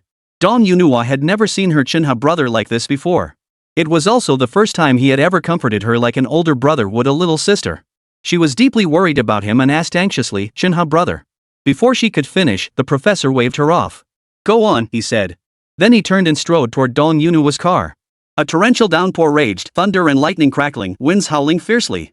The professor took shelter inside the car, enduring the storm. Yet by staying inside, he had sealed himself within a pitch-black, tiny room. Chapter 133, Fear-Induced Neurological Disorder. Rainwater washed over the ground, pooling into a small stream. Dong Yunhua sat by the cafe's floor-to-ceiling window, staring fixedly at the car being pelted by the downpour. Beads of rain as large as beans pelted the car's surface, yet Dong Yunhua felt as if they were striking her brother Chenhe's body. She could sense the thunder, wind, and torrential rain battering him. Tormented and broken, he curled into a ball, huddled inside the car. She desperately wanted to go see him, to ask how he was doing, to show her concern. But he had told her she could only go to him after the rain stopped. To stay by his side, she had to obey. Dong Yunhua silently prayed for the rain to stop quickly. Never before had she paid such close attention to a storm, nor had she ever prayed so earnestly for someone in her heart. Xie Tianyi returned home drenched from the downpour, her entire body soaked through. Xie urged her to take a warm bath. Sinking into the tub, the warm water relaxed her body, but her heart remained knotted. Earlier, as she walked through the torrential rain and gale, she had suddenly thought of the professor. That time, too, it had been pouring rain, thunder, and lightning crackling. The professor had suddenly become so unusual. She sat up abruptly, wiped the droplets from her face, quickly wrapped herself in a towel, and hurried to her room. She pulled out her phone and dialed a number quickly. While waiting for the call to connect, her hand holding the phone trembled slightly. "Professor, please answer." But no matter how many times she called, there was no answer. She dropped the phone in despair, filled with regret. If only she could have foreseen this sudden storm, she would have chosen to stay by the professor's side. Unable to reach him, she began searching for books. Soon, she found a stack of psychology books on the shelf. She discovered academic research on anxiety neurosis and, considering the professor's unusual behavior, made a preliminary diagnosis. By the time the rain stopped, it was already midnight. The cafe was about to close, and Dong Yunhua hurried toward her car. Bending over, she tapped lightly on the car window. After a long while, the door slowly opened. "Chenhe, are you okay?" Dong Yunhua asked with genuine concern. Heaven knew how worried she must have been. "Not dying." He resumed his usual cold demeanor, jumped out of the car, and strode away. "Hey, Chenhe, wait for me. Let me drive you home." Dong Yunhua quickly jumped into her car and drove off in pursuit of Xi Chenhe's figure. Xie Tianyi had stayed up all night. She finally managed a short nap at dawn. At exactly 8 o'clock, she dashed out the door and hurried to Yuhua. Today, Dr. Wen had scheduled an appointment with Lei Yukuan. The cause of Lei Yukuan's condition was now starkly evident. It turned out that after being severely beaten by his father for bedwetting as a child, he developed a deep-seated trauma. Subsequently, he deliberately held his urine. Over time, this formed a vicious cycle. He only felt the urge to urinate when he heard the steady drip of water. Day after day, year after year, while no physical illness developed, a psychological disorder took root instead. Everything stems from the mind. While Dr. Wen conducted hypnotherapy on Liu Mingzhong, Xie Tianyi continued researching fear-based neurological disorders. Boss Chen opened his office door and called out, "Tianyi, come here." Only upon entering the boss's office did Tianyi realize he was concerned she might be struggling emotionally and had summoned her to offer support. "Boss, rest assured. I'm a psychologist. Nothing can break me," Xie Tianyi replied. "Good. I was considering giving you a few days off, but seeing you like this puts my mind at ease." Then, he changed the subject. "Has that female patient with OCD come to see you?" Xie Tianyi shook her head. "I clearly told her to come this morning, but she hasn't shown up. Should I call and check?" "All right." Boss glanced at the time. Ouyang Nailan called saying Tingting misses you terribly. She might bring Tingting over this morning. Make time to meet them. Oh, and Chenhe, he complained his assistant isn't suited for criminal psychology. He'll be back shortly to discuss some discrepancies with you. Organize your notes from that day. No sooner had the boss finished speaking than Xiao Zhang knocked and entered, announcing that Ouyang Nailan had already arrived with Tingting. Xie Tianyi went out to greet them. When Tingting saw her, he wriggled free from his mother's hand and dashed over. "Auntie! Auntie!" He was overjoyed, though his face remained unsmiling. "Auntie, I'll tell you the story of pointing a deer as a horse." "Sure." Xie Tianyi crouched down, hugged him, and pinched his cheeks. Tingting seems to have gotten chubbier. Ouyang Nailan approached, smiling as she explained, "It's all my parents' fault. They spoil him with all kinds of fried treats, fried rice crackers, fried shredded radish cakes, pumpkin cakes, sweet potato cakes, French fries. Nowadays everyone's chasing oil-free foods, but they just keep feeding him greasy stuff. Look at me, I've gotten chubby too, haven't I?" Only then did Xie Tianyi notice Ouyang Nailan. She had indeed gained quite a bit of weight, but it didn't make her look unattractive. She had gained weight in all the right places, looking full and beautiful. Her face was exceptionally lovely, her skin fair, dewy, and radiant with a healthy glow, making her appear exceptionally vibrant. Before, Ouyang Nailan's beauty was painted on, confined to her appearance. Now, her beauty radiated from within. True beauty comes from the heart. "Tingting, when will you tell Auntie a story?" "Auntie, you'll have to wait a little longer." Tang Tingjun began looking around as if searching for someone. Ouyang Nailan immediately asked, "Are you looking for the professor, Tingting?" Tang Tingjun nodded solemnly. "Auntie, can you teach me rock climbing?" "Of course I can." "Then can the professor teach me to play the piano?" Xie Tianyi hesitated. "I can't decide that. I'd have to ask the professor." Her expression turned troubled, clearly uncomfortable with the request. "Of course." A cool voice cut through the air. Everyone turned to see the professor striding toward them. "It's the professor." Tingting clapped his hands excitedly. "Great. Now I can tell you stories." "Fine. Tell me and Auntie a story, and I'll agree to teach you piano," Xi Chenhe said, trying to soften his tone, though a chill still lingered in his voice. Xie Tianyi brought Tang Tingjun to the children's therapy room. Tingjun's voice filled the space. Zhao Gao attempted to usurp the throne. His enunciation was clear, each word delivered with precision and conviction, delivered without pause, a testament to his sharp, intelligent mind. When the story ended, everyone applauded. Xi Chenhe praised sincerely, "Tingting is the smartest." Xie Tianyi shot him a sidelong glance and smiled at Tingting, saying, "See, even the professor praised you. He doesn't usually give compliments lightly." Tingting blinked his big eyes mischievously and said, "The professor changed because of Auntie. My grandmother said that when someone changes for another person, it's because of love. I love my mom, my brother, auntie, grandma, and grandpa, so I'll change myself for them. When I grow up one day, I want to be like the professor and change for the girl I love." The 7-year-old's words left Xie Tianyi utterly speechless. The professor and Ouyang Nailan were equally astonished by Tingting's unexpected words, their faces filled with surprise. Chapter 134, No one can replace Xie Tianyi. Then Tingting, remember to stay true to your original aspirations. Xie Tianyi asked, "Tingting, do you know what it means to stay true to your original aspirations?" "Of course." Tingting puffed out his chest like a little man, brimming with confidence. "I've heard so many stories, I don't just let them go in one ear and out the other. Grandma taught me to study hard from a young age, to become someone useful in the future.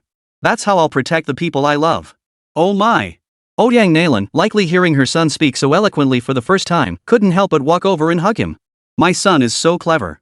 Tingting let his mother hold him as he looked at Xie Tianyi and continued, "I know it wasn't easy for mom to have me. She had to endure 10 months of pregnancy, and then they had to cut open her belly to get me out. Ugh, just thinking about it is scary, and it breaks my heart for my mom."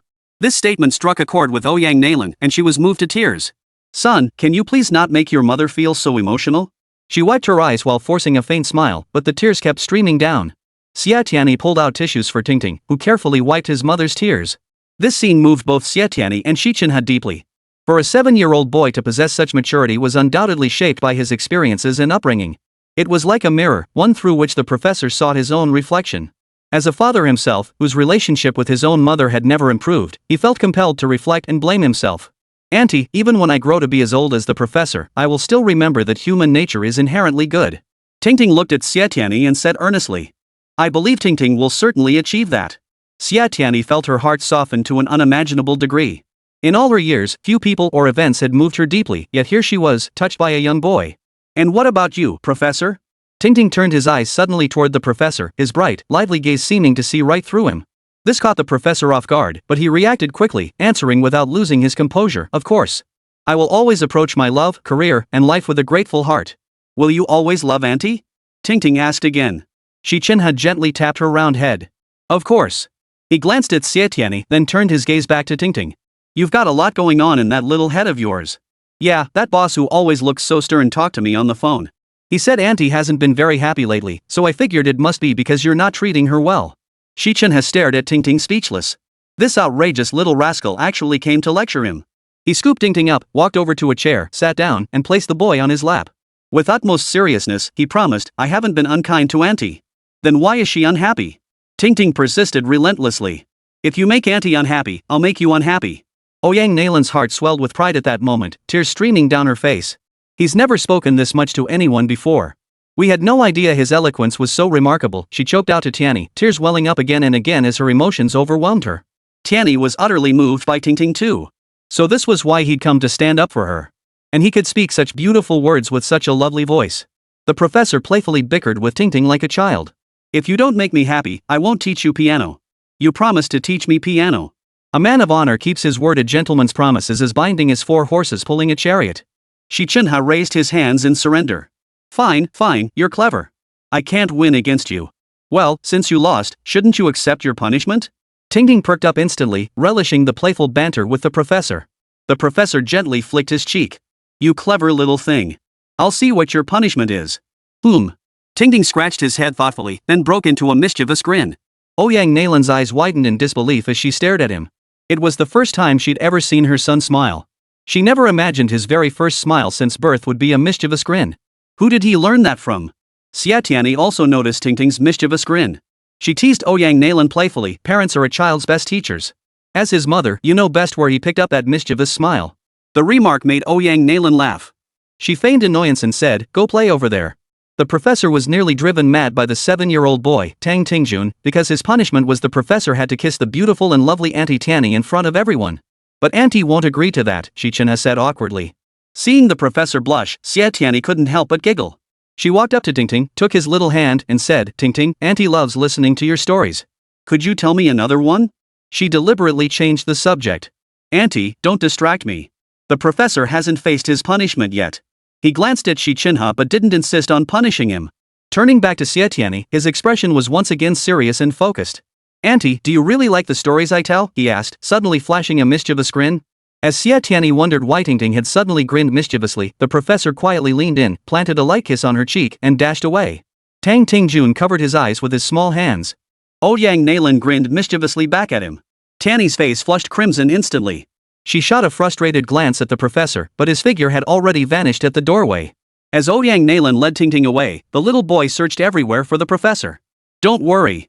He won't forget what he promised you, Xie Tianyi said affectionately, bending down to tickle Tingting's nose. Okay, but Auntie, don't forget you promised to teach me taekwondo. Tingting climbed into the car, but didn't forget to remind Xie Tianyi through the window, Auntie, you and the professor have to come find me together, okay?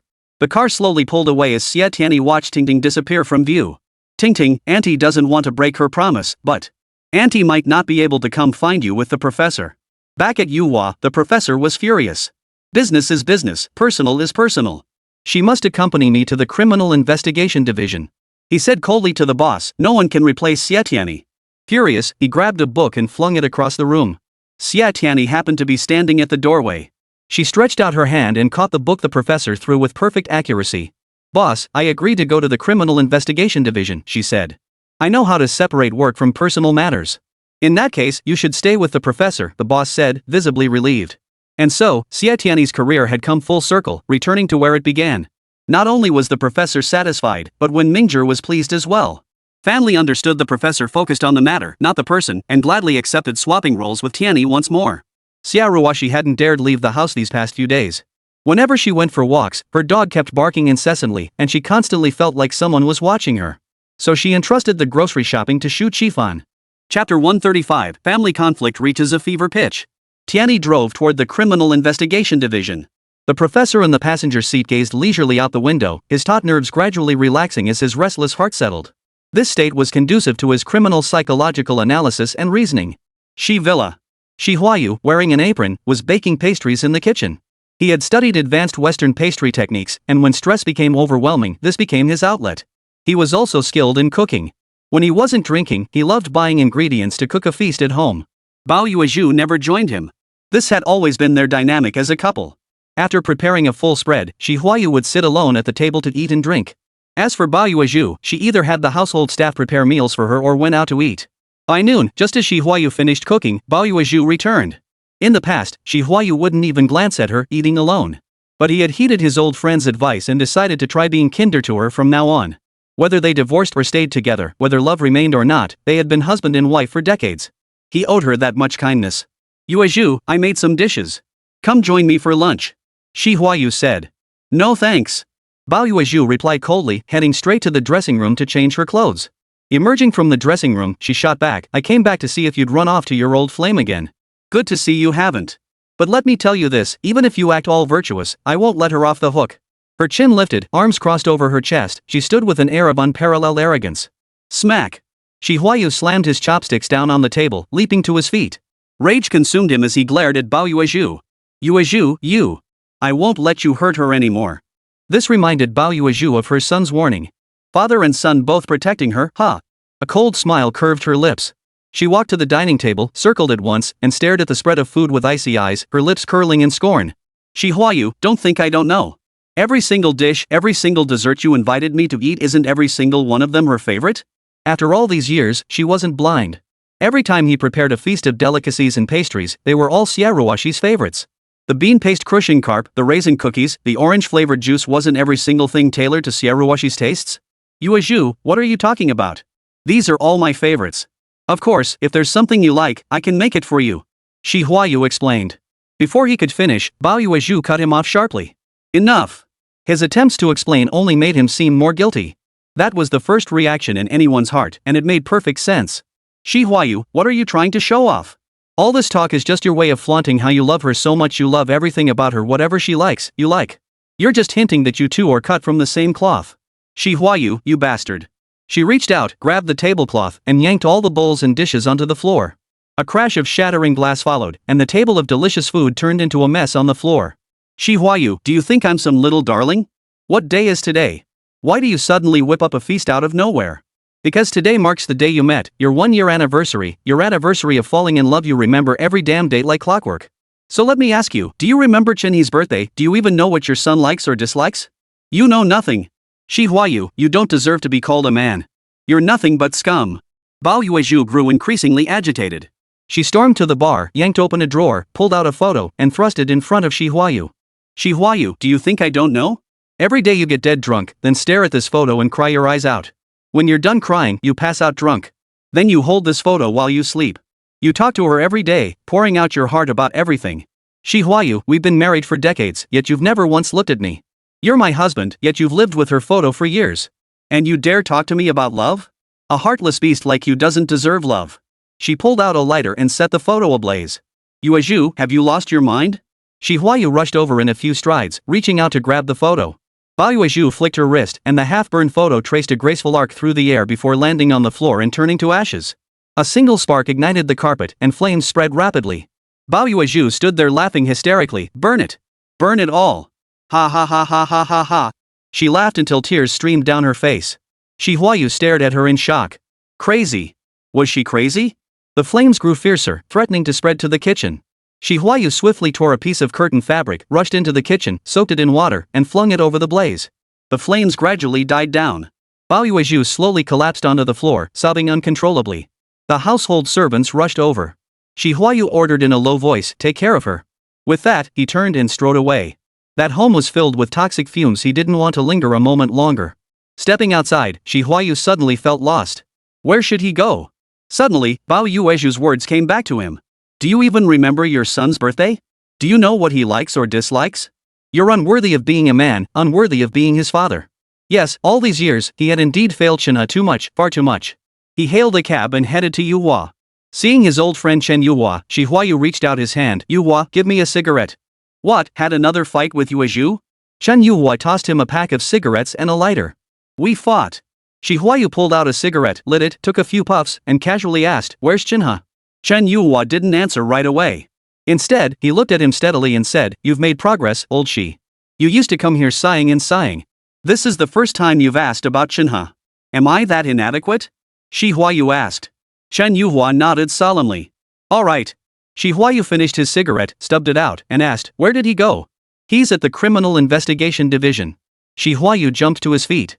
Old Chen, you actually sent my son to the Criminal Investigation Division? Are you projecting your past regrets onto him? Calm down, calm down. Don't shout, old Xi. Let me explain.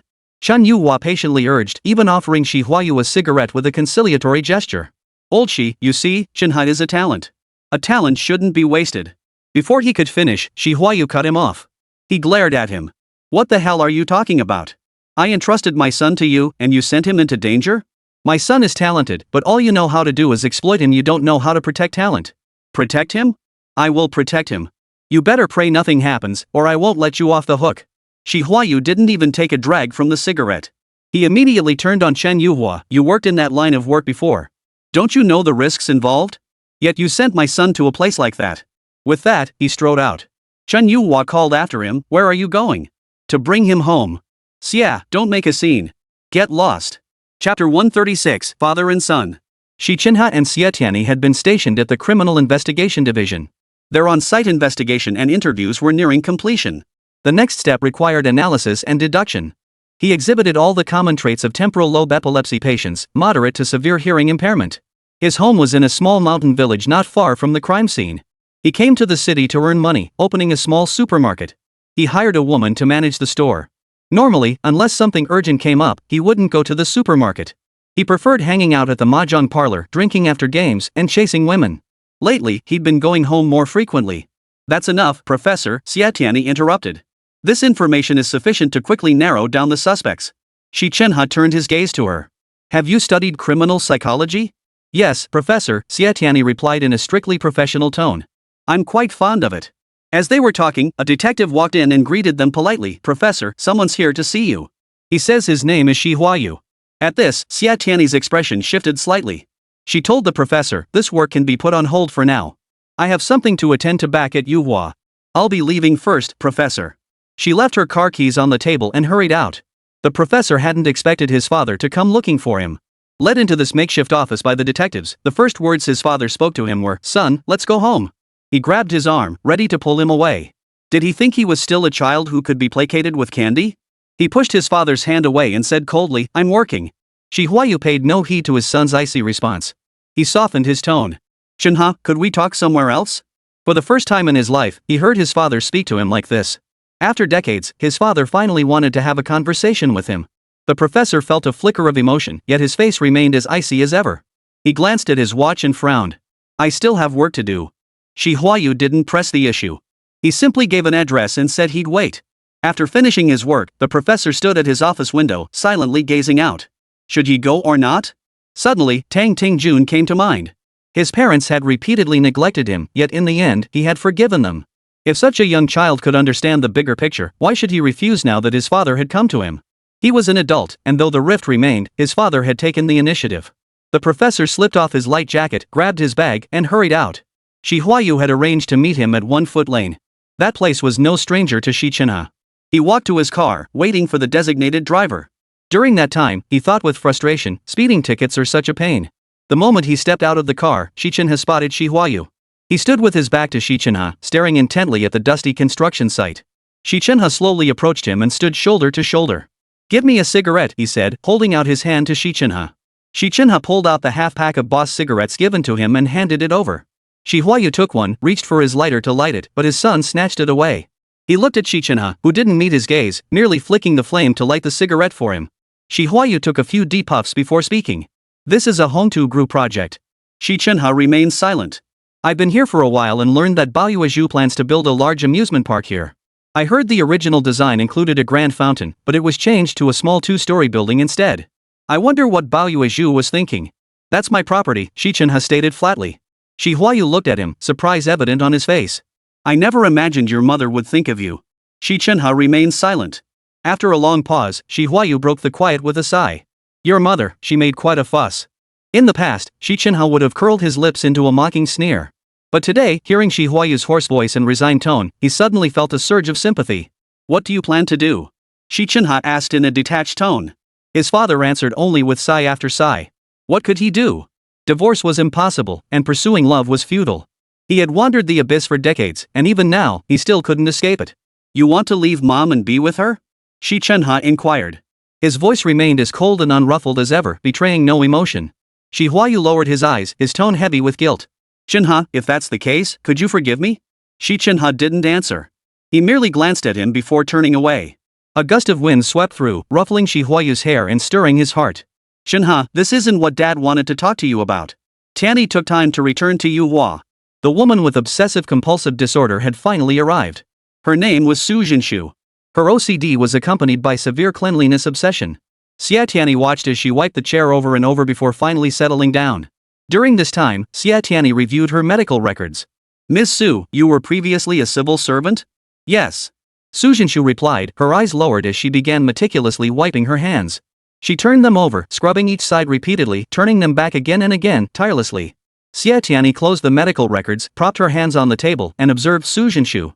I don't see anything wrong with your repeated hand-washing. Cleanliness and hygiene are the foundation of health. It's just that. She held her own hands up to examine them, turning them over and over, then looked back at Su Jinshu without saying anything. Su Jinshu asked, her impatience evident, but what, Dr. Xie? It's just that it might damage your skin tissue. After all, no one can guarantee those hand sanitizers, wipes, and soaps won't harm your skin. Plus, scrubbing off a layer of skin isn't exactly aesthetically pleasing, is it? I have a better suggestion. What suggestion, doctor? We can prepare disposable gloves to block all the bacteria and dust you consider dirty. We can also carry a soft pad soaked in disinfectant to place on chairs when sitting. This will completely isolate you from any viruses or harmful bacteria you fear. Oh, really, doctor? But what if I fall into a cesspool? Xie Tianyi was momentarily taken aback inside. It turned out Su Jinshu's obsessive-compulsive cleanliness stemmed from a past experience of falling into a cesspool. Listen, relax. Now, look into my eyes and count with me, 1, 2, 3. Xie Tianyi snapped her fingers, initiating the hypnosis session for Su Jinshu. Meanwhile, Wen Mingzhong administered treatment to Lei Yukuan using medical equipment, medication, and hypnosis. Mr. Lei, do you enjoy hiking, mountain climbing, rock climbing, bungee jumping, or surfing? Excellent. Your interests are quite diverse. Lately, I've become fascinated with scuba diving, but I haven't found the right companion. Would you be willing to try it with me? Behind his glasses, Wen Mingzhong's eyes were sharp as he fixed his gaze on Lei Yukuan, extending the invitation in a cool tone. Dr. Wen, your icy tone seems to imply I couldn't possibly dive? Ha ha. You're mistaken. I, Lei Yukuan, have conquered Lhotse, the summit of Mount Everest's subsidiary peak. How could I not master something as simple as diving? Lei Yukuan's voice brimmed with arrogant pride, as if there was nothing in this world he couldn't achieve. Chapter 137, Tianyi's mother goes missing. This suited Wen Mingzhong perfectly. Indeed, Mr. Lei. I know you can. That's just the kind of tone and expression I have. People call me Wen Bingling Ice Cold Wen. The atmosphere lightened thanks to Wen Mingzhong's witty remark. Mr. Lei, I'm free this weekend. How about we go diving together? Sure, Dr. Wen. By the way, Mr. Lei, how's your neighbor Ji Lu doing? His morale is low, and he seems listless. Why? I heard he's going through a breakup. The moment Lei Yukuan left, family jumped up in the office. What? Ji Lu is a colleague of Lei Yukuan's ex-wife? Yes. Ji Lu worked as a plumber at Lei Yukuan's ex-wife's company. One was a company executive, the other a laborer, two people from vastly different professional worlds who met during a sudden company power outage. The unexpected blackout caused significant losses for the company. The executive went directly to confront the supervisor in charge of utilities, and it was during this incident that Ji Lu met Lei Yukuan's ex-wife. All of this was revealed by Lei Yukuan himself to the psychologists. As for the rest, Wen Mingzhong intended to confront Ji Lu directly. The oranges at home were all gone. Xia Ruoshi grabbed the shopping basket, hugged the dog, and headed out to buy more oranges. The fruit shop wasn't far from home, located within the residential complex. Just as Xia Ruoshi set the dog down to start selecting oranges, the dog began barking. Xia Ruoshi glanced around, no one was nearby. Huayu, you're being too noisy. Stop barking and be good. Xia Ruoxi crouched down and patted the dog's head. It obediently sat on the ground and stopped barking. Xia Ruoxi focused on selecting oranges, filling a paper bag to the brim. After paying, she turned to head home. She turned but the dog was gone. Huayu. Xia Ruoxi frantically searched everywhere. The fruit shop owner pointed in a direction and said it seemed to run that way. She placed the oranges in the basket and ran after it. She chased and chased for a long time but still couldn't see the dog. Xia Ruoxi's face fell with despair as she dialed her daughter's number. Xie Tianyi and the professor were at the Criminal Investigation Division, assisting detectives in identifying suspects. His home is less than a kilometer from the crime scene. For matches? Photos. Xi Chenhe instructed Xie Tianyi, you go. Xie Tianyi had just sat down at the computer when her phone vibrated. She glanced at it. It was her mother, Xia Ruoxi. Just as she was about to answer, the professor's expression turned cold. Xie Tianyi, this is work time. Can't you tell what's more important? But what if mom has a sudden episode? Xie Tianyi asked, her face filled with concern. It won't happen. I can guarantee it, the professor said confidently. She remembers everything except those who hurt her in the past. Everything else is normal. Weighing the pros and cons, Xie Tianyi decided her work was more important and obeyed the professor. She opened her computer and began searching for photos of suspects matching the criteria. Xia Ruoxi hadn't had an episode, but her dog had vanished, leaving her frantic. When her daughter Tianyi didn't answer, she called Xu Qifan instead. Attorney Qifan was in court, but upon seeing Xia Ruoxi's number, he still pressed the answer button. Xia Ruoxi's voice came through the phone. Qifan, what should I do? Huayu is gone. Xu Qifan asked patiently, Auntie, where are you right now? Xia Ruoxi gave him an address. Xu Qifan glanced at his watch. With only 5 minutes left before the hearing concluded, he assured her, all right, wait there for me. I'll get there as quickly as possible. Hearing Xu Qifan's words, Xia Ruoxi felt a little calmer. She stood there, anxiously scanning her surroundings. It was a secluded street. At this hour, the sun blazed fiercely, and few pedestrians were visible. The entire street felt desolate and quiet. Xia Ruoxi decided to find some shade to sit and wait for Xu Qifan. She had only taken a few steps when someone shouted, Xia Ruoxi. She turned her head to look in the direction of the voice but saw no one. Just as she was puzzled, a black cloth hood was pulled over her head. Immediately afterward, she was lifted up and carried away. She struggled desperately and called out, but no one came to her rescue. She was quickly shoved into a vehicle. As someone removed the hood, she tried to scream, but a wad of rags was stuffed into her mouth, leaving her only able to make muffled sounds. A low, cold male voice spoke, Don't worry, we won't harm you. Xia Ruoxi tried to call for help, but her arms were tightly restrained by the men seated on either side of her, leaving her utterly immobilized. Having lived decades, she quickly regained her composure in the face of this sudden abduction.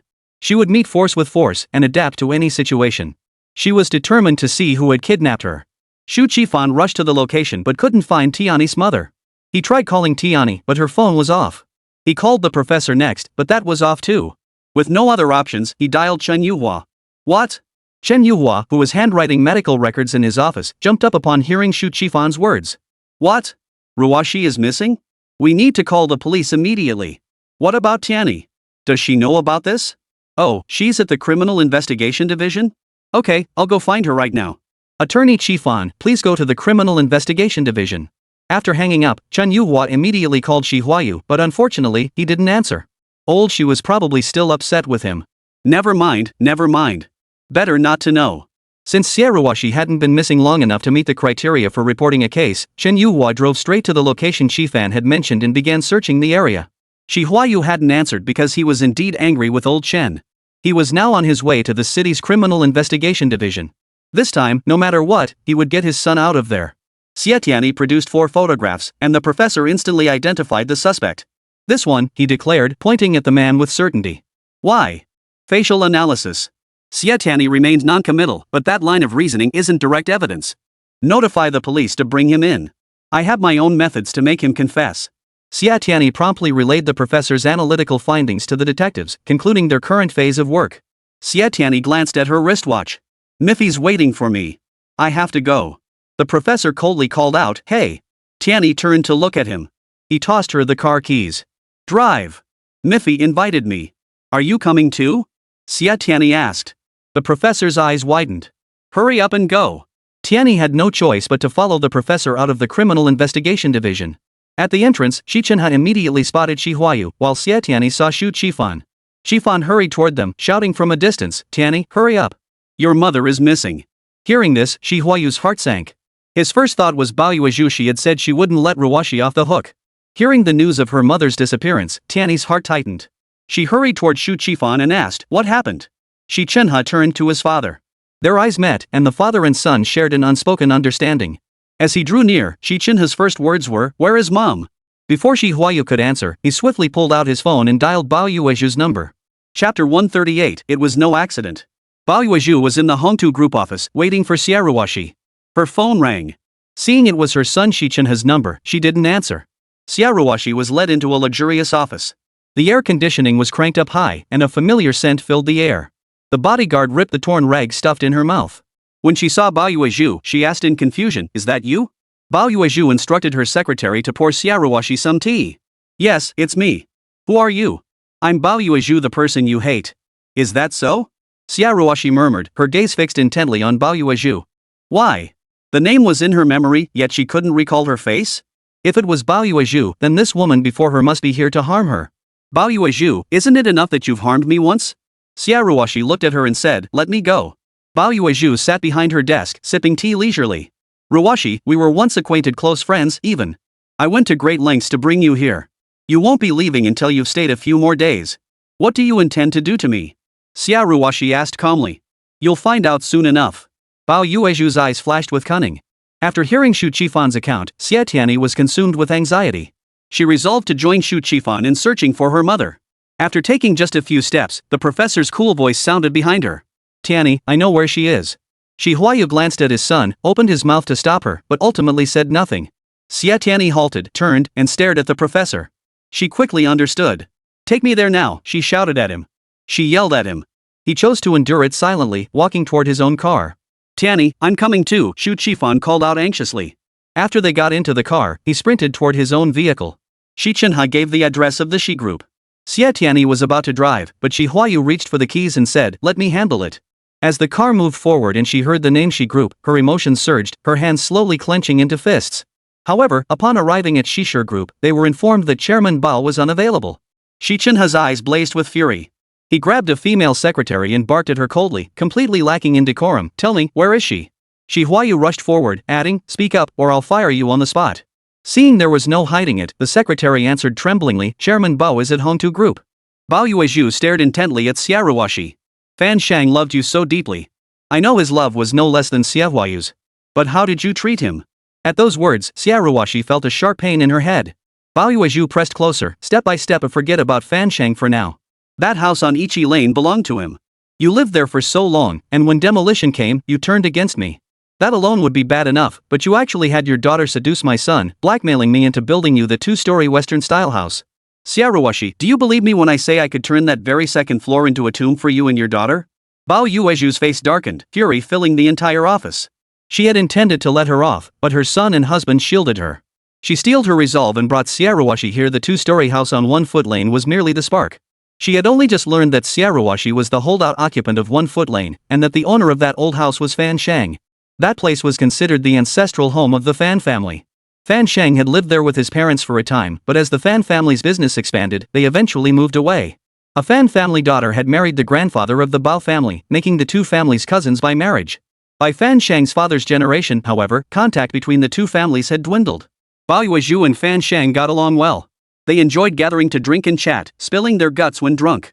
From him, Bao Yuezhu learned that Xie Ruwashi was about to marry Xi Huayu. Due to opposition from the Xi family, Xi Huayu had arranged for their wedding home to be in the rented apartment where Xie Ruwashi lived. That's when Bao Yuezhu began to scheme. What followed was too painful to recall. Bao Yuezhu stared fixedly at Xie Ruwashi, her eyes seeming to dissect her alive. Xie Ruwashi felt her mind grow hazy, consciousness blurring into a fog. What second-floor apartment? What about her daughter seducing her son? She truly knew nothing about any of it. What are you playing at? Xie Ruwashi, I suspect you deliberately arranged for your daughter to work at Yuhua as part of a premeditated scheme to have her seduce my son and exact revenge. Bao Yuezhu gritted her teeth. That traitor Chen Yuhua must be involved too. I'm not done with him. Xie Ruwashi shook her head repeatedly, clutching her throbbing temples. Bao Yuezhu's fury intensified. She pointed an accusing finger at Xie Ruwashi and shouted, Xie Ruwashi. Fan Shang was such a good man, yet he died under that car because of your words. All these years, haven't you felt even a shred of guilt? No, he didn't die under that car because of me. It was just an accident. Xie Ruwashi's head pounded violently. Darkness threatened to engulf her vision, and she felt faint, yet she forced herself to stay upright, clinging to consciousness. Accident? Bao Yuezhu stared coldly at Xiaoruoshi. Before he left, did he give you a key? Did he tell you to move into 1-foot lane? What else did he say to you? Only you know. All these years, you've comforted yourself with the idea of an accident. But what was the truth? The truth? Xiaoruoshi clutched her head with both hands, her mind flashing back to the moment before Fan Shang left.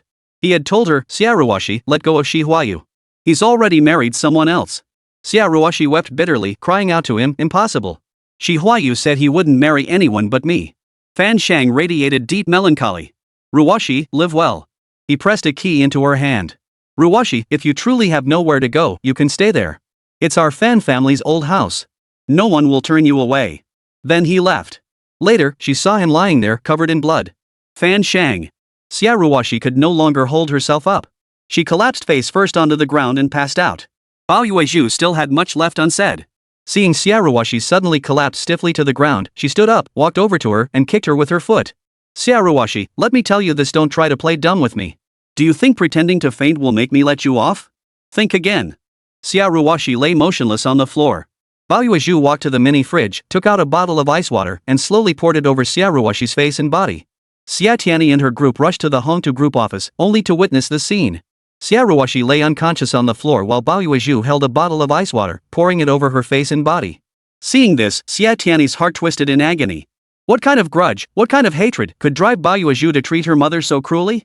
Never mind that she was a patient. Even if she were healthy, why would a woman torment another woman? Stop it! Xie Tianyi roared, lunging forward to shove Bao Yuezhu aside. Her shout mingled with the rebukes of Shi Huayu, Xi Chenhe, and Xu Qifan as they all rushed to Xiaoruoshi's side and knelt down. Xu Qifan said, Tianyi, get her to the hospital. Come on, I'll carry her. But the professor stopped him. He coldly shoved Xu Qifan aside, his expression impassive as he declared, her depression has relapsed. His gaze swept over Bao Yuezhu, his eyes as icy as frost, brimming with unmistakable reproach. Chapter 139, Neither Forgiveness Nor Pardon. Bao Yuezhu met her son's reproachful gaze, lifting her chin in a haughty, arrogant display. Don't touch her. Xie Tianyi glared at the professor, her eyes brimming with resentment. Professor, I will neither forgive nor pardon. With that, she shoved Xi Chenhe away forcefully.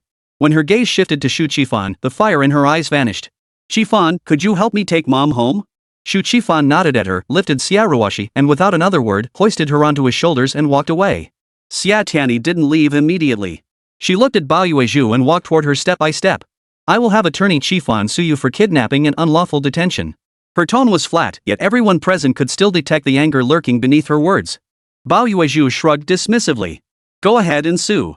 When the time comes, we'll see whose lawyer is more capable, yours or Qifan's. She eyed Xie Tianyi with disdain, her gaze lingering over her repeatedly. A smug sneer curled her lips. Aren't you just that girl Chen he brought home? Your mother and daughter really have a knack for crossing paths with our family. Your mother seduced my husband, and now your daughter's after my son.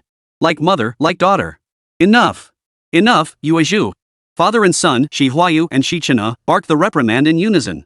Xie Tianyi bit down hard on her lip, trying to draw blood. This time, the girl who cried easily forced herself to swallow her tears. Stubborn and proud as she was, she refused to let those who looked down on her and humiliated her see her tears. Her time as a psychologist hadn't been wasted. She knew how to read hearts and heal souls, and she knew how to shatter them too. After a long moment, she lifted her head, her eyes calm as she met Bao Yuezhu's gaze. A cold smile played at the corners of her lips. Chairman Bao, haven't you got it backwards? She turned to look at Shi Huayu, pointing at him. That man is the nightmare haunting my mother's mind. She remembers his name but not his face. And you're the same. I don't know what you did to my mother, nor how you hurt her. But I know your sins run deep. Because regardless of who was right or wrong, she is an illness. As for your accusation of seduction, Chairman Bao, do you really think a woman suffering from depression and amnesia could seduce a stranger? Her daily routine was rigid: home, garden, market. If your husband hadn't approached her with ulterior motives, she would never have crossed paths with him. And even now, she still hasn't recognized him as the man she has been longing for. Xie Tianyi sniffed back tears, her gaze turning icy toward Xi Chenhe. As for him? Ask your son, was he the one who pursued me relentlessly, or did I seduce him? He knew from the start about the grudge between my mother and you, yet he never uttered a word to me. He's nothing but a liar. Xie Tianyi's voice rose involuntarily. He was a hypocritical fraud from the start. How could I possibly like a fraud? Unless I'm an idiot. She walked step by step toward the professor, stopping a few paces away from him. Professor, I've told you before, business is business, and personal is personal. If anyone was making advances, it was you who kept pestering me, wasn't it? She stared at him calmly, her large eyes glistening. His Adam's apple moved with difficulty as he uttered a single sentence in a steady voice. Yes, Xie Tianyi, I was the one who pursued you. He turned to Bao Yuezhu, his tone cold. Mother, she's right. I pursued her relentlessly. I like her, I love her. To protect her, I will stand by her side, supporting her and helping her as always. And you? What does being her biological mother matter? You hurt the one I love, and I will stand against you. Bao Yuezhu felt as if needles were piercing her heart, the pain nearly suffocating her. Her legs buckled, and she collapsed heavily into a chair. Her lips trembled with rage, her entire body shaking, unable to utter a word for a long while. Xie Tianyi merely laughed coldly in response. She burst into laughter. Chairman Bao, see? I know exactly how to hurt you. Because I know how to exploit your son's feelings for me. So let me give you some advice, never, ever cross a psychologist. Suddenly, her smile vanished. When she looked at the professor, her eyes were cold and unreadable. Professor, your feelings for me are nothing but something to be exploited and trampled upon. So, please, put them away. I am inherently kind and don't wish to hurt anyone, including you. Since I cannot bear your affection, then stay away from me. Your closeness to me is nothing but pain. For me, it only causes pain. Long after she left, those words still echoed in the professor's ears. He knew deep down that this time, he had truly lost her. He roared at his mother, I warned you long ago. After the outburst, he dashed out. Huayu sat there frozen, not moving for a long time. Bao Yuezhu sat motionless, tears streaming down her cheeks like a statue. On the way home, Xia woke up. Her eyes snapped open, pupils dilating as she stared at her daughter in terror. Bao Yuezhu, stay away from me. Don't hurt me. I'm telling you, my daughter is formidable. She won't let you get away with this. Xie Tianyi silently took several deep breaths, attempting to hypnotize her mother. Come on, take deep breaths. 1, 2, 1, 2. But Xia refused to cooperate. She shoved her daughter away. Bao Yuezhu, you're just spreading your witchcraft again. I won't listen. I won't listen. Hypnosis relies on mutual trust.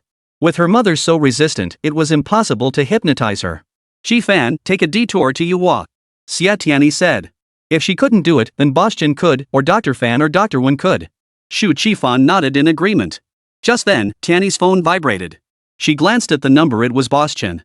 She steadied her emotions and answered, hello. After a few seconds of silence, Boss asked earnestly, are you okay?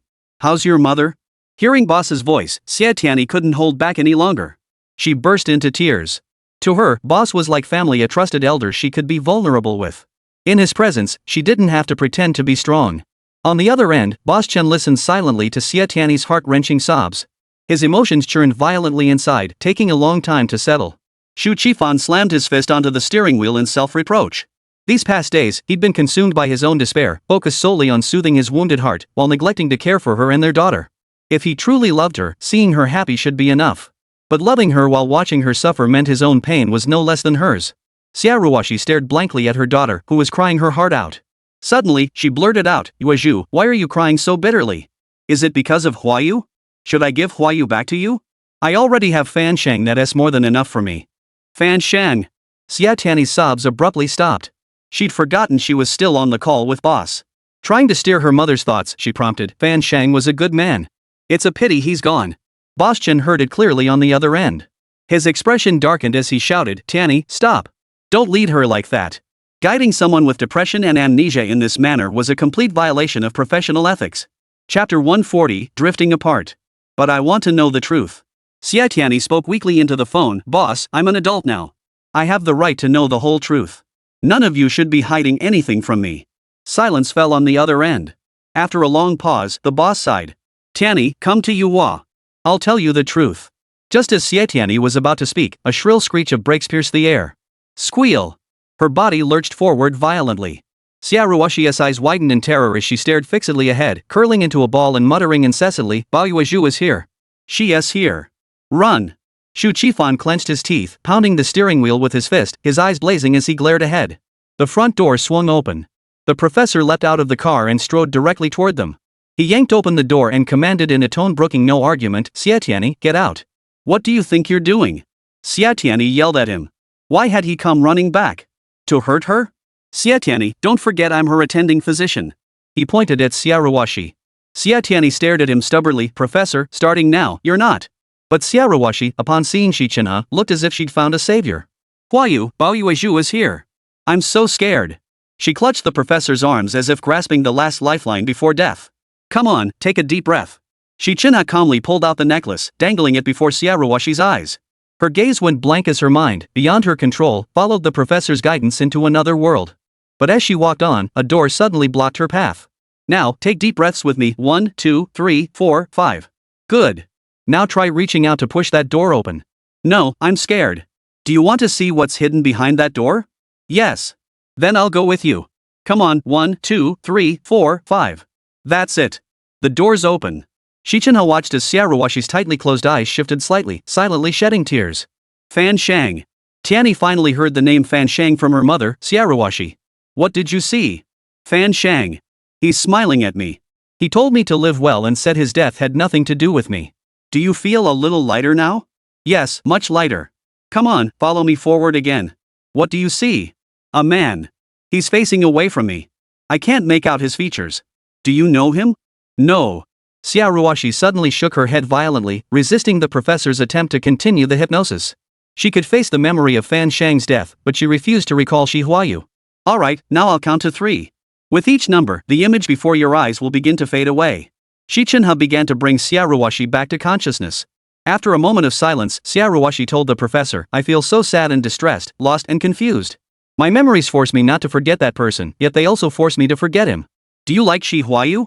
The professor paused before clarifying, I mean the dog. Yes. Good. I'll help you find him. The professor clasped his hands together. I hope you'll come to Yuhua every day, walk around, and let me do some hypnosis sessions with you. In your condition, you need at least 3 consecutive cycles of hypnotherapy. I have no ulterior motives, I only want to help you release the sorrow and sadness in your heart. Is that all right? Yes, doctor. Thank you, Chenhe. Xiaowashi looked out the car window and waved to her daughter. Tianyi, come here. Mom, are you feeling better? Xie Tianyi rushed over and clasped her mother's hand. Yes, sweetheart, I'm much better. Thank goodness for Chenhe. Xiaowashi turned to Xi Chenhe with a warm smile. Chenhe, I haven't seen you around these past few days. You and Qifan haven't had a falling out, have you? Upon hearing this, Shu Qifan hurried over and said to Xiaowashi, Auntie, we're absolutely fine. Professor and I have been incredibly busy lately, so we haven't been able to visit you as often. Please forgive us. Alright. Since we're all gathered here so rarely, I'll go buy groceries. Everyone come over for dinner tonight. Xiaowashi extended her warm invitation. Xie Tianyi turned her gaze toward the professor, her expression stern to the extreme. Professor, I need to talk to you.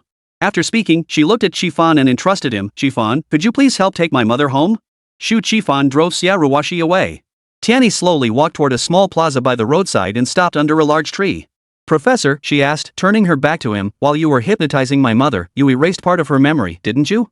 She asked, her back turned to him. All this time, she had wondered why her mother couldn't recall anything that happened before the professor hypnotized her. She had assumed it was because her mother suffered from amnesia, but now it seemed that wasn't the case. May I interpret your actions as shielding your parents from the heinous crimes they committed against my mother? Xie Tianyi suddenly turned around, her gaze intense as she stared at the professor. The professor looked at her, their eyes meeting. His gaze remained as cold and unruffled as ever. He didn't answer her, only stared at her intently. I should have realized long ago that everything you've done is to shield your parents. Fine, very well, Professor. When the time comes, I won't show you any leniency just because we're colleagues or teacher and student. Professor, you can wait for Attorney Qifan's lawsuit. Xie Tianyi, you will regret this. Regret? Perhaps this will become a duel for justice. I will expose you for the hypocritical pretender you are sacrificing a patient's health for personal gain, manipulating her into forgetting. Professor, I understand now. From the start, my mother only suffered from depression. It was you who made her lose part of her memory. Xie Tianyi grew increasingly agitated, her words spilling out without a second thought. I'll find journalists and expose your scandal. You, a renowned psychology professor and celebrated psychiatrist, hide your vile deeds and true nature behind the banner of helping the poor and vulnerable. All that talk of being young and promising, selfless and impartial, it's all a sham. Xie Tianyi had completely lost her composure. She glared at the professor with hatred, her cold eyes seeming to dissect him. Xie Tianyi, look into my eyes. Why should I look at your eyes, you piece of trash? Look at me. Look into my eyes. The professor suddenly stepped toward the emotionally shattered woman, bellowing at her, look me in the eyes and answer me. Every word you just spoke was a lie. No, it's not. Xie Tianyi backed away step by step, refusing to meet his gaze. He suddenly pulled out the necklace and waved it in front of Xie Tianyi's face. Xie Tianyi felt dizzy. Quickly snapping out of it, she shouted at the professor, don't even think about hypnotizing me. Let me tell you, you can't hypnotize a hypnotist, a psychological counselor, or a psychiatrist. Tianyi the professor murmured softly. Do you know why this necklace had such a powerful effect on your mother's hypnosis? It's because it was my father's wedding gift to your mother. She took it from him, and when I was born, she placed it around my neck. He reached out and placed the necklace around Tianyi's neck. Now I'm returning it to its rightful owner. Don't be so insincere. I don't care. Xie Tianyi yanked the necklace off and flung it onto the distant grass. After tossing it, she backed away step by step, shouting at the professor with all her might, Professor, there's a saying, as we walk, we drift apart. So, let's drift apart. Chapter 141, The Taste of Secret Love. Finally, she spun around swiftly and vanished into the street. He, however, turned and ran toward where the necklace had landed, searching meticulously. Xiaoruoshi acted as if nothing had happened, while Tianyi and Qifan leaned against the doorway, talking. Attorney Qifan, what criminal acts does Bao Yuezhu's behavior constitute? Kidnapping, unlawful detention. For now, we just need to find solid evidence, Xu Qifan replied. That shouldn't be too difficult after all, justice always catches up. But Tianyi, are you really sure you want to press charges against Bao Yuezhu? Xiaoruoshi emerged from the room just as she heard Xu Qifan's words. Qifan, Tianyi, what are you talking about? She looked at her daughter, her expression suddenly turning stern. I won't have you putting yourself in the line of fire. Tianyi froze. This was the first time her mother had ever spoken to her with such gravity. Xiaoruoshi turned to Xu Qifan, her face breaking into a smile again. Qifan, come on. Go help auntie with the cooking. Tianyi was left standing there, ignored by both Qifan and her mother. Baby's heart was bitter, but baby didn't say a word. When dinner was ready, she ate and drank as usual. Xiaoruoshi kept murmuring, why hasn't the professor come? Why won't the professor come? A wave of bitterness welled up inside Tianyi. In the end, she swallowed that bitterness along with her meal. After eating her fill, she headed to Yuhua for work as usual. When Bastian saw her, he barked, Tianyi, I'm thinking about giving you some time off.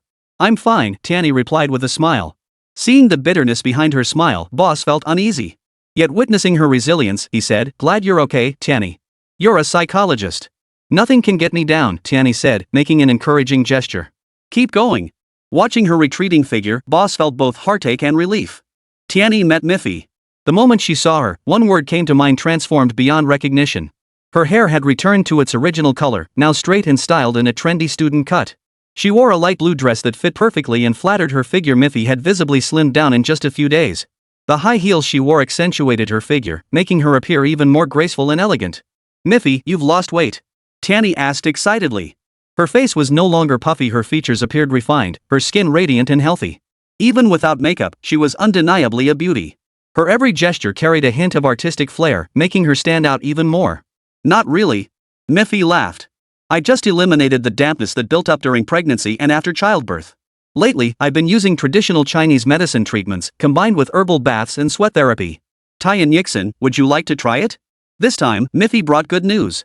Thanks to her strong painting skills, she not only landed a job at a university as a professional art instructor, but in her spare time, she also painted portraits for people, oil paintings, sketches, and various other styles which brought her a considerable income. Tianyi, my comic has secured publishing rights and is about to be released.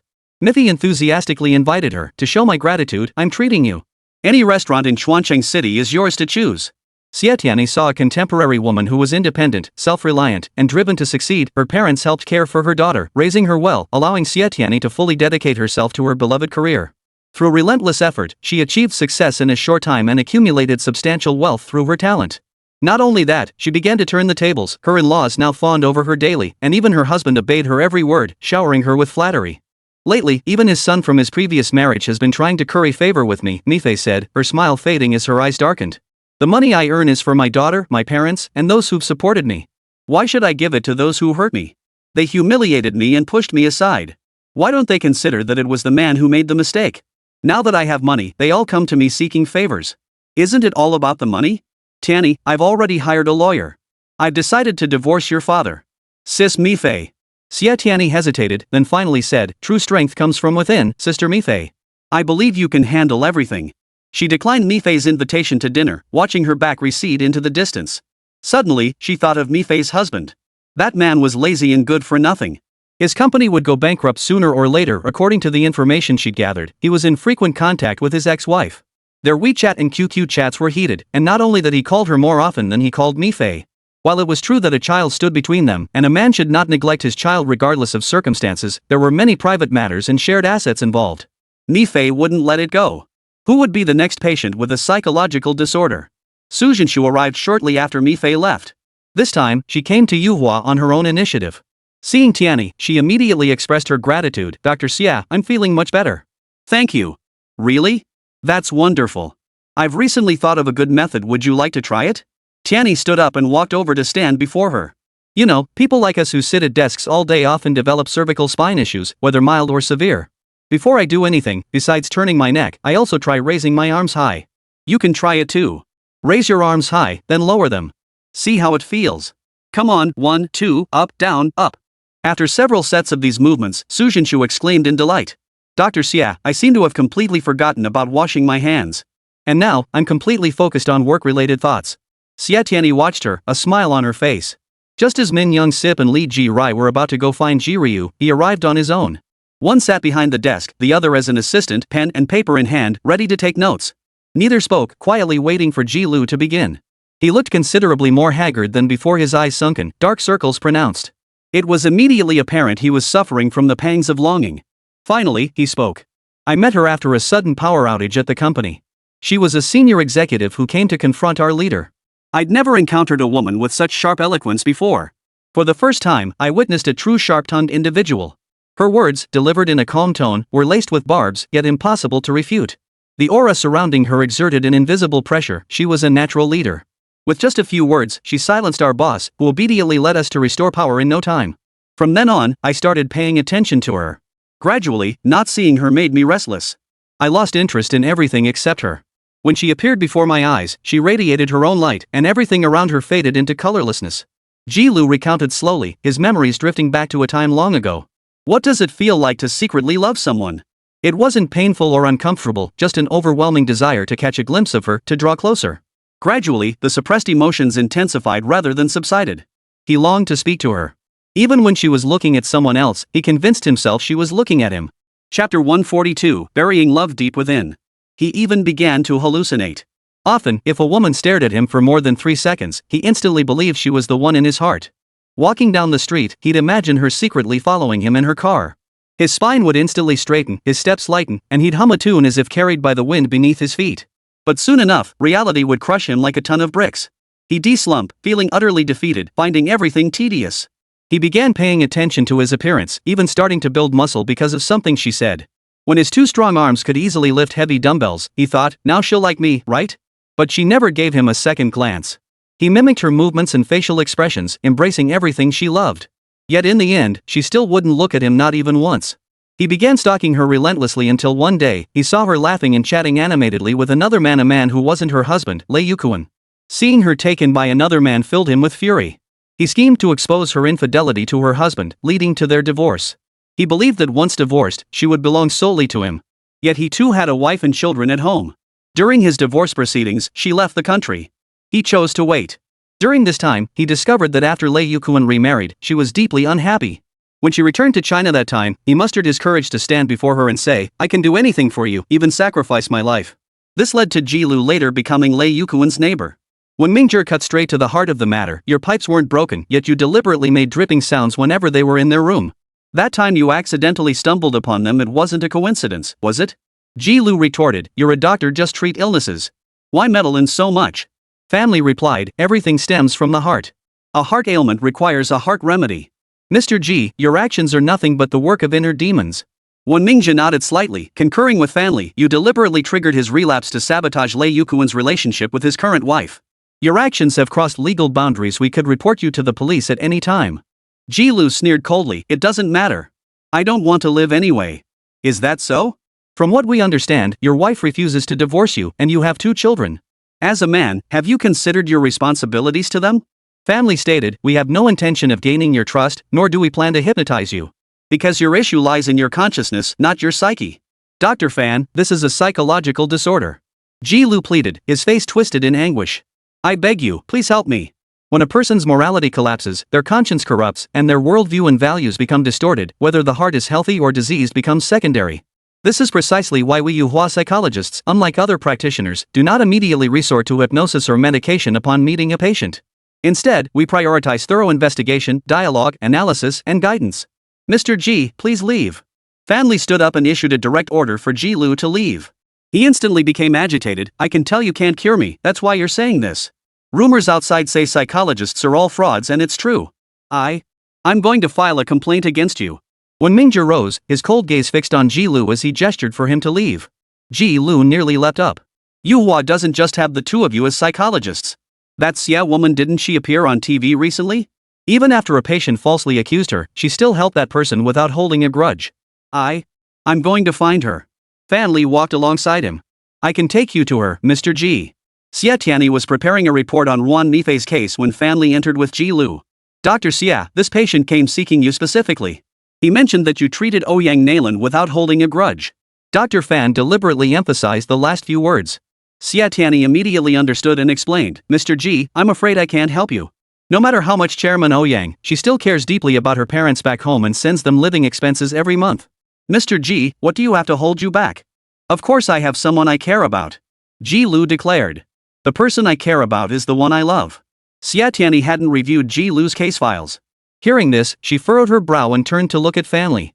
Mr. Ji, may we have a word? Xie Tianyi asked patiently, adhering to her professional ethics. Ji Lu recounted his ordeal to Tianyi. She grasped the gist of it. Mr. Ji, I'm sorry, but there's nothing I can do. From the very beginning, your starting point was wrong. You say you're preoccupied with this woman you secretly adore, but what about her feelings for you? Beyond using you, does she have any other intentions? The woman you're infatuated with is Lei Yuquan's ex-wife, right? She's using you to sabotage Lei Yuquan's relationship with his current wife. Clearly, she still has feelings for her ex-husband. You're facilitating their reunion. Can you truly be content with that? Lei Yuquan is just an old man chasing younger women. He dotes on his current young wife. How could he possibly divorce her and rekindle things with his ex-wife? Ji Lu suddenly stopped mid-sentence. Xie Tianyi interjected at the right moment. So, you see, outsiders often have clearer perspectives. Many times, it's not that we have psychological issues, but rather our perceptions are skewed. Are you certain your feelings for Lei Yuquan's ex-wife are genuine love, or just a fixation on unrequited affection? This question caught Ji Lu off guard. Quickly regaining his composure, he countered, what do you mean? A crush, as the name implies, is about the thrill of the unrequited feeling. It has nothing to do with genuine love. A cool voice cut through the air. Xie Tianyi turned to see none other than the professor. His towering figure loomed closer, radiating an invisible pressure. Ji Lu opened his mouth to speak but ultimately uttered not a word. Does Mr. Ji understand love? Before he could answer, the professor shook his head. Mr. Ji is someone who doesn't understand love. If he did, he wouldn't have abandoned his wife and children. Ji Lu's temper flared. You're ganging up on me, aren't you? Fine, I'll file a complaint against you all. Unmoved by his threat, the professor replied calmly, when you do understand love, Mr. Ji, you may come back to Yuhua and settle accounts with us. There's no rush. Ji Lu stormed off in a rage. Fan Li mean, when Mingzhong, Xi Chenhe, and Xie Tianyi watched his retreating figure. Silence hung heavy until the professor finally spoke. Xie Tianyi, we've caught the suspect. Come with me. As always, Xie Tianyi showed no emotion on her face. She kept work and personal matters strictly separate, maintaining a professional demeanor. Only, after working late at the Criminal Investigation Division, she finally headed home. Stepping out the front gate, Shu Qifan leaned against his car, waving. Tianyi flashed him a smile. The professor's face darkened instantly. Tianyi tossed him the car keys. Professor, sorry, my boyfriend's here to pick me up. You might need to find a designated driver or take public transit home. Chapter 143, I won't let you go with him. Boyfriend. Those 3 words struck like a sledgehammer, pounding relentlessly against Xi Chenhe's heart. As she passed by him, he reached out and seized her wrist with unerring precision. Xie Tianyi was startled by his sudden action. As if electrocuted, she frantically tried to push him away, shouting, Let go of me, Xi Chenhe. Don't touch me. Her expression was as if she were looking at a disgusting fly. This only wounded Xi Chenhe's last shred of pride. His cold eyes flashed with icy glare as he fixed her with a stare and roared, I won't let you go with him. Shu Qifan lunged forward, his eyes blazing with fury as he glared at the professor, fists raised threateningly. Xi Chenhe shot him a cold glance, his eyes brimming with palpable murderous intent. Tianyi was now utterly exhausted. Her gaze was fixed blankly on a spot ahead as she murmured, so tired. I don't know how much longer I can hold on. Hearing this, Xi Chenhe's chest tightened. What was she saying? Then, Tianyi turned her gaze to him. Don't you know what I'm talking about? Professor, I'm exhausted. My heart aches. And it's all thanks to you and your family. A cold smile played at the corners of her lips. The once vibrant face was now gaunt and haggard. Xi Chenhe stared at her, his grip involuntarily loosening. Tianyi seized the moment to push his hand away and walked off without looking back. The lavishly decorated Western restaurant played soothing, melodious music, as crisp and pleasant as the tinkling of a spring. This kind of music in a Western restaurant? The handsome man sneered, shaking his head coldly. What, you don't like it? Xi Chenhe slammed his wine glass down on the table, rubbing his hands together in anticipation as he faced his friend across the table. Think you can handle it? Xiaowen chuckled softly. Look at you, such a wimp. It's just a broken heart. You act like the whole world is against you, like everyone's your enemy. Want to fight? Fine. I'll take you somewhere where you can fight your fill. The dazzling crystal chandelier cast a brilliant glow upon his handsome face. Xi Chenhe glanced up at his devilishly handsome face and retorted irritably, I just want to drink. On the way home, Xie Tianyi felt utterly miserable. The professor's gloomy face and hysterical shouts kept flashing before her eyes. I forbid you to go with him. Professor, I've told you before, keep work and personal matters separate. Stop hurting me. She picked up her phone, typed out a string of words, please stop hurting me. Her slender index finger tapped a familiar sequence of numbers, hit send, then dragged that number into the blacklist. Afterward, as if she'd accomplished some monumental feat, she exhaled deeply. Yet she felt no relief the next moment. A wave of sadness and loneliness washed over her face. Life didn't pause for anyone's heartbreak. Love wasn't everything. The next morning, she and Xia arrived punctually at Yuhua. One was master, the other apprentice, one professor, the other assistant. Despite their distinct roles and professions, they had not reconciled their differences. Tianyi welcomed a new day, yet it felt like returning to the beginning. The distance between her and the professor grew ever wider. He ignored her, and she did the same. Xia, you have a package. The secretary approached and placed the package on her desk. Xiao Xia, did things fall through with the professor? Just as Xie Tianyi was about to respond, the boss's roar-like voice boomed in at the perfect moment. Xiao Zhang, come here. Old Liang stood at the office door with a dark expression. Xiao Zhang dared not delay, setting aside whatever else he wanted to say. Tianyi gave a self-deprecating chuckle. When Xiao Zhang had asked her earlier, she actually felt quite sad. What was there to be sad about? How could a psychologist be knocked down by such a minor setback? But when she opened the package and saw what was inside, her entire world came crashing down. She felt utterly crushed, her spirit shattered. She stood up to leave, but after taking a few steps, her body swayed and her legs grew weak.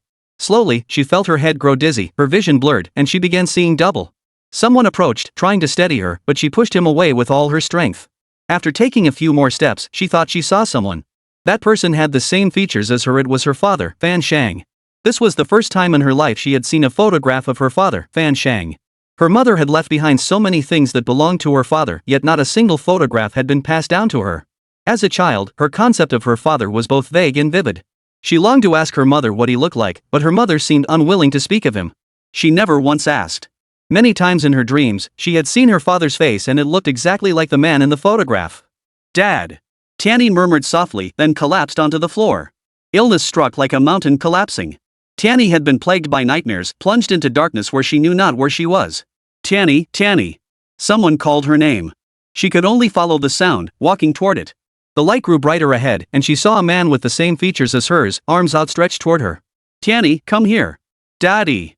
She sprinted toward him, throwing herself into his arms and sobbing, Mom only said I look just like you, but she never showed me your picture. Daddy, I missed you so much. Sweetheart, Daddy is fine now. Don't worry about me. Take good care of your mother, okay? The man held her close, gently patting her back. Sweetheart, you must take good care of your mother. These years have been hard for her. Many times she wanted to leave, but she had to protect you. Now you've grown up, and she's grown old. It's your turn to protect her. Sweetheart, don't be like this, it would break your mother's heart.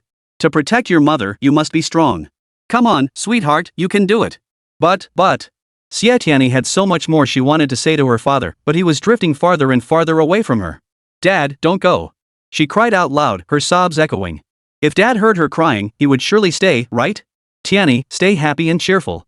Be strong, protect your mother, and take good care of her. Though the man's figure vanished from her sight, his voice still echoed in her ears. Tianyi, Daddy can't take you with me because Mommy still needs you to care for and protect her. Both you and Mommy must live on well. Gradually, the surroundings grew quiet.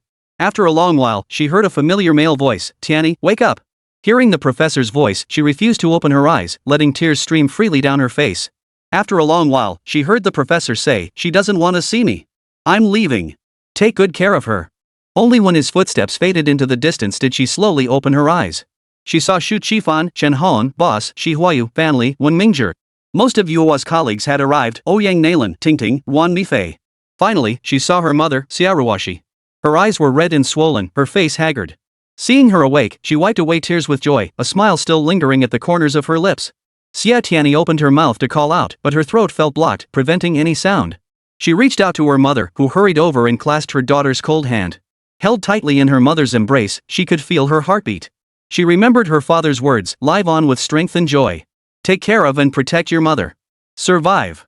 For the sake of the loved ones she must protect. With great effort, she managed to speak, I need water. Chapter 144, If he's not the patient, then who is? Recovery was slow and painstaking, more like a complete rebirth. The day after Tianyi awoke, she arrived punctually at Yuhua for work. Her boss and colleagues at Yuhua all asked, why not take a few days off, Tianyi? Everyone worried her body couldn't handle pneumonia. I'm fine, she smiled. It was just a case of sudden anger overwhelming the heart. Speaking of which, we psychologists can read minds and perform hypnosis. Why can't we cure sudden anger overwhelming the heart? Her boss's expression turned serious. Oh, he said sternly. When Mingzhong adjusted his glasses and offered a professional explanation, everything stems from the mind.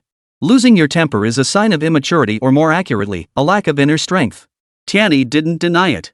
Yes, Dr. Wen is right. If my inner strength were sufficient, I wouldn't panic. Then there'd be no such thing as a hot temper getting the better of me. The boss glared and snapped, Dr. Wen, it's easy for you to talk when you're not the one suffering.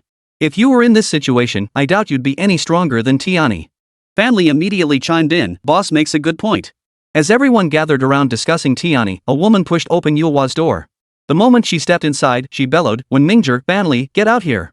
Her voice was loud, her presence commanding. You didn't need to see her to know just by the sound of it, she was a textbook powerhouse. All eyes turned to her in unison, silently observing her. They tried to decipher her purpose at Yuhua from the expression on her face. It soon became clear to everyone, she was here to stir trouble. Having spent time at Yuhua, everyone there knew exactly what kind of people frequented the place. If this woman wasn't mentally ill, she was here to cause trouble. When Mingzhong and Fan Li recognized her. Lei Yukuan's ex-wife. Her purpose here must be Ji Lu. The boss and everyone else are busy. Dr. Fan and I can handle this. When Mingzhong crossed his arms, his cold eyes behind the glasses sharp as blades. I'm here. He stepped forward to answer. The woman turned her gaze toward him and stormed over, fury evident in her expression. The boss trusted that Dr. Wen and Dr. Fan could handle it, and along with the other employees, he departed without a second thought. Why won't you treat Ji Lu? Her voice was sharp and piercing. Doctors have a compassionate heart. Patients pay for treatment. Even as a prisoner, he has the right to receive medical care. But, ma'am, he's not a patient. Family stepped forward, her tone stern. If he's not a patient, then who is? The woman grew more agitated. If he hadn't stalked me, I wouldn't have left the country. If I hadn't left, Lei Yukuan wouldn't have remarried. Hearing this, both Wen Mingzhong and Fan Li froze in surprise. What on earth was going on? The situation became increasingly convoluted due to Lei Yukuan's ex-wife's words.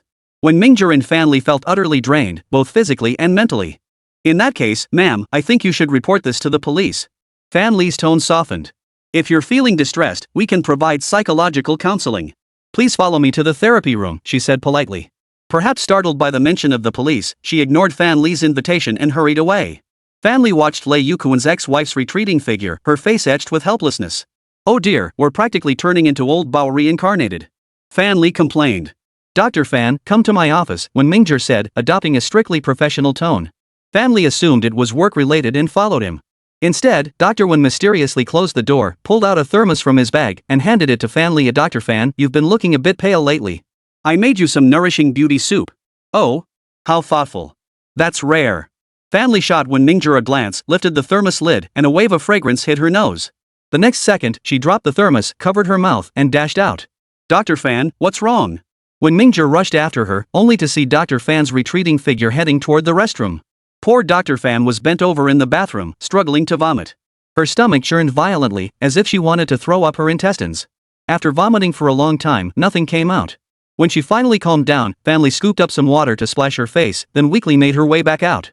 But as soon as she reached the doorway, her stomach churned again, forcing her to run back inside to vomit once more. Exhausted from this repeated ordeal, Fan Li felt utterly drained. Though she was no longer young, she still possessed a woman's basic intuition. As she carefully recalled that night, a wave of dread washed over her. Even if she wanted a child, it certainly wasn't with that emotionless face, and especially not while drunk. It was enough to kill her. A child. Fan Li's heart sank. Could she really be pregnant? While the psychologists at Yuhua were busy, Fan Li took leave and headed straight to the hospital. After hearing her story, the doctor gently suggested, I recommend you visit the OB/GYN department for an examination. Once we rule out pregnancy, we can then check your stomach and intestines. On her way to the OB/GYN department, Family felt incredibly anxious. What should she do? What if she really was pregnant? Should she have the baby or get an abortion? This choice felt impossibly difficult. Even as she reached the OB/GYN department, Family still couldn't decide. Following the doctor's instructions, she held her urine for an ultrasound and the results were a real bombshell. It's very healthy, the doctor smiled. I recommend carrying it to term. After all, it's a little life. Hearing this, Family couldn't bring herself to utter the words terminate the pregnancy. She simply said thank you and hurried out of the doctor's office, her high heels clicking loudly on the floor. Wait. The doctor deliberately followed her out, fixing her gaze on the high heels on her feet and saying in a gentle tone, it's best to wear flats when you're pregnant. Yes, doctor. Family reluctantly slipped off her heels before the doctor finally let her go. Barefoot outside the hospital gates, Family immediately dialed a number. The moment the call connected, she erupted, Wenmings, you expressionless bastard, you scum. At 11:30 p.m., just as the psychologists at Yuhua were clocking out, Xu Qifan walked in on time, carrying an insulated container. Tianyi, working overtime? Just as he expected, Tianyi sat there buried in writing, showing no signs of leaving. Tall and imposing, his smile remained as warm and gentle as ever, his voice as pleasant as always. Colleagues still at work greeted him as he approached. Attorney Qifan, what delicious treats did you bring for our Tianyi? Yeah. I could smell something delicious from a mile away. Secretary Zhang approached and eagerly took the insulated container from Attorney Qifan's hands. There's so much. Tianyi won't be able to finish it all. Is there any for me? Oh, and fruit to dessert after dinner. Attorney Qifan, you really are thoughtful. But Tianyi doesn't seem to like sweets. What should we do? Should I help her eat them? Who said I don't like desserts? Tianyi gave her chair a firm push, sliding it effortlessly toward Zhang. She took the thermos and 2 boxes from his hands without hesitation. The box contained neatly arranged sliced fruits, kiwi, apple, banana slices complete with toothpicks. The pastry box held several macarons, each decorated with chocolate to form expressions smiling, angry, or crying. Tianyi glanced at Xu Qifan and gave a faint smile. Wow, so cute. Xiao Zhang's eyes lit up as he stared at the macarons. He exclaimed in delight, then swiftly grabbed 2 and dashed off, eating them as he ran while exclaiming how delicious they were. Qifan and Tianyi watched his retreating figure, shaking their heads helplessly before sharing a knowing smile. Why did you come so early? Have you eaten? Tianyi lifted the lid of the insulated container, releasing a wave of enticing aroma. Chapter 145, Torture me if it makes you happy. The thermos was layered, holding rice and vegetables on top with soup at the bottom. Did you make shrimp? The shrimp stir-fried with celery, the pork with green peppers, and the chicken soup infused with shiitake mushrooms and yam nutritious, visually appealing, and utterly delicious. Though it was summer, Tianyi wasn't particularly hungry yet. But seeing these dishes not only whetted her appetite but also warmed her heart. Court's not in session these days, so I have more free time. Xu Qifan glanced at his watch. I'll stay for lunch, but then I need to head out for visits. I'm usually out at this hour. He spoke softly. Tianyi pushed her lunchbox toward him. Why don't you stay and eat with me? No, just watching you eat is enough for me. Qifan smiled, pulled up a chair opposite her, and propped his chin on one hand as he watched her. She held her food as if it were a treasure, eating with the same seriousness and focus she applied to her work. Her eyes were filled with delight at the sight of the meal. Just watching her eat was a pleasure in itself. How could a girl like her suddenly develop a high fever from stress, leading to pneumonia? An office door swung open. Qifan looked up to meet the professor's cold, unflinching gaze. He stood at the doorway, watching the girl eat with focused attention, letting out a long, silent sigh. Xu Qifan didn't miss a single subtle flicker on his face. His eyes flickered with affection, lingering attachment, and above all, sorrow. Yet his outward expression betrayed hesitation and inner conflict. As psychologists, they often focused on subtle cues to penetrate a person's psyche. As a lawyer, Qifan's profession demanded he read countless faces, honing his gaze to piercing sharpness. The moment he saw the professor, he understood why Tianyi had suddenly developed a high fever. The grudges between elders couldn't break Tianyi's resilient spirit. What shattered her was the hypocritical professor standing there. The professor's icy eyes flickered once, landing on Attorney Qifan. All the subtle expressions in his gaze vanished instantly, replaced by his usual calm and indifference. The next second, he straightened his back, grabbed his bag, and walked straight through the hall without looking sideways, leaving. Xu Qifan glanced at Tianyi, who remained focused on her meal, oblivious to the commotion around her. As the professor's figure vanished, she suddenly paused her chopsticks, lowered her gaze, took a deep breath, and lifted her head with a smile. Qifan, I'm full. Qifan wanted to urge her to eat more, but then glanced toward where the professor had vanished. Instantly, he understood. Alright, I'll put it in the thermos. Eat when you're hungry. Xu Qifan stood up, tidied the thermos, and pushed the fruit box toward Tianyi. Have some more fruit.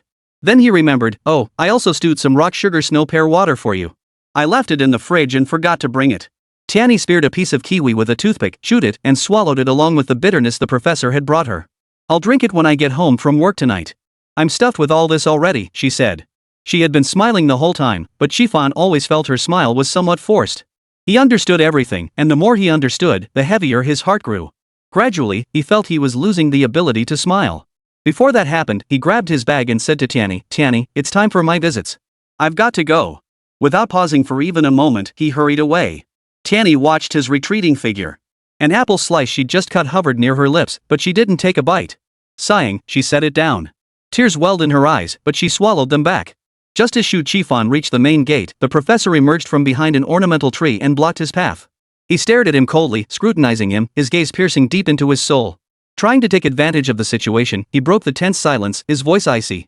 "I'm not as despicable as you think," Xu Qifan retorted, clenching his fists and gritting his teeth as if ready to strike. "I just want to take care of her." "Fine. But let me remind you, don't stir jealousy in other girls. That would only hurt her indirectly." The professor's warning hung coldly in the air. Hearing this, Attorney Qifan's heart jolted. The professor had even considered this possibility. He was more thorough and meticulous in his thoughts for Tianyi than he was. On that point alone, he had already lost. "Take me home." The professor strode toward Xu Qifan's car without a hint of courtesy. Qifan watched the professor's retreating figure, seething inwardly. "You eat my food, stay in my house, and now you expect me to drive you home? Did I owe you from a past life?" If he refused, the professor would surely pester him relentlessly. Fine, no point tangling with a stubborn person. He pressed the button to unlock the doors. Before he could approach, the professor had already climbed into the car, his face dark. Tianyi held the case files from the Criminal Investigation Division. The suspect had been apprehended but stubbornly denied everything despite the overwhelming evidence. The problem was a lack of psychological pressure. The detective had called, urging the professor to visit the Criminal Investigation Division immediately. They wouldn't rest until they broke that bastard down psychologically. She received the call after the professor had left. During dinner, she hadn't looked at him once, yet she could feel his gaze. From the moment he watched her until he departed, she could sense his inner turmoil. She sighed deeply, deliberating long and hard. She picked up her phone and dialed a familiar number, yet lacked the courage to press call. "Tianyi, Xie Tianyi, what's wrong with you? You boldly declared that work is work and personal matters are personal, yet you can't even bring yourself to make a phone call?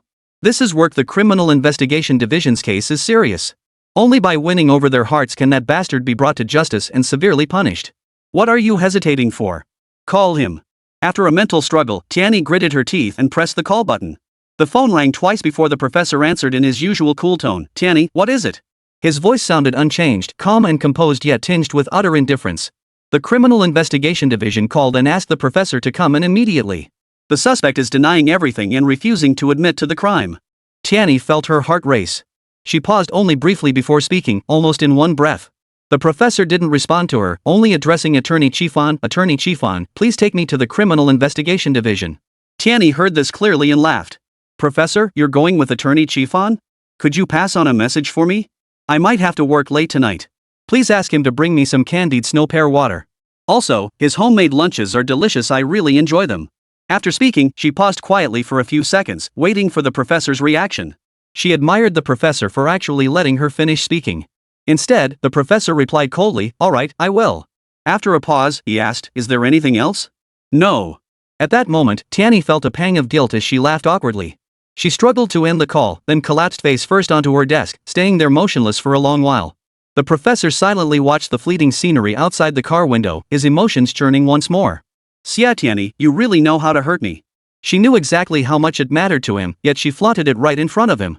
She transformed all her resentment and hatred into pure, heart-wrenching torment. "Go ahead, Tianyi, if it makes you happy. Go ahead and torment me. Torment me as much as you want. My heart belongs to you already. When you're unhappy, I give you permission to torment and trample me however you please." "Professor, do you know who I'm interviewing?" Xu Qifan broke the silence in the car and asked. Before the professor could answer, he murmured softly, "Your father, Huayu." Chapter 146, No Cover-Up for Huayu. The professor glanced at him, his expression as calm and detached as ever. The two rode in silence. Xu Qifan pulled up at the entrance of the Criminal Investigation Division. After the professor stepped out, he rolled down the window and called after his retreating figure, "Professor, you're next on the list for interviews. Call me when you're done and I'll pick you up." The professor offered no reply, walking away without looking back. Between Xu Qifan and the professor lay a complex dynamic, mutual understanding yet mutual repulsion. Were it not for Xie Tianyi standing between them, they would undoubtedly be close friends. He had arranged to meet Huayu at a restaurant. It was lunchtime, and though Huayu wasn't at home, he was at the restaurant. The restaurant wasn't large. Yet there sat the chairman of the formidable Xi group, facing a table laden with 4 dishes and a soup, shoveling rice from his bowl. The dishes were ordinary homestyle fare: 2 meat dishes, 2 vegetable dishes, and a tomato and egg soup. Xu Qifan sat down across from him. Without looking up, Huayu asked, "Have you eaten, Attorney Qifan?"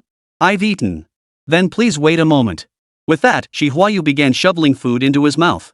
As if he hadn't eaten in days, he quickly polished off all the food and soup on the table. His head bowed, the gray streaks at his temples fell clearly into Qifan's view.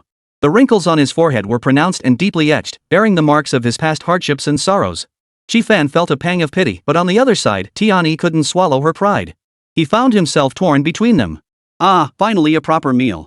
Huayu belched contentedly, poured himself a cup of tea from the teapot, and gulped it down in several big swallows before turning to look at Xu Qifan.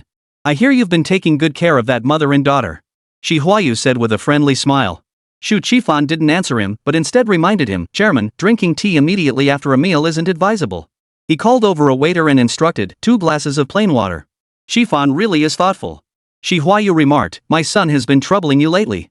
"Thank you." None of this was why Xu Qifan had come to see him. He was mentally organizing his words, considering how to tactfully persuade Chairman Xi to testify in court. "You're here about Ruwashi's kidnapping, aren't you?" Huayu cut straight to the chase, stating bluntly, "I can testify on behalf of the victim." His words surprised Xu Qifan. On his way over, he worried after all, they were husband and wife, that he might be asking too much. He hadn't expected Huayu to say this. Hesitating, he began, "Chairman Xi, the situation is this: Tianyi hasn't filed a police report yet. But if this case goes to trial, the police will inevitably get involved. Truthfully, neither Aunt Ruwashi nor I support Tianyi suing Chairman Bao." "Oh? And what does Aunt Ruwashi mean?" "She said that since she can't remember it, she should just forget it. Once something is in the past, it should stay there.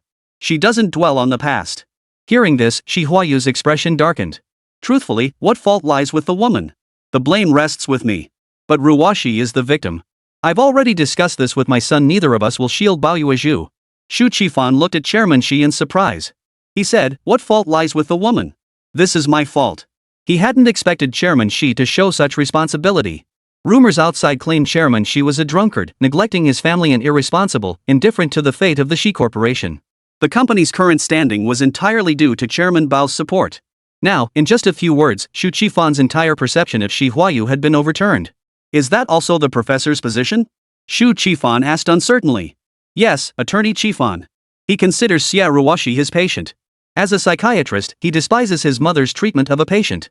These past days, he's been staying out instead of returning home. He simply doesn't want to see me or his mother. He's not really used to staying in hotels, so I don't know where he's been staying lately. Ah, my son. He refuses to spend a single penny from home and donates most of what he earns. You might not believe it, but he's never even tasted caviar in his entire life. He wears the halo of a rich second-generation heir, yet he's actually less privileged than children from ordinary families. Many times, I've wondered if he's even my biological son. Our Xi family business spans nearly the entire globe, yet he, my only son, has gone against everything we stand for. Ah, talking about it just brings tears to my eyes. Enough, enough." Xu Qifan looked at Huayu and shared his perspective at Chairman Xi. "I don't believe the professor's actions are wrong. His ability to strive independently is rare among the children of wealth. He possesses a strong sense of justice and is deeply committed to charity and public welfare, dedicating himself to helping the poor and vulnerable. These are things money can't measure. Of course, the professor does far more than this. I wonder, as his parents, shouldn't you approve of him, acknowledge him, and give him more love?" At this point, Xu Qifan felt a pang of unease. That day, thunder and lightning suddenly erupted. He was sitting on the sofa in his pajamas, working on his computer, when the professor burst in from outside.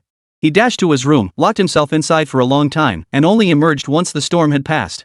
Xu Qifan watched as the professor went straight to the kitchen, downing several large glasses of ice water. Not stopping there, he grabbed Sprite and ice, locked himself in his room again, and didn't emerge for a long time. These actions weren't particularly strange in themselves, but coming from Professor Xi, who never drank beverages or ice water, kept others at arm's length, and was notoriously aloof, arrogant, and coldly superior, they were highly unusual. Attorney Qifan's logical reasoning matched the professor's. After much contemplation, he walked to the window and gazed thoughtfully at the landscape trees ravaged by the storm outside. Huayu sighed. "Yes, we parents should reflect. From childhood to now, I've truly failed him too much." Xu Qifan picked up his bag and stood up, preparing to leave. Chairman Xi, please convey this to Chairman Bao. As the attorney representing the victim, Xiaoruoshi, I will ensure she pays the appropriate price for her actions. The law knows no mercy. While I still disagree with Tianyi suing her, her actions have violated the law, and she must face legal consequences. With that, he grabbed his bag and walked out. Huayu watched Attorney Chifan's retreating figure before slumping back into his chair, burying his face in his hands. Tianyi was organizing patient records when someone appeared at her desk. She paused, looked up, and stared in surprise at the handsome man before her. He slowly removed his sunglasses, smiling at her with the expression of a long-lost friend. Mr. Tang. Seeing him, Tianyi was both shocked and delighted. Mr. Tang, how did you come back? Tang sure chuckled. Dr. Xia, did you plan to make me stand and talk? Oh. Please, please, please. Tianyi snapped back to her senses and politely invited Tang Shi to the reception room to talk. What brings you back this time, Mr. Tang? Tianyi thought to herself, Tang Shi couldn't have come back for any other reason. He must have missed his son. Divorce. Tang Shi said, taking a sip of tea. Hearing this, Tianyi froze slightly. This was the worst outcome she had imagined, one she had always refused to consider. Chapter 147, Professor, let's talk. After finishing half his cup of tea, Tang Shi spoke slowly. Ouyang Nalan and I can't go back together. This time, he actively reached out to me, urging me to return to China as soon as possible to finalize the divorce proceedings. As for the two children, after careful discussion, we've decided to let them choose for themselves. They can live with whichever parent they prefer. It doesn't really matter to me either way. After all, I'm all alone. Hearing this, Tianyi froze again. Wasn't Tang Shi supposed to be chasing after his lover? What was going on? You must be wondering why I'm not with her, Tang Shi said. I will pursue her, but not now. I love her, so I won't let her bear the stigma of being a mistress. Neither Ouyang Nalan nor anyone else deserves that. Tianyi said nothing. Meeting Tang Shi made her life worthwhile. We're not together. She's in Texas, and I'm in New York. When I returned to China, I called her, and she asked me to come see you. Tang Shi placed a box on Tianyi's desk. This is a gift she sent for you. Tianyi opened it to find a box of Western-style pastries. She made them herself. After moving abroad, while working as a translator, she became fascinated with baking Western pastries and cooking Western cuisine. I was the lucky one to enjoy them. As Tang Shi spoke, his eyes brimmed with happiness, making him look even more handsome and dashing. Please tell her thank you. At the Criminal Investigation Division, the suspect, under the professor's hypnosis, suffered a mental breakdown and was forced to confess without reservation. With this case temporarily resolved, the professor sat on the sofa reviewing the notes taken by his assistant. Her handwriting was elegant and fluid, as if she were speaking directly to him. Suddenly, the words on the paper coalesced into a face. She was smiling at him. The professor snapped the notebook shut, grabbed her bag, and left. As she reached the lobby, old Liang walked in carrying a briefcase, their paths unexpectedly crossing. Chenhe, you deserve all the credit for catching the suspect. As old Liang approached, he instinctively reached out and grasped the professor's hand. I didn't do anything, the professor said. The credit belongs to the colleagues in the Criminal Investigation Division. He withdrew his hand and said without turning back, I'm leaving. Watching the professor's distant retreating figure, then glancing at his own hand, old Liang suddenly slapped his forehead. He'd forgotten the professor disliked being touched, yet he'd actually shaken hands with him. A surge of pride welled up inside old Liang. Stepping outside the gate, Attorney Chifan arrived as promised. He leaned against the car with his arms crossed, waving smugly at the professor. The professor approached him with a dark expression.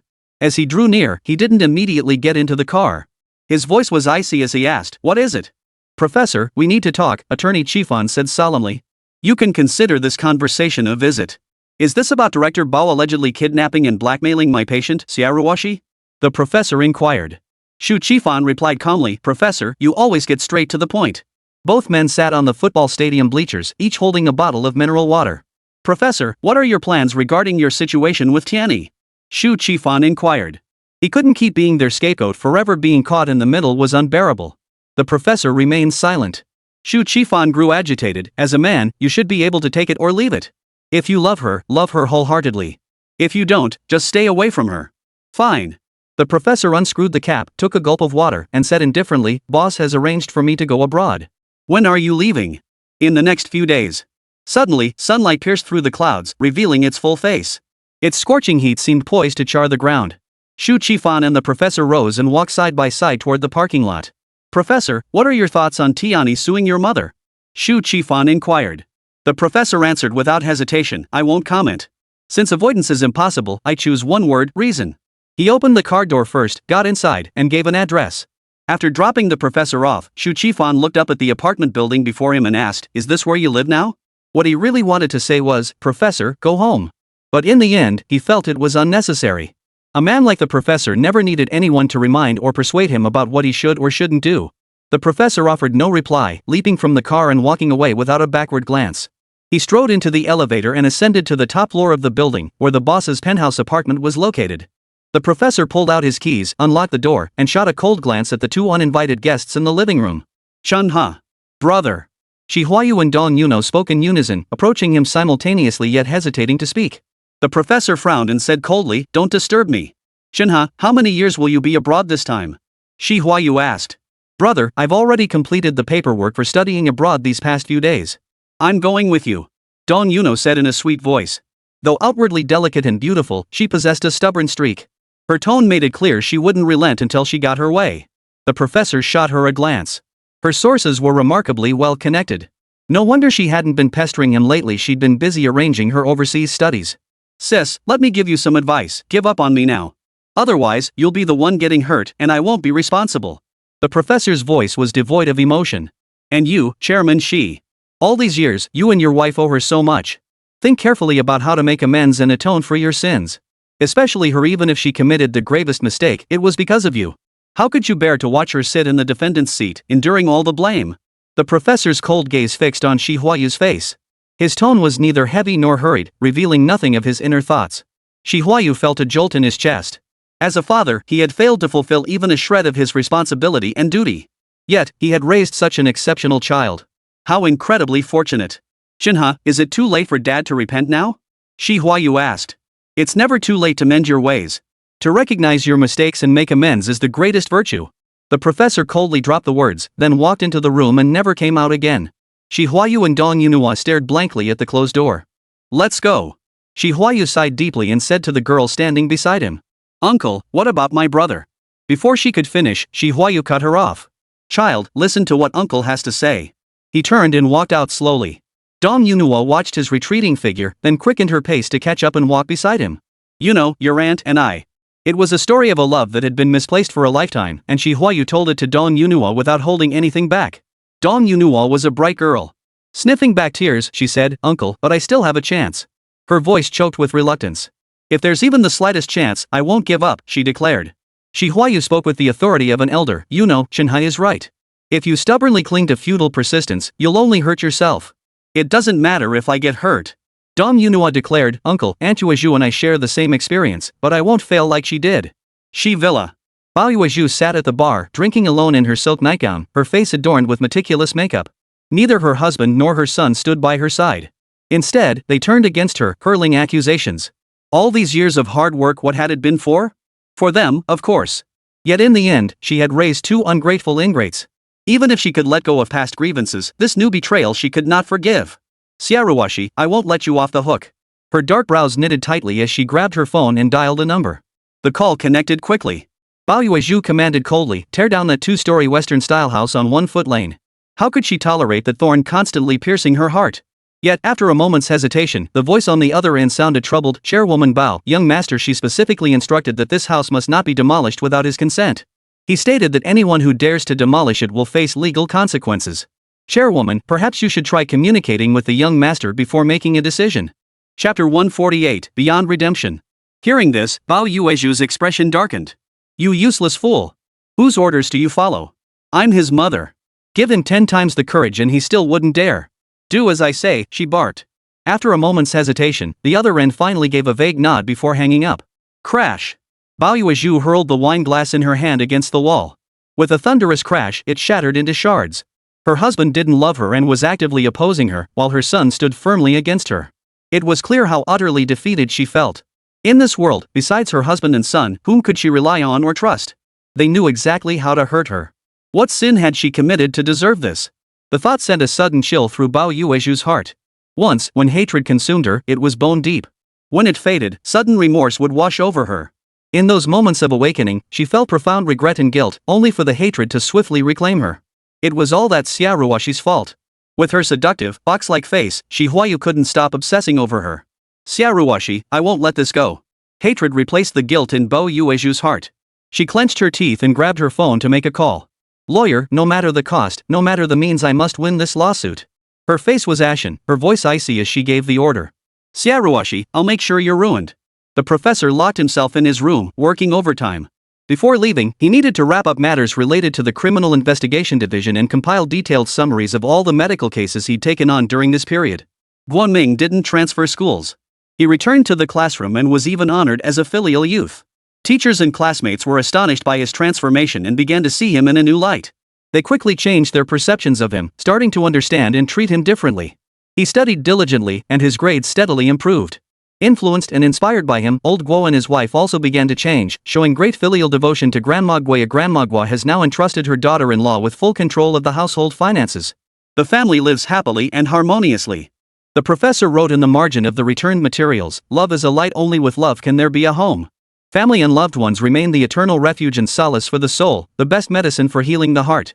He turned to Tang Tingjuan's feedback material, a cassette tape. The professor inserted the tape into the radio and pressed play. The conduct of a gentleman is to cultivate virtue through tranquility and nurture morality through frugality. Tang Tingjuan's voice was steady and powerful, yet still tinged with childlike innocence. The written materials indicated he had recently participated in a recitation competition, where his expressive and soulful performance earned unanimous recognition and praise from his teachers. It was unimaginable, unforeseeable that a 7-year-old autistic child who still couldn't speak might one day become an outstanding broadcaster or host. The professor leaned back in his chair, slowly closed his eyes, and listened to Tang Tingjuan's voice. His voice was so melodious and beautiful, surpassing even the most exquisite music in the world. The professor's mind gradually settled. Though his eyes were closed, scenes from the past kept flooding his vision. In the dark, cramped closet, the little boy kept his eyes tightly shut, his small hands pressed firmly over his ears. If he didn't see or hear, he wouldn't feel afraid. An angelic girl, radiating a holy light, smiled as she approached him. Her glow was like a lamp in the darkness, dispelling the shadows and bringing him into the light. Her smile warmed his heart, filled with fear. His heart gradually calmed. She extended her arms toward him, and he slowly walked toward her. This feeling was truly wonderful. With her, nothing in this world could frighten him anymore. What did raging storms and thunderous claps of lightning matter? His phone vibrated. The professor's nerves, which had been gradually relaxing, tensed up again. After taking a few deep breaths, he grabbed his phone and answered. "Young master," the chairman's wife called. "She ordered us to demolish that small 2-story house on 1-foot lane. The house is nearly finished. It seems such a waste to tear it down. Every brick and tile represents the workers' blood, sweat, and tears. Even though she paid them, this would be a psychological blow to the workers. I was wondering if you could try persuading the chairman's wife to reconsider." Hearing this, the professor's briefly relaxed brow furrowed again. "All right, I understand." The call ended, and he sprang to his feet, grabbing his bag and rushing out. Boss encountered Xi Chenhe at the elevator entrance. "Chenhe, you're about to leave the country. How's that pile of unfinished medical records coming along?" "Hey, wait a minute. Why are you rushing off like that? Where are you headed?" "Hey, I still have something to tell you." The boss didn't get to finish. The elevator doors had already closed, and even if he had spoken, the professor wouldn't have heard him. The professor hailed a cab, got inside, gave an address, and urged the driver to hurry. Huayu crossed his own garden, strolling slowly toward the villa's front gate. Back again, and it'll be another argument. Even if he didn't come back, the arguments would still happen. He was utterly weary of this life of constant quarrels. The path to the gate felt both short and endless. Standing at the entrance, he hesitated over whether to step inside. The household staff emerged carrying 2 trash bags. Spotting him, they paused in surprise before bowing respectfully. "Mr. Xi, you're back." Bang! The sound of something shattering echoed from the living room. Bao Yuezhu screamed hysterically, "Tell him to get out." Huayu stood at the doorway, neither entering nor leaving. Bao Yuezhu raged in the living room, hurling vile insults that were unbearable to hear, repeatedly cursing Xiaoruoshi and her daughter. When Xi Chenhe returned home, this was the scene that greeted him. His father, forever the pushover, stood silently there, enduring his wife's tirade. He approached and stood shoulder to shoulder with him at the doorway. Huayu glanced at Bao Yuezhu with concern, about to remind her that her son had returned, but Xi Chenhe stopped him. "Xiaoruoshi, you've ruined me for decades, and now you send your little of a daughter to seduce my son? You're destroying both yourself and others. I'll make sure everyone sees your true colors. Huayu, you worthless piece of trash. For decades, I've been running the Xi Corporation while you lived like a freeloader. Starting now, you won't get a single penny from me. Didn't you nearly drink yourself to death last time? Why didn't you die? Do you intend to live on and hurt me further? Huayu, I curse you. May you die a miserable death. Didn't you nearly drink yourself to death last time?" Hearing this, Xi Chenhe's cold gaze fixed on Huayu's face. When did this happen? How come he didn't know? Huayu caught his son's questioning gaze and waved it off. Forget it. It's all in the past. Xi Chenhe warned coldly, if you wish to remain my father, I expect you to quit drinking starting today.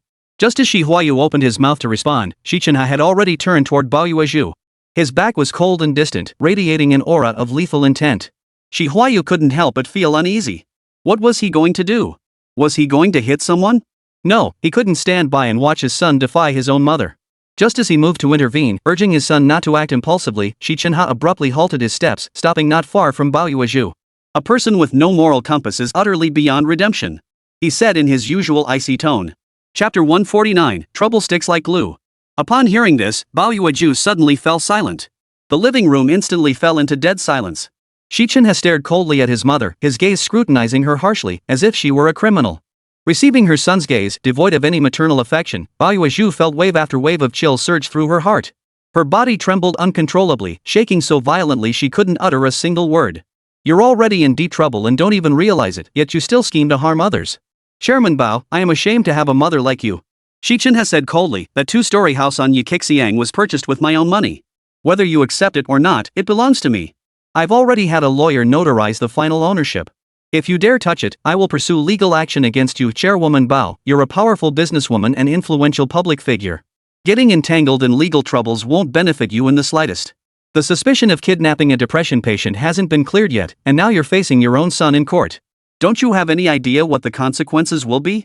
Hearing this, Bao Yuezhu felt as though a heavy hammer had struck her chest. I am ashamed to have a mother like you. He is her son. A child should not despise his own mother, yet he is ashamed of her. Tears gushed forth instantly. Bao Yuezhu's lips trembled, unable to utter a word for a long while. She struggled to lift her arm, attempting to touch her son, but her legs felt as heavy as lead, unable to rise. Her body swayed, nearly collapsing, until she steadied herself by gripping the sofa arms. Xi Chenhe stared at her coldly, as if she were a stranger. Huayu stepped forward to offer his hand, but Bao Yuezhu shoved him away forcefully. Supporting herself, she managed to steady her feet and staggered toward the stairs. As if her soul had been drained, she clung to the banister like a lifeline, climbing step by step with agonizing effort. Xi Chenhe withdrew his cold gaze, saying nothing. He slowly walked out the door, moving alone into the night. Shattered, cold as frost. This isn't a home, it isn't. Huayu murmured the words over and over, then turned and walked out the door, his expression blank. In this long, winding journey of life, where should he go? The dim light cast shadows across the luxurious furniture. Bao Yuezhu collapsed onto the carpet, tears streaming silently down her face. Time ticked by, and she lost track of how long she sat there. Finally, she pulled open a drawer, took out a sharp dagger, and held it before her eyes, waving it back and forth. Would her husband and son feel even a shred of pity or compassion if she severed the veins on her wrist with this blade? No. She couldn't let them see her as a pitiful creature. All along, she had been so proud, so aloof and unapproachable, always going her own way. She didn't need anyone's sympathy. She wanted to live alone and die alone. Death would bring liberation. Bao Yuezhu raised the dagger, aimed it at her wrist, and slashed down with fierce determination. Not a trace of hesitation, not a shred of lingering attachment, nor any fear of death. Such resolute decisiveness mirrored the countless business decisions she made with unwavering resolve. She murmured, I'm tired. Then she slowly closed her eyes. She thought this would bring release, that she could finally rest in peace. Suddenly, a cry rang out, Chairwoman Bao. What happened? Someone. Help! Bao Yuezhu sighed softly. Ah, even death eluded her. Soon, a crowd gathered. With her eyes closed, she absorbed the surrounding clamor. Someone pressed a towel to her wound, another lifted her onto their back. Moments later, she felt herself being carried into an ambulance. Let them fuss over me, Bao Yuezhu thought. She never opened her eyes, nor did she hear her husband or son's voices. It didn't matter. Let them be. If she wasn't afraid of death, what else could possibly matter? Xi Chenhe walked slowly down the road. His father, Huayu, quickly caught up. Father and son walked side by side in silence, neither speaking. After a long silence, Xi Chenhe finally spoke. I heard you were hospitalized for alcohol poisoning. Why didn't you tell me? If he hadn't heard about it, if Huayu hadn't pulled through, wouldn't he have lived the rest of his life burdened by regret and unresolved sorrow? Huayu let out a long sigh. Never mind. It's all in the past. Let's not talk about it. How could he explain to his son? That his mother had wanted him dead, that she forced him to drink strong liquor while he was drunk, nearly drowning him? No, he couldn't say that. An ambulance screeched past. Huayu instinctively turned to look, realizing it was heading toward Shu's residence. Concerned, he pulled out his phone and dialed home. Soon, Shu's assistant's voice came through. Chairman Bao has committed suicide. Boom. Huayu froze stiffly, his mind threatening to explode. His voice trembled. What did you say? He felt suffocated, each word an agonizing struggle. His mind went blank, unable to find words to describe his current state. His hand holding the phone shook violently. Just as it was about to fall, Xi Chenhe snatched it and pressed it to his ear. What? He's already been taken to the hospital? Alright, we'll be there immediately. Fear enveloped him. In his panic, Xi Chenhe didn't forget to hail a cab. As the taxi pulled up in front of them, he glanced at his father, whose eyes were vacant, and shouted, "Get in the car." Huayu didn't respond. Xi Chenhe rushed forward and dragged him forcefully into the cab. Looks like it's a matter of life and death. In that case, I'm just driving straight ahead. Any violations are on you. Only then did Huayu snap back to reality. Go! Just go. We'll cover all the costs. Alright, buckle up. The driver slammed the gas pedal, and the car shot forward at breakneck speed. When Bao Yuezhu's husband and son arrived, she had already been wheeled out of the emergency room. She had only cut her wrists and lost a small amount of blood, but the medical staff had been overly cautious. She was fully conscious and understood everything, yet she refused to open her eyes to look at them. Perhaps they would assume she had staged the suicide attempt to win their sympathy, or to evade responsibility and trouble. It didn't matter anymore. Nothing is more tragic than a heart that has died. Huayu and Xi Chenhe rushed anxiously to the hospital. Only after hearing the patient was out of life-threatening danger did they breathe a sigh of relief. It was a close call, and Huayu began to reflect. Xi Chenhe looked at his mother lying there with her eyes tightly shut, understanding she didn't want to see him. He turned to leave. Passing by his father, he said coldly, "Let's go. She doesn't want to see us." He didn't wait for him to follow, leaving only those words behind as he walked away alone. After her mother, Xiaoruoshi, suffered a relapse following Bao Yuezhu's malicious kidnapping and threats, Tianyi wouldn't let her step outside the community gates. Whenever she had free time, she went to the market and shopping malls, buying whatever her mother needed and bringing it home. By the time she finished, it was already midnight. Just as Tianyi was about to rest, her phone vibrated. It was a call from the Criminal Investigation Division. "Hello, are you Professor Xi's assistant? We couldn't reach him directly, so we're contacting you.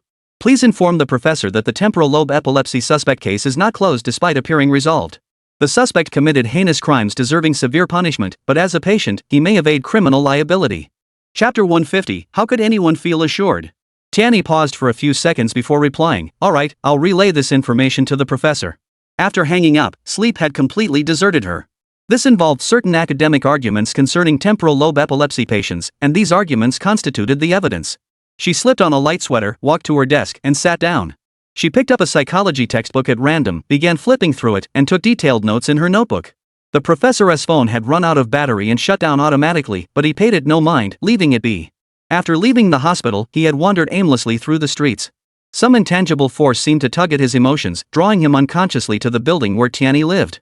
Standing in the garden, he gazed up at that window. The night shrouded him in darkness, revealing only a faint silhouette. Yet through the window, he could tell she was still burning the midnight oil. Was she studying? How was her recovery progressing? Everything about her tugged at his heart. His thoughts drifted to Xu Qifan, that boy who cared for her so attentively. If she liked him, he would let go. No, hadn't he already let go? Why had he come here again? After a moment of inner turmoil and struggle, the professor turned and walked away. Early the next morning, Xu Qifan brought breakfast back as usual. He ate with Xiaoruoshi and her daughter as always when Xiaoruoshi suddenly mentioned Chen Hong. "Qifan, isn't it a coincidence that Chen Hong is Tianyi's boss's niece?" Tianyi took a sip of kanji and a bite of pickles before replying, "Mom, you even know that? You're so amazing. She hadn't even known that." "Oh, really?" Xu Qifan ate intently, appearing uninterested. "Haven't seen her around these days, or the professor either." Xiaoruoshi paused, trailing off. She picked up a steamed bun and handed it to her daughter. "Tianyi, eat some more." "Why did you stop? Did I say something wrong?" Tianyi swallowed the porridge in her mouth with difficulty, forcing a smile. "Mom, the professor's been busy with the Criminal Investigation Division lately. He doesn't have time to come over." With that, she stood up, grabbed her bag, and said, "I'm leaving." Xu Qifan also stood up and followed after Tianyi. In the early hours of the morning, the air was crisp and cool. With plenty of time before work, Xu Qifan walked with Xie Tianyi in the garden. Tianyi's eyes were ringed with dark circles. Unable to resist, Xu Qifan said reproachfully, "Stayed up late again last night? You haven't fully recovered yet. You really need to get some rest." Tianyi shrugged indifferently. "Just one late night won't hurt." Xu Qifan tried to persuade her further, but she changed the subject. "Qifan, when's the court date?" Xu Qifan replied, "I just don't get it, why didn't you just call the police?" Tianyi certainly understood the procedures involved. Tianyi didn't explain to him, thinking to herself, "You know the procedures better than I do. What's the big difference between calling the police and filing a lawsuit?" At Yuhua's regular meeting, everyone was gathered together for a rare occasion. The boss scanned the room, his gaze settling on Fan Li's face. Dr. Fan, you look terrible. Take care of yourself. All eyes turned to her. Her complexion was indeed poor, appearing malnourished and sickly. Someone glanced at Wen Mingzhong and teased, Dr. Wen, is this your fault? Did you overdo it with evening workouts and neglect proper nutrition? Fan Li grabbed the folder in front of her and hurled it straight at him. Wen Mingzhong looked at Fan Li, his lips trembling as he struggled to speak. He hadn't failed to notice Fan Li's pallor these past days. He'd asked her several times, but instead of answering, Dr. Fan had glared at him, teeth clenched, as if she despised him to the core. What had he done wrong? He'd asked himself over and over, but he hadn't done anything wrong. He was just a sucker.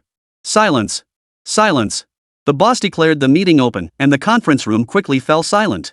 Dr. Wen, Dr. Fan, what's the story with Ji Lu's case? The boss was visibly agitated. This unprecedented abandonment of a patient at Yuhua, and it was done by one of our veteran employees. When Mingzhong glanced at Fan Li, who was covering her mouth with a look of restraint, occasionally picking up her water cup and gulping it down. Clearly, Dr. Fan was no help. Dr. Wen had no choice but to state the facts. Ji Lu's case cannot be confirmed as a mental illness. He simply has issues with his worldview and values. How are we supposed to treat him? Tianyi sighed, we can only heal the mind, not a person's moral foundation. If it involves psychology, we must never give up. The professor pushed a stack of folders toward his assistant. These are all cases I haven't completed. You, my assistant, will finish them. Tianyi found it odd the professor never passed work on to others. What was going on today? The professor glanced at his watch, stood up, and frowned. Xie Tianyi, come with me to the Criminal Investigation Division. After receiving the call from the Criminal Investigation Division, she had sent the professor a message. He must have seen it. The Criminal Investigation Division was indeed facing a thorny case. The defense attorney for a suspect with temporal lobe epilepsy claimed the defendant suffered from mental illness, attempting to exonerate him from legal punishment. Another case involved a high-ranking official, sharing similarities with this one. The suspect was attempting to evade legal punishment by claiming to suffer from psychological disorders like depression and manic episodes. Xie Tianyi flipped through several pages of case files, her voice brimming with righteous indignation. If every criminal could use mental illness as an excuse, where would the authority of the law be? Where would justice be? How could there be fairness and impartiality? Coincidentally, colleagues from the Criminal Investigation Division handed them another file. It detailed a case where someone committed murder out of personal vendetta, using methods strikingly similar to those of a mentally ill person.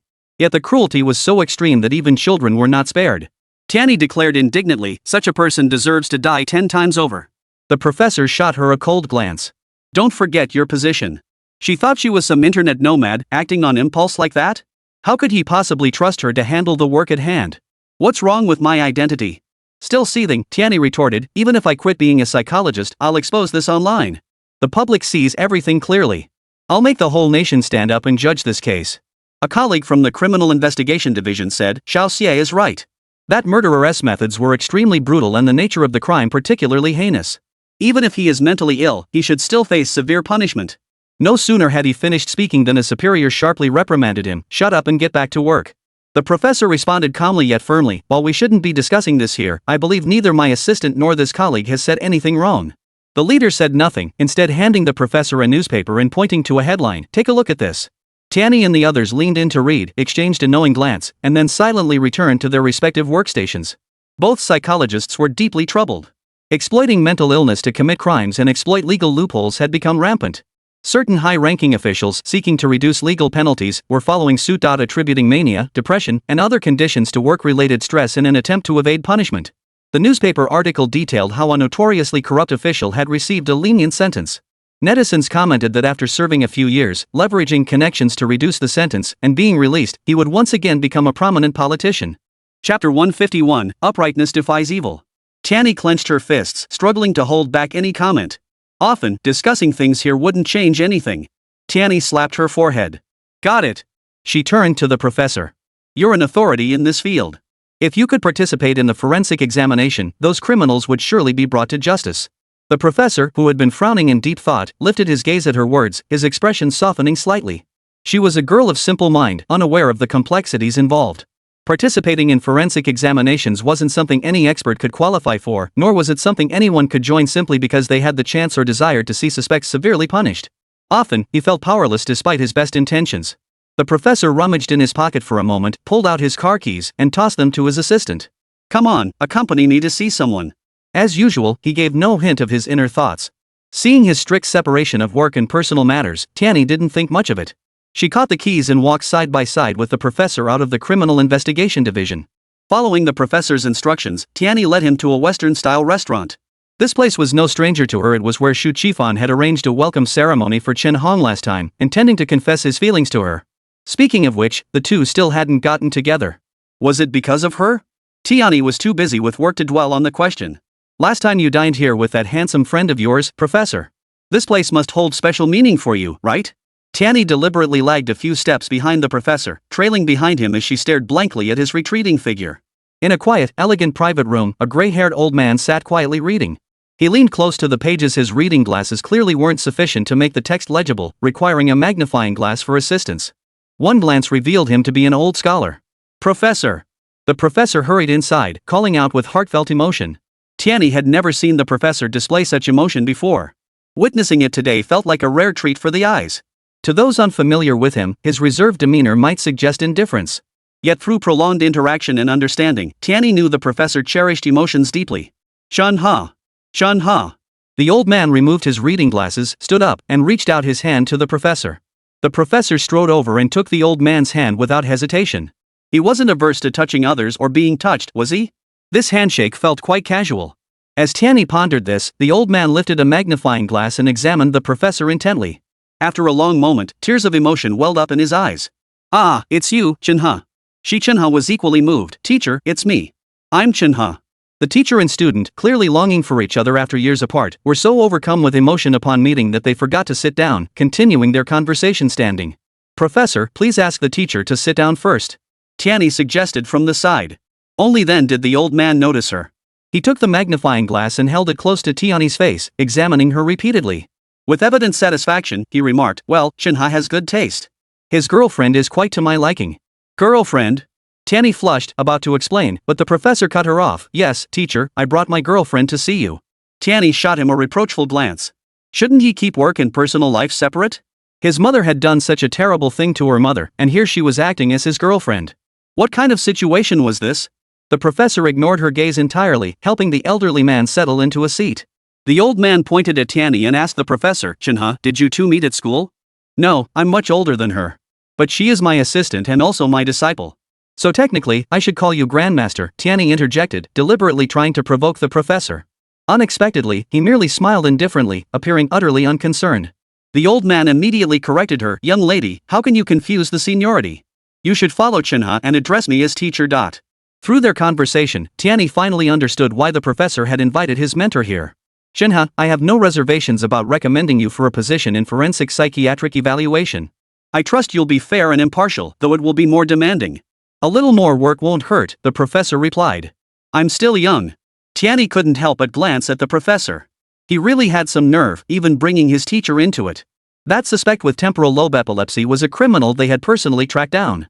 Though he hadn't threatened the victims' lives, the harm he inflicted upon them was far worse than outright murder. Unexpectedly, as she looked at the professor, he was looking at her too. His gaze clearly said, unlike you, I don't just spout righteous indignation with empty words. Tianyi met his gaze directly, responding with nothing but admiration and respect. This world is filled with so much injustice. What good is talk without action? If everyone were like the professor, striving to do something for justice, the world would become a better place. Chenhe, I can't wait to taste your wedding candies and drink your wedding wine. The old man spoke with deep conviction, for in his eyes, this matter outweighed all others. Don't keep me waiting too long. He settled into the car, repeating his admonition over and over. Xi Chenhe watched his teacher drive away, his gaze lingering long after the car disappeared. Everything I am today stems from my teacher's guidance and support. At the crossroads of right and wrong, whenever hesitation, uncertainty, or confusion clouded his judgment, his mentor served as a guiding light, offering timely counsel. At every pivotal stage of his life, he had encountered the right people. He slowly turned to look at his assistant, his gaze brimming with adoration. She too was one of those right people he had met. Yet now, he was about to leave the country. If his professor recommended him to become a forensic expert, he might find himself flying back and forth between countries. Tianyi, I don't want to cause you any pain, but there are so many things beyond my control. He watched the girl walk away until her figure vanished from sight. After arriving at the hospital, Fanli remained conflicted. Whether to keep or terminate the baby in her womb was her most pressing concern. She wasn't young anymore, and having the child wasn't a bad thing.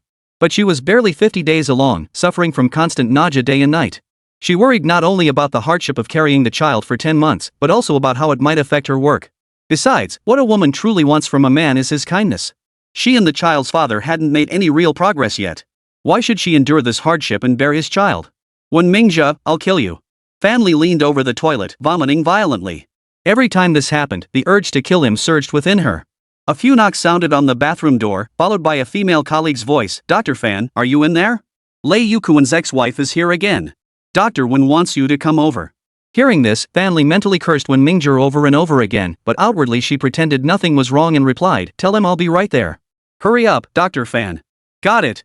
Fan Li splashed cold water on her face, wiped it with a damp towel, then jogged toward the treatment room. Thankfully, she'd heeded the doctor's advice and switched to flat shoes, otherwise, she would have fainted from exhaustion long ago. Chapter 152. We are all broken-hearted. Lei Yukuan's ex-wife sat there wailing. Someone chased me, someone followed me. He could pounce and strangle me at any moment. Wah, I'm so scared. Yukuan only has eyes for that vixen. What am I supposed to do? Fan Li wanted to retort, get over it. But basic professional ethics wouldn't let her say that. Come on, take deep breaths with me. 1, 2, 1, 2. Relax. Do you know where you are? You're at Yuhua Psychological Counseling Center. You're safe now. No one is chasing you, and no one will hurt you. Come, walk forward with me. I'll take you to a safe place. Fan Li slowly approached the woman, her tone calm and gentle. What do you see? The happy times I had with Lei Yukuan. What else? Do you see blue ocean waters? Imagine yourself in a wetsuit, swimming freely like a fish in the deep sea. Yes, I see it.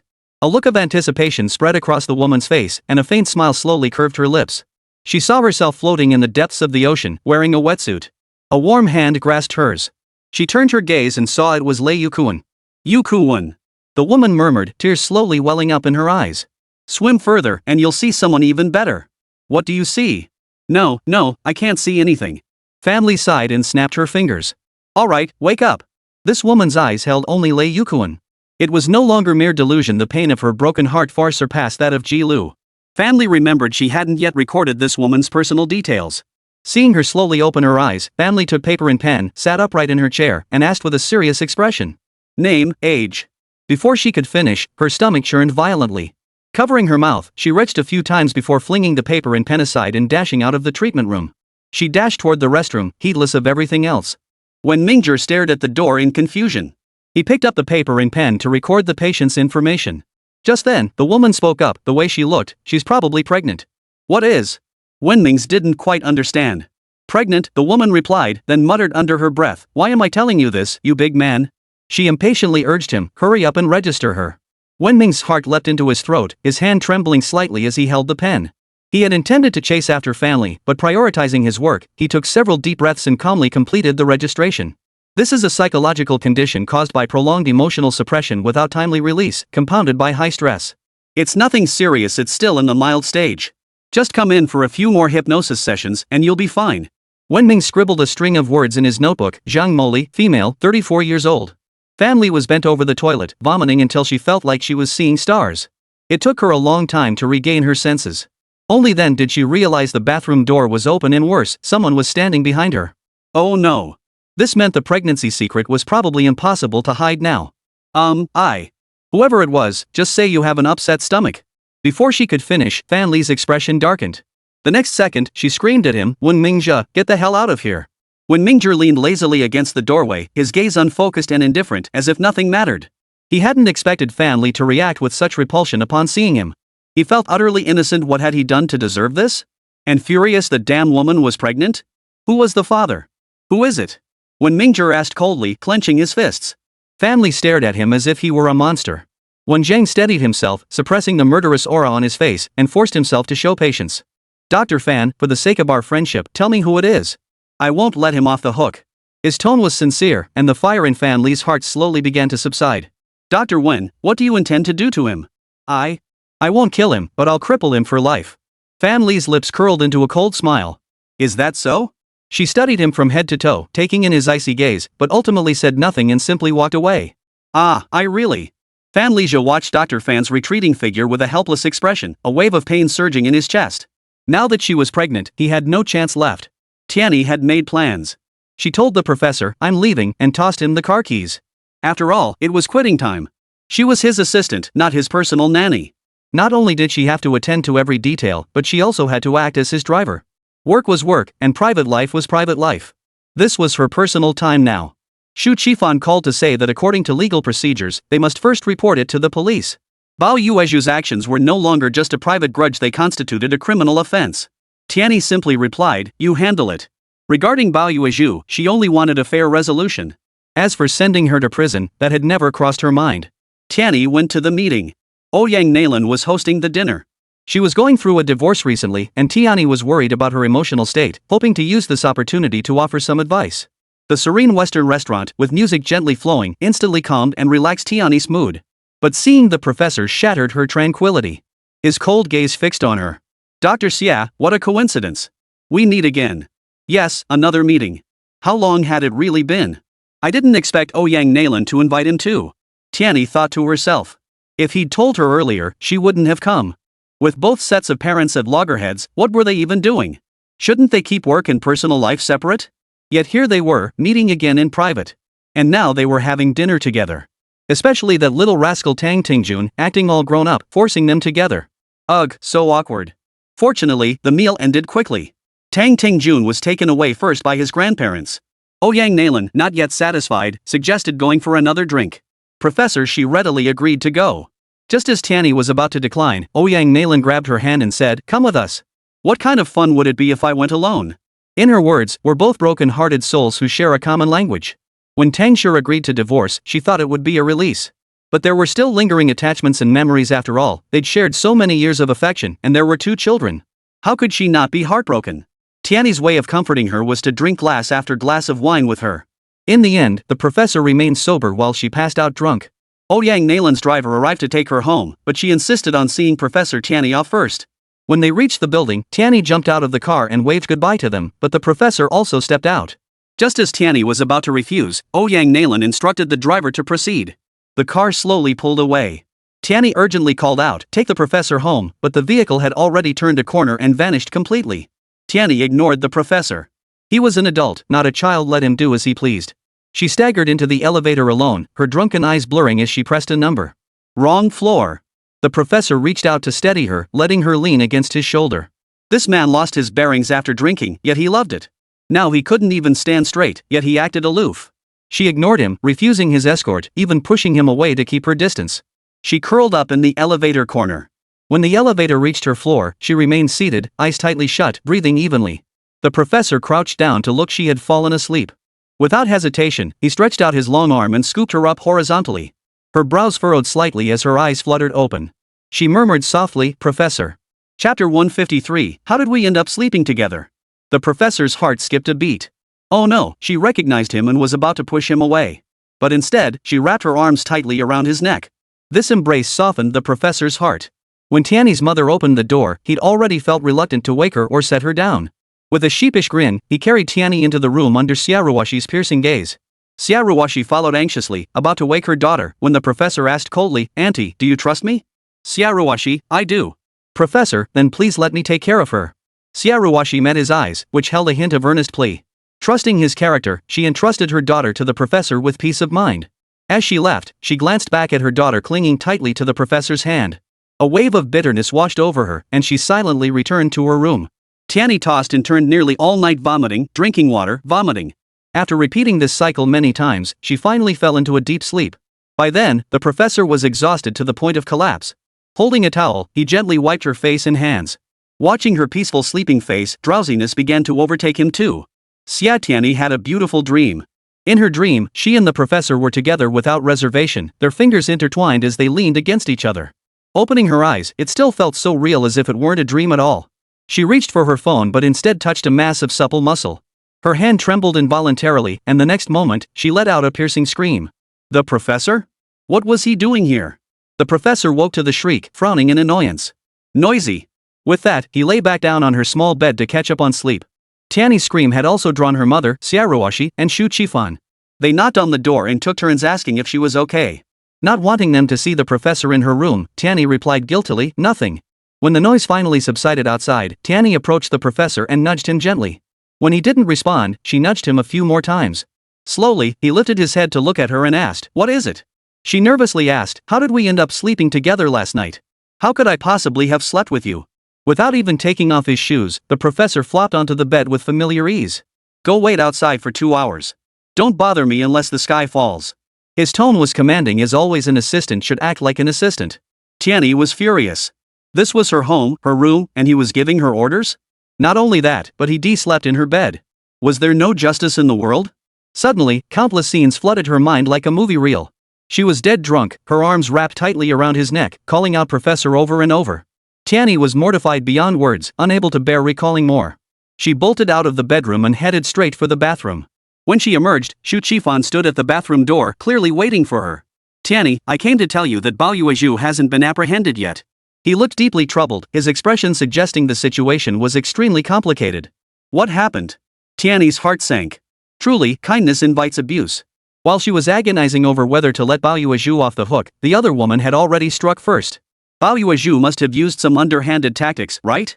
Xie Tianyi asked. Xu Qifan nodded solemnly. Thud. Tianyi slammed her fist on the table. This was truly absurd. She still didn't want Bao Yuezhu to go to jail. The opposing lawyer is formidable. I'm powerless, Xu Qifan stated. The kidnapping of her mother, Xiaoruoshi, had taken on a different nature due to Bao Yuezhu's aggressive tactics. Still clueless, she interjected, Tianyi, Qifan, what are you talking about? Where there's room to forgive, forgive. Don't take some things too seriously. What's past is past, let it stay that way. Tianyi looked at her mother. Having endured such immense injustice, she could remain so calm. Perhaps forgetting wasn't such a bad thing after all. Mom, I understand, Tianyi replied. Xiaoruoshi nodded with satisfaction at her daughter's obedient response. Tianyi, the professor stayed up all night taking care of you, she said to her daughter before heading to the kitchen. Xu Qifan suggested, we could approach this through the professor. No sooner had he spoken than the professor emerged. He headed straight to the bathroom for a quick wash, then calmly instructed his assistant, go get my car. Tianyi didn't take the keys or say a word, she simply turned and walked away. Ha! The professor watched her retreating figure, unable to fathom her thoughts. He'd taken care of her all night, yet somehow it seemed like he'd offended her instead? Professor, take my car. I have something to discuss with you. Once seated in the car, Xu Qifan accused him with displeasure, you should keep your distance from her. The professor stared straight ahead, his expression impassive. She was drunk. I couldn't leave her alone. He sounded perfectly justified. Your mother hired a lawyer, Xu Qifan said. The police didn't arrest her. The professor fell silent. After a long pause, he said flatly, she attempted suicide and is hospitalized. As if the matter had nothing to do with him at all. Xu Qifan, however, reacted sharply, what? Suicide? What on earth was this about? However, I won't stand idly by regarding her hiring a lawyer. The professor said, go to the Criminal Investigation Division. The Criminal Investigation Division currently had no cases involving psychological crimes. His advisor was a man of his word and highly efficient. He had already been instructed to conduct an evaluation of the patients suffering from temporal lobe epilepsy. The detectives were all eager, hoping the suspect would face justice soon. The captain hurried over and announced, we're moving out immediately. A homicide on East Street. His gaze fixed on the professor. Professor, you're coming too. The professor gave him a slight nod in agreement, then immediately pulled out his phone to call his assistant. Such a major case couldn't proceed without her. It was an excellent opportunity for her to gain experience. He never missed an opportunity to give his assistant hands-on experience. Tianyi had already arrived at Yuhua. A stack of medical records lay on her desk, all cases the professor had left halfway completed. She skimmed through them. Fortunately, none seemed particularly challenging. Cases of auditory hallucinations and delusions could be fully cured with just a few hypnosis sessions. Her phone vibrated. Tianyi pressed the answer button. The professor's cool voice came through, Xie Tianyi, a homicide has occurred on East Street. Get there immediately. Without waiting for her response, he hung up. A murder case? Tianyi instantly perked up, energized as if injected with adrenaline. Stepping out of Yuhua's gates, she finally understood why the professor hadn't waited for her reply. He clearly knew she'd be interested and would go. Thinking of his care for her last night, a wave of warmth washed over Tianyi. But then she remembered his mother, Bao Yuezhu, and that warmth vanished completely. Despite her coldness, Tianyi showed no delay in her work. When she arrived, the Criminal Investigation Division officers and the professor had just gotten there too. The scene was gruesome beyond description. Blood pooled everywhere, and the victim's body lay scattered haphazardly, head separated from torso, arms severed from torso, legs detached from torso. The dismemberment was even more precise than a professional butcher's work. Tianyi could only glance before vomiting violently. The professor and the Criminal Investigation Division officers were unfazed by such scenes and showed no sign of looking down on Tianyi. After all, this young girl had been brought by the professor and lacked proper training and experience. Chapter 154, I only wish you happiness. To publicly hack someone to a pulp in broad daylight on the street revealed just how brutal the killer was. The killer even left a peculiar clue at the scene. A stack of 100 yuan bills lay scattered carelessly on the ground, already stained crimson with blood. Besides that, there was also a sword. It was the kind of large sword now used only by martial artists for performances or filming TV dramas. The blade lay casually on the ground. The killer wouldn't be foolish enough to leave clues for the police to track them down. Besides these, there were also some cigarette butts. The detectives didn't overlook a single detail related to the case. The broadsword, cigarette butts, and blood-stained banknotes were all collected and brought back to the Criminal Investigation Division. After returning to headquarters, the team gathered for a debriefing meeting. One detective analyzed, the victim was walking when the killer suddenly charged forward, swinging the cleaver at him. 3 swift swipes, and the victim was reduced to a bloody mess. The killer tossed the cleaver aside and fled. As for the 100 yuan note, it could have belonged to the victim. The cigarette butts? Could have been discarded by passers-by. Another detective cursed, damn it. The surveillance on that street just happened to be out of order and not fixed. What a choice spot to strike. Can't rule out accomplices. Did they have a getaway vehicle? A car? No, probably a motorcycle. Any eyewitnesses? The captain asked. One detective shook his head. None. Tianyi noted the location's seclusion. The crime occurred during a time of sparse foot traffic, with the few nearby storefronts far from the scene. Despite the constant flow of vehicles on the road, the killer's swift movement made eyewitnesses highly unlikely. At that moment, the professor spoke up. Judging by the brutality of the crime, he's a man tall, muscular, and extremely strong. Martial arts training can't be ruled out. The specific location suggests he might live nearby or have been stalking the victim. After his analysis, he continued, has the victim's identity been confirmed? The captain bellowed, is it done yet? The officer at the computer replied, Captain, it'll take a little longer. Damn it, even this is taking so long? Hurry up. Yes, sir. The professor glanced at his wristwatch, frowned, and said, I suggest we begin screening residents near the crime scene while investigating the victim's identity. A detective voiced skepticism, Professor, isn't it a bit one-sided to infer the killer's gender solely based on the extreme brutality of the crime? The professor didn't seem the least bit displeased by the detective's questioning. He accepted the point and pondered it seriously.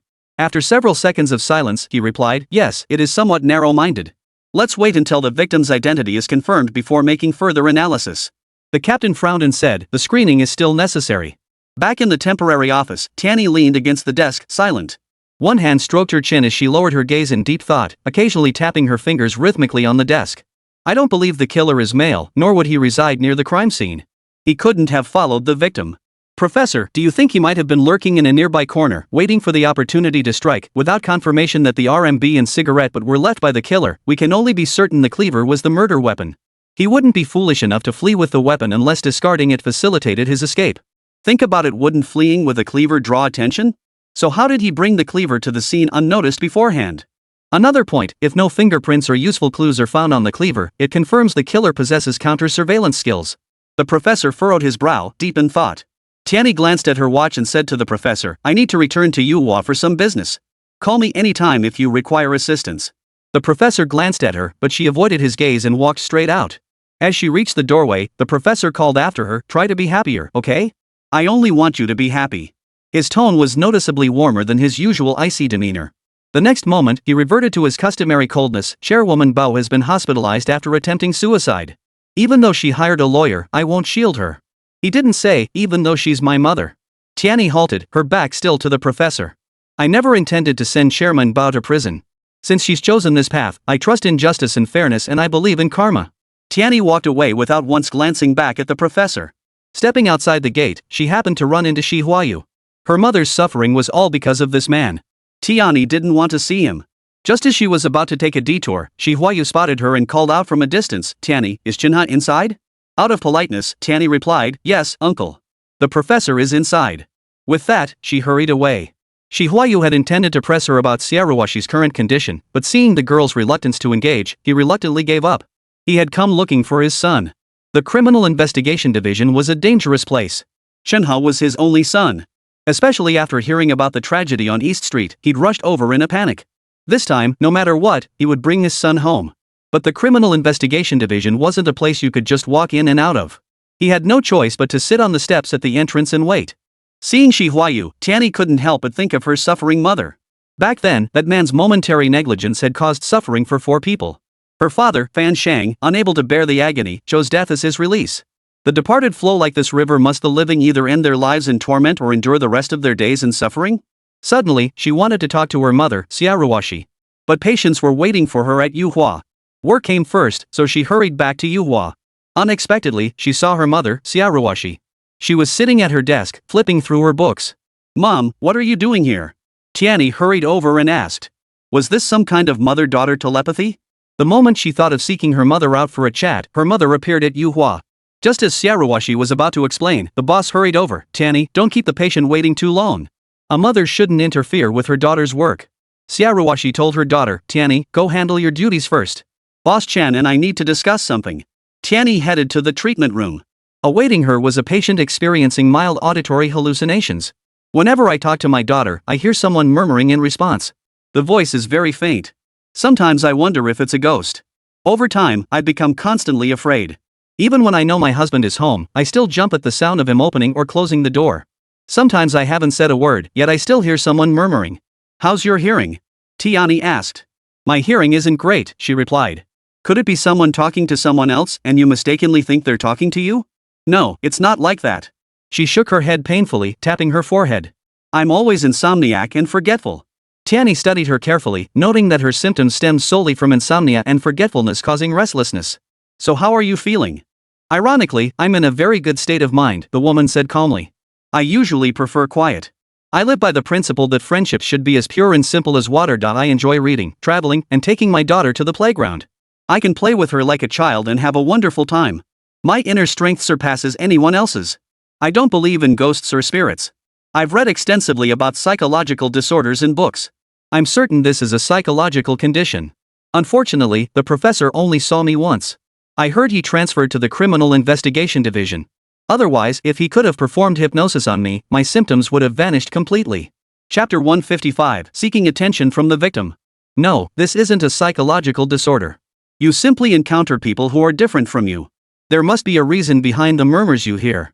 How about this? Please cooperate with my investigation to find the root cause and treat it properly, okay? Tianyi instructed. Now, close your eyes and take deep breaths. 1, 2, 1, 2, relax. After the hypnosis, her mental state visibly eased. Through conversation, it became clear she felt out of place among those around her. The problem lies in your approach to relationships. That gentlemanly friendship is thin as water style. What do you think? Tianyi continued. You cherish quiet solitude, preferring a straightforward, sincere way of living. Yet everyone around you embodies the exact opposite of your personality and approach. Delving deeper, Tianyi discovered numerous issues, family dynamics, relative relationships, and marital bonds, all entangled in complex problems. Despite all these problems, the woman maintained a calm and happy disposition. She said she didn't harbor deep grudges against anyone. The only complication was her husband's complicated family ties, but she had never gotten involved from the start and never sought to claim others' money as her own. She was actually a woman who was easily satisfied, not some obnoxious gossip. Her background could easily fill a family drama novel. Tianyi still had much to do. She stood up and shook the patient's hand. Thank you for trusting us psychologists. You'll be fine after a few more sessions of hypnosis. Tianyi concluded the session, not forgetting to offer the woman some advice. You must firmly believe that your life and mindset are perfectly fine. After all, your well-being is your own responsibility. You don't live for others' happiness. Living for yourself is both human nature and instinct. Don't let external interference or external factors alter your original intentions. Walk your own path and stay true to yourself. The woman thanked her repeatedly. As she left, she waved at Tianyi. Hey, beautiful, see you later. A male colleague entered to find Tianyi. The woman waved at him. Bye, handsome. She carried herself with neither subservience nor arrogance. Her interactions with men radiated wit and liveliness. To dismiss her as frivolous or careless would be a grave mistake. She was simply an optimist who remained detached from worldly concerns. How could such a woman be mentally ill? Tianyi became even more certain that she wasn't hearing things. It seemed someone was genuinely interrupting her mid-sentence or picking up on her words. From the woman's words and actions, it was clear she didn't enjoy arguing with anyone. Since that was the case, as long as one had a strong mindset, why bother engaging with her? Tianyi left the therapy room and headed straight for the boss's office. To her surprise, the boss and her mother were chatting happily. Spotting Tianyi, the boss smiled and beckoned her over. Tianyi, come here. Your mom rarely comes to chat with me, and she's enjoying it so much. Come sit down, I want to ask you something. Tianyi shot her mother a glance and noticed her fair face flushed bright red. She was blushing. Tianyi instantly understood. What's this? Are we planning a wedding? She asked with a smile. Xiaoruoshi's expression turned serious. She tapped her finger against Tianyi's forehead and pouted playfully, "You little devil, you never miss a thing." Boss spoke earnestly, "Tianyi, I want to take care of you and your mother. Take good care of my mom, okay?" Tianyi couldn't help being a little cheeky in front of the elders. "Hey, big boss, you're always urging us to date and demanding wedding candy every day. Well, now look at you, your leading example is truly pivotal. You really are our boss." "Tianyi, how dare you speak to elders like that?" Xia Ruoshi scolded sternly. "From now on, he's an elder just like your mother. You must show him respect." "Oh my, you're already defending him. Guess I should find a suitable match to marry then," Tianyi said. Boss beamed with pride. "Ruoshi, you've raised this child so well. So when can we have your wedding candy? My mom's getting married, and I need to help her prepare properly. It might not be a lavish celebration, but it should at least be decent. Hey, Mom, have you picked out your wedding dress yet? The Criminal Investigation Division just took on a big case, so I'll be swamped these next few days. Once things settle down, I'll take you dress shopping." Tianyi thought to herself, why does everything have to happen at once? She never imagined her mother and the boss would be discussing marriage already. Xia Ruoshi stopped her daughter. "Hey, Tianyi, what wedding dress? I'm already this old." Boss Chen stood up to interrupt. No. Tianyi is partly right and partly wrong. What's wrong is that line about not being as grand as a fairy tale wedding. Let me tell you this, if Ruoshi marries me, it will be a fairy tale wedding. What she's right about is the wedding dress. It absolutely must be the most beautiful, one-of-a-kind dress in the world. Boss declared with lavish generosity, "I've waited all these years for the woman I love. Even if it means spending everything I have, I'll give her the best wedding and make her the happiest bride in the world." Before Tianyi could feel moved, her phone buzzed. She pulled it out to see it was the professor. The Criminal Investigation Division was swamped with cases, and the professor was likely overwhelmed. Tianyi didn't answer the call. After putting her phone away, she looked at the boss and teased, "Big Boss Chen has always been serious and dedicated to work. The office is a place for discussing business. How could it become a venue for wedding talk? Why not?" Boss Chen looked at Xia Ruoshi. "I'd gladly make an exception for your mother." Xia Ruoshi pouted playfully, "You're such a shameless old man." The boss's expression turned serious. "My life has only just begun. Who dares call me old?" Tianyi's phone vibrated again. She hurriedly said, "I'm heading to the Criminal Investigation Division," then dashed out clutching her phone. She pressed answer, and the professor's stern voice came through. "Xie Tianyi, do you recall the Wulong Mountain case? The suspect, diagnosed with temporal lobe epilepsy, has been apprehended. Our earlier concerns were not unfounded. He hired a lawyer to argue he suffers from mental illness, attempting to evade legal punishment. I'm trying to get involved in the evaluation, but that case remains unresolved. Our initial investigation relied on witness reports. But here's the problem, we never actually saw the victim.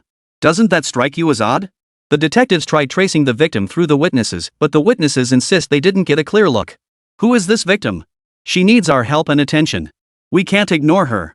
Tianyi immediately grew alert. "Professor, why not identify the victim through the suspect? Who else would know the victim's features better?" After all this time, the case has remained unsolved due to the suspect's temporal lobe epilepsy. I've interacted with the suspect and administered conscious hypnosis. The results revealed he didn't clearly see the victim's face either. He did everything imaginable to the victim, yet claims not to know her face? He's clearly lying. Try hypnotizing him a few more times. Tianyi's tone was already tinged with emotion. If this continued, she'd inevitably let loose with a curse. What kind of mess is this? One mystery piled upon another, her head felt like it was about to explode. "Tianyi, this case is far more complex than we've uncovered so far," the professor said gravely. Tianyi's expression hardened. "Got it. I'll head over to meet you immediately." Chapter 156, Interlocking Cases Within Cases. Boss's Office. Boss Chen looked at Xia Ruoshi and asked, "Ruoshi, tell me, is this suddenness related to Huayu and Huayu?" At his words, Xia Ruoshi drifted off in thought for a moment. Soon, she offered a faint smile. "Who is Huayu? Huayu? My dog? What does our marriage have to do with them?" Boss Chen's expression suddenly turned stern. The next moment, he seemed to make up his mind. "Ruoshi, no matter what, I said I'd marry you, and I will marry you." He said he would treat her well, and he would treat her well, regardless of whether she had let go in her heart. Xia Ruoshi flushed and murmured softly, "Okay." After Ruoshi left, Boss resumed work. One call after another came in, many inquiring about Professor Xi, others seeking Tianyi.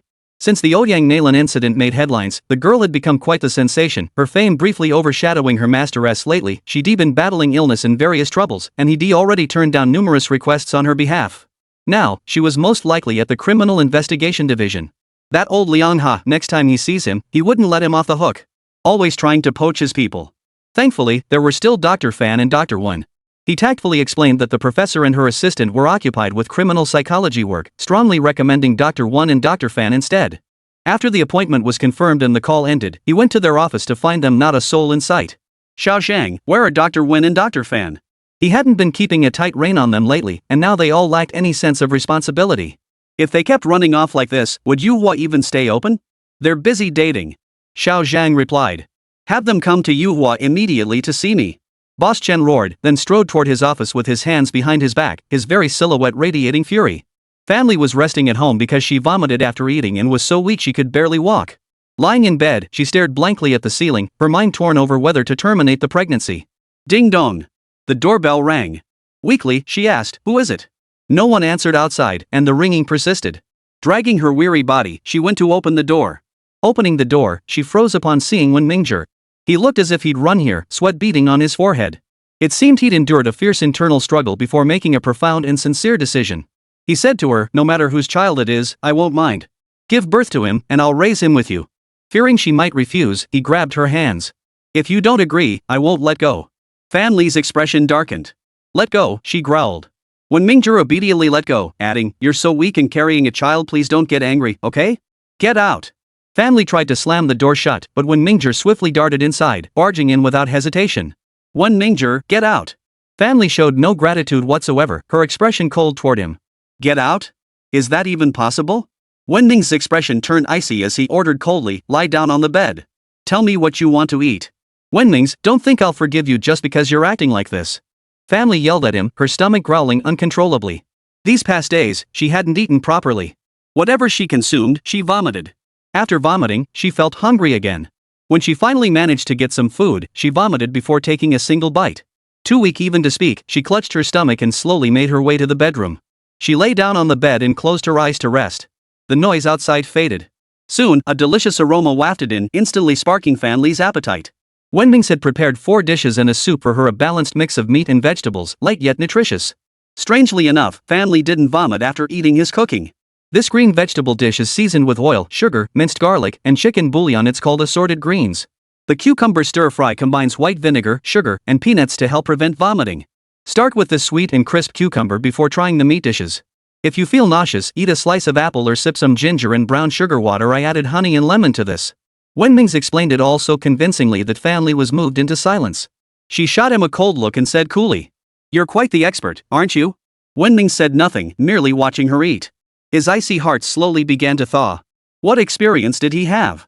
These past days, he'd barely eaten or slept, his mind racing until he made up his mind. He immediately searched online for recipes. Seeing her eat so peacefully, the worry that had hung over him for days finally eased. The Wulong Mountain case seemed to have become a mystery. After Tianyi arrived, she and the professor went together to meet the suspect. Chenhe, male, 40 years old, owner of a small convenience store. Lazy, indulging in drinking, gambling, and womanizing, a profile nearly identical to the professor's earlier criminal psychological analysis. When did you develop temporal lobe epilepsy? It's hereditary. As Chenhe spoke, his emotions suddenly spiraled out of control. According to the detectives, since his arrival, he'd seized after no more than 3 sentences during every interrogation. That time, the professor had hypnotized him, and while he'd truthfully confessed to the crime, no useful leads had emerged from his mouth. This bastard. The professor clenched his fists, grinding his teeth, his eyes blazing with fury. He wanted nothing more than to storm over and beat the hell out of him. This bastard was making him doubt his own abilities. Xie Tianyi watched as the suspect was dragged away by the detectives and said, "We need to make a trip to Wulong Mountain." The investigation files on Chenhe piled up like mountains. The detectives had even combed through every detail of his family history, yet they hadn't uncovered a single clue. His mother suffered from temporal lobe epilepsy and had been committed to a psychiatric hospital. He claimed his condition was hereditary, a seemingly airtight defense. Last time we investigated Wulong Mountain, we only gathered information about the suspect Chenhe. We didn't interview the victim, and the witnesses didn't mention the victim either. Who exactly was that victim? Tianyi tapped her head in exasperation. This is really tricky. If Chenhe truly suffered from temporal lobe epilepsy, he might not even spare young girls during an episode. Following this line of reasoning, the victim he assaulted during an episode wouldn't be limited to the one at Wulong Mountain. Wulong Mountain boasts beautiful scenery, fresh air, and unique terrain, attracting many hikers who trek there on foot. Tianyi recalled clearly that during her previous investigation in Wulong Mountain, not a single villager had shown any signs of grief or sorrow. If their own daughters had been assaulted, parents would inevitably show some sorrow. Yet none did. This suggests the victims might not have been villagers. A detective hurried over and handed the professor some documents, saying, "Professor, we've found information on the victims of the East Street tragedy. Take a look." The professor carefully flipped through the pages. Suddenly, his brow furrowed, and his finger paused on one page. Wait a minute, the deceased was actually one of Chenhu's former cronies? Hearing this, Tianyi was also taken aback. Could these events be connected? How coincidental that Chenhu was arrested just as his old gang was brutally murdered. The detective was also horrified. We just uncovered the victim's information and haven't had time to analyze, deduce, or cross-reference it yet. If it's as the professor suggests, then this homicide might be a case within a case, with each element interlocking. Chapter 157, I don't want to see you suffer. The professor's expression turned stern. I recommend combining the cases for investigation. The detective departed with solemn expression. With the work temporarily concluded, Tianyi picked up her bag but didn't leave immediately. Professor, your father is waiting for you at the entrance, she said. On her way to Yuhua, she encountered Huayu. Returning to the Criminal Investigation Division, she saw him stubbornly sitting on the steps, waiting. Accompanying him and waiting for the professor was that wealthy heiress Dong Yuno.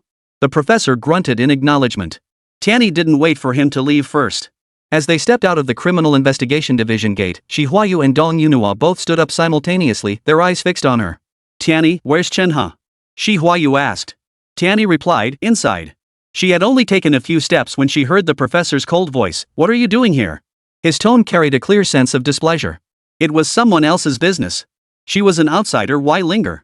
Tianyi hurried home. She'd intended to talk with her mother, but unexpectedly, her mother suddenly announced she was marrying the boss. This was something she really should discuss properly with her mother. Back home, Xu Qifan was there too, cooking with her mother in the kitchen. I'm home. Tianyi called out. Her mother replied, dinner will be ready soon. Xu Qifan untied his apron, called out to Tianyi, and motioned for her to step outside to talk. The two stood in the hallway talking. Xu Qifan said, Tianyi, what exactly are you thinking? You want fairness and justice, for the bad guy to be punished, yet you refuse to produce evidence or call the police. Do you realize her lawyer is formidable? We're in a very passive position right now. Tianyi felt a pang of guilt recalling Bao Yuezhu's suicide. Could we hold off a few days? I want to ask Mom before deciding. Xu Qifan sighed. Then we'll have to do it this way. Xiaoruoshi called out from inside the house, dinner's ready. Dinner's ready. Before either could respond, Chen Hong's loud reply echoed, coming, auntie. She arrived right on time, perfectly punctual. Tianyi and Xu Qifan both turned to look, their eyes lighting up simultaneously. Who was this little princess with her long, wavy hair, crown headband, and pink bodycon dress? After not seeing her for a while, Chen Hong seemed like a completely different person. Wow, she's so beautiful. Taiyan Yishu exclaimed. Xu Qifan also wore an expression of amazement. She used to cling to him constantly, which he always found annoying. But after not seeing her for a while, the moment he saw her again, a flicker of delight actually crossed his mind. Chen Hong looked at Tianyi and teased with a smile, don't get too attached to this sister, I'm just a legend. With that, she called into the house, Auntie, I'm here to piggyback on your meal. Not once did she glance at Xu Qifan. Tianyi glanced at Xu Qifan and couldn't help but burst out laughing. Seeing his utterly dejected expression, she knew Chen Hong's change in tactics had worked on Xu Qifan. It seemed their happy union was imminent. Now she could finally relax. As Tianyi and Qifan returned to the room, Xiaoruoshi exclaimed, who's that little fairy? She's so beautiful. Seeing Tianyi, Xiaoruoshi scolded her, Tianyi, you should learn from Chen Hong.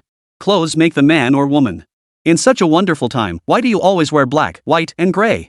Chen Hong's words were as sweet as honey, Auntie, even in black, white, and gray, Tianyi is still a little fairy. Xiaoruoshi beamed with delight, and the meal unfolded in perfect harmony. After eating their fill, Chen Hong and Xu Qifan left one after another.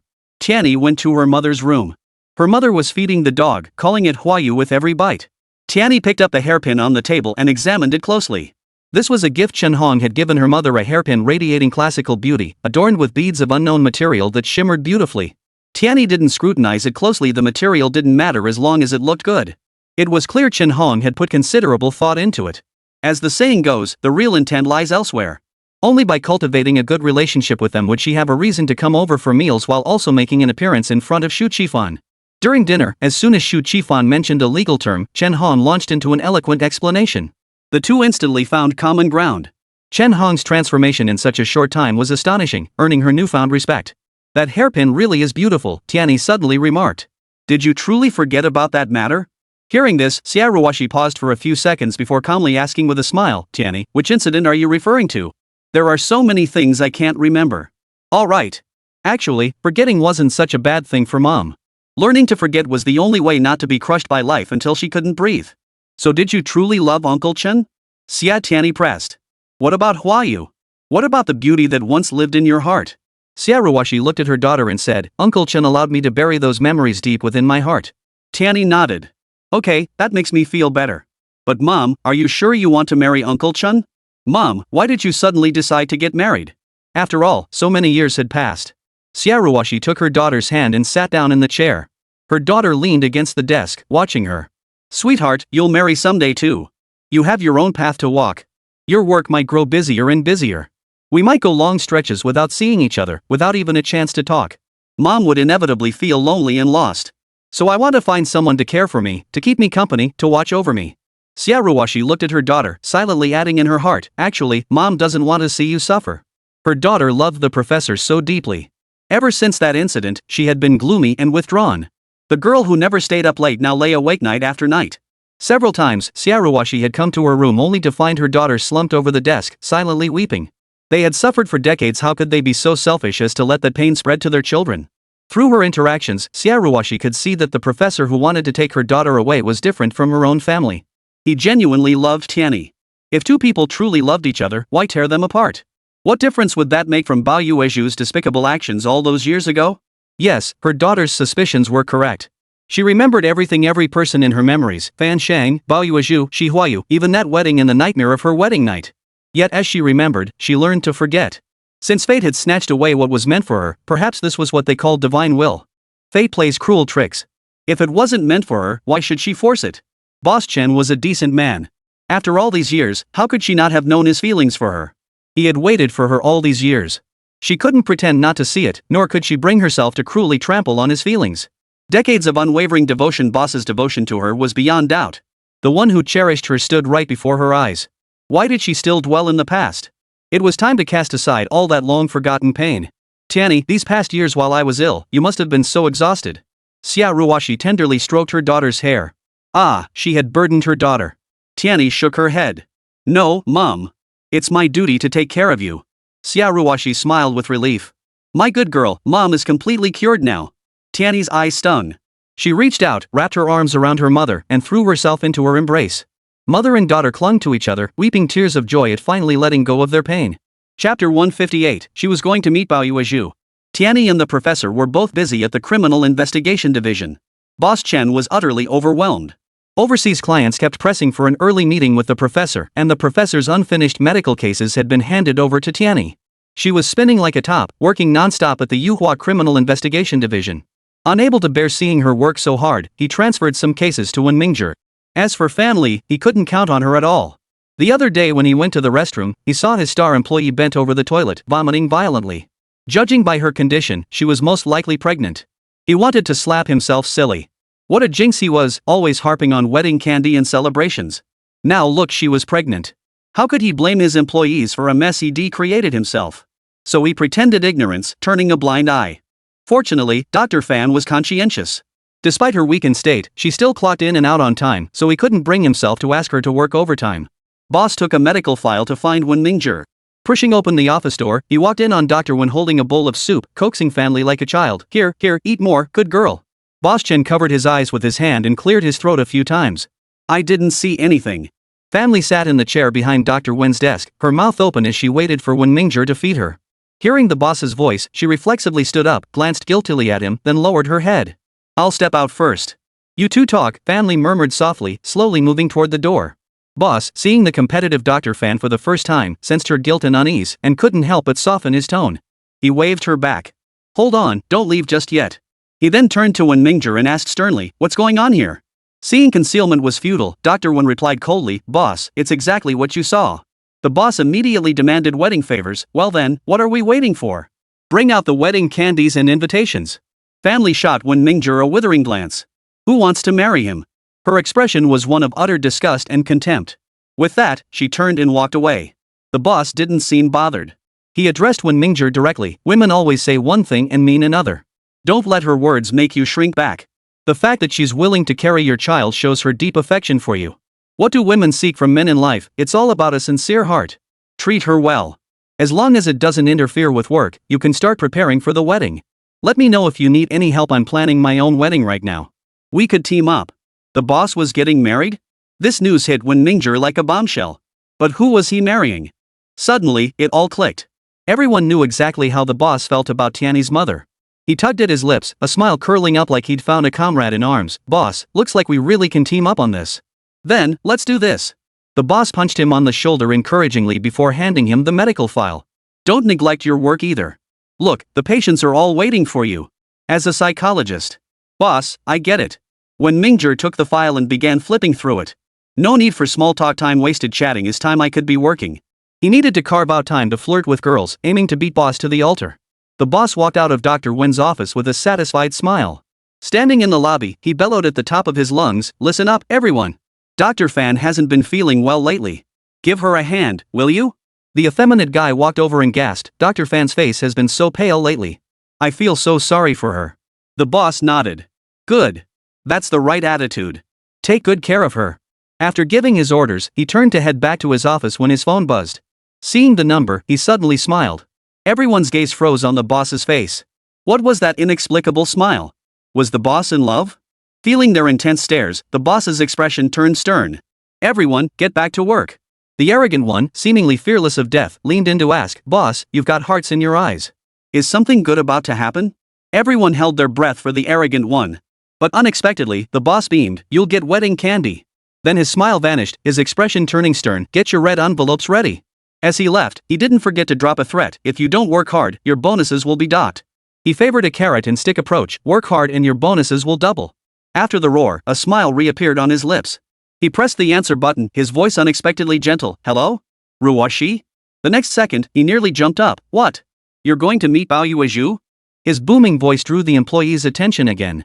He glanced at them, covered his mouth with his hand, and lowered his voice, Ruoshi, listen to me. Let me go with you, okay? He stepped into his office and closed the door, his voice soft as water. Ruoshi, I'm worried about you.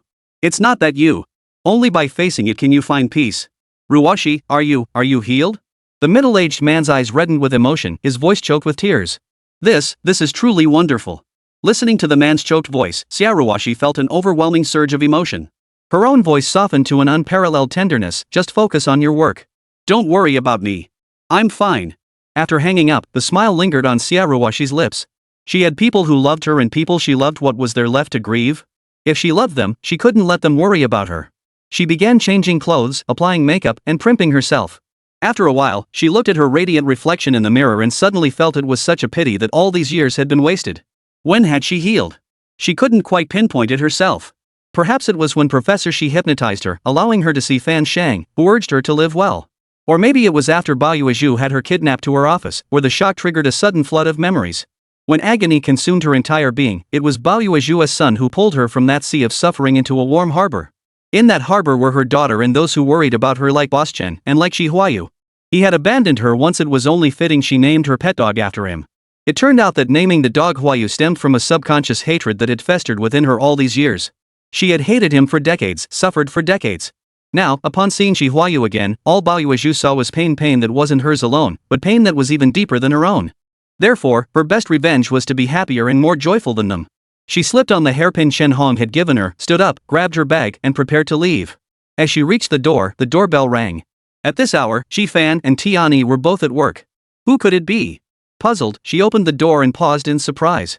It's you? She had been about to go find her, yet here she was, showing up in person. Yes, it's me. Bao Yuezhu stood there surrounded by several men, her expression haughty and arrogant. She looked at the dog in Ruoshi's arms and said, this is Bichi, my pet dog. Now its owner is right in front of you.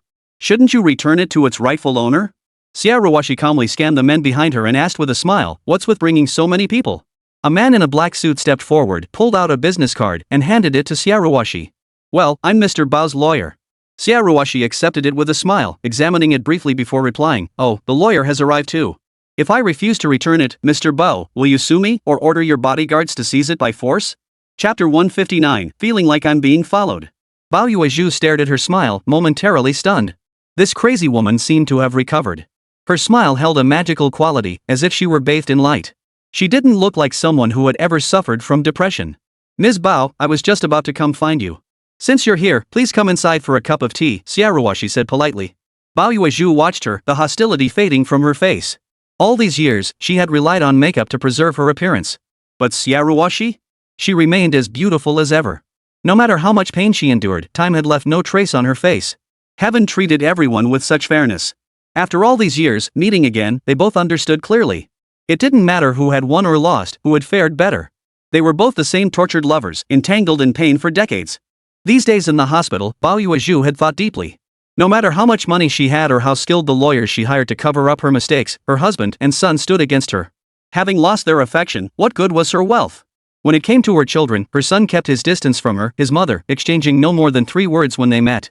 In contrast, that woman's daughter was like a warm cotton jacket to her mother, there to care for her when she was sick, to comfort her when she was sad. And then there was Chen Yuhua, that man, utterly devoted to this woman. Her husband, completely loyal to this woman. There were other things she dared not even compare. Thus, in this battle, Bao Yuezhu appeared to win, yet she lost so utterly and so bitterly. If she continued as before, she might have lost her son forever. What was the point? Bao Yuezhu let out a long, helpless sigh, lifted her chin, and walked straight into Xiaoruoshi's home with her back straight. The house was small but warmly decorated, radiating happiness and warmth everywhere. It felt like a real home, unlike her own villa, so vast yet occupied only by her, cold and lifeless, with no one to talk to. She had intended to use Bichi to make an example of this woman, to teach her a lesson at the very least, to ruin her reputation. But when she saw the woman smile, she abandoned her earlier thoughts. This home radiated a sense of security and stability. Its atmosphere could calm even the most restless heart, instantly instilling a feeling of detachment from worldly strife and indifference to fame and fortune. The mistress poured her a cup of tea. It was green tea, its rich aroma wafting up with the steam.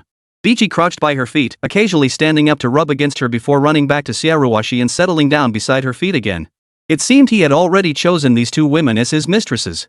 Bichi, would you like to come home with me? Bao Yuezhu crouched down, stroking the dog's soft fur with her hand, her tone as gentle as if she were coaxing a child. Xiaoruoshi politely invited Bao Yuezhu to have some tea. Pointing at the dog, she said, I suppose we share a bond. I was planning to return it to its owner, but since you're here, feel free to take it home if you'd like. Xiaoruoshi replied, I'll return my Huayu to you. To Bao Yuezhu, these words carried multiple layers of meaning. She slowly stood up, towering over the woman, calmly sipping her tea. She set her teacup down gently, pulled out a bag of wedding candies and an invitation, and handed them to Bao Yuezhu. I came to bring you these. After all, we're old friends. I simply wish to invite you both to my wedding with Yuhua. Hearing this, Bao Yuezhu felt a sharp pang in her chest. Marriage? So soon? This was unexpected. What would Lao Shi say if he heard this news? Clutching the invitation, she said nothing and turned to leave, not even taking Bichi with her. Bichi crouched by Xiaoruoshi's feet and didn't immediately chase after her. Several minutes after Bao Yuezhu left, it walked to the doorway, peered out, then returned to crouch by Xiaoruoshi's feet once more. Xiaoruoshi glanced at him and said, Actually, your name sounds pretty nice. From now on, I'll call you Bichi. Bichi wagged his tail at her, happily frolicking about. Returning to Wulong Mountain, Tianyi, the professor, and the accompanying detectives had learned their lesson. Each took a bicycle, making this trip considerably easier than the last. They conducted another door-to-door investigation throughout the village and finally determined that the victim was not from Wulongshan village. On the way back, Professor Tianyi lagged behind, pedaling slowly. Tianyi had a bold thought. The victim in the East Street tragedy was also a good-for-nothing who drank, gambled, and was lazy. Could the killer be a woman? Squeak! The professor slammed on the brakes, bringing the bicycle to a halt. Tianyi also stopped beside him. Continue, the professor said coldly, his brow furrowed. Tianyi analyzed, we can make a bold hypothesis. The killer may have been assaulted by Chenhe. She herself was a victim who, for some reason, chose to endure in silence. Yet she couldn't swallow her pride. This prolonged suffering gradually festered into deep-seated hatred. Her emotions were like a fuse once ignited, it would explode into frenzied revenge. She intended to seek vengeance on Chenhe, but he was locked up. Unable to vent her fury, she turned to targeting Chenhe's former cronies. Professor, Chenhe had nearly 10 of those lowlifes. She won't stop. Who will she kill next? The professor's cold eyes fixed on her sternly. Tianyi explained, this isn't mere conjecture. My hypothesis is grounded in criminal psychology. When I arrived at the crime scene, I sensed the killer was female. I could almost see her. She was dressed oddly, likely disguised as a man, a baseball cap, sunglasses, a mask, all black athletic wear and sneakers. Like a cheetah, she moved swiftly through the city's streets and alleys. She operated discreetly, with sharp thinking and strong counter-surveillance skills. Moreover, her profession might be acting. I wonder if she trained in martial arts. If so, she wouldn't have let Chenhe assault her without fighting back. Tianyi ran her fingers through her hair, a look of frustration crossing her face. Sigh, there are still so many unexplained discrepancies here. Now I truly understand old Liang and the others. It seems old Liang had it easy when he asked you to teach the police station officers about criminal psychology. And honestly, our days in Yuhua compared to here are like night and day. The professor shot her a cold glance. Xie Tianyi, your analysis isn't entirely without merit. The two continued cycling toward the city center. As dusk approached the city limits, Xie Tianyi abruptly halted. The professor glanced at her in confusion before stopping to wait. Without turning back, Tianyi leaned close to the professor's ear and whispered, "Professor, do you understand tracking and counter-tracking?" Her sudden proximity made him uncomfortable. He glared at her unpleasantly and coldly spat out, "Why ask about this all of a sudden?" "Professor, don't turn around," Tianyi said gravely. "I feel like we're being followed." It wasn't that she'd suddenly lost her mind. She genuinely felt a chill on her back, as if a pair of eyes were fixed on her. This feeling hadn't been momentary, it had persisted for quite some time. She hadn't turned around or stopped walking. Now that they were almost in the city center, where she believed it would be safer, she finally halted. Chapter 160, How could it be Dong Yuno? The professor's expression hardened. Whether it was the novice Xie Tianyi at the beginning or the gradually maturing Xie Tianyi now, he had always placed complete trust in her. When she mentioned being followed, he pondered for several seconds before communicating his thoughts through his gaze. "What do you decide to do?" "Follow me." Their exchange of glances concluded, and Tianyi mounted her bicycle, pedaling forward with the professor following behind. Since they hadn't reached the city yet, the road was relatively empty. He deliberately pedaled slowly, ears pricked to listen for sounds behind them. The faint, subtle sound of tires scraping against the pavement suggested it was a luxury vehicle. Perhaps it was just a passing vehicle. Was Tianyi overthinking this? Suddenly, at the next intersection, Tianyi turned around and began cycling in a circuitous route. He couldn't help but admire Tianyi's maneuver, a classic counter-surveillance tactic. He rode slowly, falling behind to listen to the sound of tires scraping the pavement. The car kept following them. When they veered left, the car stayed on the left as well. Tianyi abruptly turned around, executing a sharp U-turn to confront the car head-on. The car abruptly stopped. The professor recognized it instantly. It was Dong Yuno's car. The door opened, and Dong Yuno jumped out. She stood beside the car, her eyes filled with sorrow as she looked at her brother Chenhe. Could nothing separate them? Hadn't brother Chenhe said he was going abroad? Why hadn't he left yet? Her own departure arrangements were nearly complete. She had intended to follow Chenhe abroad, but now he hadn't even prepared to leave while she faced urgent pressure from family and school to depart immediately. "Miss Dong." Tianyi rode up beside Dong Yuno and stared at her intently. So it was a false alarm after all. The professor wasn't nearly as polite.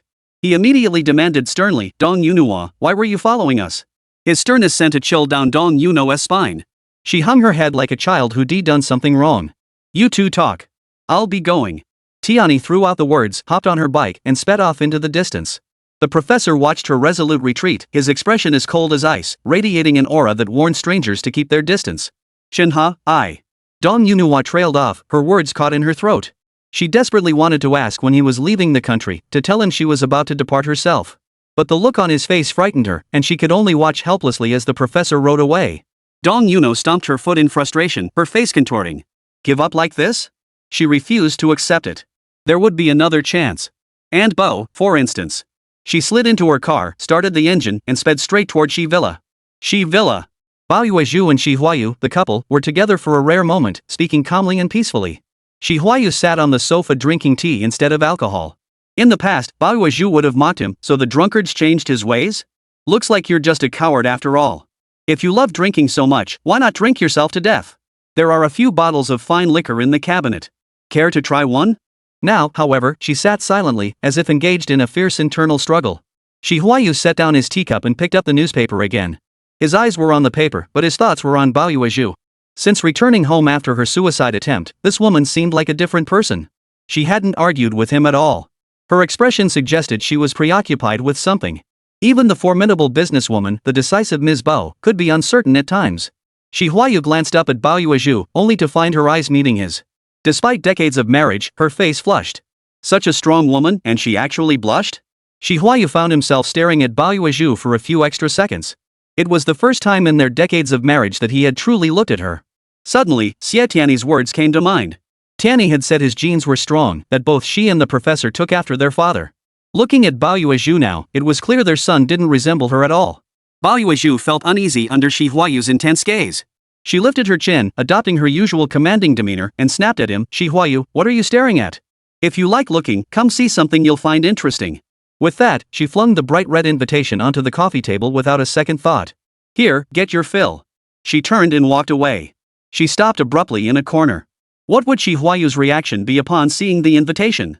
He'd surely head to the bar, open a bottle of wine, drown his sorrows, and get completely wasted. But she was wrong. Footsteps echoed behind her as Huayu caught up, invitation in hand. Yuezhu, is this real? Ruashi and old Chan are getting married? Bao Yuezhu's expression turned icy as she stared at Huayu indifferently. What? Are you so heartbroken you feel like dying? Huayu was visibly agitated, his hand trembling slightly as he held the invitation. Good, good. Ruashi is finally no longer alone. Now I can rest easy? Bao Yuezhu froze. What on earth was her husband implying? Suddenly, she realized she didn't understand him at all. She had often felt like a failure before, but never imagined she could fail to this extent. Did she love him? If so, why did she know nothing about him? Huayu walked out the door while on the phone. She heard him asking old Chen about the wedding arrangements the two had probably agreed to chip in together again. Bao Yuezhu stood there in a daze, leaning against the wall with one hand while pounding her head with the other. Decades had passed. How many decades does one have in a lifetime? She had squandered hers so carelessly. Aunt Bao, are you home? Dong Yunua's voice came from outside. Bao Yuezhu took several deep breaths, but before she could fully calm down, Dong Yunua had already entered. Aunt Bao, what's wrong? Are you feeling unwell? Dong Yunua had bought Bao Yuezhu a gift on her way over. Setting it down, she hurried over to steady her. They sat down on the sofa. Dong Yunua said thoughtfully, Auntie, you don't look well. I've been studying wellness lately. How about I make you some wellness tea or stew a nourishing soup? Bao Yuezhu had no heart for small talk, waving her hand wearily. She understood Dong Yunua's purpose for coming, and her head felt like it was about to explode. Chenhe loved that girl, Xie Tianyi. At first, she hated Xie Ruashi, swearing bitter vows. Now, with Xie Ruashi reaching out and announcing her engagement, those vows suddenly felt utterly pointless. It had been nothing but idle, self-inflicted torment. With her mindset changed, she naturally wouldn't foolishly interfere in her son's love life anymore.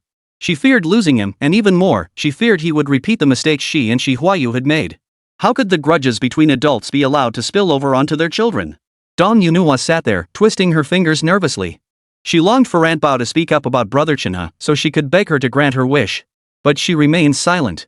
After sitting stiffly for over 10 minutes, Bao Yuezhu pressed her hand to her forehead and said weakly, please don't leave. Stay and have dinner with me.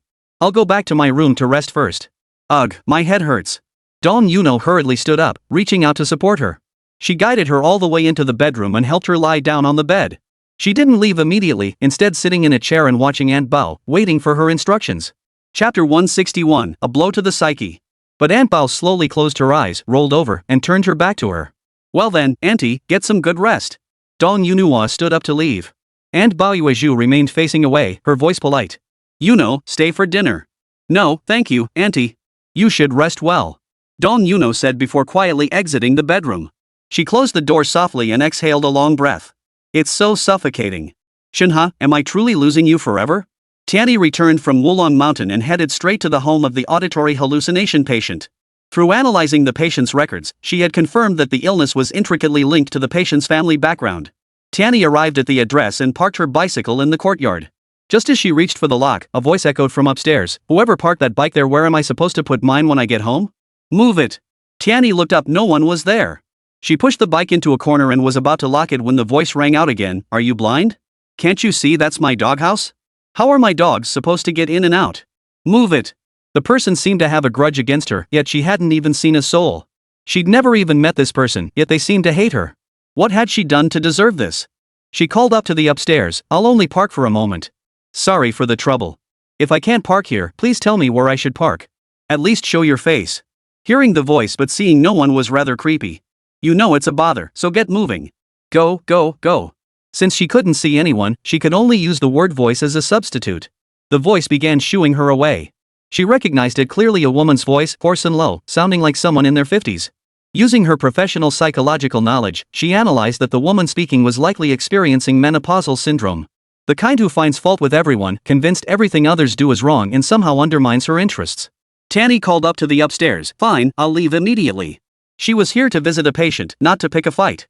She wasn't the type to make a fuss over trivial matters. Pushing her cart to the main entrance, she pulled out her phone to call the patient. The patient's surname was Jean. Sister Jean, I'm downstairs at your place, she said. The sound of a TV drama drifted through the phone she was binge-watching at home. She really had the time for that. This felt like dancing with wolves. Tianyi only thought this to herself, her professional integrity wouldn't allow such thoughts. Sister Jean exclaimed, oh my goddess, come to my place. Come on up. Or should I come get you? Tianyi hesitated, mindful of Jean Jie's complicated family situation. She didn't want to go upstairs. They were already arguing after she just parked her bike. If she went upstairs, she might get yelled at point blank, so better not. Sister Jean, I have other matters to attend to and won't be coming up. Actually, my visit was just to tell you that to overcome the auditory hallucinations, it's best to change your living environment. After hearing this, there was silence on the other end. After a long pause, Sister Jean whispered, Tianyi, it's not convenient to talk here. Let's reschedule another day. The call ended abruptly. Just as Tianyi was about to ride away, she heard the woman upstairs yell, Psycho. If you don't want to live here, get the hell out. You're acting like a crazy hag all day long. Then came another curse. These days, you get all kinds of weirdo psychologists who just scam people and give bad advice, gossipmongers, petty people. Her mental illness is hereditary, it's incurable. The insults were aimed squarely at Tianyi. A wave of bitterness welled up inside Tianyi. What had she done to deserve such scorn? The words were so vile, so hurtful. Suddenly, she understood and sympathized deeply with Aunt Jean. Even a saint living here would develop psychological scars from such constant verbal abuse over time. That Aunt Jean could maintain such composure was truly a silver lining in her misfortune. On the way back to Yuhua, Tianyi's mood was heavy. No matter how she tried to console herself, she couldn't shake the discomfort. It felt like she'd been swarmed by flies or stepped in dog poop. She kept thinking Aunt Jean wasn't experiencing auditory hallucinations at all. Someone was clearly muttering constantly. Her hearing wasn't great, so she couldn't pinpoint where the sounds were coming from. Over time, she convinced herself she was hearing things. She couldn't help but curse inwardly. Damn it, the most vicious form of harm was psychological damage and mental oppression. Damn it, it wasn't illegal, required no compensation, and after doing something bad, you could deny it because there was no evidence. Tianyi couldn't help but feel like a disillusioned youth. Returning to Yuhua, she was still seething with anger inside. She went straight to Dr. Fan's office but didn't see her there. Upon asking Zhang, she learned Dr. Fan was in the treatment room. Lei Yukuan's ex-wife, Zhang Moli, had arrived and was conducting hypnotherapy on her. Family mentioned that Zhang Moli had been acting up from the very beginning, yet in the end, she still hadn't given up on her. The psychologists at Yuhua were practically turning into St. Mary's one by one. Tianyi felt like she was turning into one too radiant with inner light, forgiving past grievances, bearing injustices silently. Even though she was a psychologist, there were times when she wanted to vent and felt emotionally overwhelmed. The hypnotherapy session was nearing its end when Tianyi finally pushed open the door and stepped inside. Zhang Yamoli had calmed down considerably and her attitude toward Fan Li had improved somewhat. Dr. Fan, I plan to convince Ji Lu to undergo treatment. I just wonder if you and Dr. Wen could set aside past grievances and hypnotize him. Tianyi listened indignantly from the side. It's as if psychologists owe you something. You nitpick over this and that, and then demand they overlook past grievances. They just don't know how to put themselves in others' shoes, which is why they keep saying hurtful things. Thinking back, nearly every patient she'd encountered over the years had started with distrust but eventually became close friends. With that thought, Tianyi's anger subsided. If everyone were perfectly normal, what use would we psychologists be? She desperately wished she could bring that woman from Jin's upstairs apartment in for hypnosis. Seeing her persist in that state was truly worrying. After worrying about that woman, Tianyi felt her own little setback was nothing at all. Xiao Zhang was right, she was a psychologist, a mental health professional. Nothing could truly shake her. Family said to Zhang Moli, great idea. If you can convince him to get treatment and get him better, you won't be so exhausted and stressed either. Zhang Moli nodded repeatedly, thanking her profusely. After wrapping up work, Zhang Moli left, and Tianyi and Fan Li sat drinking tea in the break room. Dr. Fan, what you're drinking looks a bit unusual. What is it? Tianyi asked, eyeing her cup. It's a health tea, Fan Li replied. Tianyi didn't press further and instead began recounting her experience at Aunt Jin's house. I was going to ask you to help me with hypnotherapy, but now it seems unnecessary. The greatest advantage of being a psychologist is being able to promptly identify our own psychological issues and then effectively self-counsel. Tianyi asked curiously, where's Dr. Wen? At the mention of Wen Mingzhong, Fan Li broke into a smile. Oh, him? He went diving with Lei Yukuan. Seeing Fan Li's sweet smile, Tianyi immediately understood. Oh, I see. With much work still ahead, she stood up, cradling her teacup, and announced she had to get back to work. As she left, she didn't forget to urge Dr. Fan to send out the wedding candies soon and share the joy. Chapter 162, Eyes in the Dark. Only upon reaching the lobby did she realize Yuhua was severely understaffed. How could Dr. Wen possibly have the leisure to go diving at a time like this? He must be doing it for work. Wen Mingzhong and Lei Yukuan were indeed diving together for work. He was doing it for Ji Lu. Though they had violated professional ethics by exchanging heated words, neither intended to abandon Ji Lu. Especially after several hypnosis sessions with Zhang Moli, Dr. Wen and Dr. Fan discussed Ji Lu's condition. Family's expression turned grave as she stated, Ji Lu isn't merely morally corrupt. Judging from what Zhang Moli revealed under hypnosis, he suffers from a psychological disorder.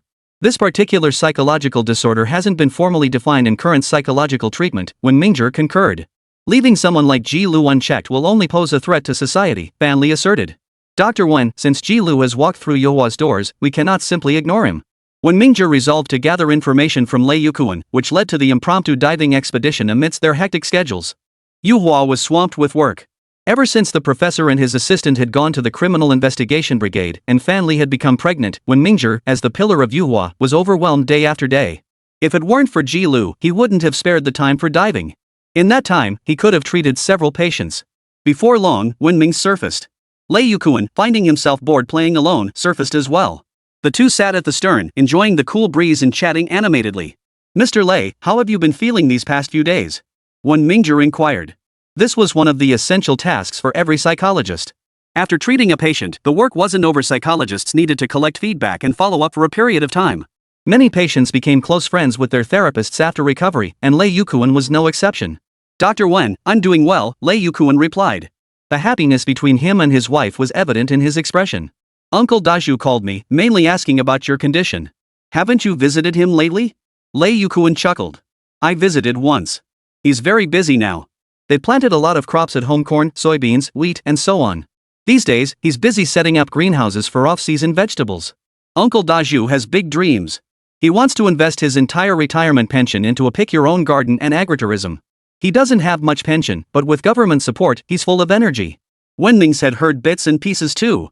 The veteran wanted to keep contributing, and the psychologists at Yuhua were discussing whether they could help Uncle Daju raise some funds. He shifted the topic abruptly. "What about Ji Lu? Has he been in touch lately?" Lei Yukuan's expression darkened.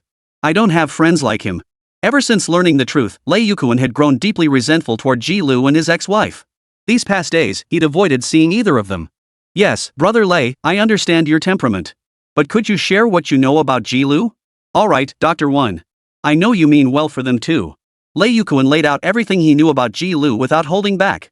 Xi Chenhe returned to the city from Wulong Mountain and headed straight to the Criminal Investigation Division. The Dongda Street massacre had alarmed higher-ups, so the detectives had been working overtime. The professor left the Criminal Investigation Division at 11 p.m. His superiors assigned an officer to escort him home. As the two walked side by side out the gate, the accompanying detective murmured in confusion, "What's going on?" "The streetlights are out." As he spoke, he switched on his phone's flashlight.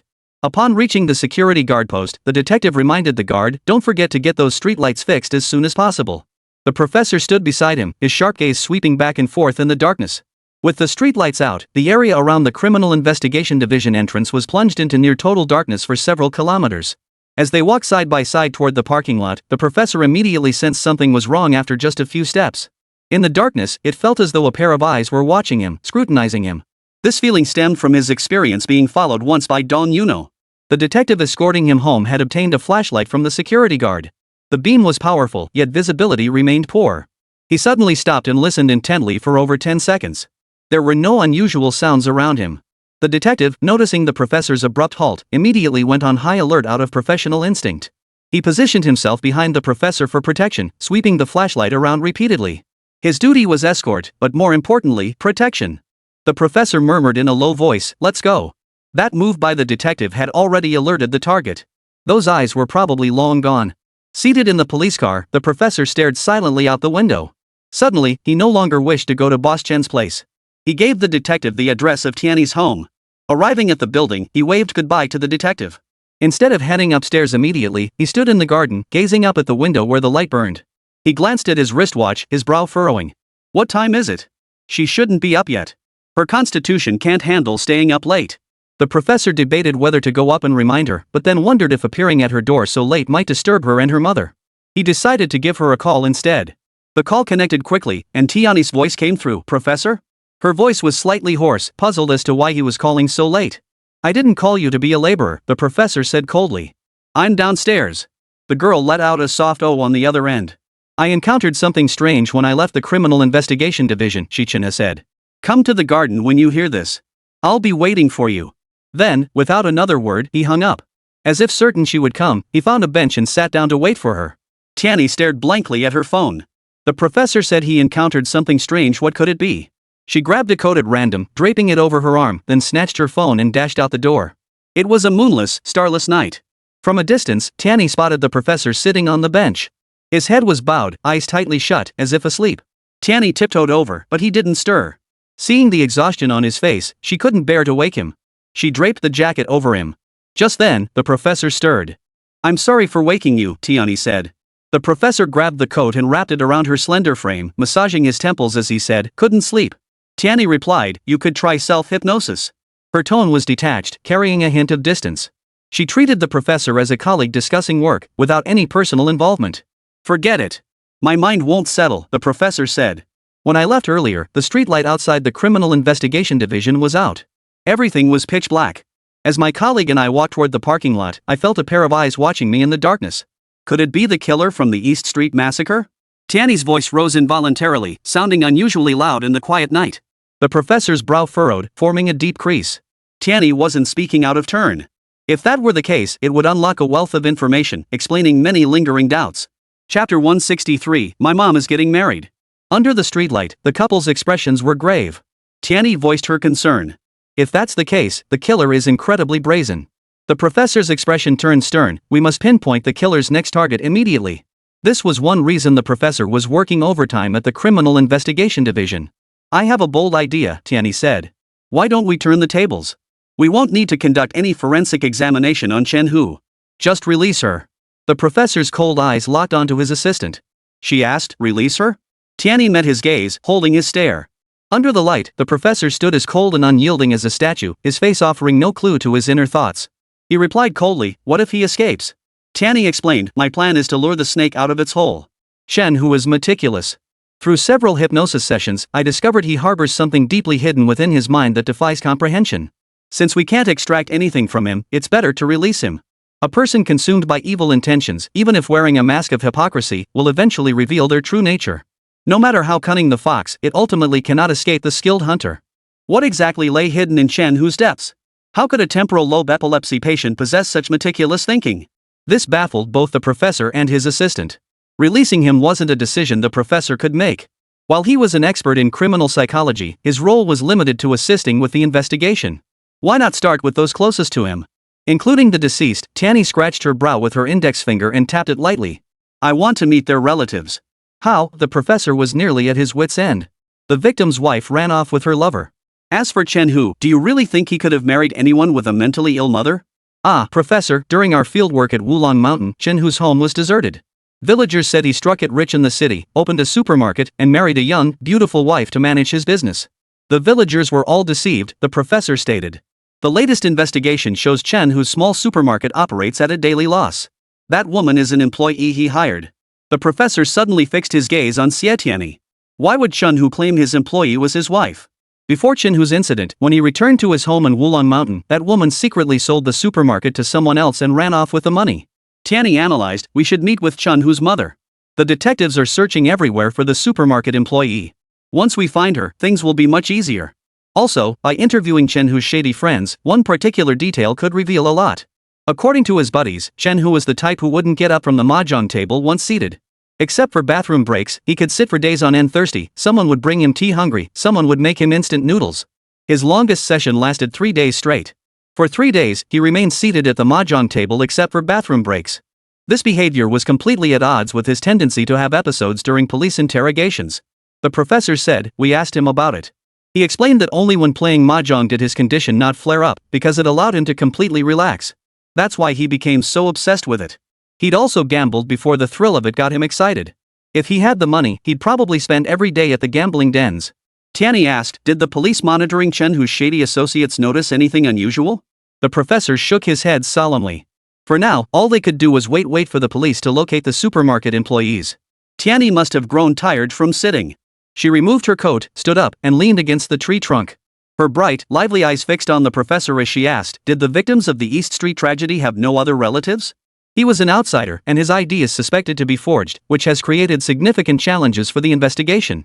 "It's proving difficult to proceed with the inquiries," the professor replied. "Currently, the police are interviewing people who knew the deceased. Those questioned all shake their heads, admitting they only knew him superficially. He remains an enigma. No one knows where he came from, only that he met a tragic end on the streets of this foreign city." Tianyi let out a soft sigh. "For now, all we can do is wait? But we can't just sit idly by. There must be a way." As they say, even the most meticulous plan has a flaw. Tomorrow, we'll go through all the evidence the police have gathered from start to finish, looking for inconsistencies to analyze and deduce. I've decided to conduct a deductive reasoning exercise. The professor declared. Tianyi nodded at him. All right, I'll fully support you. The professor instantly shook off all drowsiness whenever discussing the case, but as soon as the discussion ended, sleepiness returned. Tianyi glanced at the clock. It was already 3:30 a.m. It would take time for the professor to return home, and catching a ride at this hour wouldn't be convenient. Tianyi felt sorry for him and suggested, why don't you go to Chifan's place and get a few hours of sleep? The professor stood up, stretched lazily, and flexed his limbs. That's exactly what I was thinking. As they stepped into the elevator side by side, Tianyi bit her lip, paused, then whispered softly, my mother is getting married. Hearing this, the professor froze. Tianyi's mother was getting married? To whom? The professor quickly grasped the implication. Boss? Then he added, that's wonderful. Mom said she only wants me to be happy. That's why she wasn't as extreme as when she first learned about her parents' feud. The situation where a package and a photo made her so furious she ran a fever that wouldn't happen again. She no longer fiercely rejected or opposed the professor, going against him at every turn. Business was business, and personal matters were personal. Everyone understood that deep down, there was someone special in everyone's heart. If that was the case, why hurt each other? Tianyi had once considered using Xu Qifan as a pawn to provoke the professor, but she reconsidered. Qifan was innocent. Why exploit and hurt him? The professor watched her, then suddenly reached out his hand. She turned her head slightly, and his hand paused in midair for a few seconds. Then, slowly and gently, it settled on her forehead, brushing aside the bangs hanging over her eyes. Silly girl, I wish you'd hurry up too. He thought to himself. Ding ding. The elevator doors opened. Tianyi walked toward her apartment door and told the professor, you knock yourself in. Ringing the doorbell now would annoy Xu Qifan to no end. The professor pulled out his keys and waved them at her, a sly gleam in his eyes. This apartment is mine. Tianyi sighed, fine, rich guy, do whatever you want. The professor shook his head. No, this is the only apartment I've ever bought in my entire life. Xu Qifan rose from his bedroom in the early hours and immediately spotted someone sprawled on the living room sofa. He crossed his arms, looking down at the man sleeping on the couch with obvious displeasure and disgust. Here he was again, freeloading on food, drinks, and now a place to sleep. But how had he gotten in? Xu Qifan had confiscated his keys. Perhaps because the air conditioner was set too low, the man pulled his arms around his shoulders, shivering and huddling against the cold. Xu Qifan grabbed a thin blanket and tossed it over him before grabbing his wallet and heading out to buy breakfast. Tianyi woke up and started preparing breakfast.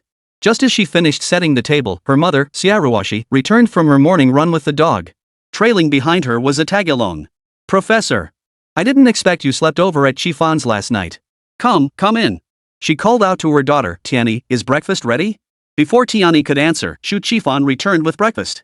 Auntie, I bought breakfast. Let's eat together. Chapter 164, Why Not Have a Joint Wedding? As they gathered for breakfast, Xiaoruoshi asked kindly, Qifan, how are things progressing with Chenhong? Auntie is still waiting for your wedding candies. If you two like each other, why not have a joint wedding?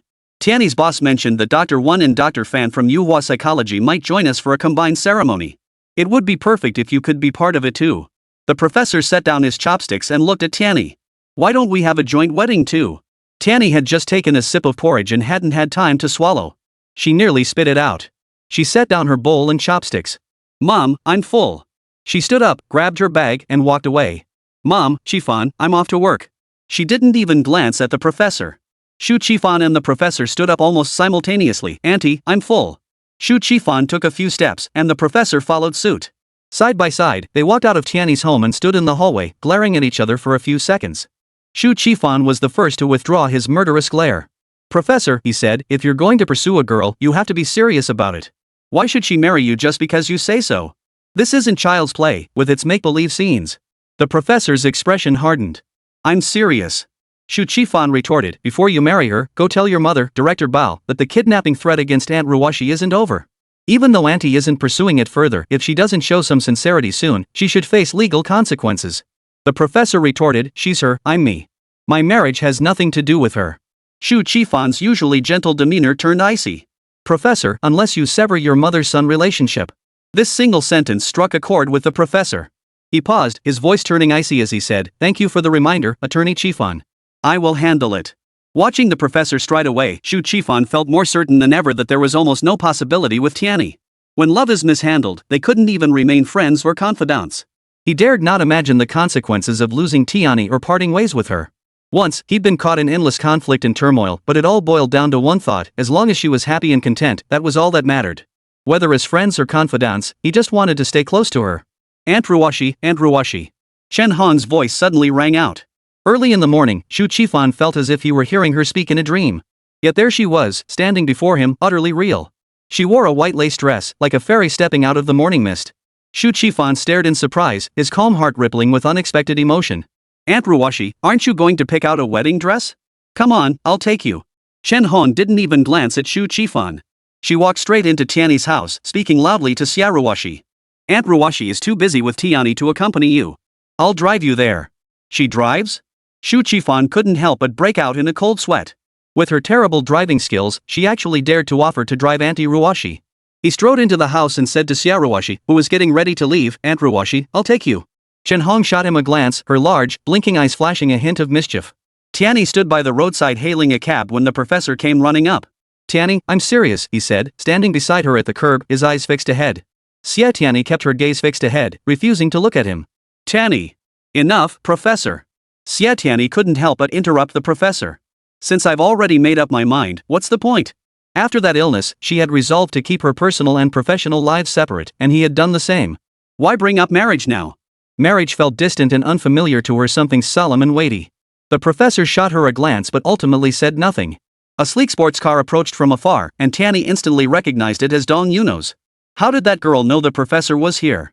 Dong Yuno pulled closer, rolled down the window, and called out to the professor, Chenhe, what a coincidence. Xi Chenhe instantly sensed something in Dong Yuno's words and demeanor. What a coincidence. Last night you went to the Shi villa, then to Boss Chen's place, even questioned the entire criminal investigation division before finding out he was here. How could you possibly feign surprise? Just then, Tianyi hailed a taxi. She pulled open the door, slid inside, and instructed the driver to start moving. Just as the car was about to pull away, the professor swiftly yanked open the door and commanded Tianyi in a sharp tone, move further inside. Tianyi didn't budge. Professor, wouldn't a luxury car be more comfortable than this? Why insist on squeezing into a beat-up taxi? Xie Tianyi, hurry up. The professor's eyes darkened as he glared coldly at her. Seeing this, the driver interjected, Sir, why don't you take the front passenger seat? He couldn't bear to watch the professor deliberately make things difficult for a young woman. Tianyi saw the icy coldness in the professor's expression. If his patience ran out, he was capable of anything. Fine. You win. I surrender. Tianyi shifted slightly inward. The professor shot her a glare before stomping into the car. The driver started the car. Dong Yuno ran after it, pounding on the window, Chenhe. The driver looked hesitant, and Tianyi also felt they couldn't just drive off like this.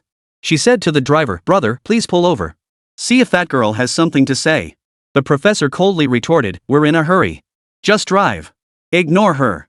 The driver was itching to pull away. Hearing the professor's words, he shifted gears, accelerated, and the car sped off. Chenhe. Dong Yunhua stamped her feet in frustration, tears welling up in her eyes. She had promised Bao Yuezhu to send Xie Tianyi a package. But weren't they separated? How did they end up together again? No, this won't do. I absolutely must get Brother Chenhe out of the country. Aunt Yuezhu was no longer reliable, but there was still Uncle Xi. That day outside the Criminal Investigation Division, Uncle Xi's words were thick with concern for Brother Chenhe. If they worked behind the scenes to push him overseas, wouldn't he and that Xie Tianyi be separated? Then she could be with her brother Chenhe. Standing by the roadside, she watched the professor disappear into the distance and murmured, Chenhe, you're mine. Ever since childhood, if something was hers or not hers, as long as she desired it, she had to possess it. Dong Yuno pulled out her phone and dialed Shi Huayu's number. Hello, Uncle Xi, where are you? I want to talk to you about Brother Chenhe. It's really dangerous for him working in the Criminal Investigation Division. Okay, I understand. We'll meet at noon then. After hanging up, all traces of sadness vanished from Dong Yunua's heart as she began plotting her next move. Shi Huayu was at the mall selecting wedding gifts for his old friends. These two people meant a great deal to him, so naturally, he chose their gifts with great care. As he wandered through the mall, a group of people suddenly stopped in front of him. He looked up and saw his wife, Bao Yuezhu. Her face was meticulously made up, her hair styled immaculately. She wore an off-white suit, towering nearly 10-centimeter heels, arms crossed over her chest, chin slightly raised, standing there surrounded by a group of people. Her gaze toward him was haughty, a hint of disdain playing at the corners of her lips. Oh, Chairman Xi, are you here to inspect the work too? She asked in a cold tone. Shi Huayu replied, I'm here to shop. What brings you here, Ms. Bao? Bao Yuezhu's lips curled in obvious contempt. Don't you know, Chairman Xi? This is my family's mall. Chapter 165, This was no accident. Huayu looked at Bao Yuezhu, his heart filled with mixed emotions. He never imagined meeting his wife this way, spoken to in such a tone. She was so domineering and looked down on him, not even giving him the slightest bit of face. Great. Now her subordinates would only think more highly of her and look down on Chairman Xi. Judging by her expression, she was clearly about to launch into a scolding, using that same haughty, superior tone. But she didn't. Bao Yuezhu continued, "Are you picking out wedding gifts for old Chen and the others?" Huayu nodded honestly. She knew she would fly into a rage and berate him mercilessly. To his surprise, she said, "Xia, wait here for me. I'll join you to pick them out once I'm done." He lowered his gaze, bracing himself for the scolding, but her words caught him off guard. He snapped his head up to look at her, but she was already walking away, surrounded by a crowd of people. The heavy weight that had long pressed down on Huayu's shoulders suddenly lifted in that moment. No, it was lifted by his wife, Bao Yuezhu. Her final words shone brightly. Others would say, "Look how devoted the Bao family is. How deeply Madame Bao cherishes her husband, and how profoundly Mr. Xi loves Madame Bao. Yes, what love indeed. So devoted that she waited with lowered eyes for the scolding. If this wasn't love, what was it?" Huayu thought to himself that he really didn't have much discernment. Since Bao Yuezhu had said she wanted to pick things out with him, he'd just wait here for her. As he sat there waiting for Bao Yuezhu, a wave of mockery welled up inside him. He never imagined that in his lifetime, he would find himself waiting here not for the woman he had pined for decades, but for his own wife, Bao Yuezhu. They had fought and bickered for decades, yet in the end, they remained husband and wife. Before long, Bao Yuezhu returned. She shot Huayu a dismissive glance. "I didn't even want to come," she declared, her tone dripping with arrogance. "You have nothing going for you except your pathetic lowliness. You deserve some punishment." Huayu thought, yeah, that's exactly it, despicable. Despicably waiting here for Chairman Bao to berate him. "But," she added, "we'll talk about that after you've picked out your gifts." Bao Yuezhu tossed out the words and strode ahead, not even glancing back at her husband standing there like a fool. Huayu froze for a moment before hurrying to catch up. As a wealthy heiress, Bao Yuezhu naturally had an excellent eye for selecting gifts. Before long, she had chosen one. Huayu glanced at his watch and said to her, "Yuno has plans with me." "It's about Chenhe, isn't it?" Bao Yuezhu made her stance clear. "I don't want to interfere in Chenhe's love life anymore. I don't want him to hate me. He already hated her enough. If she pushed further, her son would come to despise her utterly, making her twilight years even more miserable." Huayu told his wife, "The Criminal Investigation Division is a dangerous place. I don't want him there." Bao Yuezhu hadn't been looking at him, but his words made her gaze freeze on his face.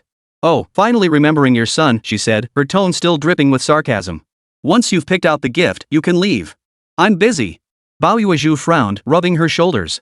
Oh dear, her cervical spondylosis was acting up again, her neck ached terribly. Huayu considered massaging her shoulders but felt awkward. Instead, he simply said, "I've quit drinking now. If you're overwhelmed, let me know. I can help." Bao Yuezhu glanced at him coldly. "We'll see." Noticing her deliberately straightened back and the slight protrusion of her cervical vertebrae, Huayu urged, "Make time to book an appointment with a massage therapist. Get regular massages." Bao Yuezhu paused briefly before walking away without another word.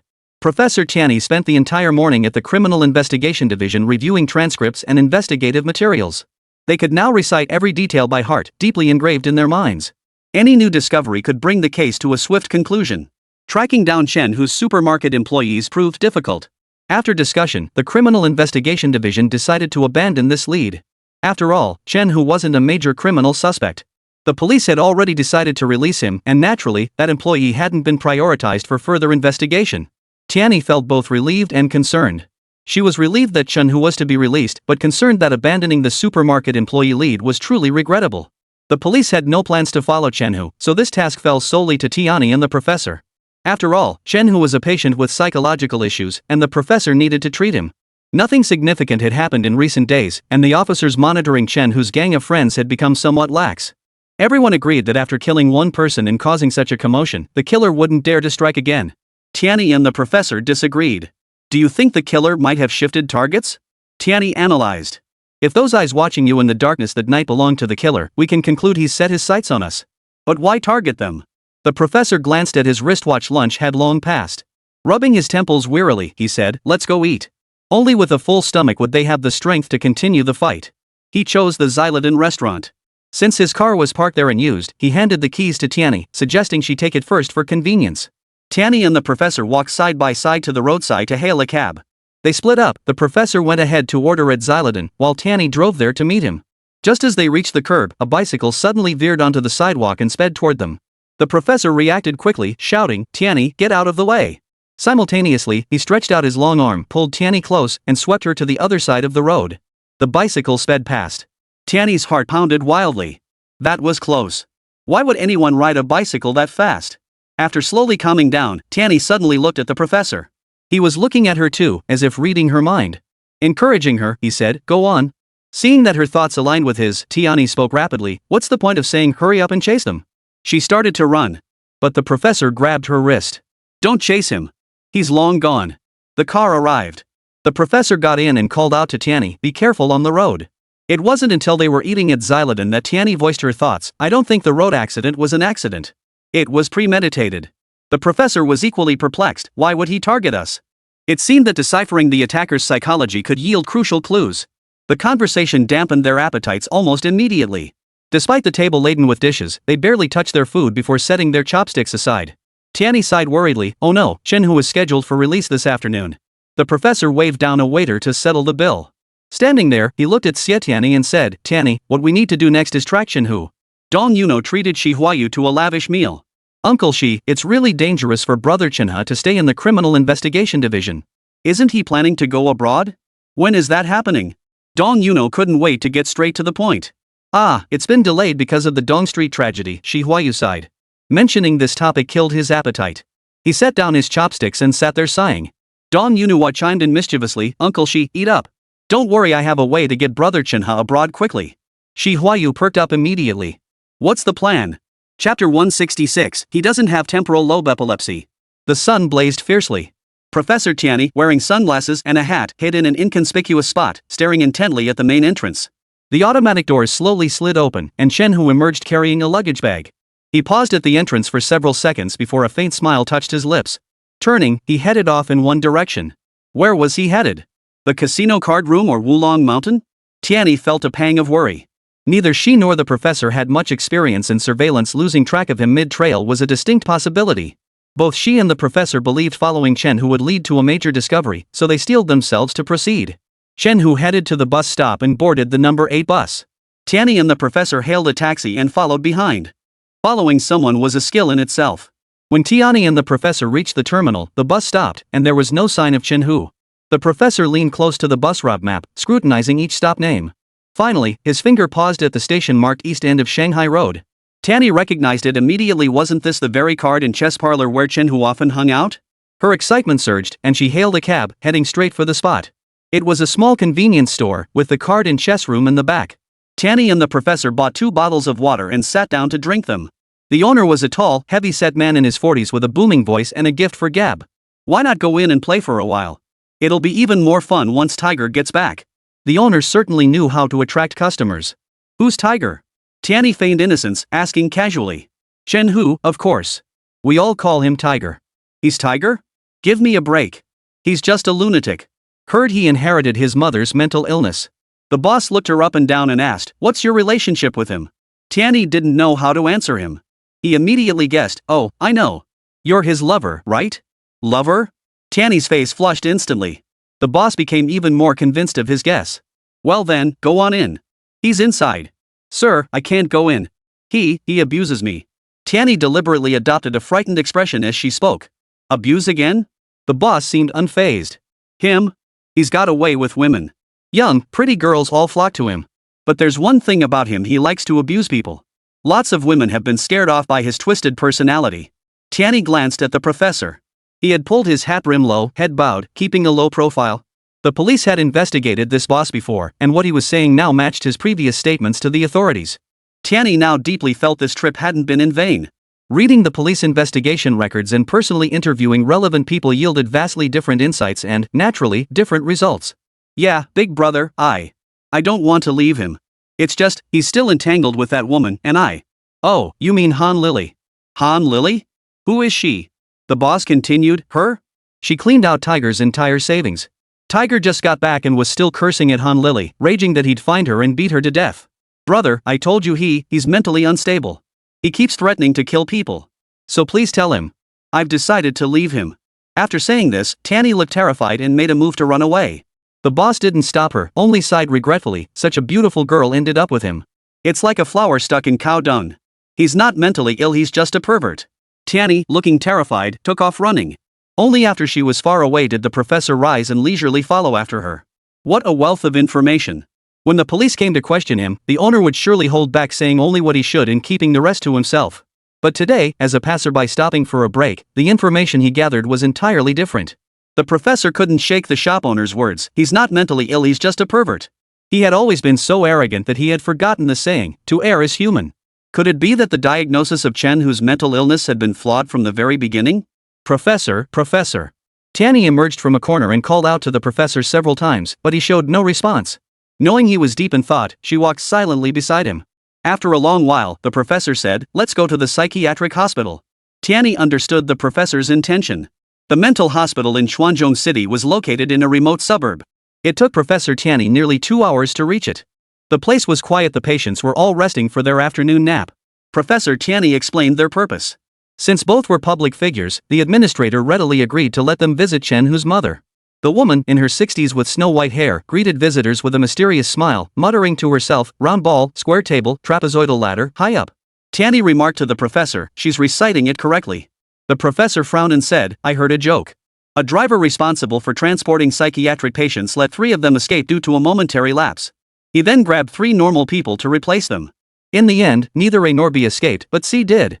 After escaping, C alerted the authorities and saved A and B. Do you know how C managed to escape? Because he never said a word.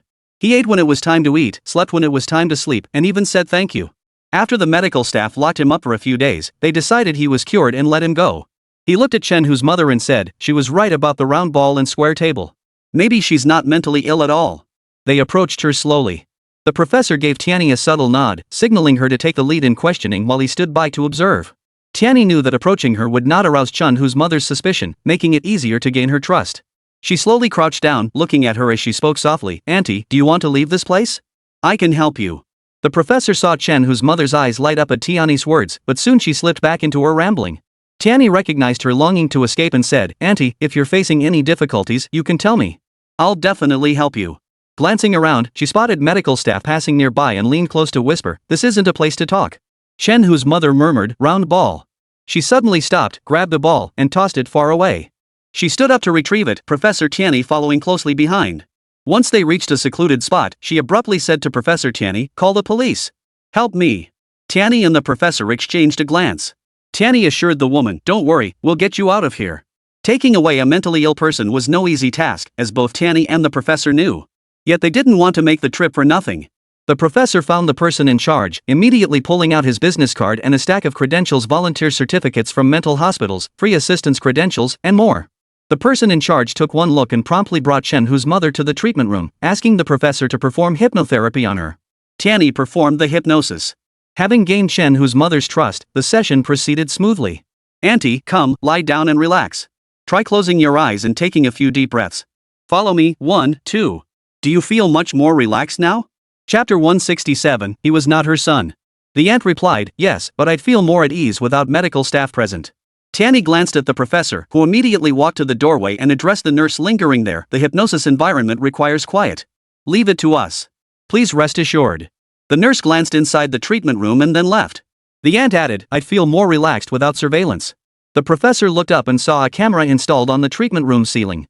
This was a bit of a problem. The professor shook his head at Tianyi. Tianyi steeled herself and said, relax, the cameras are only there for your safety. Come, follow me into a world without nurses or surveillance. Alright, we're starting to walk forward. What do you see?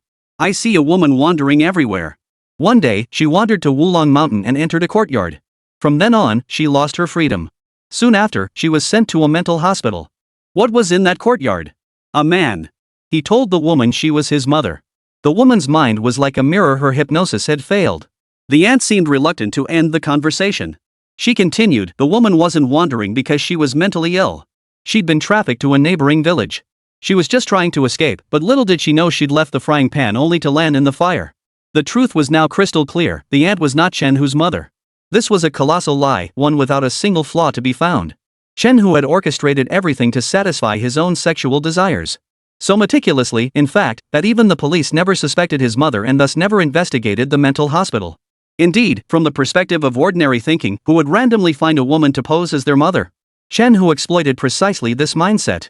He found a woman and had her committed to the psychiatric hospital. This way, no one would question his genetic disorder. Having committed a heinous crime, he schemed all this to evade legal punishment. It was certain that Hu didn't suffer from temporal lobe epilepsy at all. From the convenience store owner's words, one thing was clear: Hu had a sexual psychological disorder. Tianyi suddenly recalled that exhibitionist. Huayu and other victims of exhibitionism faced an unspeakable ordeal. At first, they too feared being exposed, but eventually, unable to endure the harassment any longer, they chose to report it to the police. Therefore, for Hu's victims, surviving meant they couldn't report the crime or reveal anything to anyone. Tianyi became even more certain that the Wulongchen victim was merely one of Hu's many victims. Getting back to the point, the aunt continued confiding in Tianyi. That man has connections at the mental hospital, a female nurse. For some reason, she seems to obey him completely. He must have something on her to blackmail her. He'll find out about your visit here today very soon. The aunt continued, the woman has been confined here for over a decade, and that nurse has been here the entire time. The professor's expression turned grave as he hurried out of the treatment room. He headed to the psychiatric hospital security office, where all surveillance footage was monitored. For a highly intelligent, highly educated professor, cutting a segment of surveillance footage was no difficult task. He immediately identified himself, claiming he needed to review a psychiatric patient's case.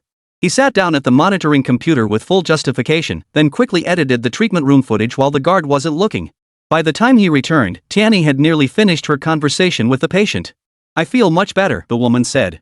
Tianyi and the professor asked her to return to her room first. Instead of leaving immediately, they sought out the person in charge and casually inquired about the senior nurses at the psychiatric hospital under some pretext. A female nurse who had worked at the psychiatric hospital for over a decade stood out conspicuously. Professor Tianyi immediately zeroed in on her as the target. At this point, Professor Tianyi couldn't afford to worry about alerting Hu or arousing his suspicion. She whispered to Tianyi, "Call the police." Police cars soon arrived in force at the hospital. The female nurse was taken away, along with Hu's mother. Professor Tianyi didn't forget to instruct the hospital administrator to keep the matter confidential. Hu rarely visited throughout the year, so taking his mother away wouldn't arouse his suspicion. However, the female nurse's situation would be harder to conceal. From the aunt, they learned that Hu and the female nurse had been in constant phone contact. Once they reached the police station, things became much easier. The female nurse could only answer her phone with police permission and had to follow the officer's instructions. On the way back to the station, Professor Tianyi chatted extensively with the aunt again. Her aunt's life had been full of hardship. Her name was Lin Mei, in her 60s. In her youth, she had been tricked by relatives into a pyramid scheme. She was forcibly held captive by the scheme's leader for years. Later, the man was arrested, and she, as a victim, was released by the police. But immediately after leaving the station, she was betrayed by relatives and sold to a remote mountain village. She had no idea where she was. An ugly, short man became her second captor. Though infertile and unable to have children, he vented all his frustration on Lin Mei, calling her a husband killer and a disaster star. He blamed her for being a useless egg-laying machine, claiming he had paid for her and treated her however he pleased. She endured his abuse and beatings, attempting escape only to be captured each time. Worst of all, he chained her like a dog. She endured years of torment until the man died young. She thought she'd be freed, but his family instead plotted to sell her to someone else enough to recoup their investment. Her suffering had made her shrewd. She pretended to agree, then seized the chance to flee. When she ran out, she had not a penny in her pocket and no sense of direction. She wandered aimlessly until she reached Wulong Mountain, where she met Hu. Lin Mei wiped her tears with her rough hands. I never believed in fate before, but now I do. Tianyi said, Auntie, I hope you can go to Yuhua. Lin Mei replied, all right. I have to keep living, after all. With both Lin Mei and the female nurse, two individuals connected to Hu coming to light, new discoveries and leads emerged in Hu's case. The Criminal Investigation Division decided to overturn previous analyses and reassess Hu. Soon, the police had him firmly in their sights. Tianyi and the professor met the female nurse in the interrogation room. She revealed everything without reservation. It turned out she was one of Hu's victims. The police officers were all shocked. The incident dated back over a decade, meaning Hu had been committing heinous crimes with utter depravity since that time. He had concealed his true nature so deeply. The professor hypnotized him several times, yet he showed no signs of abnormality. He possessed counter-surveillance skills. Logically, with the nurse's testimony, Hu should have been arrested immediately. But the professor suggested the killer in the East Street tragedy might be connected to Hu. The police decided to play the long game. The professor once asked Tianyi, how did you deduce that the killer in the East Street tragedy was connected to Hu? Tianyi replied, I learned it from you. He trusted his expertise in psychological disorders and criminal psychology, and thus trusted his assistant. By the time Professor Tianyi finished his business at the Criminal Investigation Division, it was already 10 o'clock at night. The two walked side by side toward the parking lot. This time, the streetlight outside the Criminal Investigation Division had been repaired long ago. Chapter 168, That Familiar Silhouette. At this hour, some were out for evening strolls, others cruising in their cars. It wasn't too late yet. But the professor stopped walking again. He had that same feeling from before that someone was watching him. Tianyi noticed his abrupt halt and turned a questioning gaze toward him. He stood stiffly, gazing straight ahead as he whispered, "Don't turn around. Don't speak. Just walk with me." Tianyi instantly understood from his grave expression. She gave him a slight nod and took his hand. Wherever he went now, she would follow.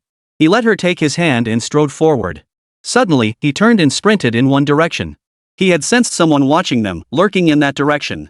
Streetlights illuminated the road as brightly as day.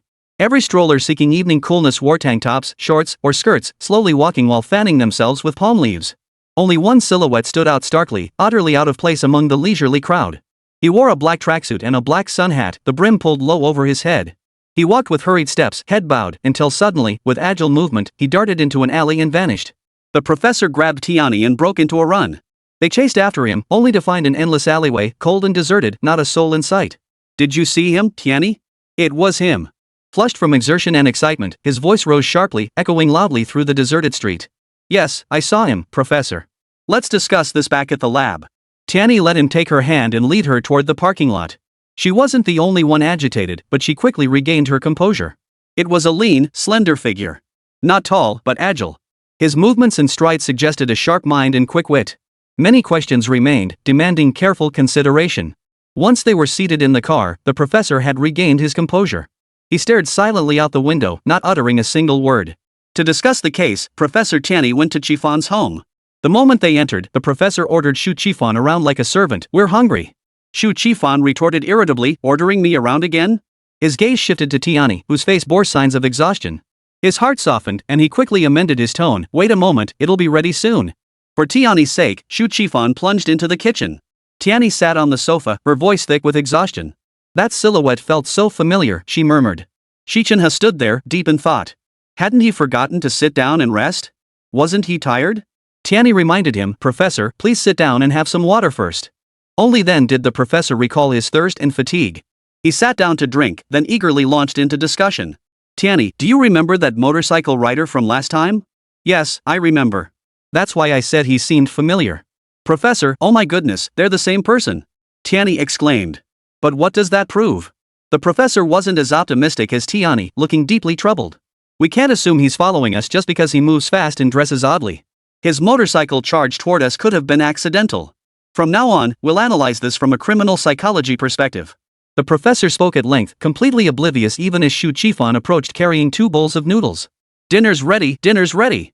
Xu Chifan called out. The professor was clearly annoyed at being interrupted, shooting him a displeased glance. His stomach was indeed growling, and the aroma of the meal only made him hungrier. The professor and Tianyi picked up their bowls and dug in. "Hey, that's Tianyi's." Xu Chifan protested too late. The professor had already shoved the poached egg from his bowl into his mouth and was wolfing down the noodles. Tianyi teased, seeing how protective Attorney Chifan is of the professor, "I won't worry about you two fighting anymore." Xu Chifan hesitated, then silently headed to the kitchen. Moments later, he returned with 2 fried eggs, discreetly slipping them to Xie Tianyi while avoiding the professor's gaze. The professor snorted disdainfully and coldly remarked, "I'll thank Attorney Chifan for her." "Who needs you to thank me?" Xu Chifan retorted indignantly, shooting the professor a look of utter disgust. Seeing an argument brewing, Tianyi reminded the professor, "Hurry up and eat so we can continue." Xu Chifan didn't leave. He stood there with his arms crossed, saying, "I just overheard you discussing the case. 3 heads are better than 1. I've been studying psychology lately. Why don't I help you analyze it?" The professor ignored him, merely gesturing for him to sit down. 3 cobblers, indeed, are better than 1 zhuge liang. Especially since these 3 weren't ordinary craftsmen.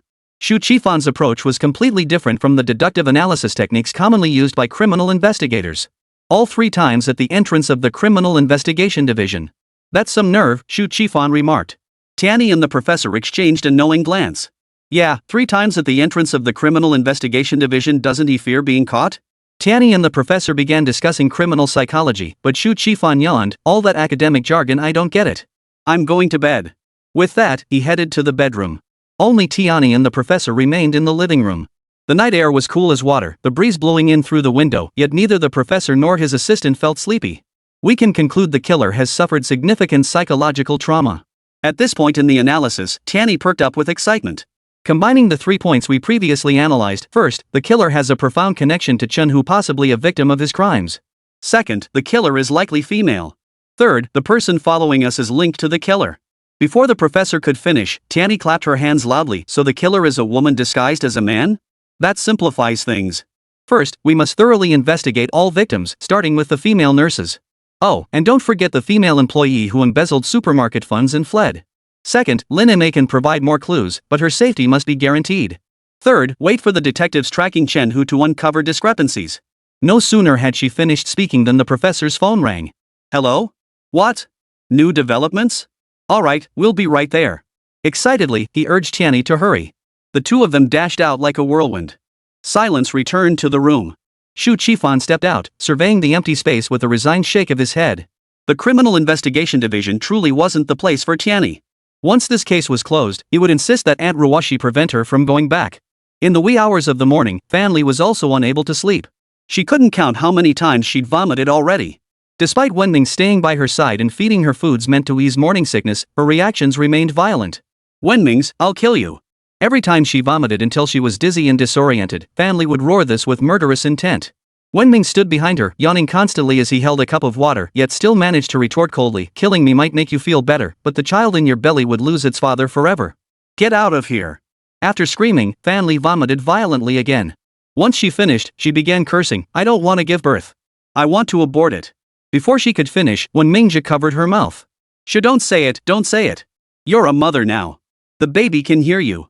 Can it? Fan Li panicked, rubbing her belly as she explained to the baby, Baby, mommy was just saying something in anger. Please forgive mommy, okay? Seeing this, Wenming's lips curved slightly, revealing a faint smile. Chapter 169, The Suspicious Push to Leave the Country. At 6 in the morning, Fan Li finally fell asleep, but Mingzhong was wide awake. He prepared breakfast for Fan Li, left a note, and grabbed his briefcase to head to Yuhua. Ji Lu had been escorted to Yuhua by Zhang Moli and was waiting at the entrance early in the morning. Mingzhong shot Ji Lu a cold glance and said, Let's go. Follow me inside. He led the way, with Ji Lu and Zhang Moli following behind, whispering to each other as they walked. Zhang Moli, I won't love you. If you're still the same after cooperating with the doctor's treatment, I'll choose to distance myself from you. If you can let go, I can be your friend. Ji Lu was heartbroken, calling out repeatedly, Moli, Moli. Zhang Moli snapped, Shut up. One more call and I'm gone. Ji Lu. Silence. At the treatment room door, Zhang Moli added, Ji Lu, get your treatment done properly. Don't forget you have 2 children to raise. And remember what I said, if we can't be friends, I'll vanish from your life completely. We'll never see each other again. Ji Lu entered the treatment room, while Zhang Moli turned and walked away. Mingzhong guided him to lie down and began the hypnotherapy session. Ji Lu's symptoms weren't severe, a few more hypnosis sessions would fully cure him. As for how things would turn out between him and Zhang Moli, Mingzhong had no time to spare on such matters. He needed to care for Fan Li and attend to his patients. Tianyi's patient, Sister Jean, came to see the psychologist. Since Tianyi was with the Criminal Investigation Division, the boss had assigned Sister Jean to Dr. Wen. By this time, Ji Lu's hypnotherapy session was nearing its conclusion. Thank you, Dr. Wen. Ji Lu appeared more serene than ever. Dr. Wen, it's impossible for me and Emily, isn't it? Mingzhong looked at him but didn't respond. Alright, I understand, Ji Lu said, his voice heavy with resignation. I'll try to forget her. Come for a few more hypnosis sessions, and you'll be fully recovered, Dr. Wen advised, handing him the prescribed medication. Take it as directed and make sure to stick with the treatment. Mingzhong flipped through Jean Jie's medical records. This patient only had mild auditory hallucinations. He turned to the last page, his gaze locking onto it. When Sister Jean walked in, he had a clever plan ready. Sister Jean, why not try befriending her? Mingzhong suggested. Show her your talents, make her see you in a new light. Once she trusts you, bring her back to see me. Jean Jie smiled. Dr. Wen, this approach isn't difficult for me. We're relatives after all, and I never intended to be her enemy. Good. Mingzhong gave Jean Jie a slight nod. Well then, handsome, see you later. A smile remained on Sister Jin's face. She was easily content and joyful. A little auditory hallucination was nothing more than a minor annoyance to her. Just as Mingzhong was about to call the next patient, Boss Jin walked in and said, Dr. Wen, someone's here to see you. Boss scanned him from head to toe, then back up, his stern gaze settling on his face.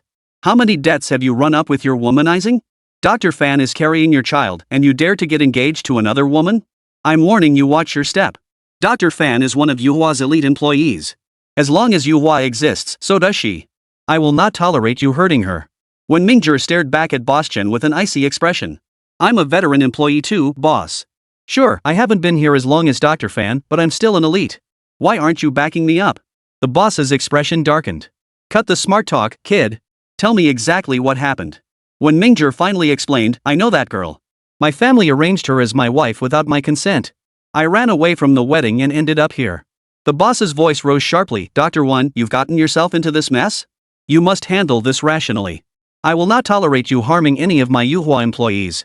Then he thought, how would Yuhua handle this unexpected crisis? He had personally taken charge, even working overtime on the wedding preparations. Now it seemed the wedding date would have to be postponed. Boss, rest assured. I'll handle this properly, Wen Mingzhong assured him. I promise it won't interfere with work. The boss stood with his hands behind his back, his expression still stern. I know that, but I fear you may be willing yet unable.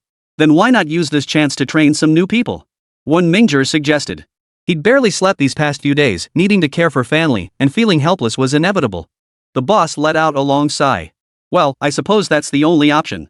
Xiao Zhang rushed out, shouting, Boss, international call. A client is looking for you. Alright, I'll be right there. The boss strode into his office, picked up the phone, and began speaking in English. After hanging up, his brow furrowed deeply. The next moment, he sprang to his feet and dashed out of the office. Professor Tianyi and the police stayed up until 8 a.m. the next morning. The police had new leads, and the killer was about to be exposed. The young supermarket employee had vanished without a trace. Following the trail, the police, guided by clues provided by the female nurse, located another victim. Professor Tianyi was running around like a chicken with its head cut off. While Professor Tianyi provided psychological counseling to Lin Mei, he alternated between hypnotic therapy sessions with the nurse and the other victim. Simultaneously, he meticulously recorded every word they spoke, searching for useful clues. It was amidst this whirlwind of activity that the boss entered the Criminal Investigation Division. Seeing the professor so engrossed in his work, boss felt as if he were looking at his younger self. Chenhe, a major overseas client is pressing us. How about leaving Tianyi here to oversee things while you fly out? That was the very purpose of boss's visit. The professor frowned. I've already communicated with the client and postponed my departure date. They agreed to wait for me. Why were they suddenly calling to rush things again? The boss paced anxiously. What should we do? Oh, don't worry. The professor kept his eyes fixed on the victim's file, not even looking up as he said, I've already referred them to an excellent psychologist. Don't worry. What the hell? The boss's eyes widened in shock. Before he could finish, he stormed off in a huff. If Professor Xi referred all the clients to others, Yuhua would be left out in the cold. But how could he say anything? This work was originally meant for him to handle. Now passing it off to the professor and his assistant was simply unacceptable. Never mind. The boss hurried back to his residence. Just as he reached the gate, his phone vibrated. To his surprise, it was Huayu. The moment he answered, Huayu blurted out, Old Chen.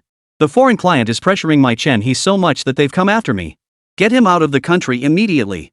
Chen Yuhua immediately sensed something was off and asked cautiously, which client is pressuring you? How did they find out about you? Of course they know me. They're major clients.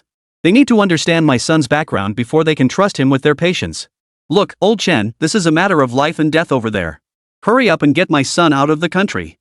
Every word was a plea for Chenhe to leave the country quickly. Boss began to understand. Old Chen had no ulterior motives, he simply wanted his son to leave the country sooner. He'd heard his son had been assigned to assist with a criminal investigation at the homicide squad, and he'd lost his temper with him over it. Old Xi, why are you getting so worked up? This is a matter of life and death too. Think carefully, is the life of one of our own more important, or is going abroad more important? The boss snapped back, once the killer behind the East Street massacre is exposed, he'll leave immediately. Chapter 170, I will definitely quit. Huayu stubbornly insisted, no way. You must get him out of the country immediately. If anything happens to him, I won't forgive you. But I can't persuade him. The boss activated a video call. Look, I just came from inside. The client's pressuring me, so of course I'm anxious. I came here specifically to urge him to leave the country, but he refuses. I can't exactly tie him up and drag him onto a plane, can I? To his surprise, Huayu perked up instantly, exactly. Old Chen, you're thinking exactly like me, tie him up and get him out of the country if you have to. He then lowered his voice and whispered, I have the means. If you help me, I guarantee he'll wake up in a hotel room in a foreign country. I'll arrange for his documents to be confiscated. He won't be able to come back even if he wants to. This was all Dong Yunua's idea, a plan he'd carefully thought through before deciding. Chen Yuhua instantly grew wary. What are you up to, old Xi? Huayu replied, I don't want anything, old Chen. I just don't want my son to risk his life like you did back then. You ended up switching careers and becoming a boss, didn't you? Why should my son follow in your footsteps? I hate you. Chen Yuhua couldn't utter a word. Old Chen, I'm warning you. If you don't cooperate, I'll kill myself. Huayu threatened over the phone, holding his life hostage. Old Chen, I guarantee that by the time you rush over, all you'll find is a corpse. Then Chen Yuhua would be a murderer. Chen Yuhua wanted to curse and scream obscenities, but in the end, he said nothing. He was a father, his love for his son was understandable. Old Xi, how about this? Tomorrow. I promise I'll get him on that plane tomorrow. Chen Yuhua declared solemnly. Huayu pondered for several seconds before saying, Old Chen, you old bastard. If you go back on your word, I won't let you off the hook. A thunderous crack echoed across the sky. Immediately, a fierce wind began to howl. Soon, dark clouds covered the sky, lightning flashed, and thunder roared. It looked like rain was coming. Throughout his call with Huayu, Chen Yuhua's phone kept ringing. He hurriedly hung up and glanced at the missed calls. Most were from his secretary, Xiao Zhang, and Ruoshi had also called. He tapped her number and called back. Xia Ruoshi sounded delighted on the other end. Yuhua. Shen Hong took me to try on wedding dresses. Take a look, I'll send you the photos. Really? Why didn't you ask me to come with you? Chen Yuhua replied. You must choose the absolute best wedding dress, something unique and one of a kind. Don't worry about the cost, don't hold back on me. I'm marrying only you in this lifetime. Getting married for the first time at this age, do you think it's easy for me? On the other end, Xia Ruoshi giggled softly. You're so busy, how could I interrupt your work? Take a look first. If you don't like any, we'll go try more next time and you can come with me. Alright, I'll take a look first. Ruoshi, don't worry about Tianyi.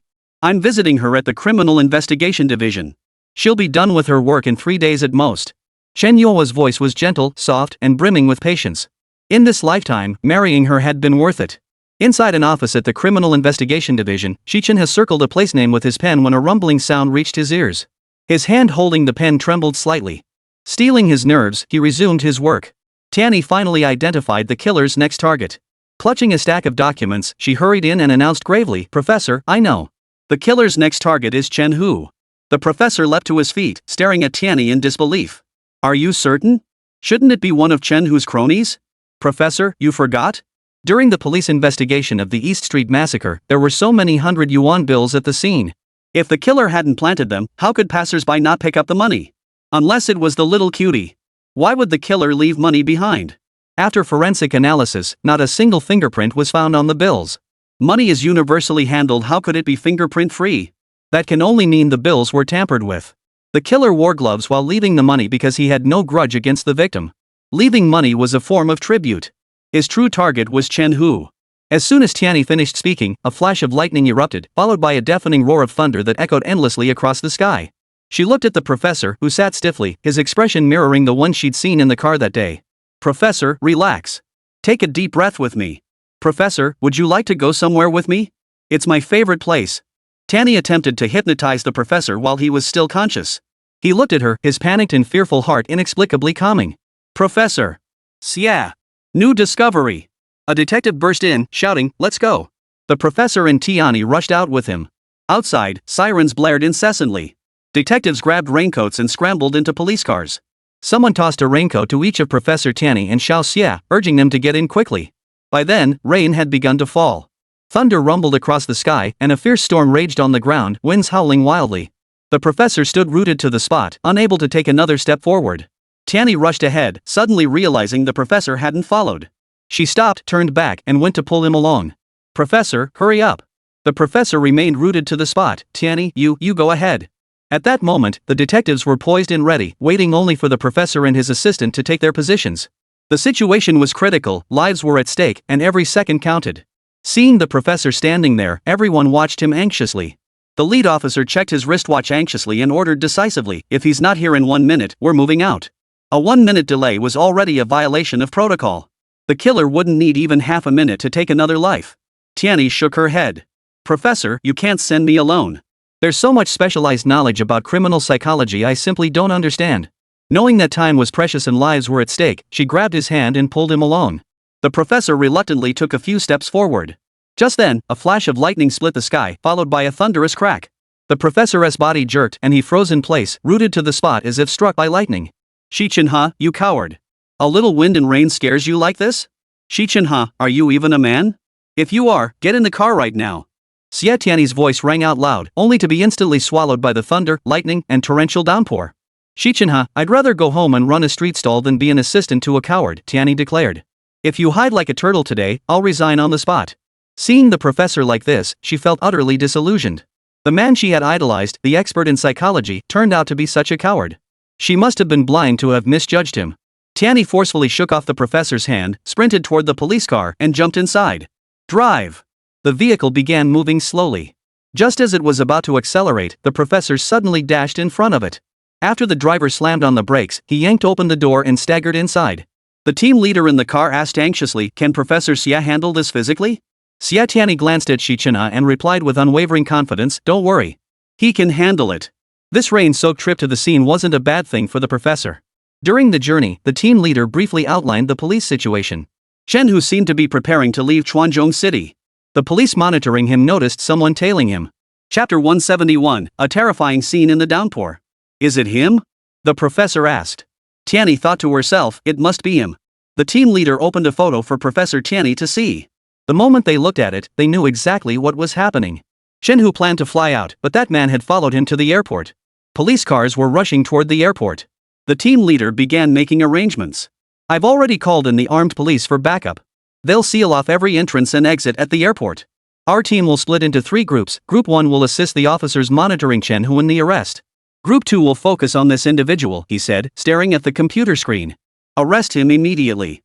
Group 3 will protect the professor and his assistant, closely monitoring Chenhe and this man's every move. Report any abnormalities immediately. With the plan set, the team leader ordered the driver to turn off the siren and lights, approaching the airport silently. The surveillance officer sent a message, Captain Joe, the man following Chenhe seems to have spotted us. The team leader's expression turned grim as he asked, where's Chenhe? Boarding time is approaching. He's preparing to board. He hasn't spotted us yet. Arrest him immediately, the leader ordered decisively. Hold on. The professor's voice was cool and detached. I suggest we don't alert the target prematurely. Police cars had already arrived at the airport. The vehicle parked silently in a concealed spot. The officers on the mission shed their uniforms, jumped out, and crept toward the airport. The surveillance officers continuously reported his location. Once close enough, the officers instantly blended into the crowd as ordinary passers-by. The professor and Tianyi blended in among them. Tianyi clung tightly to the professor's arm, her heart pounding with anxiety. They didn't spot Chenhe, but followed the officer's gaze to a familiar silhouette. He wore his usual black tracksuit, hooded cap, sunglasses, and mask, hands deep in his pockets. He weaved through the crowd, occasionally glancing toward Chenhe. Tianyi followed his gaze. Chenhe sat on a chair in the departure lounge. He pulled out his phone, glanced at it, tapped the screen, and held it close to his ear. Then he picked up his luggage and hurried out of the departure lounge. Tianyi nudged the professor's arm, watching Chenhe leave the terminal. The professor noticed him too and turned to look at him. Tianyi followed his gaze, but where was he now? Both were startled and looked at Chenhe simultaneously. He hadn't even opened his umbrella, hurrying through the rain. The police also noticed his disappearance. They looked anxiously in the direction he had gone and hurried after him. Caught between them, the professor and Tianyi exchanged a glance, each seeing the tension in the other's eyes. A bicycle sped toward them. The professor's voice dropped as he cried out, "Oh no!" Several police officers shot forward like arrows released from a bowstring, but it was too late. Propelled by the momentum from a steep slope, the bicycle flew straight toward Chenhe. Within seconds, Chenhe lay sprawled on the ground, while the cyclist sped off into the distance, vanishing without a trace in the blink of an eye. Tianyi watched in stunned silence. It was like a scene from a TV drama, playing out so vividly before her eyes. Several officers gave chase, while 2 remained behind. One checked Chenhe's nose, he was already dead. The killer's hands were lightning fast, striking directly at the vital spot and piercing the heart with pinpoint accuracy. No weapon was visible. The professor stated, the weapon is inside the victim. So swift and so precise. The remaining officers quickly cordoned off the scene. The medical examiner was on his way. The professor's eyes burned like torches as he studied the crime scene, while Tianyi took notes nearby. The killer is agile with incredible arm strength. He's definitely had professional cycling training, probably a bike racer. He trained in martial arts since childhood. Tianyi, have you heard of flying darts? Tianyi replied, I've only seen it in the movie Flying Daggers. After a thorough examination, the professor remarked, apart from the murder weapon, there are no useful clues at the scene. We'll discuss further once the forensic team completes their analysis. Tianyi stared at Chenhe's body, a chill settling in her heart. No living witness. With this guy dead, so many leads are cut off. When the team wrapped up, learning the killer had escaped left Tianyi utterly disheartened. The professor sat exhausted in his car seat, leaning back with his eyes closed. With Chenhe dead, the professor quickly identified the killer based on the forensic analysis and the murder weapon. It's him. Investigate.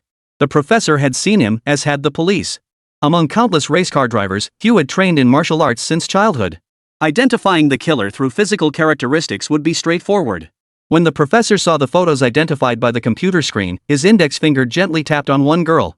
That person was no stranger to anyone. It was the female supermarket employee. She might be one of Chenhe's victims. No, wait, a girl trained in martial arts since childhood with incredible arm strength? How could she have let Chenhe get away with it? What exactly was their connection?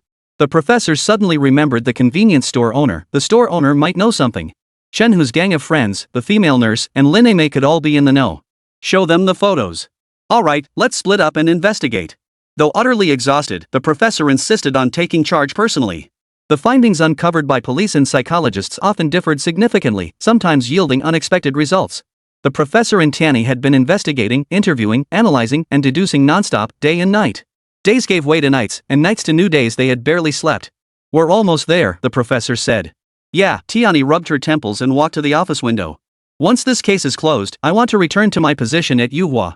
What happened to all that positive energy you had before? Professor, being a psychologist is positive energy too. This criminal investigation work just isn't for me. The professor looked at her steadily, then spoke slowly. Sometimes, we have no choice. Huayu and Yuhua were pacing anxiously, huddled together, plotting a way to get the professor out of the country. Uncle Xi, did Brother Chenhe have any childhood traumas? Yuhua recalled that thunderstorm and the professor's unusual behavior.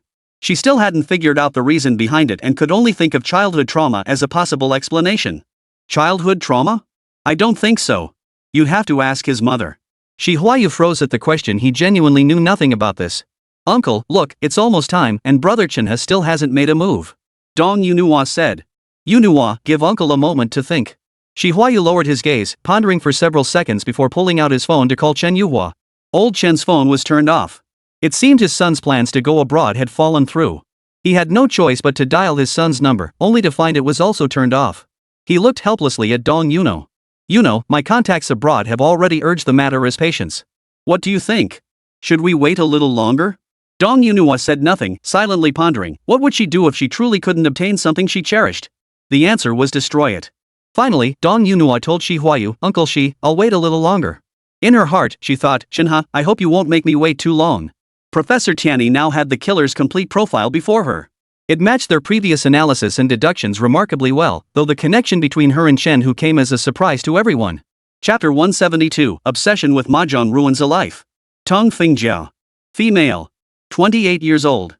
Because her parents were dart masters, she trained in martial arts and dart throwing from a young age. She had diverse interests and was an excellent road cyclist. At some point in everyone's life, they stand at a crossroads, feeling lost and uncertain. Eventually, they grit their teeth, choose a path, and plow ahead single-mindedly. Some are fortunate enough to choose the broad highway, while others, less fortunate, find themselves on the road to hell. Tong Fingjiao was one such soul. She had dated a boyfriend before. Having trained in martial arts since childhood, she possessed a rugged, unrestrained personality. Her mannerisms resembled those of a man, lacking any feminine grace. Her boyfriend soon broke up with her. Unable to bear the pain of heartbreak, she gradually became addicted to mahjong and gambling. It was during this period that she met Chenhe. Chenhe coveted her figure and beauty, while she admired his mahjong prowess. They spent endless days and nights at the mahjong table. Over time, Tong Fingjiao became captivated by Chenhe, and they soon developed an affair. What kind of man was Chenhe? What kind of woman hadn't he seen? Soon, he grew tired of Tong Fingjiao. Tianyi couldn't help but voice her confusion. If we had seen her, we could have solved this case sooner. Also, this Tong Fingjiao, even though she used a fake name to manage Chenhe's supermarket, the descriptions people gave of her were completely different from what we uncovered in our investigation. What was really going on? It turned out that Tong Fingjiao, unable to bear her boyfriend's second abandonment and betrayal, had resolved to reform herself. She believed that if she became more feminine and gentle, Chenhe would change his mind. But he didn't. Chenhe began returning to his rural hometown more and more frequently. One day, by chance, she discovered his wicked deeds. This brings us to the witness. The information he provided to the police was allegedly disclosed to him by Feng Jiao, disguised as a man, who paid him to do so. He reported to the police as an eyewitness, and no one suspected or paid attention to him. The professor closed the case file. Now I understand why Tong Fingjiao followed us. After we diagnosed Chenhe with temporal lobe epilepsy, he hired a defense attorney. The police decided to release him, and Tang Fingjiao harbored resentment toward us. The professor frowned and said sternly, Tianyi, starting now, you're returning to Yuhua. No, you're staying by my side at all times. Tianyi was about to discuss the Dongda Street massacre when the professor interrupted her. Her heart skipped a beat, panic surging in her chest. As long as Tang Fingjiao remained at large, neither she nor the professor could feel safe. Worse still, given Fingjiao's twisted, deranged mindset, she might threaten Tianyi and the professor's families. Professor, we must analyze the killer's next target and where she's hiding as quickly as possible. Only then could she feel at ease. She can't go home. The police are already guarding her residence. A reward for her capture has been issued. She can't escape Chuanqing City. She'll be lurking in every corner of this city. She might disguise herself as a handsome man or transform into a stunning beauty. The professor clenched his fists and said coldly, even if she were reduced to ashes, I would recognize her. Tianyi couldn't recall how many days and nights she'd fought alongside the professor. In any case, the work had reached a pause. As her taut nerves gradually relaxed, her gaze fell upon the professor's face, and she paused in surprise. His hair was disheveled, his face worn with fatigue, and a hint of blue tinged the corners of his lips. Though unkempt, he didn't look defeated or lose his handsomeness, he appeared strangely sexy. Tianyi found herself drifting off in thought. The professor reached out and ruffled her hair. You smell after all that time without washing. And how many days have you gone without changing your clothes? His tone carried obvious disdain. Tianyi pursed her lips, retorting with disdain, and you're no better.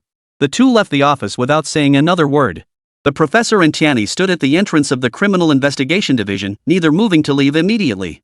Tianyi asked, you said Tang Fingjiao is hiding somewhere nearby, someplace where she won't be caught on surveillance or discovered?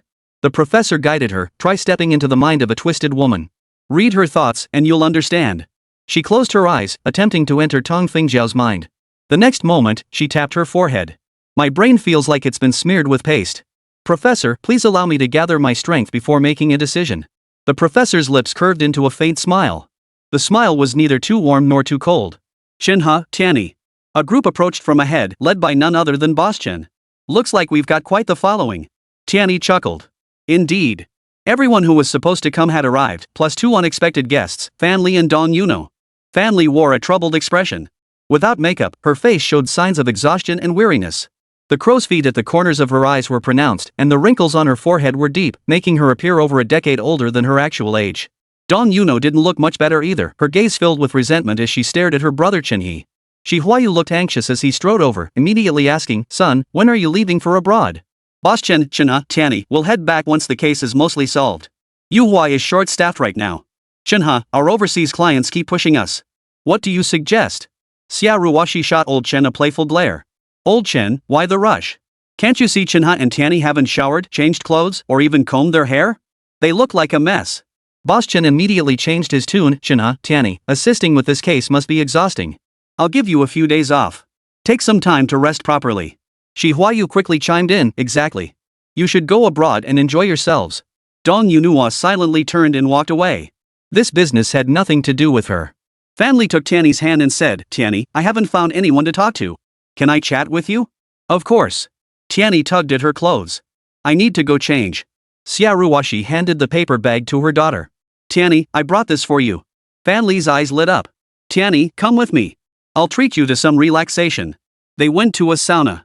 As they talked, Tianyi finally understood why Fan Li looked so haggard. It turned out Wenming's had an engaged partner. After waiting years with no response, she had come looking for him herself. Oh, she's staying at his place every day now, practically glued to him 24/7, Fan Li said, stroking her still flat belly. What should I do? No, what about the baby? Tears streamed down her face. Did Dr. Wen explain anything to you? Has he been as kind to you as always? Tianyi's question seemed to hit a nerve. Fan Li snapped back, that Wen Bing is cold-hearted. I'm carrying his child through all this hardship, and the moment his fiancé shows up, he doesn't even bother to explain or meet me. Ever since Dr. Wen's fiancé arrived, Fan Li had been unable to eat or sleep properly, her mind constantly racing with worries. Sis Fan, don't worry. We'll head to Yuhua later. A few hypnosis sessions should help. Tianyi held a towel, occasionally wiping her cheeks. The sweat bath was easing her fatigue, and sleepiness was creeping in. Sis Fan, our psychologists all agree hypnosis is secondary. The root cause requires a heart remedy. The one who tied the bell must untie it. In your state, hypnosis won't help much. This is what we'll do, I'll speak with Dr. Wen to gauge his thoughts, then we'll discuss further. With that, she closed her eyes and fell asleep. Chapter 173, Money Before Murder. Her sleep was deep yet restless. Tianyi had a dream. In the dream, Tang Fingjiao swung a large blade. With a swift slash, a head rolled to the ground. 2 more swift cuts severed both arms. Another stroke split the body in 2. The head rolled several times on the ground, eyes wide and staring upward at the sky. Upon closer inspection, it was Xi Chenhe. Professor. Tianyi jolted awake, sitting bolt upright and gasping for breath. Bad dream? Family held a towel to wipe the cold sweat from her forehead. Tianyi, you kept calling out Professor. What happened? Tianyi twisted open the cap and gulped down several mouthfuls of cold water. Glancing around, she saw most of the sauna's patrons had already left. Closing time was approaching. Let's go. She glanced at her wristwatch. You're carrying a child, you shouldn't stay up late. Go home and rest. The two headed to the changing room to get dressed. Family walked ahead, her back to Tianyi as she opened the locker to retrieve clothes. Tianyi, the Criminal Investigation Division isn't the place for you. Come back once you finish the case you're working on. There was no response from behind her. Family turned around to find the girl had vanished. She rushed out and called her name several times, but there was no answer. That girl sure can run fast. After changing clothes and leaving the sauna, Family pulled out her phone to call Tianyi. The call connected quickly, but the voice on the other end was faint. Sis Fan, I have something to do. You go home first. With that, she hung up. Tianyi did indeed have something urgent. The story had to rewind to when she and Family were walking side by side toward the changing room. A figure, like a fleeting shadow, flashed before her eyes and vanished suddenly. Even with her eyes closed, Tang Fengjiao's figure remained vividly etched in her mind, let alone having witnessed it firsthand. Without a second thought, she gave chase. But she found no one, only a stack of 100 yuan bills. When Family called, Tianyi was following the direction Family had left in, holding the money. All she saw was a fleeting glimpse of Family's back before she vanished. Tianyi hung up on Family and immediately called the professor. The professor didn't want to go home and was recuperating at boss's place. He had just woken up from a nap after showering when Tianyi's call jolted him awake. Tianyi explained the situation and the professor instructed her to drive to boss's observation room to discuss it together. After hanging up, Tianyi suddenly realized. So the professor hadn't gone to stay with Shu Qifan or returned home, he was staying at the boss's scenic view apartment. He really knew how to pick a place. It was a stack of crisp 100 yuan bills inside a plastic bag. Tianyi placed the money on the table. The professor put on gloves and counted it 7,400 yuan. Tianyi gasped, the police found this much money at the East Street tragedy too. The professor frowned. Tang Fengjiao meant, go to hell. Tianyi lowered her eyes, pondering for a few seconds before saying, Tang Fengjiao was addicted to gambling and mahjong. She lived off her parents for a long time. This money must be from selling the supermarket. We've already traced how much she got from selling it, how much she gave her parents, and how much was left. That will tell us how many people she intended to kill. The professor expressed some reservations. This method isn't 100% certain, but it's worth a try. Tang Fengjiao obtained a total of 220,000 yuan from selling the supermarket. According to her parents' statements, one day she secretly slipped into their home and left them 197,800 yuan. This figure puzzled her parents. Why had Fengjiao given them such a large sum, and why was it such an odd amount? Something's off. Tianyi said, that leaves 22,200 yuan. Now, 14,800 yuan has appeared. Could the remaining 7,400 yuan be in Chen Hu's hands? No, she hasn't delivered it yet, the professor replied coldly. Who will be next? Tianyi asked doubtfully.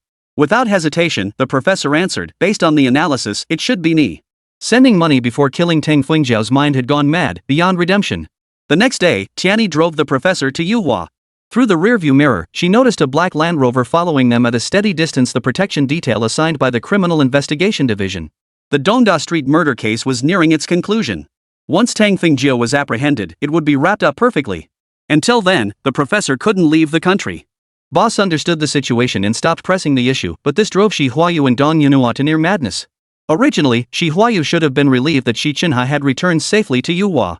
However, upon hearing from Chen Yuhua that Professor Xi would be assisting the Criminal Investigation Division with cases on an irregular basis going forward, Xi Huayu became so anxious he lost his appetite. He was determined to find a way to send Chenhe abroad. Dong Yunhua was anxious because her family was urging her to leave for her studies abroad as soon as possible. Seeing her education about to be jeopardized while Chenhe showed no signs of leaving, she too was so worried she couldn't eat or sleep. Early that morning, the two arrived at the entrance of Yuhua to wait. What Dong Yunhua saw instead was her brother Chenhe walking arm in arm with that Xie Tianyi. With her plans to leave together dashed and her romantic hopes crushed, Dong Yunhua felt utterly disheartened. Once again, she recalled that phrase, if I can't have him, I'll destroy him. If she could ruin her Chenhe brother's standing in China, wouldn't he leave without hesitation? With her plan set, Dong Yunhua suddenly noticed something off about her brother Chenhe. Her gaze fell upon the large characters spelling out Yuhua Psychological Counseling Center. Silently, she thought to herself, Brother Chenhe, everything I do is for you. On Professor Tianyi's first day back at Yuhua, all her patients were familiar faces. Family sat across from Tianyi's desk with a grimace. Tianyi, hypnotize me. Tianyi chuckled, so this is how it ends for you. Back at the cafe, Dr. Fan had hypnotized her, and she'd always known this day would come when she'd hypnotize Dr. Fan in return. And now it had. Tianyi, don't mock me. This is agonizing. I'll wait for you in the treatment room. Hurry up. With that, Fan Li walked blankly toward the treatment room. Passing by one treatment room, she couldn't help but pause. Inside, the professor was treating a patient who held extraordinary significance for him. The person lying there was none other than the professor's mother, Huayu, chairwoman of the Xi group. Dr. Fan. Tianyi hurried after her and saw Dr. Fan standing there. Following her gaze, she froze in surprise. The professor was actually treating his own mother, Huayu. I heard his mother attempted suicide recently, Fan Li remarked. Oh. Tianyi recalled the case Xu Qifan had been working on these past days, the one involving Huayu harming her mother. Why had it suddenly gone quiet? These past days, she and the professor had been so busy they'd completely forgotten about it. Let's go. Tianyi urged. After your hypnosis session, a recovered patient has an appointment for follow-up treatment. She glanced at the treatment room, intending to discuss with her mother first before deciding with Xu Qifan whether to pursue the matter. Truthfully, pursuing it further held little meaning now. After all, her mother hadn't suffered any serious harm, and she was happy now that was enough. Huayu lay there, listening to her son's voice as her consciousness slowly drifted under his guidance and control. Because he was her son, she trusted him completely, allowing him to lead her to a place free of worries, where her soul could find peace. It felt like a parent-child journey the first time she traveled with her son. She saw azure seas shrouded in mist. Piercing through the clouds, a breathtaking vista opened before them, towering mountains, cascading waterfalls, birdsong, fragrant flowers, and pavilions, a secluded paradise untouched by the world. Chapter 174, Dr. Wen's fiancé. Do you like it here? The professor asked. Love it. Sit down on the grass, close your eyes. The air is filled with the rich fragrance of flowers, and the sound of mountain streams flowing gently reaches your ears. At this moment, is there anything still weighing on your heart? None. Good. You may stay inside as long as you wish. Just let me know when you're ready to return, the professor said. The treatment room suddenly fell silent. The professor slowly closed his eyes, allowing himself to become one with the surroundings. This journey wasn't just for Mom alone. Huayu saw her son, Xi Chenhe. His tall figure emerged from the mist, striding toward her. All these years, she had poured herself into her career, never truly seeing her son. How handsome and accomplished he had become. Chenhe, I'm so sorry, son. Huayu sat within the illusion, arms outstretched toward her son. He stood there, his gaze cold and appraising, not approaching her. Suddenly, he turned and vanished into the mist just as he had appeared. Son, Chenhe, wait for me. Huayu cried out, slowly opening her eyes. Her son was right before her eyes. So real. She grabbed a tissue to wipe her tears, slowly sat up, and said to her son, who was sorting through documents with his back to her, Chenhe, come home. Xi Chenhe didn't answer her. As he walked out of the treatment room, he left one sentence behind, that home holds no warmth at all. Why should I go back? With that, he strode away, leaving Huayu sitting there alone, staring blankly at the doorway. Family lay on the treatment room couch, opening the door to consciousness as Tianyi directed. She followed her, Tianyi following her heart, her following Tianyi's footsteps. At the press conference, he sat there delivering a passionate speech. She stood below the stage, tilting her head back to look at him. Tianyi asked softly, Dr. Wen is standing right there. Do you want to walk over? Yes. Family walked toward Wen Mingzhong without hesitation, her eyes filled with admiration and affection. Tianyi knew then the depth of Fan Li's genuine feelings for Dr. Wen. The press conference hall emptied until only she and Dr. Wen remained. They gazed deeply into each other's eyes and embraced tenderly. After a long moment, Wen Mingzhong waved to her and left. Family, just stay right here and wait for me. Family's hands instinctively rested on her belly as she murmured, okay, I'll wait here with our baby. Tianyi snapped her fingers and called softly, Dr. Fan, you're awake. Family slowly opened her eyes. Tianyi sat beside her, making notes in her notebook. Dr. Fan, are you planning to wait for him? After writing the last word, Tianyi closed the notebook and held it up, telling Family, I'll place this notebook neatly on Dr. Wen's desk. Family gazed at her youthful face and suddenly recalled her initial rejection of her. A wave of guilt washed over her chest. She let out a long sigh, bit her lip, and whispered softly, thank you. Yuhua boss is in love. Lately, he walked with a spring in his step, no longer barking orders like before. A smile graced his face whenever he spoke to anyone, gentle yet full of humor and wit. Leaning against the breakroom door, Zhang and his arrogant crew-eyed boss Chen's ensemble of blue blazer, beige tapered trousers, and stylish British-style black leather shoes and let out wave after wave of admiration. Life is unpredictable, truly unpredictable. Zhang sighed repeatedly. Arrogant guy sneered with disdain and pride, he's old enough to be my dad yet still tries to look young. If I wore that outfit, I'd be 100 times cooler than him. Then what are we waiting for? Get yourself a set. Oomph, that light blue shirt is so last season. You know what's in style now? Jackets. Xiao Zhang shot him a look. Yeah, jackets. Too bad they'll roast you alive. It won't kill you with heat, but it'll drive you crazy. The arrogant man was about to storm off when he spotted Dr. Wen walking in. His steps froze abruptly, his jaw dropping in astonishment. Look, Xiao Zhang. Who's that woman following behind Dr. Wen? He spun back around, grabbed Xiao Zhang's arm, and shook it violently, shaking it relentlessly. Xiao Zhang let out an exaggerated yelp. Ouch. That hurts.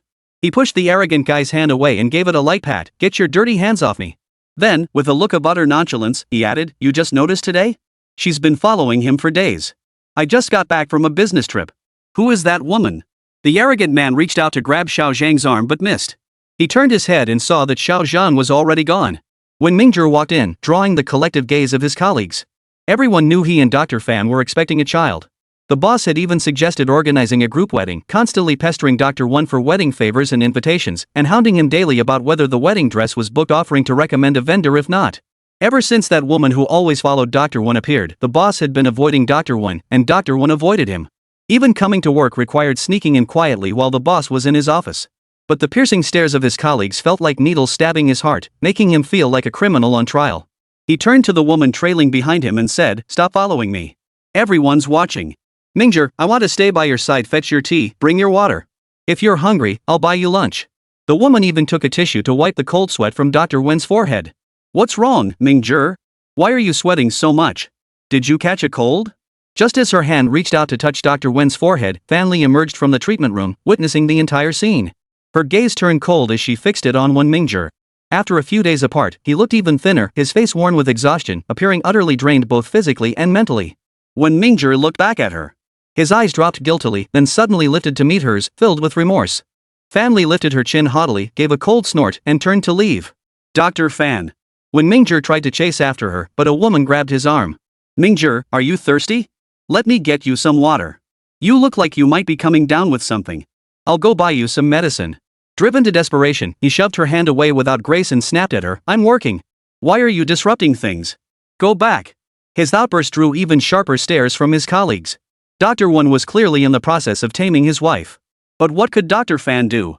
After all, she was carrying his child. No one discussed it. The woman didn't even know Fan Li was pregnant yet. She didn't get angry at Wen Mingzhong's outburst. Instead, she called after his retreating figure, Mingzhong, you can't skip breakfast. I'll go get you something. Only after the woman left did Zhang, the secretary sent by the boss, peek out from a corner and hurry into Dr. Wen's office. Dr. Wen, the boss wants to see you. When Mingzhong's mind went blank.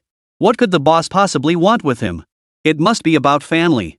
Everyone had said it before, Dr. Fan was the pillar of Yuhua. If he dared to mistreat her, the boss would be the first to object. He swore to heaven and earth that his feelings for Dr. Fan were pure and unwavering. But this matter with his fiancée? He truly didn't know how to handle it.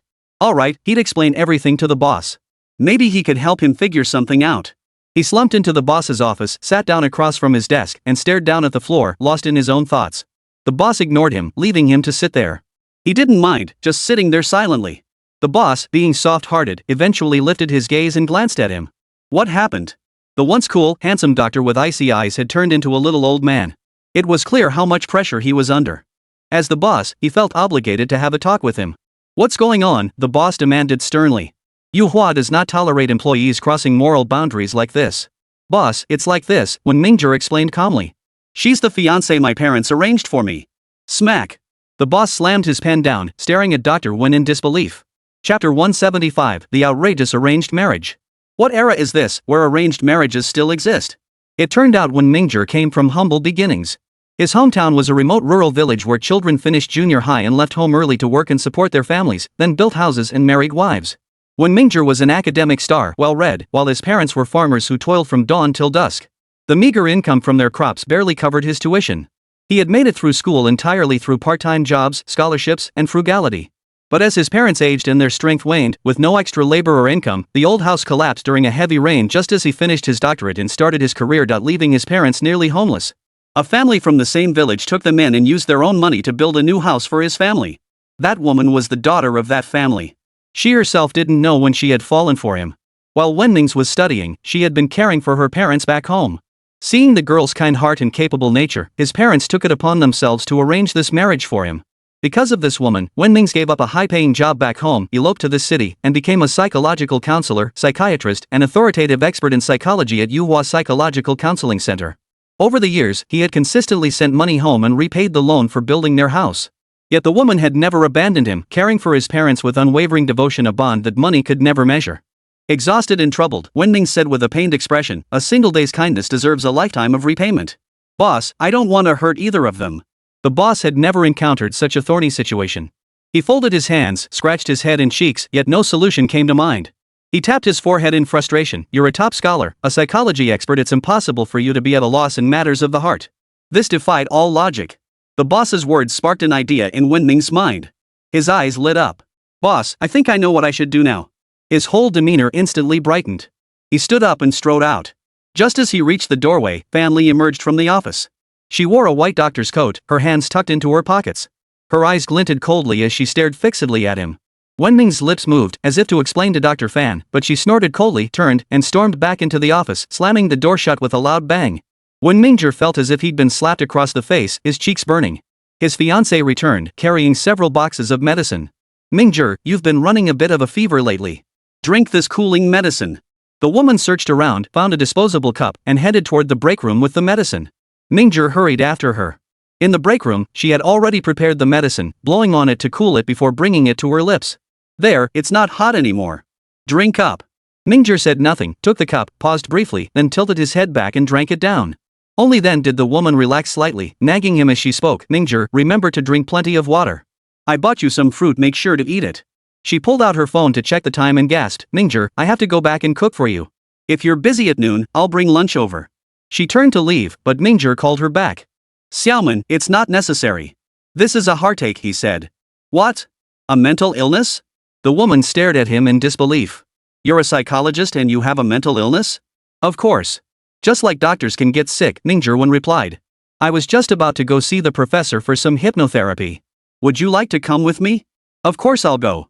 I need to ask the professor what's really going on with your condition. Mingzhong, you're the only son to uncle and auntie, and the only brother to your sisters. You absolutely can't let anything happen to you." The woman looked deeply concerned, her face tense with worry. When Mingzhong looked at her, his heart filled with words he couldn't bring himself to say. "Xiaoman, thank you." He told her, "All these years, I've owed you a thank you." The woman paused slightly, then gave him a shy smile and waved her hand, her face flushing slightly with embarrassment. Huayu sat in the treatment room for a while before emerging and walking straight to Tianyi's desk. This was her first time truly observing the girl. Was this the girl her son liked? How could he possibly like her? After all, she was so ordinary. Though she had always worked hard, Huayu had seen the girl's excellent performance at the press conference. That day, Huayu had worn a hat and mask, wrapping herself up tightly before appearing at the press conference. She didn't want everyone to know she was there. She had seen Xie Tianyi bustling about the venue non-stop. Back then, she had looked down on her and disliked her even more. But now, viewing her as a subordinate through the lens of her role as chairman, it wasn't hard to see that Tianyi was an efficient and capable employee. Old Chen, that sly fox, wasn't the type to blur the lines between public and private interests. He treated this girl exceptionally well, surely because she possessed admirable potential.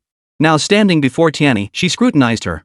Tianyi remained focused on her work, eyes lowered, completely unaware of the person standing before her. It was Dr. Wen who approached and asked, "Chairman Bao, is the professor in his office?" Bao Yuezhu gave him a slight nod. Tianyi heard Dr. Wen's voice and finally looked up. Seeing Bao Yuezhu, she paused slightly. "Are you busy?" Bao Yuezhu asked, his face gentle and approachable, unlike his usual haughty and arrogant demeanor when speaking to others. Tianyi looked at Bao Yuezhu and murmured a soft mm. "I have something to give you. Could we talk?" Bao Yuezhu asked, seeking her consent. Tianyi hesitated. "I still have a lot of work to finish." Bao Yuezhu didn't press her. She pulled a document from her bag and placed it on Tianyi's desk. "All right, we'll reschedule. This document is for you. I originally intended to give it to your mother when I apologized to her, but now I realize she probably wouldn't accept it. I'll give it to you instead." Bao Yuezhu pressed her index finger on the documents and said earnestly, "This is what you deserve. It's what your father, Fan Shang, left for you." With that, she turned and left. Tianyi stared blankly at her retreating figure, feeling as though this director Bao was somehow unreal. She said she wanted to apologize to mom? Was it a sudden pang of conscience or some sinister scheme? What the hell was this document? Tianyi picked up the document, opened it, and examined it carefully. It was a property transfer registration document, bearing her name in bold letters. Upon closer inspection, she realized it was for the two-story house inside Yukixiang amusement park. Baoyuezhu said, "This is what your father, Fan Shang, left for you." In truth, she knew that all residents of 1-foot lane had been relocated elsewhere. Only she and her mother were permitted to return there. The value of this two-story house far exceeded that of their apartment. It was a gift, given without compensation. Why would Baoyuezhu gift her and her mother a small building? When Mingzhong went to the professor's office, the professor was furiously scribbling away. Many case reports remained unfinished, and overseas clients called daily to urge him on. He had to race against the clock. "Hello, Professor." Before Wen Mingzhong could speak, the woman anxiously asked, "Professor, Mingzhong says he has a mental illness." "I know mental illness is what people commonly call neurosis or insanity. His parents have only this one son. What are we to do? You must help him." Chapter 176, The Allure of Mutual Hypnosis. When Mingzhong wished the ground would swallow him whole. This woman had provided him and his family with countless acts of kindness, yet they could never find common ground or a shared language. The professor glanced up at Dr. Wen, then at Xiaoman, before lowering his head to scribble the final few words. Only then did he motion for Dr. Wen to follow him to the treatment room for a discussion. Xiaoman, worried, insisted on staying to observe. The professor scrutinized the two for several seconds before speaking. "These past days, you've been anxious, struggling, hesitant, losing your appetite, unable to sleep. The pressure is overwhelming." Xiaoman gasped in surprise. "Professor, are you psychic? How did you know all that?" The professor was opening a drawer to look for something. Without looking up, he said, "Please be quiet." He retrieved 2 crystal balls. The woman stared blankly at the pink and gray spheres, her face filled with astonishment. She had never seen such beautiful crystal balls. "Each of you choose one." The professor said, "Dr. Wen, you may choose first." Wen Mingzhong chose the smoky quartz ball without hesitation. Xiaoman, as if holding a priceless treasure, carefully picked up the pink crystal ball and held it close to her eyes, turning it over and over to examine it. "Close your eyes. What do you see?" When Mingzhong spoke slowly, "A dark gray sky, rolling clouds, not a single ray of light." The professor instructed, "Good. Now try to feel your way forward, breaking through the darkness to find the light." "Xiaoman, what do you see?" Xiaoman giggled. "I see a wedding. Mingzhong is wearing a suit, and I'm in a white wedding dress. We're walking down the aisle arm in arm." "Excellent." The professor turned to Wenming's, guiding him to feel his way forward in the darkness. "Keep moving forward. As you advance, you'll notice it growing brighter and brighter. The terrain opens up and you arrive at a wide open space. It's incredibly quiet here. Sit down, let your mind wander, and feel it." At this point, the professor suddenly stopped. "Xiaoman, where have you and your Mingzhong arrived? There's a thick fog ahead. I can't see anything. Mingzhong, where are you? Relax. Shall I guide you to him now?" "Okay. Do you see him?" "Mingzhong is sitting on the grass." "I see him." "Wait, he's not alone." Xiaoman gasped. "Yes, did you see? He's smiling." The professor guided the two to converge in a space where another person was present, the woman Dr. Wen had feelings for. When Mingzhong saw Fan Li, she wore a beige dress, her hands resting on her belly. She approached him shyly. He slowly stood up and walked toward her, but no matter how long they walked, they couldn't reach each other. The smile faded from his face, and he looked deeply distressed. Watching Mingzhong's agony, Xiaoman felt her own pain welling up. Tears slowly trickled from the corners of her eyes. She let out a few long sighs, then suddenly turned and walked away. She broke through the pink light and slowly returned to reality. In reality, the clock in the treatment room ticked steadily. She could feel Mingzhong so vividly, his pain had all stemmed from her. She heard the professor's voice, "She's awake." She opened her eyes and looked at Mingzhong. He was also slowly opening his eyes, the pain on his face not diminishing but intensifying, with tears still glistening at the corners of his eyes. She said to the professor, "Though I grew up in the countryside, I know that men don't shed tears easily, and I also know that forced love never brings happiness." She looked at Mingzhong. "Mingzhong, you should have told me sooner." She stood up and walked toward the treatment room door. At the doorway, she paused and said to Dr. Wen without turning back, "Mingzhong, book me a flight for tomorrow. I want to experience what it feels like to fly." She left, leaving Wen Mingzhong with peace and quiet, yet his mind was far from calm. "Are you questioning whether your choice was the right one?" the professor asked. Wen Mingzhong didn't answer. He rose silently and walked away, his steps wooden. Tianyi approached the professor with a document, just as she encountered Dr. Wen, his expression vacant, walking in a daze. "Dr. Wen? Dr. Wen?" Tianyi called out twice before he turned his gaze toward her. "Dr. Wen, I left a notebook on your desk. Remember to look at it when you get back." She paused, then added, "You must look at it." When Mingzhong responded with a faint "oh" before slowly heading toward the office. Tianyi approached the professor's desk, placed the documents on it, and casually asked, "What's wrong with Dr. Wen?" The professor didn't answer. He merely picked up the documents she'd brought, glanced at them, and set them down again. "This was left for you by your father. Why did you bring it to me?" He seemed uninterested, his eyes lowered as he scribbled furiously on the paper. Mom and I already received the compensation. We thought it was for one apartment, but this is an entire building. We won't accept it. Please forward it to Chairman Bao. It's like this, the professor called out to the girl as she turned to leave, explaining, the boss contributed part of the funds to purchase this building because your mother liked living there. After learning this, the boss approached my mother to buy the entire property. She's been pushing for the construction schedule lately, hoping it can be completed soon. This is the boss's wish. He wants to set the wedding home in 1 foot lane. He said it casually. Tianyi looked at the professor in confusion. Is that so? I'll go ask the boss. Don't ask, the professor said coldly. He wants to surprise you both. Don't disappoint his feelings for your mother. He picked up the documents and pressed them into her hands. Take these back. Don't lose them. He returned to his desk, sat down, and resumed his work without so much as a glance in her direction. Xiao Zhang walked in, his eyes lighting up at the sight of Tianyi. Tianyi, I've been looking everywhere for you. Quick, quick. Sister Jean brought you a patient. Tianyi asked, Sister Jean brought them? Who else could it be besides that relative or neighbor downstairs whose voice she'd heard but never seen? Yes, in treatment room 6. Xiao Zhang hurried off after speaking. Tianyi hurried to the treatment room. Seeing her, Sister Jean stood up and introduced, Tianyi, this is my sister. Your sister? Tianyi quickly caught on. Oh, I see. Sister Jean had mentioned that her husband's older sister lived downstairs, a woman whose marriage had failed. Sis, have some water. Tianyi poured 2 glasses for them, sat down across from her, and silently observed her. She looked remarkably young, her actual age impossible to guess from her appearance. She sat quietly, eyes lowered, staring at the water glass on the coffee table. Aunt Jean said to her, Sis, if you have something on your mind, you can talk to this girl. Without glancing at Tianyi, she sat for a few minutes before suddenly standing up. I need to go back. Sister Jean looked troubled, about to persuade her, when Tianyi said, Sis, you two go ahead. She messaged Sister Jean on WeChat. Sister Jean sent a questioning emoji, Sweetie, why send us away? Do you have any idea how hard it was for me to get her here? Tianyi sent back a guilty emoji, Sis, I'm sorry I can't help. Your sister doesn't trust me or need me, how can I hypnotize her? Sister Jean, alright, goddess. I shouldn't have pushed this tricky case onto you.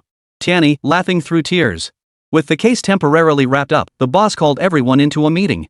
The case the professor was assisting with hadn't been fully resolved yet, so he couldn't leave the country for now. But the client is king, he couldn't keep them waiting forever. He decided to send someone else abroad. Chapter 177, 7,740 yuan. The moment the boss finished speaking, Wenming stood up and volunteered, Boss, send me. He now spoke without any energy, as if his very essence had been drained. Family snapped her head up, her icy eyes locking onto him. She intended to give him a huge, dismissive glare, but seeing his dejected state, the words died on her lips. She could only grit her teeth in frustration. The boss glanced at Fanli, looking somewhat troubled. A change of scenery would be beneficial for Dr. Wen, but his pregnant wife needed his care. If he left the country, Fanli wouldn't just resent Doctor Wen, she'd resent him, the boss, too. When Mingzhong understood the boss's predicament all too well. He stood up and made the decision for him, Boss, I absolutely must go abroad. Otherwise, I'll resign. The room erupted in commotion at his words. Without another word, he strode out of the conference room without looking back. The matter was settled, and the one suffering the most inside was Fanli. As soon as Tianyi stepped out of the conference room, she went to find Fanli, hoping to offer some comfort. To her surprise, Fanli wasn't at Yuhua. Fanli was on Yuhua's rooftop, and when Mingzhong, unable to leave her alone, had followed her there. From the moment he followed her upstairs, she recognized his footsteps. The summer breeze carried warmth, flushing Fanli's fair cheeks as beads of sweat trickled down her forehead. A cool breeze swept in from behind. She turned to see Wen Mingzhong holding a fan, gently waving cool air toward her. Her eyes stung with tears. She turned her head away, refusing to look at him, and pushed him away forcefully. Wenming took a few steps back, standing behind her as he watched her retreating figure. A wave of bitterness surged in his chest. After a moment of hesitation and internal struggle, he spoke in a low, guilt-ridden voice, attempting to explain, Her family once helped me and my parents. She meant so much to me. He trailed off. Xiaoman's feelings for him were so deep she'd give her life for him. To tell Fanli that was a cruel betrayal. I do love you, Wenming said. You're the one in my heart. But she helped me and my family, I couldn't bring myself to refuse. I went to the professor to hypnotize her, to let her see my feelings. Yet when she stepped aside willingly for my happiness, it tore me apart. He couldn't name that feeling a bond too precious to break, even slightly. He knew it wasn't love. And what about me? Fanli slowly turned to face Wen Mingzhong. Who's considering my feelings? Wen Mingzhong's lips trembled as he tried to speak, but Fanli cut him off coldly. Dr. Wen, I found the baby's biological father. So please, don't come bother us anymore.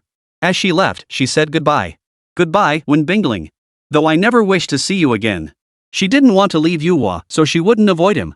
When Mingzhong stood alone on the rooftop, gazing up at the gray, overcast sky, the air was stiflingly hot and humid, as if a violent storm were about to break.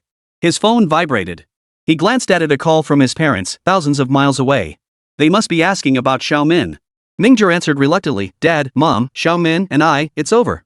On the other end, his parents grew frantic at once. Mingzhong, one must never forget one's roots, let alone be ungrateful. How could you? But I can't just divorce my wife and marry her because they helped us. I got married in Sichuan, and my wife is already over a month pregnant. We share common ground and truly love each other. Dad, Mom, I'm sorry to Xiaomin, but I can't betray my pregnant wife or myself.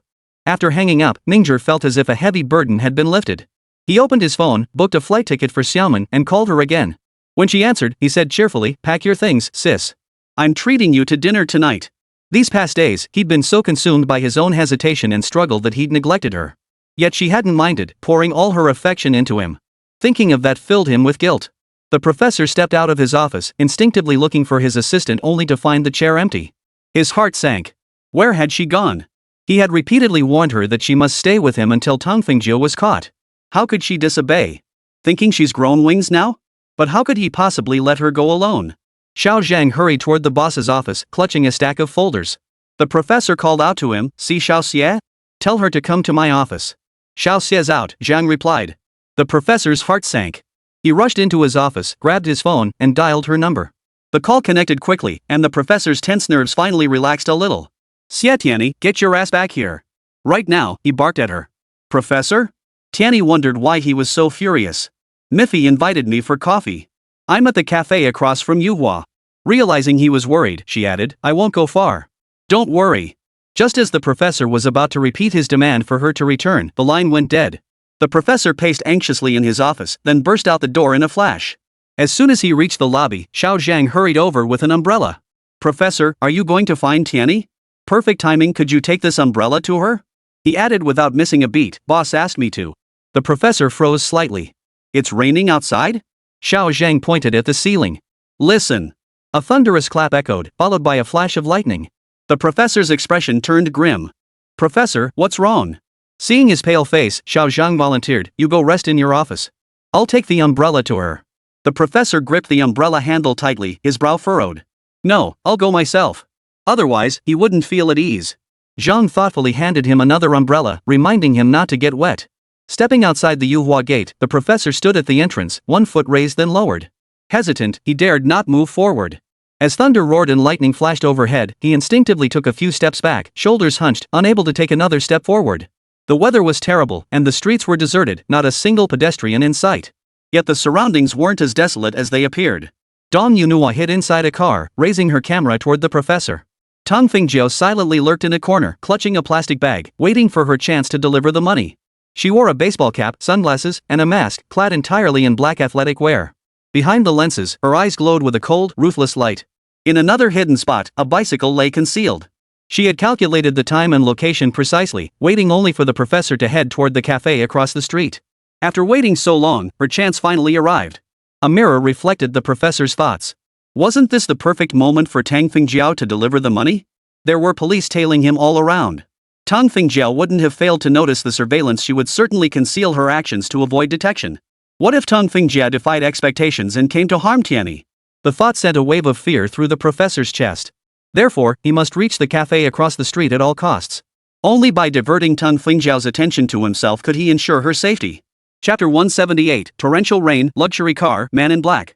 With this thought, the professor pushed aside his fear of the thunderstorm and lightning. He stepped to the roadside, intending to cross the highway. Traffic was light, and crossing directly would get him to the cafe entrance, saving valuable time. Just as the professor lifted one foot, thunder boomed incessantly overhead. Lightning illuminated the entire sky, and torrential rain poured down at an angle, its roaring sound pounding his eardrums. His legs buckled, and he instinctively crouched down, wrapping his arms around his head. Dong Yuno kept snapping photos with her camera. She slowly lowered the camera. Several times she wanted to rush over and ask Brother Chenhe what was wrong, but then she remembered that success or failure hinged on this one move. Gritting her teeth, she steeled herself and remained seated in the car. Inside the cafe, Miffy glanced toward the floor-to-ceiling windows. Tianyi, this rain is getting heavier and heavier. Tianyi turned her head to look outside as well. Through the curtain of rain, she could make out a figure crouched by the roadside across the street. What was wrong with him? Why was he crouched there? Tianyi's heart tightened. An inexplicable memory surfaced the professor's unusual behavior in the car earlier. She sprang to her feet, muttered let's reschedule to Miffy, and hurried out. Without an umbrella, she was soaked to the bone the moment she plunged into the downpour. Standing by the roadside, she saw the figure across the street suddenly rise and stare straight at her. The professor. Her heart skipped a beat. What was wrong with the professor? Had he had an episode? After that incident, she had researched numerous psychology books and ultimately concluded the professor suffered from a phobic neurotic disorder. Some individuals with psychological disorders fear water, while others dread thunder and lightning, all falling within the spectrum of phobic neurotic disorders. She saw he was holding 2 umbrellas. In such heavy rain, he was actually getting soaked without using them, a classic symptom of an episode. She couldn't stand by and watch him collapse in the rain. She needed to perform hypnotherapy on him. Just as she lifted her foot to walk toward him, he made a stop gesture toward her. He glanced around, then looked back at her, his entire message written on his face. Through the downpour, she began to read his mind. He wanted her to stay put, he would come to her. But each step he took was painfully difficult. Watching him struggle through the rain, she rushed toward him regardless. A luxury car approached through the curtain of rain. Tianyi and the professor cried out in unison, "Watch out!" Tianyi took a few steps back as the car sped past her. The professor was safe, though shaken. The moment their eyes met, both realized something simultaneously. They turned their heads to see a figure clad in black athletic wear, riding a bicycle. With a whoosh, the figure sped far away, vanishing into the rain. Tianyi snapped out of it and immediately rushed toward the professor. As she drew near, she snapped at him angrily, "You have an umbrella, can't you use it?" It was unimaginable that a distinguished professor could make such a basic mistake. Then, remembering his psychological barriers, she snatched an umbrella from him, opened it, and held it over him to shield him from the wind and rain. With a soft thud, a plastic bag fell to the ground as the umbrella opened. Tianyi recognized it instantly. If she wasn't mistaken, the money inside must be exactly 7,740 yuan. She pulled out her phone and dialed a number. When it connected, she explained the situation to the police in detail. "Hello, we're in the middle of the road outside the entrance to Yuhua Psychological Counseling Center. The professor received a sum of money." The call ended. Several plainclothes detectives rushed over, wiping sweat mixed with rainwater from their brows as they panted. "Is Professor Xie okay?" One detective cursed angrily, "Damn it, she got away again." Professor Tianyi was taken to the Criminal Investigation Division. The division chief decided that for safety reasons, both of them would remain at the Criminal Investigation Division from that moment on, not allowed to go anywhere. Tianyi asked, "But won't that prevent us from catching the killer?" The professor replied, "We can't stay locked up here forever. The only way to solve this is to act as if nothing happened." After the downpour, everything settled back into calm. Tianyi drove the professor for a while before suddenly slamming on the brakes. "Professor, I want to ask you, when will you accept my hypnotherapy?" "What?" the professor asked, feigning ignorance. "How long do you plan to keep this from me?" Tianyi changed her approach. "No, how long can you keep it hidden?"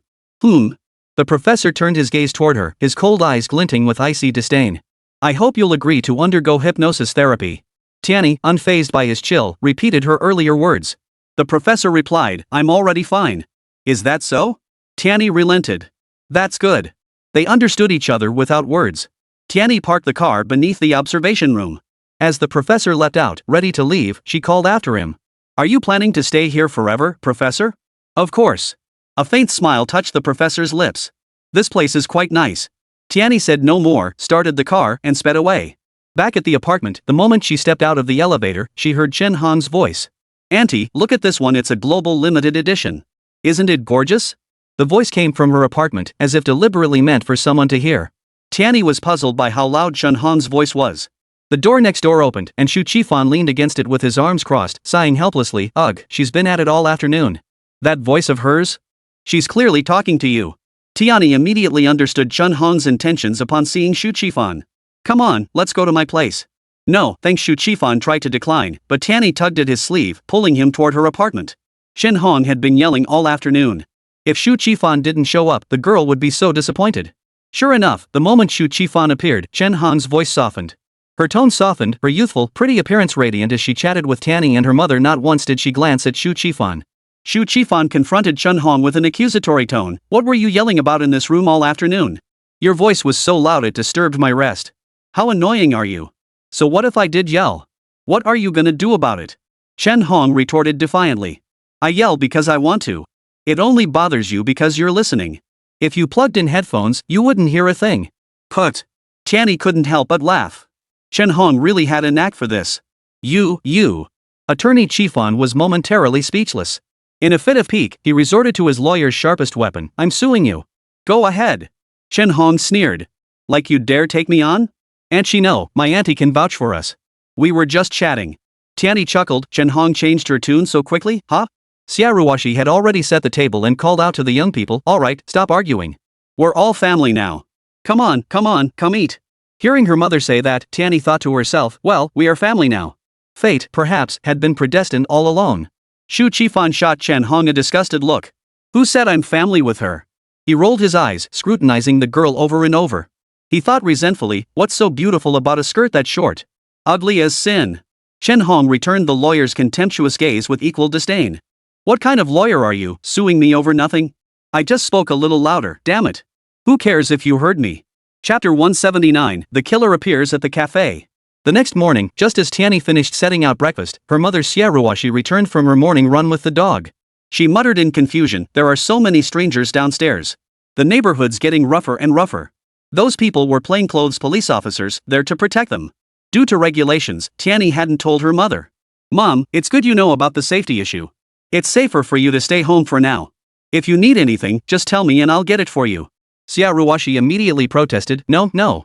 We can't keep Bichi locked up at home. After a moment, she added, Uncle Chen invited us to stay in his scenic view apartment.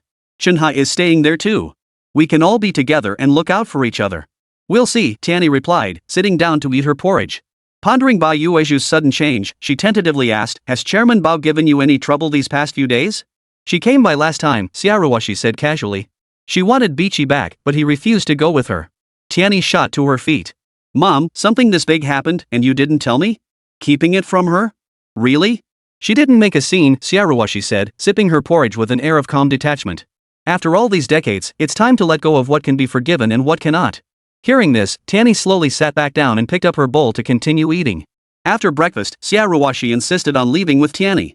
It turned out Bao Yueju had made plans with her. Tianyi drove her to an opulently decorated coffee shop. As she got out of the car, Tianyi asked anxiously, Mom, are you sure you don't want me to come with you? Xiaoruoshi waved her off impatiently, signaling for her to hurry away. Just as Tianyi was about to turn the car around, she spotted Huayu and froze in surprise. He was lurking suspiciously near the cafe entrance, circling it several times before gritting his teeth and turning to walk inside. Mr. Xi is here too. Could something be wrong? Tianyi felt uneasy. After a moment's thought, she called the professor.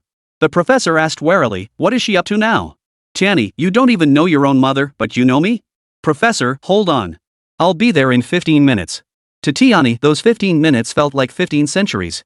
Seeing the professor's figure, she breathed a long sigh of relief. She'd never been so eager to see him before. Finally, he was here.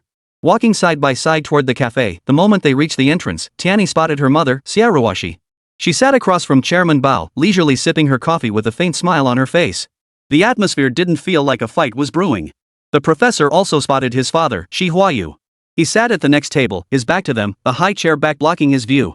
Professor Tianyi sat down at the adjacent table. She heard Chairman Bao say, I heard you and old Chen are getting married. This is a gift Huayu and I specially picked out for you. Tianyi thought to herself, gifts? Could this be a weasel paying New Year's respects? The professor felt uneasy about his mother too, instinctively clenching his fists as if ready to storm out at any moment. Xiaoruoshi exclaimed loudly, wow, what a beautiful gift. Thank you so much, Chairman Bao. But this is far too expensive, I can't possibly accept it.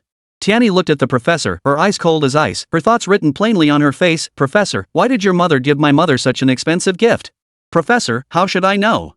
As the two exchanged glances, Chairman Bao continued, please accept it. There's a reason I'm giving you such a valuable gift. Tianyi instantly grew wary. What reason? You're not trying to bribe my mom, are you? The professor sneered, your mother isn't exactly a big shot. He stopped mid-sentence, unable to continue. Her mother was no longer the same person she'd risen to become the boss's wife. Tianyi's suspicion couldn't be dismissed. Chairman Bao stated, first, I hurt you impulsively some time ago. I'm here to apologize. Tianyi curled her lip. If you knew then what you know now, why bother? Second, back then, I hurt you so deeply. I owe you an apology.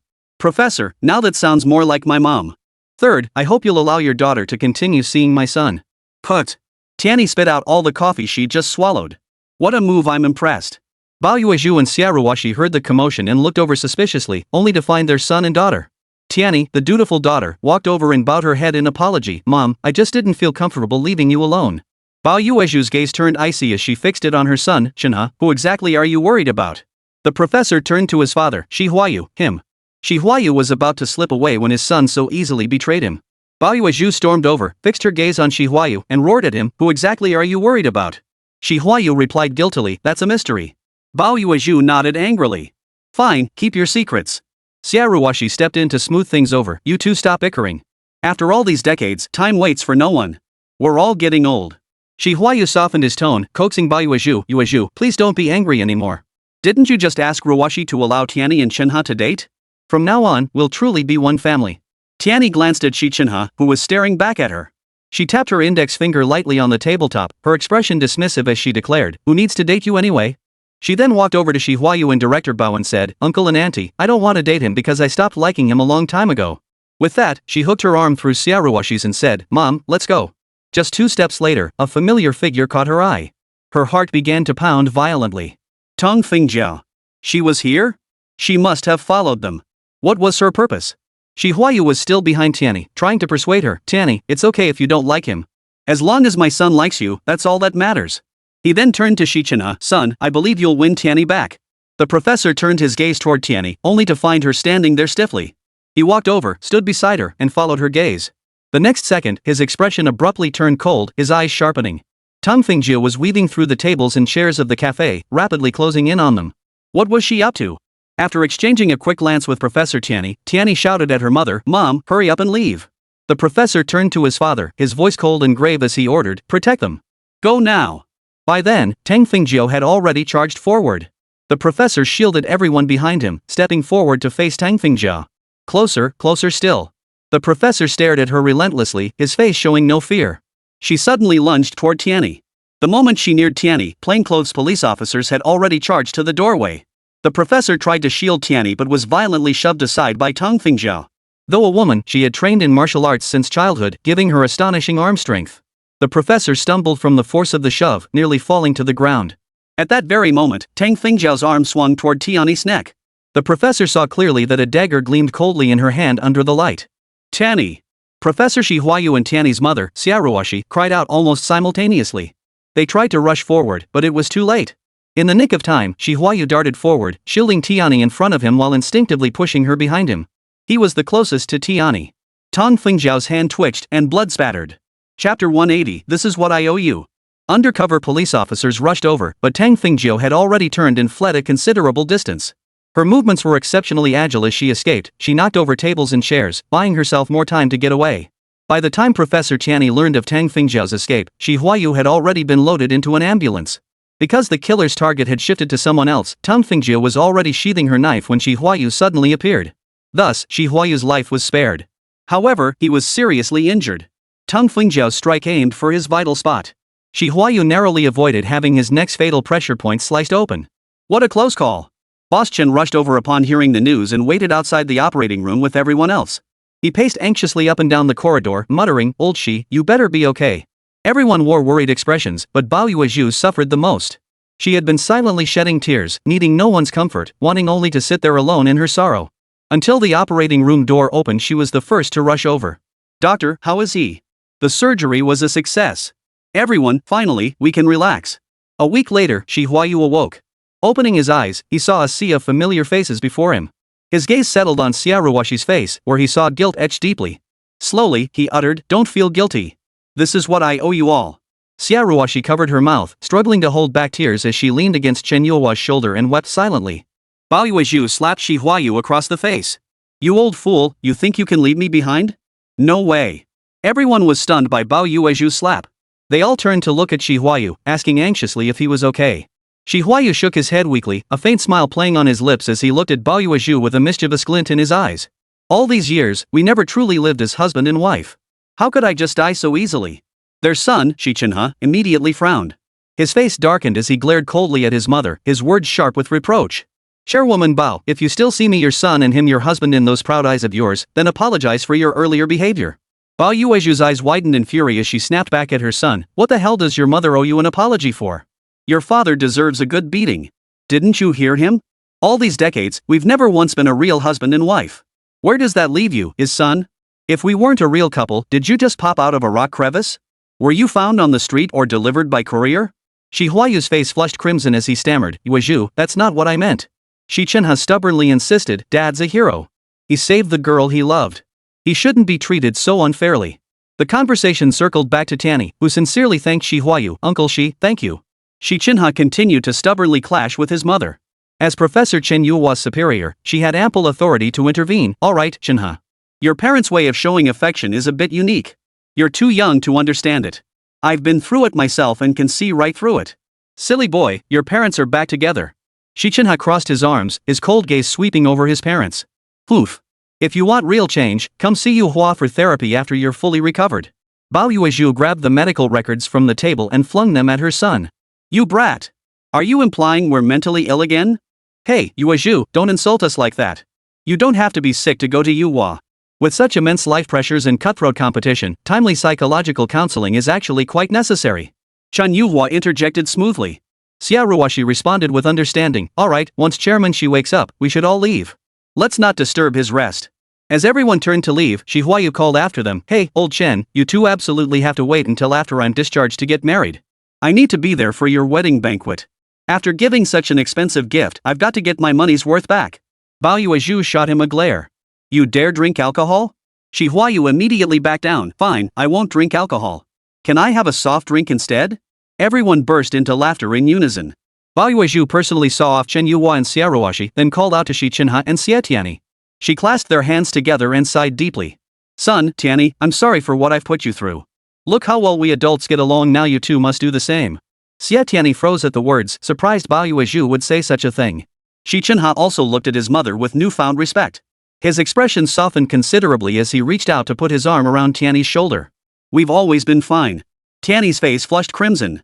She pushed his hand away and turned to run. Xi Chenhe glanced at his mother, Bao Yuezhu. Her expression darkened as she commanded him in her usual authoritative tone, go chase after her. Oh. Xi Chenhe froze for a few seconds before turning and sprinting off at full speed. Bao Yuezhu watched her son's retreating figure, a hint of indulgence playing at the corners of her lips. You little rascal. Only after his silhouette vanished did she turn back toward the hospital room. Pushing open the door, she immediately launched into a sharp reprimand, starting today, that old geezer is drinking 3 bowls of soup per meal. Outside the ward, Dong Yunhua emerged from a corner, her teeth clenched in fury as she glared at the direction Xi Chenhe had vanished. Her cold gaze shifted, locking onto the ward entrance, her eyes filled with venom. You're all so perfect. What about me? Because she had waited for her brother Chenhe to return from abroad, she had fallen behind in her studies overseas.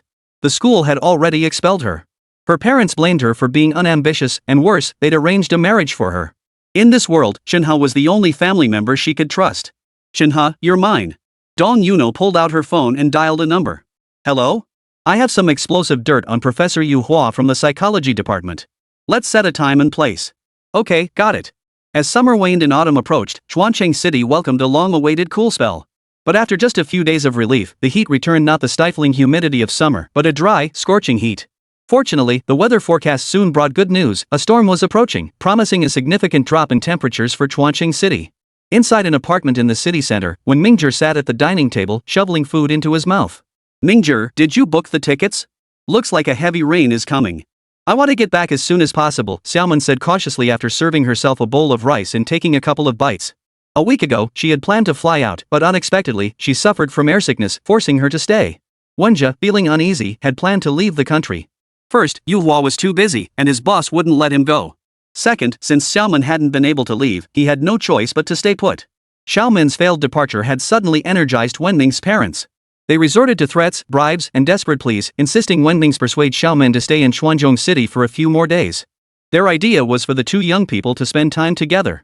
If they developed feelings for each other, wouldn't that be a happy outcome for everyone? But over these days, Wenming had treated Xiaoman with polite formality, courteous yet distant. She felt staying here was utterly pointless.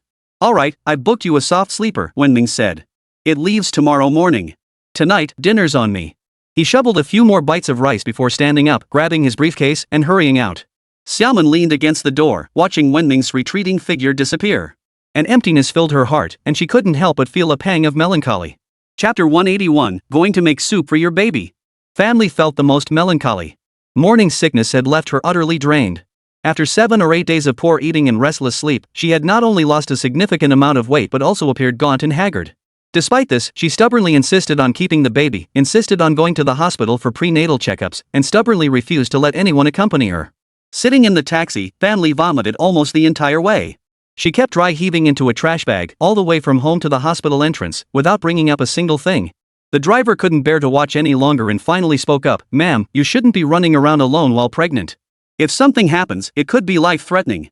Family weakly thanked him, and he kindly called a nurse to help her. After the checkup, the doctor looked at her with a serious expression. "Call your husband here." His tone brooked no argument. "He's busy. What's more important? Give me his number." Facing such a determined doctor, family could do nothing but let him scold her. "With your weakened condition, how can you possibly give birth to a healthy baby? What kind of husband is he? No, he's not even fit to be called a man." Family had no choice but to concede. "All right, I'll call him." These past days, she'd taken leave from work to recuperate at home. Though absent from the office, news still reached her. Xiaomin hadn't boarded the flight due to motion sickness. She'd also heard that Tianyi had nearly been killed by a murderer. If not for the professor's father shielding her, she wouldn't be able to see Tianyi now. Family dialed Tianyi's number. The call connected quickly. Tianyi's voice came through softly. "Sis, I'm at the Criminal Investigation Division right now. We're in a meeting. I'll call you back in a bit." "All right." Family curled her lips into a strained smile before hanging up. When life was smooth, having someone to lean on didn't matter much. But now, lying weak and pregnant in this hospital bed, family realized just how helpless she truly was. It seemed that in this city, besides Tianyi, whom she could trust, and Wenming's, whom she could rely on, she could find no one else to lean on. She was still angry with Wenmingzhong, so calling him was out of the question. For now, she could only grit her teeth and wait for Tianyi's call. The doctor's eyes widened as she reached out. "Give me your phone." Faced with such a straightforward doctor, family had no choice but to let her take the phone and dial a number. Family didn't know whose number the doctor dialed, but she heard her say, "The pregnant woman is weak and receiving treatment in the delivery room. Please notify her family to come to the hospital immediately." Whatever was said on the other end caused the doctor's expression to darken. She scowled and launched into a scathing tirade. "What kind of husband are you? Are you even a man? If you are, get your ass to the hospital right now and take care of your pregnant wife." Family lay stiffly on the bed, silently praying, "Oh no, please don't let it be a patient she cured." After hanging up, the doctor handed her phone back with relief. "Your husband said he'll be here in 15 minutes. If he's even a minute late, tell me, I'll make sure he pays." Thank you." Family replied, watching the female doctor walk away with her back straight. She couldn't help but marvel inwardly, what a heroine. The husband the heroine doctor had called for her was none other than Wenmingzhong. At that moment, Wenmingzhong was conducting psychological counseling with a patient. The phone rang, and after pressing the answer button, the female doctor unleashed a torrent of scolding at him. Upon hearing that family had been hospitalized, he abandoned the patient and rushed out of the treatment room without a second thought. He rushed to the hospital ward, hesitated for a second at the door, then pushed it open and walked in. The woman on the hospital bed lay curled up, her back turned to him as if asleep. He didn't have the courage to approach her. He stood there blankly, staring at her, his face filled with guilt. These past days, he had walked around the block of her apartment building every day, yet never found the courage to go up. He felt deeply guilty towards Xiaomin, and even more so towards family. For over a week now, he had been living in this guilt. The nurse's voice rang out behind him. "What were you thinking? Early pregnancy requires special care, and you let her eat poorly and sleep poorly?" Her tone was full of reproach. Wenmingzhong turned to face her, meeting her gaze of utter contempt. I'm sorry. It's all my fault." The nurse shot him a look of utter contempt. "Oof. The person you should be apologizing to most is your wife. Thank goodness the baby is fine. Otherwise, you'd be a murderer." Hearing the nurse's scolding, family felt the pent-up sorrow in her heart find some release. The medical staff at this hospital were truly impressive. Once the baby was born healthy and safely, she would definitely present them with a commendation banner.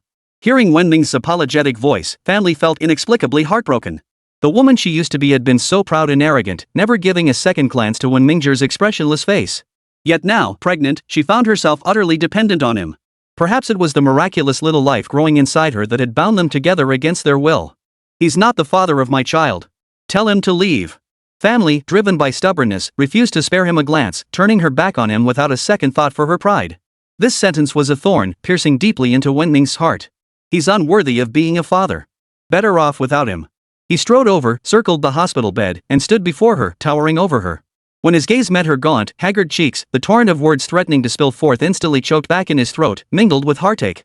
He felt the agony of swallowing his own broken teeth. "Well said." Family lifted her eyes to meet his, her cold laughter echoing. "He's unworthy to be the child's father because he's a liar." The nurse stuck out her tongue, tiptoed out, and closed the door behind them. "Tell me who he is." Wenmingzhong vowed to teach that bastard a lesson. He's right under your nose. With that, Fan Li turned her back on him, refusing to look at him again. Professor Wen looked utterly bewildered. It's not him? Fan Li let out a cold snort. Figure it out yourself. I'm going to bed. When Mingzhong tapped his forehead. Ugh, why is this so convoluted? Fan Li thought to herself, a professor with such low emotional intelligence, humph. Then, with her eyes closed, she shouted at him, I'm going to make soup for your baby. Alright, I'll go right now. When Mingzhong coaxed gently, just lie down and don't move. I'll be back in 2 hours at most. Listening to his footsteps fade away, Fan Li opened her eyes and sighed deeply. Well, since I've decided to have this baby, I have to take responsibility for it first. Who cares about Xiao Min or De Min? If it comes down to it, I'll raise her alone. Wenming's rushed back to the apartment. As soon as he pushed open the door, a rich, fragrant aroma hit him. Xiaomin emerged from the kitchen wearing an apron, carrying a pot of soup. Mingzhong, you're just in time. I finished the soup and was about to bring it over to you. Oh, no need. Wenming's grabbed a thermos. He wanted to say his colleague was hospitalized and weak, and he planned to visit her with some soup. But he couldn't bear to deceive Xiaomin. Gritting his teeth, he laid it all out. Xiaomin, I've already told my parents that I got married in Xuanzhong City, and my wife is pregnant. Due to malnutrition, she's now lying in the hospital. This was such a cruel reality for Xiao Min that he couldn't bring himself to finish. Chapter 182, The Storm is Coming. To his surprise, Xiaomin replied calmly, I knew all along. It was that Dr. Fan, right? I overheard your colleagues talking about it. At first, I was determined to win this back, but I never imagined I'd underestimate your character. Mingzhong, I've never regretted choosing you. Your impeccable character proves my judgment was spot on. But not having you causes me immense pain. Since I'm leaving tomorrow morning, I have one final request. She took the thermos and began ladling soup into it. You're so busy with work. Let me take care of her. Xiaomin. What? Don't you trust me? Xiaomin said. I may not have much education, but I know there's a term going around these days, green tea. I'm not that scheming. I wouldn't harm her. Because the child she's carrying belongs to the Wen family. Mingzhong, if we can't be husband and wife, let's be friends like siblings. I'm sorry, It's fine. Don't worry. Seeing you happy is enough for me. This trip wasn't wasted. I've learned so much and gained new perspectives. Mingzhong, when you bring your baby home, you'll see a completely new me. By then, you'll regret it. As she spoke, she had already ladled out the soup. Come on, take me home. Mingzhong stared at her retreating figure, frozen for several seconds before snapping back to reality. He strode out in large strides. Hospital. Tianyi rushed to the hospital after her meeting, accompanied by her professor. He was worried about her, but she resented him as a burden and ordered him to wait at the hospital entrance. Pushing open the ward door, she saw Fan Li lying there alone, her face gaunt and haggard. Anger surged within her. Fan Li had been resting with her eyes closed. Hearing the door open, she opened her eyes. Tianyi, she propped herself up against the headboard, her face filled with apology. Tianyi, I'm so sorry for interrupting your work. Tianyi placed the flowers she'd brought into a vase and asked indignantly, what's with Dr. Wen? What exactly was he thinking? She'd heard from colleagues that Xiao Min hadn't left yet, the two were living together. No sooner had she finished speaking than the ward door opened. Xiao Min walked in carrying an insulated container, followed closely by Dr. Wen. Fan Li's expression darkened, her voice sharp, Dr. Wen, you really know how to hurt me. If you drive me to my death, it'll be 2 lives lost. Tianyi rebuked him sternly, Dr. Wen, if you love her, love her. If not, stay away. But if you still love her, please love her deeply. When Mingzhong stood there with a grim expression, head bowed, not daring to utter a word. Xiaomin said casually, don't misunderstand. I just heard Dr. Fan wasn't feeling well and came to check on her. Tianyi stared at her in disbelief, her face brimming with skepticism. I was planning to leave tomorrow morning, but upon hearing that Dr. Fan is carrying Mingzhong's child and that he's too busy with work to care for her, I decided to take some of his burden off his shoulders. Tianyi felt like she was looking at a scheming, manipulative woman straight out of a novel, thinking she was nothing but a weasel paying a New Year's visit to a chicken. As if reading her thoughts, Xiaomin quickly dispelled her doubts, you must think I have ulterior motives. If so, you're underestimating me. I may not have much education and have always lived in the countryside, but I know this truth, what's mine, no one can take away what's not mine, I can't force. If Dr. Fan doesn't like me, I'll leave tomorrow morning. Fan Li forced a faint smile. Thank you, Xiaomin. She desperately wanted to say, then go back tomorrow morning, but that would make her seem petty. Tianyi, ever the tactful one, chimed in, oh, well then, Xiaomin, we truly appreciate your kindness. But our boss is very considerate of his staff. Upon learning of Dr. Fan's pregnancy, he has already contacted her parents and invited them to come take care of her. They arrive tonight. After all, Yuhua can't do without Dr. Wen. Otherwise, he would left for overseas a week ago. Xiaomin didn't seem upset. Alright, that puts my mind at ease. When Mingzhong wiped the cold sweat from his forehead repeatedly. My goodness, 3 women make a whole drama. You just can't mess with women. His phone kept ringing. Yuhua was severely understaffed, forcing the boss to call him. He couldn't put it off any longer. Family took the soup Xiaomin offered, sipped a few mouthfuls, then lifted her gaze, fixing it on him. Dr. 1, you should go handle your work. Tianyi and Xiaomin can manage here. Xiaomin hurriedly added, Dr. Fan, I need to go pack my bags too. Goodbye. Seeing this, both Tianyi and Fan felt a bit embarrassed. In unison, they called out to Xiaomin, sis, effectively putting past grievances behind them. The ward fell silent once more. Tianyi sighed, we were overthinking things. Family pouted sullenly, I have to admit that Xiaomin is better than me. Tianyi sighed, yeah, if she were really a scheming, we wouldn't have trouble dealing with her. But she's just too nice. It weighs on us, making us feel indebted to her, especially with Dr. 1. Ah, it'll get better in time. Sis, don't be jealous. But I already am jealous. Sai, have some soup. My mom just texted me saying Dr. 1 has agreed to join their group wedding. Ha ha ha. Family stopped drinking her soup, who's he marrying? When? With Wazi's mom, of course. Tianyi shot her a sidelong glance, deliberately teasing her. Oh, since it's a group wedding, it'd be lonely for just us two. If you and the professor join, it'd be absolutely perfect. Impossible. Tianyi's face flushed bright red. Who would marry him? No sooner had the words left her mouth than the door swung open. The professor strode in, frowning. Tianyi, I figured out where Tang Fingjiao plans to commit her next murder. Where? The supermarket. The supermarket was the place Tang Fingjiao knew best. Though surveillance cameras were everywhere, the tightly packed shelves created numerous blind spots. Moreover, with its dense foot traffic, it was the easiest place for her to strike. But what about the timing, Professor? She wants to kill both of us. How can she be certain we'll definitely be at the supermarket together? Tianyi raised her doubts. Before the professor could answer, Fanli exclaimed, don't talk about murder in front of my baby. Tianyi, what a silly question. Tang Fingjiao already knows how the professor feels about you. Of course she could be sure you'd be together.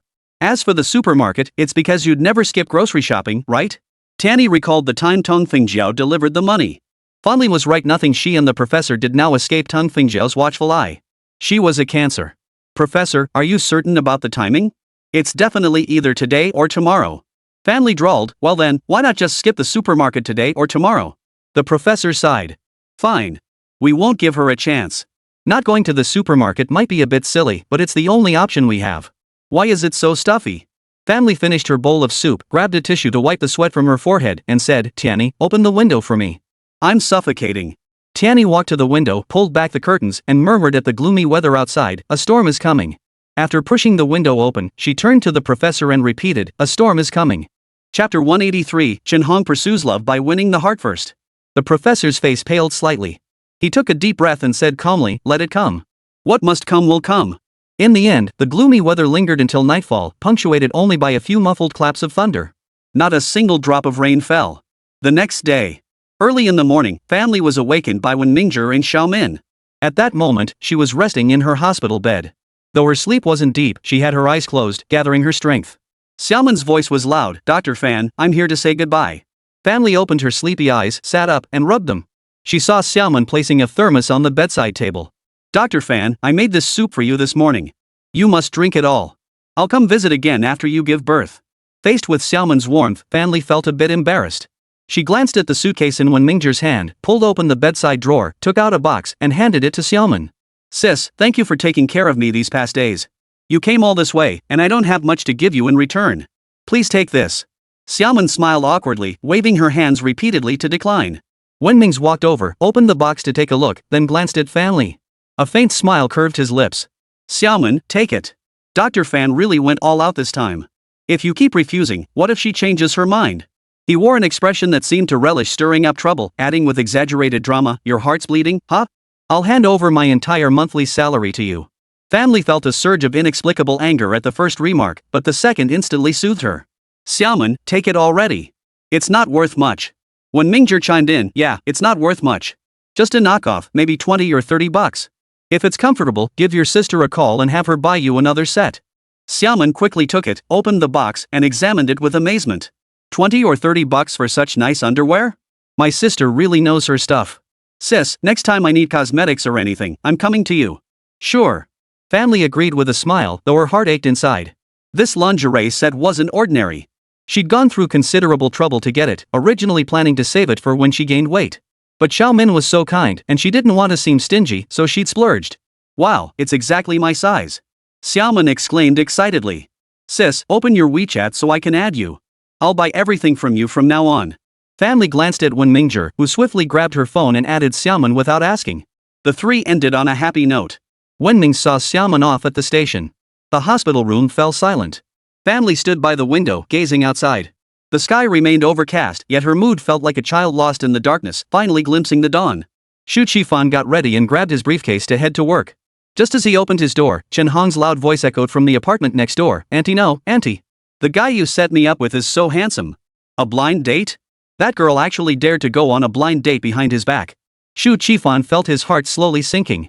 He couldn't help but press his ear against the door, listening intently to the conversation inside. Living room. Chen Hong and Xia Ruoxi exchanged a knowing glance. Xia Ruoxi deliberately said, since you like him, you should give it a proper try. You're not getting any younger. Yeah, I know, Chen Hong replied rather readily. Xu Qifan felt as though his heart was being pierced by a needle, inch by inch. It hurt so much. Then Chen Hong continued.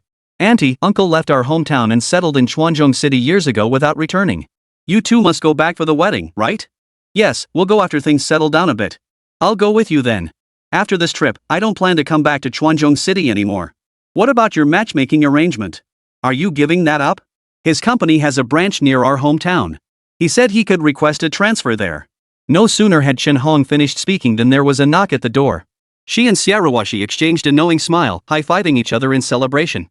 Who could it be so early? Xia Ruoxi feigned ignorance, pulling open the door to reveal Xu Qiming. Her expression turned surprised. Qifan, heading to work? Auntie, I just came to ask, have you had breakfast yet? Xu Qiming was clearly distracted, stealing glances at Chen Hong. She looked absolutely stunning in a red and white knee-length dress, her wavy long hair cascading loosely over her shoulders, her delicate features enhanced by subtle makeup. Xu Qifan found himself staring blankly. Chen Hong pretended not to notice him, treating him as if he were invisible the entire time. Auntie, my blind date asked me to lunch. You should come too, help me vet him. Chen Hong playfully tugged at Xia Ruoxi's arm. Xia Ruoxi deliberately adopted a stern tone. I'm not interested in being the third wheel. Xu Qifan shot Chen Hong a warning glance. These days, scammers prey on girls under the guise of blind dates. Don't get fooled, you'll regret it. Chen Hong shot back instantly. I'm not stupid. I don't need lawyer Qifan's warning. Besides, that blind date was personally selected for me by Auntie Ruoxi. I trust her judgment. Well then, I have nothing more to say. If you encounter a scammer, remember to secretly gather evidence. When the time comes, I, as your lawyer, can help you seek justice. I'll prove you wrong, Chen Hong called after Xu Qifan's retreating back. He didn't even glance over. After he left, Xia Ruoxi said half-jokingly, Qifan really cares about you. Chen Hong tapped her temple thoughtfully, then grabbed Xia Ruoxi's arm and shook it. Auntie, since we're spicing things up, let's give him something really spicy. How about this, call my uncle and have him assign me a handsome subordinate? What are you thinking? I want to take a gamble. What are you betting on? Xia Ruoxi cautioned her in an elder's tone, you need to know when to stop. Don't take it too far. No worries, Auntie. Chen Hong looked determined.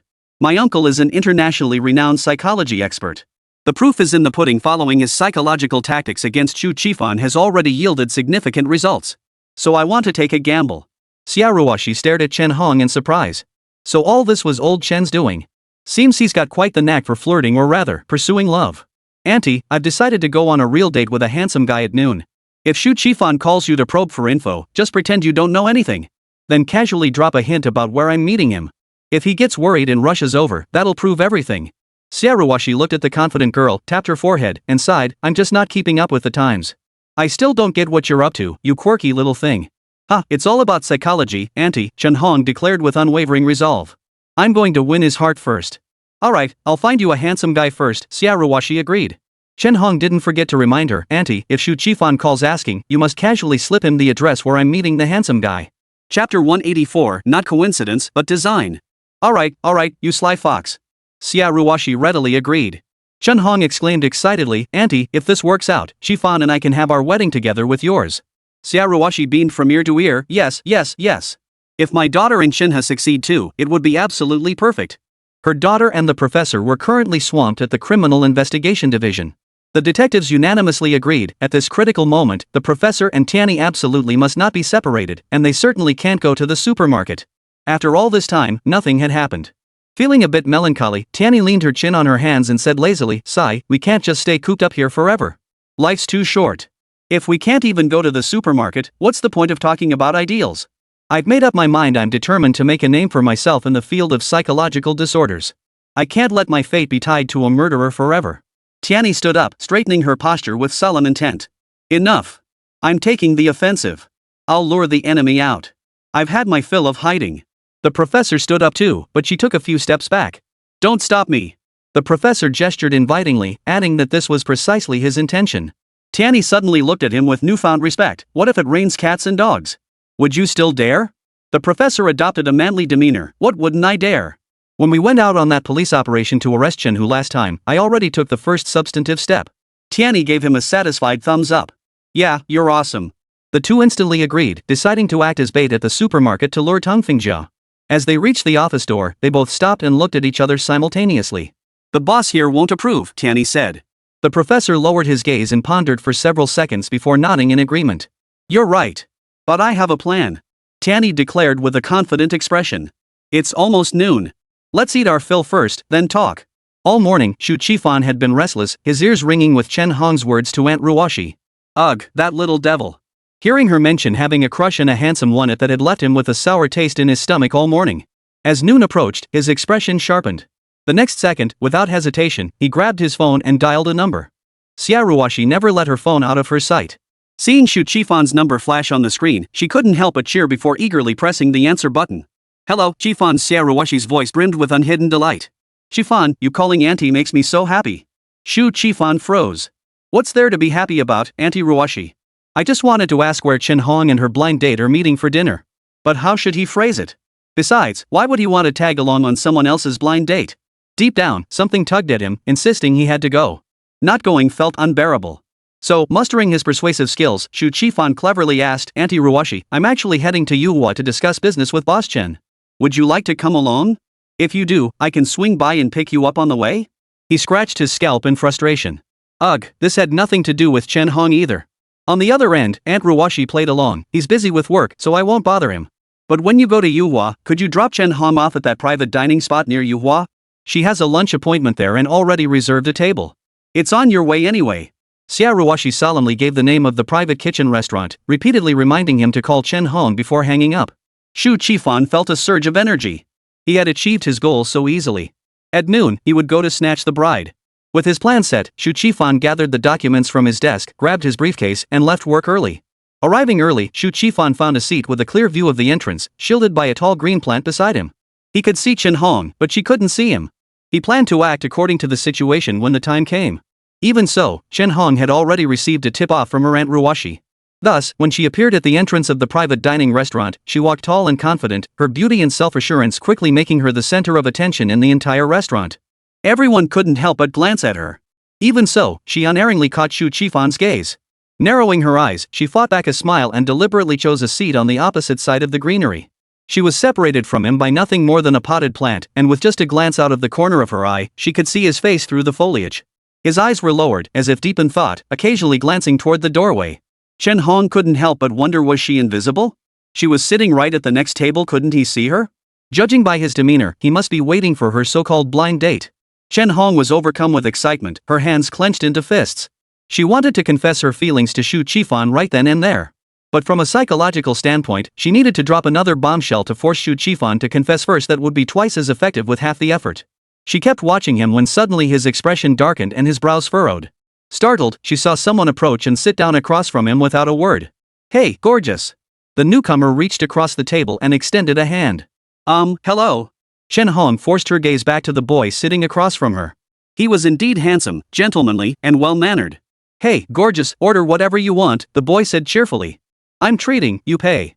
Chen Hong was just thinking about how to drop a bombshell on Xu Qifan hiding behind the plants when she heard the boy's words. She lifted her gaze and glared at him. He immediately corrected himself. Oh, my mistake, I meant I'll treat, I'll pay. Otherwise, we can split the bill. Bang. Chen Hong slammed her hand on the table. What kind of person had her uncle arranged for her? This guy was ruining her plans. The boy quickly offered a pragmatic explanation. Hey, calm down, beautiful. I want to marry you, right? I need to save up for a place. It wouldn't make sense to act all generous now just for appearances, only to end up not being able to provide you with a home later, would it? Chen Hong's mind raced. What a cliché. All that was just empty talk. This honest truth was the kind of happiness that truly warmed the heart. You're right. Chenhe lowered her head shyly, her voice tinged with playful reproach. I never agreed to marry you. The moment the words left her lips, she sensed an overwhelming aura. She looked up and saw Xu Qifan had approached without her noticing. She slowly stood up, feigning surprise. Attorney Qifan, what a coincidence to run into you here. Are you here for dinner too? Xu Qifan ignored her, fixing his gaze on the young man seated there. His voice was sharp. What coincidence? I've been here for ages. Saving up for a house? You liar. Making a girl pay on your first date? You came here because you couldn't afford to eat? Let me tell you, starve to death if you must. Chenhe gazed at Xu Qifan with admiration. He was so tall and imposing, radiating such powerful presence. She wanted to throw her arms around him and whisper, Qifan, I adore you. Xu Qifan turned to Chenhe, grabbing her wrist firmly. Silly girl. You've been scammed, yet you're still sitting there feeling all touched up. Come on, let's go back with me.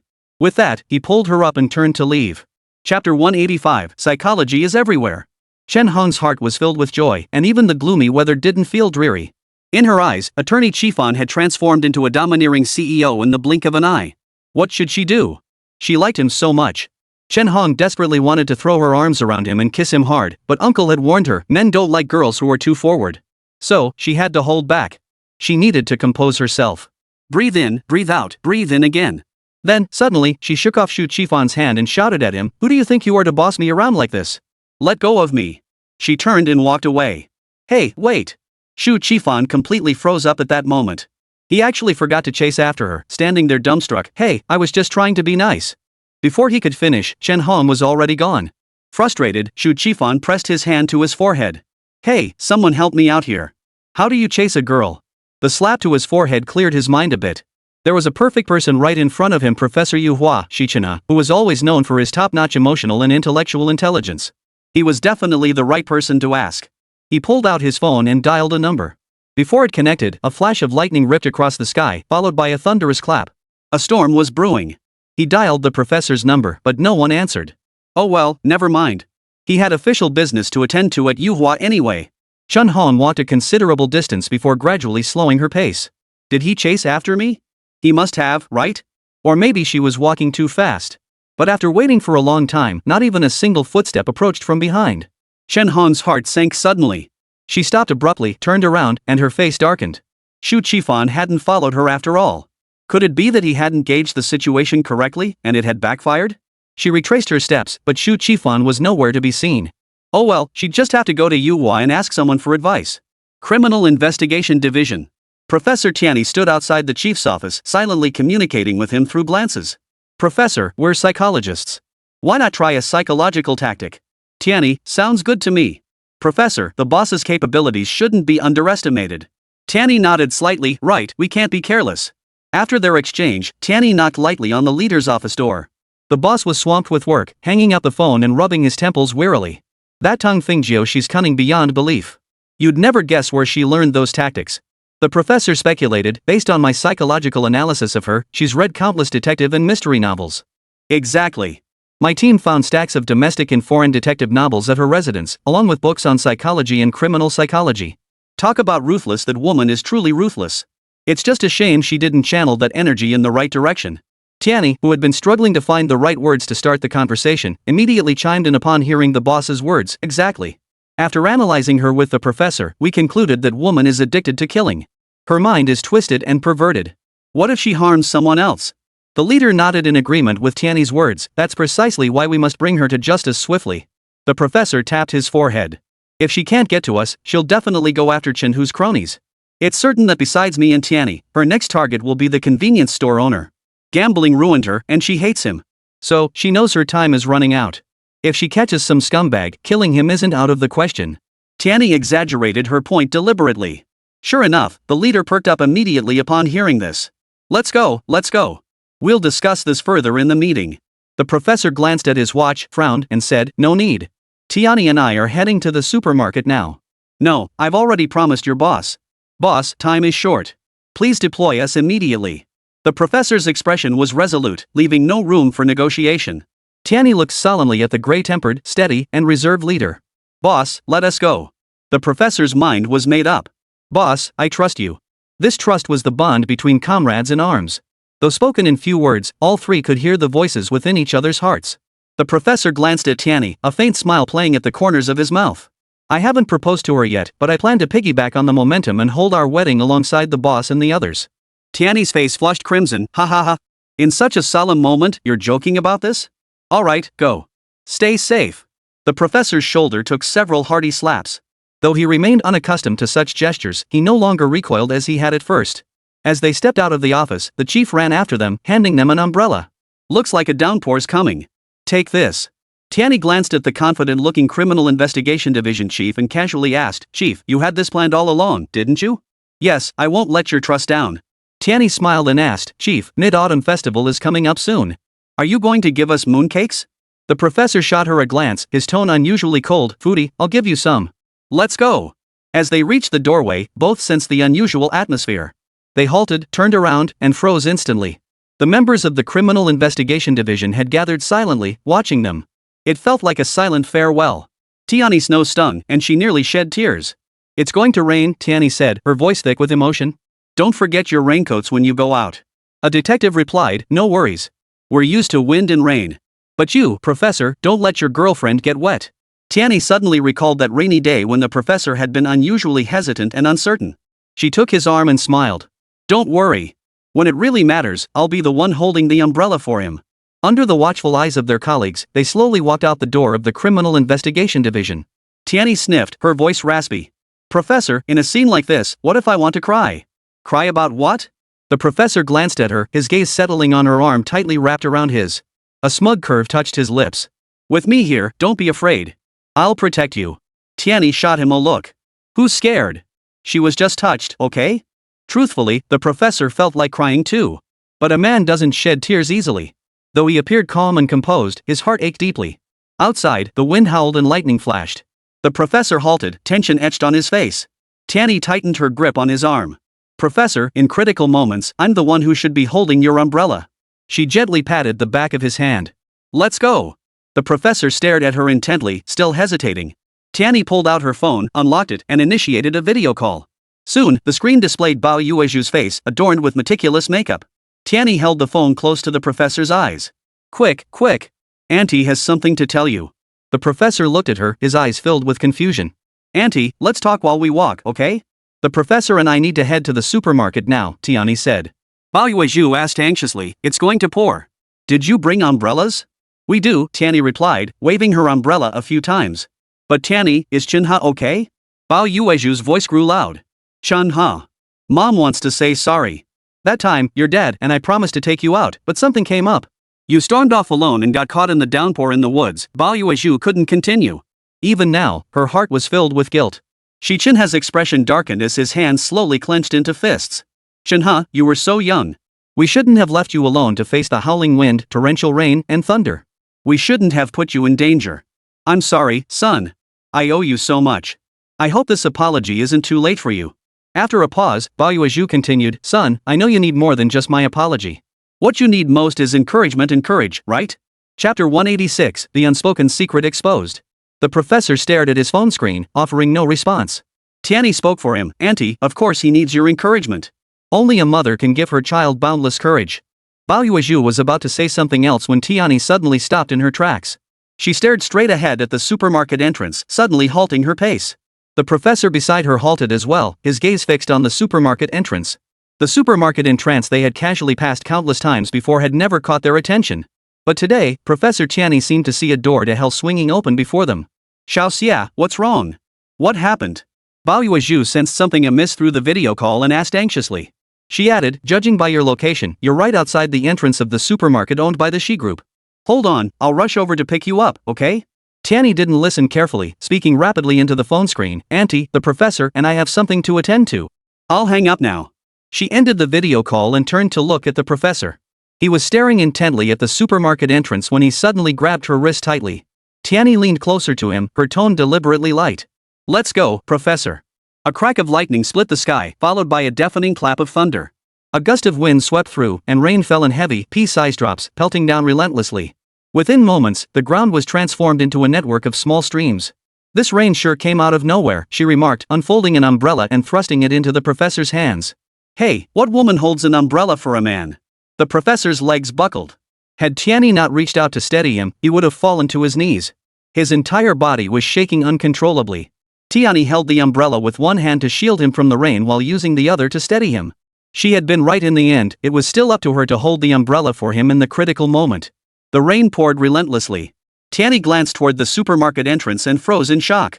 Among the passers-by in front of the supermarket stood a figure. She was still dressed in black, wearing a baseball cap. The pair of eyes not hidden behind sunglasses were fixed intently on Tianyi. "Professor," Tongfingjia, Tianyi whispered into his ear. Hearing this, the professor strained to sit up and turned his gaze toward the supermarket entrance. Tianyi helped him up and followed his gaze, but there was no sign of Tongfingjia anywhere. "Professor, don't be afraid. You're not alone. Come, walk with me. I'll stay by your side through any storm." Tianyi shouted at him, "You're a professor, a man. What's a little rain and wind to you?" She tossed aside her umbrella, spread her arms wide, and defied the raging storm, let the storm rage even fiercer. The professor's eyes locked onto Tianyi. She was soaked to the bone, lightning flashing overhead, yet her face showed no fear. This rain and lightning are nothing. It was Tongfingjia who threatened them. Infected by the fearlessness on her face, he slowly spread his arms and looked up at the dark, heavy sky. Lightning flashed overhead, yet he stood unmoving. Thunder roared deafeningly, and he tried to take a deep breath, then exhale. The way to conquer fear is to face it head-on. Tianyi's voice mingled with the rain and thunder, reaching his ears. Hearing this, the professor's chest tightened. Those were his words to her. Once, she too had been timid, and he had used these words to encourage her. Tianyi reached out and took the professor's hand. His hands, with their prominent knuckles, deftly turned hers over, cupping her small hand in his palm. "The wind blew our umbrella away," Tianyi said regretfully. The professor shrugged indifferently, "We're already soaked through anyway." Hand in hand, they dashed through the rain, sprinting toward the supermarket entrance. Standing before the revolving glass doors, Professor Tianyi briefly shook off the rain from his soaked clothes. A distinguished professor looking so bedraggled. Tianyi teased playfully. In truth, he didn't look disheveled at all. Instead, his wet clothes clung to his body, giving him a surprisingly sexy appearance. The professor ran his hand through his hair, striking a cool pose. "How do I look?" "Put." Tianyi couldn't help but laugh. "You are. Look at you." The professor reached out to smooth her soaked hair, but the moment he lifted his gaze, his eyes locked on something behind her. "What is it? Don't move." The professor looked at Tianyi. Their eyes met, communicating silently. Tianyi's heart skipped a beat. "Tongfingjia is here?" The professor glanced at the revolving door and motioned for her to hide behind it. Given Tongfingjia's speed, she was capable of killing 2 people in a short time. Right now, the only option was to split up and run. The revolving door kept spinning. Unless Tongfingjia could walk through walls, hiding behind it offered relative safety. Tianyi shook her head slightly, gesturing toward herself and then toward the street. She shoved the professor forcefully toward the revolving door and sprinted toward the center of the road. Behind her, the professor's hysterical shouts echoed, "Tianyi, come back!" But she couldn't afford to think about that now. Traffic surged on the street amid the downpour. Cars whizzed past her, but she didn't hesitate, weaving through the vehicles. Horns blared everywhere. Suddenly, the oncoming traffic began to slow down, then came to a complete halt. Tianyi felt a bit flustered. What was going on? Could it be she was doomed? In her daze, a sharp command rang out, "What are you doing? Trying to get yourself killed?" The next second, she was grabbed around the waist and pulled to safety. Only then did Tianyi see clearly that the person dragging her was a police officer in his 50s. Traffic on the road flowed smoothly as 2 traffic police officers stood in the middle directing the flow. Before Tianyi could process the sudden reversal of fortune, she dashed toward the supermarket entrance. A group of people stood there, their attire suggesting they were journalists. How did they get here? Where was Tongfingjia? Where was the professor? Had they gone into the supermarket? Could it be that a murder had occurred inside, prompting the reporters to rush over to cover the news? But reporters wouldn't be this fast. Professor Tianyi shouted, dashing forward. After pushing through the crowd, she froze again. The professor stood surrounded by reporters. His eyes lit up when he saw her. Without a second thought, they rushed toward each other and embraced tightly. "It feels like we've survived a catastrophe," Tianyi said. Then she looked at the reporters surrounding them and asked, "What's with all these reporters?" The professor was equally baffled. "I don't know." As Tongfingjia drew closer, these reporters suddenly surged forward and surrounded me. I didn't even get a glimpse of her. He shrugged, his face etched with helplessness. Just then, a reporter asked sharply, "Professor, as an authority in the field of mental illness, how do you explain suffering from severe mental illness yourself?" The professor and Tianyi stared at each other in bewilderment. What was going on? "Make way! Make way!" Amidst the confusion, they heard the voices of detectives from the Criminal Investigation Division. "Step aside. Police are conducting an investigation. Do not obstruct official duties." The reporters reluctantly stepped aside. Tianyi spotted the gray-haired veteran detective making his way through the crowd toward them. Just got word Mid-Autumn Festival mooncakes are being distributed. Tianyi smiled. That's wonderful. Also, we've apprehended Tung Fingzhou. Look. Professor Tianyi followed the direction of his finger and saw several detectives dragging Tung Fingzhou into a police car. Chapter 187, A Hasty Group Wedding. Why aren't you wearing raincoats? Tianyi watched the heroes in the rain, dressed in plain clothes, their uniforms already soaked through. Oh, that little rain is nothing, the veteran detective looked at them, his expression turning serious as he sternly scolded, but you've gotten soaked. Old Liang and old Chen will be holding me accountable. Quick, go change your clothes. Chenhe. Bao Yuezhu rushed over, inspecting her son from head to toe repeatedly. Chenhe, are you okay? Since family members are here, I won't arrange for anyone to drive you back. The veteran detective called out toward the police car. Hey, you guys, put the handcuffs on her. Hey, officer, wait a moment. Bao Yuezhu made to chase after them, but the professor grabbed her arm. Don't make things worse. The boss is busy. His tone remained icy, though it no longer carried the intense hatred of before. Bao Yuezhu watched the police car drive away with a sour look on her face. He pushed my son to the brink of life and death, she said indignantly. I'm not done with him. Tianyi asked in confusion, Auntie, how do you know? I'm not a little kid. Everyone's saying they caught the top murder suspect. That woman was behind the East Street tragedy a while back. Didn't you see those reporters? They're chasing after the police car. But why did the reporters suddenly show up? Tianyi asked, puzzled. Bao Yuezhu suddenly cried out, look! Isn't that Professor Chenhe on the screen? Tianyi followed the direction of her finger. On the large electronic screen, a news report was playing, and the anchor was saying exactly what the reporter had mentioned earlier. Mental illness? Bao Yuezhu's tears welled up instantly. Son, your father's injuries haven't fully healed yet. You absolutely cannot get hurt again. I couldn't bear another blow like this. Xi Chenhe frowned deeply, his tone cold.